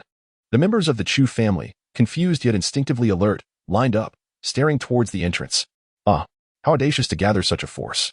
Remember this in your next life. One must not be overly ignorant. A sound that shattered the air reverberated, shaking the entire Chu residence. The Chu family members hurriedly covered their ears, their heads spinning in disorientation. This is dire. Mr. Mu was struck with alarm. He immediately cast aside the Buddhist beads, channeling his true energy, allowing the beads to form a colossal barrier under his command, isolating the disorienting sound. Boom. Under the pressure of 2 opposing auras, the barrier shattered, and the walls facing each other collapsed with a thunderous crash. Both sides caught sight of one another, a dense throng, obscuring the exact number of individuals, steadily advancing towards the Chu family. Chu Sheng stood in disbelief, frozen in place. Many had come from outside, yet some faces were familiar prominent figures from Nanfeng City, accompanied by numerous martial artists from their respective clans. Among them were some who had once besieged the Chu family, now having emerged after hiding following their defeat. Old Chu Xing, when the major clans united, they could not eliminate your Chu family. I remain unconvinced. Today, I wish to see if you still possess such fortune. This night, we shall not rest until dawn. Let the slaughter begin. They taunted, yet none dared to strike. They awaited the command of their superior. For to act otherwise would be to overstep their bounds. From the rear of the crowd, a voice boomed again. That foolish martial lord is mine. Spare no one. Leave not even a dog or chicken. The rest shall perish. With that command, the members of the various clans from Nanfeng City surged forward, a cacophony of battle cries filling the air. The warriors of the Chu family also charged forth, their energy surging and sweeping through. The expansive estate of the Chu family began to crumble, luminous screens flickering chaotically. Abilities, martial skills, flashes of blades, the crack of gunfire, screams, wails, and the sounds of combat echoed relentlessly. In this life and death struggle, each participant fought with their true prowess. Among the incoming forces, there were no mere cannon fodder. All were seasoned masters. Yet, in the eyes of the martial king of the Shen family, they were all but expendables. Everyone fought for their share of the spoils. Only Mr. Mu and the martial king from the Shen family, who was adjusting his hair, remained inactive. Mr. Mu contemplated fleeing, yet the opposing force was far too formidable. Escape was out of the question. At long last, having finished arranging his hair, the martial king turned his gaze toward Mr. Mu. Well, old fellow, you seem rather composed. Don't soil your trousers. The martial king of the Shen family, known as Shen Tianzi, was one of the 36 celestial generals under Shen Wuxiao. His father Shen Tianhong being his elder brother. His strength had ascended to the 6th tier of the martial king, an undeniable prowess. Shen Tianzi strode forward, his aura beginning to radiate. He showed no distinction between friend and foe. Those of lesser realms were instantly obliterated into a mist of blood by his overwhelming presence. With such power, why trouble the insignificant Chu family? Mr. Mu felt a sense of trepidation. The mere emergence of a single individual of such caliber implied the terrifying might of those who stood behind him. Trouble? Shen Tianzi chuckled lightly. It was merely a child's play. If one loses, they must concede. If one is struck, they must stand at attention. You gather so many to seek vengeance. Is this what you call trouble? Mr. Mu furrowed his brow. Are you the one who harmed the member of the Chu family? If that is the case, are you not also seeking retribution? Moreover, we have yet to make a move. Did you not just say it was a child's skirmish? Your actions seem rather tyrannical. Why should your vengeance be deemed justified? Shen Tianzi advanced closer, spreading his hands, because we possess the strength to act with impunity, while you, as the weaker party, must face death regardless of victory or defeat. A chilling glint ignited in Shen Tianzi's eyes. In an instant, he had appeared behind Mr. Mu. As a martial general, Mr. Mu reacted swiftly, his innate vigilance erupting in a brilliant golden light. The ultimate defense, the Hunyuan golden bell shield. His vital energy coalesced, forming an immense golden bell to guard his form. A string of prayer beads hovered above him, seemingly endowing the bell with formidable power. A death knell? How fitting. Shen Tianzi's smile was cruel, devoid of any embellishment, as he delivered a devastating punch. Boom. The sound of a great bell reverberated through the night sky. Centered around the two, a terrifying force surged forth, akin to a tsunami, sweeping outward. All combatants in the vicinity were sent flying. The scene was one of utter devastation. Buildings, vegetation, and ornamental rocks were all reduced to rubble. Dust and debris enveloped the area. Shen Tianzi strode outward, not once glancing back. As the dust settled, Mr. Mu was left as nothing but remnants and severed limbs, with the rest having vanished without a trace. Shen Tianzi's strike incited even greater fervor among the various families besieging the Chu clan. With so many families involved, it was understood without words that none would be spared. In no time, as for the individuals who instigated the prominent families of Nafeng City, no one dared to utter their names. They only understood that the benefits were sufficient upon arrival. The night swiftly passed, with Chu Ming still recuperating, unaware that calamity had befallen them. Before long, dawn broke. In the villa district of Zhonghai, numerous law enforcement officers and martial arts association members were present. Although the scene was cordoned off, the restrictions were not particularly stringent. Journalists were busily capturing photographs. Ultimately, after reviewing the surveillance footage, the case was classified by higher authorities as a hired assassination of a rising star, resulting in a mutual brawl that ended fatally for both. Such an occurrence was scarcely believable. A young star, even at the slightest injury, would rush to the hospital, making it implausible for such a fierce altercation to have transpired. The villa lay in ruins, its surroundings marred by cracks in the walls, evidently shaken by a terrifying force. However, those engaged in social media or certain news outlets did not approach the matter with such gravity. After all, this was the norm. When incidents arose, they reported them, merely for monetary gain. The truth? What constitutes the truth? Whatever the majority deemed to be the truth, that was the truth. Shen Wuxiao also rose early. Aunt Wu prepared a light breakfast, holding a bowl of sweet potato porridge in one hand and 2 pastries in the other. Shen Wuxiao strolled from the villa to the scene of the incident, eating as he observed. He, like the curious onlookers, drew closer, expressing his astonishment. My heavens, how dreadful! How could one commit murder? It is unfathomable. I have never witnessed such a thing. Others echoed his sentiments, saying, indeed, with all that noise last night, I thought they were demolishing something. Shen Wuxiao took a step back, exclaiming, I cannot bear to see this. I can hardly kill a chicken on a normal day, let alone witness such bloodshed.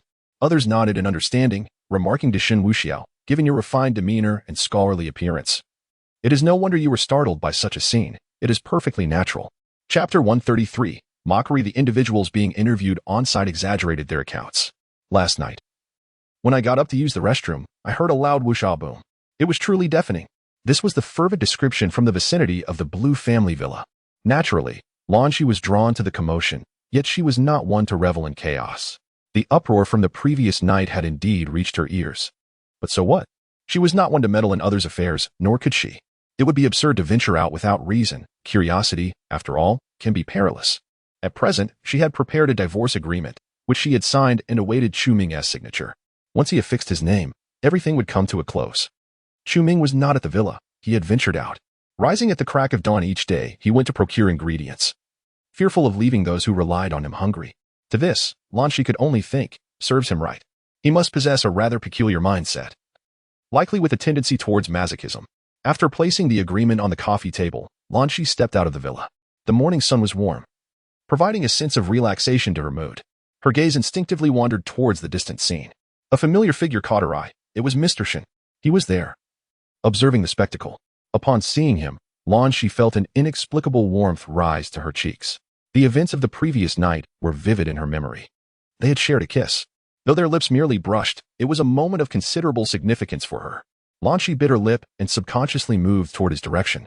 As she walked closer, she could discern Shen Wuxiao more clearly.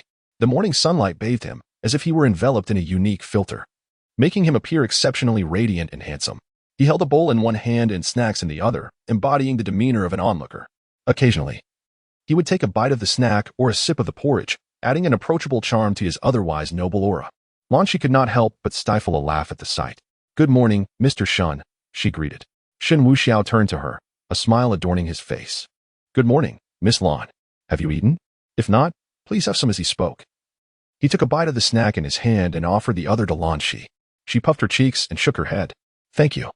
But you should eat. Are you rejecting me?" Shen Wuxiao inquired, observing her. "No, not at all." Lan Shi waved her delicate hand, feeling somewhat embarrassed, yet inexplicably. She extended her hand to accept it. She took a gentle bite. It was still warm and delightfully sticky. "That's the spirit. Let us share." Shen Wuxiao's sentence was left unfinished as a figure approached. "Lan Shi, you certainly have the leisure to watch the spectacle. Have you forgotten about the wager? Are you prepared with the equity transfer agreement?" The speaker was the eldest of the Blue family, dressed in sports attire with a towel draped around his neck. He had a habit of morning runs and had just returned, coincidentally spotting Lan Shi. Overcome with joy, he couldn't help but utter a couple of sarcastic remarks. Instantly, Lan Shi's expression darkened. It seemed that the eldest of the Lan family was far from finished. He stepped forward, maintaining his smile. "Lan Shi, it is not my intention to speak ill of you, but one must be self-aware. If you had come to your senses sooner, you wouldn't have had to endure such humiliation. The wager was agreed upon by you. So let us settle this matter at noon. The Lan family will still provide for you." His demeanor was exceedingly arrogant, and his words were laced with barbs that ignited frustration.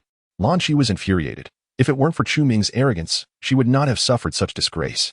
What had once been an active stance had now shifted to one of passivity. "Hey, you fool."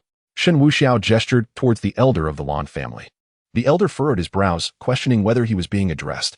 Shen Wuxiao, adopting a meddlesome air, remarked, "I'm referring to you, old fool. Do you have children?" The elder's brows knitted tighter in confusion. "Who are you?" I asked. "Do you have children?" "Yes." "Why?" The elder felt a twinge of unease. This young man was clearly not ordinary. Shen Wuxiao smirked. "You have children and are a father, yet you dare to bully another's daughter?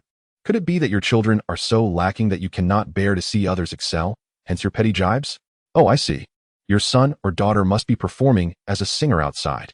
You." The elder of the Lan family was fuming with rage. How dare the stranger speak to him in such a manner? However, sensing the aura of the young man, he refrained from acting rashly. He swallowed his anger and retreated in disgrace.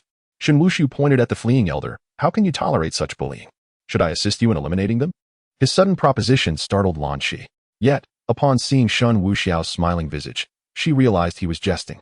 "Mr. Shen, I appreciate your willingness to stand up for me, but I will manage these matters myself."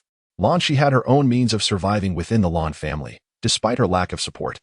The eldest and second eldest of the Lan family had previously plotted against her for shares, but their schemes had failed, leading to a temporary cessation of their underhanded tactics. Presently, she felt assured that they would not resort to such methods again. Shen Wuxiao nodded. "As long as you can handle it. By the way, you are a member of the Lan family. Lan Yaozong is your grandfather, correct?" Lan Shi was slightly taken aback, but did not deny it. "Yes." "Do you know my grandfather?" Shen Wuxiao, of course, did not know him. While Lan Yaozong had some renown in Zhonghai, Shen Wuxiao had no need to be acquainted with him. However, to pursue Lan Shi with force would be impolite. He required a valid reason and an opportune moment. "Oh, the elders at home have mentioned him, but unfortunately, the old gentleman passed away early, and I never had the chance to meet him for a conversation. It is indeed a regret. If convenient, may I visit your home at noon to pay my respects and light some incense for the old gentleman?" Lan Shi would certainly not refuse. In these times, many individuals are driven by profit, forgetting loyalty and affection, placing material gain above all else. Just as my grandfather once assisted countless individuals, since his passing, they have nearly severed all ties with the Lan family. Even occasional visits or offerings of incense would not evoke such a chill in the heart. "Ah, welcome." Lan Shi smiled softly. a smile that radiated warmth from her very soul. Goodbye. Upon uttering these words, Shen Wuxiao resolutely turned and walked away in another direction. Lan Shi stood rooted in place, momentarily entranced by Shen Wuxiao's retreating figure.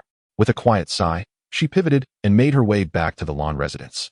However, after only a few steps, she recalled that her family might very well confront her during the afternoon gathering. At that moment, inviting Mr. Shen might seem somewhat inappropriate. She felt a twinge of reluctance to let Shen Wuxiao witness her disheveled state. Yet, the words had already escaped her lips. The thought of the impending afternoon filled Lan Shi with frustration, knowing that the instigator of all this turmoil was Chu Ming. Her disdain for Chu Ming only intensified. Meanwhile, the very person whom Lan Shi loathed even more, Chu Ming, lay in a hospital bed, receiving oxygen. Despite his frail condition, his basic consciousness remained intact. He had narrowly escaped death at Shen Wuxiao's hands. Fortunately, his heart was situated on the opposite side when Shen Wuxiao struck with full force. He was oblivious to this detail. Otherwise, with Shen Wuxiao's ruthless methods, had the weapon pierced his heart, his life would have surely ended there. Surviving such a calamity, he firmly believed in the notion that great misfortune begets great fortune. Chu Ming contemplated the inevitable wrath of the Chu family upon learning of his predicament, certain that they would unleash their fury in search of the fiend who nearly took his life. Regrettably, he lamented that he would not have the opportunity to exact his vengeance personally. Chapter 134, The Meeting of the Lan Family at the Lan Residence. By noon, Chu Ming had yet to make an appearance. Almost all members of the Lan family had returned, particularly from the first and second branches, accompanied by their families as if they were there to witness a triumphant moment. This gathering could indeed be considered a family meeting. In the spacious Lan villa, a multitude of individuals filled the area. At the center table sat 6 people: Lan Shi, the eldest of the Lan family, the second elder, the matriarch, and the sons of both the eldest and second elders. Lan Shi appeared profoundly despondent, her countenance devoid of any expression, marked by an air of indifference. Observing her state, the eldest elder of the Lan family felt an overwhelming sense of satisfaction. Lan Shi, where is Chu Ming? Why hasn't he shown up? Could it be that he has fled? The second elder clapped his hands in amusement. Well, I must say, it's entirely possible that Chu Ming really has run away. He seemed rather confident yesterday, but perhaps it was merely a fleeting bravado that stirred my enthusiasm. The second elder continued, I believe Chu Ming has sought external assistance. That coward might actually be a formidable figure. Ha ha ha. At this point, the tension had escalated, and there was no longer a need for pretense among them. Lan Shi was well aware of their schemes, and further disguising her feelings served no purpose. She resolved to confront them openly, hoping to provoke this audacious scoundrel. Lan Shi clenched her teeth inwardly, fully cognizant that these individuals would undoubtedly humiliate her. Yet, she found herself powerless as the gambling agreement lay in their hands, executed under the name and seal of that wretched Chu Ming. While she could choose to renege, it would be of little consequence. She could not salvage the group. Let us cut to the chase, Lan Shi replied coolly, seizing a pen. I can transfer the shares to you, but I have conditions. The eldest elder chuckled derisively. Pray tell. Taking a deep breath, Lan Shi articulated her first condition. I wish to sever ties with you. It is you, not the Lan family, who will be distanced. I remain my grandfather's granddaughter. Her declaration momentarily stunned them. It wasn't that they feared the severance, but rather the potential retribution from Lan Shi. They were not foolish. They understood her formidable capabilities. Under their covert manipulations, a corporation that should have collapsed 2 years prior had been sustained solely by her efforts. Now that Lan Shi sought to sever familial ties, it would inevitably lead to her detachment from the Lan family. She would then be free to soar high and explore vast horizons. Furthermore, Lan Shi's beauty was unparalleled, making her a rare gem in Zhonghai. It was no exaggeration to say that with her looks, she could easily attract a top-tier magnate. The situation could escalate significantly. They had previously felt secure, knowing Lan Shi's character, but with the facade shattered, they could not predict whether she would change. Prior to this family meeting, they had conspired and even invited Lu Peng, intending that after transferring the shares, the matriarch would compel Lan Shi to be betrothed to Lu Peng. In the presence of Lu Peng, they felt no apprehension. Their collaboration with him was inherently reciprocal, each party benefiting from the other. One seeking personnel while the other sought support from the conglomerate. As for that pitiful son-in-law, his demise would be of no consequence. Now that Lan Shi wished to depart, they simply could not acquiesce. Lan Shi, you ungrateful wretch, are you intent on driving me to my grave? The matriarch, Lady Ho Guifan, struck her cane against the ground. Her face contorted with fury. Indeed, cousin, your behavior is most excessive. You show utter disregard for grandmother. Another relative chimed in. Cousin, Do refrain from mentioning your conditions. Focus instead on substantial matters. With our elders present, how can you act in such a rebellious manner? What will others say about the Lan family? The accusations mounted against Lan Shi, even from her own mother, were profoundly disheartening. Faced with their relentless scrutiny, she felt utterly diminished. Lan Shi maintained a stoic expression, yet she was deeply pained. In this collective onslaught, even her mother joined in the condemnation. How tragic. Lan Shi longed for a sturdy shoulder to lean upon. Yet none was available. She cast a disheartened glance at Zhou Hui. Mother, are you unaware of how father met his end? Why are you perpetually so oblivious? Zhou Hui huffed in indignation. Your father, that coward, chose to leap from a building. If it weren't for your grandmother and uncle's support over the years, the two of us might have been homeless. Instead of expressing gratitude, how could she even entertain the notion of severing ties? Lan Shi was rendered speechless. Had she not devoted herself to her small family all these years? Had anyone else ever shown her a modicum of kindness? Just then, a luxury car pulled up outside the villa. A man with a bandaged head entered. It was Lu Ping, who had sustained injuries at the hands of the Shen group. Initially reluctant to appear, he was compelled by the Lan family's insistence that he could take Lan Shi today. Thus, despite his pain, he arrived. Lu Ping's entrance conveniently interrupted the previous conversation about severing ties. The eldest of the Lan family rushed forward, his face alight with sycophantic smiles. Young Master Lu, you've arrived. Are you feeling better? The elder expressed concern. They were aware of Lu Ping's altercation with the Shen group, yet they were powerless to assist him in such matters. Lu Ping offered a perfunctory nod, his gaze greedily fixated on Lan Shi. Resilient in spirit despite his injuries, he was determined to pursue her fiercely. Driving a Ferrari with one hand, he occasionally caressed his subordinate. Sheer, you look even more exquisite, he remarked, his desire for her palpable. If he did not conquer this woman, he would regret it for a lifetime. Otherwise, he would not have exerted such effort to aid the Lan family. Lan Shi felt a wave of revulsion upon seeing Lu Peng. The eldest of the Lan family bypassed Lan Shi's proposed conditions entirely and slammed the equity transfer agreement onto the table. Lan Shi, whether by wager or by the starkness of reality, you can no longer assume the role of president of the Lan group. Sign here, and it will all be over. You need not suffer any longer. My conditions. Lan Shi replied coldly. The eldest of the Lan family gritted his teeth and stated, very well. We shall sign the severance of kinship. Let us first formalize the severance. Yet, Lan Shi remained steadfast, unwilling to relent. The eldest of the Lan family, feeling helpless, could only instruct someone to draft a severance agreement. Once it was stamped, Ho Guifan, grumbling, signed and affixed her fingerprint. Only then did Lan Shi finally sign and place her mark. After securing her copy, Lan Shi retrieved the equity transfer contract. As she gazed at the signature line, her hand trembled slightly, her heart a tumult of emotions. Ultimately, she steeled herself and inscribed her name, pressing her fingerprint down firmly. Upon witnessing Lan Shi's signature, the Lan family members were on the verge of jubilant exclamation. They had finally succeeded. The group would now belong to them. The eldest of the Lan family snatched the equity transfer agreement, clutching it tightly as if it were a cherished treasure. With the matter resolved, Lan Shi turned to Zhou Hui and asked, Mother, will you accompany me, or will you remain here? Zhou Hui, displeased, was upset by her daughter's insistence on severing ties and chose to ignore her question. Lan Shi understood and refrained from pressing further.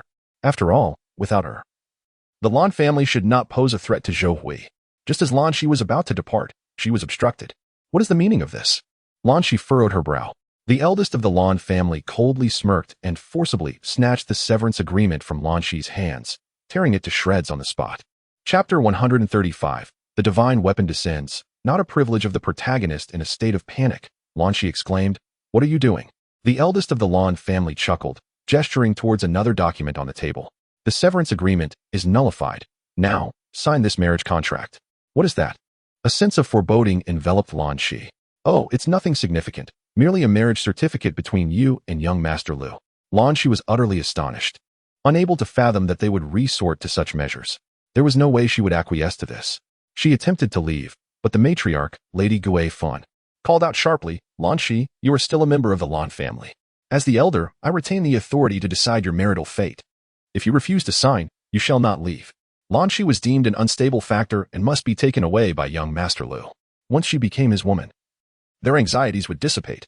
You scoundrels! Lan Shi was infuriated. Observing this, Zhou Hui seized Lan Shi's hand, insisting, Sheer, just comply. What is wrong with young Master Lu? How does he not surpass that pathetic excuse of a man? Moreover, I have seen the divorce agreement between you and that weakling. With that, she grasped Lan Shi's hand, declaring, Bring me the document. Just leave your fingerprint, and everything else will be convenient. Lan Shi gazed at Zhou Hui, her heart aching as if torn apart. How could her mother act in such a manner? In a fit of rage, Lan Shi forcefully flung Zhou Hui aside. Lu Ping approached, blocking her path with an increasingly greedy grin. Sheer, stop struggling. You cannot escape. Accompany me obediently, and you shall enjoy endless riches. I will cherish you, making you a bride every night. Several of Lan Shi's cousins, perceptive to the situation, swiftly seized her hands, restraining her. You bastards. You absolute bastards. Lan Shi was in a frenzy, witnessing Lu Ping's lecherous approach. In desperation, she broke free and delivered a kick aimed at Lu Ping's groin. With a thud, Lu Ping yelped in pain, collapsing to the ground in agony. You little wretch, how dare you? The eldest of the Lan family, engulfed in fury, raised his hand to strike Lan Shi across the face. With her back turned, she was unable to defend herself, helplessly watching as the slap descended. In that very moment, she felt her cousin, who had been gripping her, fly away. Suddenly, a chilling object appeared in her palm, and before she could comprehend it, warmth radiated through her hand. Her delicate fingers were enveloped by a larger hand, while her slender waist was likewise embraced. Everything transpired too swiftly. The hand that grasped her seemed to move of its own accord, rising to counter the impending slap from the eldest of the Lan family. With a swift motion, a glint of cold light flashed.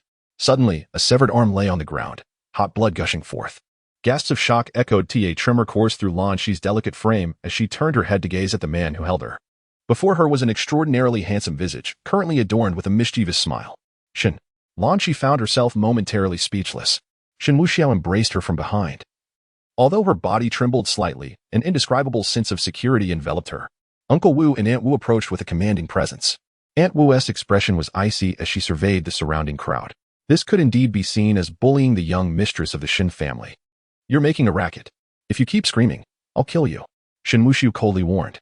His gaze fixed on the eldest member of the Lan family sprawled on the ground. An aura of authority radiated from him, rendering the scene utterly silent. The second son of the Lan family felt his back dampen with sweat as he beheld the newcomer. That striking man was Shen Wuxiao. Those who had encountered him would never forget his countenance, while many who had heard of his reputation but had not seen him in person were numerous. The second son had fortuitously caught a distant glimpse of him at a recent commercial gala hosted by a prominent figure in Shanghai. He would certainly not forget. Lu Ping, who had just been kicked by Lan Shi, regained his senses. Clutching his injured area, he looked towards Lan Shi, only to meet Shen Wuxiao's piercing gaze. In that instant, Lu Ping's mouth fell agape. Shen, young Master Shen. He quickly scrambled, disregarding his pain, and knelt on the ground. Shen Wuxiao, still holding Lan Shi, felt that there was no need for further explanation of their relationship. However, he had just attempted to force Lan Shi. It was over. Shen Wuxiao smirked. I remember you. The arrogant one from the bidding conference. Your name is Lu Ping. I assent it? You have guts. From now on, you shall be called Lu Ping. Uncle Wu. Take him away and cut off what he has there. Feed it to him. As you wish, young master. Uncle Wu immediately sprang into action, delivering a powerful kick to Lu Ping's chest, sending him flying. Perhaps due to a surge of adrenaline, Lu Ping was still begging for mercy. Ah, young Master Shen, I was wrong. Please, spare me. Lu Ping could never have anticipated that events would unfold in such a manner. The sound of tearing fabric filled the air. The members of the Lan family were too frightened to even breathe. Soon, Lu Ping's agonized wails echoed throughout the villa, filled with excruciating pain. In a flash, Uncle Wu pierced something small with a dagger and unceremoniously shoved it into Lu Ping's mouth, adding a few more holes to his body. Lu Ping's cries subsided within mere seconds, and he succumbed to death. The suddenness of it all left the onlookers stunned, their gazes returning to Shen Wuxiao. He and Lan Shi exchanged looks, contemplating how his visit to pay respects to the old master had devolved into such chaos. Lan Shi was at a loss for words, yet her beautiful eyes remained fixed on Shen Wuxiao, unwavering. He lifted a hand to gently pinch her delicate face and, in a spontaneous gesture, pressed his lips against hers. Consider this interest. The kiss electrified Lan Shi, yet she felt no revulsion. Instead, a warmth of protection enveloped her. After this, he strode towards the incense altar, lit 3 sticks, held them to his forehead for a few moments, and then placed them in the incense burner. The old man, your family is utterly dismal. Allow me to assist you. With a swift motion, Shen Wuxiao tore down the decorative curtain above the memorial portrait. In full view of everyone present, he shredded it into strips and bound them neatly. Armed with the makeshift rope, he approached the eldest member of the Lan family, crouching down to meet his pallid visage. I had intended to end your life this morning, but alas, you proved too swift. Upon concluding his words, Shen Wuxiao deftly looped the crafted rope around the elder's neck. He then leapt, allowing the strip to pass over the railing of the second-floor corridor. As Shen Wuxiao landed, the force of the pull hoisted the Lan family patriarch into the air. Suspended in midair, the elder thrashed desperately, his eyes beginning to bulge with blood. Shen Wuxiao grasped the rope with one hand, refusing to relent, as if he were flying a kite. Father, husband, the members of the Lan family rushed forward, tears streaming down their faces, attempting to dislodge Shen Wuxiao. Yet, they were thwarted, as Uncle Wu sent one flying with a single punch. The women, slightly more restrained, resorted to tugging at hair and striking out. As it seemed the Lan patriarch was on the verge of losing consciousness, Shen Wuxiao loosened the rope, allowing him to plummet to the ground for a moment's respite. However, barely catching his breath, he was yanked back up to dangle and struggle once more. Uncle Wu, play with him a bit. When he is near death, let him down for a breath, then hoist him up again. Certainly. Uncle Wu grinned as he took hold of the rope, while Shen Wuxiao returned to his seat at the table. He surveyed the Lan family. I hold a fair amount of respect for the old man. In light of his legacy, you might yet survive. The second eldest of the Lan family was the first to crack under pressure, kneeling instantly. Young Master Shen, I implore you, please show mercy. Oh, Shen Wuxiao glanced at him. Have we met? The second eldest, in a sycophantic tone, replied. Young Master Shen, I have heard much of you. Fortunate indeed to have encountered you. The members of the Lan family collectively gasped, astonished to realize they were in the presence of Shen Wuxiao. Indeed, you are fortunate. Your ancestors have favored you. Shen Wuxiao dismissed him with a wave, turning his attention to Hogu Weifan. You wretched old hag, your very demeanor reeks of malice. The saying, old yet not dead is a thief, may not apply universally, but it suits you perfectly. Your husband likely met his end due to your ill fortune. Infuriation welled within him, were it not for my respect for the elderly. Aunt Wu, go and deliver her a couple of slaps. Chapter 136. The directness of desire. Aunt Wu could no longer contain her frustration. Yes, young master, she exclaimed, rushing forward to deliver 2 sharp slaps. Several of Hogu Weifan's teeth flew from her mouth, her wrinkled visage contorting in agony, darkness enveloping her vision, with the marks of the slaps glaringly apparent. Yet, she dared not utter a word. The elderly often fear death more acutely, a truth well established. The atmosphere was thick with silence. Even amidst the multitude of the Lan family, no one dared to speak up. After all, the patriarch of the Lan family was still swinging on the swing set, teetering between life and death. Shen Wuxiao beckoned to the dazed Lan Shi. Though confused, she approached him. Grasping her hand, his voice softened. Your uncle will soon meet his end. Will you hold me responsible for my treatment of your kin? Lan Shi was not one to lack discernment. With unwavering conviction, she replied, you are not killing me, so why should I resent you? The entire Lan family was taken aback. Did Lan Shi truly believe in total annihilation? They were family, after all, blood thicker than water. Shen Wuxiao chuckled, pulling Lan Shi into an embrace. Excellent, I admire your spirit. Turning his gaze to the Lan family, he continued with a cheerful demeanor. I am well aware of some of your familial disputes. I have come today for a wager.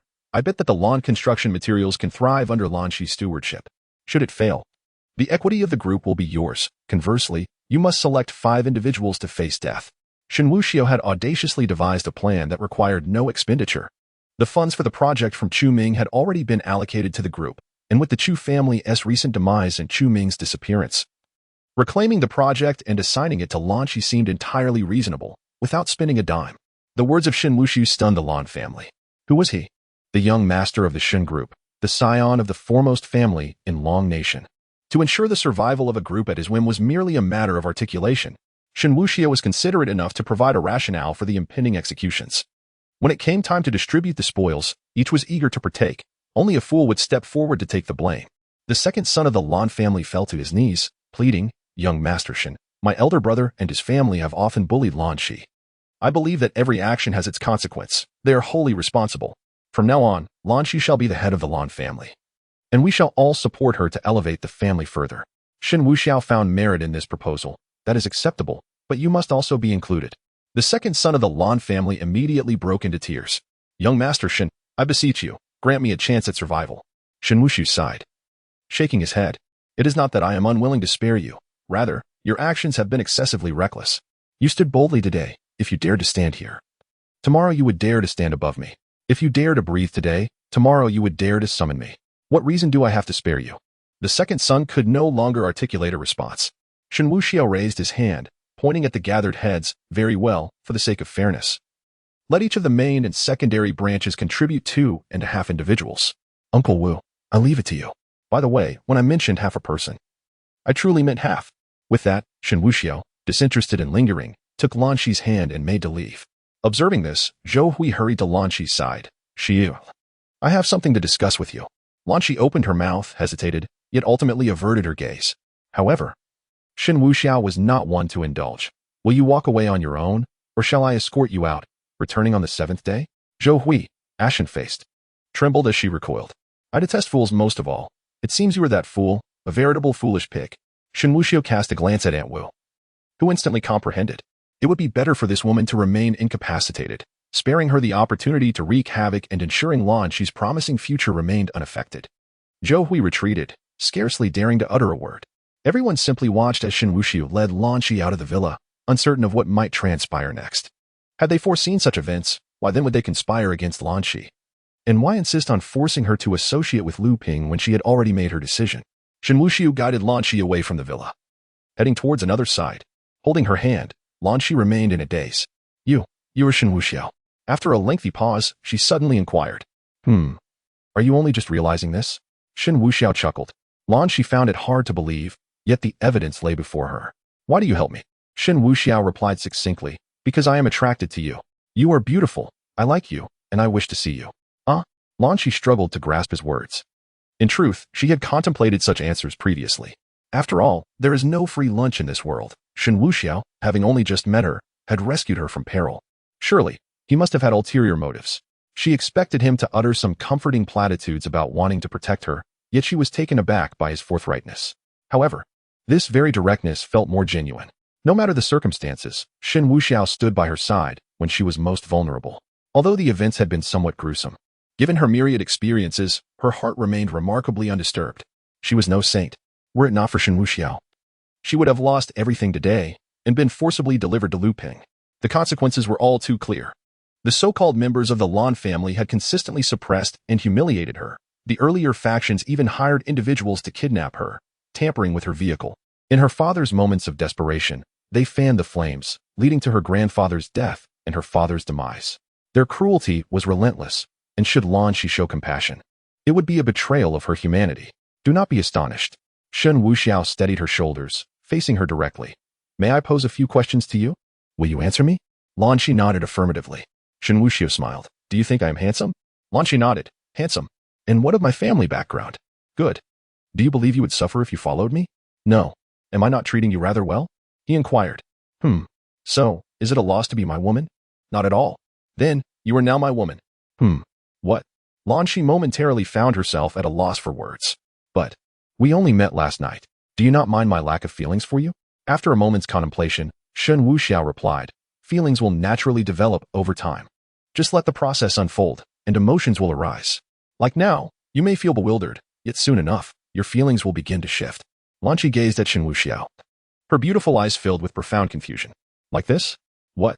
Shen Wuxiao gently lifted her fair chin, pressing his lips directly against hers, kissing her soft lips. Lan Shi's body quivered, overwhelmed by the warmth of his kiss. It was so unexpected. Shen Wuxiao's arm encircled her slender waist like a steel band. Lan Shi could sense his possessiveness, a blazing fire that intensified with each entwining, nearly engulfing her and leaving no room for breath. Lan Shi involuntarily let out a soft moan. After a long moment, their lips parted. She quickly turned her head, taking shallow breaths as if she were about to suffocate. She had merely followed Shen Wuxiao's lead. She had never kissed like that before. In an instant, she felt both shy and anxious. She finally understood the meaning of Shen Wuxiao's earlier words. How about that? Your emotions have changed, haven't they? This is what we call the accumulation of feelings. The so-called accumulation of emotions is, in truth, quite simple. Lan Shi's mind felt blank, unable to decipher his words. If you still don't comprehend, write a 1,000-word reflection on the kiss later and read it several times.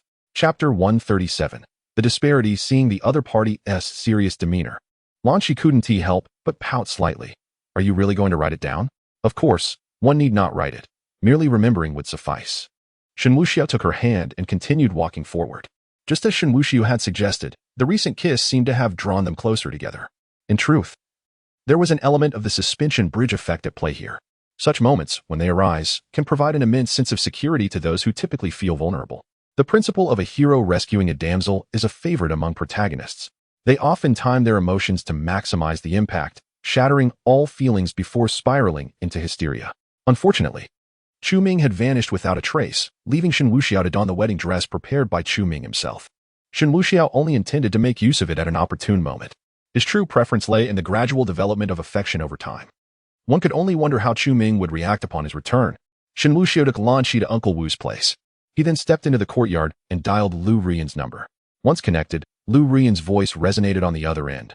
Wuxiao, are you coming over? No. I'm informing you that your opportunity for revenge has arrived. I'm giving you the basic information now. You should be able to contact him by tomorrow. He is hiding and will likely lay low for a while. I'm too lazy to pursue him. It's up to you to have him come for me. Utilize your usual formula. Parents deceased, sister also in peril. After hanging up, Shen Wuxiao reflected on Lu Rian's astuteness, albeit momentarily short-circuited by her own fright. If given a chance to act, she could certainly ensnare, help Chu Ming. Upon returning to the villa, he found Lan Shi curled up on the sofa, seemingly too exhausted to stay awake. Shen Wuxiao sighed. She was indeed worn out, prompting him to rouse her from her slumber. He leaned in and gently patted her back. Wake up and don't sleep too deeply. Huh? Lan Shi jolted awake, realizing her ungraceful state, and slowly sat up. I'm sorry, Shen Wuxiao, amused by her fluster, replied, It's all right. I just have a bit of a compulsion. We can't sleep until the task is completed.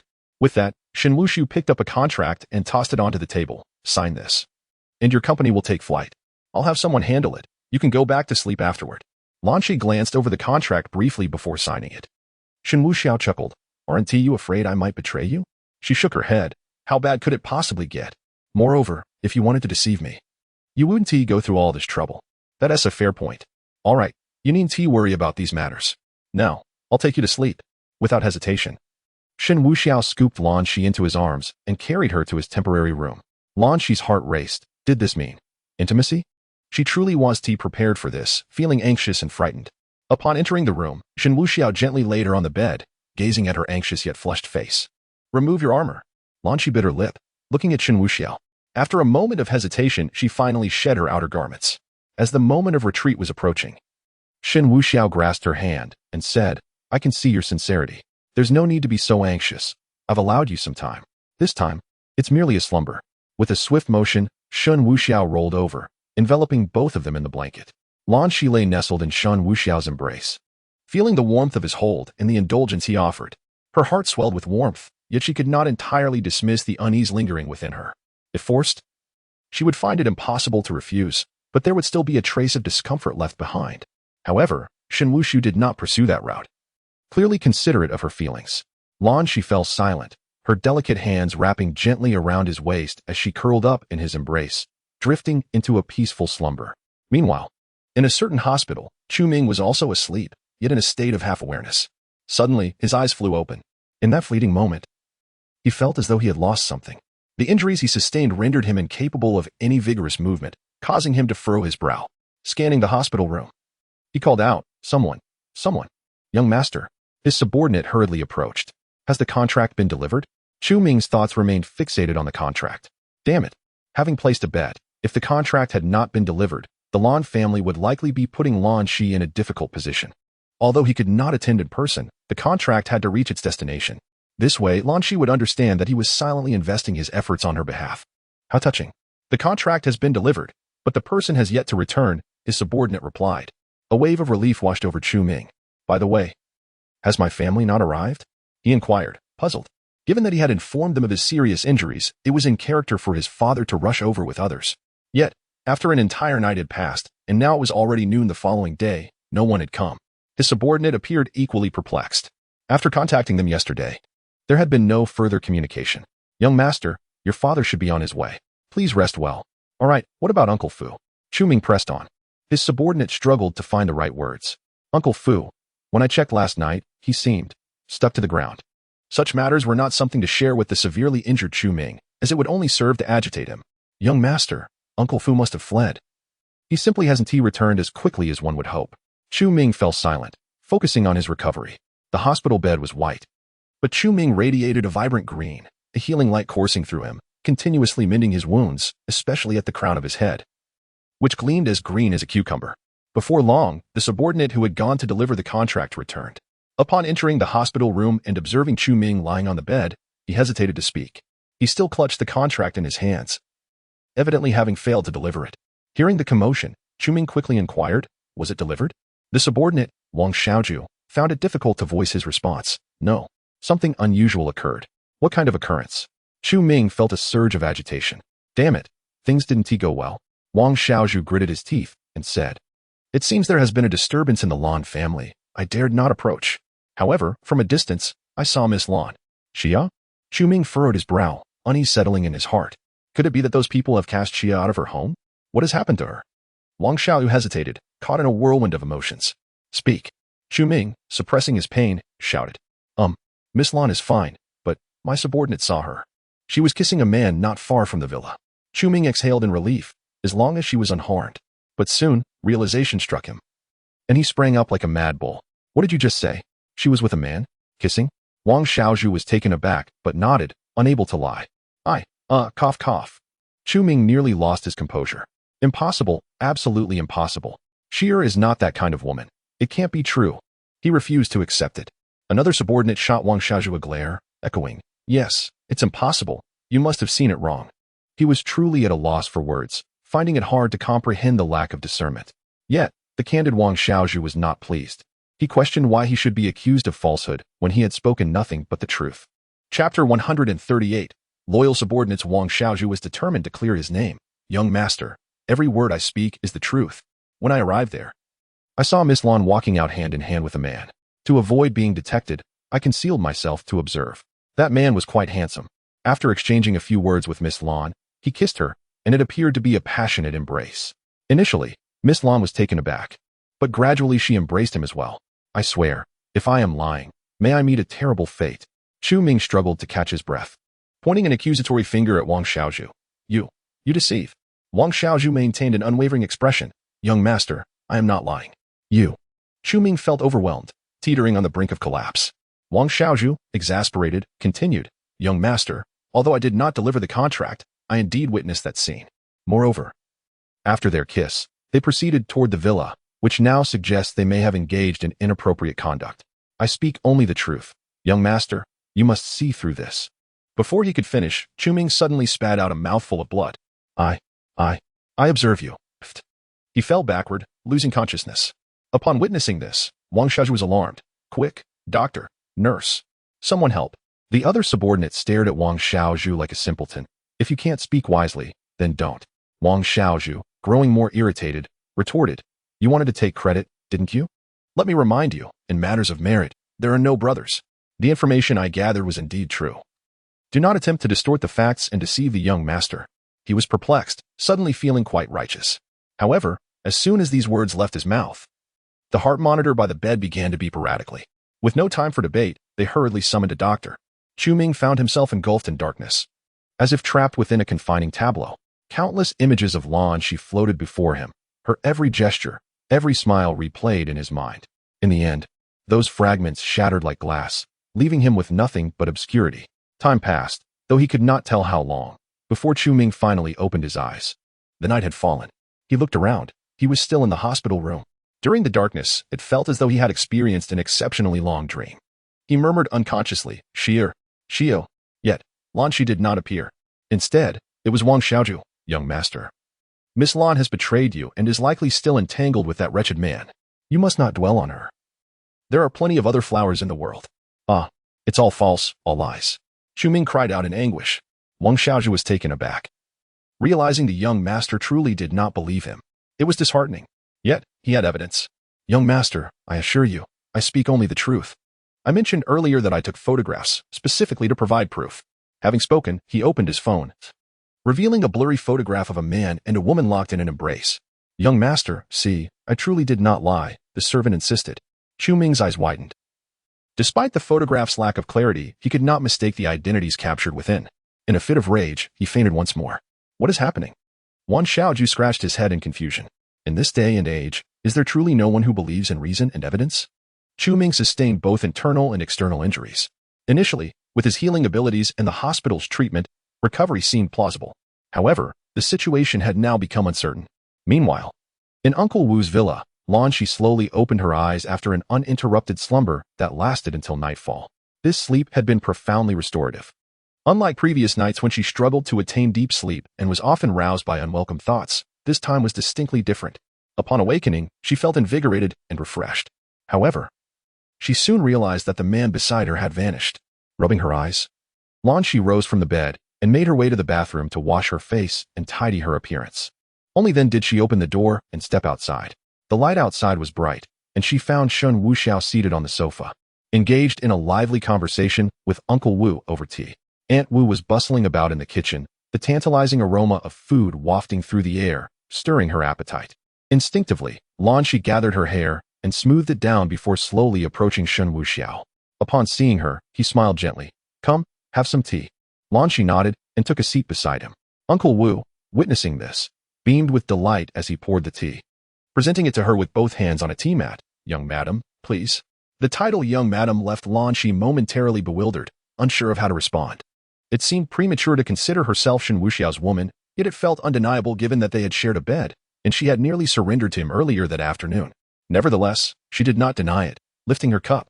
"Thank you, Uncle Wu." "Oh, young madam, you are far too courteous. We are all family here." Uncle Wu chuckled. Yet, he quickly rose. "Young master, young madam, I shall check if my wife requires assistance. You two carry on." Uncle Wu, displaying remarkable perceptiveness, swiftly departed to grant them the space they needed. With his exit, an air of tension enveloped Lanshi. She sat upright, feeling somewhat restrained. Shen Wuxiao, however, showed no hesitation as he pulled her onto his lap, wrapping his arm around her slender waist. "I say, Sheech, we nearly crossed a line earlier. Yet you still seem so reserved," he remarked. Feeling the warmth of Shen Wuxiao's presence, Lanshi's heart raced. She nodded gently, "Yes. I suppose I am a bit reserved." "At least you're honest," Shen Wuxiao said, tucking a loose strand of hair behind her ear. "How was your nap this afternoon?" Lanshi nodded again. "It was very restful and provided a great sense of security." "Your words bring me immense satisfaction," he replied, his voice warm with affection. Shen Wuxiao smiled with a sense of satisfaction, which could be considered a veiled self-compliment. "Shen Wuxiao, may I inquire about a few matters?" Lanshi relaxed somewhat, leaning against his arm, her beautiful eyes gazing at his face. "Of course," he replied. How is the Lan family faring?" Lanshi asked cautiously. Now aware of Shen Wuxiao's true identity, she felt a lingering concern for the safety of her family. In her perception, it sufficed that the instigators faced punishment. Those who had mocked and ridiculed her, while detestable, did not warrant death. "Fear not, for I possess a kind heart. Nearly 6 or 7 from the first and second branches have met their demise, the others remain alive. After all, it is your family. And I must leave some room for leniency. Oh, and that old woman has a broken leg, as does your mother. However, they can be treated. It will just require some suffering." If others were to hear this, they would likely find it quite exasperating. If Lanshi was indeed his woman, it could be interpreted as breaking the legs of his mother-in-law. Lanshi had long since prepared herself psychologically. Initially, she felt an indescribable sensation upon hearing this news. Yet, reflecting on the actions taken against her and the initial attempts on her life, she found peace with it. The first and second branches would undoubtedly show her no mercy. Were it not for Shen Wuxiao, her fate would be painfully clear. As a woman devoid of support or allies, she would be at the mercy of others. If she could forgive endlessly, then she would deserve to be bullied and oppressed. A saintly disposition is not to be entertained. Chapter 139. A Shattered Mindset. "Thank you." Blushi sincerely expressed. "Thank you. Such insincerity," Shen Wuxi remarked with a mischievous smile. Blushi paused momentarily, swiftly grasping the underlying meaning. She leaned forward, gently pressing her lips against Shen Wuxiao's. This kiss, from another perspective, symbolized Blushi's choice and resolve. "Well, this is indeed a delightful surprise."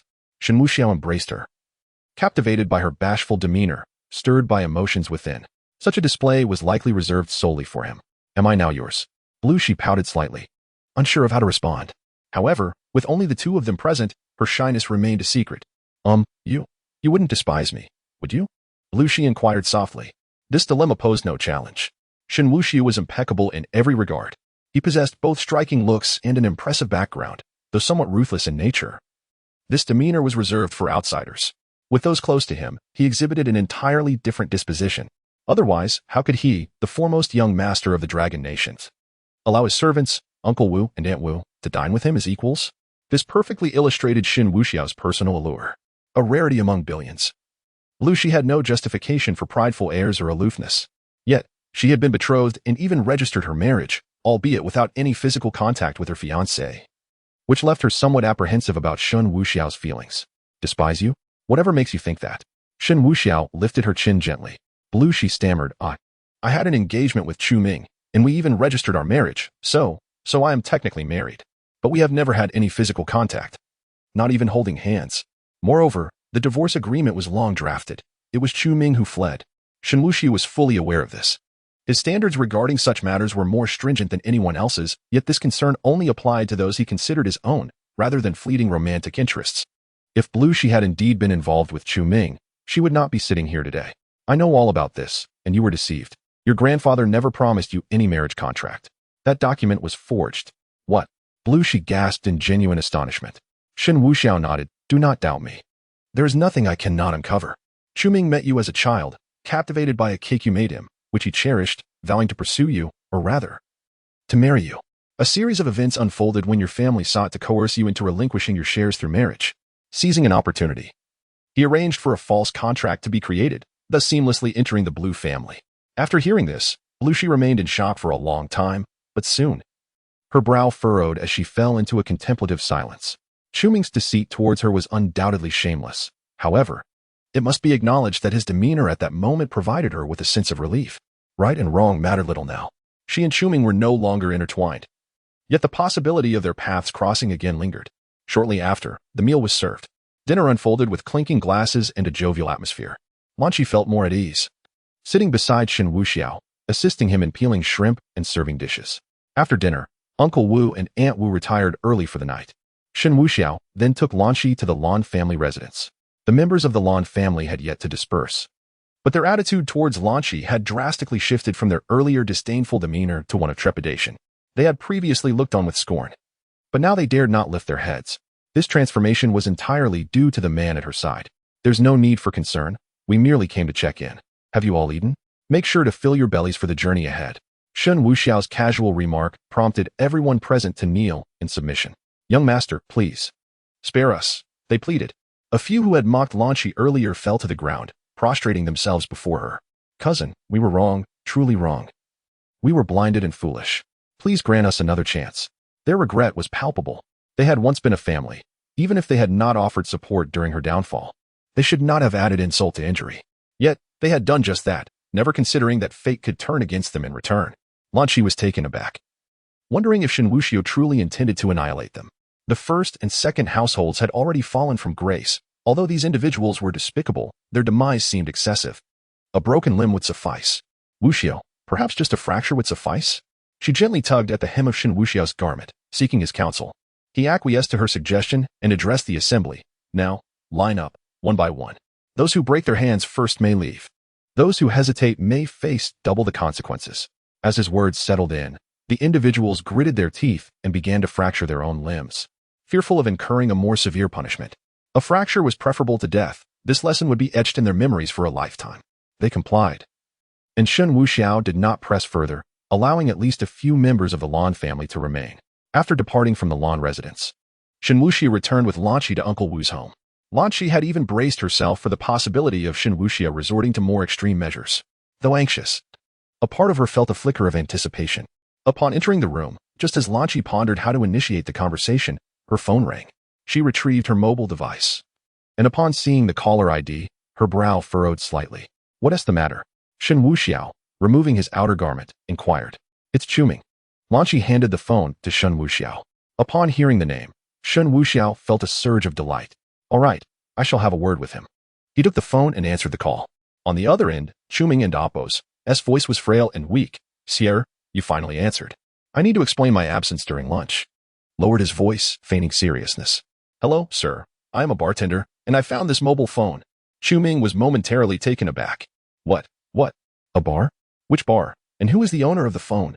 Replied nonchalantly. Earlier, a stunningly beautiful lady was drinking here. However, she left in such haste that she dropped her phone. I'll give you an address. You can come by and retrieve it.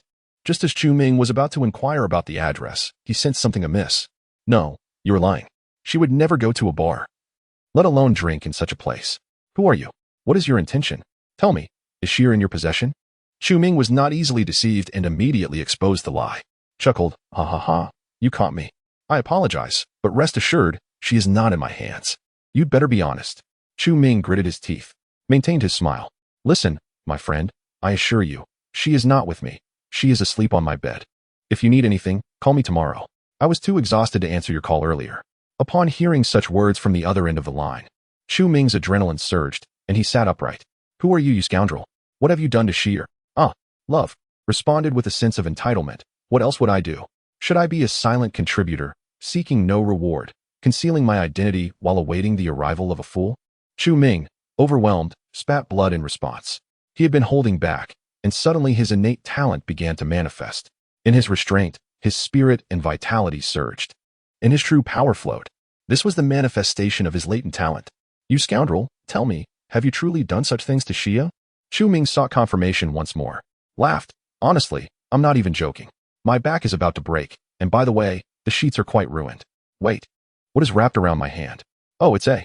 Chu Ming was on the brink of collapse. You scoundrel, may you die a miserable death. Ah. My beloved, I haven't even touched her. Did you stand up to do that? Is that what happened? Ah. Impossible, you are lying. She is not that kind of person, no? Chu Ming gritted his teeth and began to roar. In addition to his shouting, could hear other voices on the phone. Damn. Young master, you're bleeding. It's so far. You need to fly over. Hurry, hold him down and stop the bleeding. Another voice chimed in. You fool. Call a doctor. The young master is spitting blood. Why are you pressing him? Huh. I thought this was just blood flow. Could it be that some special attribute has awakened? Chapter 140. Comprehensive upgrade. Chu Ming found himself unable to contain his emotions any longer. Despite his innate patience and formidable mental fortitude, even the strongest individuals have their breaking points. He could endure numerous indignities and humiliations for the sake of Lan Shi. But this particular matter struck at the very core of his masculinity. Otherwise, he would not have been able to muster the strength to shout amidst his injuries. In a daze, Chu Ming refused to believe the truth before him. Lan Shi was simply not the kind of person to betray him. It was inconceivable. On the other end of the line, Shen Wuxiao's voice interrupted his thoughts. Hey, buddy, are you alright? Why so silent? Not much of a talker, are you? If you don't speak, I might hang up. Sheer wants you to rest early. Your health is paramount. I'm fine, so I'll just sleep when dawn breaks. You, don't try to deceive me, don't think. No. Chu Ming gritted his teeth, coughing as he responded. Blood spilling from his mouth like a torrential flow. The more his emotions surged, the stronger the green light of his healing powers became, illuminating the entire room.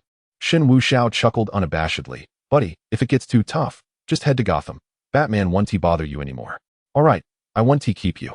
It's time for a kiss, and my mouth is too busy to talk. Good night. With that, Shen Wuxiao abruptly ended the call. With a sickening cough, Chu Ming expelled another mouthful of blood, collapsing backward, unconscious. Doctors and nurses rushed in, initiating emergency procedures. Meanwhile, Shen Wuxiao sat on his bed, grinning with satisfaction.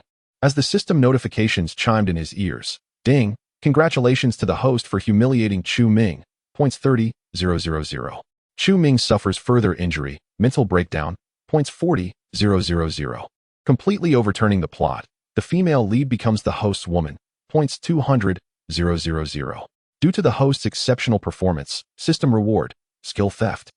Randomly acquiring the abilities of the fortunate son, Chu Ming. Shen Wuxiao grinned wickedly, activating.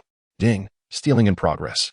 Successfully acquired Chu Ming's talent for patience. Cultivation speed doubles while enduring. Damn it, I don't want this useless talent. Am I someone who can be taken advantage of? Shen Wuxiao was truly speechless. Why steal patience of all things? Host has rejected the acquisition. The stolen skill automatically converts to 100,000 points. Now that makes sense. Who needs to be patient?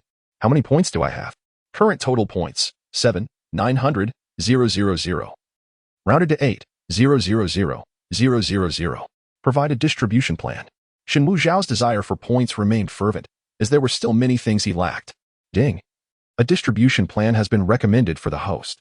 With 8 million points, the host can allocate 5 million to elevate his cultivation, advancing from the 8th rank, 9th stage, to the 1st stage of martial aspect.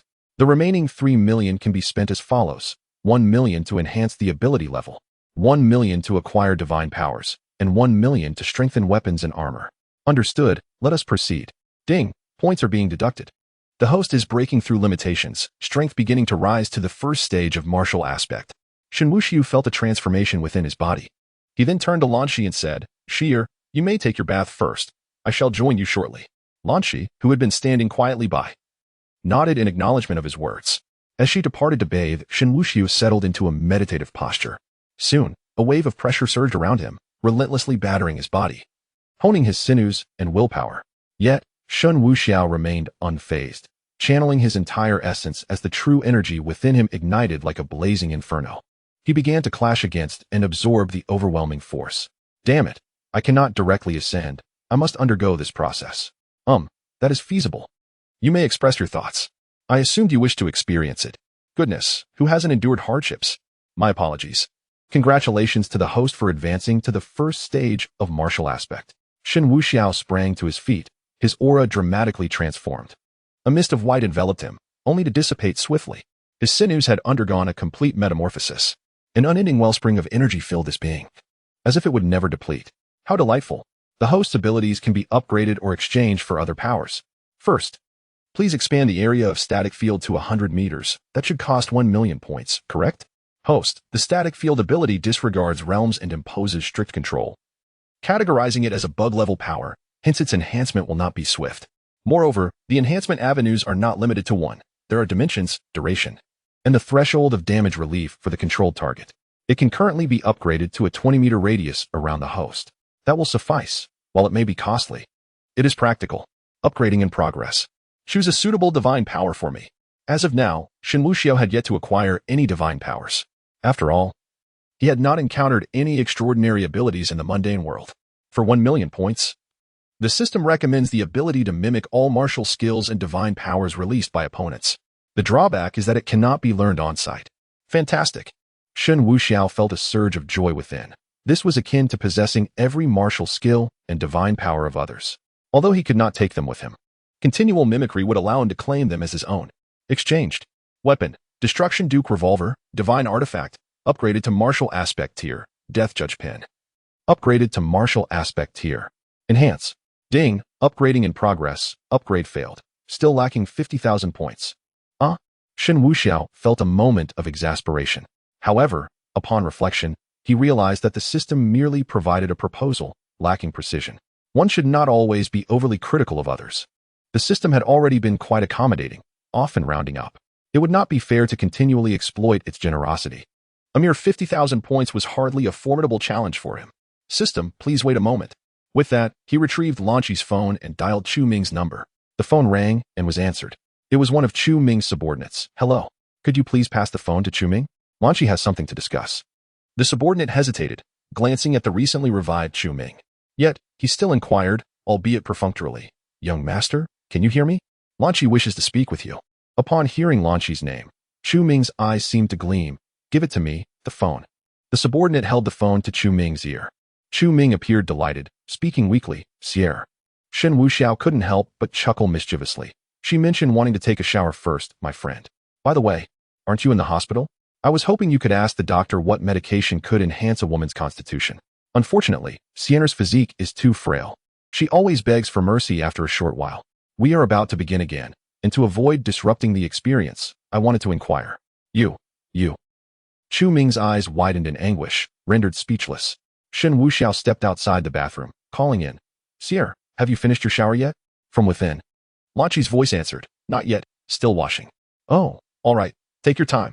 Lanqi replied softly. Chapter 141. Flora, the voice of Lanqi resonated, causing Chu Ming to feel as though he might shatter under the weight of her words. He longed to cry out, yet no sound escaped his lips. Shen Wuxiao continued. My friend, if you are unaware, I shall not press you further. I can simply refrain from standing. Do take care of yourself and retire early. I too wish to indulge in a bath. The call abruptly ended with a beep. Chu Ming's eyes burned crimson, his mouth agape as he expelled another mouthful of blood. Doctor, nurse, help, his subordinates cried out in desperation. Meanwhile, a notification chimed on Shen Wuxiao's device. Ding. Chu Ming has once again coughed up blood, succumbing to madness. Points 60,000. Points sufficient. Weapon upgrade successful. 10,000 points stored for purchasing daily necessities. Would the host like to open the panel for review? No need. I am well aware. Let us not inflate word count unnecessarily. Hee. Shen Wuxiao nodded in satisfaction. Truly, it was an unadorned day. However, the business at hand was yet to be addressed. Shen Wuxiao shed his garments and stood before the mirror, admiring his reflection. Handsome. He then turned and strode towards the bathroom. Lanqi was still bathing. His entrance was merely to conserve water. It is known that in many regions, access to potable water poses a challenge, and he aimed to lead by example. Upon opening the bathroom door, a wave of steam enveloped him, obscuring the mirror and filling the air with the fresh scent of shower gel. In her desire to avoid keeping Shen Wuxiao waiting, Lanqi opted for a shower rather than a bath. Through the mist, her delicate figure emerged, contours both clear and graceful as she stretched and reveled in the warm cascade of water. Thus, when Shen Wuxiao stepped through the vapor, her exquisite form was laid bare before him. For a moment, he stood transfixed, unable to suppress a gulp. Instinctively, Lanqi crossed her arms to shield her ample assets. Yet in that very instant, she slowly withdrew her guard. Her skin glistened with a tender luminosity under the flow of water, droplets sparkling like pearls. Her damp hair cascaded over her shoulders, framing a face radiating an unmistakable shyness. Lanqi clasped her hands together, allowing the shower to envelop her. Shen Wuxiao smiled, approaching her to stand beneath the cascading water. Their eyes met, and the atmosphere thickened with warmth and intimacy. As he gently lifted her chin, Lanqi rose slightly on her toes, leaning closer. Their lips met in an unspoken embrace. The sensation was electrifying, akin to a spring breeze caressing the shores of Lugu Lake, or the gentle autumn rain nourishing Juzegu Valley. After a moment, the battlefield transformed. The modest 3-meter by 2-meter bed bore the brunt of their fervor. With the might of an indomitable sword, they forged a path through the tumult. Unbeknownst to the world beyond, sharp blades clashed, leaving untold devastation in their wake. All returned to tranquility. The hour had long since turned to dawn. Lanqi nestled within Shen Wuxiao's embrace, yet sleep eluded her. Instead, she stretched out her delicate fingers, tracing circles on Shen Wuxiao's chest. Shen Wuxiao seized her restless little hand. Are you planning to write a reflection on plants? Lanqi pouted her lips. Now that she had laid bare her heart to Shen Wuxiao, their intimacy blossomed naturally, dispelling the previous sense of distance. Are you really willing to send me off to write now? I don't want to move. As she spoke, she nestled closer into his embrace, burying her head in the crook of his neck, stealing a kiss. Shen Wuxiao felt a profound sense of accomplishment. In this moment, a poem came to mind, perfectly fitting. Lanqi lifted her head, resting atop Shen Wuxiao. What poem? Shen Wuxiao replied with utmost seriousness. It's a verse by the great Hongwu Emperor, the founder of the Ming dynasty. Lanqi pondered for a moment before exclaiming, slaughtering 1,000,000 soldiers in Jiangnan. The blood on my waist sword still fresh? Indeed. Shen Wuxiao grinned mischievously. Initially, Lanqi was taken aback, but once she grasped the implication, she couldn't help but lightly punch Shen Wuxiao's shoulder. You're terrible. Is that truly the essence of the Ming Emperor's poem? You mustn't speak nonsense. Shen Wuxiao laughed heartily, holding Lanqi close, admiring her sparkling eyes, accentuated by the beauty mark at the corner, which lent her an air of femininity. Unable to resist, he pressed a gentle kiss on her soft lips. All right. Let us sleep. I am indeed quite exhausted. I doubt I'll rise tomorrow. Lanqi playfully glared at Shen Wuxiao, curling up in his embrace, gradually closing her eyes. For Shen Wuxiao, a day's plan begins at dawn. Conversely, for Chu Ming, the day's essence lies in pain. Chu Ming awoke to the throes of agony. His expression resembled that of a fruit vendor who had just been stabbed by Lu Huaqiang, his face contorted in torment. His body ached, his spirit suffered, and his fate seemed cruel. Even as an 8th-rank, 5th-tier warrior, he found the pain nearly unbearable, especially upon seeing the incompetence of his subordinates, the hidden dragon and phoenix chicks, which only fueled his ire. Young master, you're awake. You look much better. Wang Xiaozhu approached with genuine concern. Chu Ming felt an overwhelming urge to slap him. Are you blind? I'm wrapped up like a mummy. What a mess. Such subordinates could barely manage to tend to pigs, likely leading to several deaths. When his family arrived, he would certainly demand a new set of caretakers. How infuriating. Reflecting on his family, Chu Ming couldn't help but wonder, where could they be? It shouldn't take them 2 or 3 days to arrive. They must be close by. Where are my parents? Have they already come? He inquired softly. In his mind, this seemed the only plausible explanation. His family had stealthily visited him and then stormed off in vengeance. Wang Xiaozhu shook his head. No, I've been guarding the ward. And aside from that nurse who resembles Jiza, no one has come to visit. Young master, I'm not exaggerating. She really does bear a striking resemblance. Quite enticing. Chu Ming shot him a glare. Get lost. He turned to another, who had been keeping his head down and remained silent. Jiang Jinda, you speak. Jiang Jinda already knew the news, having learned it only last night, and he had spent the entire night in fear, yet he truly lacked the courage to speak. This could drive Chu Ming to the brink of despair. What if he cannot endure and meets his demise? Chu Ming, being a skilled individual, possesses a keen sense for reading the room. He had long sensed that something was amiss. Speak quickly. Are you concealing something from me? The reprimand left Jiang Jinda gritting his teeth, aware that the truth could no longer be hidden and would inevitably come to light. At that moment, with a thud, he knelt on the ground. This action startled Chu Ming. He would only kneel in the face of a grave matter. Wang Xiaozhu silently cursed his shamelessness, such a display of loyalty over a mere report. Master, something has happened. Jiang Jinda, eyes shut tight, uttered these words. A sudden panic gripped Chu Ming. Could it be something concerning my family? No, that cannot be. He knew the strength of his family's lineage. The Chu family is gone. What? What did you just say? Chu Ming's eyes widened in disbelief. Wang Xiaozhu seized the opportunity and promptly translated, Master. He says the Chu family is no more. After the translation, Wang Xiaozhu stood there, utterly stunned. Jiang Jinda nodded solemnly. The entire Chu family, hundreds of people, are gone. In an instant, Chu Ming was engulfed by a ringing in his ears, a buzzing sound overwhelming his senses. His vision began to blur, as if the entire world were trembling. Gone. The Chu family is gone. Chu Ming whispered in utter disbelief. Chapter 142. Reaching an accord, Chu Ming gritted his teeth against the pain and abruptly rose to his feet. His eyes blazed with fury as he glared at Jiang Jinda, his voice hoarse and low. You speak nonsense. Do you believe I won't kill you? Jiang Jinda bowed his head to the ground, knocking it a few times in submission. Young master, I would never dare to lie. Since I informed the Chu family of your situation, I have been awaiting their response. You are aware, young master, that even if you merely sustained a fall, the family would have rushed to your side. However, the incident occurred the night before last, and nearly 48 hours have passed since the message was sent. Logically speaking, the Chu family should have arrived within hours of receiving the news. Last night, sensing something amiss, I attempted to reach out again, but to no avail. In desperation, I had a friend in Nanfeng City go to the Chu residence to deliver a message, but unexpectedly. Speak. Chu Ming roared, his voice echoing through the building. Jiang Jinda, still with his head bowed, trembled. To my shock, the Chu family has been utterly annihilated. Their grand estate lies in ruins, with everyone vanished without a trace, leaving only debris and the stench of blood. According to my investigation, on the night of your incident, there was unusual activity. The Chu family was besieged, and none survived. This revelation shattered Chu Ming. His physical injuries seemed trivial in comparison. The relentless blows he had endured caused his mental fortitude to crumble entirely. The fury within him surged uncontrollably, erupting in a thunderous roar that reverberated through the building. Outside, the nurses grumbled in annoyance. What is all this shouting? Some of us are trying to rest. Have some decency. Let the patients sleep. They need to return to work once they recover, so be quiet. Chu Ming paid them no heed, his gaze fixed on the ceiling. Tears streamed uncontrollably down his face, his heart heavy with desolation. His family was gone, utterly lost. It was all too clear that it was that despicable fiend who was responsible. Who, exactly, was that villain?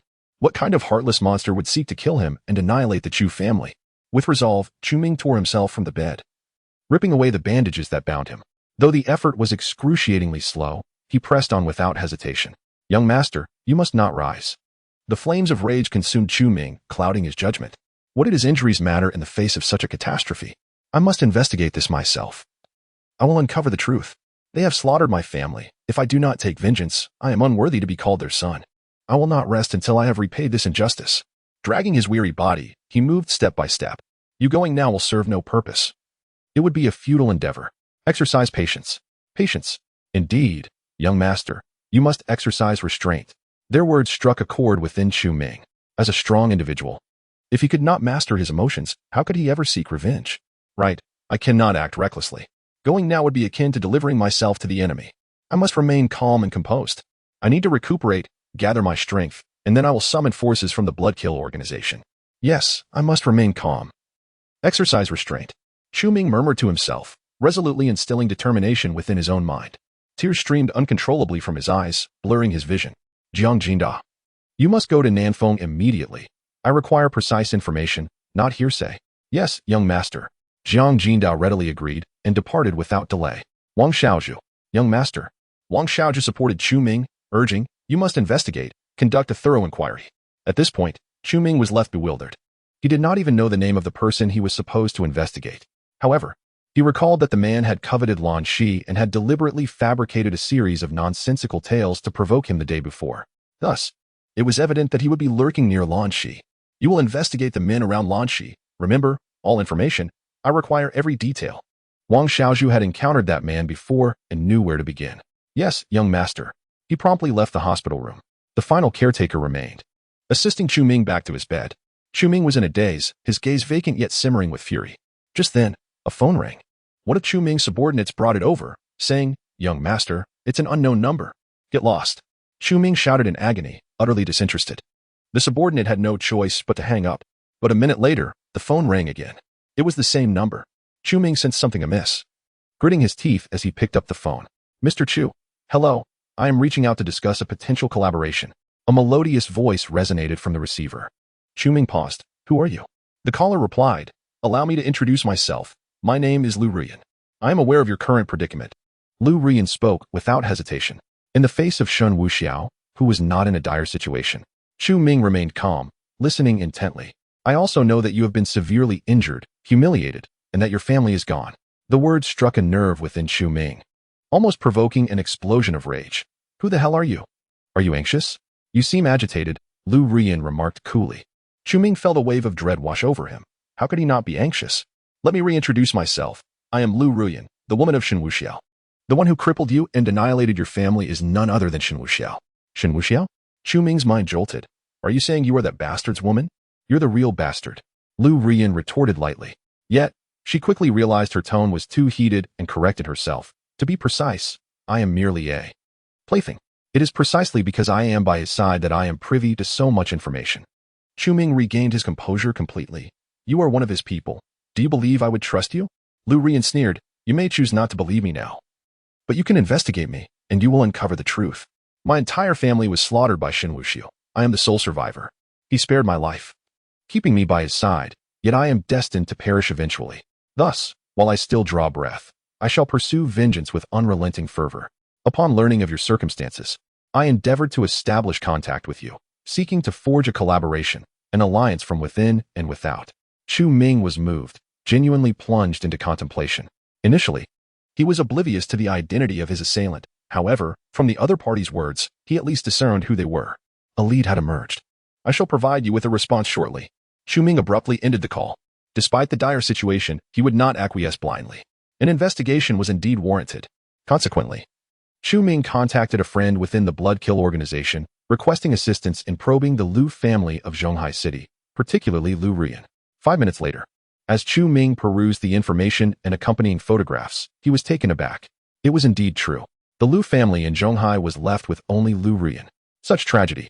The facts spoke volumes. He was now certain that Lu Ruyan genuinely sought his collaboration. Shen Wuxiao had annihilated her entire family and continued to humiliate her, coercing her into a life of degradation. Lu Ruyan must harbor a profound hatred for Shen Wuxiao. With the confirmation of their shared objectives, collaboration was now a possibility. She was embedded within the enemy's ranks, rendering her intelligence invaluable, precisely what he lacked. With this in mind, Chu Ming dialed Lu Ruyan's number. "Mr. Chu, how do you fare?" Lu Ruyan inquired. "Miss Lu, may our partnership be fruitful. We share a common goal, to obliterate Shen Wuxiao. Therefore, I hope you can provide the most pertinent intelligence." Lu Ruyan replied with a calm demeanor, "Certainly, and I trust Mr. Chu will cooperate fully. Shen Wuxiao is cunning and ruthless. One misstep could lead to utter ruin." "What are your current thoughts, Mr. Chu?" Lu Ruyan pressed. With a sigh, Chu Ming responded, "I was contemplating hiding away for the time being, biding my time before rallying forces to strike." Lu Ruyan immediately countered, her tone resolute. "No, you cannot hide. You must take the initiative. Shen Wuxiao's influence is too formidable. Gathering personnel would be futile. While reinforcements are essential, you cannot allow yourself to be passive. To capture the thief, one must first seize the king." Hearing Lu Ruyan's assertion, Chu Ming began to reconsider his strategy of restraint. The annihilation of his family, the Chu clan, among the most esteemed, had transpired so silently. This underscored the terrifying scope of Shen Wuxiao's power. A direct confrontation would be unwise. "Miss Lu, you undoubtedly possess greater insight into him. What is your perspective?" Lu Ruyan promptly shared her thoughts. Shen Wuxiao is indeed powerful, yet he possesses a flaw: his lack of caution and his aversion to being followed. One who frequently traverses the river cannot avoid getting wet. Shen Wuxiao's arrogance is his Achilles heel. Therefore, I shall seek the opportune moment while you gather your forces, striking when he least expects it. Chapter 143. The attribute of resilience and concealment. Upon hearing the words, Chu Ming nodded repeatedly. Lu Ruyan indeed possessed a profound understanding of the situation. Reflecting on that night, when Shen Wuxiao had made his move against him, it was undeniably a solitary endeavor. Such nuances had eluded his notice, yet fortunately, the other party had brought it to his attention. Very well, Miss Liu, let us formalize our collaboration. You provide the intelligence, and I shall take action, Chu Ming proposed. Lu Ruyan expressed her agreement. Rest assured, Mr. Chu, regarding the information. As for the execution, I too shall intervene. I have been secretly cultivating a faction. Though modest in size, it will prove invaluable at a crucial moment. Await my news. Shen Wuxiao will occasionally visit my residence, and I shall keep you informed of his movements. With this assurance, Chu Ming felt a sense of stability. Excellent. Miss Liu, let us maintain open communication. After the call ended, Chu Ming let out a long sigh. He truly felt a sense of defeat. Were it not for Lu Ruyan, he would remain oblivious to the identity of the individual who had attacked him. Emerging from the Bloodkill organization and returning 2 years ago, he had merely existed as a silent son-in-law, often dealing with petty thugs, and had never encountered an adversary as formidable as Shen Wuxiao. The latter's strike had caught him entirely off guard, obliterating everything he had built. His family, once his stronghold, was now in ruins. However, Chu Ming was not one to wallow in self-pity. The events had transpired, and sorrow was inevitable. Yet, his current circumstances were unique. He must expedite his recovery. Resolving to do so, he devoted himself to intense training, deliberately conjuring images of Shen Wuxiao tormenting Lan Shi. He envisioned the intimate moments shared between Lan Shi and Shen Wuxiao, the latter pinning her against the wall. With gritted teeth, he began to endure. Indeed, his training progressed at an astonishing pace, a surge of energy enveloping him, casting a verdant glow throughout the room. His ability, healing, was exceedingly rare and constituted his source of strength. His subordinates were left in awe. Even from their position, they could feel a tremendous vitality emanating from him. The young master is in a fervent state of recovery. What could be the cause? Yet, Chu Ming felt his progress was still insufficient. He opened his eyes, instructing his subordinates to vacate the room. He then picked up his phone and dialed Lan Shi's number. Based on his assumptions, she and Shen Wuxiao would still be asleep at this hour. Knowing that Shen Wuxiao would likely provoke him upon receiving a call, he resolved to endure. He would withstand the provocation, thereby enhancing his training exponentially. What is there to lose? He thought. Meanwhile, Lan Shi lay curled within Shen Wuxiao's embrace, sound asleep, utterly fatigued. However, the sudden vibration of her phone on the nightstand disrupted her beautiful dreams. Lan Shi murmured lazily, turning her upper body slightly. Her fair, delicate arm emerged from beneath the covers to grasp the phone. Upon seeing the caller ID, she was taken aback. It was Chu Ming calling. Just as she was about to hang up and block the number, her hand was gently restrained by Shen Wuxiao. Answer it, he urged. Lan Shi answered the call, activating the speakerphone. Hello, Sheer. Chu Ming's voice resonated through the line. Chu Ming, are you out of your mind? Lan Shi replied with a hint of impatience, as she had yet to settle the score for his previous deceit. Shio, I just wanted to ask if Shen Wuxiao is by your side. Did you really do those things yesterday? Shen Wuxiao, overhearing the conversation, felt a chuckle bubbling within him. Knowing his name indicated that Lu Ruyan had likely sought his collaboration. Yet, this phone call was perplexing. Was it an attempt at self-humiliation? Though the son-in-law played the part of a coward at home, he was formidable when confronting enemies. Surely, this call was not meant to provoke him intentionally, was it? What a peculiar situation. Hey buddy, I'm here. Up so early, huh? This is the consequence of having no one to warm your bed, Shen Wuxiao retorted lazily. Indeed, upon hearing Shen Wuxiao's voice, Chu Ming's anger intensified. Shen Wuxiao, you bastard. Don't you dare hang up, he exclaimed, switching to speakerphone and placing the device aside, fully committing to his training. This method of training was humiliating, yet remarkably effective. Chu Ming was donned in a mask of anguish as he trained, on the verge of tears. Shen Wuxiao, surprisingly, did not hang up. Tossing the phone aside and playfully tickling Lan Shi, her laughter echoed, light and infectious. After a moment, soft hums from Lan Shi and Shen Wuxiao filled the air. Much to Chu Ming's chagrin, gritting his teeth, he bore the torment until he could no longer endure it. Shen Wuxiao, you scoundrel, I swear I will kill you, he shouted. Lan Shi, I know you are being forced. Leave him. You know how much I love you. I've toiled at the Lan family for you. Endured humiliation for you. Lan Shi, please, leave him. Lan Shi felt exasperated. Was this man not insane? What did he mean by doing it for her? He was merely degrading himself, and who could he blame? Chu Ming, I am aware of your forged marriage contract. I will settle this score with you. Please. Do not call me again, and spare me your repulsiveness, if you can. At her words, Chu Ming was rendered speechless, unable to bear the weight of her rejection. He abruptly hung up, enveloped in profound anguish. He simply could not lose Lan Shi. She was his lifeline. Weakly, he opened his phone's photo gallery, clicking on a saved image. The photo was indistinct, taken from afar with a low-resolution camera. It depicted an outdoor scene, featuring Lan Shi standing by the roadside. Although captured in profile, her exquisite beauty was unmistakable. Dressed in a flowing long dress that danced with the breeze, her hair cascaded over her shoulders. And she carried a handbag gracefully. Elegant, enchanting, and utterly captivating. Chu Ming gazed at the photograph, his heart aching further, tears welling in his eyes. Seizing a moment of sorrow, he promptly sat in meditation to train. The air around him was thick with emotion, his heart shattered in despair. Sierra, I will surely reclaim you, I promise. He vowed. Once Shen Wuxiao is gone, you can return to my side. I love you. And I shall love you for all my days. I do not mind what you shared with him. Chu Ming did not wish to feel so diminutive. Yet his love for Lan Shi ran so deep it was etched into his very bones. Even during moments of solitude with a cigarette, he would inscribe Lan Shi's name upon it, for the lungs are the closest to the heart. Though unconventional, it served as a solace for him. Previously, Lan Shi had borne the weight of her family's expectations, managing the corporation with a perpetual frown, never offering him a kind glance. Thus, he sought to comfort himself. Chu Ming harbored deep regrets, wishing he had revealed his true identity from the start, had he approached her not under a false pretense. But as the heir of the Chu family, perhaps everything would have unfolded differently. There would have been no bidding war, no fixation from Shen Wuxiao on Lan Shi. And he would not have clashed with Shen Wuxiao.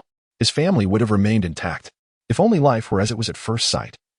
Free from the sorrows of autumn's chill. Alas, it was too late. All was irrevocably lost. He believed that by concealing his identity and silently aiding Lan Shi, he was being more effective. Yet, he never considered the overwhelming pressure she faced, leaving her little time or energy for matters of the heart. His misguided belief that his forbearance could foster harmony within the Lan family was nothing but folly. Chapter 144, Take Off on the Other Side. Shen Wuxiao was gleefully perusing the messages that Chu Ming had previously sent to Lan Shi. Although deleted, the message request records still revealed a nearly 2-year-long exchange, with daily greetings that never ceased. Good morning. May the sunlight in your heart illuminate every corner, filling your life with warmth and love. Good morning. I hope your entire day is brimming with sunshine, illuminating every nook of your heart. Face each challenge in life with a positive attitude, and you shall discover that everything becomes more beautiful. Yet, Lan Shi had never responded throughout this entire time.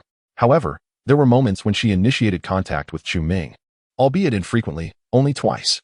Once, she messaged him, saying, "It seems your electric bike has been stolen."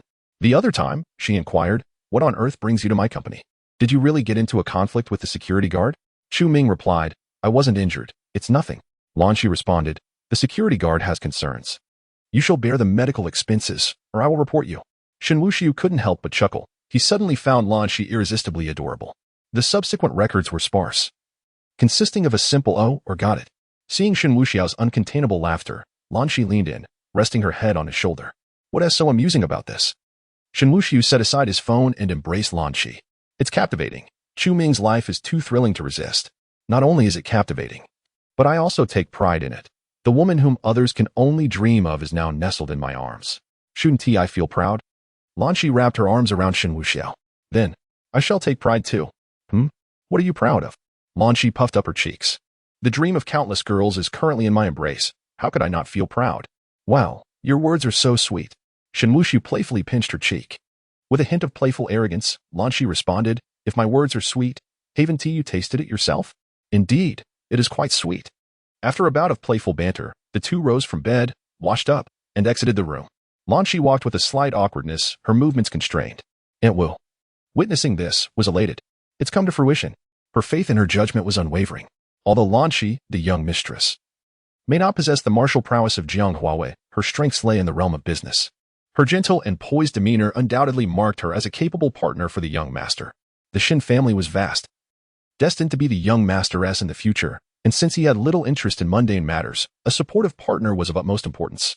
While there could be many who executed tasks, only those close to Shen Wuxiao could truly manage them. To secure the external while stabilizing the internal was essential. Only with a stable foundation could Shen Wuxiao expand his horizons. "Young master, young mistress, is there anything specific you wish for breakfast? I shall prepare it right away." Shen Wuxiao glanced at Lan Shi. "Let us keep it light. Aunt Wu, I have other matters today. I'll leave Shi'er in your capable hands." Aunt Wu nodded vigorously. "Young master, you can rest assured." During breakfast, Lan Shi pondered the current time, which coincided with the stock market opening. She opened the trading app, eager to take a glance. To her astonishment, the screen was awash with vibrant red. The stock price of Land's building materials had reached its limit. In the A-share market, the fluctuation limit is typically 10%, indicating that this was merely the beginning, The days ahead promised an exhilarating surge. What once seemed worthless had transformed into a coveted treasure. Lan Shi found herself unable to tear her gaze away from the screen. A scene she had never dared to envision even in her dreams.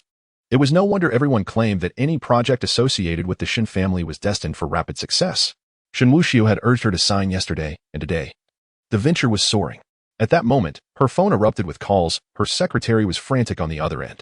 President Lan, hurry. The stocks have hit the limit. I see. Lan Shi attempted to steady her emotions. This was the aspiration of her late grandfather and father, and the path to expanding the group had finally commenced. All thanks to Shen Wuxiao. Glancing at Shen Wuxiao, who was enjoying his breakfast across from her, Lan Shi could no longer contain her excitement. She sprang to her feet. What's wrong? Shen Wuxiao asked, taken aback. Lan Shi dashed around the table and leaped into his embrace, planting a fervent kiss on his cheek. Thank you. Thank you. Shen Wuxiao glanced at her phone, bemused. Is that what you're thanking me for? You've already become my plant. No need for formality. Lan Shi settled onto his lap, wrapping her arms around his neck. It's different. Shen Wuxiao chuckled. All right then, if you say it's different, it is. A burden lifted from Lan Shi's heart. Aside from her secretary's calls, a multitude of messages from potential collaborators flooded in, filled with greetings and polite inquiries. All eager to establish partnerships. Some even expressed a willingness to pay top dollar for Lan's building materials products.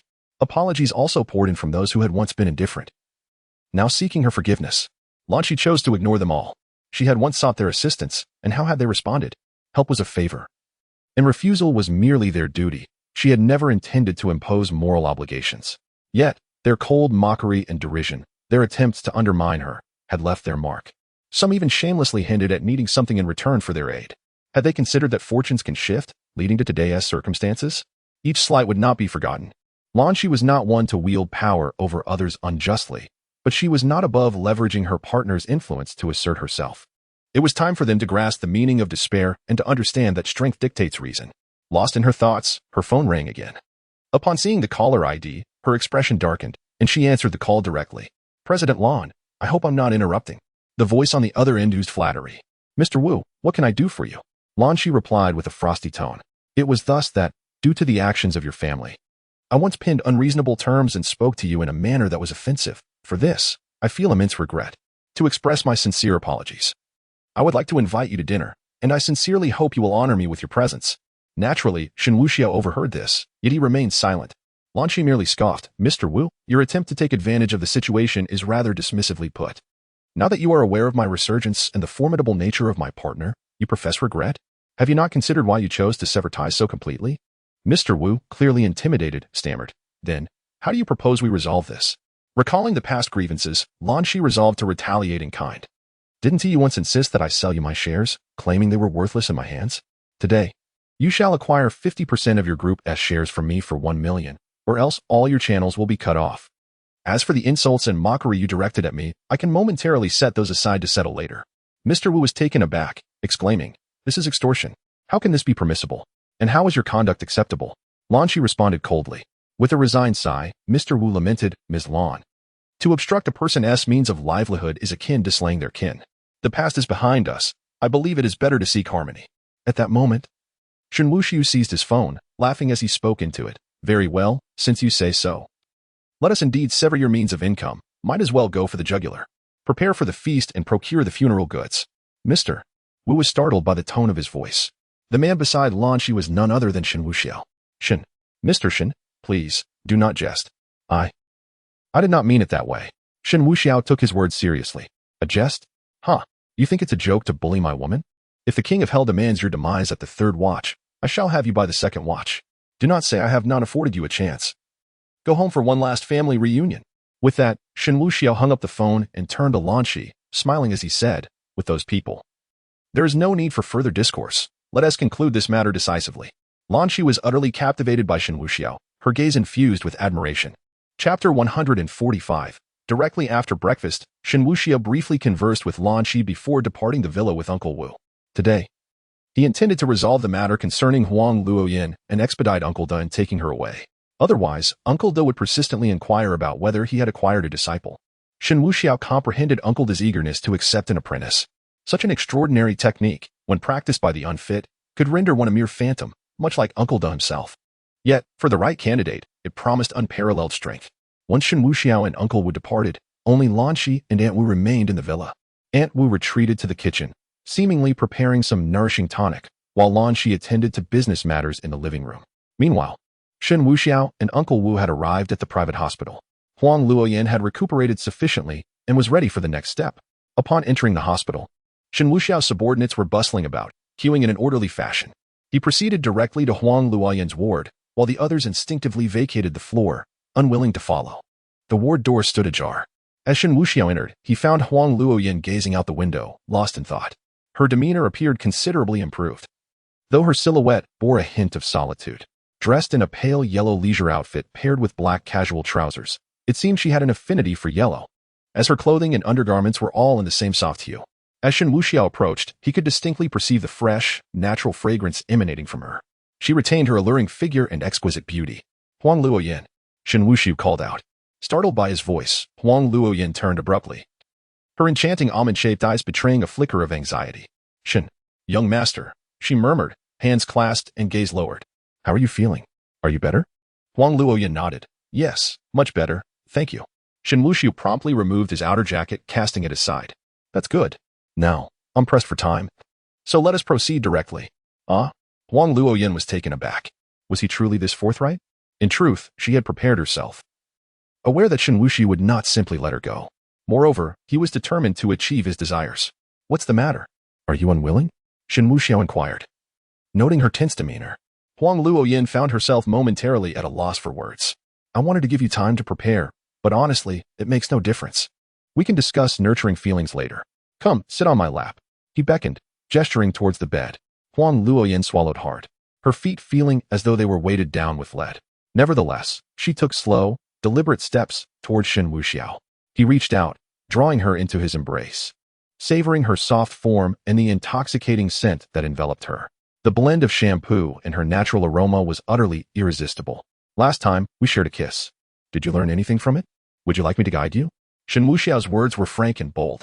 Hearing this, Huang Luoyin's face flushed crimson, and she felt a surge of warmth enveloping her. Her heart raced wildly, and her breath quickened. In the next moment, she bit her lip, slightly parted her mouth, and slowly leaned in. Bit by bit, she approached, until her lips brushed against Shen Wuxiao's. He, feeling quite satisfied, decisively captured her lips. MMM. She let out a soft hum, her eyelashes fluttering, her eyelids trembling. Hiss. Shen Wuxiao embraced her slender waist, responding passionately. Huang Luoyin gradually found herself lost in Shen Wuxiao's fervor, beginning to reciprocate. Her arms wrapped around his neck, her weight shifted forward, pressing against him. After a prolonged kiss, Shen Wuxiao gently pulled away, a light smile gracing his lips. Is that sufficient? Go draw the curtains. Breathless, Huang Luoyin obediently stood up to close the curtains, plunging the room into dimness. As she returned after drawing the curtains, she began to shed her garments. Shen Wuxiao leaned against the headboard, his languid demeanor exceptionally charming. Huang Luoyin couldn't shake the feeling that he appeared even more handsome, as if perfection had transcended itself. Once only their protective layers remained. Huang Luoyin sat at the edge of the bed, gazing at Shen Wuxiao. After a moment's hesitation, she finally spoke. I know you don't actually like me, perhaps even harbor some disdain, but may I implore you, after having me, please do not belittle me, all right? I have never been in a relationship, nor have I shared intimate moments with anyone else. You were my first man, and my last. Shen Wuxiao raised his hand to smooth her hair, saying, You don't like me, do you? I'm merely lustful, coveting you, and you are here out of necessity. So let us not engage in any pretense. Huang Luoyin felt a pang of emptiness at his blunt reply. Of course, if you find it uncomfortable, I can pretend to love you. With that, Shen Wuxiao feigned deep affection, his eyes brimming with what seemed like overflowing love. I love you, he said softly, pulling Huang Luoyin into his embrace and kissing her fervently. Having already surrendered, she felt an inexplicable ache in her heart, transforming her discomfort into motivation. She clung tightly to Shen Wuxiao, responding with fervor, as if striving to gain the upper hand in this aspect. Initially, she felt she held the advantage. Yet, at that moment, the piercing pain jolted her back to reality. Uncontrollably, tears streamed down her cheeks. As time passed, Huang Luoyin seemed to forget the earlier heartache and suffering. Her beautiful eyes remained fixated on the face so near to her, growing ever more enchanted. In the midst of this, her lips slightly parted, and she even raised her hand to caress Shen Wuxiao's face. Again, she shifted, and then shifted once more. Beside the bedside table, wardrobe, walls, and window, she eventually returned to the starting point. An hour had passed, and she found herself too weary to contemplate the complexities of life. All she desired was a moment of repose. Shen Wuxiao held her close with one arm, while the other delicately cradled a cigarette, exhaling wisps of smoke. Tomorrow, someone from my family will come to take you away. He wishes to accept you as his apprentice. What are your thoughts on this? Shen Wuxiao inquired. Huang Luoyin was momentarily taken aback. Me? Yes, Shen Wuxiao affirmed. Your innate talent is well suited for his tutelage. He is a warrior from my family, a pillar of strength. If I may say so, training under him will lead to a significant transformation for you. Even if your journey in martial arts does not flourish as hoped, you will still be recognized as a member of the Shen family, ensuring a life free from worry. Since the incident with Tuan Tuan, Huang Luoyin had been engulfed in confusion, lacking any fervor for life. Her family had grown distant due to the events surrounding Tuan Tuan. Returning home would likely mean facing daily emotional turmoil or being maneuvered by her stepmother into a marriage with another family. Hearing Shen Wuxiao's words now ignited a flicker of hope within her. Can I truly do that? Shen Wuxiao chuckled softly. I cannot say for certain, but if he wishes to take you as his apprentice, it is certainly not a jest. Of course, you possess the right to refuse. Even if you choose not to be his disciple, having given yourself to me, I shall not neglect you. You can choose the life you desire. And I assure you that your family will not dare to breathe a word against you. Nor will they force you into a situation where you must become someone else's woman. Her heart stirred. It appeared that Shen Wuxiao genuinely considered her well-being. Huang Luoyin gazed at the ceiling, enveloped in silence for approximately a minute. Finally, her lips parted slightly as she softly declared, I wish to give it a try. I am willing to embark on this path. Chapter 146. Employment. Upon receiving Huang Luoyin's response, Shen Wuxiao nodded, assuring her that her choice would not lead her astray. I shall send someone for you tomorrow. For now, rest well. Shen Wuxiao could be described as both loyal and indifferent, depending on the perspective. After donning his attire, he began to make his exit, leaving Huang Luoyin momentarily unattended. Seeing this, Huang Luoyin suddenly reached out, grasping Shen Wuxiao's hand. Is it possible for you to stay with me a little longer? Just for a while. Her beautiful eyes glimmered with a hint of longing. She was, in truth, somewhat afraid of being alone, especially in this dimly lit room. The thought of Shen Wuxiao departing filled her with an overwhelming sense of impending solitude. A suffocating feeling she dreaded. Shen Wuxiao could not bear such an expression. He felt an inexplicable softness in his heart. Very well, then let us take a nap together.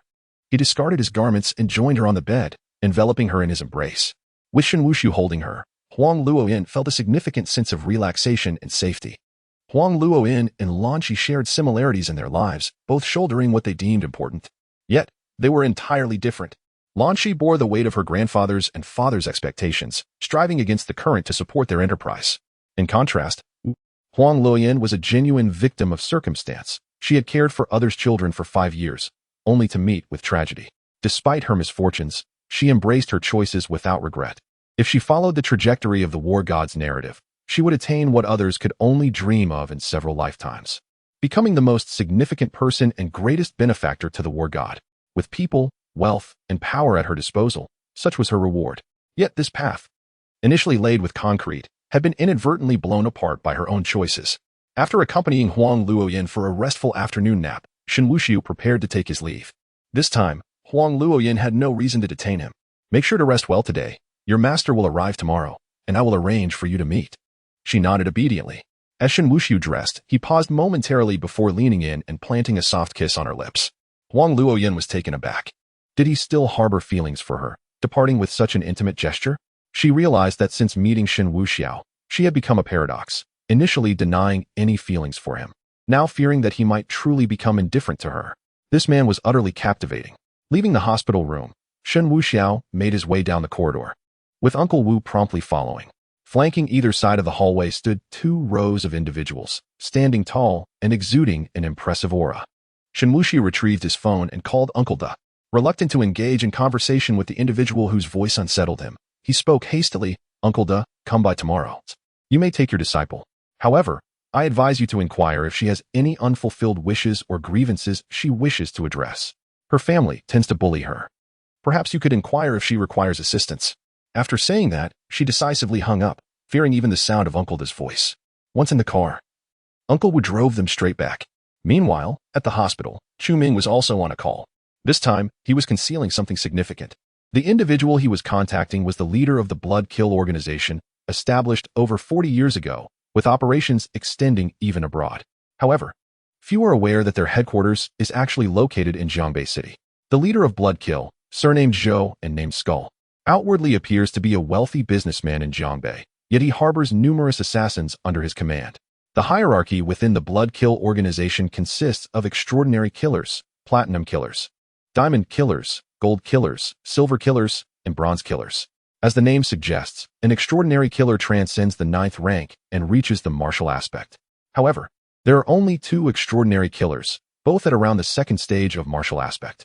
Chu Ming, with his exceptional talent, has achieved the status of a platinum killer at a young age, holding a considerably high position within the organization. His codename, Xianlong, is not merely for show.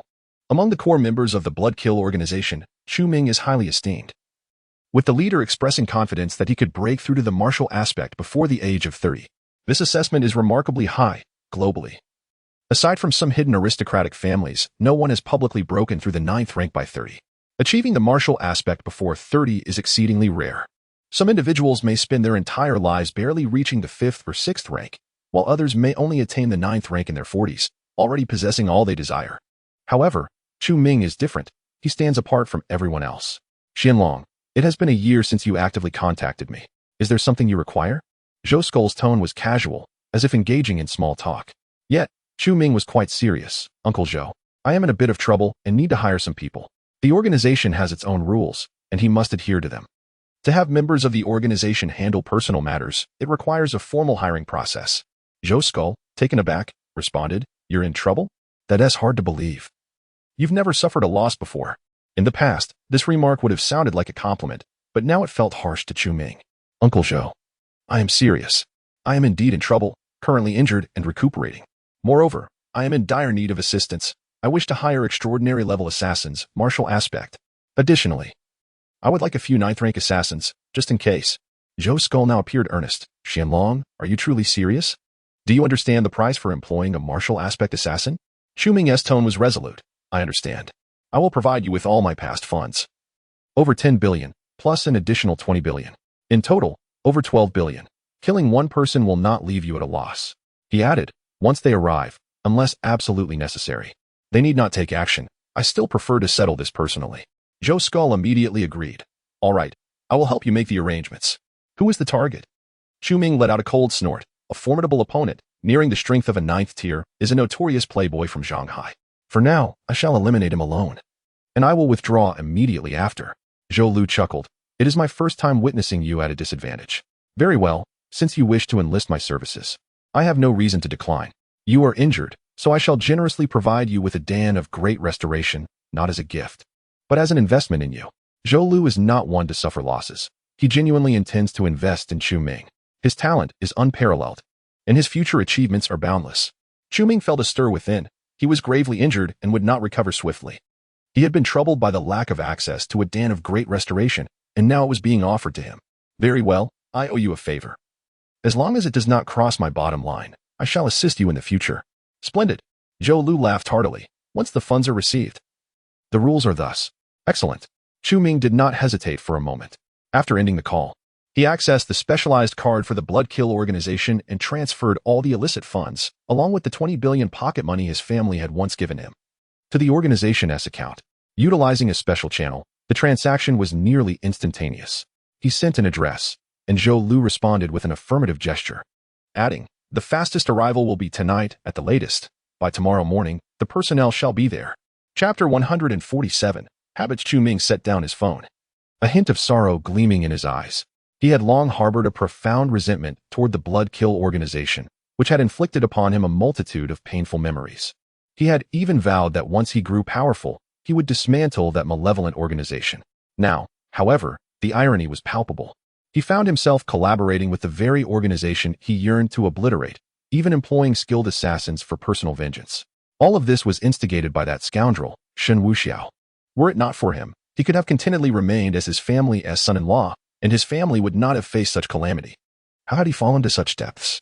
Now, bereft of both wealth and kin, he felt a burning desire for revenge. He swore he would not rest until he avenged this grievance, regardless of the means, no matter how despicable. A martial artist of his caliber, paired with several 9th-tier experts, could indeed be formidable, yet he understood that it would ultimately lead to his demise. With clenched teeth and unbridled fury, Chu Ming awaited news from Lu Ruyan after having arranged for the hired hands. The moment Lu Ruyan found an opportunity, he would strike. Although Shen Wuxiao's background was terrifying, he was but one man, incapable of stirring a tempest alone. Should he eliminate him, he could swiftly withdraw from Shanghai, biding his time until the storm passed, and then slowly seek retribution against Shen's family. Throughout the day, Chu Ming devoted himself to recovering in the hospital room, striving to mend his injuries. By evening, a group of 5 entered the room. At the forefront stood a formidable martial artist, a middle-aged man clad in simple robes, exuding a commanding presence. Brotherly, Chu Ming greeted. The martial artist was known as Li Yong. Xianlong, your connections are quite impressive, and to see you in such a state is rare indeed. Li Yong chuckled lightly. Please, no jests. My carelessness has led to this. Chu Ming sighed. Li Yong nodded in understanding. In the realm of martial arts, such as the nature of life and death, injuries are commonplace. He produced a box. The leader sent this for you, a great recovery pill. It will expedite your healing process. Overwhelmed with excitement, Chu Ming eagerly accepted the pill, discreetly examining it before consuming it without hesitation. As he swallowed, he immediately settled into a meditative position, his inner energies surging as his wounds miraculously began to mend. His injuries were indeed severe, and even the great recovery pill required time to effectuate a complete restoration. You all should rest for now. Await my summons when it is time to act. We shall depart together then, he instructed. Li Yong and his companions, recognizing their role as hired hands, complied without delay, exiting the hospital room without disturbing Chu Ming. This afforded him the opportunity to focus entirely on healing. With the aid of his unique abilities, the results were remarkably effective.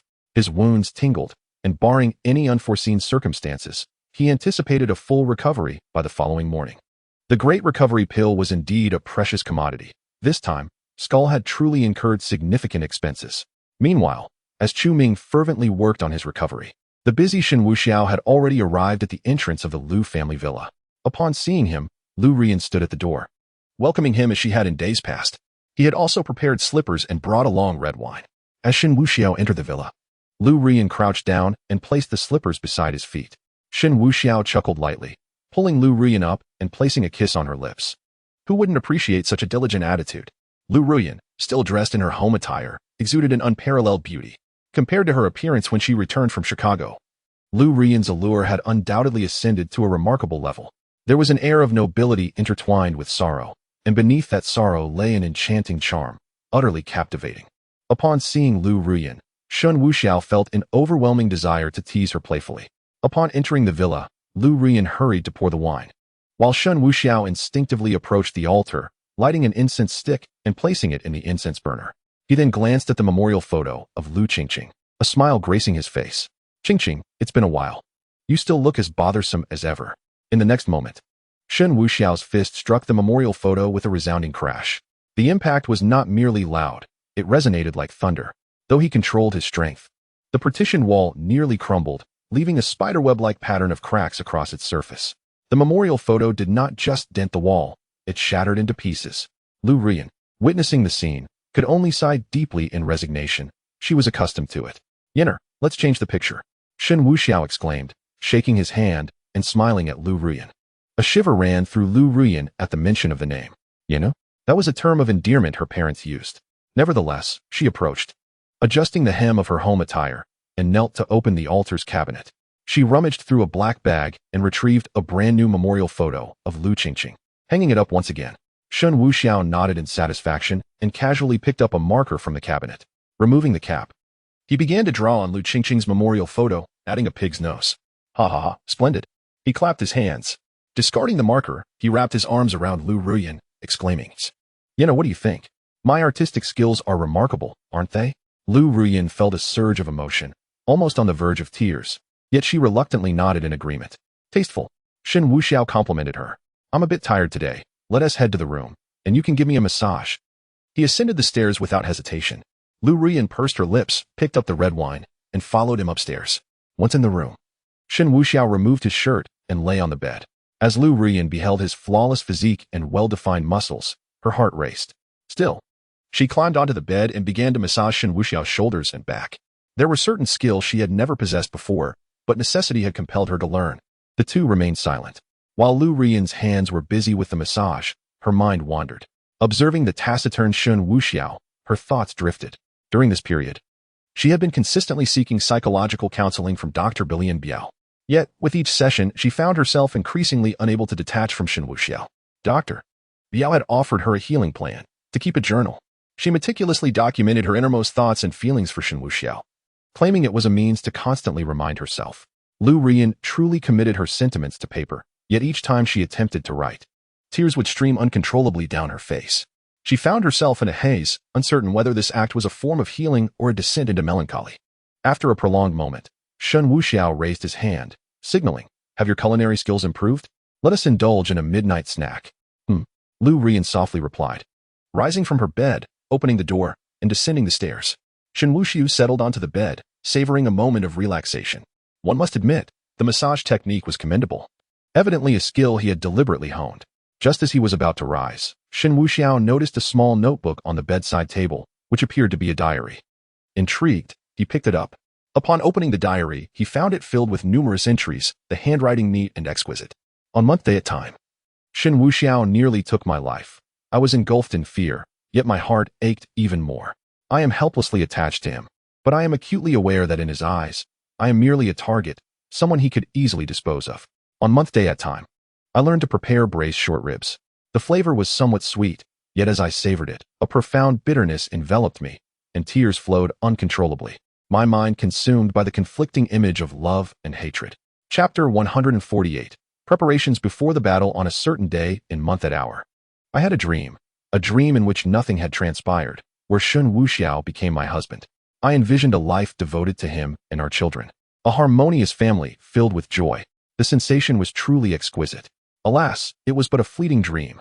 Shen Wuxiao, upon perusing these diaries, furrowed his brow slightly. Judging by the timeline, he had been reading from the day he returned home until the present, filling in the gaps of the past. He turned to the next page, which was densely packed with text. On month at hour, I had indulged in too much drink in my chamber.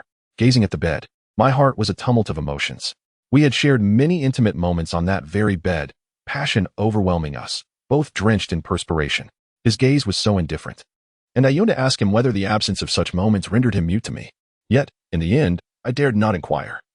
I simply did not wish to confront the truth, that I merely possessed him temporarily, and upon awakening, I would have to face reality once more. On month at hour, he stayed over. In the dead of night, I found myself staring at him for an eternity, lost in reverie under the dim light, mesmerized by his visage. As I gazed, tears unexpectedly streamed down my face. He seemed to sense my sorrow, turning to pull me into his embrace. How peculiar it was, though he held me tightly. I felt an overwhelming chill. I could not deceive my own heart. I loved him deeply. There were many more entries to follow. The final words read, "Shen Wuxiao, you scoundrel.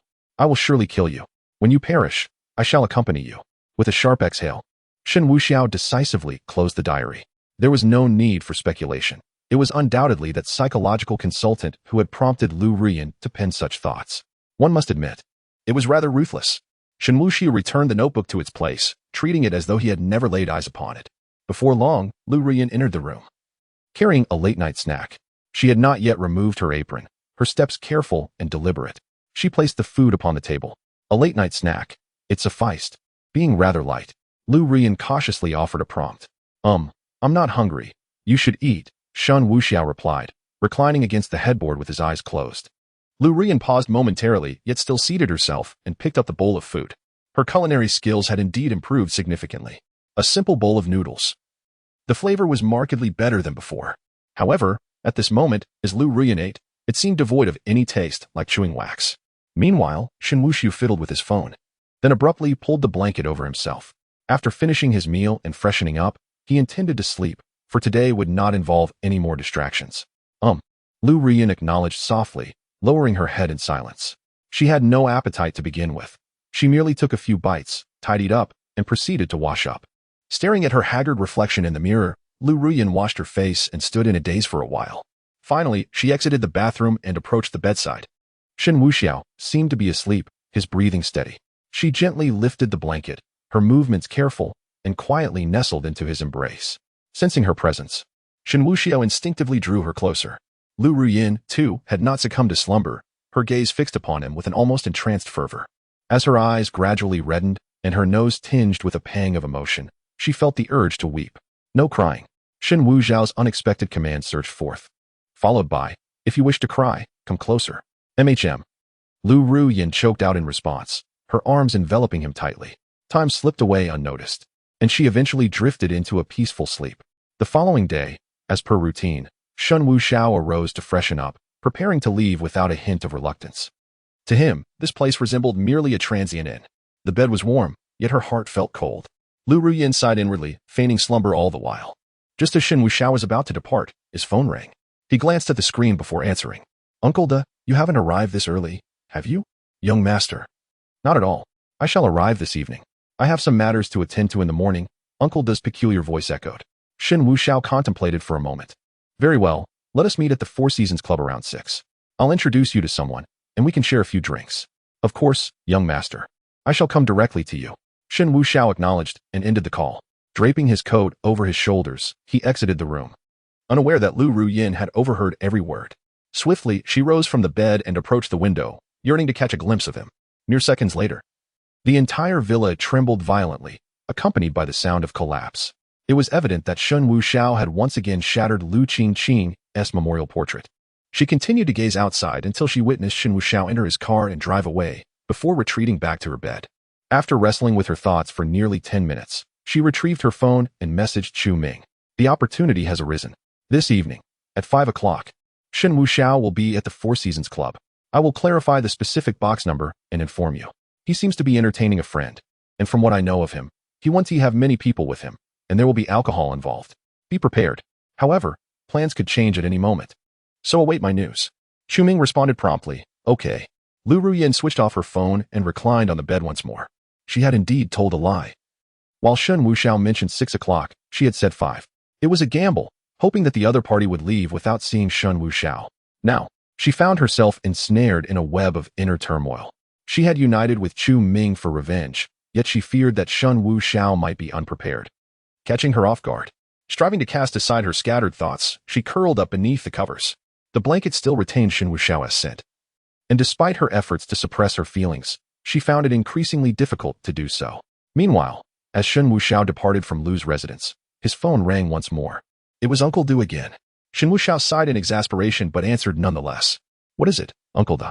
Uncle Du's voice came through. "Young master. Those old fellows wished to accompany me to Zhonghai and insisted I inquire if it would be convenient for you." "Huh? Who?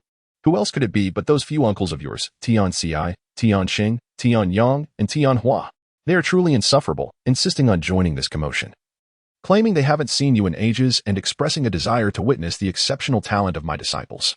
They mock me for having taken in a disciple who has transformed into a freak." Humph. Shen Wuxiao finds himself both amused and exasperated. Indeed, it has been quite a while since he last encountered these uncles. While Uncle De's prowess pales in comparison, Shen Wuxiao remains unaware of their precise strength. However, it is evident that they surpass Uncle De, likely standing as martial kings. Should several martial kings emerge together, the mere knowledge of it would surely send shivers down the spines of many. "Very well, I shall see them tonight at the Four Seasons Club. It has been a long time since our last reunion." Shen Wuxiao ended the call, pondering whether Yue would return today. He muttered to himself, intending to reach out before heading back. Meanwhile, at the hospital, Chu Ming had significantly improved. Gazing out the window, he looked skyward. "Father, mother, and all my relatives. Today I shall have Shen Wuxiao accompany you to the afterlife. Rest assured, the grand performance has only just begun. Shen Wuxiao's demise will merely serve as an appetizer. Once I am powerful, all who participated in the Chu family incident shall meet their end." Chu Ming retrieved his phone and contacted a martial expert from the Bloodkill organization. "Brother Yong, this evening, bring the other 4 brothers to the Four Seasons Club. I will book a private room for us to unwind. The target is at the Four Seasons Club. Once I obtain precise information, we will storm their private room and resolve matters swiftly." Chu Ming uttered through gritted teeth. "Understood." Li Yong replied, "We'll meet you at 4 o'clock and head over together." After hanging up, Chu Ming smiled, a cruel smile. No matter how formidable Shen Wuxiao's individual prowess may be, he cannot possibly contend against a martial expert and 4 ninth-tier warriors. Lu Ruyin mentioned he was going there to entertain guests. The guests would undoubtedly be of higher status, perhaps some officials. There is also a possibility that he might bring along Lan Shi. At that moment, killing Shen Wuxiao would allow her to escape unscathed. It could be seen as a rescue from peril. Should she choose to remain with him, he would consider forgiveness. If she declines, Chu Ming had already resolved to let her go, granting her freedom. After all, once Shen Wuxiao is exterminated, he would likely depart from Zhonghai as well, lacking sufficient strength.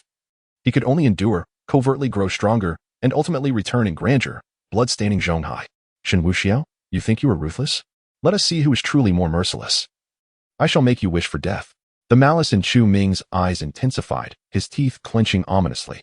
The vendetta of exterminating a clan, the hatred of usurping a wife, the agony of loss, and the suffering of disability all must be repaid in blood.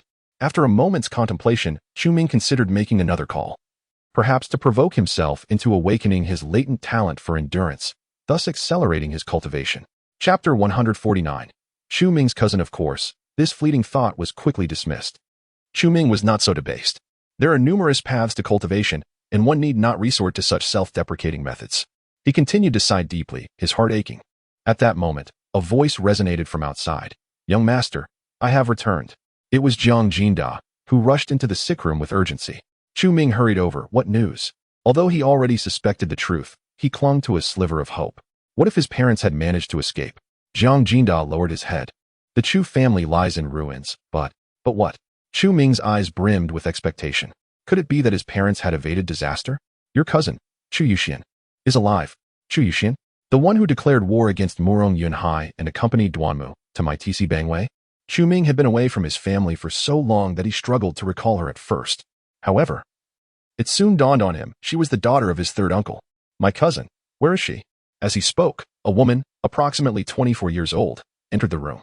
She was indeed beautiful, with well-defined features and an alluring presence. Yet, she appeared somewhat disheveled, her clothes soiled, and heavy dark circles under her eyes. Brother. Chu Yuxian quavered. Yuxian, it truly is you, Yuxian. Chu Ming rushed forward to steady her shoulders. At that moment, the weight on Chu Yuxian's heart began to lift, and she broke down in tears. Brother, they are all gone. The Chu family is no more. Will. I saw it with my own eyes, my father. My father. He was gone. Chu Ming's lips twitched. How did you escape? Are you unharmed? Chu Yuxian shook her head through her sobs. That night, I went to the movies with my male friend. Upon returning, I saw so many people at the Chu family residence. Our home had become a hellscape, filled with corpses and flames. Woo. I dared not approach, fearing discovery, so I hid among the refuse. Woo. Brother, you must avenge our family. Avenge us, Woo. The depth of Chu Yuxian's sorrow nearly transformed her cries into a high-pitched lament akin to Vida's dolphin song.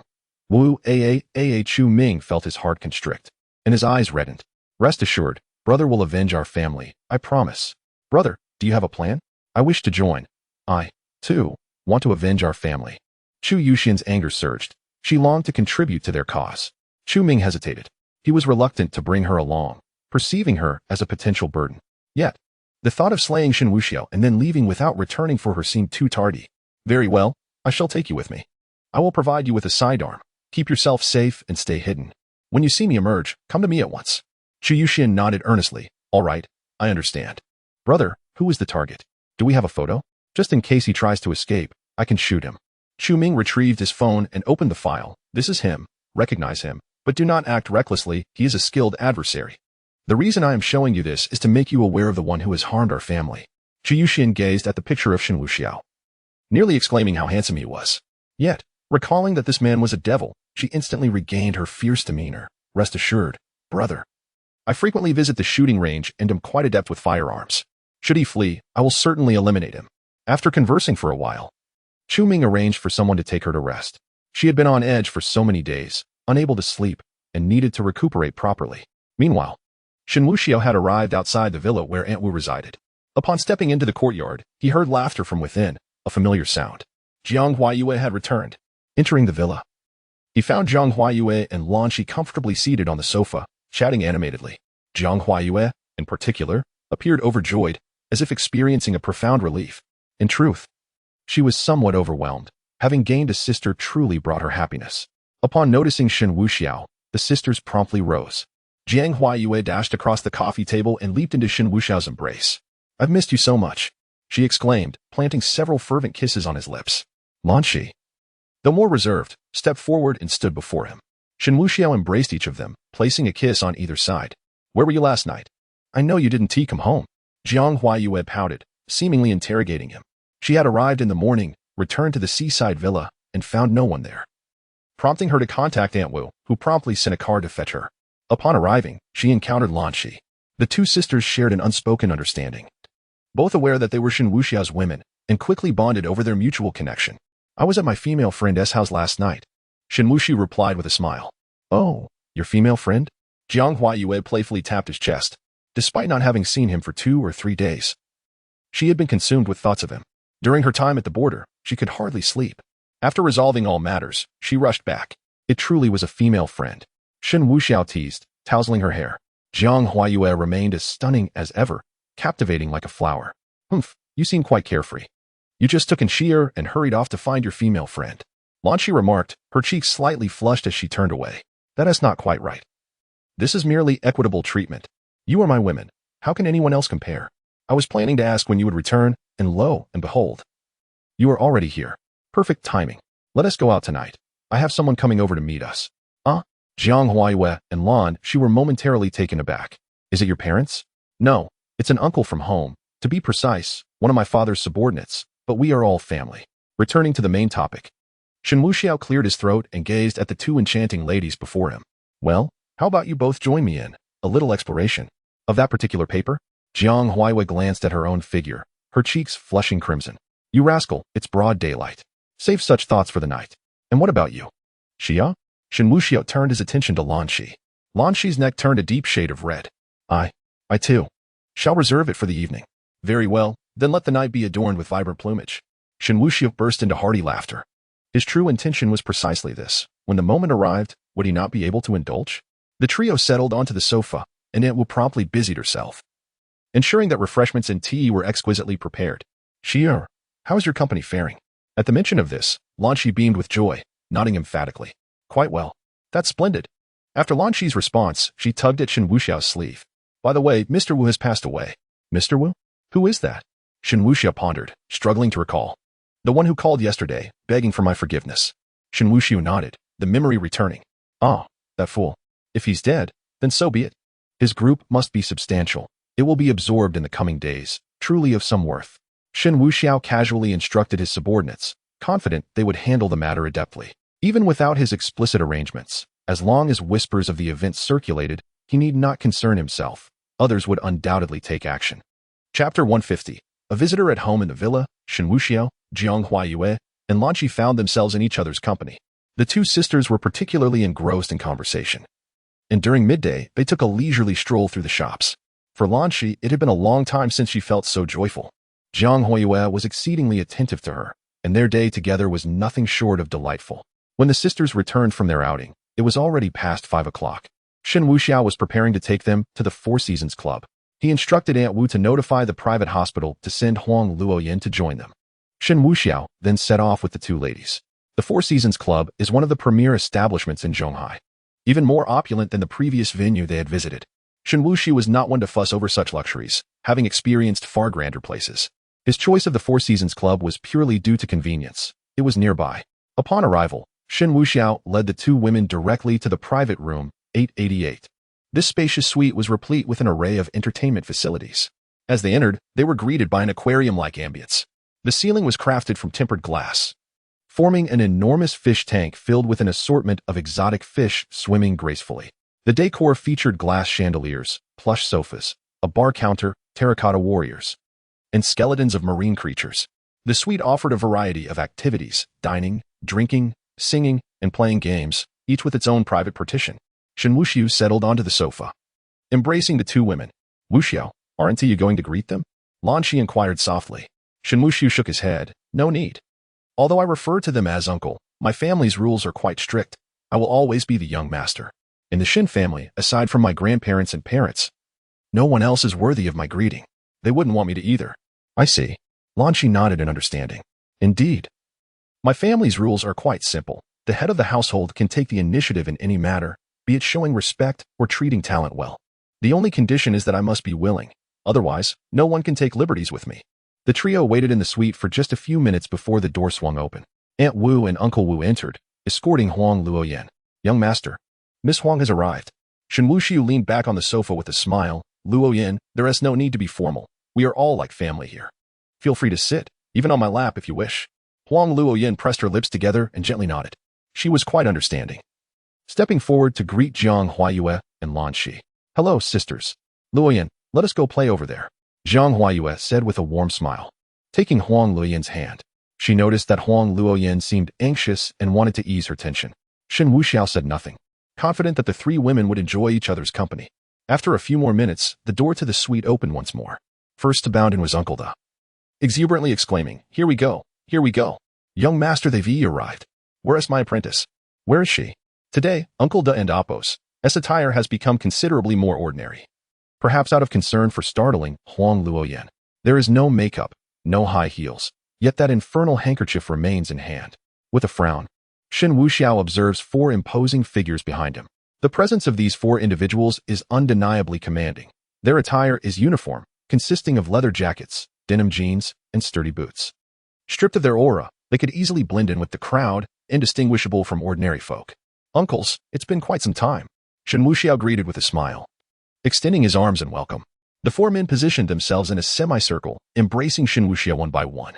They were remarkably handsome, appearing to be in their 30s. Though they were indeed in their 40s. "Young master, it has been ages. You look more robust than ever. I heard from the so-called transgender that you have embarked on the path of martial arts. At first, I found it hard to believe, but now I am convinced. At just 25 or 6, you've broken through to the martial aspect. What a legendary feat." Shen Tianqing laughed heartily. Who dares to claim that no one can reach the martial aspect before 30? Our young master has several years to go before reaching that milestone, and by then, he will have surpassed us old-timers. The four men expressed both surprise and immense satisfaction.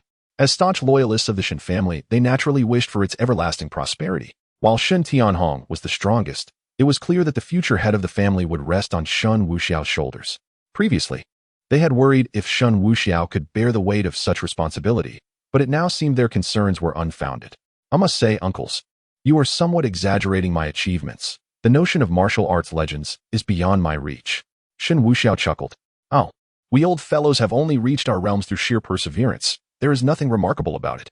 Your talent is indeed astounding. If your elder brother were to hear this, he would surely celebrate with a few drinks. Enough with the flattery. Do you not know my young master's modesty?" Uncle Da pouted playfully, feigning anger over not receiving an embrace moments ago. You insufferable fool." Shen Tianxi nearly lost his temper. "Humph." Uncle Da turned his head away in feigned pride. "All right. Today is a gathering among kin. Please, have a seat. It has been far too long since we last enjoyed a drink and conversation together." Shen Wuxiao gestured. Zhang Huayue and the others approached, fully aware of the respect these men commanded. Each of them, should they choose to tread any ground, could cause it to tremble with their mere presence. Shen Wuxiao introduced, "Uncles, these are my women, Zhang Huayue and Lan Shi. This is Huang Luoyan, a disciple whom Uncle Da intends to take under his wing." Upon hearing this, the five stood in unison. "Young lady." Zhang Huayue and Lan Shi felt a wave of nervousness. "Uncles, there is no need for formality. Wuxiao has said today is about gathering among kin," they replied with smiles. Finally settling down, Uncle Da stared blankly at Huang Luoyan, exclaiming, my dear disciple, at last, I have found the heir to my legacy, ha ha ha." Shen Tianxi, momentarily speechless, thought to himself, goodness, with such a flamboyant individual, do be cautious not to frighten her. He discreetly kicked him, saying, "I implore you, my flamboyant friend, could you exhibit some restraint? The disciple is not going anywhere. Let us not intimidate her. We shall discuss the matter of apprenticeship after our gathering today." His excitement was palpable, and only then did Uncle Da take a seat. "All right, where? You may continue your play. We shall smoke over here, as the aroma may be rather overwhelming." "Okay." Jiang Huayue nodded. "Enjoy yourselves, uncles. My sister and I will head over there." The five exchanged subtle nods in acknowledgement, recognizing the master's discerning eye for talent. Uncle Wu and Aunt Wu also settled on this side. As conversation flowed, Shen Wuxiao's phone vibrated, revealing a message from Lu Rian. "Wuxiao, have you had dinner yet?" Shen Wuxiao casually replied, "I am out with a few uncles. If you wish to join us, we are at the Four Seasons Club, room 888. After sending the message, he resumed his merriment with Shen Tianxi and the others. Meanwhile, in the same club, in room 158, there were 9 individuals gathered. Compared to Shen Wuxiao's group, theirs appeared somewhat less impressive. They were none other than Chu Ming and his companions, for 9th-grade assassins, a first-tier martial arts assassin, and the trio of Wang Xiaozhu. Chapter 151.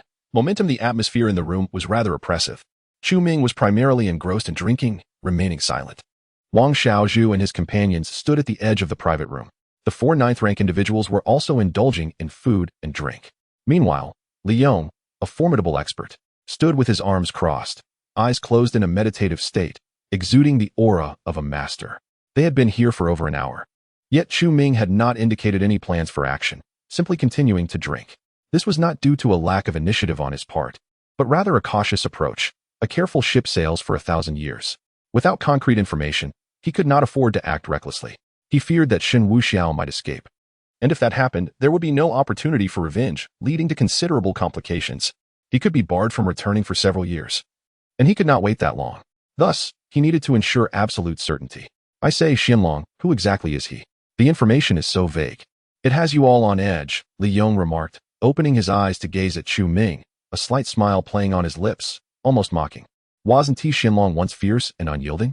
Having left the organization for 2 years, had he become timid? Chu Ming appeared unfazed. I simply do not wish to miss a prime opportunity. Patience is key. It won't be long now. After another half hour, his phone chimed with a message. It was a screenshot of a conversation with Shen Wuxiao. Chu Ming focused intently and replied, "Is there a large crowd?" Lu Rian responded, "Just relatives." It seems to be someone of considerable influence within a certain power structure. Upon reading this, Chu Ming abruptly rose to his feet. All right, it's time to act. His fists crackled as he clenched them, the ancient Lulan staff knife at his side. He aimed to incapacitate the target swiftly, inflict some torment, and ultimately eliminate him, thus alleviating his pent-up resentment. Seeing Chu Ming stand, the others followed suit, though they maintained a relaxed demeanor. It was quite absurd, one martial artist for 9th ranks. And Xianlong at the 8th rank 6th stage, all for the purpose of eliminating a single individual. When had they ever fought such a lavish battle? Nonetheless, they remained vigilant. The principles of a killer were ever present. Regardless of the target and oppo's prowess, one must never let their guard down. To survive long-term, one must adhere to these tenets. Chu Ming addressed his team. Since I have hired you, follow my directives precisely. Do not harm innocent individuals or women. Focus solely on the target. According to the information, he is entertaining his uncle, and since he is part of his family, we shall eliminate them all. Seeing no objections, Chu Ming turned to his subordinates, Jiang Jinda. You will keep watch. Xiaodu, drive the car and be ready to evacuate at a moment's notice. Yes, young master. They responded in unison, exiting the private room ahead of him. After this mission, do not return to Zhonghai for a while. We are all part of the same organization. Consider it my advice. Haha, Xianlong, do not worry. In our line of work, enemies are not in short supply, and top families can also be provoked. We have countless identities. And for anyone to capture us, they must possess the capability. They were unfazed by Chu Ming's warning, having grown accustomed to such realities. Having spoken, the 6 individuals departed the private room in unison, making their way towards room 888. As they stood outside, the occupants within turned their gazes towards the door. Is there a mouse? Shen Tianzi remarked casually. Who cares? The young master is about to sing. I want to hear him. Shen Tianhua replied lightly, observing Shen Wuxiao, who stood before the karaoke machine. The group, indifferent, focused their attention on Shen Wuxiao, raising their hands to gently applaud. The music commenced, its accompaniment pulsating with a strong rhythm, filling the space with enveloping sound. Jiang Huayue and her 2 companions also joined, eager to listen to their men sing. Their excitement was palpable, hands clasped over their hearts, almost crying out, "Hubby, you look so handsome." True fans, indeed. Shen Wuxiao held a glass of red wine in one hand and a microphone in the other, swaying gently to the beat, just as the lyrics were about to begin. The door to the private room burst open with a loud bang. Chu Ming, with a frosty expression, stormed in with 5 others. The room was filled with deafening accompaniment, rich in rhythm. The scene of Chu Ming and his group entering did not elicit any reaction from those inside. They remained fixated on Shen Wuxiao, ignoring the intruders, leaving them awkwardly standing in the middle. At that moment, Shen Wuxiao had his back to everyone, facing a large screen, singing to himself. He began with the familiar old song Stars Lighting the Way, his magnetic voice resonating. Looking up at the sky, it is a man's sky. Once under a sky full of stars, the dreaming youth. As he sang, Shen Wuxiao suddenly turned to face Chu Ming, a smile gracing his lips, and he winked. Yet, he continued with the lyrics. Not knowing how high the sky is, not knowing how far the sea extends, yet vowing to take you far away, to the ends of the earth. In the next moment, Shen Wuxiao stepped forward, offering the microphone to Chu Ming, as if inviting him to sing. Following the shifting lyrics on the screen, Chu Ming read, "Irresponsible promises, the reckless me, lost in the darkness, only to discover my own fragility." Shen Wuxiao was mocking him. Such a beautiful song seemed to take on a different flavor in his presence. In truth, he preferred the line about the current sky, which was a filthy expanse. Seeing that Chu Ming would not sing, Shen Wuxiao reclaimed the microphone, turning away to continue his performance, completely disregarding the interruption. One of the ninth-grade experts frowned. Although the room was crowded, it appeared that most were merely ordinary individuals. He released his energy and charged at Shen Wuxiao, intent on ending this swiftly to return to rest. However, before he could close the distance, a peanut suddenly shot from the direction of the sofa. As the ninth-grade expert passed by the leading Chu Ming, his head exploded, splattering red and white all over Chu Ming's face. The body fell to the ground, lifeless in an instant. The scene left Chu Ming and his companions gasping in shock. Shen Wuxiao continued to sing, seemingly indifferent to the unfolding events. Chu Ming realized that it was over. He had fallen for Lu Ruyan's deception. This was no ordinary individual. She had claimed they were merely personnel from within the system. That strike just now, no martial artist could achieve such a feat as shattering the skull of a ninth-tier master with a mere peanut.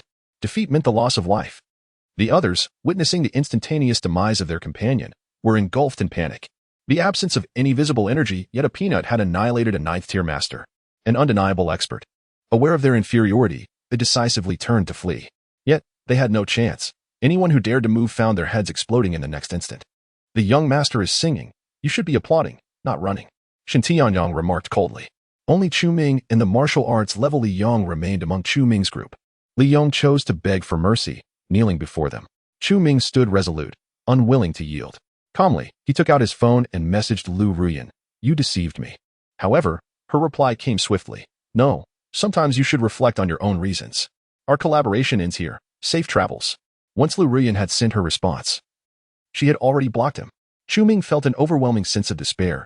He had truly been misled. The music at the scene remained vibrant. Shen Wuxiao had just reached the climax of the song. Years later, a torrential rain awakens my slumber. Suddenly, the city's neon lights cease to flicker. Stars illuminate my doorstep, guiding the lost child back to the path they came from. As the song concluded, the venue fell silent. With a smile, Shen Wuxiao turned around, and applause erupted instantaneously. Even Li Yong, still on his knees, joined in the clapping. Shen Wuxiao addressed the microphone, saying, So, do I qualify to participate in the Dragon Kingdom's Good Voice program? Chapter 152. Chu Ming ascends to heaven. Shen Wuxiao drained the red wine in his cup. Young master, you sing beautifully. A voice from the heavens. You are truly remarkable. Jiang Huayue's eyes sparkled with admiration. Lan Qi gazed at Shen Wuxiao, utterly enchanted. Huang Luoyin appeared somewhat more composed, though she clutched her heart. Chu Ming looked at Shen Wuxiao, filled with despair. The ancient Lowland staff knife in his hand suddenly clattered to the ground, producing a sharp, resonant sound.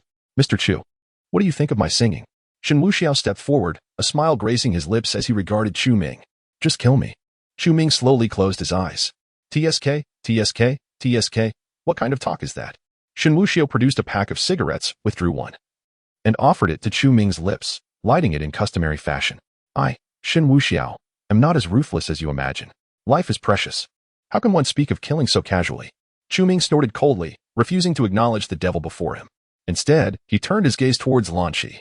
There were some matters he needed to clarify before he could find peace in death. Lan Qi, I wish to ask you, do you blame me for concealing my identity and not assisting you? I have my reasons.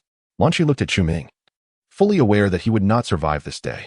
Thus, she stood up and shook her head in response. Never have I held such sentiments. I would never resort to moral coercion. If you choose to help, I would be grateful. If not, that too is understandable, and there is no blame. Chu Ming. Reaching this point was beyond my expectations. Some things truly cannot be forced. If the tables were turned and you emerged victorious today, I would willingly accept my fate. However, since you have lost, face it with composure. Chu Ming's mask of anguish nearly resurfaced. The defeat was utterly complete. He nodded, acknowledging her words. I understand. Chu Ming turned to Shen Wuxiao and sighed deeply. To the victor belongs the spoils, and to the vanquished, the disgrace. I, Chu Ming, am no coward. After being a downtrodden son-in-law for so long, I can no longer remain subservient. Shen Wuxiao, your victory is indeed magnificent, and I am far inferior. Therefore, I ask only for a dignified exit. Let the women leave. Shen Wuxiao chuckled. Very well, I shall grant you dignity. Yue, escort Lan Qi and the others out. Understood. Jiang Huayue took the two women by the hand and exited the private room directly. Wushu, go fetch some 95 grade items.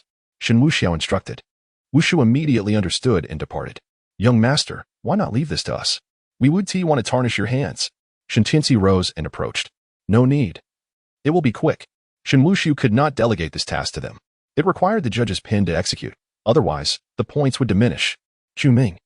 I initially intended to dismantle you piece by piece, but today I truly lack the heart for it. You shall have your dignity, and I will refrain from further discourse. It is time for you to depart." Chu Ming closed his eyes in despair. In his final moments, he even composed a poem upon my arrival in this world. I knew not of suffering. A mere few years, and I am left with nothing. Turning back to gaze at the road traveled. Only then do I understand why I weep in life. In this wretched world, perhaps it is better not to live at all. Shen Wuxiao sneered, "Spare me your melodrama. Born into a prosperous family, you surpass many. What is there to bark about?" Task to eliminate continues. Beep. The assassination task proceeds. Eliminate the protagonist of fate. Task completed. Points 3 million. As the words fell, a sharp pain pierced through Chu Ming's heart, the judge's pin having found its mark this time. With a muffled whimper, he collapsed to his knees, his body convulsing, before ultimately lying still on the ground. Unhurried, Shen Wuxiao approached, retrieving a garbage bin and extracting a bag from within. Placing it over Chu Ming's head. "How environmentally friendly," he remarked, before a fierce glint ignited in his eyes as he unleashed a powerful punch. With a resounding crack, a splatter ensued. Beep. Congratulations on eliminating the protagonist of fate. Points 3 million. The judge's pin elimination grants an additional 200,000 points. Special reward, a mysterious gift box. Rising to his feet, Shen Wuxiao regarded Chu Ming with a faint smile. At that moment, Uncle Wu returned, carrying a gasoline canister, which he promptly doused over Chu Ming and his companions. "Uncles, let us relocate. This place feels ominous." Shen Tianci and the others stood, passing by the kneeling Li Yong. Shen Tianci glanced at him and inquired, "What organization?" Li Yong swallowed hard. Blood kill. What a pathetic excuse for an organization. Do assassins nowadays not even bother with investigations? Li Yong trembled. "It's unclear, very vague." "Oh, I forgot. Your level is too low." With that, Shen Tianci swiftly struck, severing Li Yong's neck with a decisive blow. Chu Ming and his companions were all left cold. As they departed, Shen Wuxiao inhaled a deep breath of smoke, casting it aside nonchalantly while snapping his fingers. With his ability to control fire, a roaring blaze ignited, illuminating the entire private room. The members of the Shen family expressed their admiration, remarking on how warm-hearted the young master was, as he seemingly charred everyone around him. Meanwhile, outside the private room, Jiang Huaiyue and others awaited Shen Wuxiao, knowing he would certainly seek a fresh location due to his obsessive cleanliness. At that moment, Jiang Huaiyue noticed a woman nearby, her gaze sharp and calculating, a firearm tucked within her pocket, directed towards the entrance where Chu Ming and his companions had entered. Upon seeing Shen Wuxiao and his group emerge, she drew her weapon. Jiang Huaiyue scoffed, addressing Lan Shi and the others. "Wait for me a moment." With that, she vaulted over the railing and charged towards the woman, who was none other than Chu Ming's cousin, Chu Yuxian. Spotting the beautiful woman approaching, Chu Yuxian immediately felt a pang of anxiety and turned to flee. On the third floor, with no escape route, she leapt through a side window, landing precariously onto the winding path below. Lacking any martial prowess, she nearly fell to her demise. Perhaps driven by adrenaline, she limped away. In contrast, Jiang Huaiyue executed a graceful leap, landing firmly on her feet. However, Jiang Jinda and another person quickly sought to thwart Jiang Huaiyue. "Miss Chu, run!" Jiang Jinda shouted. Initially uncertain, Jiang Huaiyue intended to apprehend and inquire further. Yet, upon hearing his voice, she confirmed that he was indeed one of Chu Ming's associates. Drawing her soft sword, she swung it fiercely, leaving bloodstains on the necks of Jiang Jinda and his accomplice, who fell to the ground, their eyes wide in shock. Chu Yuxian, terrified, screamed and continued to flee, but there was no way she could escape Jiang Huaiyue's pursuit.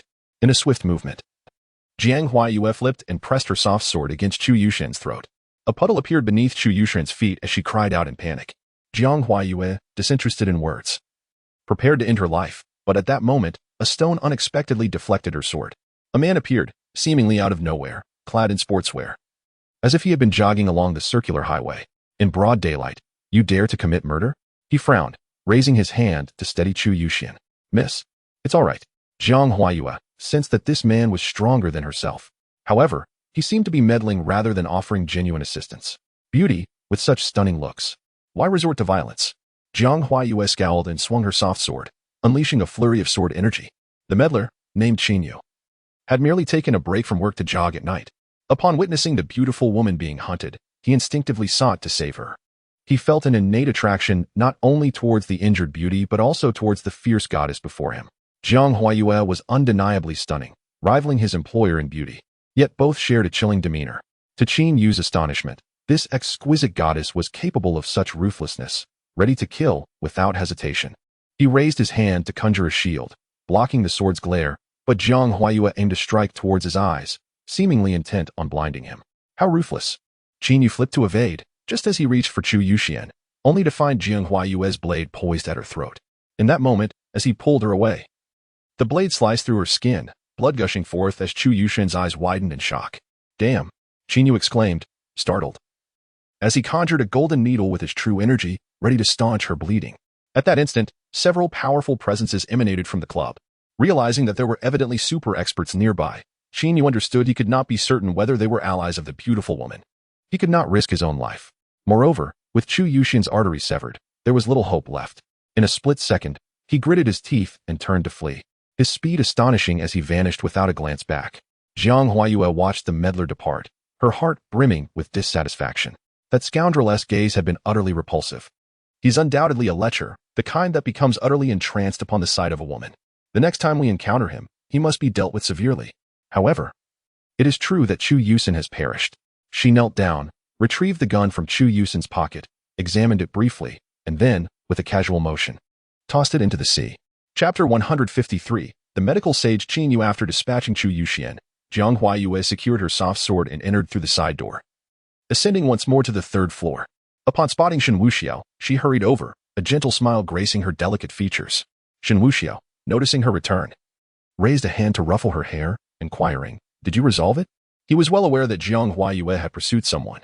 Jiang Huayue nodded. Yes. It was someone attempting to ambush you, though their ambitions were rather fanciful. She contemplated sharing her recent encounter, but ultimately refrained. The man had merely interfered and had fled shortly thereafter. Now, articulating the incident was a challenge. Nevertheless, Jiang Huayue bore a grudge.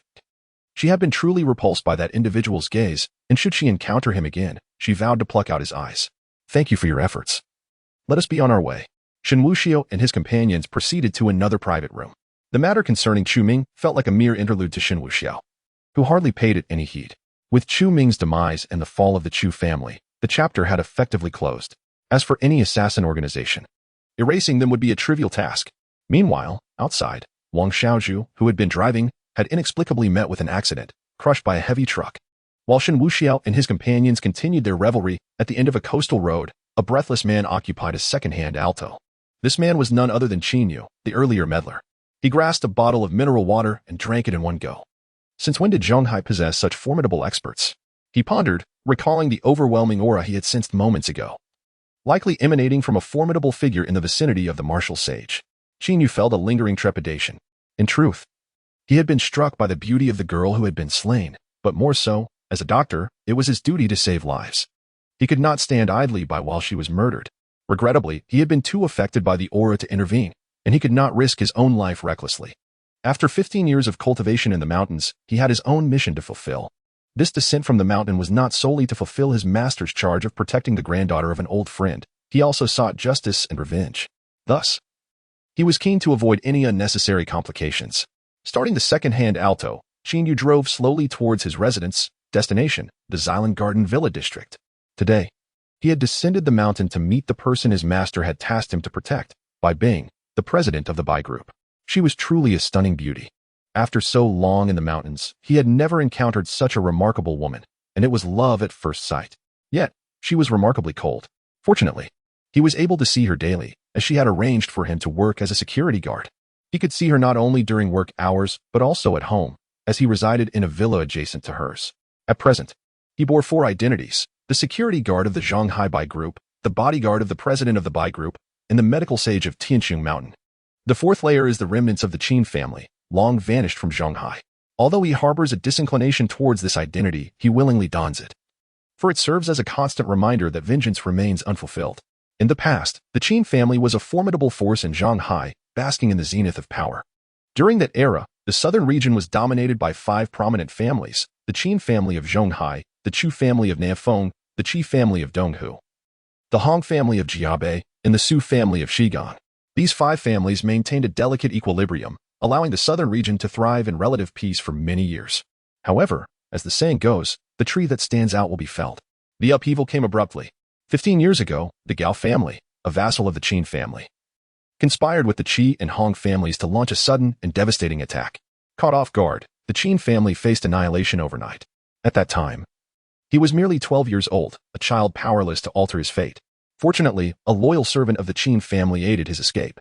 Yet, the adversaries did not relent, pursuing them relentlessly, even beyond the borders of Zhonghai. Qin, akin to a stray dog, struggled to survive.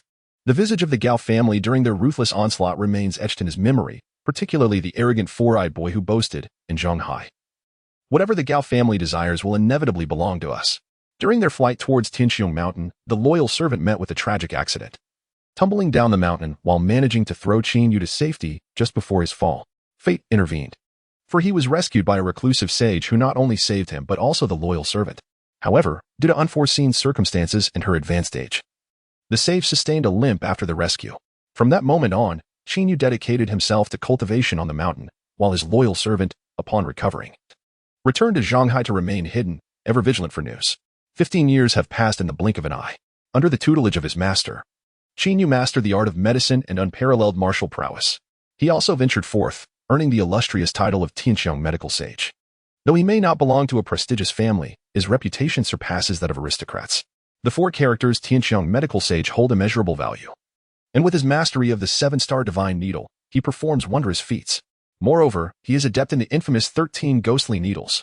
Many have sought his services, offering exorbitant sums, yet his master imposed 3 prohibitions. He shall not heal the disloyal, the unfilial, or the ungrateful.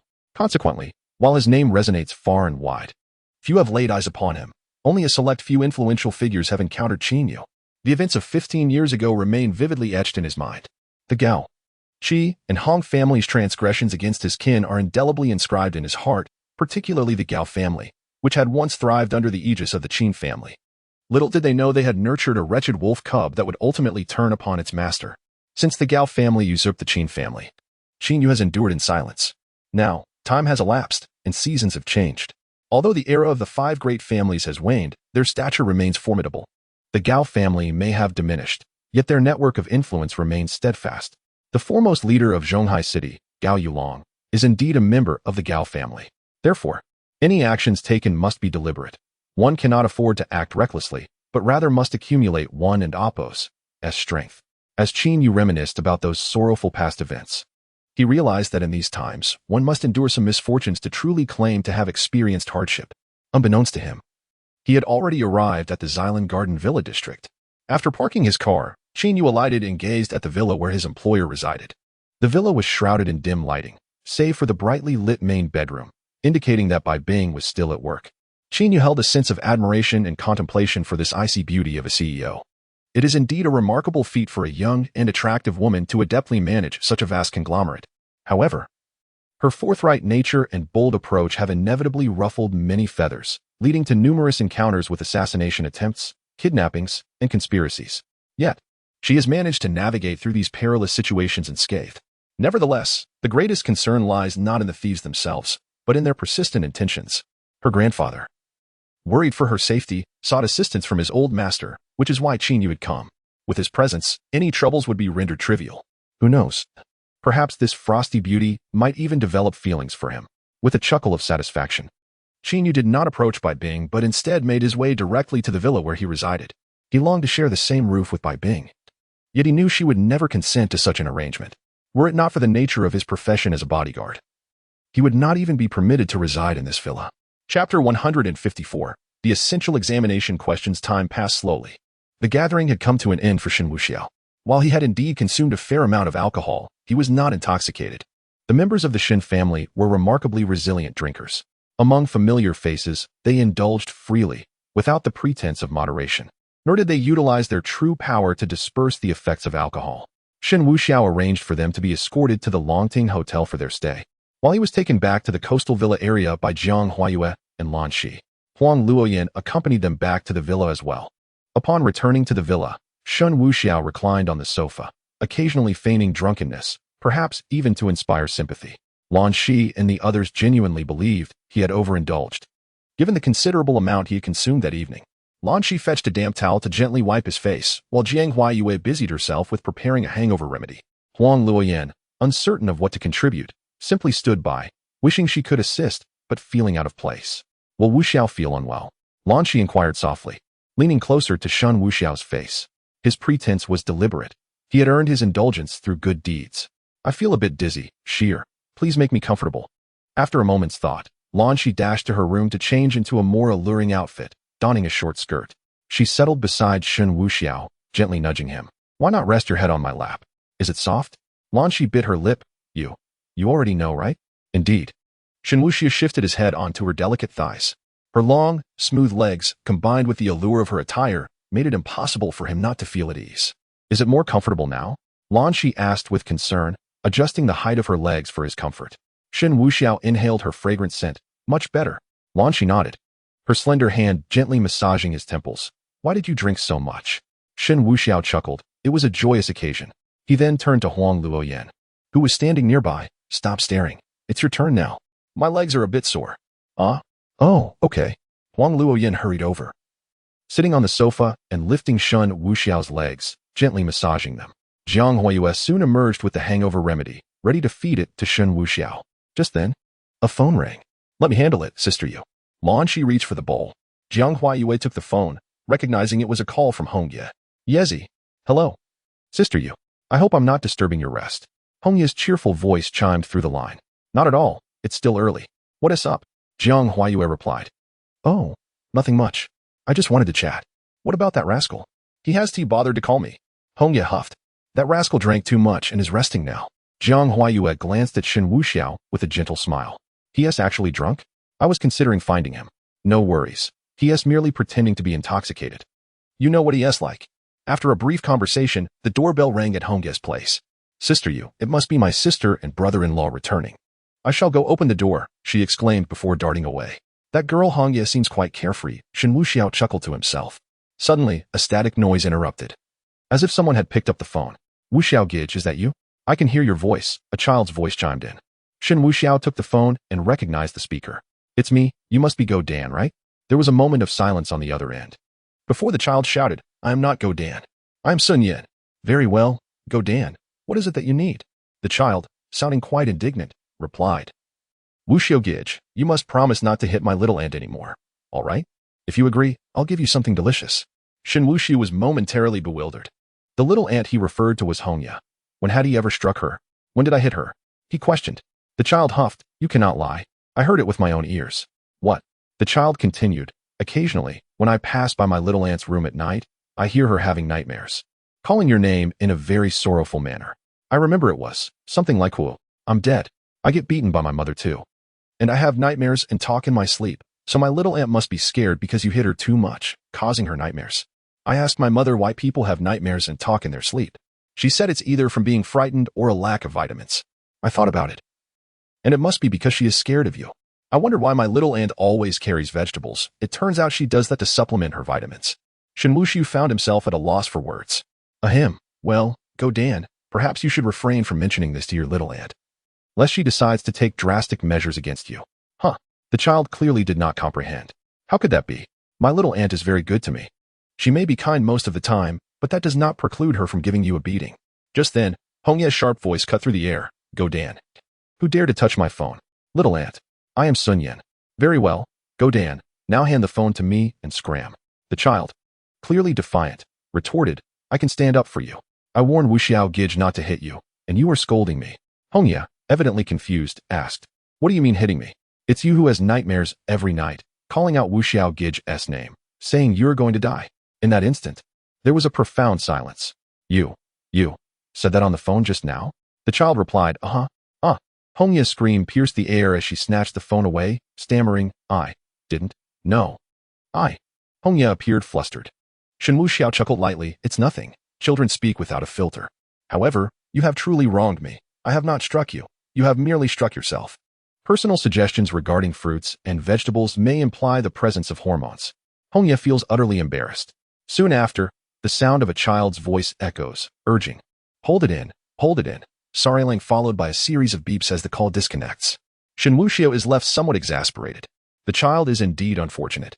Jiang Huayue chuckles softly. A moment of awkwardness is not so bad after all, as they're all sisters. It is of no consequence. Having consumed the hangover remedy, it is time to attend to serious matters. At this moment, Shen Wuxiao shows no signs of inebriation. With a swift motion, he rises to his feet, directing Jiang Huayue. Lanshi, and Huang Luoyin to stand before him. You all know how much I value learning. It is now time to delve into the complexities of biological literature, exploring the processes of plants and cultivation techniques. Let us also prepare some examination questions, as today is a mock test. As the saying goes, after raising soldiers for 1,000 days, one must use them in a moment. During this time, we have been practicing. Are you confident? Jiang Huayue appears unfazed. She often reviews material with Shen Wuxiao and has mastered the key concepts. She has long been prepared for the mock examination. Lanqi, however, bows her head, her cheeks flushed with warmth. She had an exam the night before and is now ready for a second test today. Huang Luoyin seems somewhat bewildered. She had an exam yesterday afternoon. Does this mean she is retaking it? Feeling anxious? Shen Wuxiao chuckles. The three women gaze at him, pouting slightly. Behold. This is the result of neglecting to review. I have always emphasized that these are essential knowledge points. Questions you must be prepared for. As he speaks, Shen Wuxiao looks towards Jiang Huayue, where, as the class representative, it is your duty to supervise and ensure we all progress together. Jiang Huayue nods in agreement. She then inquires, we cannot possibly be the worst class you have ever taught, can we? What nonsense. Do not belittle yourselves, Shen Wuxiao responds, touching his nose. All right. Practice yields true understanding, Shen Wuxiao smiles. Chapter 155, Huang Luoyin's departure. The tense examination commenced. Knowledge runs deep. Is Shen Wuxiao inherently exceptional? No. It is through diligence, perseverance, and an indomitable spirit. Shen Wuxiao's examination was remarkably humane. Half an hour for reviewing the papers, followed by half an hour for writing. The entire examination spanned 4 hours. Afterward, an additional half hour was allocated for a brief review. The next day, Shen Wuxiao remained in bed. Jiang Huayue and the others chattered animatedly in the living room and even prepared a meal together. When Shen Wuxiao finally arose, he offered them a smile. Teacher, when will there be another examination? I have resolved to review the questions I answered incorrectly.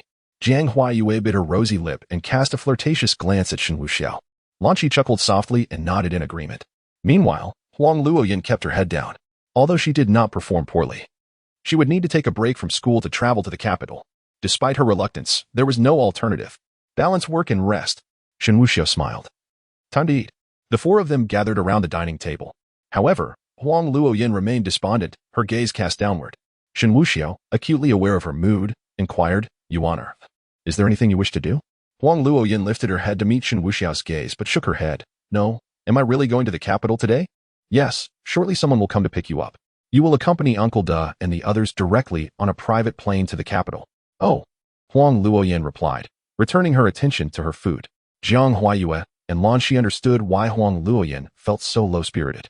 If they were in her shoes, they would undoubtedly feel the same pang of reluctance. However, there was no remedy for it. Not long after breakfast, someone arrived to escort Huang Luoyin. She needed only to leave empty-handed, as the Shen family would not lack for her belongings. Jiang Huayue and Lanqi exchanged a few parting words with Huang Luoyin before allowing Shen Wuxiao and her some privacy. Come, I shall see you off. Shen Wuxiao gestured. Huang Luoyin's eyes remained fixated on him as she followed him outside. Just as they were about to exit through the iron gate, Huang Luoyin paused, turning to Shen Wuxiao. Will I be able to see you again? Shen Wuxiao was momentarily taken aback. Wait, what nonsense are you speaking? The place you are heading to is my home. Do you understand? Am I to never return home again? Seeing Shen Wuxiao's helpless expression nearly made Huang Luoyin laugh. Indeed, she was going to Shen Wuxiao's home. The thought lightened her spirits considerably. Then, may I propose a condition? Shen Wuxiao did not refuse. Speak. Can I have a hug? All right, and I shall throw in an extra. Shen Wuxiao stepped forward, enveloping her in his embrace, lowering his head to press his lips against her soft, rosy ones. Huang Luoyin immediately wrapped her arms around Shen Wuxiao's neck, kissing him fervently. After a prolonged moment, she gradually released her grip. Well, I shall take my leave now, she said, a hint of reluctance in her voice. Shen Wuxiao nodded in response. Dedicate yourself to learning from Uncle Da. His skills are formidable, and you shall undoubtedly undergo a remarkable transformation. Remember to temper your overly generous nature. Refrain from being excessively kind-hearted, and certainly avoid being a saint. Huang Luoyin nodded earnestly. She turned and walked towards the exit. Before entering the vehicle, she waved goodbye to Shen Wuxiao, as well as Jiang Huayue and Lanqi. The car gradually vanished from sight, prompting Shen Wuxiao to lead Jiang Huayue and Lanqi inside. On the other side, in the Xilan Garden Villa district, Qin Yu stood outside Bai Bing's villa, awaiting the frosty CEO's departure for the office. Beside him, an old second-hand car rumbled to life. As a bodyguard, Yu did not assume the role of a driver. It was not that he lacked the desire. Sharing a vehicle with a beautiful woman was, after all, a delightful experience. However, Bai Bing preferred to retain her previous chauffeur, leaving him to follow in the second-hand car from a distance. After a brief wait, a graceful figure emerged from the villa. At that moment, Yu was utterly captivated. Bai Bing appeared even more enchanting today. Her hair was elegantly styled, and she was dressed in a professional ensemble, a coffee-colored suit interwoven with golden threads, complemented by a pristine white shirt with a sharply folded collar. The buttons were fastened tightly, concealing any hint of her alluring silhouette. The long trousers extended just above her high heels, accentuating her slender legs. Her visage was both striking and alluring, reminiscent of a rose in the dark of night. Her deep-set eyes concealed boundless mystery and allure, while her lips were pressed into a firm line beneath a pronounced nose. Her overall demeanor exuded an undeniable resolve. Exquisite, flawless. Truly deserving of the title Ice Queen CEO, Yu silently mused. Despite her meticulously tailored attire, Bai Bing's figure and elegance could ignite a stir of desire within anyone. She instinctively cast a glance towards Yu, who stood nearby, her brows knitted slightly. He had mentioned financial constraints upon his arrival and had already requested an advance on his salary, which she had facilitated. She initially assumed he had intended to purchase a new outfit, only to discover he had acquired a second-hand vehicle instead, one he was driving without a license. She found it perplexing that this bodyguard, hired by her grandfather, would choose to present himself in such a disheveled manner. Though not conventionally handsome, he possessed a certain charm. Why must he appear so unkempt, with dirt smudged on his shoes and a ragged little bag slung over his shoulder as if it contained precious treasures? Following their encounter the previous day, Bai Bing's first impression of him was that of a slovenly, carefree, and lazy individual with a sharp tongue. After an afternoon on duty, reports reached her that the new security guard, Yu, had been flirting with the receptionists, having allegedly made advances towards 17 of them throughout the day. Was such behavior even conceivable? Had her grandfather not insisted upon his employment, Bai Bing would have dismissed him long ago. Bai Bing, indifferent to any further conversation, stepped out and directly took her seat in the back of the Bentley. Yu, sporting a rather foolish expression, stroked his chin and drove off in his second-hand Alto, following her. Upon arriving at the company, Bai Bing immediately headed to her office. Yu, too, immersed himself in work, donning a security uniform. Rather than stationing himself at the booth, he made his way to the entrance of the lobby. The place was bustling with professional women, and naturally, he was there to admire their beauty. Each time a new woman entered, he would mumble to himself, assigning arbitrary scores, 70 for this one, 60 for that one, 80 for her. Just as he was lost in his thoughts, a voice interrupted him. "You go. What are you up to?" Yu shifted his gaze to find Zhao Fangfang, a team leader from the Human Resources Department, standing before him. With an appearance and figure that easily scored above 80. She was undeniably beautiful. They had met the previous day when Yu had filled out some forms in the HR department, due to her work-related tendinitis. She had been quite troubled, and Yu had offered to massage her hand, providing her with immediate relief. Impressed by his abilities, she had taken an interest in him. "Ah, it's the stunning Fangfang. You look even more radiant today," Yu remarked, appraising her from head to toe. Zhao Fangfang, feeling a bit bashful, replied, "You good? What nonsense are you talking? There is no such thing, it's the truth, and you smell delightful too." Yu chuckled. Zhao Fangfang's cheeks flushed crimson as she pouted. I'm ignoring you." Chapter 156. Healing. Zhao Fangfang's bashful demeanor resembled that of someone suffering from a fever. Undeniably a picture of restlessness. Yu, with his naturally glib tongue, felt discomfort unless he engaged in a bit of playful banter. The two found themselves in harmonious conversation, further fueled by Zhao Fangfang's burgeoning affection for him. She perceived him as a rather enigmatic figure, and such mystery was inherently alluring. His demeanor suggested that he was far more than merely a security guard, hinting at a multitude of secrets, even revealing a trace of sorrow. "All right, I must head to work," Zhao Fangfang exclaimed, her cheeks flushed, as she playfully glared at Yu. "You seem so unconcerned about your job. Aren't you afraid of being fined?" Yu shook his head, a smirk gracing his lips. "I've already been fined." "What?" Zhao Fangfang paused in surprise. "Did my conversation with you cause that?" "No." Yu's smile widened, his charm palpable. "It's because upon seeing you, a little deer in my heart began to race uncontrollably, and speeding naturally incurs a fine." "Oh, you rascal." Zhao Fangfang stomped her foot in mock indignation before turning to leave. However, just a few steps in, she turned back.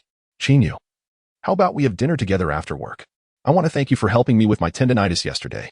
Raising an eyebrow, Yu replied, "It is an honor to receive an invitation from such a beauty." "Deal."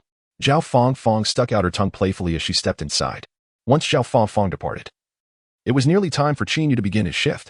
With nothing pressing to occupy him, he meandered about, engaging in light-hearted chatter with the other security personnel, boasting about being the personal bodyguard of the CEO and residing under the same roof.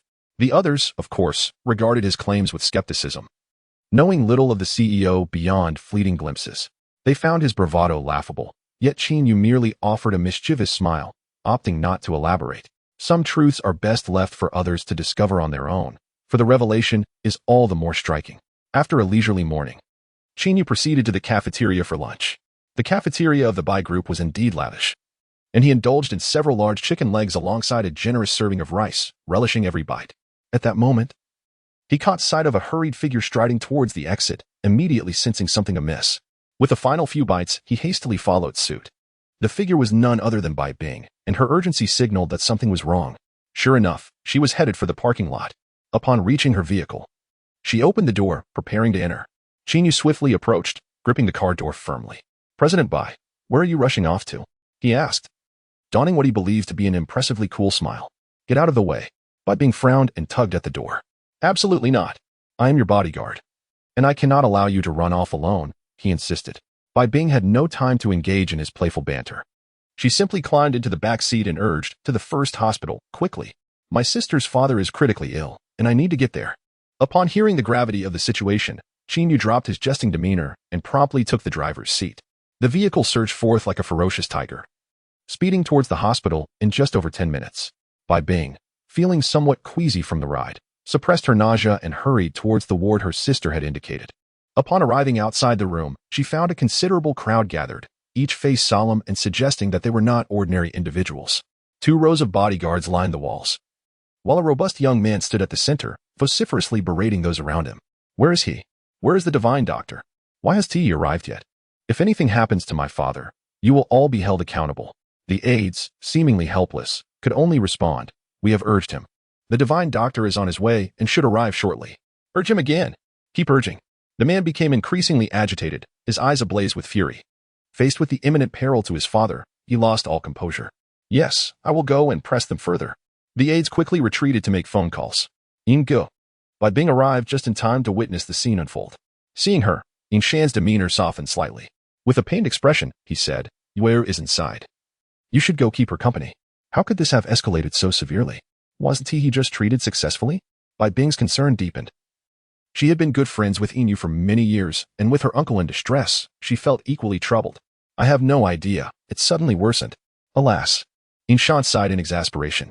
Just as Bai Bing was about to enter, a sudden outcry erupted from the doctors inside. "Emergency! The patient's vital signs are rapidly diminishing. Quick, initiate resuscitation."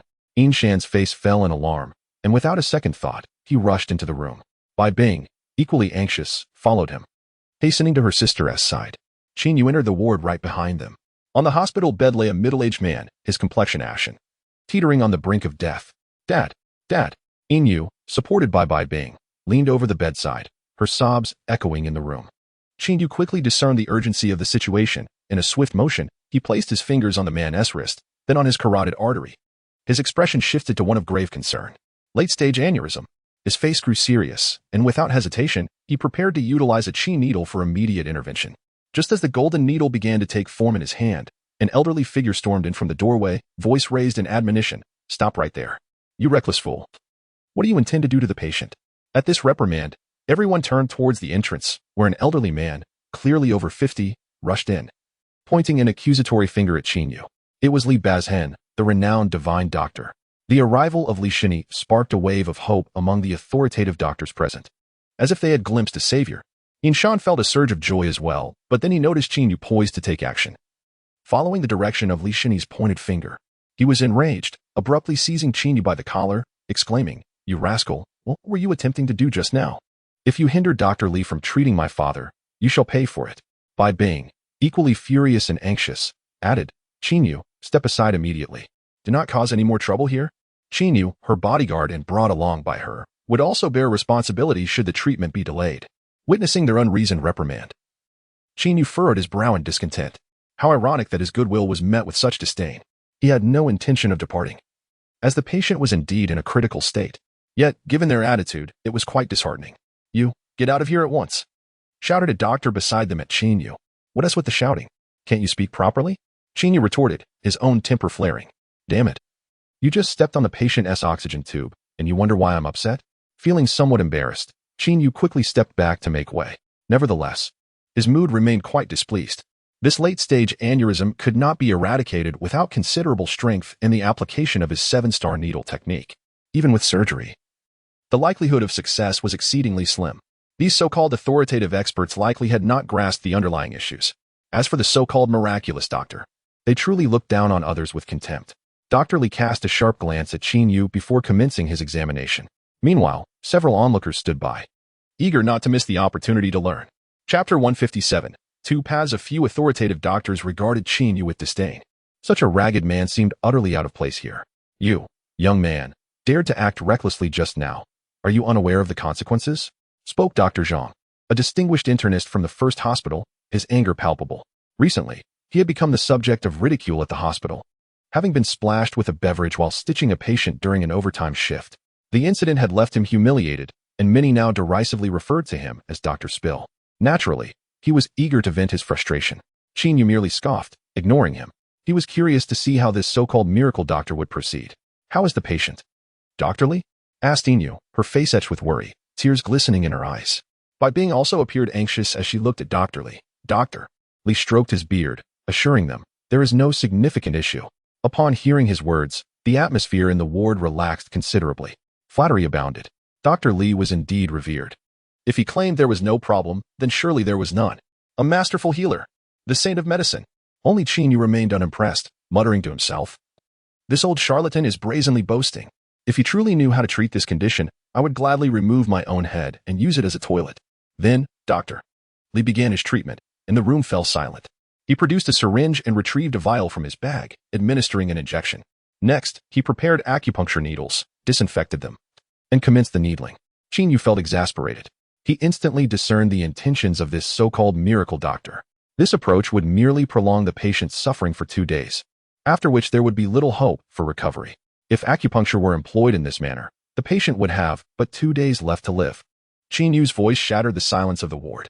Dr. Li was taken aback, rising abruptly in rage. Preposterous. I have practiced medicine for decades, resolving countless perplexing ailments. Never have I encountered anyone so audacious as to slander and question my expertise. Remove him at once, or I shall cease my treatment. Dr. Li was irate, gathering his silver needles, preparing to leave. The others echoed his indignation. This insolent brat is barking again. Who do you think you were to challenge, Dr. Li? Indeed. First, you manhandled the patient, and now you audaciously disrupt a miracle doctor's treatment. If the patient were to perish due to your interference, could you bear the responsibility? The doctors collectively chastised Yu. Shan, consumed by fury, was incensed that his father was on the brink of death while this fool obstructed the miracle doctor's efforts. You, young man, I'm showing Bai Bing some consideration. Now, leave at once, or I shall make you regret it. Bai Bing was equally agitated, glaring at Yu with ire. Yu understood that no one would believe his words. With a sigh, he calmly stated, soon, the patient will convulse all over. Having said this, he turned and left. At this moment, he knew he was the only one capable of treating such an ailment. An aneurysm is caused by lesions or damage to the arteries. The method of the 7 stars needle, in its 3rd chapter, involves reversing the 7 stars, with the needle inserted 0.7 inches into the Fengqi acupoint and 0.4 inches into the Fengfu acupoint, followed by a gentle rotation. A prolonged massage of the Baihui acupoint provides relief. The tumor dissolves, the ailment vanishes. Alas, they do not believe in themselves. When the esteemed healer, Li, witnessed Yu being expelled, he snorted disdainfully. The patient is still convulsing. What a jest. Does he truly consider himself a divine healer? A foolish child. At that moment, in the eyes of all, Yu appeared merely as a jester. After Yu departed, Li resumed his treatment. The onlookers continued to observe. Time gradually elapsed, and in the blink of an eye, 10 minutes had passed. When the final needle was withdrawn, Li exhaled a long sigh of relief. It's done. At that moment, the patient coughed twice. Divine healer. Truly a divine healer. The reputation of Li was well-deserved. Just as they prepared to inquire about the patient's condition, the elderly Mr. Eanes suddenly began to convulse. What is happening? Li furrowed his brow and promptly checked the pulse. In the next moment, his face filled with panic, his voice trembling. No, it can't be. How could this happen? Suddenly, Li had an epiphany. I understand now. It must have been that boy's trickery. How could he be so confident that Mr. Eanes would convulse? It was undoubtedly his doing. Upon hearing this, everyone agreed. Indeed, Shen Yu had secretly intervened, undoubtedly manipulating the situation. Don't let that boy escape. Capture him, Shan bellowed. Consequently, Shen Yu was dragged back in. Shan approached, ready to strike. What have you done? Shen Yu chuckled lightly. If he cannot be cured, you blame me? Li seethed with anger. It is you. You tampered with the treatment. Otherwise, I would have surely eradicated the ailment. Shen Yu shook his head, still smirking. Think as you wish. I shall clarify that the old gentleman could have endured longer, but now he has at most 2 days left. How dare you curse my father? Shan clenched his fist, poised to retaliate. Yet, the previously silent Yu intervened. Brother, do not act impulsively. He bears no grudge against our father and would not resort to harm. Bai Bing felt helpless, too embarrassed to speak. Though she did not believe Shen Yu would resort to dark deeds, his manner of speaking was bound to incite public outrage. On this occasion, Li agreed with Shen Yu's assertion. Indeed, the old gentleman had at most 2 days to live. However, he could not accept the notion that Shen Yu could heal him. It was merely a stroke of luck. Li had no inclination to taunt Shen Yu further. Mr. Yin's condition is more severe than I imagined. At this juncture, only 2 paths remain, Li declared. Shan turned immediately, regarding Li. Divine healer, what are the 2 paths? Acknowledging his own shortcomings, Li sighed. The first path is to journey to Tianqing Mountain and beseech the divine healer of Tianqing to intervene. The revered Tianqing medical sage is a true master healer, possessing the 7-star needle technique capable of dispelling myriad ailments. Whenever he intervenes, resolution is assured. The title of Tianqing medical sage is well known, yet few have actually witnessed his prowess. Particularly elusive, the sage is akin to a dragon, rarely seen. Shen Yu could not help but smirk inwardly. If they realized that the Tianqing medical sage was within arm's reach, would they not drop their jaws in disbelief? Would they not regret the humiliation they had just inflicted? Yet, he chose not to reveal his identity, intrigued by what they referred to as the second pathway. Doctor. Li continued, as for the second option, it involves seeking out the renowned Dr. He, who once garnered fame in the southern districts. Dr. He? It seems he has long since withdrawn from worldly affairs, his whereabouts now a mystery. Dr. Li shook his head. No, he has not forsaken the world. Rather, he has become the personal physician to a prominent figure. Who? Who is it? Shan pressed eagerly. Dr. Li spoke slowly, the young master of the Shen family. Shen Wuxiao. Years ago, after a fateful incident befell Dr. He was fortuitously rescued by the Shen family, leading him to forsake the medical realm and assume the role of a private physician. Presently, he resides in a private hospital in Zhonghai. However, I cannot divulge specifics, for the young master of the Shen family is beyond my social reach. Whether Dr. He will render assistance hinges entirely upon that young master. The Yin siblings were momentarily taken aback. They had indeed heard of the Shen family's young master, a figure known for his brutality and capriciousness, acting solely on whims and devoid of decorum. To solicit aid from someone of such stature seemed utterly unrealistic. Yet, to seek the Tianqing medical sage was even more far-fetched, given his elusiveness. Nonetheless, hope is a fragile yet persistent flame, and they could not afford to abandon it. Shan decisively summoned his subordinates. Bring 50 men. Prepare lavish offerings, and venture to Tianqing Mountain. Let us see if we might encounter the medical sage. Although the prospect of approaching the young master of the Shen family was fraught with difficulties, the pursuit of aid must still be attempted. It is rumored that Shen Wuxiao is unpredictable. If they were fortunate enough to encounter him in a favorable mood, with ample tribute and proper etiquette, he might just entreat Dr. He to pay a visit. Chapter 158. A visit. Before them lay but 2 paths. A decision must be made. Brother, allow me to attempt a meeting with the young master of the Shen family, Yu proposed. While she may not possess the beauty of Bai Bing, she certainly had her own charm. A woman's words often carried more weight than those of a man. Shan hesitated for a moment before ultimately nodding in reluctant agreement. Observing this, Bai Bing volunteered herself as well. Having been unable to assist earlier and feeling somewhat responsible for the unpleasant remarks of the bodyguard, she felt compelled to help. Ingu, I would like to accompany you, Bai Bing declared. Shan was taken aback. He had not anticipated such a response from her. Bai Bing continued. Though I have no prior acquaintance with Shen Wuxiao, I am aware of the recent developments concerning the Lan family S materials. There are rumors that Lan Shi, from the Lan group, is involved with Shen Wuxiao since the Shen family S resurgence. In previous years, the Bai and Lan families collaborated, and I have met Lan Shi on 2 occasions. If necessary, I could request her assistance in making an introduction. Although Shan felt somewhat embarrassed to trouble Bai Bing, the circumstances were indeed exceptional. Very well, I appreciate your willingness to help. Shan sighed. It is my duty. I am a sister to you, and Uncle Lin has always treated me with kindness. I should do my utmost to assist. Upon hearing Bai Bing mention seeking the young master of the Shen family, Shen grew anxious. He He had overheard their tense discussions regarding Shen Wuxiao, a notorious figure known for his reckless behavior and cruelty. Would someone as exceptional as Bai Bing not be devoured whole in such a situation? After all, she was a woman he had taken an interest in. I shall attempt to contact Lan Shi first, Bai Bing said as she exited the hospital room. Seeing her leave, Qin Yu immediately followed.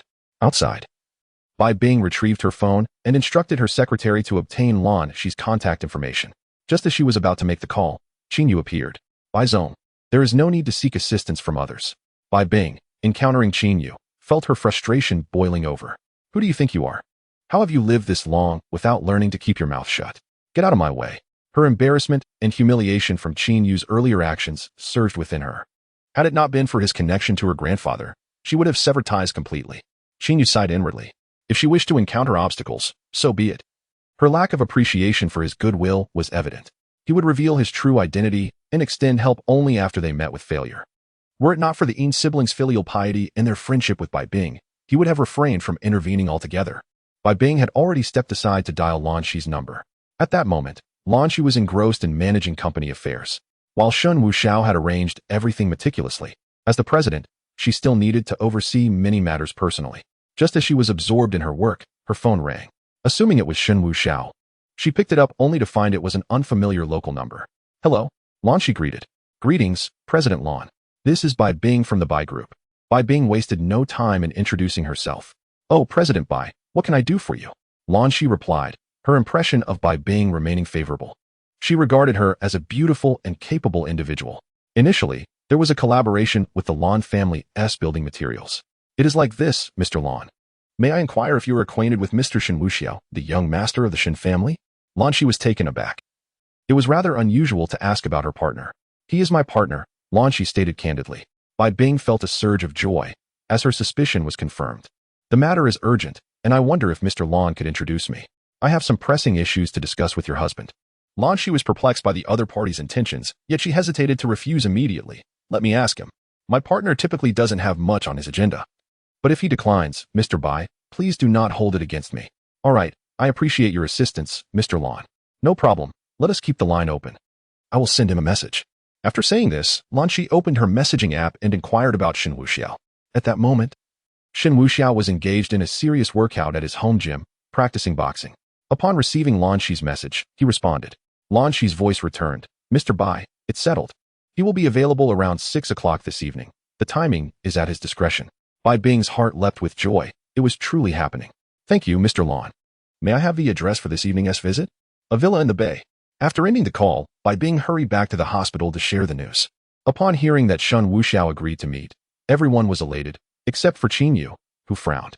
That Shen Wuxiao must be coveting Bai Bing's beauty, without a doubt. Tonight, he must accompany her. He cannot allow Bai Bing to be taken advantage of. Men understand men best. Shen Wuxiao, a notorious playboy, would undoubtedly propose lewd conditions now that Bai Bing needed his assistance, perhaps even something indecent. Had he known this would transpire, he should have revealed his identity as the revered healer earlier. However, they likely would not have believed him. Should he discreetly heal her and prevent the meeting with Shen Wuxiao? Yet that would be unwise. If such a notorious figure were to be stood up, he would surely become enraged and pursue Bai Bing. It is not the thief's cunning one fears, but rather the thief's fixation. That would lead to trouble. It is better to wait and observe. The hospital matters had reached a conclusion. Although physician Li was at a loss, there was still some time left, which offered hope. That afternoon, Bai Bing did not return to the company. Instead, she and Yin went out to purchase some gifts. It would be utterly unacceptable to visit empty-handed. Even if the recipient did not appreciate them, decorum must be observed. Fortunately, neither Bai Bing nor Yin were short of funds, and their purchases were quite extravagant. Qin Yu's mood had significantly soured, feeling a pang of discomfort within. By 5 o'clock in the evening, Qin Yu drove Bai Bing and Yin to the Bay Villa. Particularly as they entered the sole road leading to the villa, Qin Yu could not help but mutter curses at the affluent homeowner. How extravagant it was. Merely a villa by the bay, yet so lavishly constructed, complete with a private dock where luxurious yachts were moored. The collection of luxury vehicles near the parking garage is indeed impressive, featuring Bugattis and Koenigsegg's, each valued in the tens of millions to even billions. The villas are astonishingly vast, with private aircraft perched atop some of them. It is evident that a fortune of several billion is required to navigate this circle. Such wealth could construct dozens of schools, providing education for children in impoverished mountainous regions. As Bai Bing and Yin exited their vehicle, gifts in hand, they made their way toward the villa, closely followed by Qin Yu. However, after only a few steps, Bai Bing halted and turned to him, questioning his presence. "Why are you following us?" Qin Yu was taken aback, realizing he was not meant to enter. "To protect you," he replied. "That is unnecessary. Remain in the car and do not wander off," Bai Bing insisted, not wishing to appear ostentatious. Moreover, the invitation had initially extended only to her, and adding Qin Yu had already felt like a stretch. If Qin Yu were to join them, it might provoke irritation from their hosts. It was not that Bai Bing looked down on Qin Yu. Rather, his disheveled appearance, with muddy shoes, seemed disrespectful. Qin Yu clenched his jaw. "I may not enter. But should they propose any unreasonable conditions, you must leave immediately. I will handle the medical situation. I can manage it." Bai Bing was somewhat speechless. In contrast, Qin Yu regarded Qin Yu with a thoughtful gaze, sensing an inexplicable allure about him and feeling inclined to trust his words. Bai Bing led Qin Yu to the iron gate and pressed the doorbell, which opened automatically, allowing them to enter without closing behind them. Lan Shi approached them warmly. "Welcome, Mr. Bai." Upon seeing Lan Shi, Bai Bing was taken aback by her striking beauty. She had become even more enchanting.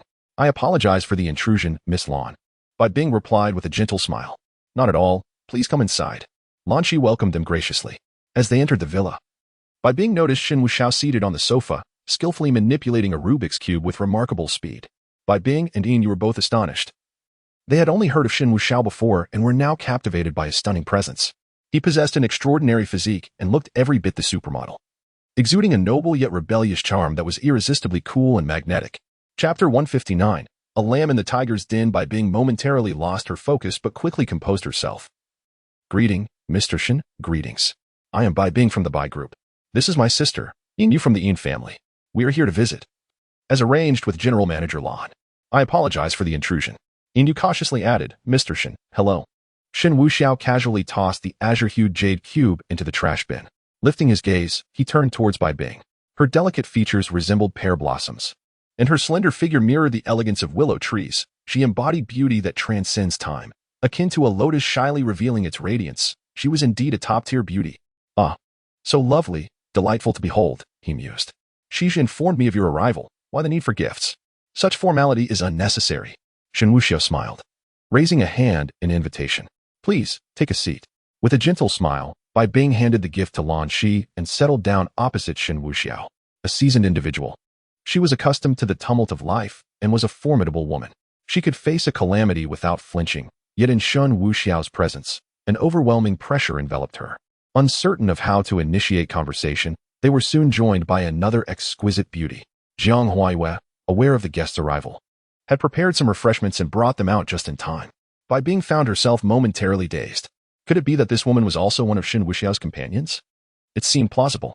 As Shen Wuxiao busied himself with brewing tea, he contemplated the arrival of such exceptional beauty, akin to a Nike endorsement. The atmosphere grew quiet. However, soon enough, a voice resonated in Shen Wuxiao's mind. "Ding! Luck protagonist detected." Startled, Shen Wuxiao's hand momentarily halted its movements, a glint of seriousness flashing in his eyes. He instinctively glanced towards the parking lot. So it was true. Protagonist, Qin Yu type, divine medical bodyguard occupation, medical sage, poison master, possesses an aura akin to Moriarty, primarily aiding those in dire health. Without his intervention, death is inevitable. Realm, 9th rank, 1st stage master abilities, poison mist stealth, needle control talents, extraordinary perception understanding of human desires techniques. Huangdi Neijing, Bai Du Jinjing, possesses the gift of healing, yet the means to kill. Weapon, 8th rank divine artifact, poison refining ghost blade, true power condensing needle fusion technique, poison mist stealth, poison refining ghost blade, unseen ghost blade. Martial skills, crane control and dragon capture, mastered, deathly poison mist, mastered, whirling sands, peak, divine ability, 1000 needle dance. A new script has been implanted. Suddenly, Shen Wuxiao's mind was flooded with the narrative concerning Qin Yu. How swiftly he had arrived. Realizing that he had altered the preceding storyline, he understood that this was a consequence of his own existence. There was now an alternative path to choose, otherwise, it would solely depend on Qin Yu. Now that it is known that Doctor He is at one's service, a visit is inevitable. That crooked-mouthed individual still wishes to feign indifference? Since he is outside, he will undoubtedly seize this opportunity. Shen Wuxiao turned to Bai Bing and said nonchalantly, "Ms. Bai, I tend to be quite straightforward. Please express your concerns candidly." Having sought out Shish, it cannot merely be a social call. Bai Bing secretly breathed a sigh of relief. His inquiry was far preferable to her clumsily broaching the subject. Indeed, my younger sister here has a father who is gravely ill. It has been suggested that only 2 individuals in the realm possess the ability to heal him. And one of them is Dr. He. By Bing articulated her intentions in one breath. Healing, is it? Shen Wuxiao chuckled softly and poured himself a cup of tea. Dr. He is in my private hospital. Facilitating his aid is merely a matter of my directive. But why should I? Shen Wuxiao's words were always delivered with a casual air, yet they carried an immense weight of pressure. By Bing felt a twinge of awkwardness as she bit her lip, preparing to speak. However, Shen Wuxiao raised a hand to interject. Ms. Bai, this matter does not concern you. He then turned his gaze to Inyu. Your father is on the brink of death, and you remain silent. Leaving her to bear the brunt of this? That seems rather unreasonable. Furthermore, I can see your mind is elsewhere. Are you worried about someone outside? Inyu, being a young lady of a prominent family, typically had a considerable temper. Yet, in the presence of Shen Wuxiao, she dared not express it. Now faced with his inquiry, she could only muster the courage to respond. No, please do not misunderstand. I was merely just taking a look. Ms. Yin, I implore you to assist. The Yin family will certainly offer their profound gratitude. Shen Wuxiao took a sip of tea. Gratitude? I am neither in want of money nor companionship. I truly cannot fathom what you mean by profound gratitude. Here's what I'll do. I will grant you the opportunity to choose. Shen Wuxiao leaned back, observing Inyu. A sense of foreboding washed over Inyu, yet she still inquired, Mr. Shen, what do you propose? Shen Wuxiao pointed to Bai Bing. She will remain here for the night, while you may depart. Tomorrow, I shall summon Dr. He to provide care. At this pronouncement, both Bai Bing and Inyu were taken aback, dismayed. Could Shen Wuxiao genuinely harbor such intentions? This cannot be allowed. Inyu vehemently objected. She even felt a surge of indignation, rising to pull Bai Bing away. How could her family matters implicate Bai Bing? Shen Wuxiao shook his head, his tone indifferent. Ladies, what do you take this place for? You can come and go as you please. I have laid forth my conditions. Either she remains, and healing ensues tomorrow, or you may perish, with a funeral to follow. Inyu felt as if her spirit had been extinguished. She had truly witnessed the most authentic side of Shen Wuxiao. As rumored, they had indeed walked into a den of lions. In contrast, Bai Bing appeared inexplicably composed. She sensed that Shen Wuxiao was deliberately speaking this way. Inyu gritted her teeth and said, Mr. Shen, this is a family matter. I kindly ask that you do not make things difficult for my sister. Otherwise, I will stay. Upon hearing this, Shen Wuxiao was momentarily taken aback. He gazed at Inyu, his hand twitching as if he were about to strike her. However, Shen Wuxiao merely chuckled softly and remarked, Miss Yin, you are indeed courageous. Though you possess a certain beauty, my heart is ever devoted to the nation and its people. Furthermore, I suggest you remove your trousers, bend your knees slightly, and relieve yourself upon the ground, allowing the surface to reflect it. Inyu was momentarily stunned, her mouth agape. What do you mean? She questioned, somewhat confused as she glanced at Bai Bing. Bai Bing found herself at a loss for words, unsure how to convey the situation. Jiang Huayue, seated on the armrest of the sofa and polishing the soft sword Shen Wuxiao had gifted her, smiled brightly and translated. My husband is asking you to take off your pants and squat down to urinate on yourself. Inyu furrowed her brow, feeling profoundly insulted. After all, she regarded herself as a remarkable beauty. Was she truly so unworthy in his eyes? Yet, as she looked at Lan Shi, Jiang Huayue, and even Bai Bing, a sense of inferiority welled up within her. They shone like moonlight, while she felt akin to a mere star in the periphery. Well, everything that needed to be said has been said. Do you agree or disagree? I permit you to deliberate. I only seek results, and I assure you, my words hold weight. After finishing, Shen Wuxiao disregarded them entirely. A heaviness settled in Bai Bing's heart. She should have anticipated that coming here was akin to a lamb entering a tiger's den. Shen Wuxiao would not be easily trifled with.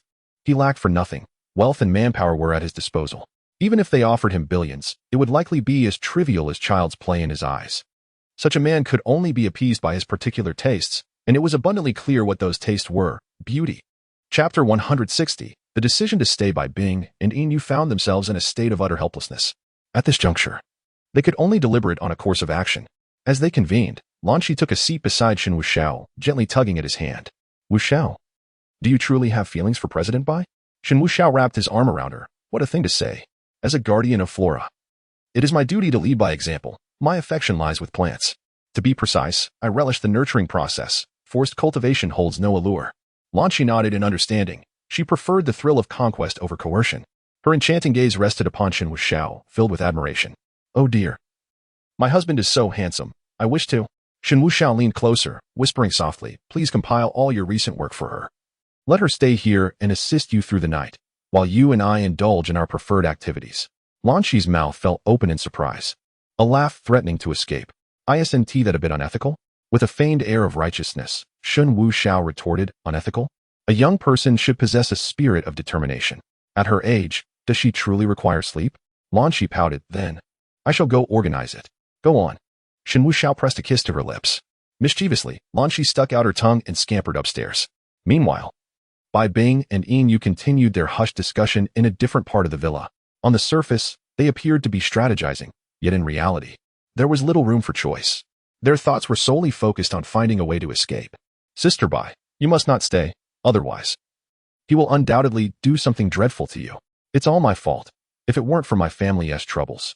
Yin Yu wept, her face streaked with tears, while Bai Bing sighed and comforted her. At this point, further words are futile. We must think of a way to flee. As Bai Bing spoke, a sense of powerlessness enveloped her. Suddenly, Yin Yu had a flash of inspiration. Sister Bai, isn't your bodyguard outside?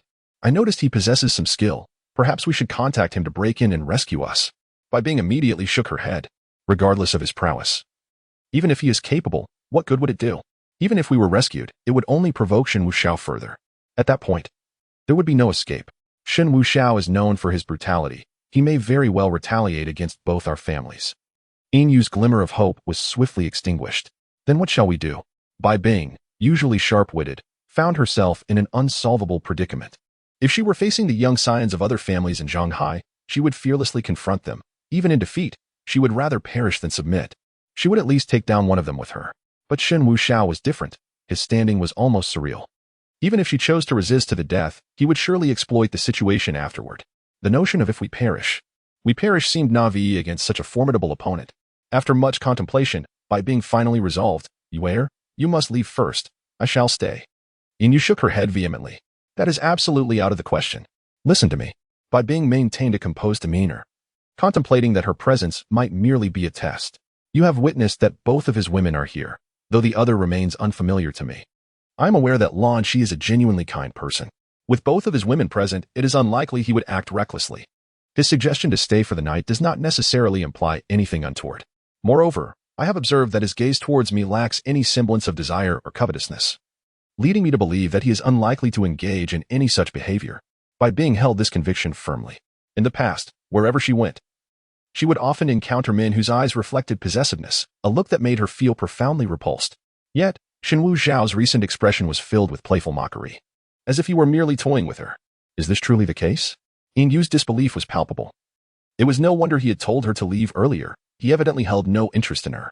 Was there truly no alternative? Bai Bing found herself at a loss for words. Shen Wuxiao's dismissal of Yin Yu seemed to stem from a simple lack of interest. However, as a sister, Bai Bing would never voice such sentiments. She shook her head and asked, do you possess a better plan? If we had not come here today, it would have been one matter, but now that we are present, regret is futile. We must either comply or face dire consequences. Do not underestimate his willingness to resort to violence. Yin Yu confronted the harsh reality, gripping Bai Bing's hand tightly. Bai Jia, I am truly sorry. I do not wish to burden you. You must protect yourself. Yes, Bai Bing nodded in affirmation, assuring her, do not carry the weight of guilt. His eccentric nature means that what I mentioned may very well be true. After their discussion, the two women returned to the sofa. Mr. Shen, I consent to stay. And I hope you will honor your word, Bai Bing declared, her heart racing uncontrollably. Very well, once the decision is made, it is final. Shen Wuxiao glanced at Yin Yu, noting her tear-streaked face, which irked him. Miss Yin, Shen Wuxiao, always keep my promises. I will send someone tomorrow. Now, before you depart, I must request you to apologize to my floor, which has been sullied by your tears. Yin Yu's lips twitched in embarrassment. But she dared not defy him. Lowering her head, she humbly apologized to the ground. Following her apology, she could no longer contain herself and ran out in tears. Watching the sorrowful figure leave, Shen Wuxiao turned to Bai Bing with a smile, remarking, Bai Zong, you truly are loyal. You are willing to place yourself in peril for the sake of your sister. Bai Bing felt utterly powerless. She did not desire this situation either. Were there any alternatives? She would not need to be so magnanimous. Shen Xiao jested indeed. It was a jest. Please, let us sit and enjoy some tea. There is ample time ahead. Shen Wuxiao gestured for her to take a seat. Bai Bing settled across from him, her silence palpable. Bai Zong, aside from the two of you, There should be others, correct? Shen Wuxiao inquired. Bai Bing did not conceal the truth. Yes, there is another, a bodyguard arranged by my family. Regarding the bodyguard, Bai Bing was reluctant to elaborate.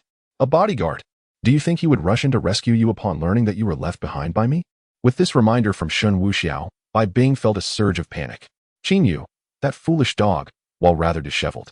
She could not ascertain whether he would fulfill his responsibilities. If he were to burst in and forcibly take her away, things could escalate dramatically. It shouldn't happen. My sister will explain the situation to him.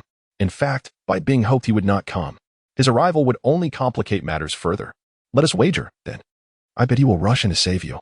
Shen Wuxiao gazed at Bai Bing and suddenly initiated a bet. If I win, you shall stay here for 3 nights. If I lose, we will pretend this wager was never made. What say you? Bai Bing was reluctant to gamble but felt she had no grounds to refuse. Outside, Qin Yu fled in tears, which in turn alerted Qin Yu in the vehicle. Qin Yu was taut with tension. At the slightest commotion, he would charge in. He had contemplated various scenarios, even envisioning a moment where, amidst peril, he would burst in to confront the adversary, swiftly securing Bai Bing in his arms, showcasing his prowess, and nurturing the budding affection within her heart. Yet, it seemed the moment was not as he had envisioned. As Qin Yu exited the car, he immediately approached Miss Yin.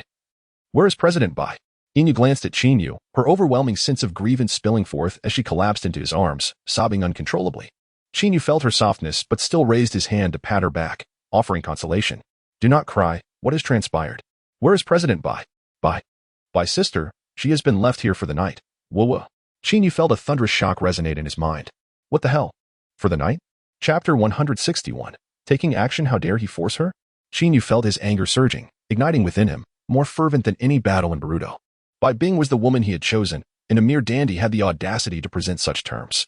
He could not tolerate it any longer and was ready to charge in. However, Qin Yu firmly restrained him, insisting, No, Sister Bai chose to stay willingly. You cannot go in. It would only lead to disaster. Willingly? Qin Yu's fury intensified. How could that be? Bai Bing willingly remained? It was inconceivable. It is true. You must not enter, or you will only jeopardize Sister Bai. Qin Yu is no fool. Allowing Qin Yu to enter would be akin to lighting a fuse that could ignite a conflict. At that moment, they would ascend together, sharing the joys of life eternal. Indeed, Shen Wuxiao was unlike any ordinary dandy. While they were merely on the first layer, he resided in the upper atmosphere. How could they compare? Furthermore, Bai Bing's current situation was not as dire as it seemed. How could she possibly choose to remain? It was implausible. Was she being threatened? Qin Yu clenched his jaw in distress. Truly, Sister Bai is willing. We must leave now. Qin Yu urged, pulling him toward the car. Yet, Qin Yu remained unconvinced. The image of the pure and icy beauty he cherished could not possibly compromise herself. It was impossible, absolutely impossible. She must have been coerced. Seeing that Qin Yu was unwilling to relent, Qin Yu gritted her teeth and fabricated a lie. Sister Bai is truly willing. She has admired Shen Wuxiao for quite some time. Besides, just because they live together doesn't mean they will engage in anything inappropriate. You are indeed his bodyguard. But you have no right to interfere in her private life, do you? At her words, Qin Yu felt a painful twist in his heart. How could this be happening? Yet, as Qin Yu asserted, he seemed to be overstepping his bounds. He was merely a bodyguard, responsible for her safety. Confused, he ultimately got into the car, driving away with Qin Yu. Regret washed over him. He should have revealed his true identity today, for otherwise, they wouldn't have reached this point. Meanwhile, in the villa, Shen Wuxiao watched as the car drove off, astonished. Was he not the main character? The heroine had been forcibly retained, and yet he simply walked away? However, upon reflection, it was likely that their acquaintance was too brief, lacking shared experiences of life and death, and their foundation was too weak. Coupled with that insipid instigator, he would have certainly rushed in otherwise.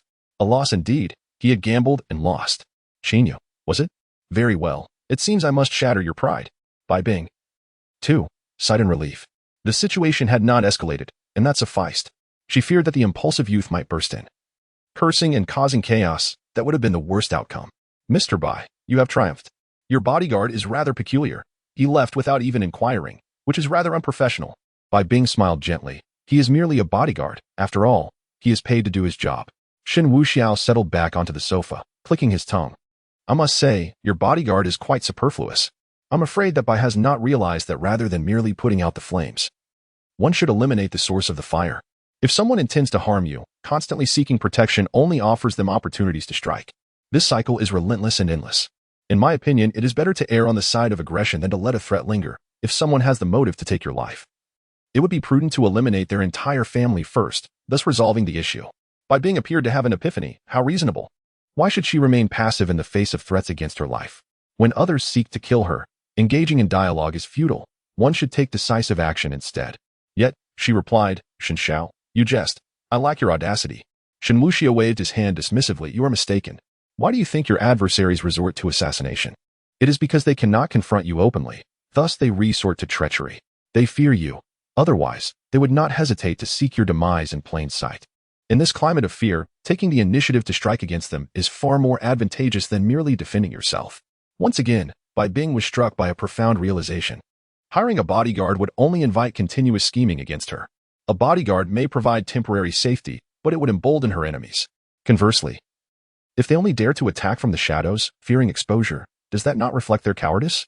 Shen Wuxiao was indeed correct. She resolved to take action and dismiss the bodyguard. Yet, would this not be excessively brutal? No more of the saintly approach if someone seeks to kill her. She must retaliate. Otherwise, she would inevitably fall victim to other schemes. There are those who can steal for 1,000 days. But where are those who can guard against thieves for 1,000 days? Well, since you remain here, I cannot allow your presence to be in vain. Let us engage in something meaningful. Shen Wuxiao stood, a mischievous grin on his face. By being immediately tensed, could it be that he truly intended to? In an instant, she found herself in a state of panic, her hands and feet cold, her charming visage devoid of color. Had she miscalculated? Was he not merely toying with her, but rather pursuing something more substantial? Why are you dawdling? Come with me to the room. Shen Wuxiao commanded sternly.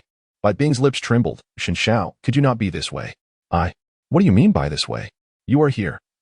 And you must stay the night. We must proceed. Shen Wuxiao's tone was unwavering. Bai Bing bit her lip. Her delicate face filled with terror. I have my period. Shen Wuxiao scoffed. That makes no difference. You still have duties to fulfill. Bai Bing felt on the brink of collapse. Shen Wuxiao was insufferably perverse. She truly wanted to confront him. Had she known this would transpire, she would never have come here. Now, she feared she would lose her dignity. Stop hesitating. Shen Wuxiao seized her hand, firmly leading her upstairs. Bai Bing's delicate hand ached, her eyes reddening with tears, and she felt as though she might weep. Shen Wuxiao, please don't do this, I beg you don't. Shen Wuxiao was aware of her misinterpretation and deliberately frightened her, saying, do not think of evasion. It is imperative that we complete this. Upon reaching the upper floor, the door to the room stood ajar, revealing what appeared to be a study. Tears streamed down Bai Bing's face. This wretched pervert, even in the study. How cold it was at night, couldn't they just use the bedroom? When Shen Wuxiao pulled her into the study, Bai Bing was so frightened that she dared not open her eyes, pressing tightly against the wall. Yet, she soon realized that Shen Wuxiao remained motionless, not even attempting to kiss her. Only then did she slowly open her eyes, and to her astonishment, Lan Shi was also present. President Lan Bai Bing trembled all over. Bai Zong, what is wrong with you? Lan Shi's large eyes reflected a hint of confusion. Bai Bing hesitated, uncertain of how to articulate her thoughts. Shen Wuxiao pointed at the documents on the table, stating, well, you're reputed to be a business genius, and you know a great deal about the commercial affairs of Lan's building materials. I fear it might tire my woman. So I leave this to you. Handle this? Bai Bing struggled to comprehend. What else would it be? What did you think it was? Bai Bing was utterly stunned. It turned out that the grandiose words were merely a pretext for her to handle the paperwork. Did it mean that everything she had imagined earlier was simply her own fabrication? The thought made her blush with embarrassment. All right, you carry on. I won't disturb you. Remember, if it's not finished, you're not allowed to sleep. With that, Shen Wuxiao took Lan Shi's hand and exited, leaving Bai Bing alone in the study. Once the room fell silent, she exhaled a long breath, feeling relieved. That was terrifying. That damn Shen Wuxiao, he never speaks clearly. Bai Bing stamped her foot in frustration. Nevertheless, she settled at the desk, opened the documents, retrieved a pen and keyboard, and began her work. Time passed, and suddenly the door opened. Engrossed in her tasks, Bai Bing was startled. Being in a precarious situation, even the slightest sound could jolt her heightened senses. When she looked over, she found it was Lan Shi, and her expression softened a little. President Lan Shi smiled gently, holding a bowl of supper. Bai Zong, you've worked hard. Bai Bing felt somewhat helpless. Yet this was far better than being in a compromising situation. It's nothing. Lan Shi placed the supper on the table, saying, Wuxiao asked me to bring you some. Do you have a bite? Sister U.S. cooking is delightful. Bai Bing was taken aback. That rascal Shen Wuxiao would actually send her supper? Thank you, Bai Bing responded graciously. Although Shen Wuxiao was a rogue, Lan Shi was not like that. She genuinely enjoyed conversing with her. We're all sisters here. No need for formality. You've done a lot for me. Lan Shi gazed at Bai Bing, truly striking and exceptionally beautiful. That ethereal aura, coupled with a devilishly alluring figure and a visage that could bring nations to ruin, is undoubtedly a weapon of mass seduction for any man. Surely, one's own partner must harbor certain thoughts. Hence, it can be inferred that the sisters should face no issues, correct? Chapter 162. The call upon hearing Lan Shi refer to her as a sister, Bai Bing felt an odd sensation. Their acquaintance could be described as mere happenstance. They had met only 2 or 3 times and exchanged a few words. The collaboration between their families was rooted in the endeavors of their elders, not a bond forged between the 2 of them. Thus, to call each other sisters seemed somewhat inappropriate. However, Bai Bing did not dwell on it further. Lan Shi then left the study without disturbing her, allowing Bai Bing to place her late-night snack aside and resume her work. After a while, she indulged in a small portion. In the living room below, Shen Wuxiao, Jiang Huayu, and Lan Shi were also partaking in refreshments. However, amidst their meal, the phone on the coffee table began to vibrate. Whose phone is ringing? Shen Wuxiao inquired. Lan Shi and Jiang Huayu shook their heads in unison. Not ours. Our phones are in the bedroom. Shen Wuxiao glanced over and realized it was Bai Bing's phone. Earlier, he had brought her upstairs, leaving her phone on the sofa. Jiang Huayu approached and picked up the phone. It and Appos, a call from a new, crooked-mouthed bodyguard. Crooked-mouthed bodyguard? Shen Wuxiao suddenly grinned mischievously. Hand it over. Jiang Huayu passed the phone to Shen Wuxiao, who did not answer it, but allowed the call to disconnect automatically.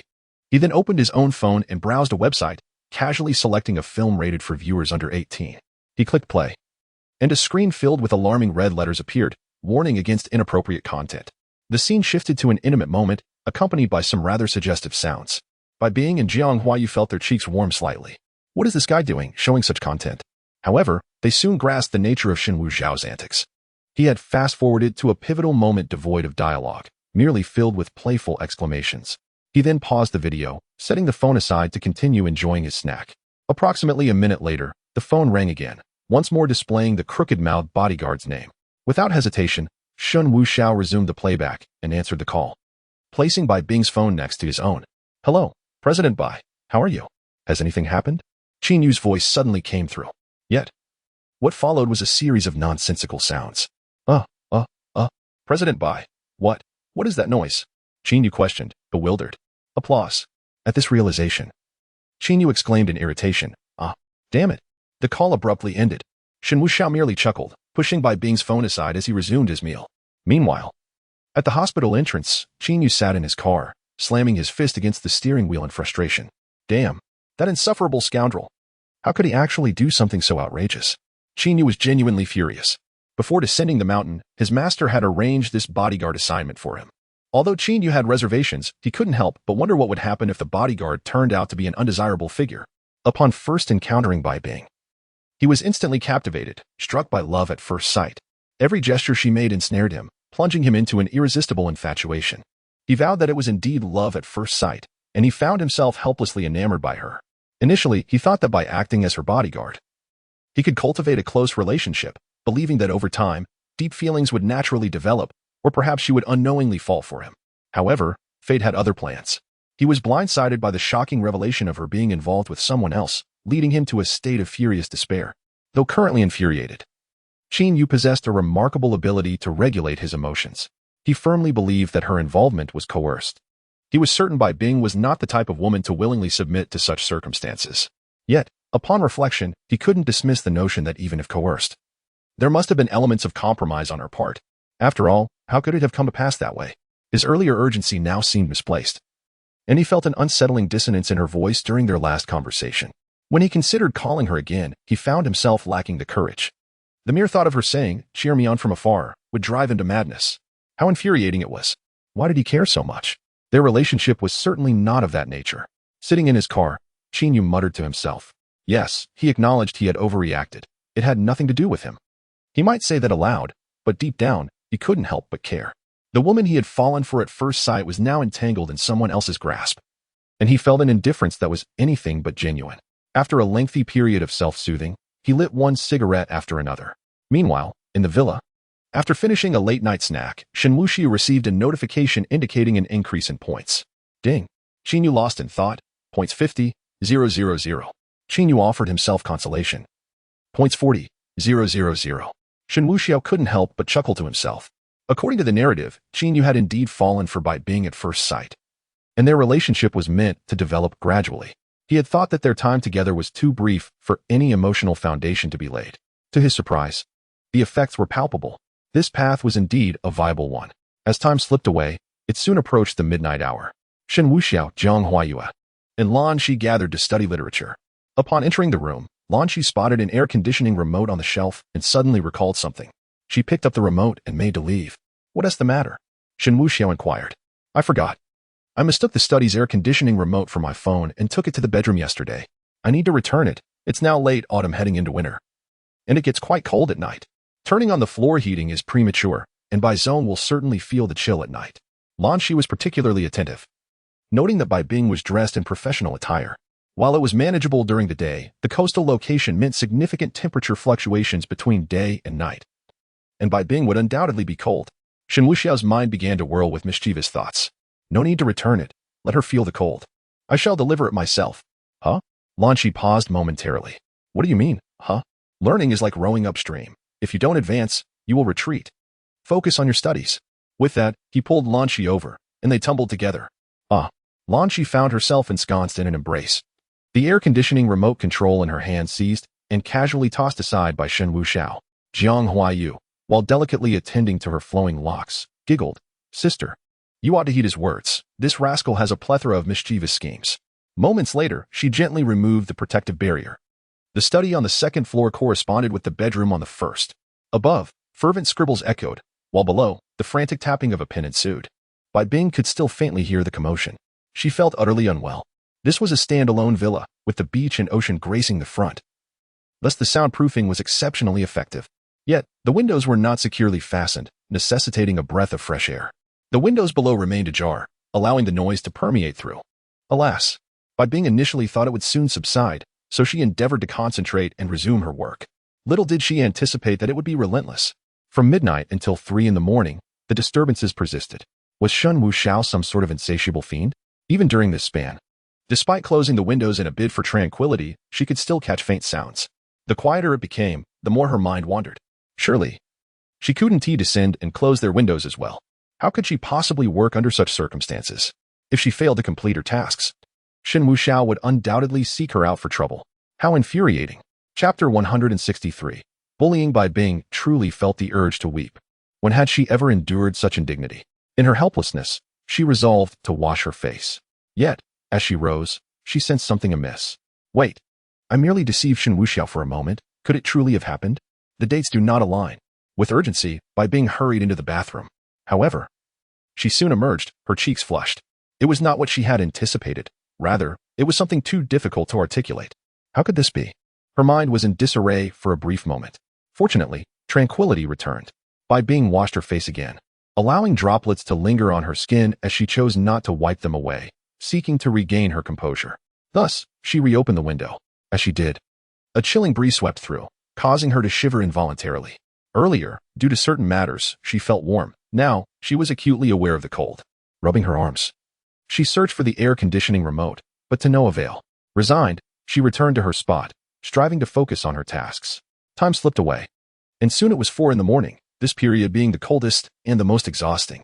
Though she was a workaholic, the circumstances were different. This was not her work, but rather a forced engagement, leaving her devoid of any enthusiasm. Fatigue began to overtake her. Her eyelids were heavy, and she felt both cold and wronged. Unbeknownst to her, the mischievous Shen Wuxiao had not yet succumbed to slumber. Instead, he strode bare-chested, draping a coat over his shoulders as he made his way to the kitchen for a cup.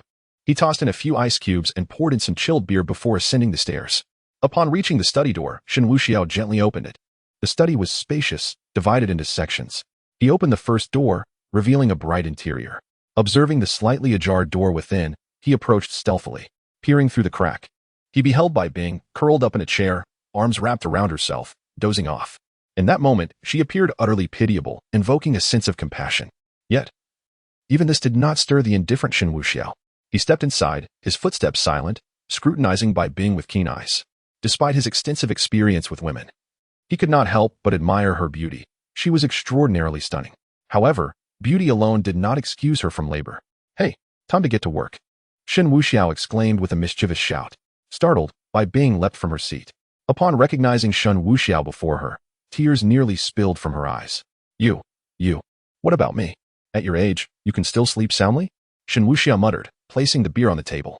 Don't say I didn't look out for you. I specially got this for you to perk you up. I've opened the window for some fresh air. Gazing at the cold beer, the open window, and the teasing glint in Shen Wuxiao's eyes, Bai Bing shivered once more. The once proud and aloof goddess now appeared as a wronged little girl, her lips pouting, her eyes reddening with unshed tears. Her pride, once formidable, was effortlessly shattered by Shen Wuxiao.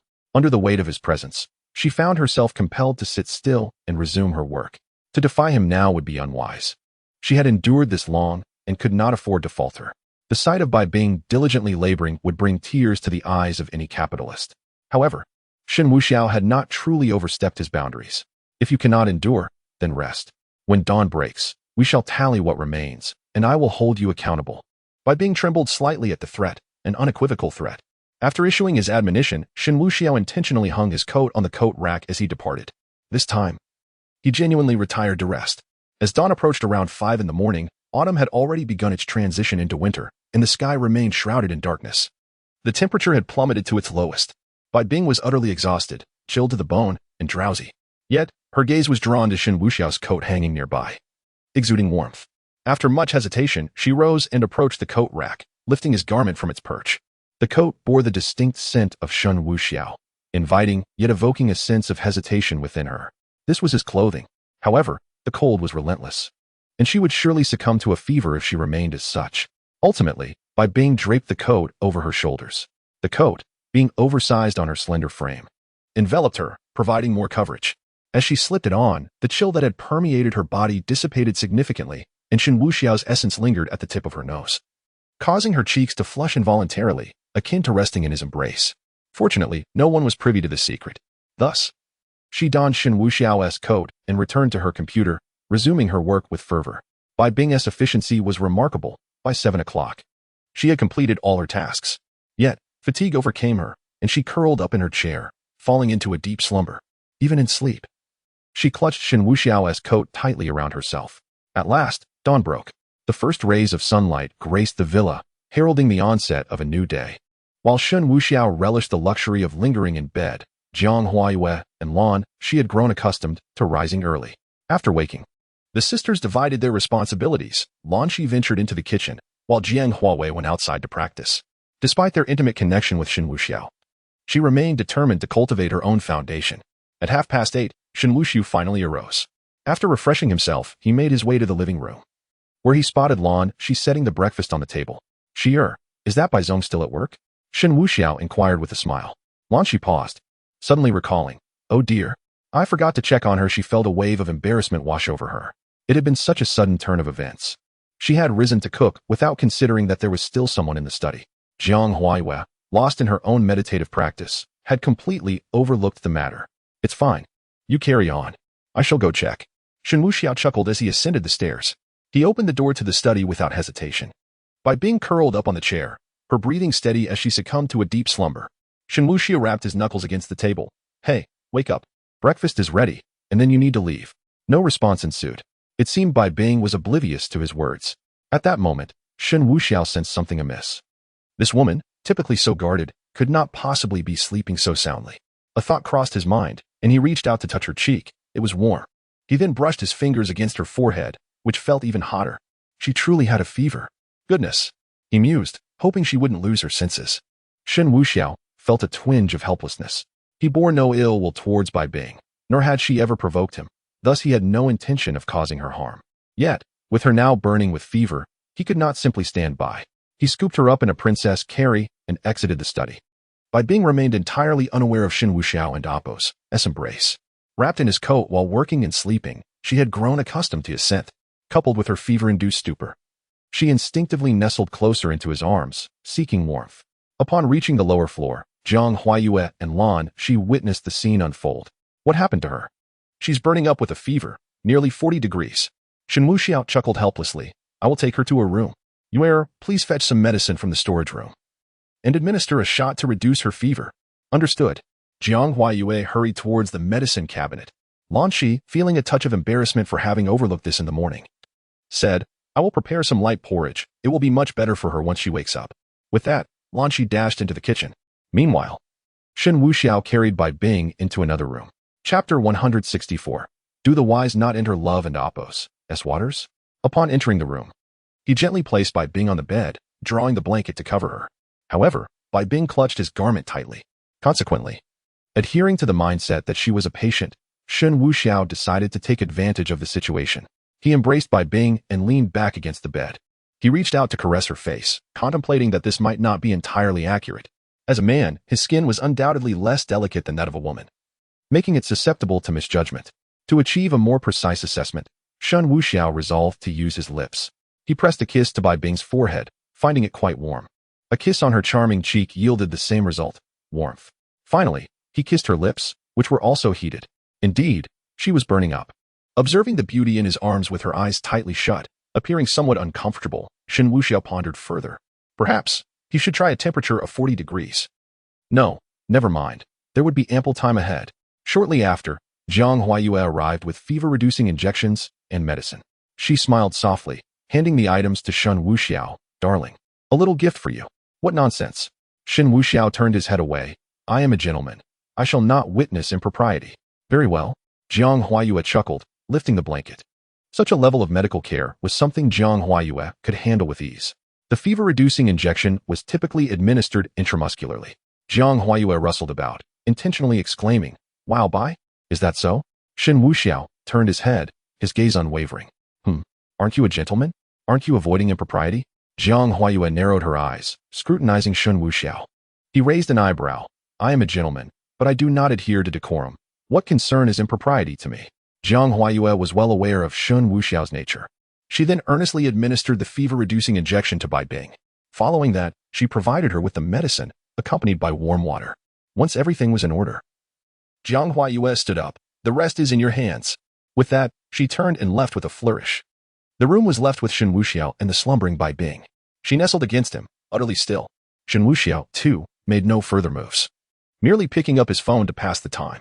Before long, the door opened, and Jiang Huayue re-entered, carrying Bai Bing's phone. The crooked-mouthed bodyguard's call had come in again.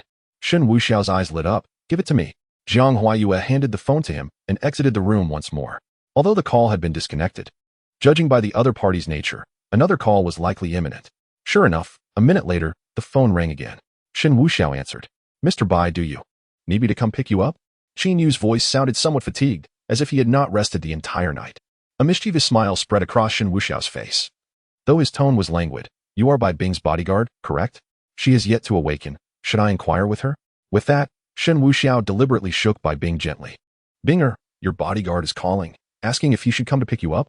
Bai Bing was already suffering from a fever, feeling unwell and somewhat dazed. When shaken, she instinctively expressed her discomfort with a hint of impatience. Qin Yu finally comprehended her state clearly. Perhaps he had been too anxious yesterday. Doubting the voice belonged to Bai Bing. No, it was unmistakable. Goodness. My friend, she is likely unable to work today. I shall take the liberty of allowing her a day of rest. Bai Bing, in her exuberance, had clung to him throughout the night despite his pleas for patience. It was understandable that she could not rise now. As her bodyguard, he was dutiful. Should I ever find myself with her in a hotel room, I would appreciate your vigilance outside the door for our safety. Qin Yu fell silent for a moment, the sound of his teeth grinding audible. Initially, Shen Wuxiao had decided to end the call, but just then, Bai Bing murmured softly, cold. Shen Wuxiao seized the opportunity to respond, cold? Then hold tight. Hey. I'm in hold tight, not there. Qin Yu abruptly terminated the call. Ding. Qin Yu's defenses have crumbled. Points 40,000. Outside the Bai group. Clad in security attire, Qin Yu wore a mask of agony. His composure had shattered. Why had Bai Bing behaved this way? Had he misjudged her? He felt utterly defeated, devoid of any desire to work. As employees entered the building, he lacked the usual enthusiasm to admire the beautiful women. Qin Yu, why did you stand me up yesterday? A voice chimed in. Qin Yu turned to see Zhao Fangfang from the HR department. It dawned on him that he had promised someone to dine together the previous night. I had some matters to attend to. His mind was too preoccupied to elaborate. Had it not been for Bai Bing, he would have surely flirted a bit today. Some matters? Zhao Fangfang responded with a hint of disappointment. She had harbored a genuine fondness for Qin Yu, a man shrouded in mystery, undeniably captivating. She had envisioned that if they dined together, they would surely connect, and if he had intentions, she would not be opposed. Now, she felt thwarted. having invested thought into the evening, only to be inexplicably stood up, leaving her feeling vexed and aggrieved, unwilling to engage further. Zhao Fangfang turned and walked away, while Qin Yu observed her retreating figure, feeling as though he had lost both a watermelon and a sesame seed. She was rather lovely, should she desire. There would be a place for her in his inner circle. Even if he needed to placate her, that could wait. In a foul mood, Qin Yu set off to patrol, smoking as he went. Amidst his frustration, he sought to rationalize his feelings. The wise do not fall in love. The wise do not fall in love. The wise do not fall in love. He bellowed, the wise do not fall in love. After this outburst, he continued on his way. Suddenly, a woman approached, berating him. Are you insane? My boyfriend and I were talking over there. What business is it of yours? Do you seek to break us apart? Qin Yu felt somewhat bewildered, letting out a cold chuckle. Do I have any concern for your affairs? The woman nearly lashed out, exclaiming, Isn't it you who shouted, wise men do not fall into love?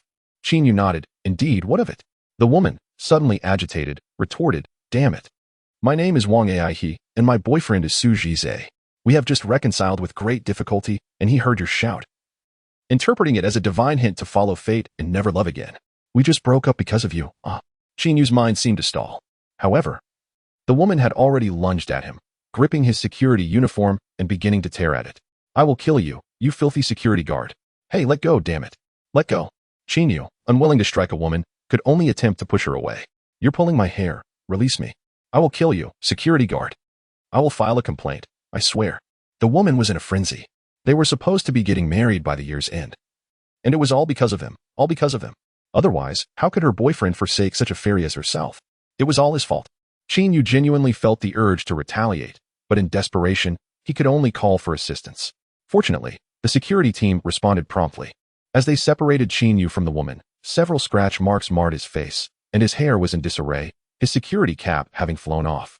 Xiao Qin, how are you feeling? The team leader inquired. Qin Yu, disinclined to speak, turned and walked away. Misfortune had befallen him. Even drinking cold water felt like a struggle. The incident with Bai Bing had already dealt him a significant blow, and now this madwoman had emerged. Damn it, such a luck. Chapter 165, Dread. A moment had passed. Over at the Bay Villa, Bai Bing's fever was gradually subsiding. She felt as though her entire body was weighed down, her head spinning. When she squinted, she caught sight of the ceiling. After a brief moment of daze, her eyes widened in shock, and she let out a startled cry. She remembered being compelled to work in her study, and after completing her tasks, she had succumbed to a drowsy slumber. How had she ended up in this room? What on earth are you shouting about?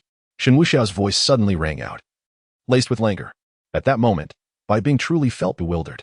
As she turned her head slightly, she beheld a handsome visage directed toward her. It was none other than Shen Wuxiao. He appeared to be asleep, his brow furrowed, emanating a hint of irritation. Following the line of his face, her gaze traveled down to his bare torso, realizing that his arm was draped over her, clearly indicating that he was holding her while sleeping. Just as Bai Bing was about to scream, Shen Wuxiao swiftly covered her mouth. I told you to keep quiet. Do you not have ears? Bai Bing was petrified, but with her mouth covered, she could only emit muffled sounds. Speak calmly. Stop the shrieking. Shen Wuxiao removed his hand. How did I end up here? What did you do to me? Bai Bing stammered, her voice trembling as her delicate hand explored her body, confirming that her clothes were still intact. Only then did she breathe a sigh of relief. Do you dare bring that up? I told you to sleep early and take care of yourself, yet you insisted on staying up late. Staying up late is one thing. But you didn't even think to turn on the air conditioning when it got cold, instead opting to open the window. Look where that got you. You've caught a fever. Upon hearing this, Bai Bing stared at Shen Wuxiao's face for quite some time. Suddenly, she felt as if her CPU had overheated. Had he really told her to sleep early? Was there a remote control for the air conditioning? Had and Oppos, T been the one to open the window? And what about the eye spear? Shen Wuxiao shot her a glare. Why are you staring at me? Have you lost your mind? Did I not mention that you should sleep early and leave any work for tomorrow? That's a lie. Bai Bing protested. She had merely been in a deep slumber, not dead to the world, and she quickly recalled the events. Where's the lie? Shen Wuxiao retorted, unconvinced. Bai Bing, feeling aggrieved, pouted her pretty lips. You clearly said, if the tasks were incomplete, to come find you for reckoning. Recite the exact words. Shen Wuxiao raised his hand and pinched her delicate face. Bai Bing's cheek was captured by his grip, and she hastily replied, you said, if you couldn't hold on, to go sleep. And that any unfinished matters could be accounted for in the morning, and then you would come find me. Isn't that a threat? Shen Wuxiao scoffed, then proceeded to grasp her fair chin. Look at you, your comprehension skills are truly lacking. I said if you couldn't endure, you should sleep. Any unfinished tasks could be tallied in the morning. Think about it. Aren't there invoices among those tasks? If I come to settle accounts with you the next day, is there anything wrong with that? Huh? Speak. Bai Bing? Shen Wuxiao shook his head. To recognize one's mistakes and amend them is a great virtue. You have misunderstood me, so just apologize. Shen Wuxiao feigned seriousness and said apologize. Yes, I am truly sorry. Only then did he reveal a faint smile. It's all right, I forgive you. After a silence that lingered for over 10 seconds, Bai Bing suddenly experienced a profound realization. In the midst of Shen Wuxiao's banter, she had completely forgotten that she was nestled in his embrace. That insufferable rascal. Mortified, she quickly rose to her feet, nearly losing her balance, her head still somewhat dizzy. Yet, she paid no heed and attempted to flee. Wait. Shen Wuxiao's voice was deep and commanding. Bai Bing halted instantly. You need to wash up and eat. Sierra has specially prepared porridge for you. If you dare to leave without tasting even a spoonful, I shall force it down your throat. Bai Bing, utterly devoid of spirit, filled with both surprise and trepidation, could only shuffle toward the washroom. Inside, she hastily utilized the disposable toiletries and soon dashed out of the room. Shen Wuxiao also rose, stretching languidly, before washing up and exiting the room. Outside, Lan Shi and Zhang Huayue were engaged in conversation with Bai Bing. As she sipped her porridge, she appeared quite dazed, especially when she noticed Shen Wuxiao emerging. She nearly fumbled the bowl. Quickly lowering her gaze, she resumed eating in silence. Shen Wuxiao, with a mischievous grin, remarked Bai. It brings me immense joy to have you as a guest in my home. Have you finished your meal? Bai Bing dared not meet his eyes, but nodded nonetheless. Finished? Excellent. I shall escort you out. A car has been arranged to take you to the company. Am I not considerate? Bai Bing truly wished to flee. Yet with Shen Wuxiao speaking to her, she could not help but feel compelled. Setting down her bowl and chopsticks, she mustered her courage to thank Zhang Huayue and Lan Shi. Thank you for your hospitality. Gradually, she made her way toward the exit, with Shen Wuxiao naturally accompanying her.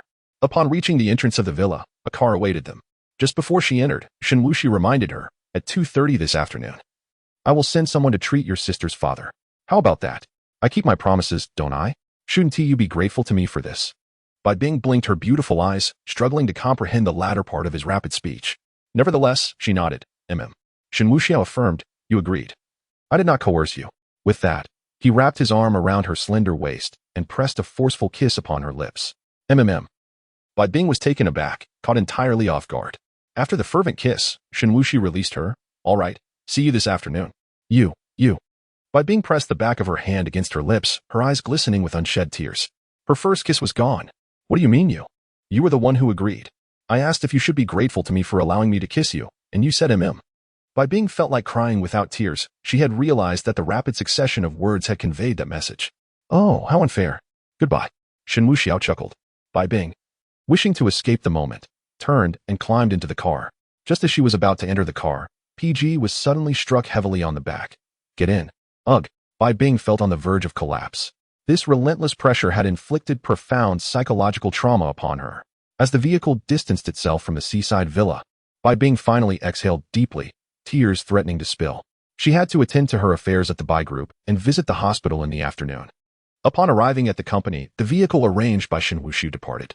As Bai Bing prepared to head into the building, a figure rushed towards her. Dressed in a security uniform, his expression was grim. It was Qin Yu. Bai Bing recognized him, but had no intention of engaging. She was preoccupied with work. Qin Yu, upon seeing Bai Bing return, felt a surge of excitement. However, noticing her faint dark circles, his heart sank. Could it be that she had stayed up all night, indulging in such madness? He quickly reassured himself, realizing nothing untoward had occurred. With his exceptional medical skills, he could discern her condition at a glance. Bai Bing remained untouched. At this revelation, Qin Yu breathed a sigh of relief and relaxed completely. Bai Zong, how are you? Are you all right? Qin Yu stepped forward, his concern palpable. What could possibly be wrong with me?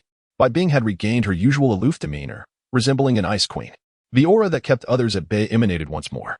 Qin Yu, smiling, was about to express further concern when he caught a whiff of a different scent. Being a master in his field, his keen senses detected another presence on Bai Bing, an unmistakable masculine scent, undoubtedly belonging to Shen Wuxiao. His heart sank again. The intensity of Shen Wuxiao's scent on Bai Bing suggested that they had shared more than mere conversation. What a shock! Bai Bing, oblivious to his tumultuous thoughts, attempted to sidestep him and enter the building. Qin Yu quickly blocked her path. Bai Zong, did you truly yield yesterday? Or was it under duress? Tell me. His curiosity was piqued. If it were by force, there might still be hope. If willingly, it would be unbearable. Bai Bing regarded him as if he were a fool. Had this bodyguard overstepped his bounds? Qin Yu, know your place. You are a bodyguard. What gives you the right to question me? Anger bubbled within her. Qin Yu had crossed the line, presuming to interrogate her. I'm merely concerned. Just asking. Qin Yu sensed her repressed fury and quickly adjusted his approach. Huh. Bai Bing's brows knitted slightly. Concern? Unnecessary. My personal matters are of no concern to you. Just do your job. If you are unclear about your duties, then leave immediately. Qin Yu hesitated, but ultimately stepped aside. Bai Bing couldn't be bothered to spare him a glance as she strode inside. Qin Yu watched her graceful silhouette, imagining her nestled in Shen Wuxiao's embrace, possibly even sharing a kiss. The fire of jealousy within him surged uncontrollably. This was the woman he had fallen for at first sight. After finally experiencing such emotion, Shen Wuxiao, you should not toy with me. Nor should you lay a hand on Bai Bing. You were the one who provoked me first. Qin Yu's teeth clacked together, producing a rhythmic sound. Chapter 166. The esteemed healer regarding the individual known as Shen Wuxiao. Qin Yu felt no trepidation. Regardless of how exalted his status or how immense his power was depicted by others, it mattered not. With unparalleled medical and martial prowess and mastery over toxicology, he stood alone, unafraid, having lost his family and bearing no fears. What was there to fear from one clad in shoes when one walks barefoot? If one could fight, they would. If not, they would flee. In this vast world, was it not true that the sky was high and the birds could soar freely? Contemplating this, Qin Yu resolved to visit the hospital at noon, as they had suggested, intending to deliver a resounding rebuttal to his opponents, demonstrating the true essence of medical skill. In doing so, Bai Bing would undoubtedly recognize his capabilities. Her current capitulation to Shen Wuxiao stemmed from her apprehension of him. If he could showcase sufficient strength, proving that he was capable of safeguarding her, Bai Bing would naturally distance herself from Shen Wuxiao and re-establish her reliance on him. Everything would return to its rightful course, with him resuming his role as the personal bodyguard of the ice-cold goddess, allowing him to enjoy the proximity and, during his leisure, pursue romantic interests. How delightful. By 2:30 in the afternoon, Bai Bing indeed departed from the company, heading towards the hospital. As a security guard, Qin Yu could observe her exit. He did not accompany her, as it was evident she had no inclination to include him. Lacking his second-hand vehicle, he borrowed a colleague's electric bike and set off for the first hospital. Meanwhile, Shen Wuxiao was also en route to the hospital, purely for the spectacle. With Lan Qi at the group and Jiang Huayue accompanying her, he found himself with nothing to do and decided to pay Qin Yu a visit to mock him. If the rewards for such mockery were plentiful, he would indulge in it multiple times. If not, he would simply cease. Seated in the rear of a luxury vehicle, Shen Wuxiao lounged with his leg crossed, resting his arm on his chin, while the esteemed healer, he occupied the passenger seat. He was a middle-aged man with a buzz cut, exuding an air of seriousness, embodying the archetype of a hidden master in the world. Old he, Shen Wuxiao called out, glancing towards the front. Sir, he replied, slightly turning his head, his demeanor respectful. Is it true that you can treat any ailment? Shen Wuxiao inquired. He offered an awkward smile, replying, Sir, that is certainly impossible. The world is filled with a multitude of perplexing maladies, many of which remain unknown. However, the vast majority can be resolved through acupuncture. Shen Wuxiao nodded, finding this response quite objective. What about late-stage aneurysms? This ailment was known to few, with only Qin Yu fully aware of its complexities. Aneurysms are varied and do not resemble tumors that can be easily detected through imaging techniques like CT scans. Without extraordinary perceptive and observational abilities, the likelihood of misdiagnosis is considerable. Though Shen Wuxiao lacked expertise in medicine, he possessed a narrative. Wasn't the elder afflicted with a rare late-stage aneurysm? The description was shrouded in mystery, but fundamentally, it was a condition meant solely for the protagonist. One that only the protagonist could cure. Others would find it impossible. Even his skills would be rendered futile, destined for mockery. Young master, there are many types of aneurysms. To speak candidly, I can treat this ailment, yet the risks are exceedingly high, with only a 20% chance of success. To enhance the likelihood of a favorable outcome, the conditions are quite stringent. Only a truly formidable martial physician, well-versed in acupuncture, could manage it, ensuring every minuscule detail is precise, down to even a mere 0.001 inch. Otherwise, it would lead to failure. So, you mean to say you cannot treat it? Shen Wuxiao gazed at He Shunshi. He Shunshi felt a chill down his spine. Young master, you wouldn't have me treat an aneurysm, would you? He was genuinely apprehensive, fearing that failure could spell the end of his own life. Yet, he could not refuse. It is a late-stage mutated aneurysm. Tell me honestly. Can you handle it? Shen Wuxiao feigned seriousness. He shunned Shi, lacking the courage to boast, despondently shook his head. Cannot. Shen Wuxiao frowned. The mutated form is beyond my capacity. Please, punish me, young master. Shen Shi closed his eyes. Shen Wuxiao did not react harshly. Instead, smiling, if you cannot treat it, I ask you, should another be capable of doing so? Is there a way to leave some hidden peril while ensuring the other fails in their treatment and perishes? Shen Wuxiao had never contemplated allowing Shen Shi to cure the ailment. Naturally, Shen Shi stood no chance against Qin Yu. However, employing some dubious tactics, given Shen Shi's skills, would be a mere trifle. He would never allow his own to bear the blame. With Qin Yu, such a gullible fool, right there, it would be he who ends up dead from the treatment. Without him uttering a word, all would point fingers at Qin Yu. When that time comes, he would find himself at a loss for words. Even if the truth were known, no one would believe it. Shen Shi, amidst the scrutiny of all, could feign distress, claiming, I had a backup plan to prolong the patient's life for 5 or 6 years. I never imagined you would let him die. The thought alone was exhilarating. At that moment, Shen Shi grasped the truth. The young master harbored no intention of letting the other live. Instead, he aimed to plant explosives, utilizing the other's demise to frame another. Young master, I may not be able to cure that illness, but if you wish for me to act maliciously, even the legendary Hua Tuo would need to tread carefully. Shen Wuxiao laughed heartily. Ha ha ha, splendid. Once accomplished, your bonus for this month will be 10 million. No, 100 million. Thank you, young master. Thank you, young master. I shall not let you down. Shen Shi brimmed with confidence. Those typically lauded as divine physicians possess considerable skills. Shen Shi had a unique expertise known as point relocation, which allows for minor adjustments of acupuncture points.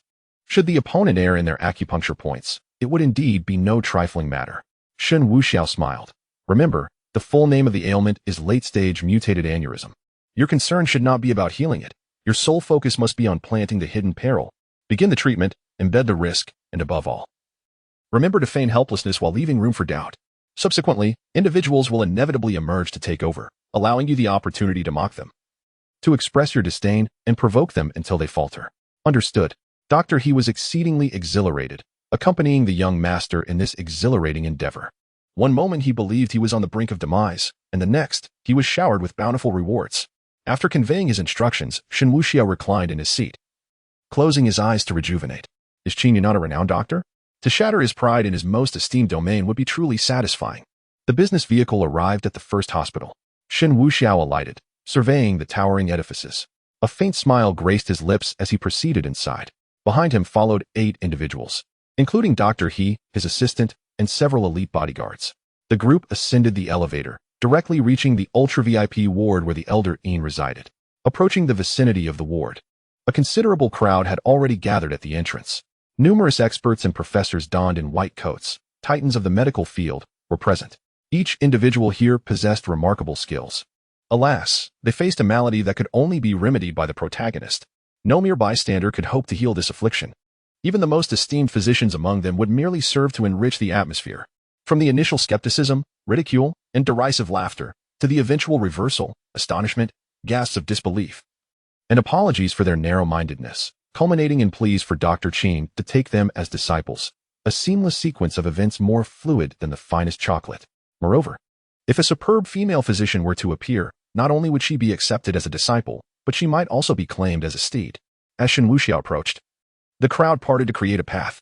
The aura of Shen Wuxiao and his entourage was formidable, particularly that of Dr. He, whose reputation once resonated throughout the southern region. Dr. He, some had already recognized him, exclaiming in surprise. Chapter 167, Hidden Dangers. Doctor. He exuded an air of superiority, embodying the demeanor of a distinguished figure, merely nodding in acknowledgement.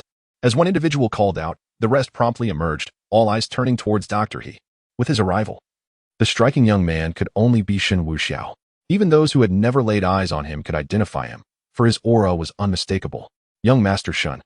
Young Master Shen. Various greetings resounded. Shen Wuxiao, disinterested, strode forward with purpose. However, upon spotting Dr. Zhang, he halted. If my memory serves me correctly, you are Dr. Zhang, aren't you?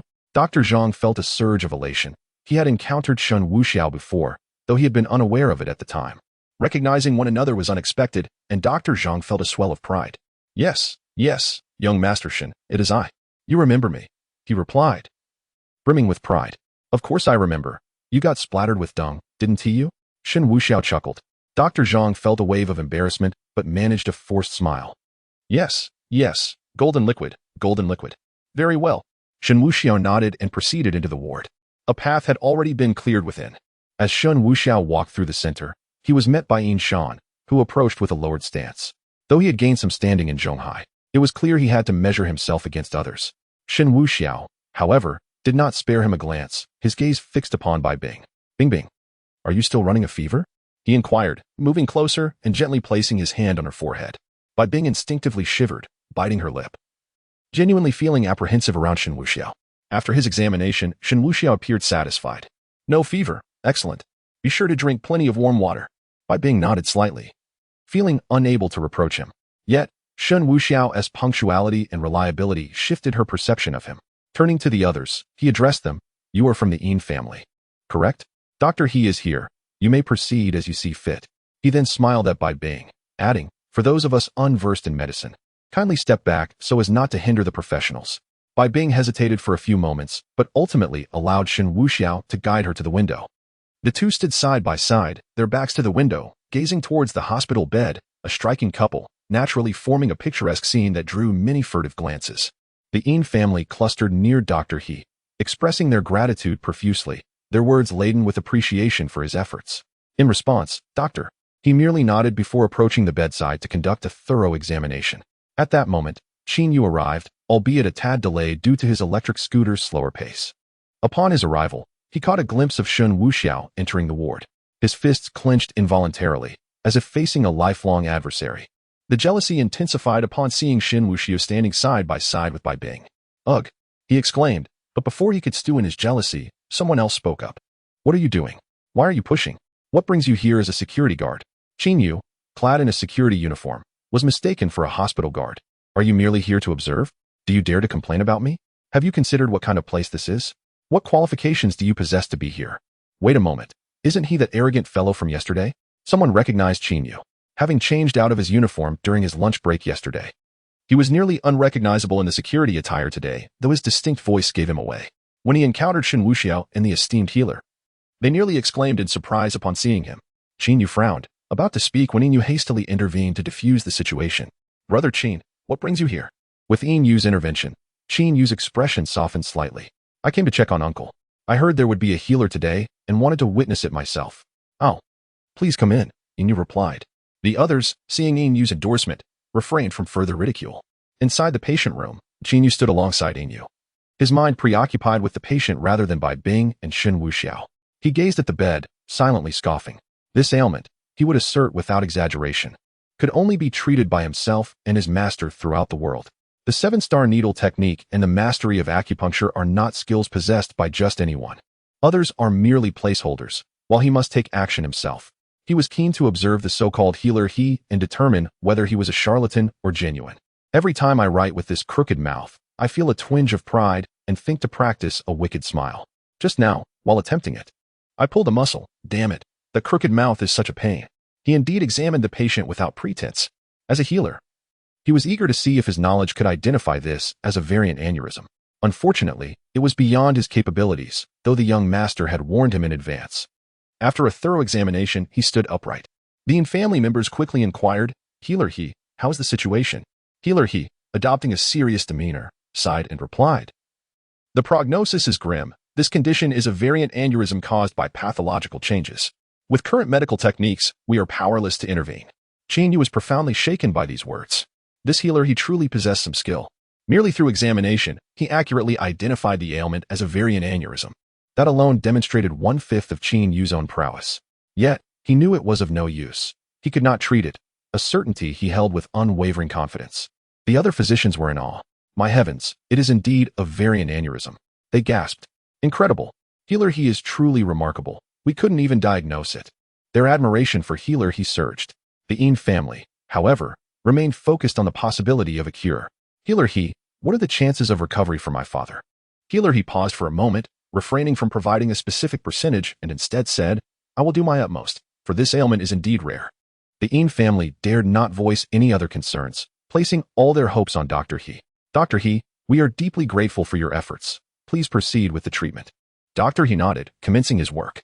His assistant fetched the medical apparatus, ready to assist. Dr. He, with utmost seriousness, raised his hand and deftly produced 10 silver needles. A sight to behold. Many in attendance discreetly gave him a thumbs up. Impressive. While the laypeople were merely spectators, the knowledgeable few observed the subtleties. The moment Dr. He unveiled the silver needles, Shen Yu had already concluded that the doctor would be ineffective. It was hopeless. Yet, he refrained from intervening, otherwise, he would face ridicule. He preferred to wait until the doctor was at a loss before making his move. After sterilizing the silver needles, he began to unfasten the patient's medical gown and proceeded with the acupuncture. By the window, Shen Wuxiao maintained a smile, relishing the unfolding drama. He could almost envision Shen Yu carrying an enormous burden on his back. He wondered if, when the moment arrived for Shen Yu to falter, he would face the wrath of onlookers. Bing bing, is that bodyguard of yours a bodyguard or a mere security guard? He seems even more arrogant than you. A security guard. Upon seeing his employer, doesn't even offer a greeting. Shen Wuxiao whispered to Bai Bing, whose ears flushed with embarrassment as Shen Wuxiao's proximity felt almost intimate. He's just an external bodyguard. He'll leave when the job is done, so it doesn't matter. Bai Bing thought to herself, wishing fervently that no one would link her with Shen Yu. The more she observed this bodyguard, the more he irked her. Sloppy, pretentious, self-important, and often teasing the female employees at the company. He had even crossed boundaries with her. It was truly exasperating, leading her to feel he was rather insufferable. Chapter 168. Shen Yu takes action. Meanwhile, Dr. He was diligently administering treatment. However, as he worked, the elderly patient on the bed suddenly began to convulse violently, akin to a wild frenzy. The heart monitor emitted a rapid succession of beeping sounds, indicating an alarmingly elevated heart rate, a sign that the patient was nearing the brink of death. Dr. He, fully aware of the situation, maintained his composure, striving valiantly to salvage the dire circumstances. Shen Yu's brow furrowed deeply. He had sensed the futility of Dr. He's efforts the moment the needles were inserted, albeit his view had been obstructed at that critical juncture. The current predicament unfolded precisely as Shen Yu had anticipated. Witnessing Dr. He persist in his futile attempts was tantamount to endangering the patient's life. In an instant, Shen Yu stepped forward and seized Dr. He's wrist. Incompetent physician. Should you continue with any further injections, the patient is surely doomed. Shen Yu's words were grounded in his professional expertise, infused with the pride of being a revered healer. His actions ignited a wave of indignation among the onlookers. Who do you think you are, security guard? Can't you see, Doctor, he is trying to save a life? How dare you obstruct him? If something goes wrong, will you bear the responsibility? Security. Someone, summon security to detain this guard. Shen Yu's demeanor was unyieldingly serious, his tone brooking no argument. I am not jesting. If this continues, the patient will undoubtedly perish. I can stake my integrity on it. The crowd erupted in fury. Get lost. You speak of integrity? What integrity do you possess, you fool? Get out of here and stop causing trouble. Shan was particularly incensed. You scoundrel. I tolerated you once yesterday, and now you dare to disrupt again. What grievance do you have against the family that drives you to harm us? Shan was on the verge of taking action, but Yu, in her naivety, stepped in front of Shen Yu. Brother, please do not act rashly. I believe what Shen Gu says. The heart monitor's warning was unmistakable. Shan was taken aback. Sister. You dare to defend him? He is the one endangering our father. Yu remained silent, turning to Shen Yu with tear-filled eyes. Shen Gu. You have a solution, don't you? You said you could help. Yu and Appo's eyes were brimming with hope. Shen Wuxiao observed Yu with a sense of discontent. He found her presence rather irksome. In the narrative from the protagonist's perspective, her actions might be deemed visionary, given that the protagonist could indeed turn the tide. However, until any resolution was reached, she merely appeared foolish in the eyes of the crowd. Bai Bing, witnessing Yu's obstinacy, felt compelled to intervene. But before she could do so, Shen Wuxiao grasped her arm. Do not meddle in this chaos. Should you attempt to sway her, you will share the consequences. I advise you to sever ties with that fool. It will only diminish your own intellect. Bai Bing found herself at a loss for words. Yet she begrudgingly acknowledged the validity of Shen Wuxiao's critique. Was Yu truly devoid of reason? How could she trust a mere security guard over a seasoned physician? Where lies the basis of belief? His prowess in courting women is remarkable. Could it be that Yu has fallen prey to his charms? Is she ensnared by romantic notions? Dr. He, sensing the gravity of the situation, interjected with a somber expression. Young friend, one must speak with responsibility. Your words could tarnish my reputation and jeopardize the life of the patient.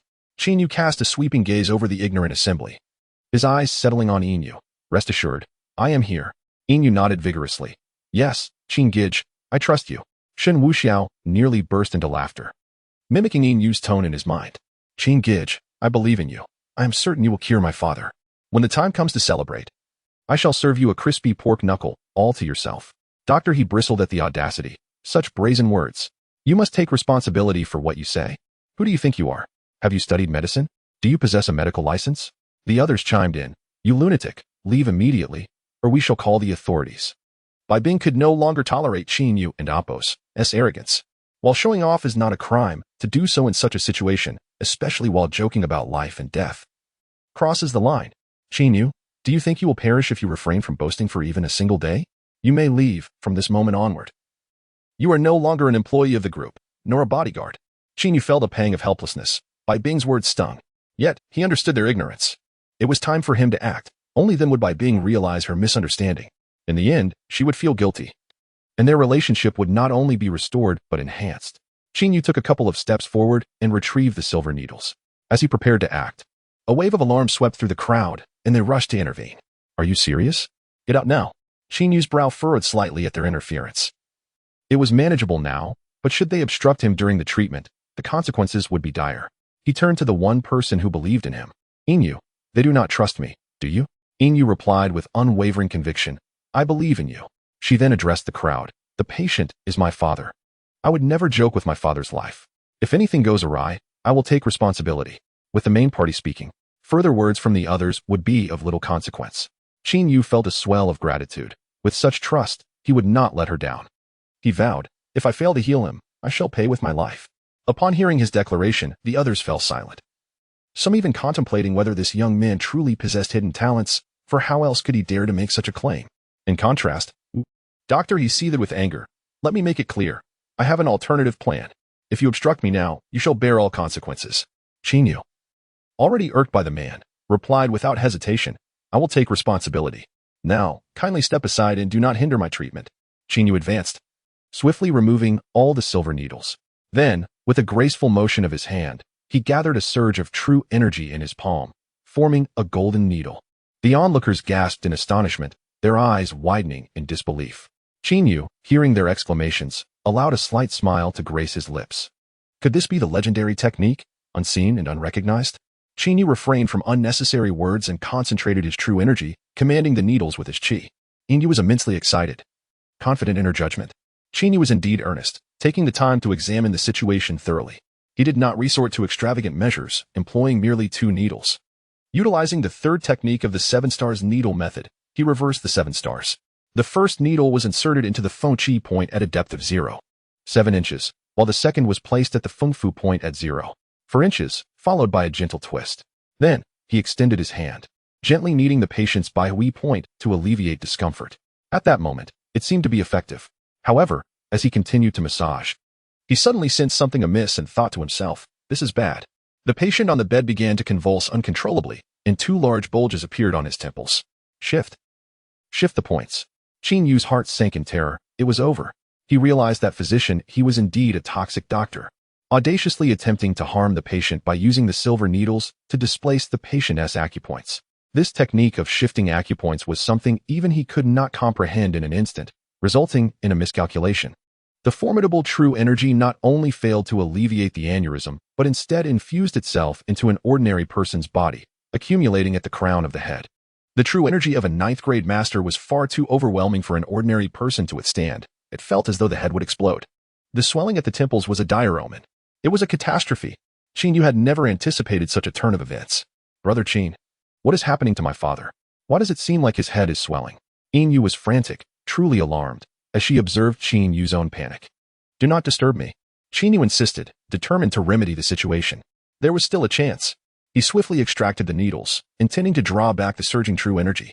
Yet, he realized it was utterly too late. Even if he managed to retract the true energy, the patient's cerebral nerves had already been severely compromised. It was a monumental blunder, an unimaginable error that shattered Qin Yu's resolve. He had managed to withdraw the true energy just in time, yet in that fleeting moment, the patient had already succumbed.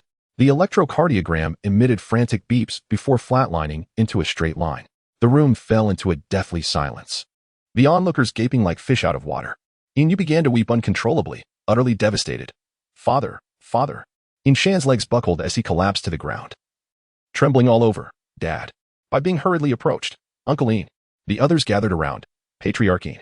Qin Yu stood in a daze, as if ensnared by a spell. No, No. Shen Wuxiao announced. The banquet is about to begin. Chapter 169. The fatal treatment. The ward descended into chaos. Qin Yu stood in shock, while others cried out in anguish. Several doctors immediately initiated emergency measures, employing cardiac pacing and every possible intervention.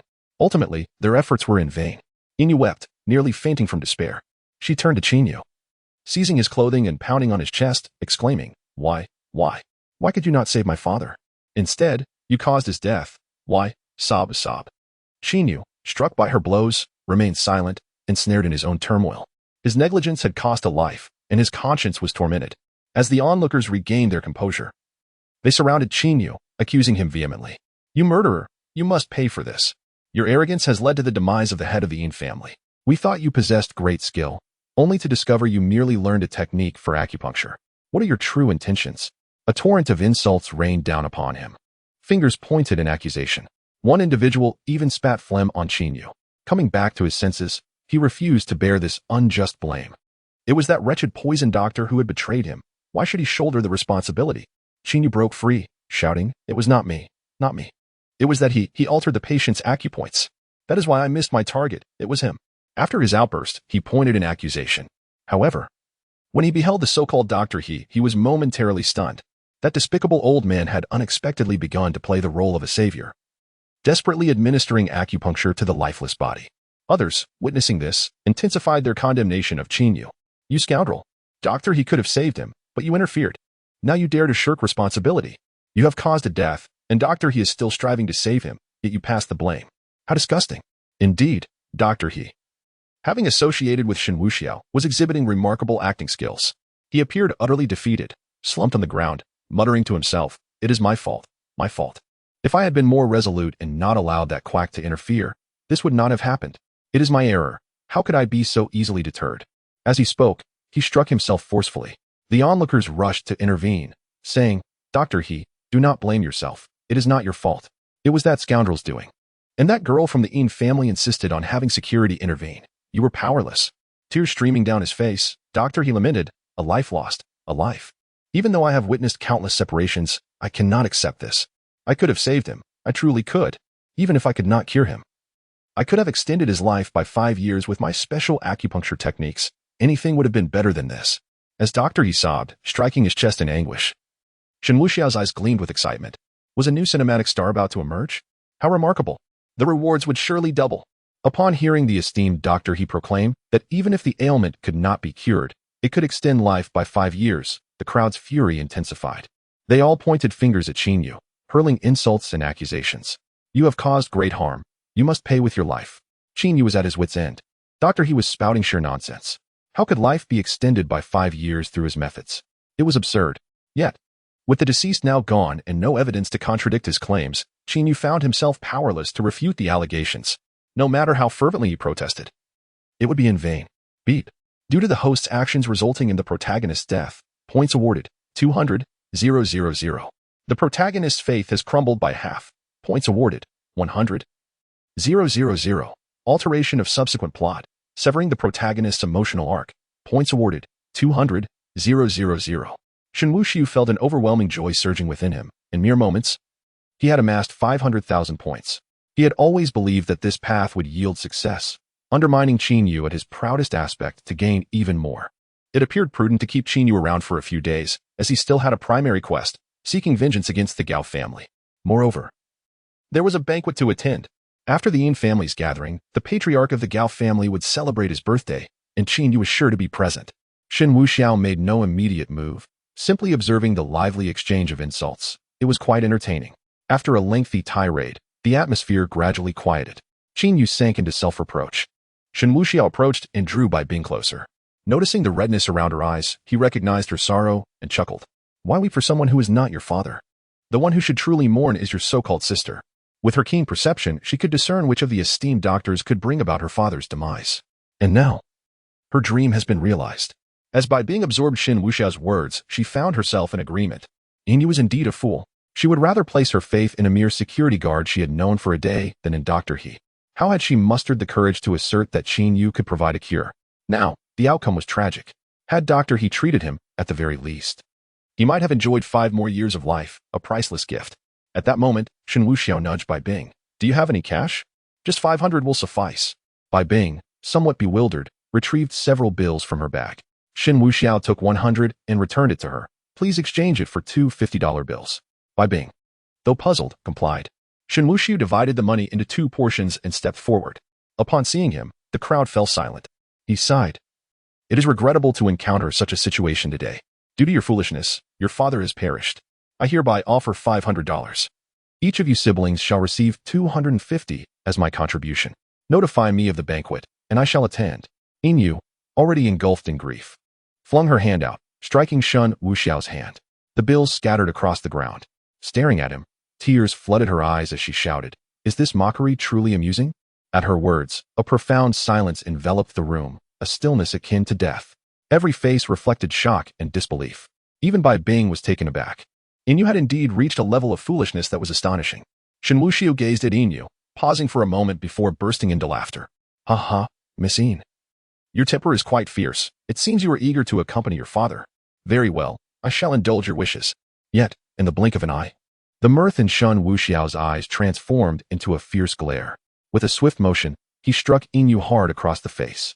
Unable to withstand the blow, she collapsed to the ground, blood spilling from her lips.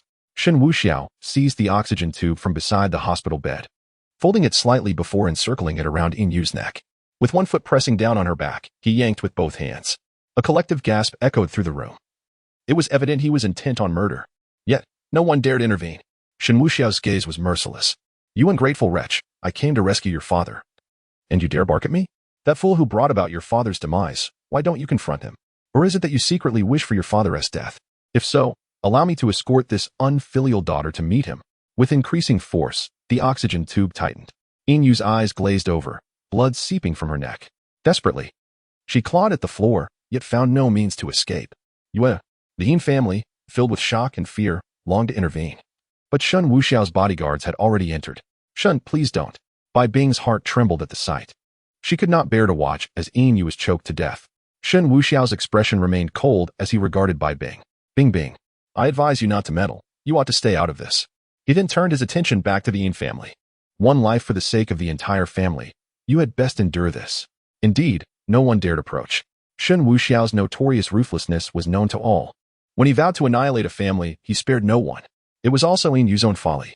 To the onlookers, Shen Wuxiao had come to offer aid. Instead of gratitude, she chose to trust a mere security guard. Her life was forfeit as a result. In the midst of this turmoil, Inyu ceased her struggles. Her breath fading.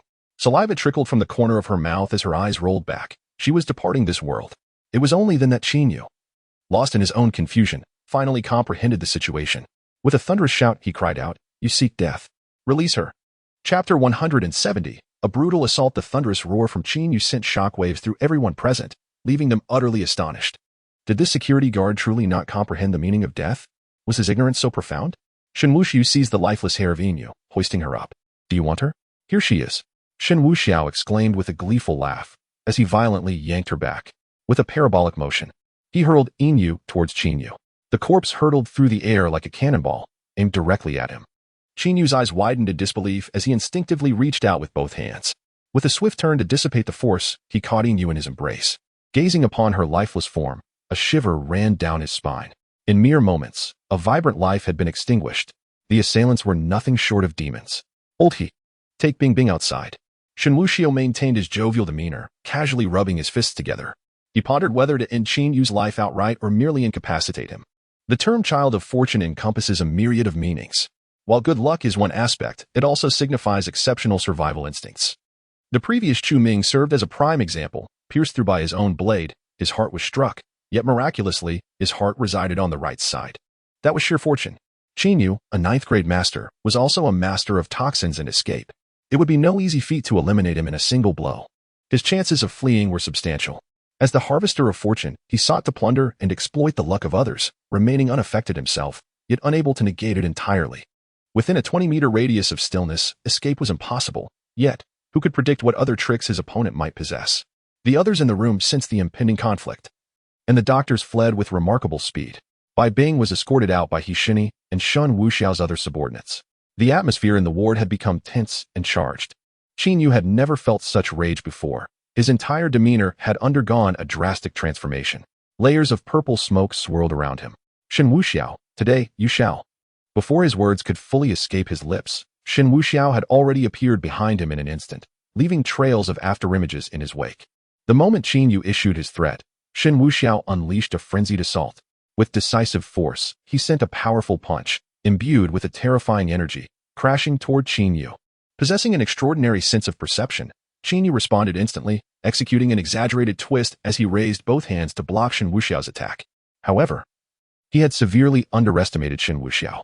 The first tier of martial prowess was not something a ninth-grade master could contend with. Qin Yu was sent flying, his body airborne while his spirit pursued. He lost his balance and collided with the wall of the ward.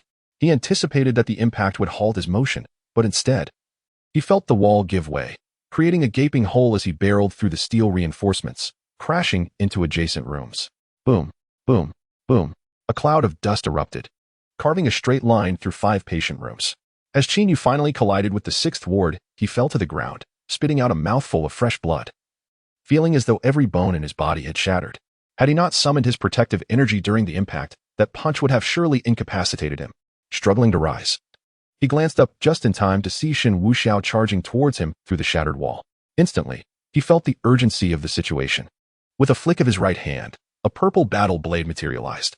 The back of the blade was lined with serrations, its edge gleaming with a cold, deadly light. Simultaneously, several golden needles materialized in the palm of his right hand, which he hurled with all his might towards Shen Wuxiao. In response, Shen Wuxiao, employing his divine skills, conjured several needles emanating dark energy, also launching them towards Qin Yu. How could this be? Qin Yu felt a jolt of shock. How could his own techniques be mimicked? The needles from both sides collided, producing a sharp clanging sound. With no time to ponder, Qin Yu swung his battle blade horizontally, unleashing a terrifying force with a step forward. The blade's glimmer resembled a small galaxy inverted, wildly slashing towards Shen Wuxiao. The walls crumbled under the onslaught, leaving deep gashes as if everything around were on the verge of shattering. Even Lu Huaqiang can chop watermelons with more force than that. Shen Wuxiao taunted mockingly, refusing to evade or dodge, instead opting to resist with his protective energy. As he closed in, Qin Yu sensed an imminent crisis. Like an octopus releasing ink, he unleashed a plume of purple smoke that enveloped the entire ward, causing plastic to dissolve and metal to corrode in a toxic haze. Shen Wuxiao couldn't and Oppos help but marvel at this fellow and Oppos' defensive skills. Such poison was something most warriors would not dare to confront. Yet, he belonged to Class 2. Fire could neutralize a significant portion of such toxins. Fire escape. Shen Wuxiao's energy surged as he conjured a massive fireball that hurtled directly into the toxic mist. He followed closely behind the gigantic fireball. The collision of poison and fire erupted like a gas explosion. Qin Yu let out a wail as his concentration shattered. As he attempted to unleash other combat techniques, he felt his footing slip. Unbeknownst to him, Shen Wuxiao had already reached him, seizing his foot and hoisting him up. Qin Yu lost his balance once more, the wind roaring in his ears. In the next instant, he was slammed back down to the ground with tremendous force. The floor shattered beneath him, leaving an imprint of his body. Before he could even attempt to struggle, Shen Wuxiao hurled him again in the opposite direction. Boom. Another deafening crash echoed. Time and again, he was slammed down more than 10 times. Qin Yu felt as if his grandmother was affectionately stroking his head, asking him to help wash her feet that evening. The entire ward lay in ruins, utterly destroyed. Exposed steel bars remained, resembling nothing but a skeletal frame. In this moment, Qin Yu truly recognized the chasm between himself and Shen Wuxiao. From start to finish, he had been utterly unable to retaliate. In such a predicament, if he did not devise a means to escape, he would surely meet his end. Supernatural abilities, stealth and toxic mist. Qin Yu felt utterly helpless. In an instant, Shen Wuxiao's grasp faltered. This rascal's powers had some merit after all. A shroud of purple toxic mist enveloped the surroundings. However, Shen Wuxiao's perceptive abilities were equally formidable. He accurately pinpointed Qin Yu's location. Startled, Qin Yu swiftly unleashed his fusion technique. The ghostly blade rendered him invisible once more, allowing him to vanish from sight. With this maneuver, Qin Yu had previously considered himself invincible. To him, fleeing equated to not being defeated. Alas, the confines of the indoor setting imposed limitations upon him. Shen Wuxiao showed no inclination to search for him. Instead, he wore a cold smile. With a snap of his fingers, the area fell into a state of stillness. In the next instant, Shen Wuxiao's fist struck the ground with tremendous force. Boom. The entire floor threatened to collapse.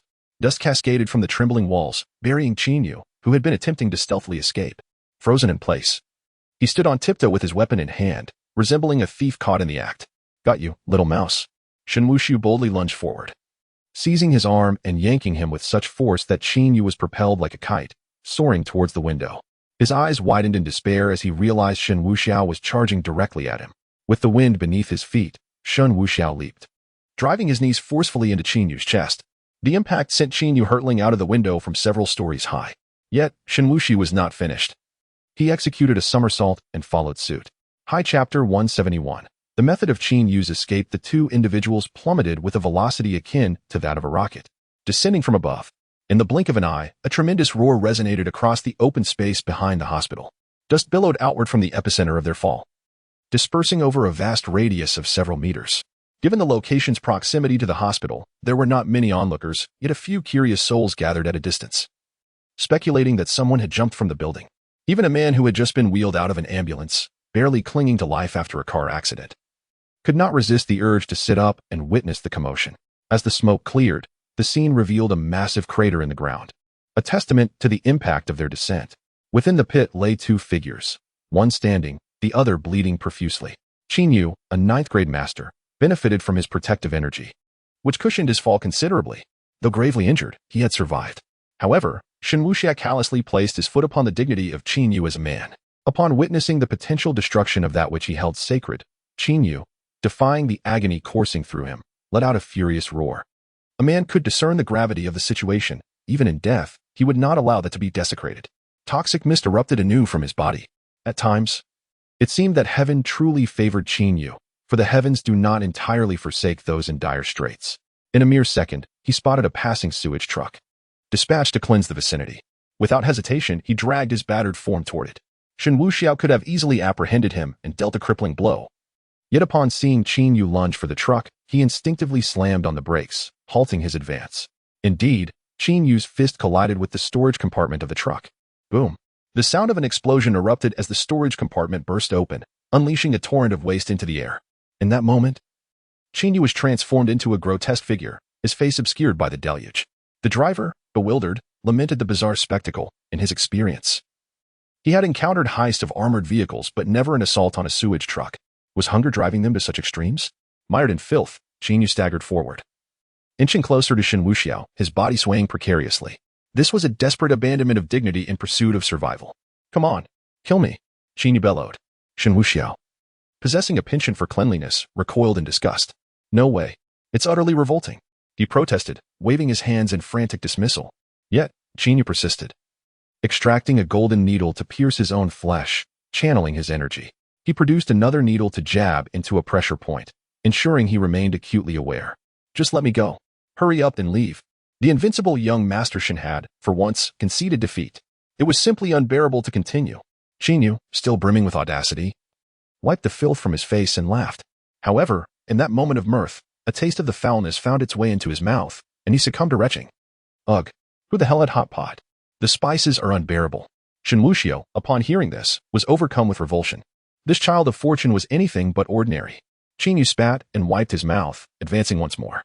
He was aware that Shen Wuxiao feared this foul substance, and he intended to inflict the same humiliation upon him. However, Shen Wuxiao was not easily manipulated. Noticing Qin Yu's audacity to approach, he decisively drew a revolver. The revolver spun in his palm for a few moments before he raised it, aiming directly at Qin Yu. "Dare to disgust me? Prepare to meet your end." Bang! Bang! The sound of gunfire erupted as two bullets imbued with Shen Wuxiao's martial force shot forth. Fortunately, due to the distance, Qin Yu swiftly rolled away amidst a pile of refuse, narrowly evading the bullets that struck the refuse truck behind him. The impact resulted in a tremendous explosion. Qin Yu could hardly believe his eyes. What he had thought was an ordinary gun turned out to be terrifyingly powerful. He realized he could no longer afford to be careless. He turned and fled at full speed, tossing a few hundred yuan to the refuse truck driver as he ran. His heart in the right place, a classic case of one who eats filth yet does not forget the one who delivers it. Shen Wuxiao certainly would not pursue him. His life was preserved. He soon vanished from Shen Wuxiao's sight, who did not give chase, decisively turning away. The earlier scene had left him somewhat traumatized. Damn it. I thought he was cornered, about to break through and escape. Who would have thought he would explode the refuse truck? Especially witnessing that fountain-like chaos. It would take a lifetime to heal from that. Shen Wuxiao was utterly speechless. This Qin Yu was skilled solely in stealth and defense, like a ghost, perpetually hiding. Having narrowly escaped with his life, he had been severely injured. Unexpectedly, in such dire circumstances, he had found a glimmer of hope. After all, the other party could not escape Zhong Hai. Let him live for a couple more days. Ding. Severely injured. Luck's favored child. 50,000 points. The Luck's favored child relinquishes dignity. Wallowing in filth to survive. 50,000 points. Enough. Shen Wuxiao shivered involuntarily. As he rounded the front of the hospital, he happened upon the doctors, including the esteemed doctor. He and Bai Bing. The sight of Bai Bing erased the earlier feeling of disgust. Indeed, a beautiful woman could soothe a wounded soul. Young master. Doctor. He hurried forward, noticing the dust on Shen Wuxiao and assuming he had been injured, eager to examine him. Shen Wuxiao waved his hand dismissively. It's nothing. You may return. Afterward, he glanced at Bai Bing, who was staring at him in a daze, an indescribable expression in her eyes. Miss Bai. Would you care for a ride home? Bai Bing trembled. Did he intend to harm her? Noticing the tension in her bewildered gaze, Shen Wuxiao couldn't help but chuckle. Miss Bai, why are you so anxious? I merely meant to offer you a ride home, not to send you to the underworld. Get in the car. I want to repeat myself. With that, he took his seat in the back of the business vehicle. Bai Bing hesitated momentarily, fearing that defiance might provoke the wrath of that fearsome young master into committing some dreadful act. Moreover, during that moment, he referred to himself as Bing Bing. And now he has become Bai Zong. Ultimately, Bai Bing boarded the vehicle and took her seat beside Shen Wuxiao. As the car commenced its journey, Shen Wuxiao rolled down the window and addressed the doctors, saying, Remember to inform the Yin family. When the banquet begins, do call for me. I have accompanied 2 fools. The funeral must be conducted in 2 sessions, as I intend to partake twice, or I shall suffer a great loss. Having uttered these words, the window gradually ascended. The business vehicle led the way, followed by 2 Maybachs, as they departed from the hospital. Inside the car, Shen Wuxiao rubbed his forehead, while Bai Bing sat silently beside him, not daring to meet his gaze. Bing Bing, I have taken your sister's life. Do you harbor resentment towards me? Shen Wuxiao unexpectedly posed this question. Bai Bing was momentarily taken aback. To say she hated him would be inaccurate. Strictly speaking, the events were not her doing. Her sister's demise was solely the result of Yin Yu's reckless actions. Conversely, to claim she felt no hatred would also be untrue. She shared a close bond with Yin Yu, and their families were well acquainted. The loss of her sister genuinely saddened her. In summary, she found herself ensnared in a web of contradictions. However, the one most deserving of her ire was the self-righteous Qin Yu. Were it not for him, none of this would have transpired. Doctor, he would have cured the illness, Uncle Ian would not have succumbed today, and Ian, you would not have reached such a fate. Chapter 172. Transformation. You remain silent. Thus, it is assumed you are indifferent to this matter. Shen Wuxiao interjected on her behalf. Upon finishing his words, Shen Wuxiao reached out, enveloping Bai Bing in his embrace, placing her upon his lap. Bai Bing's delicate form was exceedingly soft and fragrant. Holding her felt extraordinarily comfortable. Shen Xiao, please, do not like this. Bai Bing stammered, panic rising within her. From the past to the present, she had never encountered such experiences. Since meeting Shen Wuxiao, one event had led to another, being held, kissed, and now resting upon his thigh. The most perplexing aspect for Bai Bing was her own reaction. They were clearly not a couple, nor even acquaintances, yet she found herself devoid of resistance or aversion. Only fear. It struck her as utterly absurd. Shen Wuxiao cradled Bai Bing, resting his face against her. Bai Bing emitted a few whimpers, feeling utterly powerless. Bing Bing. You smell wonderful. Please don't move. Allow me a moment of respite. Shen Wuxiao declared, closing his eyes as he held her. Bai Bing truly dared not to shift, allowing his liberties to continue. The driver and the esteemed doctor in front were too intimidated to glance back, sitting upright and fixated on the road ahead. They then raised the partition between the front and rear seats, ensuring they were oblivious to whatever transpired behind them. Otherwise, even the mere silhouette of Bai Bing would be too provocative to behold, risking their departure from this enchanting world. After a considerable pause, Shen Wuxiao spoke again. Well, since your hands are idle, why not cradle my head? Otherwise, I fear your stiffness may tire you. Bai Bing was somewhat reluctant. What would become of the situation? Complete surrender of her will? Despite her hesitations, she acquiesced, lifting her arms to embrace Shen Wuxiao. This inadvertently drew them closer together. Ugh, it's stifling. Loosen up a bit. Shen Wuxiao exclaimed promptly. Oh. Bai Bing relented slightly, and he fell silent thereafter. When the vehicle arrived at the Bai group, Bai Bing sensed that Shen Wuxiao had truly drifted into slumber, uncertain whether to awaken him or let him be. She feared his potential irritability upon waking. In her exasperation, Bai Bing could only quietly seek assistance from the co-driver, Dr. He. Dr. He, Perhaps you could rouse him? Upon hearing her, Doctor he felt a pang of dismay. President Bai, you are truly benevolent. Waking a comfortably sleeping Shen Wuxiao would be akin to digging your own grave. Such a perilous undertaking, I would prefer to abstain, as I still have much life left. Yet, he responded, President Bai, I apologize. But I am merely a servant and lack the authority. Our young master has endured much of late and deserves this rare moment of peaceful slumber. Why not accompany him as a guest instead? Lao Zhou, drive on. Take the young master home. After speaking, Doctor he made several circular motions with his hand. And driver Lao Zhou immediately understood. This was an instruction to meander around Zhonghai. Bai Bing was taken aback, completely deprived of the opportunity to retort as the vehicle set off.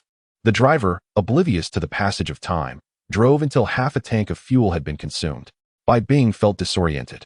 This was not the route to the seaside villa, and how long had they been traveling? She felt drowsy. Ultimately, under the driver's erratic navigation, Bai Bing succumbed to fatigue. And without realizing it, she leaned against Shen Wuxiao's shoulder and drifted into slumber. Shen Wuxiao, however, had merely closed his eyes for a brief respite. As the driver continued to circle aimlessly, Bai Bing could no longer bear it and fell asleep, her head resting on his shoulder. Shen Wuxiao chose not to rouse her and instructed the driver to the seaside villa. The driver promptly changed directions, this time with a clear destination in mind. They arrived much more swiftly. Upon reaching the villa, Bai Bing remained in a deep sleep, perhaps a lingering effect of her high fever. Utterly exhausted and overwhelmed by the events from the hospital, Shen Wuxiao carried her out of the car and into the villa, where she remained nestled against his shoulder. Blissfully asleep, with the driver and others having departed, only Shen Wuxiao and Bai Bing occupied the villa. They were in the same room where she had slept that morning. And he gently laid her down on the bed. Since she had not released her hold on him, Shen Wuxiao seized the opportunity to indulge in a brief nap himself. An hour later, Bai Bing stirred awake from a wonderfully restorative sleep, as if she had finally compensated for the deficiencies of the previous day. Upon opening her eyes, the first sight that met her gaze was Shen Wuxiao's handsome visage. At that moment, the atmosphere between them was charged with an unmistakable intimacy, their foreheads almost touching, their noses nearly brushing against one another. Bai Bing instantly became alert, instinctively wanting to cry out, but another instinct urged her to suppress the impulse to scream. If she did, it would surely irritate Shen Wuxiao. Thus, she merely sighed softly, realizing that this situation could not persist. In the process, she found herself stealing glances at Shen Wuxiao. He embodied the quintessential handsome male figure, his demeanor impeccable, albeit marred by an irritable temperament. If only he were a bit more amiable or less brutal, how perfect he would be. What woman could remain untouched by such allure? Have you had enough of staring? Am I not handsome enough to make you want to throw yourself at me? Shen Wuxiao suddenly spoke. Bai Bing quickly closed her eyes, feigning ignorance. Stop pretending. Your heart is racing as if you're on the brink of a cardiac episode. Exposed, Bai Bing gradually opened her eyes, her tone almost pleading. Shen Xiao, could you possibly let me off the hook? She truly felt that this could not continue. They were strangers, yet they continually engaged in acts befitting a couple, which seemed utterly absurd. Let you off the hook? When have I ever restrained you? Shen Wuxiao replied softly. Bai Bing contemplated this and realized that he indeed had never constrained her. All her reactions stemmed from her own fears of him. Shen Wuxiao gently caressed her delicate face and suggested, since we have come this far, why don't we take a step further? Perhaps a little more? Bai Bing's fair complexion flushed instantly. What do you intend to do? She stammered, feeling as though she had plunged into an icy abyss. His demeanor implied an unwelcome forcefulness. Absolutely not. Shen, please, don't do this. I cannot accept it, I beg you.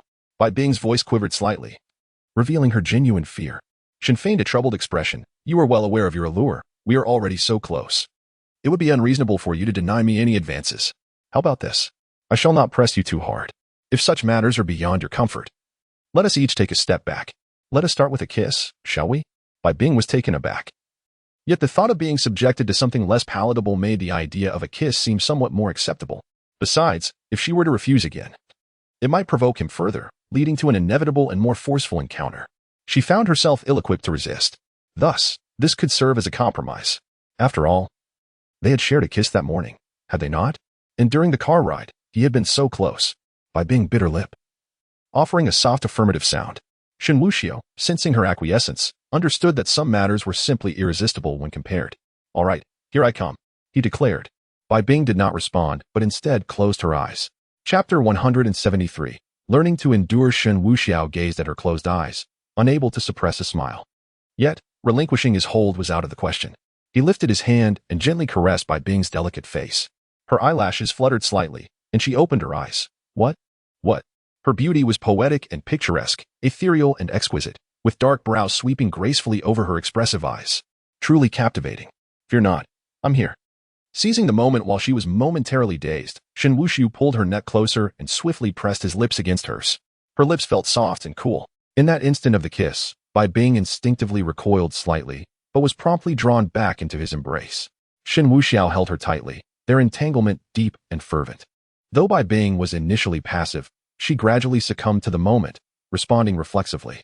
In that fleeting instant, she seemed to forget everything around her. Her breath quickening and becoming heated. Unbeknownst to her, Shen Wuxiao grew bolder. It was only when she came to her senses, fearful of crossing a line, that she raised her hand to gently tap Shen Wuxiao and Appo's shoulder, hoping to rouse him from this fervor. Otherwise, things might escalate. Fortunately, Shen Wuxiao withdrew. Observing Bai Bing's flushed face and breathless demeanor, he stood up, unfastened his inner garment, and carelessly tossed it aside. When he reached to undo it, Bai Bing was startled and instinctively grasped his hand. Shen Xiao, I'm not ready, please, don't do this. Her eyes glistened with moisture, her cheeks flushed. Innocence mingled with allure, and her beguiling demeanor stirred something within Shen Wuxiao. Are you truly unprepared, or merely seeking an excuse? Bai Bing felt a pang of grievance. They had merely agreed to a kiss, and now he wished to advance further. Shen Wuxiao and Appo's contradictory nature left her at a loss. Biting her tender, rosy lips, she realized there was little left to say. This man had already done everything to her, save for that, which felt like an inevitable concession on her part. After all, who would allow themselves to be trifled with? Though she genuinely felt unprepared, she knew Shen Wuxiao would not take her words at face value. Thus, with a resolute bite of her lip, she chose to demonstrate her intent. She sat up, her delicate hand wrapping around Shen Wuxiao's neck, and pressed her lips to his once more. Her initiative made the kiss somewhat clumsy, yet it conveyed her feelings and stance. She had decided to give herself to him. Never did she anticipate that a simple visit would culminate in such a scenario. They often say one loses both the husband and the soldiers. She, however, had not lost any soldiers, merely sacrificed herself to become the lady. After sharing another kiss, Bai Bing pulled back. Is this acceptable? Shen Wuxiao, now satisfied, replied. Indeed, attitude is paramount. Bai Bing lowered her gaze. You do not mind that I have no feelings for you? At this, Shen Wuxiao burst into laughter. Sierra once said the same to me. And now, what of that? Bai Bing was somewhat taken aback. Had Lan Shi not uttered those very words? Presently, Lan Shi was utterly enamored, to the point of obsession. Could it be that she too would find herself in such a predicament in the future? Surely, it could not be. Yet, who could predict the events to come?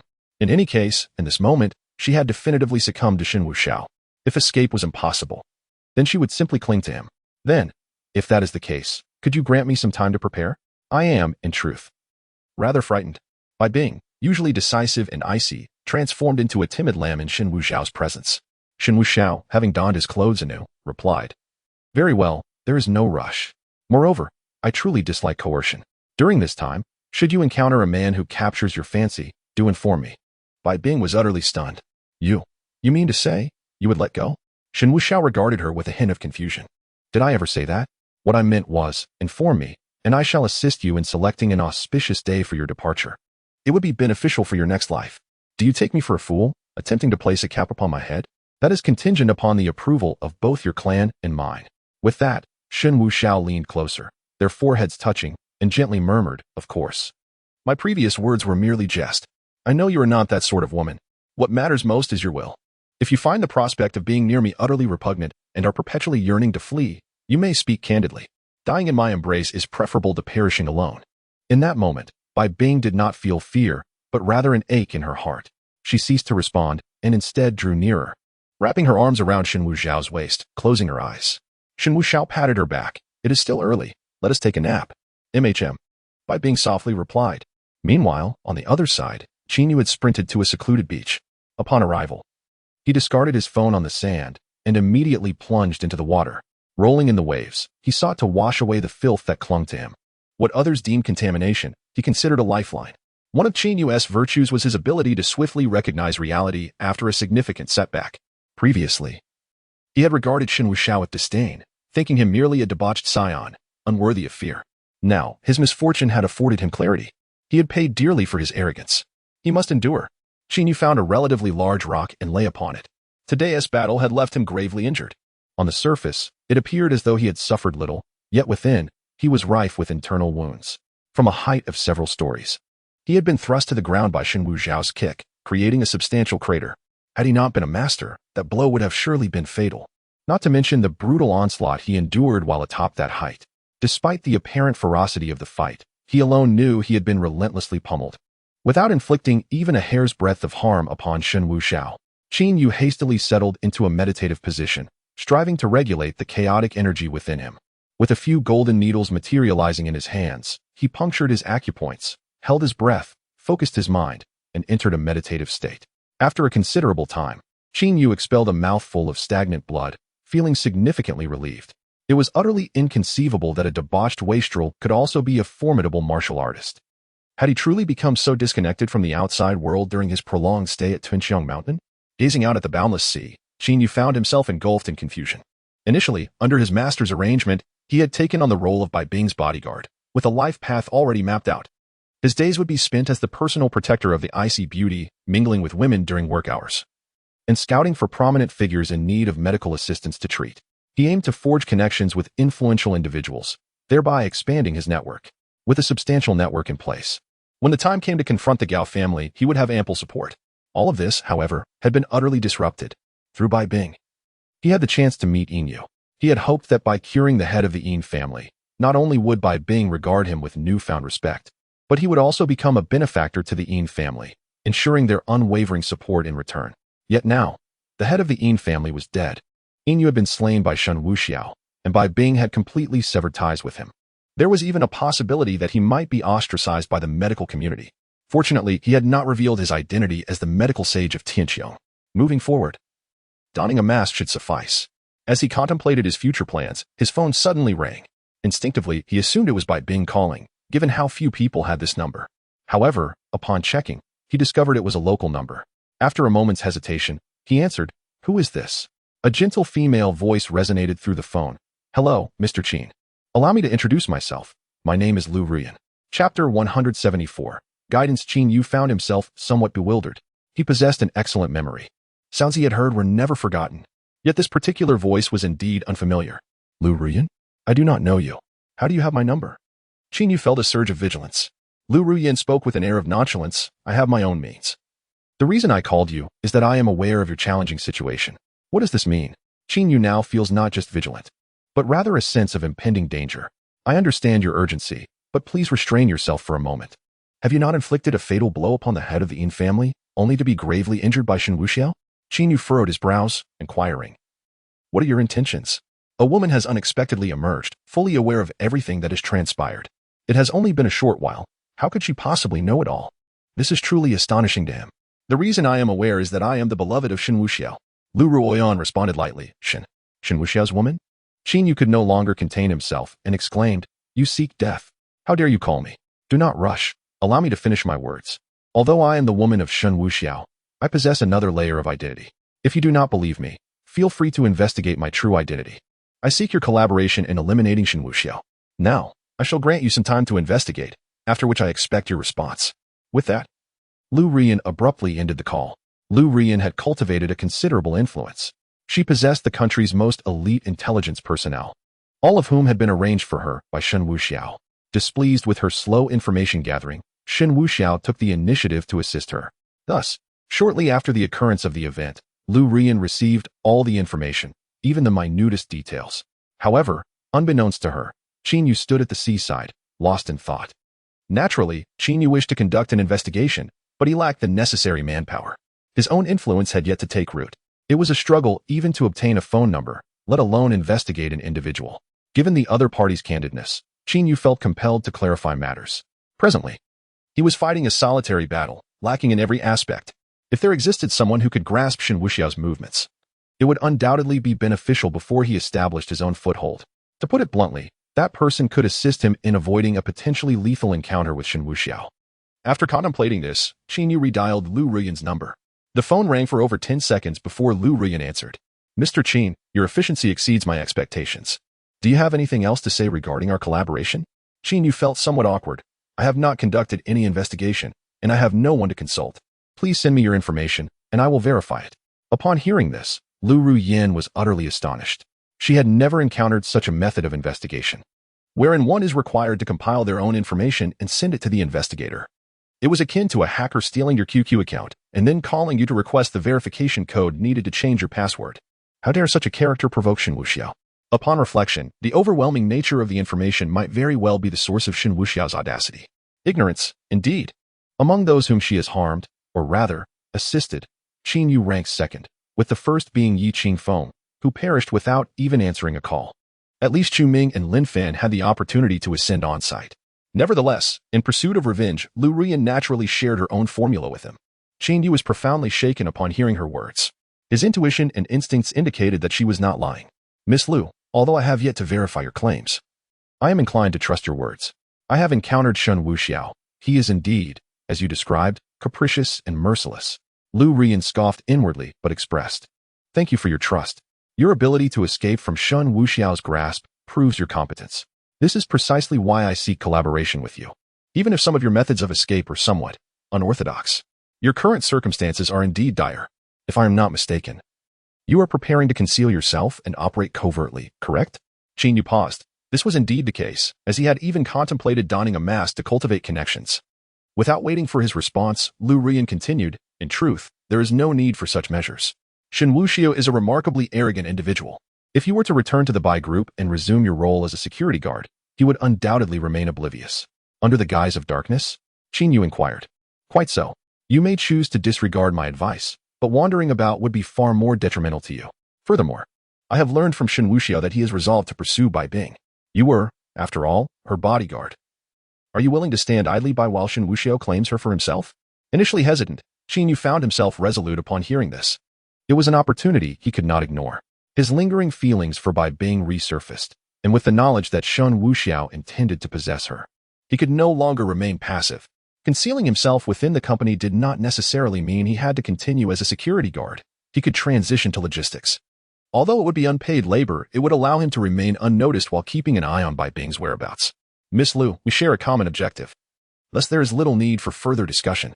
The enemy of my enemy is my friend. Shen Wuxiao has betrayed both of us. We ought to stand united."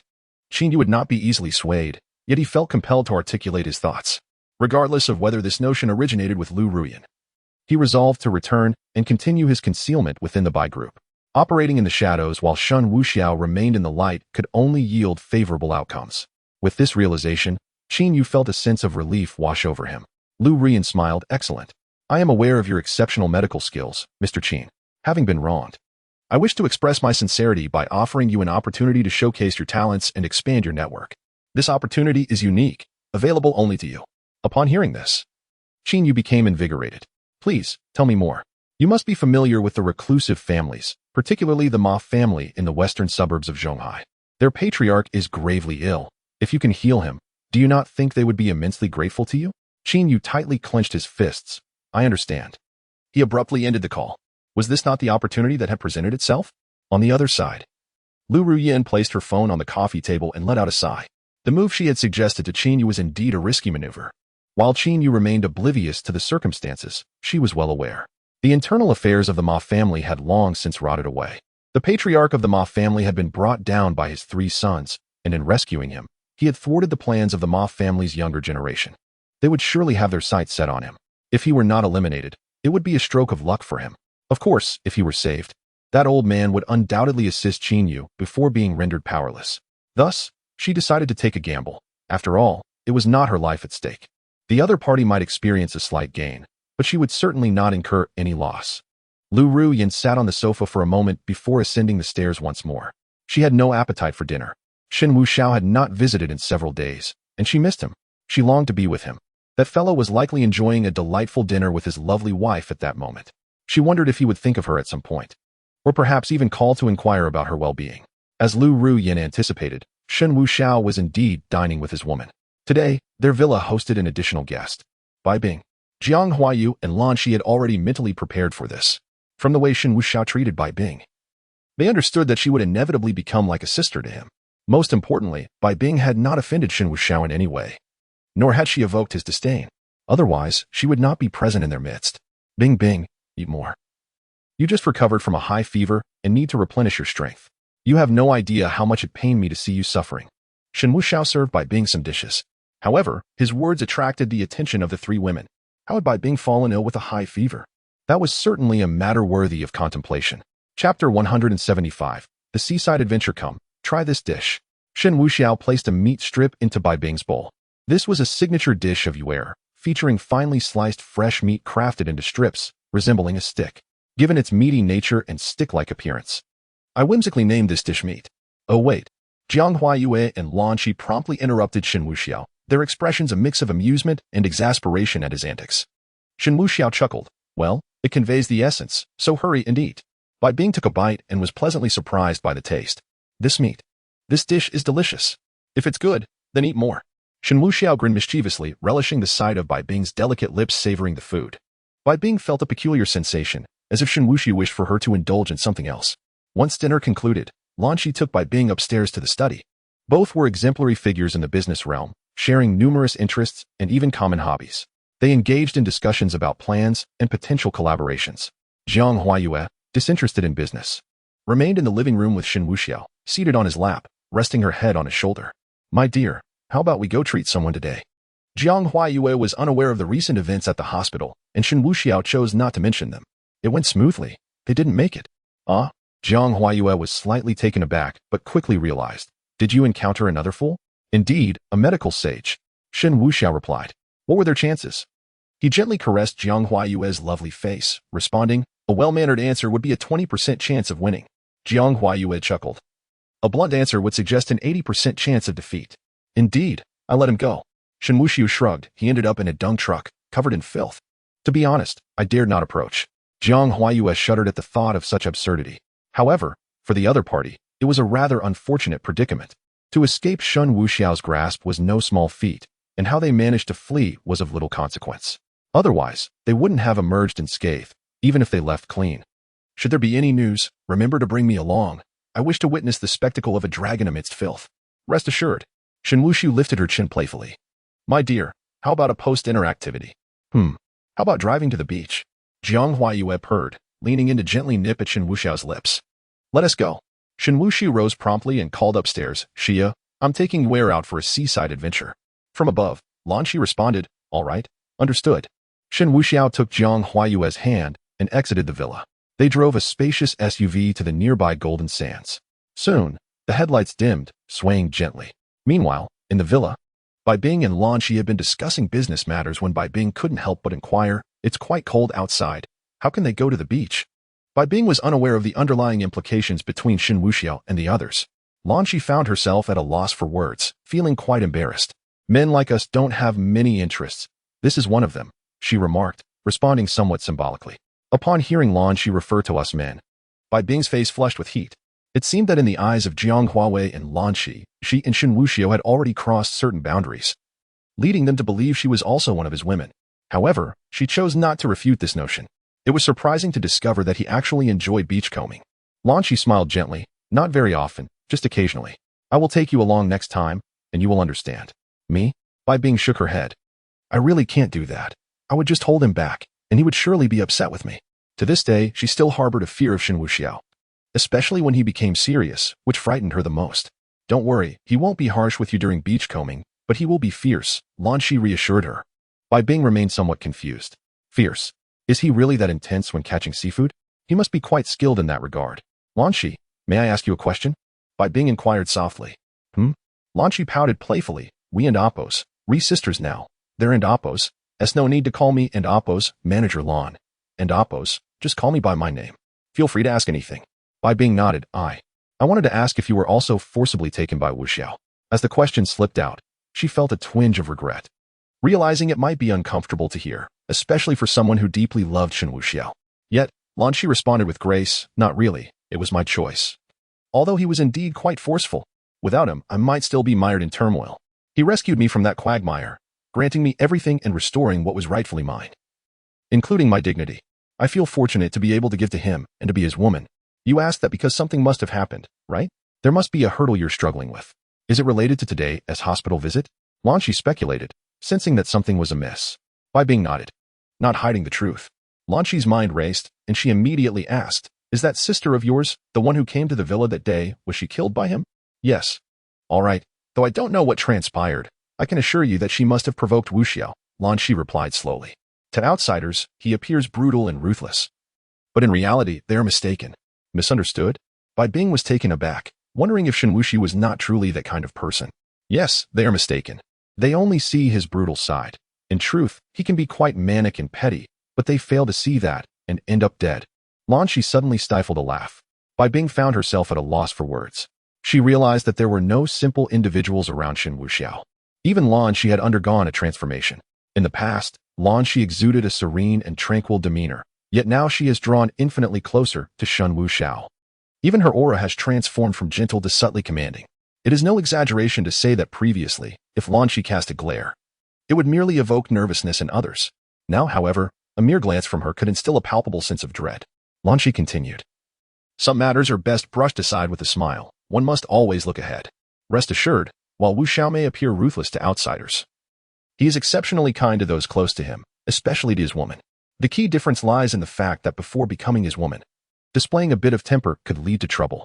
However, after assuming that role, any such displays are perceived as playful affection in his eyes.